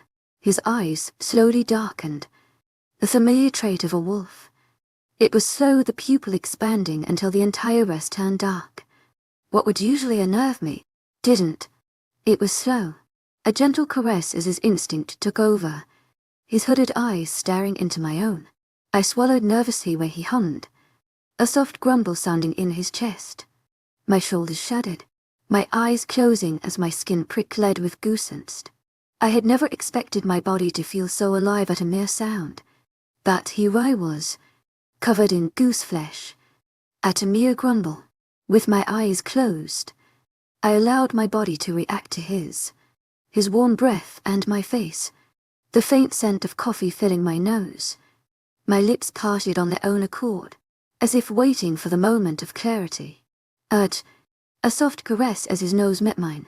I heard him swallow as his hand touched my cheek. I had jerked at the unsuspecting contact, but his thumb brushed my lip the same way mine had his. I licked my lips nervously, my tongue tasting him. I was sure if I opened my eyes, I would find nothing but his own. His head moved, his nose sliding across mine before the faintest touch of bliss wrapped around my heart, leaving me in a chokehold. His lips met mine, softly testing my reaction as he pulled away. When I didn't move, he came back, pulling my mouth to his softly. The goosebumps returned as he kissed me, moving his mouth slowly against mine. My spine straightened before I melted into him. His touch grew stronger, lips parting mine as his tongue tasted me. I submitted to him completely, my body and mind turning to mush beneath the enthralling electric that coated my nervous system. He growled into my mouth, his hand tightening around my throat. It only edged me on further, an excited gasp escaping me as he moved his mouth from mine and pulled me into his lap. The hand on my throat didn't stray far, pulling my head back to his face as I straddled him. His other hand moved, grabbing and squeezing at my supple flesh before grabbing at my hips and pulling me tighter into him. I moaned softly, my body becoming on fire. Is this what heaven was like in the wolf world? Endless spine, tingling sensations that turned your head to mush. Is this what drugs felt like? Because I was pretty sure 𝐊𝐲𝐬 was becoming addictive with each firm connection of our mouths. I felt my core burn, aching for touch as he ground me against him. I was becoming short on air. But thankfully he noticed and pulled away. My chest heaved as he tilted my head to the side, his mouth connecting with my jaw and throat. I panted in his embrace, my hands braced against his chest as he held me, his mouth sucked on my skin, teeth grazing and drawing blood that he quickly lapped up with his tongue.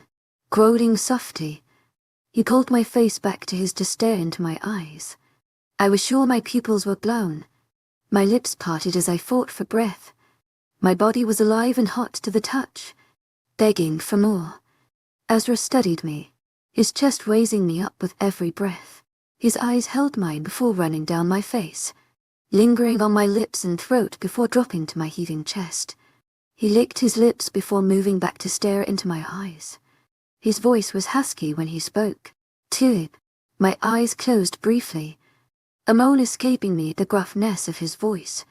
𝐊𝐢𝐬, look at me, he growled, and I copied his demand. 𝐊𝐲𝐬 groaned, shifting his weight beneath me and letting me know just how much this affected him too. My thighs clenched around his thighs, pulling him in tight, so responsive. I licked my lips, watching and waiting for more. I loved the waiting, the excitement of seeing what was coming. My past relationships were always quickened over in a matter of seconds. My body had never felt this way, had never begged and yearned to be touched, to be filled. My core tightened at my thoughts, causing 𝐊𝐲𝐬's nostrils to flare. 𝐊𝐢𝐬, you need to get your head straight before I continue. I need you sober before I take you. Take me. The grip on my throat lessened, and I cocked my head curiously. My body burned for his touch, only sated by the grip he held on my body. His lips thinned as he watched me, and after a minute of silence, the fog holding me captive began to lessen. My breath evened out, my heart calming as my spine slowly straightened. 𝐊𝐲𝐬 released my throat, the hand joining on the other side of my hips. He held me softly, despite the hardness between us, watching and expecting my answer. It was odd to be left hanging. He didn't move to take me, didn't demand for me to drop my panties and bend over despite how hard he was, despite how much he could. I cocked my head, staring at him with confusion. Why? He returned the gesture, his eyebrows lowering. Why what? You want me? Why not just take me? Genuinely confused. The confusion turned to anger, his chest rumbling with frustration. As he growled, I felt his hands tighten on my hips. I shrunk into myself a little, feeling ashamed of my questions. I had become so comfortable around him. Had I finally stepped over a line? My brain was fried. Why would I just take you? That is barbaric. I wondered. I thought that it was normal. What did that bastard teach you? To my agentic 𝐊𝐲𝐬 𝐊𝐬𝐬, heartfelt thanks for your unfailing patience, enthusiasm. My heart stuttered at the sound of my name, unhappy with the lack of a nickname I was growing fond of. I'm just confused. My head is. I don't know what I'm doing. I admitted, bowing my head. He was quiet as I stared down at my hands, my fingers still digging into his shirt. We should probably. His hands grabbed me by the waist, keeping me firmly planted on him. No. I blinked, staring at him quietly as he fought for words. Don't apologize. 𝐊𝐢𝐬. I forget you have not been mine forever.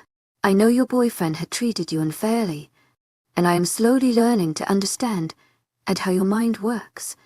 But I have never and will never demand your body for my own pleasure. You owe me nothing but.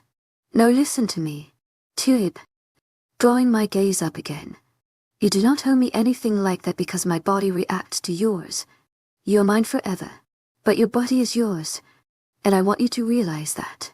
You shouldn't have to give parts of yourself away for others. My breath was shaky when I exhaled, not even realizing I had held it for so long. My chest warmed as the tears burned in my eyes, my throat feeling dry. Only moments ago I had been ready to bear it all for him in a moment of fiery passion. And now I was tearing up. Down. My period had really knocked my marbles across the world. I went to speak, but he cut me off again. "Don't apologize. Let's go to bed," he mumbled softly. I closed my mouth, taking his suggestion of sleep. He was tired, and I would bring this up another day, moving to climb off his lap, his hands tight and around my waist. I raised my eyebrows with curiosity, but he just smirked before standing from the swing with me in his grip. My eyes widened comically, a small squeal leaving me as I rose to 6 feet in the air. His hands gripped my hips, pulling my front against his. My legs wrapped around his waist, my arms securing themselves around his neck in surprise and pulling at his shirt and hair. "Tulip," 𝐊𝐲𝐬 grunted, his voice muffled. I glanced down at him, jerking away in surprise. My cheeks flushed in embarrassment at the fact I had just suffocated him with my breasts. He, of course, did not seem to care, a wide smirk erupting on his face. He carried me from the porch, the front door swinging behind us as we entered the dark house. There was only one light on in the hallway, illuminating the entrance sewer to the lift. It dinged loudly in the quiet house. 𝐊𝐲𝐬's footsteps light as he entered, the whirring mechanics of the death trap sprung to life, and I found myself moving even closer to him. His hands flexed on my body, one hand moving to wrap around my entire middle and squeeze me to him. I wasn't sure how he was holding me so effortlessly. But then again, he was a wolf, a fact that seemed to be affected by temporary kiss-based amnesia. The sound of gentle breathing accompanied the soft churning of metal before we surged to a stop. I swallowed nervously, holding my breath as the doors took longer than normal to open. When they did, and 𝐊𝐲𝐬 stepped onto solid ground, I exhaled softly, causing him to chuckle in my ear. It was dark up here. Only the moonlight shone through the end window. The full moon was the other night. I boldly rested my head on 𝐊𝐲𝐬's shoulder, leaning my head against his as I stared down at the ground. 𝐊𝐲𝐬's fingers flexed against my skin, a shaky grumble vibrating my chest. Could werewolves purr? I was pretty sure that 𝐊𝐲𝐬 could. A door opened, and I was met with complete darkness. I had complete trust in 𝐊𝐲𝐬's abilities, so when he walked into the dark room, I remained still. A click filled the quiet air, his clothes shifting as he straightened us up in the dull light of a lamp. He pulled his head away from mine, my jaw disconnecting from his shoulder. His eyes were back to blue, gazing at me so tenderly it made me fight a blush. "I'm going to use the bathroom. Get yourself comfortable." I nodded quietly before he set me down on the bed. I watched as he entered the bathroom, the bright glow of the light in there blinding me. Using the time alone to get undressed, I chose to sleep in just my panties tonight. It was warm now. It was nearing the end of May, and with 𝐊𝐲𝐬's abnormal body temperature, I would die if I wore clothes. I giggled to myself as I pulled the covers aside and slid myself into the fresh sheet. We had clean sheets every day, thanks to his employment of maids. I gasped at the realization, remembering I wanted to speak to him about raising wages. Making a mental note, I lay in wait for him to come back in the bedroom so I could confront him. But alas, as soon as my head hit the pillow and the quietness of the night dulled my senses, I was out like a light, 60 for the next morning. I ate breakfast peacefully. I made small conversation with the wolves surrounding me, sat beside 𝐿𝐲𝐬 and rejoiced about how good the patio looked with fresh eyes. Standing on the patio alone, I hugged an iced coffee to my chest as the rest of the pack went about their morning. To my 𝐊𝐬𝐬𝐼𝐸𝐼𝐻𝐿𝐬 𝐿𝐬𝐻𝐿𝐬, heartfelt thanks for your unfailing patience and enthusiasm. I had a plan. My calm and open demeanor was merely a mask to hide what was going on inside my head. I finally wanted to speak to 𝐊𝐲𝐬 regarding his employees' lack of payment and rewards. I knew that every morning he had a meeting with 𝐊𝐬, his beta, where they discussed the previous day and current events. 𝐊𝐬 would leave his meeting and go for a run in the morning. All I merely had to do was wait for a moment alone with 𝐊𝐲𝐬. One where if I was to fail, I could use the mate mark in my favor.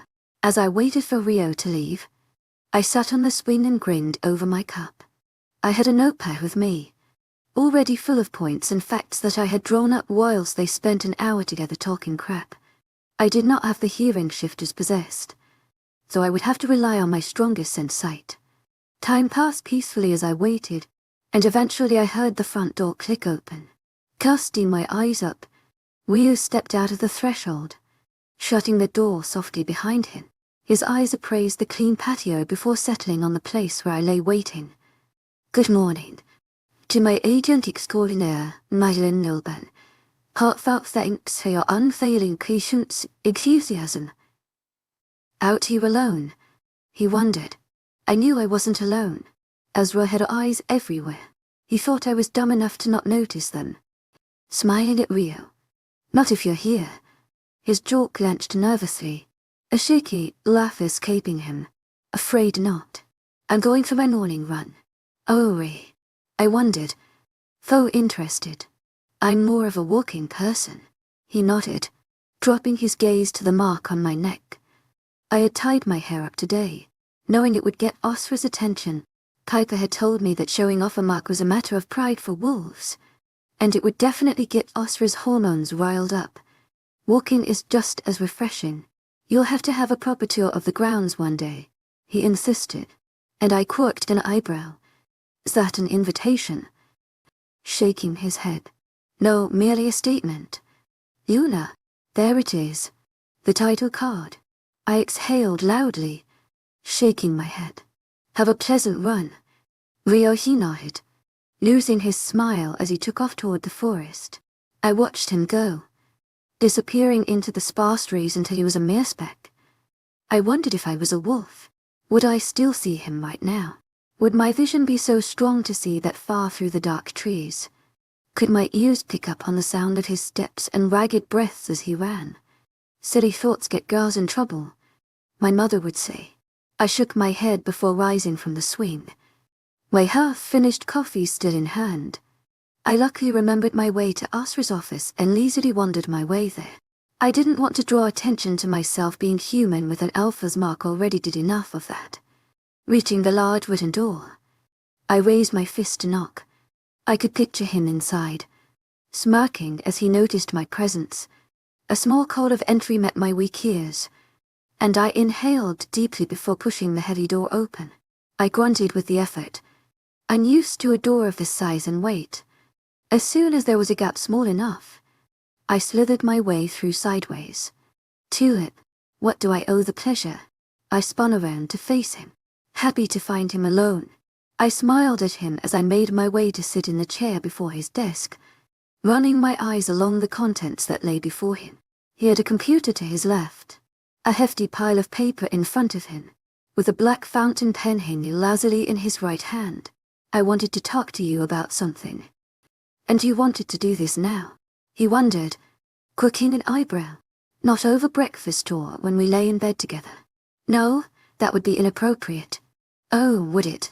He hummed, placing a lid on his pen. Yes, because what I want to talk about is a business matter. Is this about our bet? He grinned, leaning forward in his chair. I cringed at the sound of the leather squeaking beneath his jeans, shaking my head to diffuse the noise. No, it's about something else. He leaned back in his chair at my admittance, crossing his hands on his stomach. Well, you have my attention. 𝐿𝐢, it's about the awful way you run things around here. Holding his gaze. It is rather barbaric. His eyes narrowed, his body tensing and losing the lax amused expression. Tread carefully here, 𝐿𝐢. We are animal as much as we are human. That is not what I mean. You need to draw up better employment contracts and wages for your employees. I stood, slamming the notepad on the desk. He visibly flinched, a low growl escaping his lips. I shook my head, placing both of my hands on the desk and leaning forward. I had worn a low cut top, revealing the abundance of fatty tissue men seemed to adore so much. Successfully, 𝐊𝐢's eyes dropped to the tight tank top before falling to the short floaty skirt I wore to match. I knew the male gaze, so I was happy when my plan worked well. You have my attention. he hummed, meeting my eyes again. I grinned triumphantly, opening the notepad to the first eligible page. Half of the book was full of my inner thoughts and facts that I had learnt whilst being here. The only pad of paper I had found, so it had to be used for everything. Great. I grinned, spinning the book around. Why do you employ humans to clean up after your lazy sorts of a pack? His eyes narrowed again. They want to work. They have to work or they will die out there. You lived in Evermore. You do not know the extent of their lives. We well enabled the sectors. He shook his head. He was in Tosra right now. This was Alpha's Enith I was speaking to. Alpha of the Cardinal Pack. And when was the last time you went to visit all the sectors? I cocked my head. I may not have seen them, but I have lived and spoken to those who have. Serenity is half wolf, and yet she works for you. So what is it? The weaker species are only good as slaves. Is that where I lie? You've got different. I was the one to glare this time. Do you only listen to what you want to hear? His silence was my answer. His haughty demeanor not fuzzing me. He could try to intimidate me all he wanted, but I didn't feel the least bit afraid. Second, it is a matter of money. I continued. I know now personally just how much money you claim to have. Through the fact I have an infinite amount of money for shopping. You own multiple packs with multiple income sources.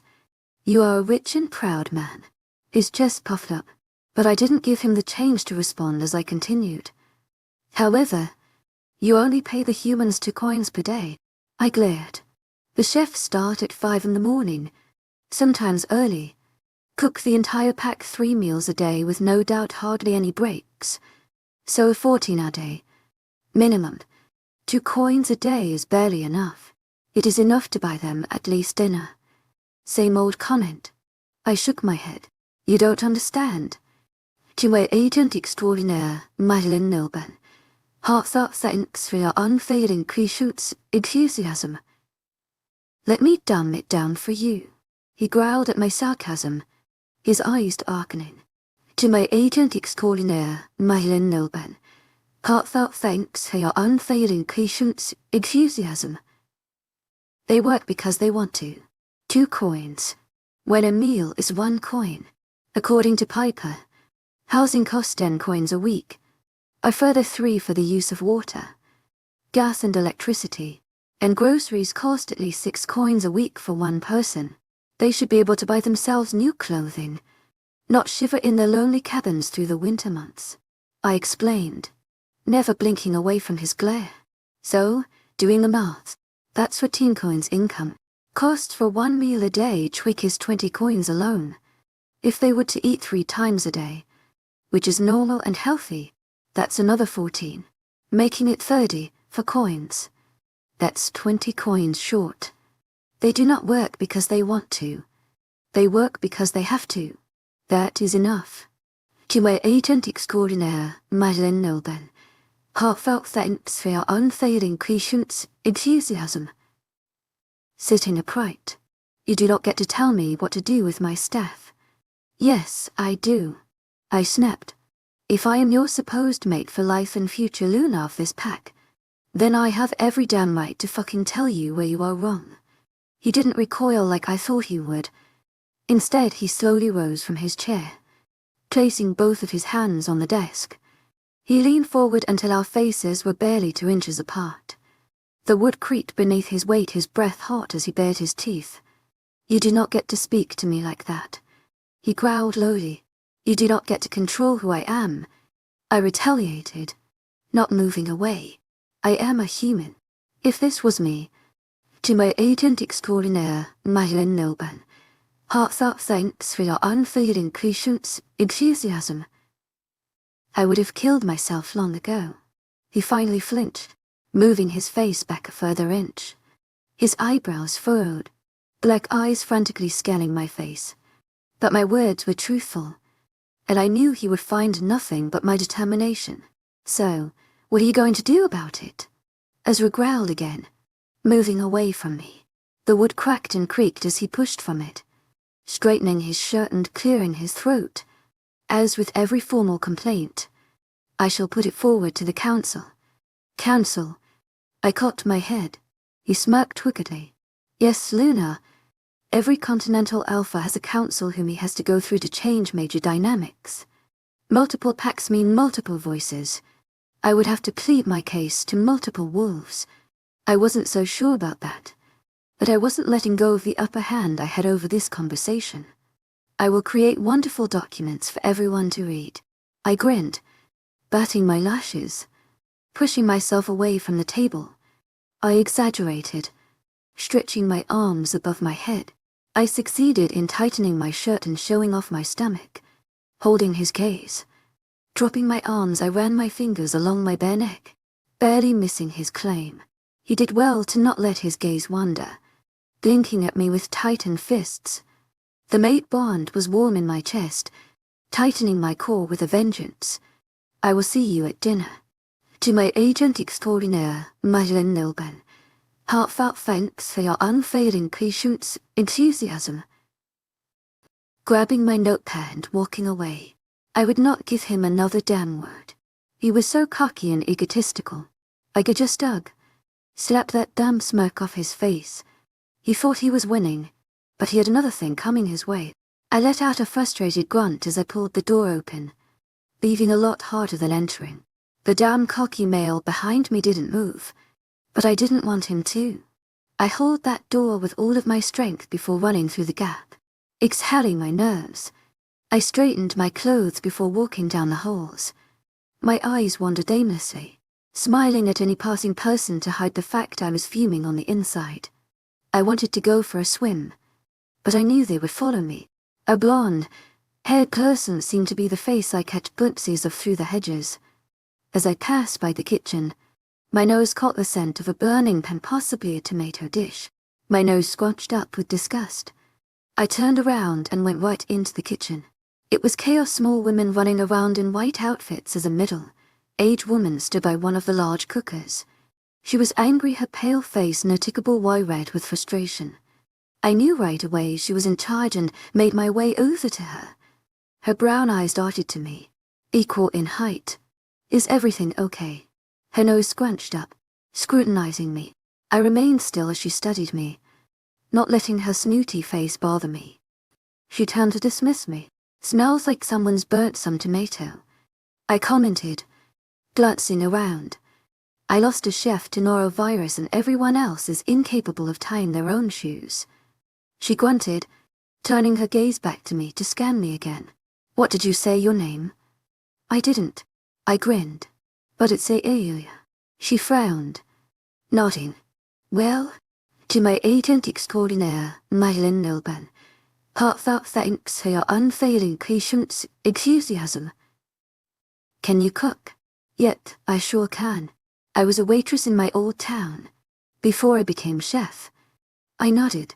Very well. Grab an apron and get to work. She waved to behind me. I'd be delighted too. Stephanie. She grunted again before turning back to the hobs. I grinned, shrugging on an apron and placing the notepad securely in the large pocket that lay across my hips. Washing my hands, I wiped them dry on a towel before moving to help Stephanie. I was excited to have something to do, to keep my hands busy and mind numb. Perhaps if Stephanie liked me so much, I could come back every day and help with cooking. Who needed a bet to get a job when I could just sweet-talk my way into one? More like smart-talk my way into one. 65. How's the plates looking? Serenity. Clean and shiny. To my agent extraordinaire, 𝐊𝐿𝐬, heartfelt thanks for your unfailing patience, enthusiasm. She hollered back. I grinned, carrying the hot pan to a trolley. It was heavy and full of chili, but I managed it with no one's help. Serenity moved to touch the pan, and I batted her away with my hip. I glared at her. You'll burn yourself. She flushed, nodding quietly. It was nearing 1 o'clock, which meant serving time. I had spent all morning in the kitchen and barely recognized the time passing until Stephanie told me there was half an hour left. The elder woman had tried to keep me in check, but once she realized I knew recipes and what I was doing, she left me to it. I made my chili recipe, along with rice and vegetables, There was also lasagna setting on the side from the left, over mince I had. Everything was in bulk in this place, and I felt in over my head with joy. I don't think I've stopped smiling since I started. Serenity seemed to be head of the serving party, making sure there were enough clean plates and cutlery to take out. She waited patiently as I placed the many dishes on the trolley. The big chili pot took up most of the space, but I squeezed in a few lasagnas around it. Once full, Serenity gave me a wide smile before wheeling it out to the Bane, Marie, wiping my hands across my brow. I exhaled loudly. I hoped Serenity could handle it come back with the trolley. After a longer pause than I expected, I couldn't wait much longer for her return and made my way into the dining room. My eyes locked on her instantly, placing the lasagna into their designated spots. The chili remained on the tray, and as I approached her, her eyes filled with relief. "Want help with it?" I cocked my head. "Please," she breathed, glancing around the room nervously. Together we lifted the pot, Serenity grabbing a large spatula so she could push it into the right places. We filled 6 deep trays with the pan's contents, before wheeling it back into the kitchen. Together we carried all the remaining sides and vegetables, filling up the remaining trays as the pack slowly flooded in. I was carrying a pot of corn cabez to the buffet when a low growl reverberated around the room. Most wolves turned their heads toward the sound, but going by the raising goosens that tickled my skin, I knew it was 𝐊𝐲𝐬. I smirked knowingly he wasn't tapping with something, and I had the faintest clue of what that could be. Ignoring his presence, I filled up one tray with the large pot of corn. There were around trays on this buffet, enough to feed the entire pack. I think Stephanie said we fed 120 to people in total, but most didn't attend mid. We clunch time. Some wolves had their own homes or cabins dotted around the land, mainly those older with children. Another thing was there were no children here. The humans lived in their own cabins, unwelcome in the pack house. I heard servers whisper how there were little wolves today, excited chirps of being able to take any leftovers. It made my heart ache, which only made my confidence at pissing Asra off so. To my 𝐊𝐢𝐳𝐬 𝐑𝐞𝐬, heartfelt thanks for your unfailing patience, enthusiasm. Speak of the devil. I lifted my gaze from the corn, seeking him out from the crowd. Asra was walking toward me, his eyes shadowed with anger. His shoulders were bunched, fists clenched at his sides, and I grinned, ready for his attention. "Yes, what are you doing?" "Helping." Gesturing to the vegetables. "What else? You do not help. You are not the help. Take off the damn apron and come sit down." To my agent extraordinaire, 𝐊𝐢𝐬𝐬, heartfelt thanks for your unfailing patience, enthusiasm. He had the decency to tell me what to do when he would not even listen to me otherwise. He had to get the council to help him. Picking up the empty bowl and walking into the kitchen. He was hot on my heels, his anger palpable in the way he held himself. If he was a cartoon, he would have steam coming from his ears. I set the empty bowl on the side, my hands moving to my hips as I scoured my cooking area. I think everyone else had everything covered. Time to start the dishes. "What do you think you are doing?" He huffed, grabbing me by the elbow. I stumbled backward, his strength surprising me as I crashed into him. "I could ask the same to you." Humans scurried from the room. Those who had food to take grabbed it in haste and ran. I eyed them with envy. So far, I had managed to make myself light in the kitchen. None of the humans here knew I was the Luna. None of them thought twice about the bite on my neck being the Alpha's. Hand toying with the apron strings at my back snapped me out of my thoughts. I startled ahead and slapped 𝐊𝐲𝐬's hands away from my body. He growled as I spun to face him, glaring into his eyes. "What is your problem?" I huffed. "Don't you have other things to attend to? Don't test me. Tulip, get out of that fucking apron." I tried to repress the thrill that shot through me at the sound of him cursing. Crossing my arms, I chewed my lips to restrain the desire. His eyes followed the movement before darting up to meet mine when I huffed. "I am not taking it off. I enjoy cooking. I shook my head. His eyes narrowed. You are not the help. You are the, don't say it. I am not anything. 𝐿𝐤𝐬𝐩𝐿. People need help cooking and I'm helping them. 2 chefs for an entire 100 wolves. That's ridiculous. I employ over the chefs. He grunted. That is not the point. I exclaimed. Today there was only one, and if I hadn't stepped in and worked my magic, there would be nothing edible on that buffet. You have more status than anyone in this damn pack. He grabbed my arm. You do not control me. I am the same as anyone here. We are all the same damn breed. I was bored. I like to cook. That is all there is to this. Now you sit your alpha ass down and eat some damn lunch before it goes cold. I snatched it away, childishly stepping back. I highly suggest the chili and rice. His head reared at my outburst. I will not have you cooking for our pack. If I cannot cook, then I cannot stay in this pack. Our pack, he grunted. Come and get some dinner. I glared. If this is our pack, then take my advice and the wages and working conditions. It is up to the council. I don't care about your shitty council. I sneered up at him. If you cannot handle basic human rights, then you have no right to handle what I do with my spare time. I am going to work with them and I am going to work on their conditions. If it means I do not get to eat, then that's what it means. He flinched, and I watched as his face slowly softened from its hardened glare, running a hand down his face in frustration. Whatever. I'm not arguing anymore. As I huffed before turning and leaving the room, I grinned triumphantly, patting myself on the back for winning that battle. Wiping my sweaty palms on my apron, I turned around and got to work on the dishes. I hand-washed all the big pans before drying and putting them away, making sure my sides were clean and tidy before calling it done for now. People had slowly started to stream back in, slowly bringing used cutlery and plates to the various dishwasher machines. I knew most would be finished with dinner and Stephanie would prepare the desserts. This pack definitely needed more chefs. Stephanie did the vegetables and sides and was now doing desserts. It was easy for one person, but the main meals would be a task for someone who wasn't up for it. When more used crockery made its way into the kitchen, I set down my cleaning cloth and headed out to the buffet to see what was empty. Surprisingly, the dining room was still a third full, and half of the buffet was empty. I was pleased to see most of my chili was gone. Some was even coming back with dirty plates for more. Eve was the first to openly speak to me. Her surprised expression had me grinning. To my authentic 𝐊𝐢𝐬𝐬 𝐿𝐤𝐬𝐬, heartfelt thanks for your unfailing patience, enthusiasm. Why are you wearing an apron?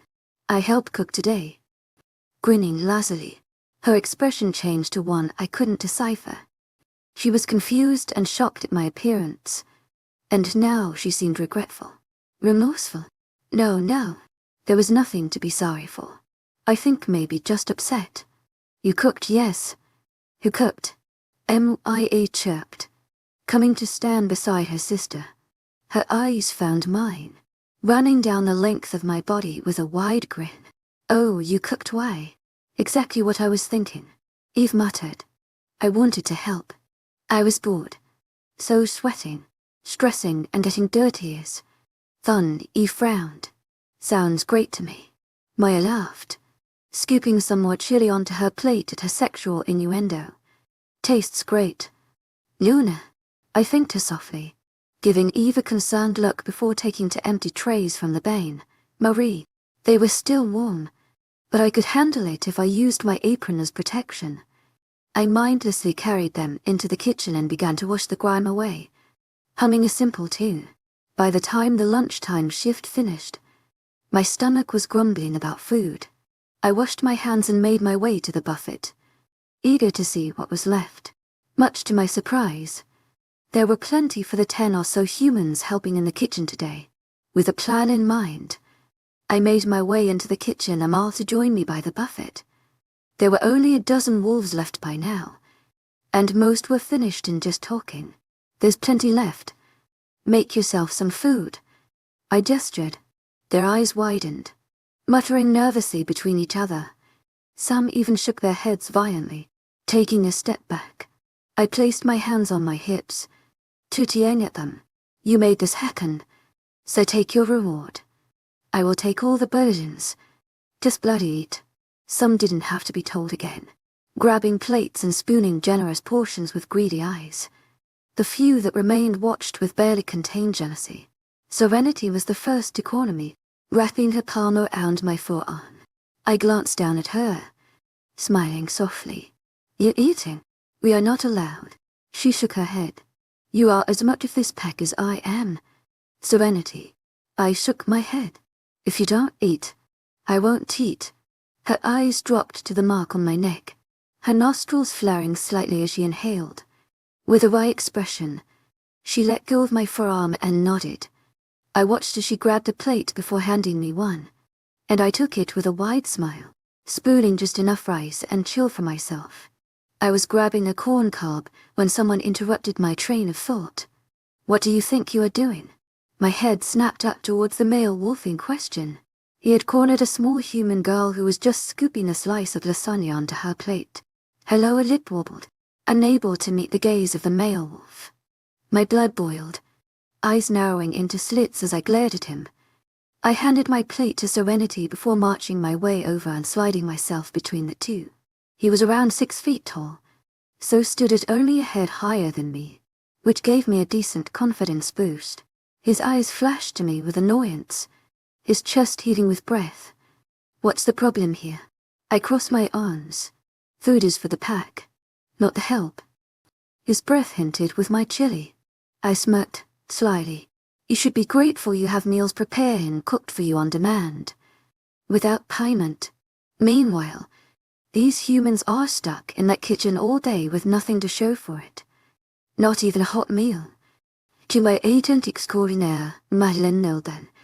Heartfelt thanks for your unfailing patience, enthusiasm. Stepping close so his breath and my face. That is the hierarchy. Oh, you want to talk hierarchy? Sit your ass down and mind your own fucking business. I heard a sharp intake of breath from the girls behind me, clearly afraid that I was about to be embarrassed or shouted at.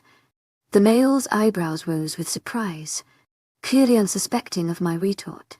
I cocked my head, flashing my neck to him, and successfully his eyes snapped to the silver, white scar below my ear. His jaw tensed, nostrils flaring much like Serenity's did. You are not the full Luna yet. Human, you don't get to tell me what to do. Mutters filled the room. You are not a full man yet. Wolf, wait until your balls drop before you talk about respect and who's in charge. I retorted. There were gasps as the room fell quiet. Clearly upset, I heard his barely their masculinity. The status, beating asshole growled and grabbed my throat. I couldn't help but flinch as they jostled me, but leveled my gaze with him. His mouth opened, about to speak when, lo and behold, my rescuer came to save me. Waking up in 𝐿𝐢𝐴's room, enveloped by his scent, I soon uncover a chilling secret. I was meant to be a bargaining chip in a deal. But who is the mastermind behind this? 66. I suggest you let her go if you want to keep your entire hand. 𝐿𝐢𝐴 snarled. 𝐊𝐢𝐳𝐸 𝐷𝐿𝐿𝐿. Heartfelt thanks for your unfailing patience, enthusiasm. A shiver ran down my spine as he pressed himself into my back. I felt every hard plane of his body, and the way his chest widened as he sized up the male. The male's eyes widened, but before he could let go, 𝐿𝐢𝐴 was grabbing his wrist and snapping it. The crunching and cracking of his bone hurt my ears, and the man yelled in pain. I stumbled in fright, pushing my body more into 𝐿𝐢𝐴 to get away from the sickening sight. My stomach churned as the male's hand now stood at an angle from the wrist. 𝐿𝐢𝐴's fingers still tightly wrapped around it. You do as I say. 𝐿𝐢𝐴 snarled. Yes, Alpha. The male whimpered. Ezra growled. Not letting go. Touch her again and I shall do more than just break it. Yes, Alpha. The male was wincing with pain but bowed to his alpha, apologizing profusely. 𝐿𝐢𝐴's anger was permeating the mate bond, my body weirdly noticing it. He whimpered once when 𝐿𝐢𝐴 threw his arm to the side. before running away with his tail between his legs. 𝐊𝐲𝐬 was silent as he watched him go, only turning to me after he snapped at the crowd. "Back to what you were doing," he glared. I stepped away from him the moment his attention was elsewhere, but as soon as I did, he grabbed a hold of me. His dark eyes studied me, his spare hand moving to caress my jaw. I flinched at the contact, knowing what that hand had just accomplished. "Tulip," I swallowed nervously, holding his gaze. "Yes, are you okay?" My jaw ticked with agitation. I was perfectly fine doing my job and protecting my co-workers, and he had to come and snap some damn man's wrist to show that he was the boss. It was infuriating, making me seem weak in front of a dozen people.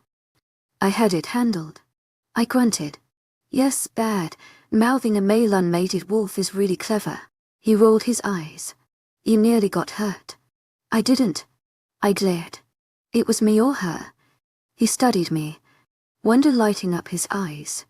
I kept my gaze steady, eyes narrowed as I dared him to continue. I knew if I stood my own, I had a chance of looking strong. Darius hated it when I stood up for myself, and a deep part of me feared if 𝐊𝐲𝐬 would ever do the same, but ever so slowly. His lips quirked with amusement. "You get yourself into trouble."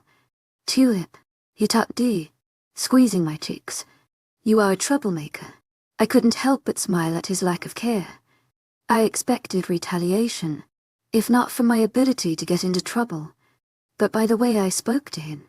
I shrugged him off, losing my glare and replacing it with a smirk of my own. "I attract trouble. I know." I clicked my tongue. His thumb moved down to capture my lower lip, pulling it before he let go. "Yes, you do. I think I may need to leash you to my room. Like to see you try." I hummed, stepping away from him. "Did you enjoy dinner?" His jaw tensed at the reminder of my latest hobby, but he nodded. "It was the best chili I've ever had." I grinned. "The best?" "Yes." He huffed. "Although I am not happy about you," I cut him off, pecking his cheek. Blinking at my sudden advance. "I really think we should talk about." I spun around, diverting my attention to find a distraction. I made eye contact with the girl who was approached by the offending nail, seeing her still stuck like glue to the spot we left her in. "You okay?" I asked her, ignoring 𝐊𝐲𝐬's heated glare. "Thank you," she muttered, nodding. 𝐊𝐸𝐴𝐻𝐿 𝐷𝐿𝐿 Heartfelt thanks for your unfailing patience, enthusiasm. I shook my head. "He had no right to treat you like that when you were just trying to get some food." She blushed, avoiding looking at the alpha wolf as she took her plate to a table. I admired the group of them as they animatedly chattered over their dinner. I had taken care of most of the cleaning, so they did not need to worry about cleaning up. I was skilled in taking care of the kitchen, so I already sorted everything in that sense. 𝐊𝐲𝐬 began. "Me," I hummed, looking up at him. "You did a good thing for her." He quirked an eyebrow. "Although it is very against every rule here." "I know. First of many, hey?" I cut him off again. He glowered at my ability to avoid his lecture, and I grinned innocently. "Tulip, butterscotch." He blinked, confused, his head rearing at the nickname. "Butterscotch." I thought we were using nicknames, and butterscotch is the first thing you came up with. I nodded. "Why?" He wondered, turning to grab my plate from Serenity. She bowed for her alpha, her half wolf-side recognizing his status. "Your dinner. 𝐊𝐸𝐴𝐻𝐿 Heartfelt thanks for your unfailing patience, enthusiasm." She handed me my plate. "Oh, thank you, Ren." I beamed, taking the plate from her. "Why butterscotch?" he insisted, following me. I eyed him from over my shoulder as I made my way over to a table. "You figure it out." 𝐊𝐲𝐬 stared at me, unblinking. The humans sat at the table had paused mid-dinner, their eyes wide and heads bowed, not liking the way they hid from him. He must have some reputation if they were like this. Turning my frown to 𝐊𝐲𝐬, he cleared his throat before nodding. "I will see you after this. I expect you in my office." To my agent extraordinaire, Mylan Nilben, heartfelt thanks for your unfailing patience, enthusiasm. He muttered to me, his hand resting on my back. We have things to discuss, your actions today. Okay. Amused. Sorry. No can do. Sitting down. I have to help make dinner for the pack. It's non-stop in there, with a lack of workers. I will only get to coins and I need those so badly to have a meal later or tomorrow. Did you know some humans have fallen ill? I wonder why. His eyes blazed with agitation, his back tensing at my comments. I knew he was smart enough to realize I was hinting at the poor living and working conditions. I made it rather clear. If I'm honest, I would not listen to him. I was a human, and I was going to live like one of them until he realized it wasn't right. It wasn't like we were at war. That was over with. Humans and wolves needed to live in peace. Life here for me has been so good, so others deserve that too. Such little pay is preposterous, and being worked like slaves is even worse. Ezra must have had a reputation, and I needed to find out more before I let him get any closer. The way people reacted to him had me wary. I will see you after dinner, he did, handing before stepping away. Ezra excused himself, his hand lingering on my back before he walked towards his beta in the corner. Rio smirked at me almost knowingly. Before capturing his alpha's attention in a conversation, I hadn't even noticed the man was here, too preoccupied with Osra to look around. I settled into my chair, grabbing a fork and beginning my lunch. The surrounding girls began to eat too, their pace fast, as though someone was about to steal the food away from them. Wondering when the last time they had a proper meal was. Serenity had claimed they stole tidbits of food, so I was worried about their health.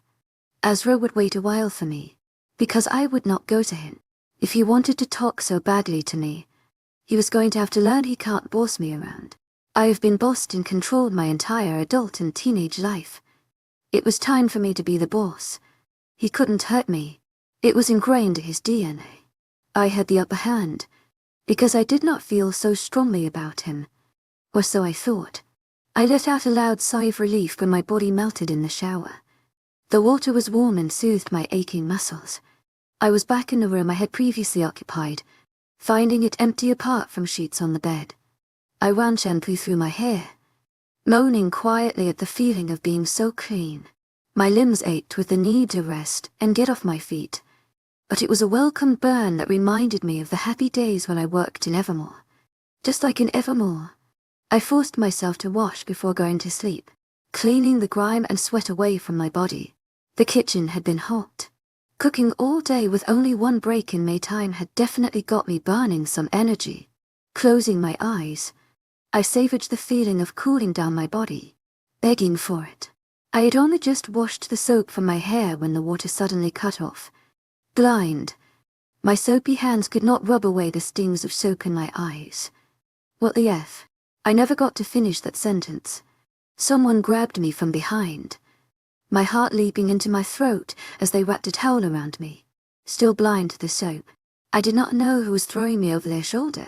They trapped my arms in the towel, my head banging against their back. The tingles that ran along my forehead calmed my nerves immediately. You sure do like to test me. Tulip, Osra snapped. Hey, I grunted, unable to pull my arms free. I heard the click of a light switch before he pulled a door open. The softness of what I expected to be carpet muted his heavy footsteps. He had one hand firmly wrapped around my body, securing itself on my ass. Somehow, despite only using half his body, he kept me firmly on his shoulder. It was weirdly attractive and only made me squirm to get out of his hold. Where are you bloody taking me? Ezra was silent, marching me to an impending doom. I half expected my body to react in fear, but surprisingly, I felt calm. Call it the mate bond or magic. I knew he would not hurt me intentionally. A door opened softly, the room still dark, going by the shadows on my eyelid. My soapy, wet hair was trailing down toward the ground, coating Osra's shirt. Finally, a light clicked on, followed by the rushing of water. I barely had time to register what was happening before I planted on my feet and thrown into the cold. Jumping out of it with surprise. "What the hell?" Ezra growled, and I aimlessly reached out to find the dials to turn the water. I could tell right away I was back in his zen, sweet by the smoothness of the shower controls. I fumbled for the right one, my mind a mess from being draggy upside down. A slap of something hitting the floor had me freeze, my hands glued to the wall.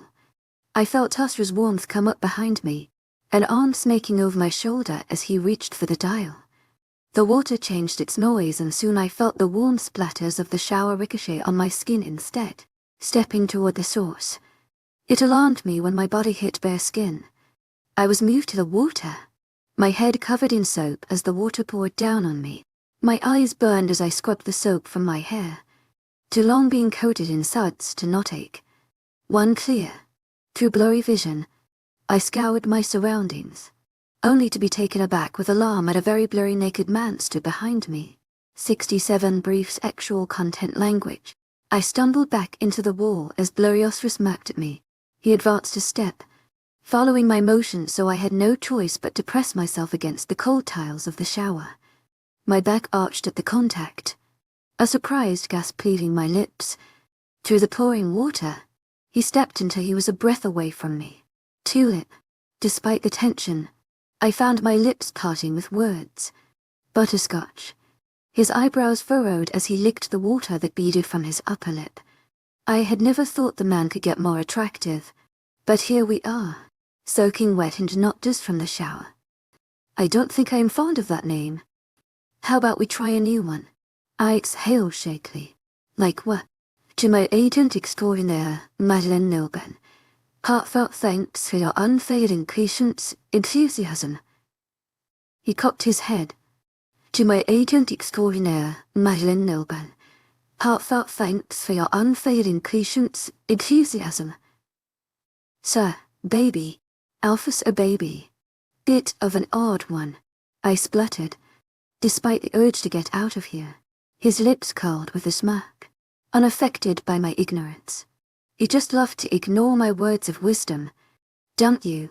I licked my lips, wanting to move the hair from my face but failing to gain the courage. He hovered over me, his body wide and blocking most of the light and shower from pouring down on me. It cascaded down his back and shoulders, caressing his waist before falling lower and lower. I flickered my eyes back up when I settled on his. Something wrong. Tulip. His hand came to move the hair from my face. I cleared my throat, quickly shaking my knotty thoughts away. Nothing, and I don't exactly think your words are wise. He chuckled darkly, his hand moving to caress my throat. I tell you to run away, and you do not listen. Then I tell you to not defy me, and yet you do. And his eyes dropped to where his hand lay at the column of my neck. I do not defy you. I simply disagree with your wishes. He grinned, flashing his teeth. Is that what it is? You disagree? Yes. His eyes were dark blue, a color of an ocean under the night sky. I gazed into them, getting lost in their depths. It was an infinite pool, one so deep that I felt myself getting pulled by the current. It was warm and safe in here as his intensity enveloped me, and I found my heart racing to catch up with the rhythm of his own beating in his chest. Oscar's hand flexed, fingers tickling the mark upon my neck. To my agent extraordinaire, 𝐊𝐿𝐬𝐬. Heartfelt thanks for your unfailing patience, enthusiasm. My eyes closing as I arched my neck to allow him more access. He hummed softly, a gentle grumble that vibrated my chest from his proximity. To my agent extraordinaire, 𝐊𝐿𝐬𝐬. Heartfelt thanks for your unfailing patience, enthusiasm. His soft lips traced my jawline, sucking the beading water from my skin. My body arching into his until my hands fell upon his chest, my breasts pressing against his upper stomach. His other hand snaked down my waist, grabbing at my hip. I gasped when he gently brushed his mouth against mine, briefly enjoying the taste of his lips. Water beaded down his nose, falling onto his lips. My tongue darted out, tasting him, severing him. He groaned, closing the remaining gap and securing his mouth to mine. I melted in his touch, sliding my arms up and around his shoulders to grab at the back of his neck. I tugged his hair as both of his hands now tugged at my ass. My body lit up in flames as his tongue danced with mine, the sounds of the shower drowning out my moans. My calf brushed against him, my body aching, begging to be touched as goosebumps blossomed on my skin. One of his hands moved, wrapping around my thigh and knee and hoisting it up around his waist. I gasped when I felt his hardened member press against my lower stomach, unconsciously grinding into it. He groaned softly, his lips leaving mine to kiss and suck down my jaw and neck. My head fell back, eyes closed as a million stars blinded my mind. My breaths were heavy, my chest heaving as I panted to catch my breath. But Osra didn't stop. He ground into me, my body scorching where we touched. His other hand hitched my other leg until he wrapped me around his waist. The fact he could hold me up so easily, even though we were head level. His mouth fell to my chest. He sucked at my skin, leaving sweet little marks along my cleavage before he took my nipple into his mouth. I shrieked quietly, jerking in his hold as he flicked his tongue against the hardening nub before moving to the other. Speaking of hardening nubs, I could feel it from up here, now and then brushing my core. It made my thighs clench around him, the aching hollowness inside me taunted by his length. I was in a world of my own, lost and begging for help, for salvation. Tulip, he panted Osra. I moaned in return. Tulip, to my agent extraordinaire, Madeleine Noben, heartfelt thanks for your unfailing patience, enthusiasm. I sighed as his mouth left my skin. Tulip, I groaned, forcing my eyes open to stare into his. His pupils were blown as he watched me, my skin no doubt flushed and full of colour. To my agent extraordinaire, Madeleine Noben, heartfelt thanks for your unfailing patience, enthusiasm. I snapped. Despite being in the throes of passion, he had the decency to smirk. I will not mate you. To my agent extraordinaire, Madeleine Noben, heartfelt thanks for your unfailing patience, enthusiasm. I gasped. I will not complete our bond in the shower. He tapped D. I may be an animal, but I want your mind to be clear. Not under a mating spell. If I keep on going, I am afraid I will not stop. But the bond is. I spluttered, confused. I could feel it pulsating between us, begging us to join, like the temptation of a sweet dessert after a fast. It wanted me as much as I wanted it. He shrugged it off casually. Can wait. My mind whirled with questions and emotions, all of which he must have felt by the frown on his face. I had allowed him back into mind as we kissed, and he must have felt every passionate thought that crossed my mind. I flushed, embarrassed. This bond thing really was a tease. 𝐊𝐢𝐬𝐧, Tulip. Besides, call this your punishment. Punishment. I gaped at him. What have I done? Disobeyed your alpha? He smacked my ass, causing me to jump in his arms. To my agent extraordinaire, Madeleine Noben, heartfelt thanks for your unfailing patience, enthusiasm. I snorted. To my agent extraordinaire, Madeleine Noben, heartfelt thanks for your unfailing patience, enthusiasm. His fingers curling in my skin. Yes, you. See, doesn't Alpha just fit so much better than butterscotch? I narrowed my eyes at him. Being head level gave many benefits. I have done nothing wrong. You refused to meet with me in my office. You defied my orders and took upon a job when you are the Luna. He quirked an eyebrow. Not yet. I interrupted, scoffing. He glowered at me, his lips in a firm line. Not only that, you shower in a different room, away from me. That room is technically mine. This is your room. You're mine, and I am yours. And we share this space. He demanded, trying to threaten me. We sleep, eat, dress, shower, everything in here. It is our space, our room. It only seemed to do the opposite effect. Instead of feeling intimidated, by his attempt at telling me off. I found my chest filling with warmth. It was an odd thing, being told that something was mine. I had never truly had anything. Growing up, Mother forced me to share space with Arabella, that I was made to work, despite how much I loved it, for my family's well-being. Then every penny I earned was for my family, and then finally, I lost everything to Darius.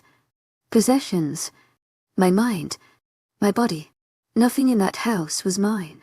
The clothes were things he chose, the house was always his, and I should do well to remember that. I could strip you of everything. To my 𝐊𝐢𝐳𝐳 𝐊𝐢𝐳𝐬 heartfelt thanks for your unfailing patience, enthusiasm. You are nothing without me.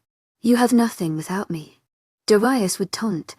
A hand caressing my face had me jumping back to reality, my eyes blinking to clear the water that built up in them. 𝐊𝐲 was staring at me, concerned, his head cocked as he entered my mind, his eyes hard and at my most recent thoughts, and I batted him out of my head with a huff. Tulip, he retreated. Don't. Shaking my head, he slowly set me on my feet, nodding once. I was glad Osra knew boundaries. It was one thing I admire, the fact he let me have what I want, share this space, own this space. Wait, did I just say that I admired him? Shit, was he growing on me? I eyed him skeptically, running my eyes along his form, avoiding the semi-hard length between his thighs. He crossed his arms under my scrutiny, making himself tense up and appear larger. Looking away to glare at the floor, my eyes caught the sight of my body, pale, freck 𝐾𝐤 arms and legs. What was I even doing here? 𝐊𝐲 grabbed me, shoving me under the water again. I shouted out loud, cursing at him before jumping back out. What was that for? Clicking his tongue. Get out of your head. I am out of my head. I am out of my own fucking body. He laughed. Actually laughed. It had me pause to stare at him in awe.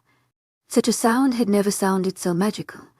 It was deep, but youthful, a noise that had my body warming up to its vibrations. Realising his amusement, he softly stopped the laughter, clearing his throat with a smile. You shouldn't swear. I can do what the fuck I want. I crossed my arms and nodded firmly. I don't mean it like that. It is utterly a turn-on. My cheeks flushed with embarrassment as I caught the wrong end of the stick. I should have known 𝐊𝐲 was going to switch this up. He was good at this game. Way better than me. That's for sure. 10 minutes ago, I was ready to jump his bones and ride the glory stick to victory. Clearing my throat, I changed the topic. Why did you carry me here? To my agent extraordinaire, 𝐊𝐢𝐳𝐬, heartfelt thanks for your unfailing patience, enthusiasm. I told you, it's your punishment for defying me. You are not the boss of me. I muttered. You enjoyed it. He cocked his head, his eyes blazing. You shower here now. Every time with me. What? You have a job, so you broke the deal. You shower with me now. Whenever I hear you shower, I will be right here. That is. I spluttered, shaking my head. Wonderful. I know. I'm looking forward to it too. He grinned. How was I supposed to survive the next few weeks of our bet if I had to shower with him every time? 𝐊𝐲 seemed to notice my surrender because he laughed again. Come, I will show you the benefits of showering together. I already had one thought in mind. 𝐊𝐲 grabbed my arm softly, pulling me into the large shower head together. He pressed a button on the wall, which seemed to turn on more shower heads that were hidden within the tiles. It was warm, but I still stepped closer to him. His palms ran down my arms and sides before he reached around me to grab the shampoo. Turn around. What? I reared my head in surprise. His eyes flickered, a stern expression in place. Turn. Swallowing, I turned until my back faced him. I heard the cap of shampoo open and close, his arm coming around me to put it back. I swallowed when his chest brushed my shoulder, his breath exhaling along my cheek. Standing upright behind me, 𝐊𝐲's hands found their way into my hair, He rubbed the shampoo in, massaging my head in just the right places. I hummed, closing my eyes and allowing him the feature. It felt really fucking good. He took care in rinsing it, tilting my head back and exposing my throat. His hand stroked down my head and hair, his face moving until his breath ran along his mark. Only I get to see you like this. Naked, wet, and exposed. He put into my ear as I went to shy away.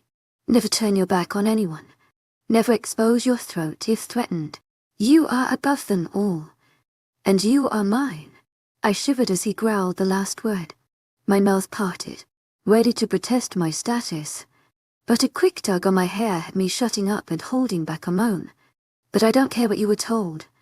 Your body is yours, 𝐊𝐢𝐬𝐬, anyone, anything. He demanded. You own your own body. 𝐊𝐢𝐬𝐬.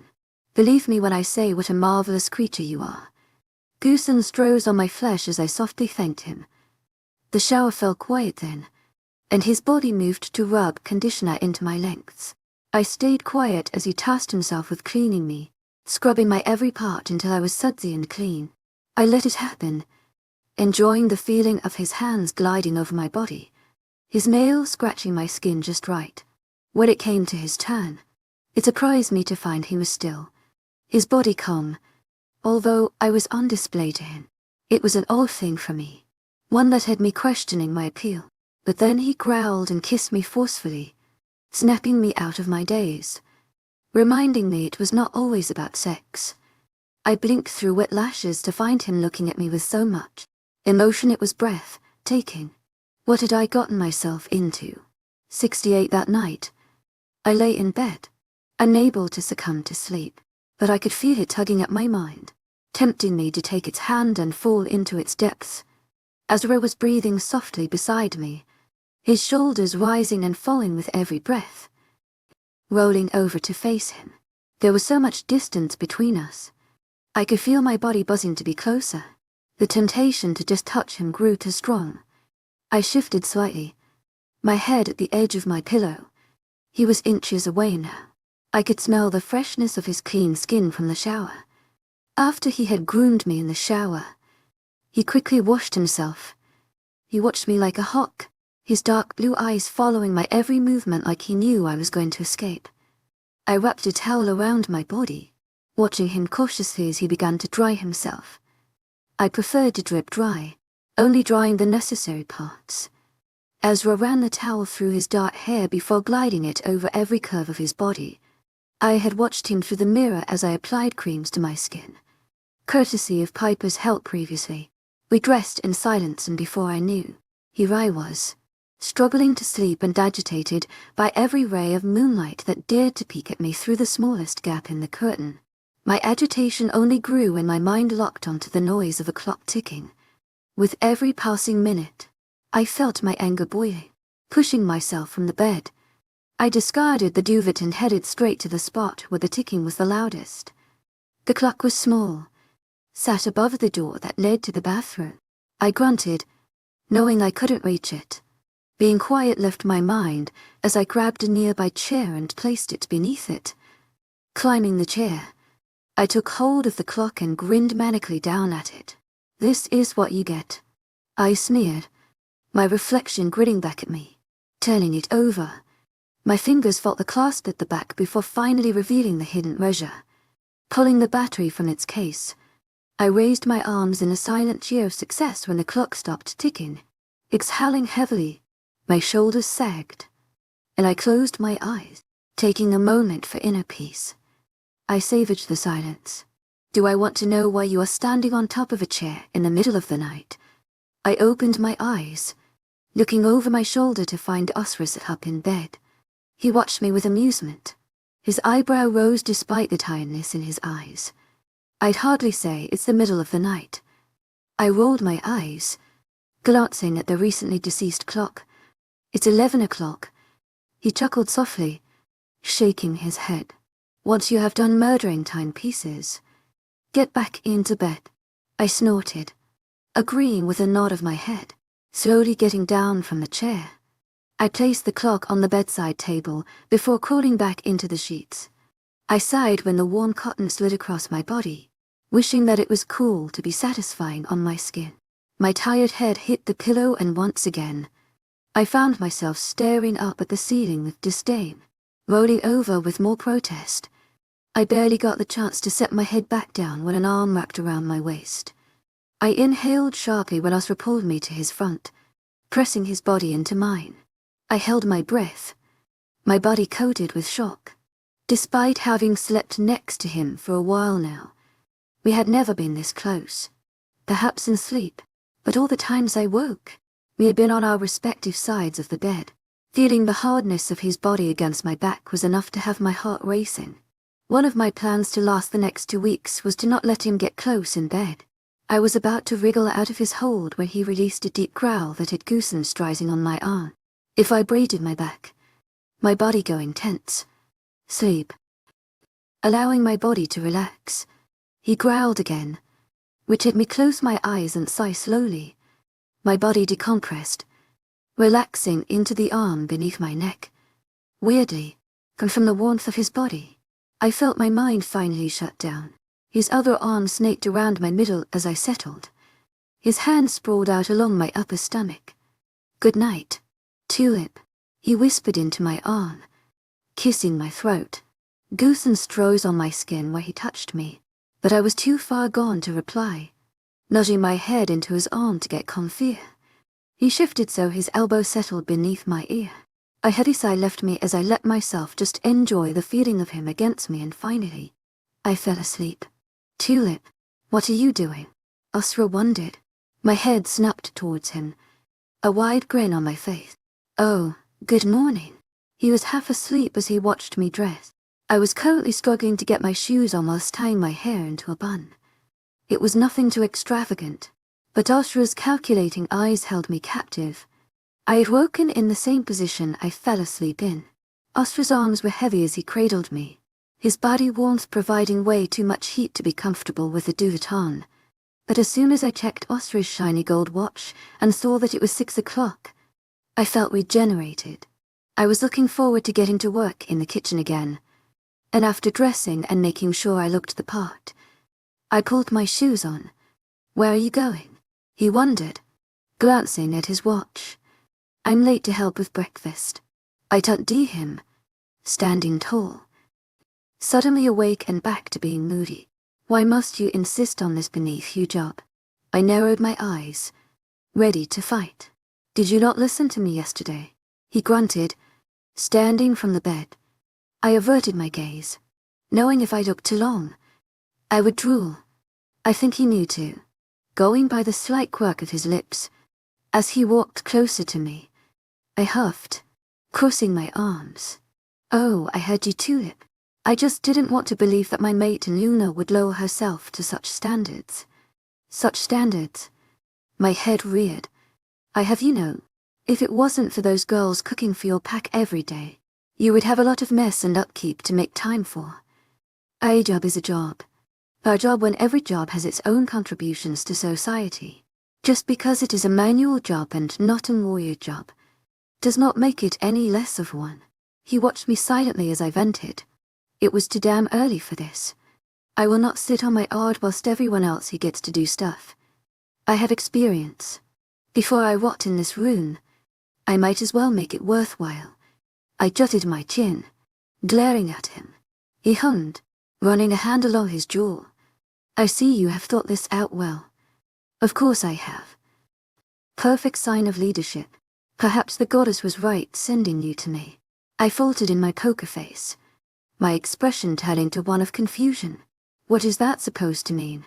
He inched his hand forward to pinch the corner of my face with his fingers. Wolves act on impulse and instinct. Maybe all I needed was a little guidance. I was the guidance, I assumed. The deeper thinker he was hinting at. It made me think how a goddess of a difference of species set my life up. It was still bizarre to think about. I clicked my tongue, shaking my head. "You and your goddess, we make an impressive pair, don't we?" His eyes hinting at something more. I hesitated before stepping away from him and checking my invisible watch. Wonderful chat. But got places to be and all that. "Oh yes. You better go time, murderer." I will see you later. I paused on the threshold of the hallway. Where will you be today? In my office. He cocked his head. I will try set up your council meeting. I grinned, nodding. Amazing. I do try. He grinned, winking. I couldn't help but roll my eyes, a smirk of my own lining my lips. Stepping into the hallway, I let the door close softly behind me as I hurried my way to the elevator. I stepped into it in a daze before I found myself in the kitchen. Cool. And now I was here. To my agent extraordinaire, 𝐊𝐲𝐬𝐬 heartfelt thanks for your unfailing patience, enthusiasm. Luna, Serenity chimed. To my agent extraordinaire, 𝐊𝐲𝐬𝐬 heartfelt thanks for your unfailing patience, enthusiasm. Ren, washing my hands. I thought I told you to call me 𝐿𝐢𝐬. She blushed, recalling that conversation. I am still a wolf, so it is hard for me to do that, especially when I already see you as my Luna. I shook my head, moving to help her with the meat. Most wolves woke between 7 and 8 in this pack, and most enjoyed meat after a night of sleep, so there was a lot of sausage and bacon to make. I am not your Luna, though. Not yet. She rolled her eyes. You bear his mark. It is only time before the bond finishes it. That damn bond, I muttered. Ren giggled. She always found me amusing. Apparently wolves didn't have such worded thoughts and impulses, and she enjoyed the way I openly voiced my opinions and inclinations. I have done nothing as your Luna, so I don't deserve the title. I continued.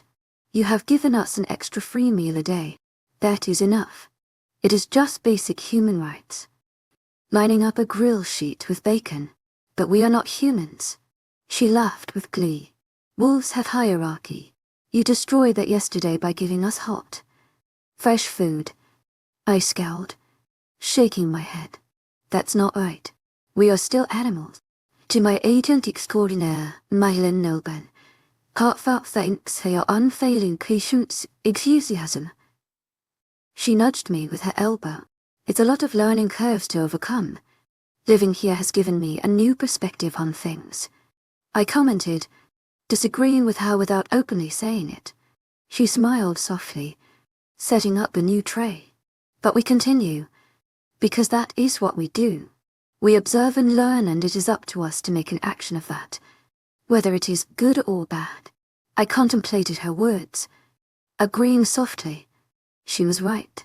We observe and learn, and then we have to choose what we do with that information. Ignore it or use it to our advantage or otherwise. I'd like to think I was an observant, open person, but I still struggled with the wolf flaws in politics. To have others not eat because they are lower than the rest of the pack was just wrong to me. If that was what made a Luna, basic rights, then slap a red stamp on my forehead and call me Moon. 69 as were forced me to shower with him for the next 5 days. He was relentless in not allowing me to wash myself. I liked to shower before I fell into bed, to wash away the grind of a workday. But Tasra was always there. I think he knew when I left the kitchen and intently followed me to the bathroom. He was understanding my habits more than I did his. He was still a mystery to me, even as I stood bare and sudsy, and his hands ran along the length of my thighs with a fire burning in my belly. I still did not know this man. That made me nervous. He stood upright when he finished, with an accomplished smile that soon dropped at my scowl. What is it?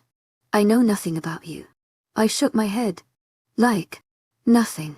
He cocked his head, blue eyes darting between my own. What are you getting at? Tulip, I want to learn more about you. If I am stuck with you like you say I am. I gave him a pointed look, at which he smirked at. Then I need to know you more. I am standing naked in front of you right now and know nothing but your name and title. But I like it when you call me Alpha. I scoffed at his teasing. Stop changing the subject. Fine. Moving me under the shower head. Get rinsed off. We shall talk about it when you are done being delectable and wet. I scowled at him as the water poured down my face.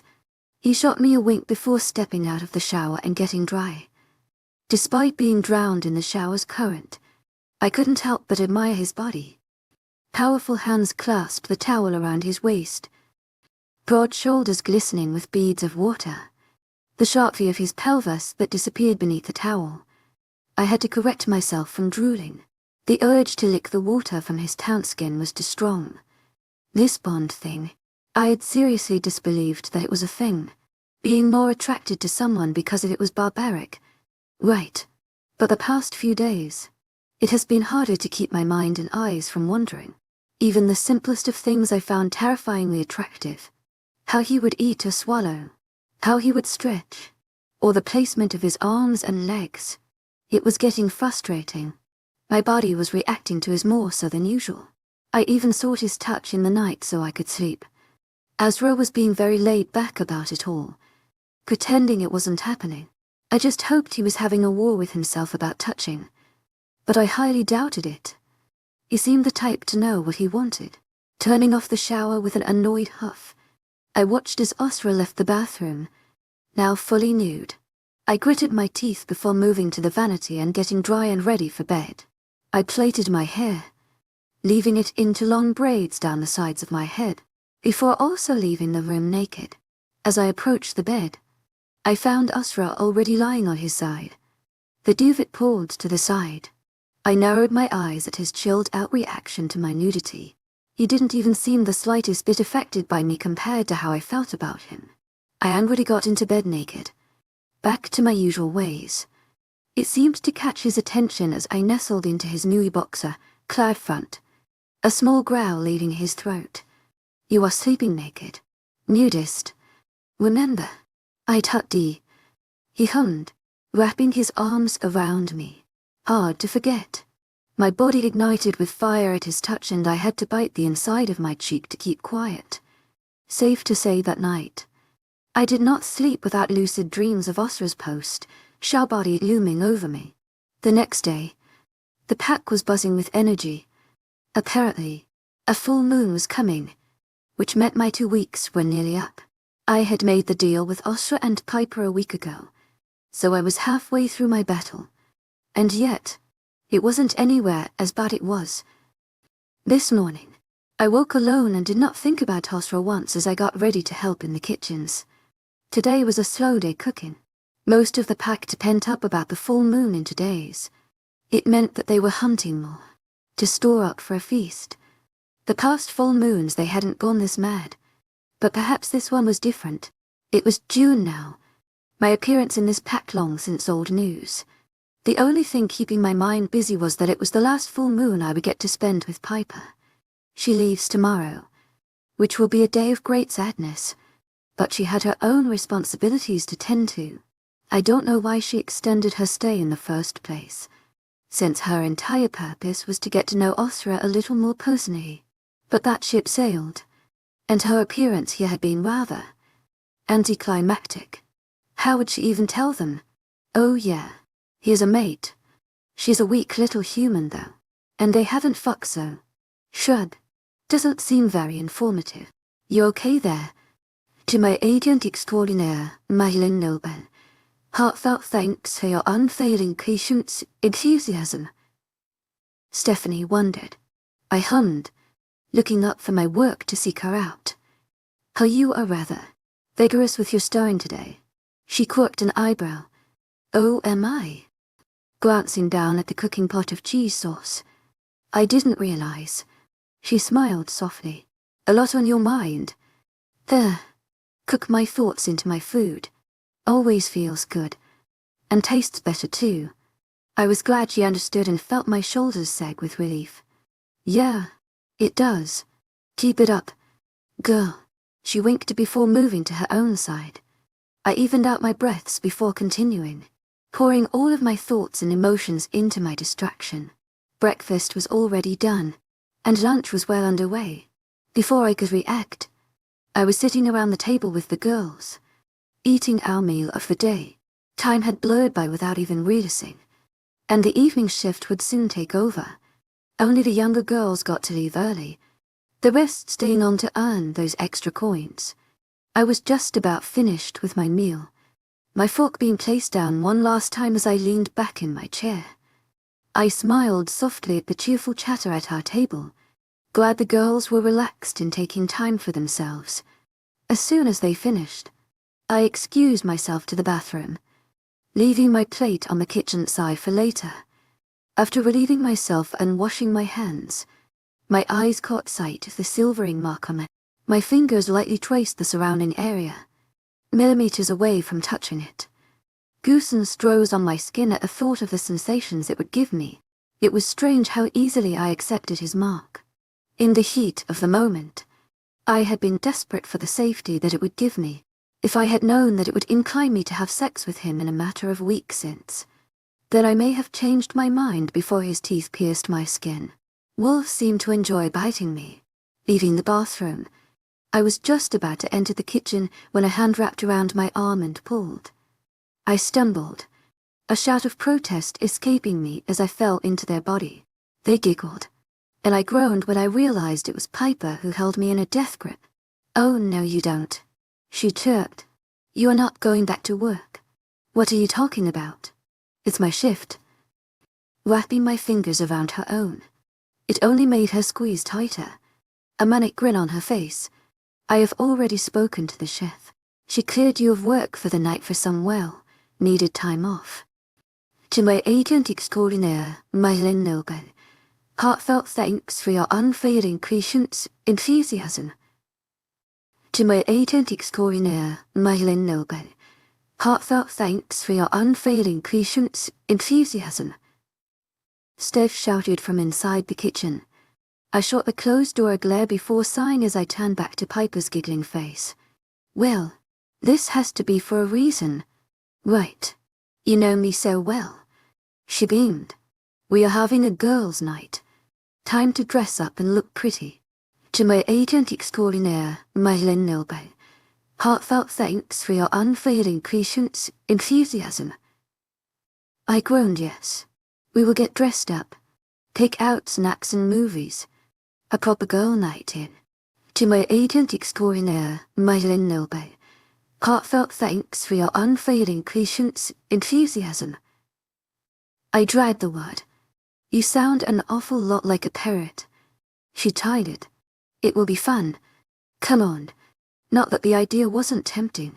I have never had a girl night in my entire life, so it intrigued me. I have seen it on the television in Oscar's room, read it in the teen fiction books I borrowed from the town's library. Oscar's library was way too advanced for me to understand. He had classics that spoke strangely, or books that had too big words for my mind to comprehend. I may know how to read and write thanks to 10 years of school, but being so isolated from further resources as a teen can only get you so far. Arabella got lucky and could continue with school. Okay. 𝐊𝐢𝐬𝐻𝐼𝐬𝐑𝐞𝐝𝐬, heartfelt thanks for your unfailing patience, enthusiasm. 𝐊𝐢𝐬𝐻𝐼𝐬𝐑𝐞𝐝𝐬, heartfelt thanks for your unfailing patience, enthusiasm. Piper grinned, jumping on the spot. "Yeah, let us go then. You need to shower. Is that really necessary?" I wondered as we walked towards the elevator. "You stink of kitchen sweat and meat. Not that I'm against you tasting like dinner, but it will be rather distracting when we are so close in your room." My room. This is happening in my room. I wondered, thinking about the barely clad bedroom I had before. Well, duh. 𝐊𝐢𝐬𝐻𝐼𝐬𝐑𝐞𝐝𝐬, has the best looking bed and television I have ever seen. She gushed though. I trailed off, nodding with understanding. That room. What room did you think I meant? 𝐊𝐢𝐬𝐻𝐼𝐬𝐑𝐞𝐝𝐬, heartfelt thanks for your unfailing patience, enthusiasm. She giggled, stepping out of the recently arrived elevator to walk towards my room. It was still going to take me a while to adjust. He had claimed it was mine, his ours, but it was a lot to wrap my head around. I had to learn to accept it that it was also mine. I knew that, but Piper was right. It was way better than my old room. "Get in that shower whilst I get the preparations," she clapped, fussing me into the bathroom. "Preparations?" I scowled, turning on the bathroom light. "No questions, just cleanliness. Now go." I groaned as she pushed me again. finally adhering to her commands and turning on the shower. Stripping bare, I sniffed at my clothes, my nose wrinkling as the smell of pork drifted through my nose. Perhaps she was right. I mean, a night off having fun and being clean sounded fantastic right now. It would give me a chance to clear my head and get things off my chest before she leaves. So, with that, I stepped into the shower and rid myself of all the grime. If I had known what awaited me outside the bathroom door, I would have taken longer. Piper was waiting and forced me into a seat. She blow-dried my hair with grace before being straight and down my back. She clipped a few pieces to the side, admiring how long my hair was when no long. Wild and untamed, I have never seen my hair so shiny and clean. She added some oils to it too, before drying it. To my agent extraordinaire, Madeleine Noban, heartfelt thanks for your unfailing patience, enthusiasm. That made it smell like heaven itself. All of this happened too quickly, and just as I went to get up to get dressed, she adorned me with creams, palettes of color and powders that made my skin glow. When finished, I stared at the stranger in the mirror. I had used makeup before, to hide the dark and red colors of my skin, but for an entirely different reason. I had never had a girly makeover, and it made me feel. I turned around to ask what she was doing next, only to find Piper was standing before an array of dresses. To my agent extraordinaire, Madeleine Noban, heartfelt thanks for your unfailing patience, enthusiasm. Sheepish grin on her face. Why all the clothes? I grunted. I didn't know what to wear, so I brought them all here. She grinned. You're going to dress me like a doll, aren't you?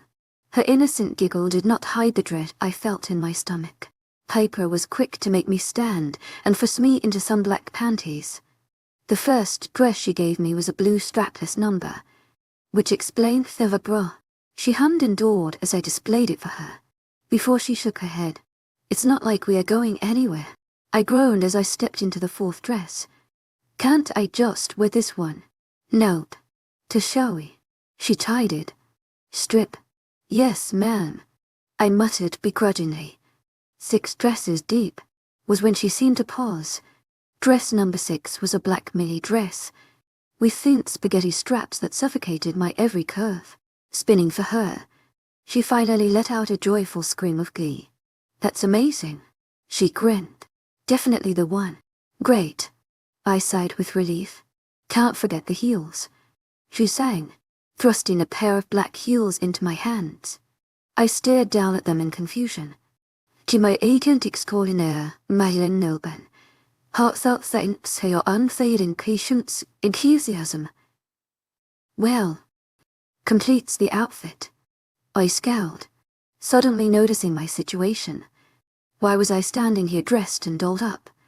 Piper remained in her jeans and top. Her day makeup was still in place and her hair was in a ponytail. She turned to me with some jewelry in hand. What is this? Necklaces. I think this one. She hummed, securing it around my neck. My hand found the pendant, staring at its moon crescent with sudden dread. That is not what I mean, and you know it. Oh, shush. She giggled as a knock sounded on the door. Oh, they're here. That better be pizza. I won't. Even better and more delectable. She grinned, walking towards the door. It's your date for the evening. My eyes widened with horror. Did she just say date? 70.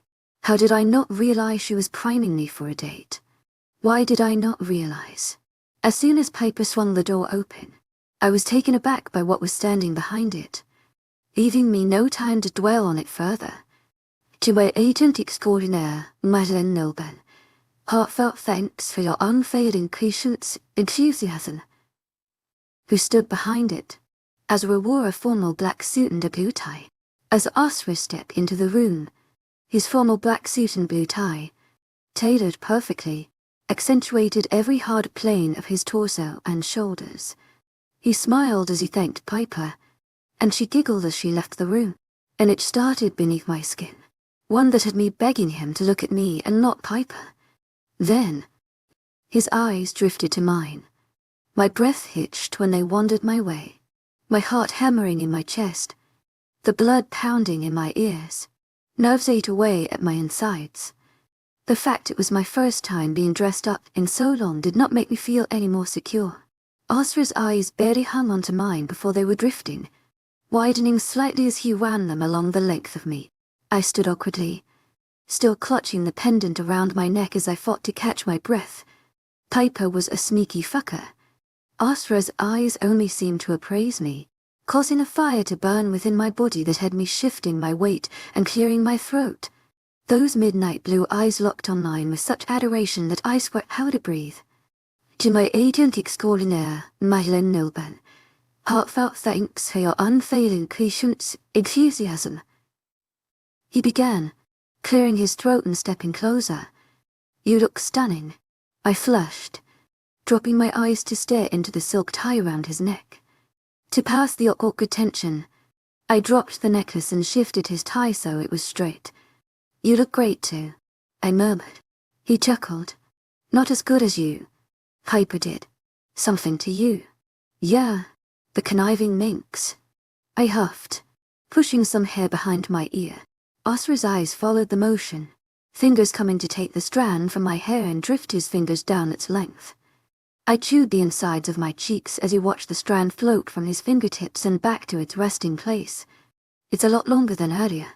He commented about how straight it was. I couldn't help but laugh. Shrugging, she turned me into someone else.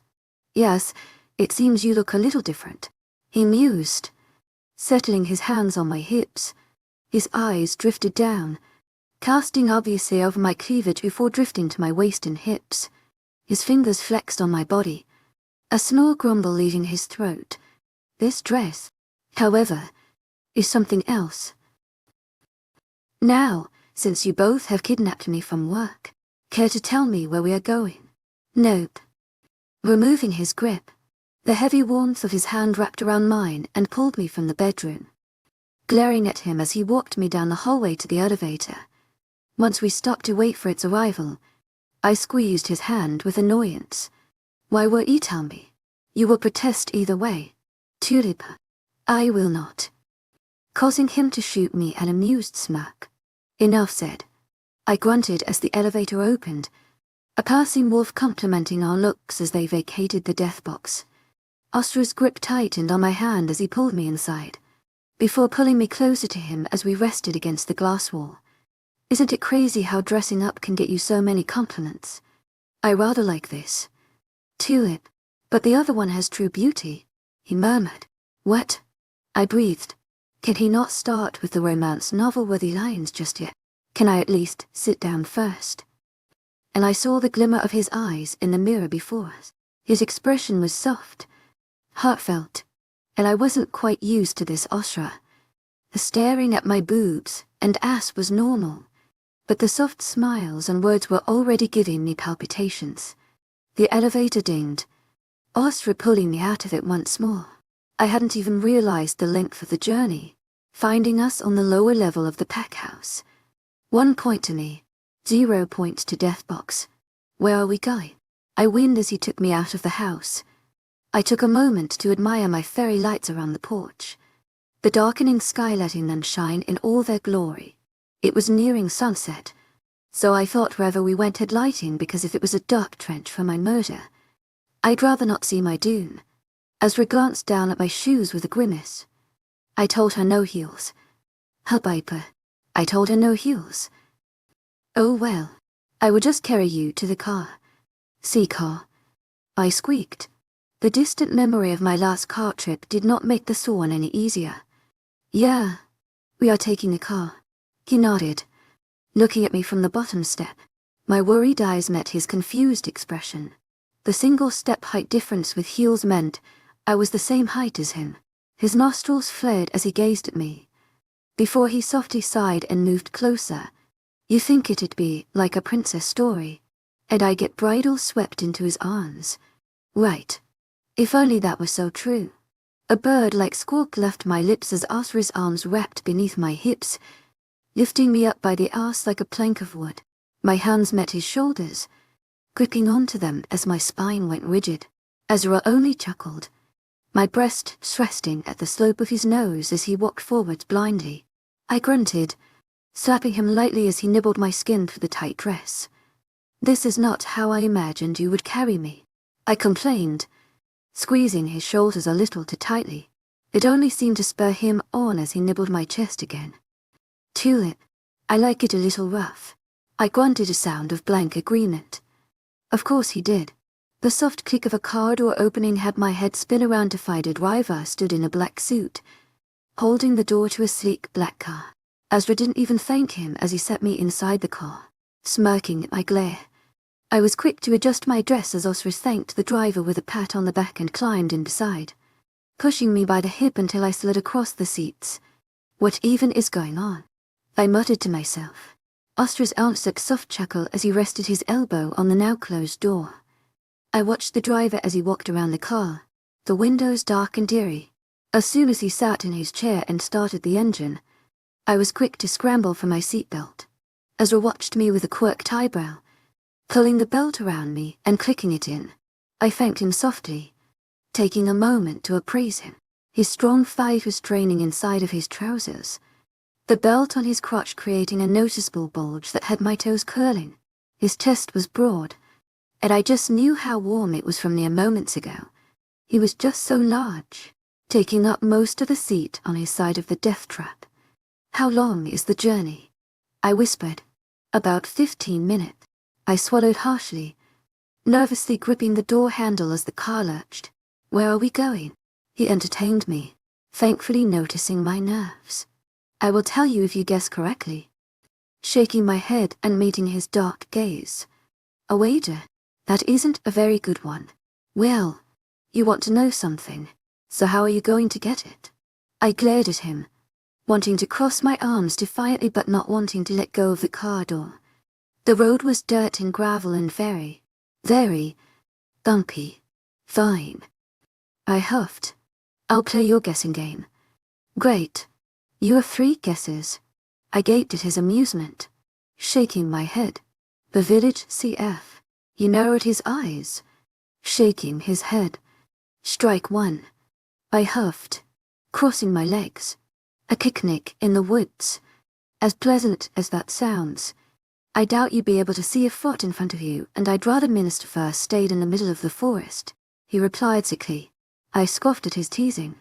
I had to think right, otherwise I'd lose the game. We dressed nicely, taking a nice. Where would I even be going? Dancing. No, he wanted no heels. Is it a restaurant? I wondered after a moment of debating. He hesitated, cocking his head and pursing his lips. "Okay, I will give you that. It is a restaurant, but not just any restaurant." "What? That's not fair. You can't just let me on with more information that I can't get," I complained. His laughter filled the car, causing my heart to skip a beat at the pure sound. I even saw the driver glance at his Alpha with shock, his hands tightening on the steering wheel. "Okay, as payback, I have to guess something," he suggested. I hummed, though pondering his idea. "Okay. What is the topic?" I needed something good. I didn't want him to win the game I had already lost. "Okay. Guess my favorite color." I nodded triumphantly. He hummed, rubbing the stubble across his chin. "Pink." I gaped at him. "Pink? Do I look like a pink person to you?" Trailing his eyes along my chest and bare legs. "Maybe not. Try again." "To my agent extraordinaire, Madeleine Nilben, heartfelt thanks for your unfailing patience, enthusiasm." He cocked his head. "Nope. Last chance. Smarty pants." I poked my tongue out at him. His eyes blazed as he watched me tease him, his hands moving to grab my cheeks before trailing his thumb along my lower lip. My own eyes widened as the tingles spread down to my core. A shooting star that hit its target. I clenched my legs together, trying to hide the sudden arousal and beating of my heart. He hummed, cocking his head as his nostrils flared. "Blue, seems we are at a stalemate." I clicked my tongue, my breath fanning his face. He groaned, his eyes closing as he took a minute to compose himself. He moved away stiffly, hands adjusting the fabric suffocating his crotch. I grinned with triumph, glad I got an upper hand for once. I won this game. What is our stalemate? Tulip. My favorite color is blue, but you failed to guess the shade. Is it my eyes? He winked. It wasn't, although they were a pretty color. Now, you're out of guesses. I teased him right back, instead of a glower I expected, or the scoff of disobedience I was used to. 𝐿𝐼𝐻's lips pulled back into a toothy grin. I was so distracted by the sign of a small dimple in his right cheek that I barely noticed the car pulling to a stop.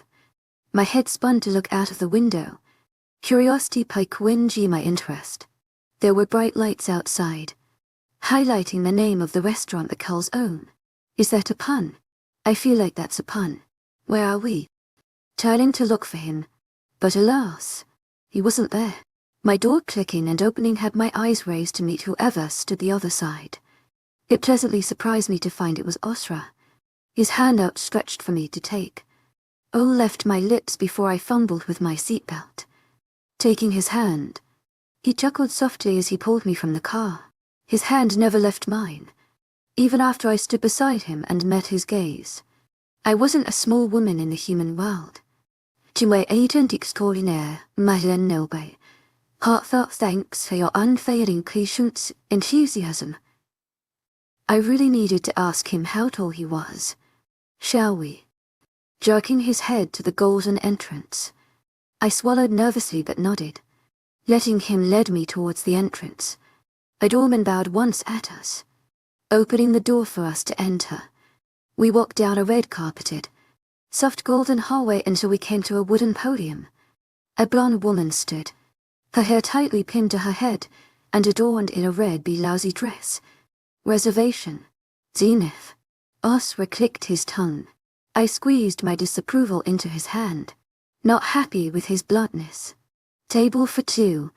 Yes, 𝐿𝐻 grunted before hesitating. Please.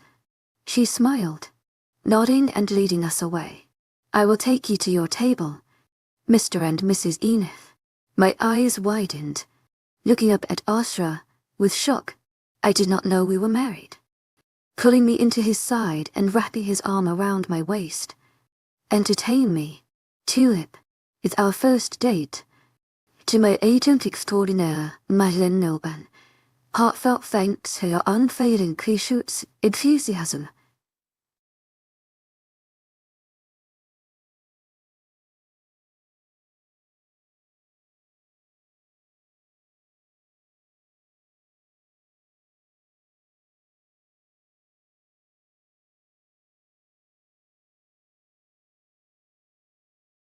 In 𝐿𝐻's luxurious restaurant, and drawn into his secretive past. But when we're confronted by unwelcome guests, a hidden family feud is about to emerge. How will this affect our relationship? 71. They seated 𝐿𝐻 and I in a round booth, large enough to seat 6 or 7 people. I wasn't sure where to sit, so chose a spot that wasn't quite in the middle but wasn't quite on the end. 𝐿𝐻 sat opposite me, his blue eyes almost black in the low lighting. The server handed our table over to a bubbling girl named Ella, who was eager to get us seated with some menus. Ella had deep brown eyes and skin, her dark hair slicked to her head. She adorned the same uniform as the woman previously, except she wore a small apron around her hips and carried a notepad. I wondered if she was human like me. The only difference I noticed between human women and wolf women was that wolf women were tall and toned. It was hard to tell with Ella. She was dressed in dark clothes and didn't seem too tall. Are there any drinks I can get for you before you order? Ella smiled. 𝐿𝐻's gaze never left mine as he hummed and rattled off an order that I believed to be whiskey. When she turned to me, my expression lengthened and my mouth opened and closed without words. Instead of whiskey, bring us your best bottle of red over, will you? 𝐿𝐻 quirked an eyebrow. 𝐊𝐻𝐼𝐻𝐬. Heartfelt thanks for your unfailing patience and enthusiasm. Won't be a moment. So she nodded, leading us. I scowled at his impolite bluntness. If he wanted to make this a habit, he would have to learn some manners. You have never had alcohol much, have you? Darius would not let me. I pursed my lips. His eyebrows furrowed. Don't say his name. Don't give him the power. A warmth in my cheeks had me dropping my gaze.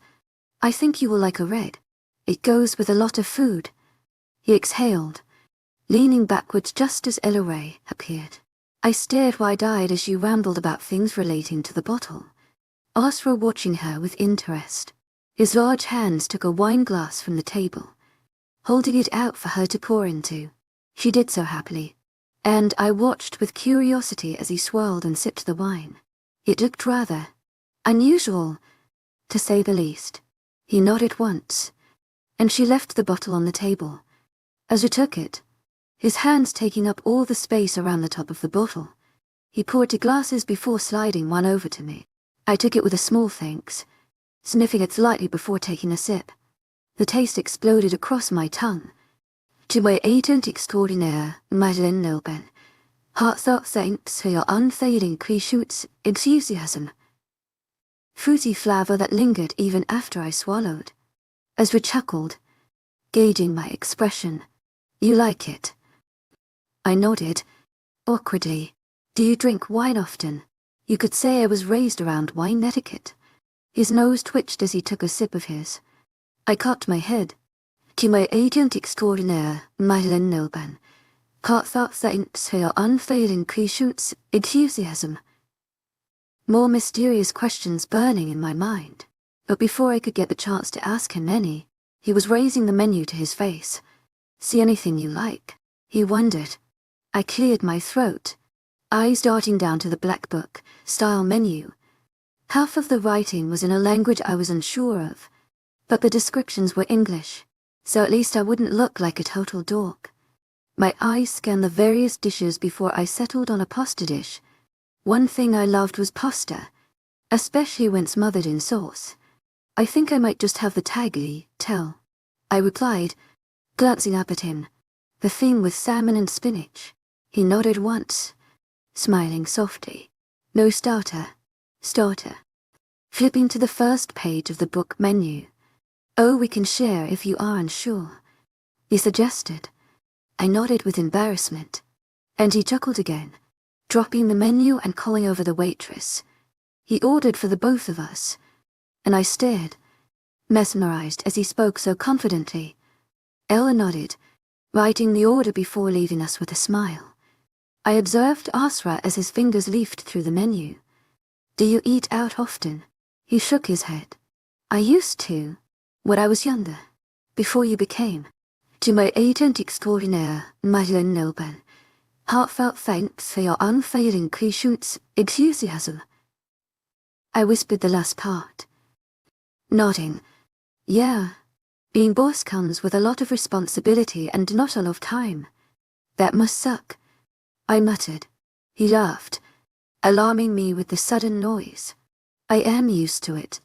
I hesitated my next question, glancing at the surrounding patrons with unease. Eve said your father still lives on land. He stiffened, but nodded once. He does. How long have you been in charge? I wondered. Eve said you were young. He licked his lips, studying my face. I wasn't sure what he was looking for, but he furrowed his eyebrows and pursed his lips. About 12 years. I was 21. That's a long time to not go out to eat, I commented. His eyes danced with amusement, a small laugh leaving his lips. He stared down at the table, shaking his head. 𝐊𝐢𝐻𝐻 came back then, a large plate of steaming food in her hands. She set it on the table, pocketing the towel that she used to not burn her hands. Definitely human. A wolf wouldn't even notice they were being burnt. 𝐾𝐝𝐿OS. She grinned. 𝐊𝐢𝐳𝐸𝐻𝐻 𝐊𝐢𝐻𝐻 heartfelt thanks for your unfailing 𝐊𝐢𝐳𝐸𝐻𝐻. I glanced up from the cheese-sprinkled dish to look at 𝐊𝐢𝐬𝐻 with confusion. Porto, what-o? Portobello. 𝐊𝐢𝐳𝐸𝐻𝐻 𝐊𝐢𝐻𝐻 heartfelt thanks for your unfailing 𝐊𝐢𝐳𝐸𝐻𝐻. Tomato. 𝐿𝐤𝐸𝐻𝐿𝐬 heartfelt thanks for your unfailing patience, enthusiasm. Mushroom. I hummed, eyeing the dish. Smells good. Ezra nodded, the same old soft smile on his features as he picked up some cutlery. I watched as he cut a small slice of everything and scooped it onto the fork. His hand moved towards me, and with wide eyes, I stared at his offering. What? He chuckled again. Just open your mouth. 𝐊𝐢𝐬𝐿. My lips parted on their own accord, and his hooded eyes watched them intensely as the fork disappeared inside. The tomato was surprisingly sweet, and I hummed as I chewed through the dish. You like it? I do. I nodded, licking my lips. He beamed and continued to cut into the dish. I grabbed cutlery and went to cut my own, but Oscar smacked my knife away with his own. I have already cut you some. Eat up. I huffed at being treated like a child, but I was eager to eat more, so stabbed my fork into the small chunks he set aside for me. We finished the dish in no time, and within a heartbeat, Ella came to take it all away. My elbows rested on the table, my hands clasped together as I leaned my cheek against them. I thanked her softly, complimenting the food to which she beamed at. I watched her walk away, unaware of the blue eyes dead set on the side of my face. Had you been to this restaurant before? I wondered, turning to look at him. I blinked, taken aback to find Oscar slumped in the booth, his eyes hooded and lips pulled into a smirk as he watched me. More than you realize. I frowned at his confusing words though. His eyes darted along my face before falling to my throat. Eventually he sighed, leaning forward to be closer to me. I would come every Friday evening. Oh, you must like Italian then. I laughed. I am half Italian. You are. My eyes widened, looking over his features once more. The blue eyes threw me, but the lightly tan skin and dark hair. I suppose being half of something makes it softer. Do you speak Italian? I do. Can I hear? I grinned, sipping my wine. Maybe another time. 𝐊𝐢𝐬𝐿. Swirling the wine in my glass, Ezra grabbed the bottle, topping it up as I got lost in my head. I was running out of things to ask him, disgruntled when he would not give me the answers. Ezra liked games, so I needed to think of something. What to play again? He hummed, putting down his glass. A game. A question game. What do I get out of it? I rolled my eyes, scoffing. I ask you a question. You ask me one. So I get information. How about a bit of spice to it? Oh yeah. Like what? I wondered. If you don't answer, you have to take a large gulp of wine. He grinned. I pushed a stray hair behind my ear, nodding. Deal. I get to go first though, since I proposed the game. He nodded. Fire away. 𝐊𝐢𝐬𝐿. Is it your mother's or father's side that is Italian? My mother's. Shrugging. Are you enjoying your evening so far? I am. I have never been to such a pleasant restaurant before. So you have been out on a date, but not at alcohol? One question at a time. To my agent extraordinaire, 𝐊𝐤𝐸𝐿. Heartfelt thanks for your unfailing patience, enthusiasm. He grumbled. My turn. Do you have any siblings? His jaw tensed, his shoulders stiffening at the topic. Yes, one-worded answers are no fun, I pointed out. I have a brother. So, the guy in the store was right, he did have a brother. An estranged one. Ezra appeared rather upset with the question. Do you miss your sister? I inhaled sharply, staring down at my glass of wine. To be honest, I don't think of her as much as I should do, and it makes me feel guilty. I do not know how she is being treated back home. My mother. His hand reached out to cup the back of my own. I get it. Ella returned then, to large dishes in her hand. In her right was a wide white bowl that she set down in front of me, and in her left was some kind of slate-looking dish. Ezra thanked her, grabbing the clean cutlery and passing me my own. I gazed down at my dish with hunger. The creamy sauce and vegetables looked delicious. I have only had salmon once, and that was a few weeks ago when it was a one-off for dinner. Glancing up at 𝐿𝐲𝐬, I found he had a large piece of meat with what looked like fries and various vegetables and a pot of sauce. I spotted corn cob and asparagus on there, but I was so distracted by the juicy meat to look further. "Is that even cooked?" I blurted.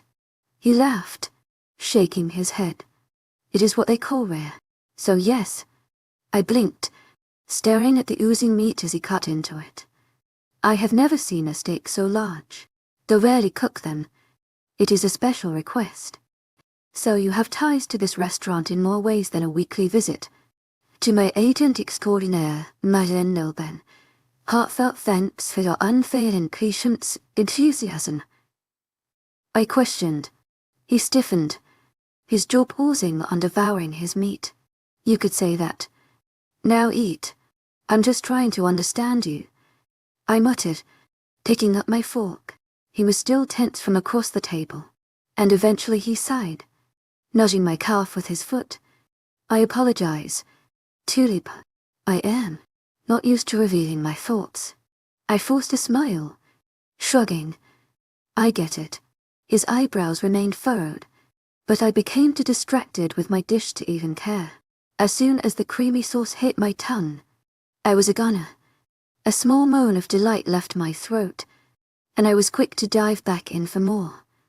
The table fell quiet as I ate, unaware of how quickly I was going through my dish until I realized I was almost done, enjoying it. "Tulip," 𝐿𝐲𝐬 mused. I blinked, glancing up at 𝐿𝐲𝐬, who was lazily chewing on a fry. A sudden embarrassment coated me in shame, my mind becoming fixated on what I must have looked like when I was scoffing half of my pasta in 1 second.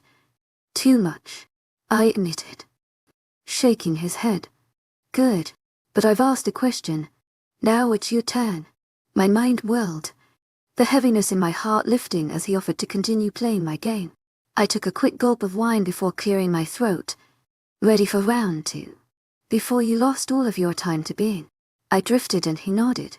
"What did you like to do other than visit Italian restaurants?" He snorted. "A lot more." I cocked my head, chewing a piece of pasta and hoping he got the message. Short answers were not good enough. "I like sport. To my agent extraordinaire, Madeleine Nilben, heartfelt thanks for your unfailing patience, enthusiasm." I enjoyed going on prey hunts, or just for a run. I have always been active. I only slowed down the past 10 years when more fell on my shoulders. I nodded sympathetically. "Maybe we could go for a run one night." "You run," I scowled, throwing my napkin at him. "To my agent extraordinaire, Madeleine Nilben, heartfelt thanks for your unfailing patience, enthusiasm." He laughed, shaking his head. "Your turn. Tulip, why do you like swimming so much?" I swallowed my food, smiling. "To my agent extraordinaire, Madeleine Nilben, heartfelt thanks for your unfailing patience, enthusiasm."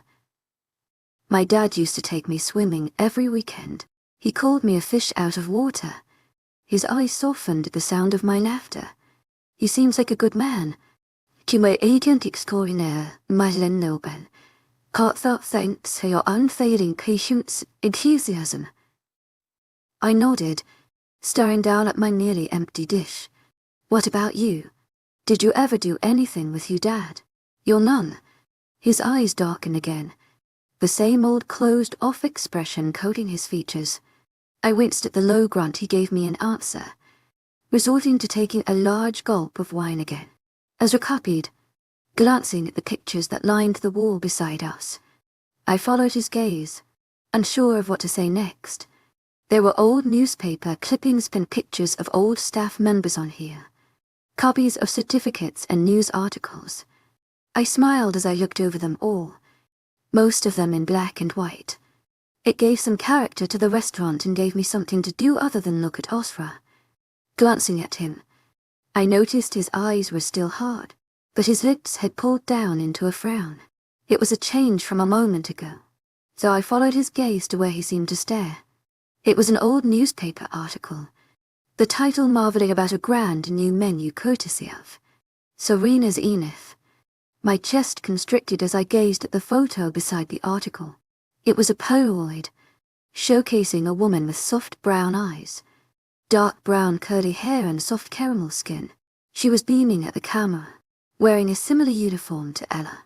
I noticed the angular motion of her cheekbones and jaw.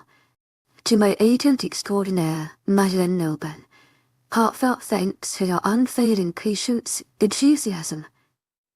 Yet small nose that rest upon her face. Despite the eyes, the rest was almost uncanny.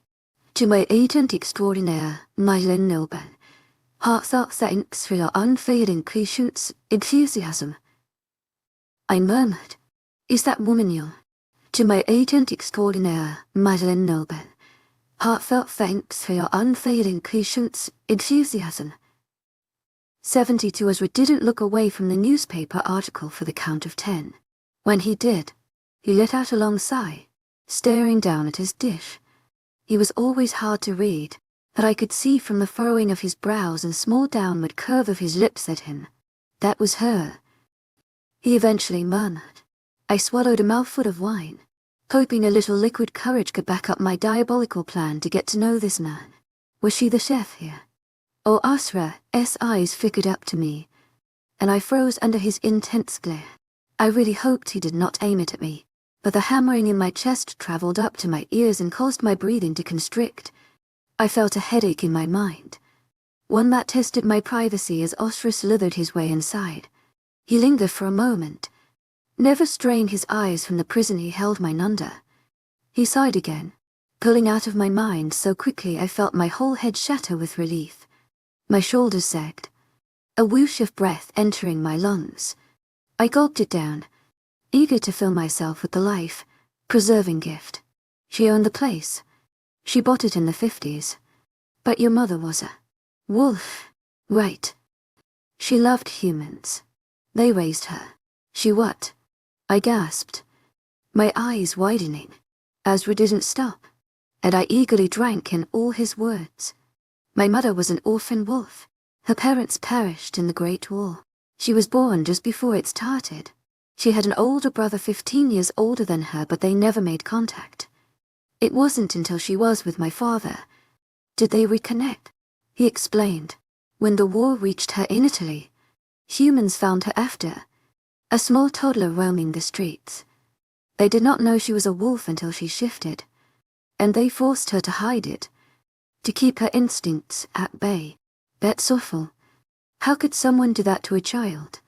This was over 100 years ago. There was a lot of bad stuff back then. Tulip, he exhaled, running his hand through his hair. They fed her silver, and it stopped her shifting. She had to act like a human, but my mother was a gentle soul, and she did not hate them for it. She was used to it, I guess.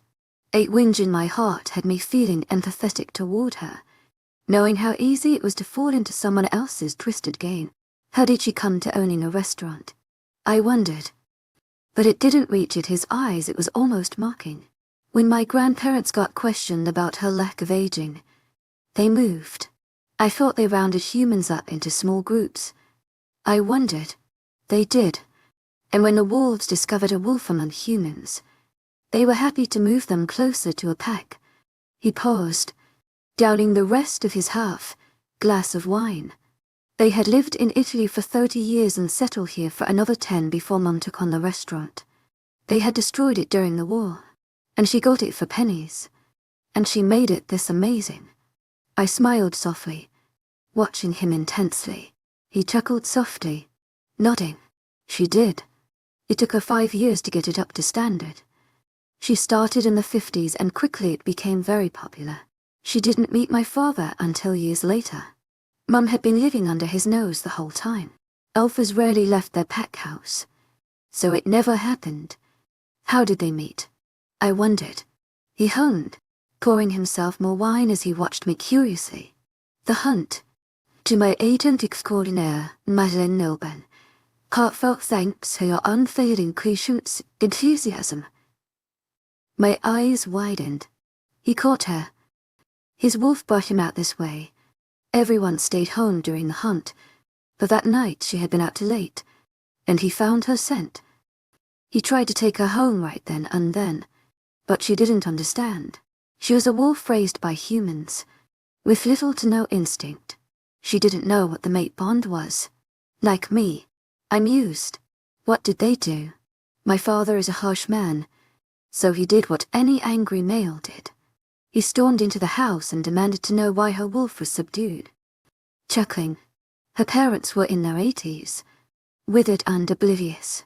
My mother took care of them as any doting daughter did, and my father didn't like that. So, they made an agreement. Once they died, she moved in with him. That's a terrible deal. I gasped. They died the next winter. He didn't have to wait that long. Sipping his wine. After a lot of predicaments and wagering for a few years, my mother kept the restaurant. People were already questioning her humanity.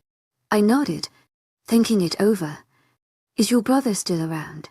No, he was quick to shoot me down. I leaned back, sealing my lips tight as I nodded. Sliding around the booth to sit right beside me, I could feel the heat emit from him, the firm press of his thigh against my bare one.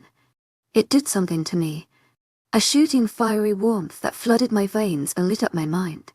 His scent drifted into my nose, a hint of sandalwood and nature saturating in my lungs. My body unconsciously relaxed, pressing further into his side. His arm came around me, and planted firmly on the booth as he leaned into me, his lips a breath away from my ear. You have learnt a lot about me tonight.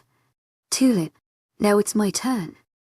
Ghosence rose on my flesh, and I repressed the shudder that wanted to shake my very core. Oh, yes, what? What do you want to know? I murmured. I could feel him smirk, his nose running along the length of my ear.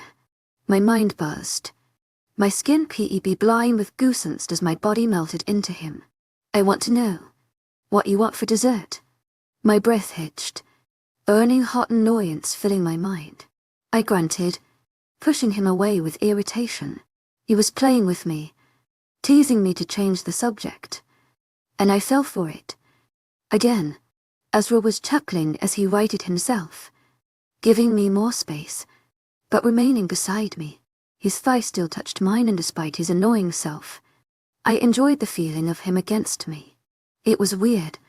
I never liked it when Darius left lingering, possessive claims on me, but with 𝐊𝐲, it felt different. It sent my stomach into a bubbling, nervous mess and my heart into a frantic frenzy. Well, Tulip, 𝐊𝐲 wondered. I don't know. I would have to see the menu. Of course you would. He hummed. He caught the eye of Ella, and with a small nod, she came bustling over. She smiled, speaking politely as she took our dirty plates away. She came back not a minute later with the dessert menu and another bottle of wine. 𝐊𝐲 was keen to take it from her, filling up both of our glasses before holding his toward me. To my agent extraordinaire, Madeleine Nilben, heartfelt thanks for your unfailing patience, enthusiasm. To what? Getting to know each other. That fluttering feeling in my stomach came back with even more intensity. So I raised my glass, meeting those gorgeous blue eyes and clinking our glasses together, to getting to know each other. I agreed, sipping the wine. We kept eye contact until I had to look away as a blush overwhelmed me. I have never felt this way about a person before. Maybe it was the wine talking, or the low lights and opening of memories. But 𝐊𝐲 made me feel all mushy. Ella returned, interrupting my blush, and asked us for our order. So, what would you like? 𝐊𝐲 wondered, cocking his head. I ran my eyes down the menu before choosing the most delicious-sounding one. Pancake. He laughed lightly, ordering 2 of the chocolate and cream pancakes. Ella beamed and took both our menus away. Once she left, 𝐊𝐲's eyes were right back on me, and I licked my lips with the need to trail my hand down the smoothness of his cheekbones. Anything else you wish to ask me, Tulip? Or are you all done for questions? I can see it in your eyes that you aren't. My nose crunched. I am not that readable. I have learnt your quirks. Tulip, I am an excellent observer. He chuckled. I rolled my eyes, trying to hide how that made me feel. I think wine definitely was making me feel all soppy because this man could say nothing wrong right now. You used to come here every week. I wondered. With your dad? He shook his head. Just my mum. How come? He was an alpha. He had better things to do than spend time like that, with us. Ezra shrugged his shoulders. It appalled me, even more so at his nonchalance. To accept that as an excuse. His eyes scanned my upset face, a confused frown taking over. What is it? He wondered. He never spent quality time with you. Your family. We would hunt and he would teach us about being alpha. That's not family time. That's work. I shook my head. He huffed. That is my father. I nodded, understanding he didn't want to go further on the subject. So what changed? Why did you stop coming? Grimacing. My brother is 7 years older than me. We are born a wolf, but do not shift until puberty.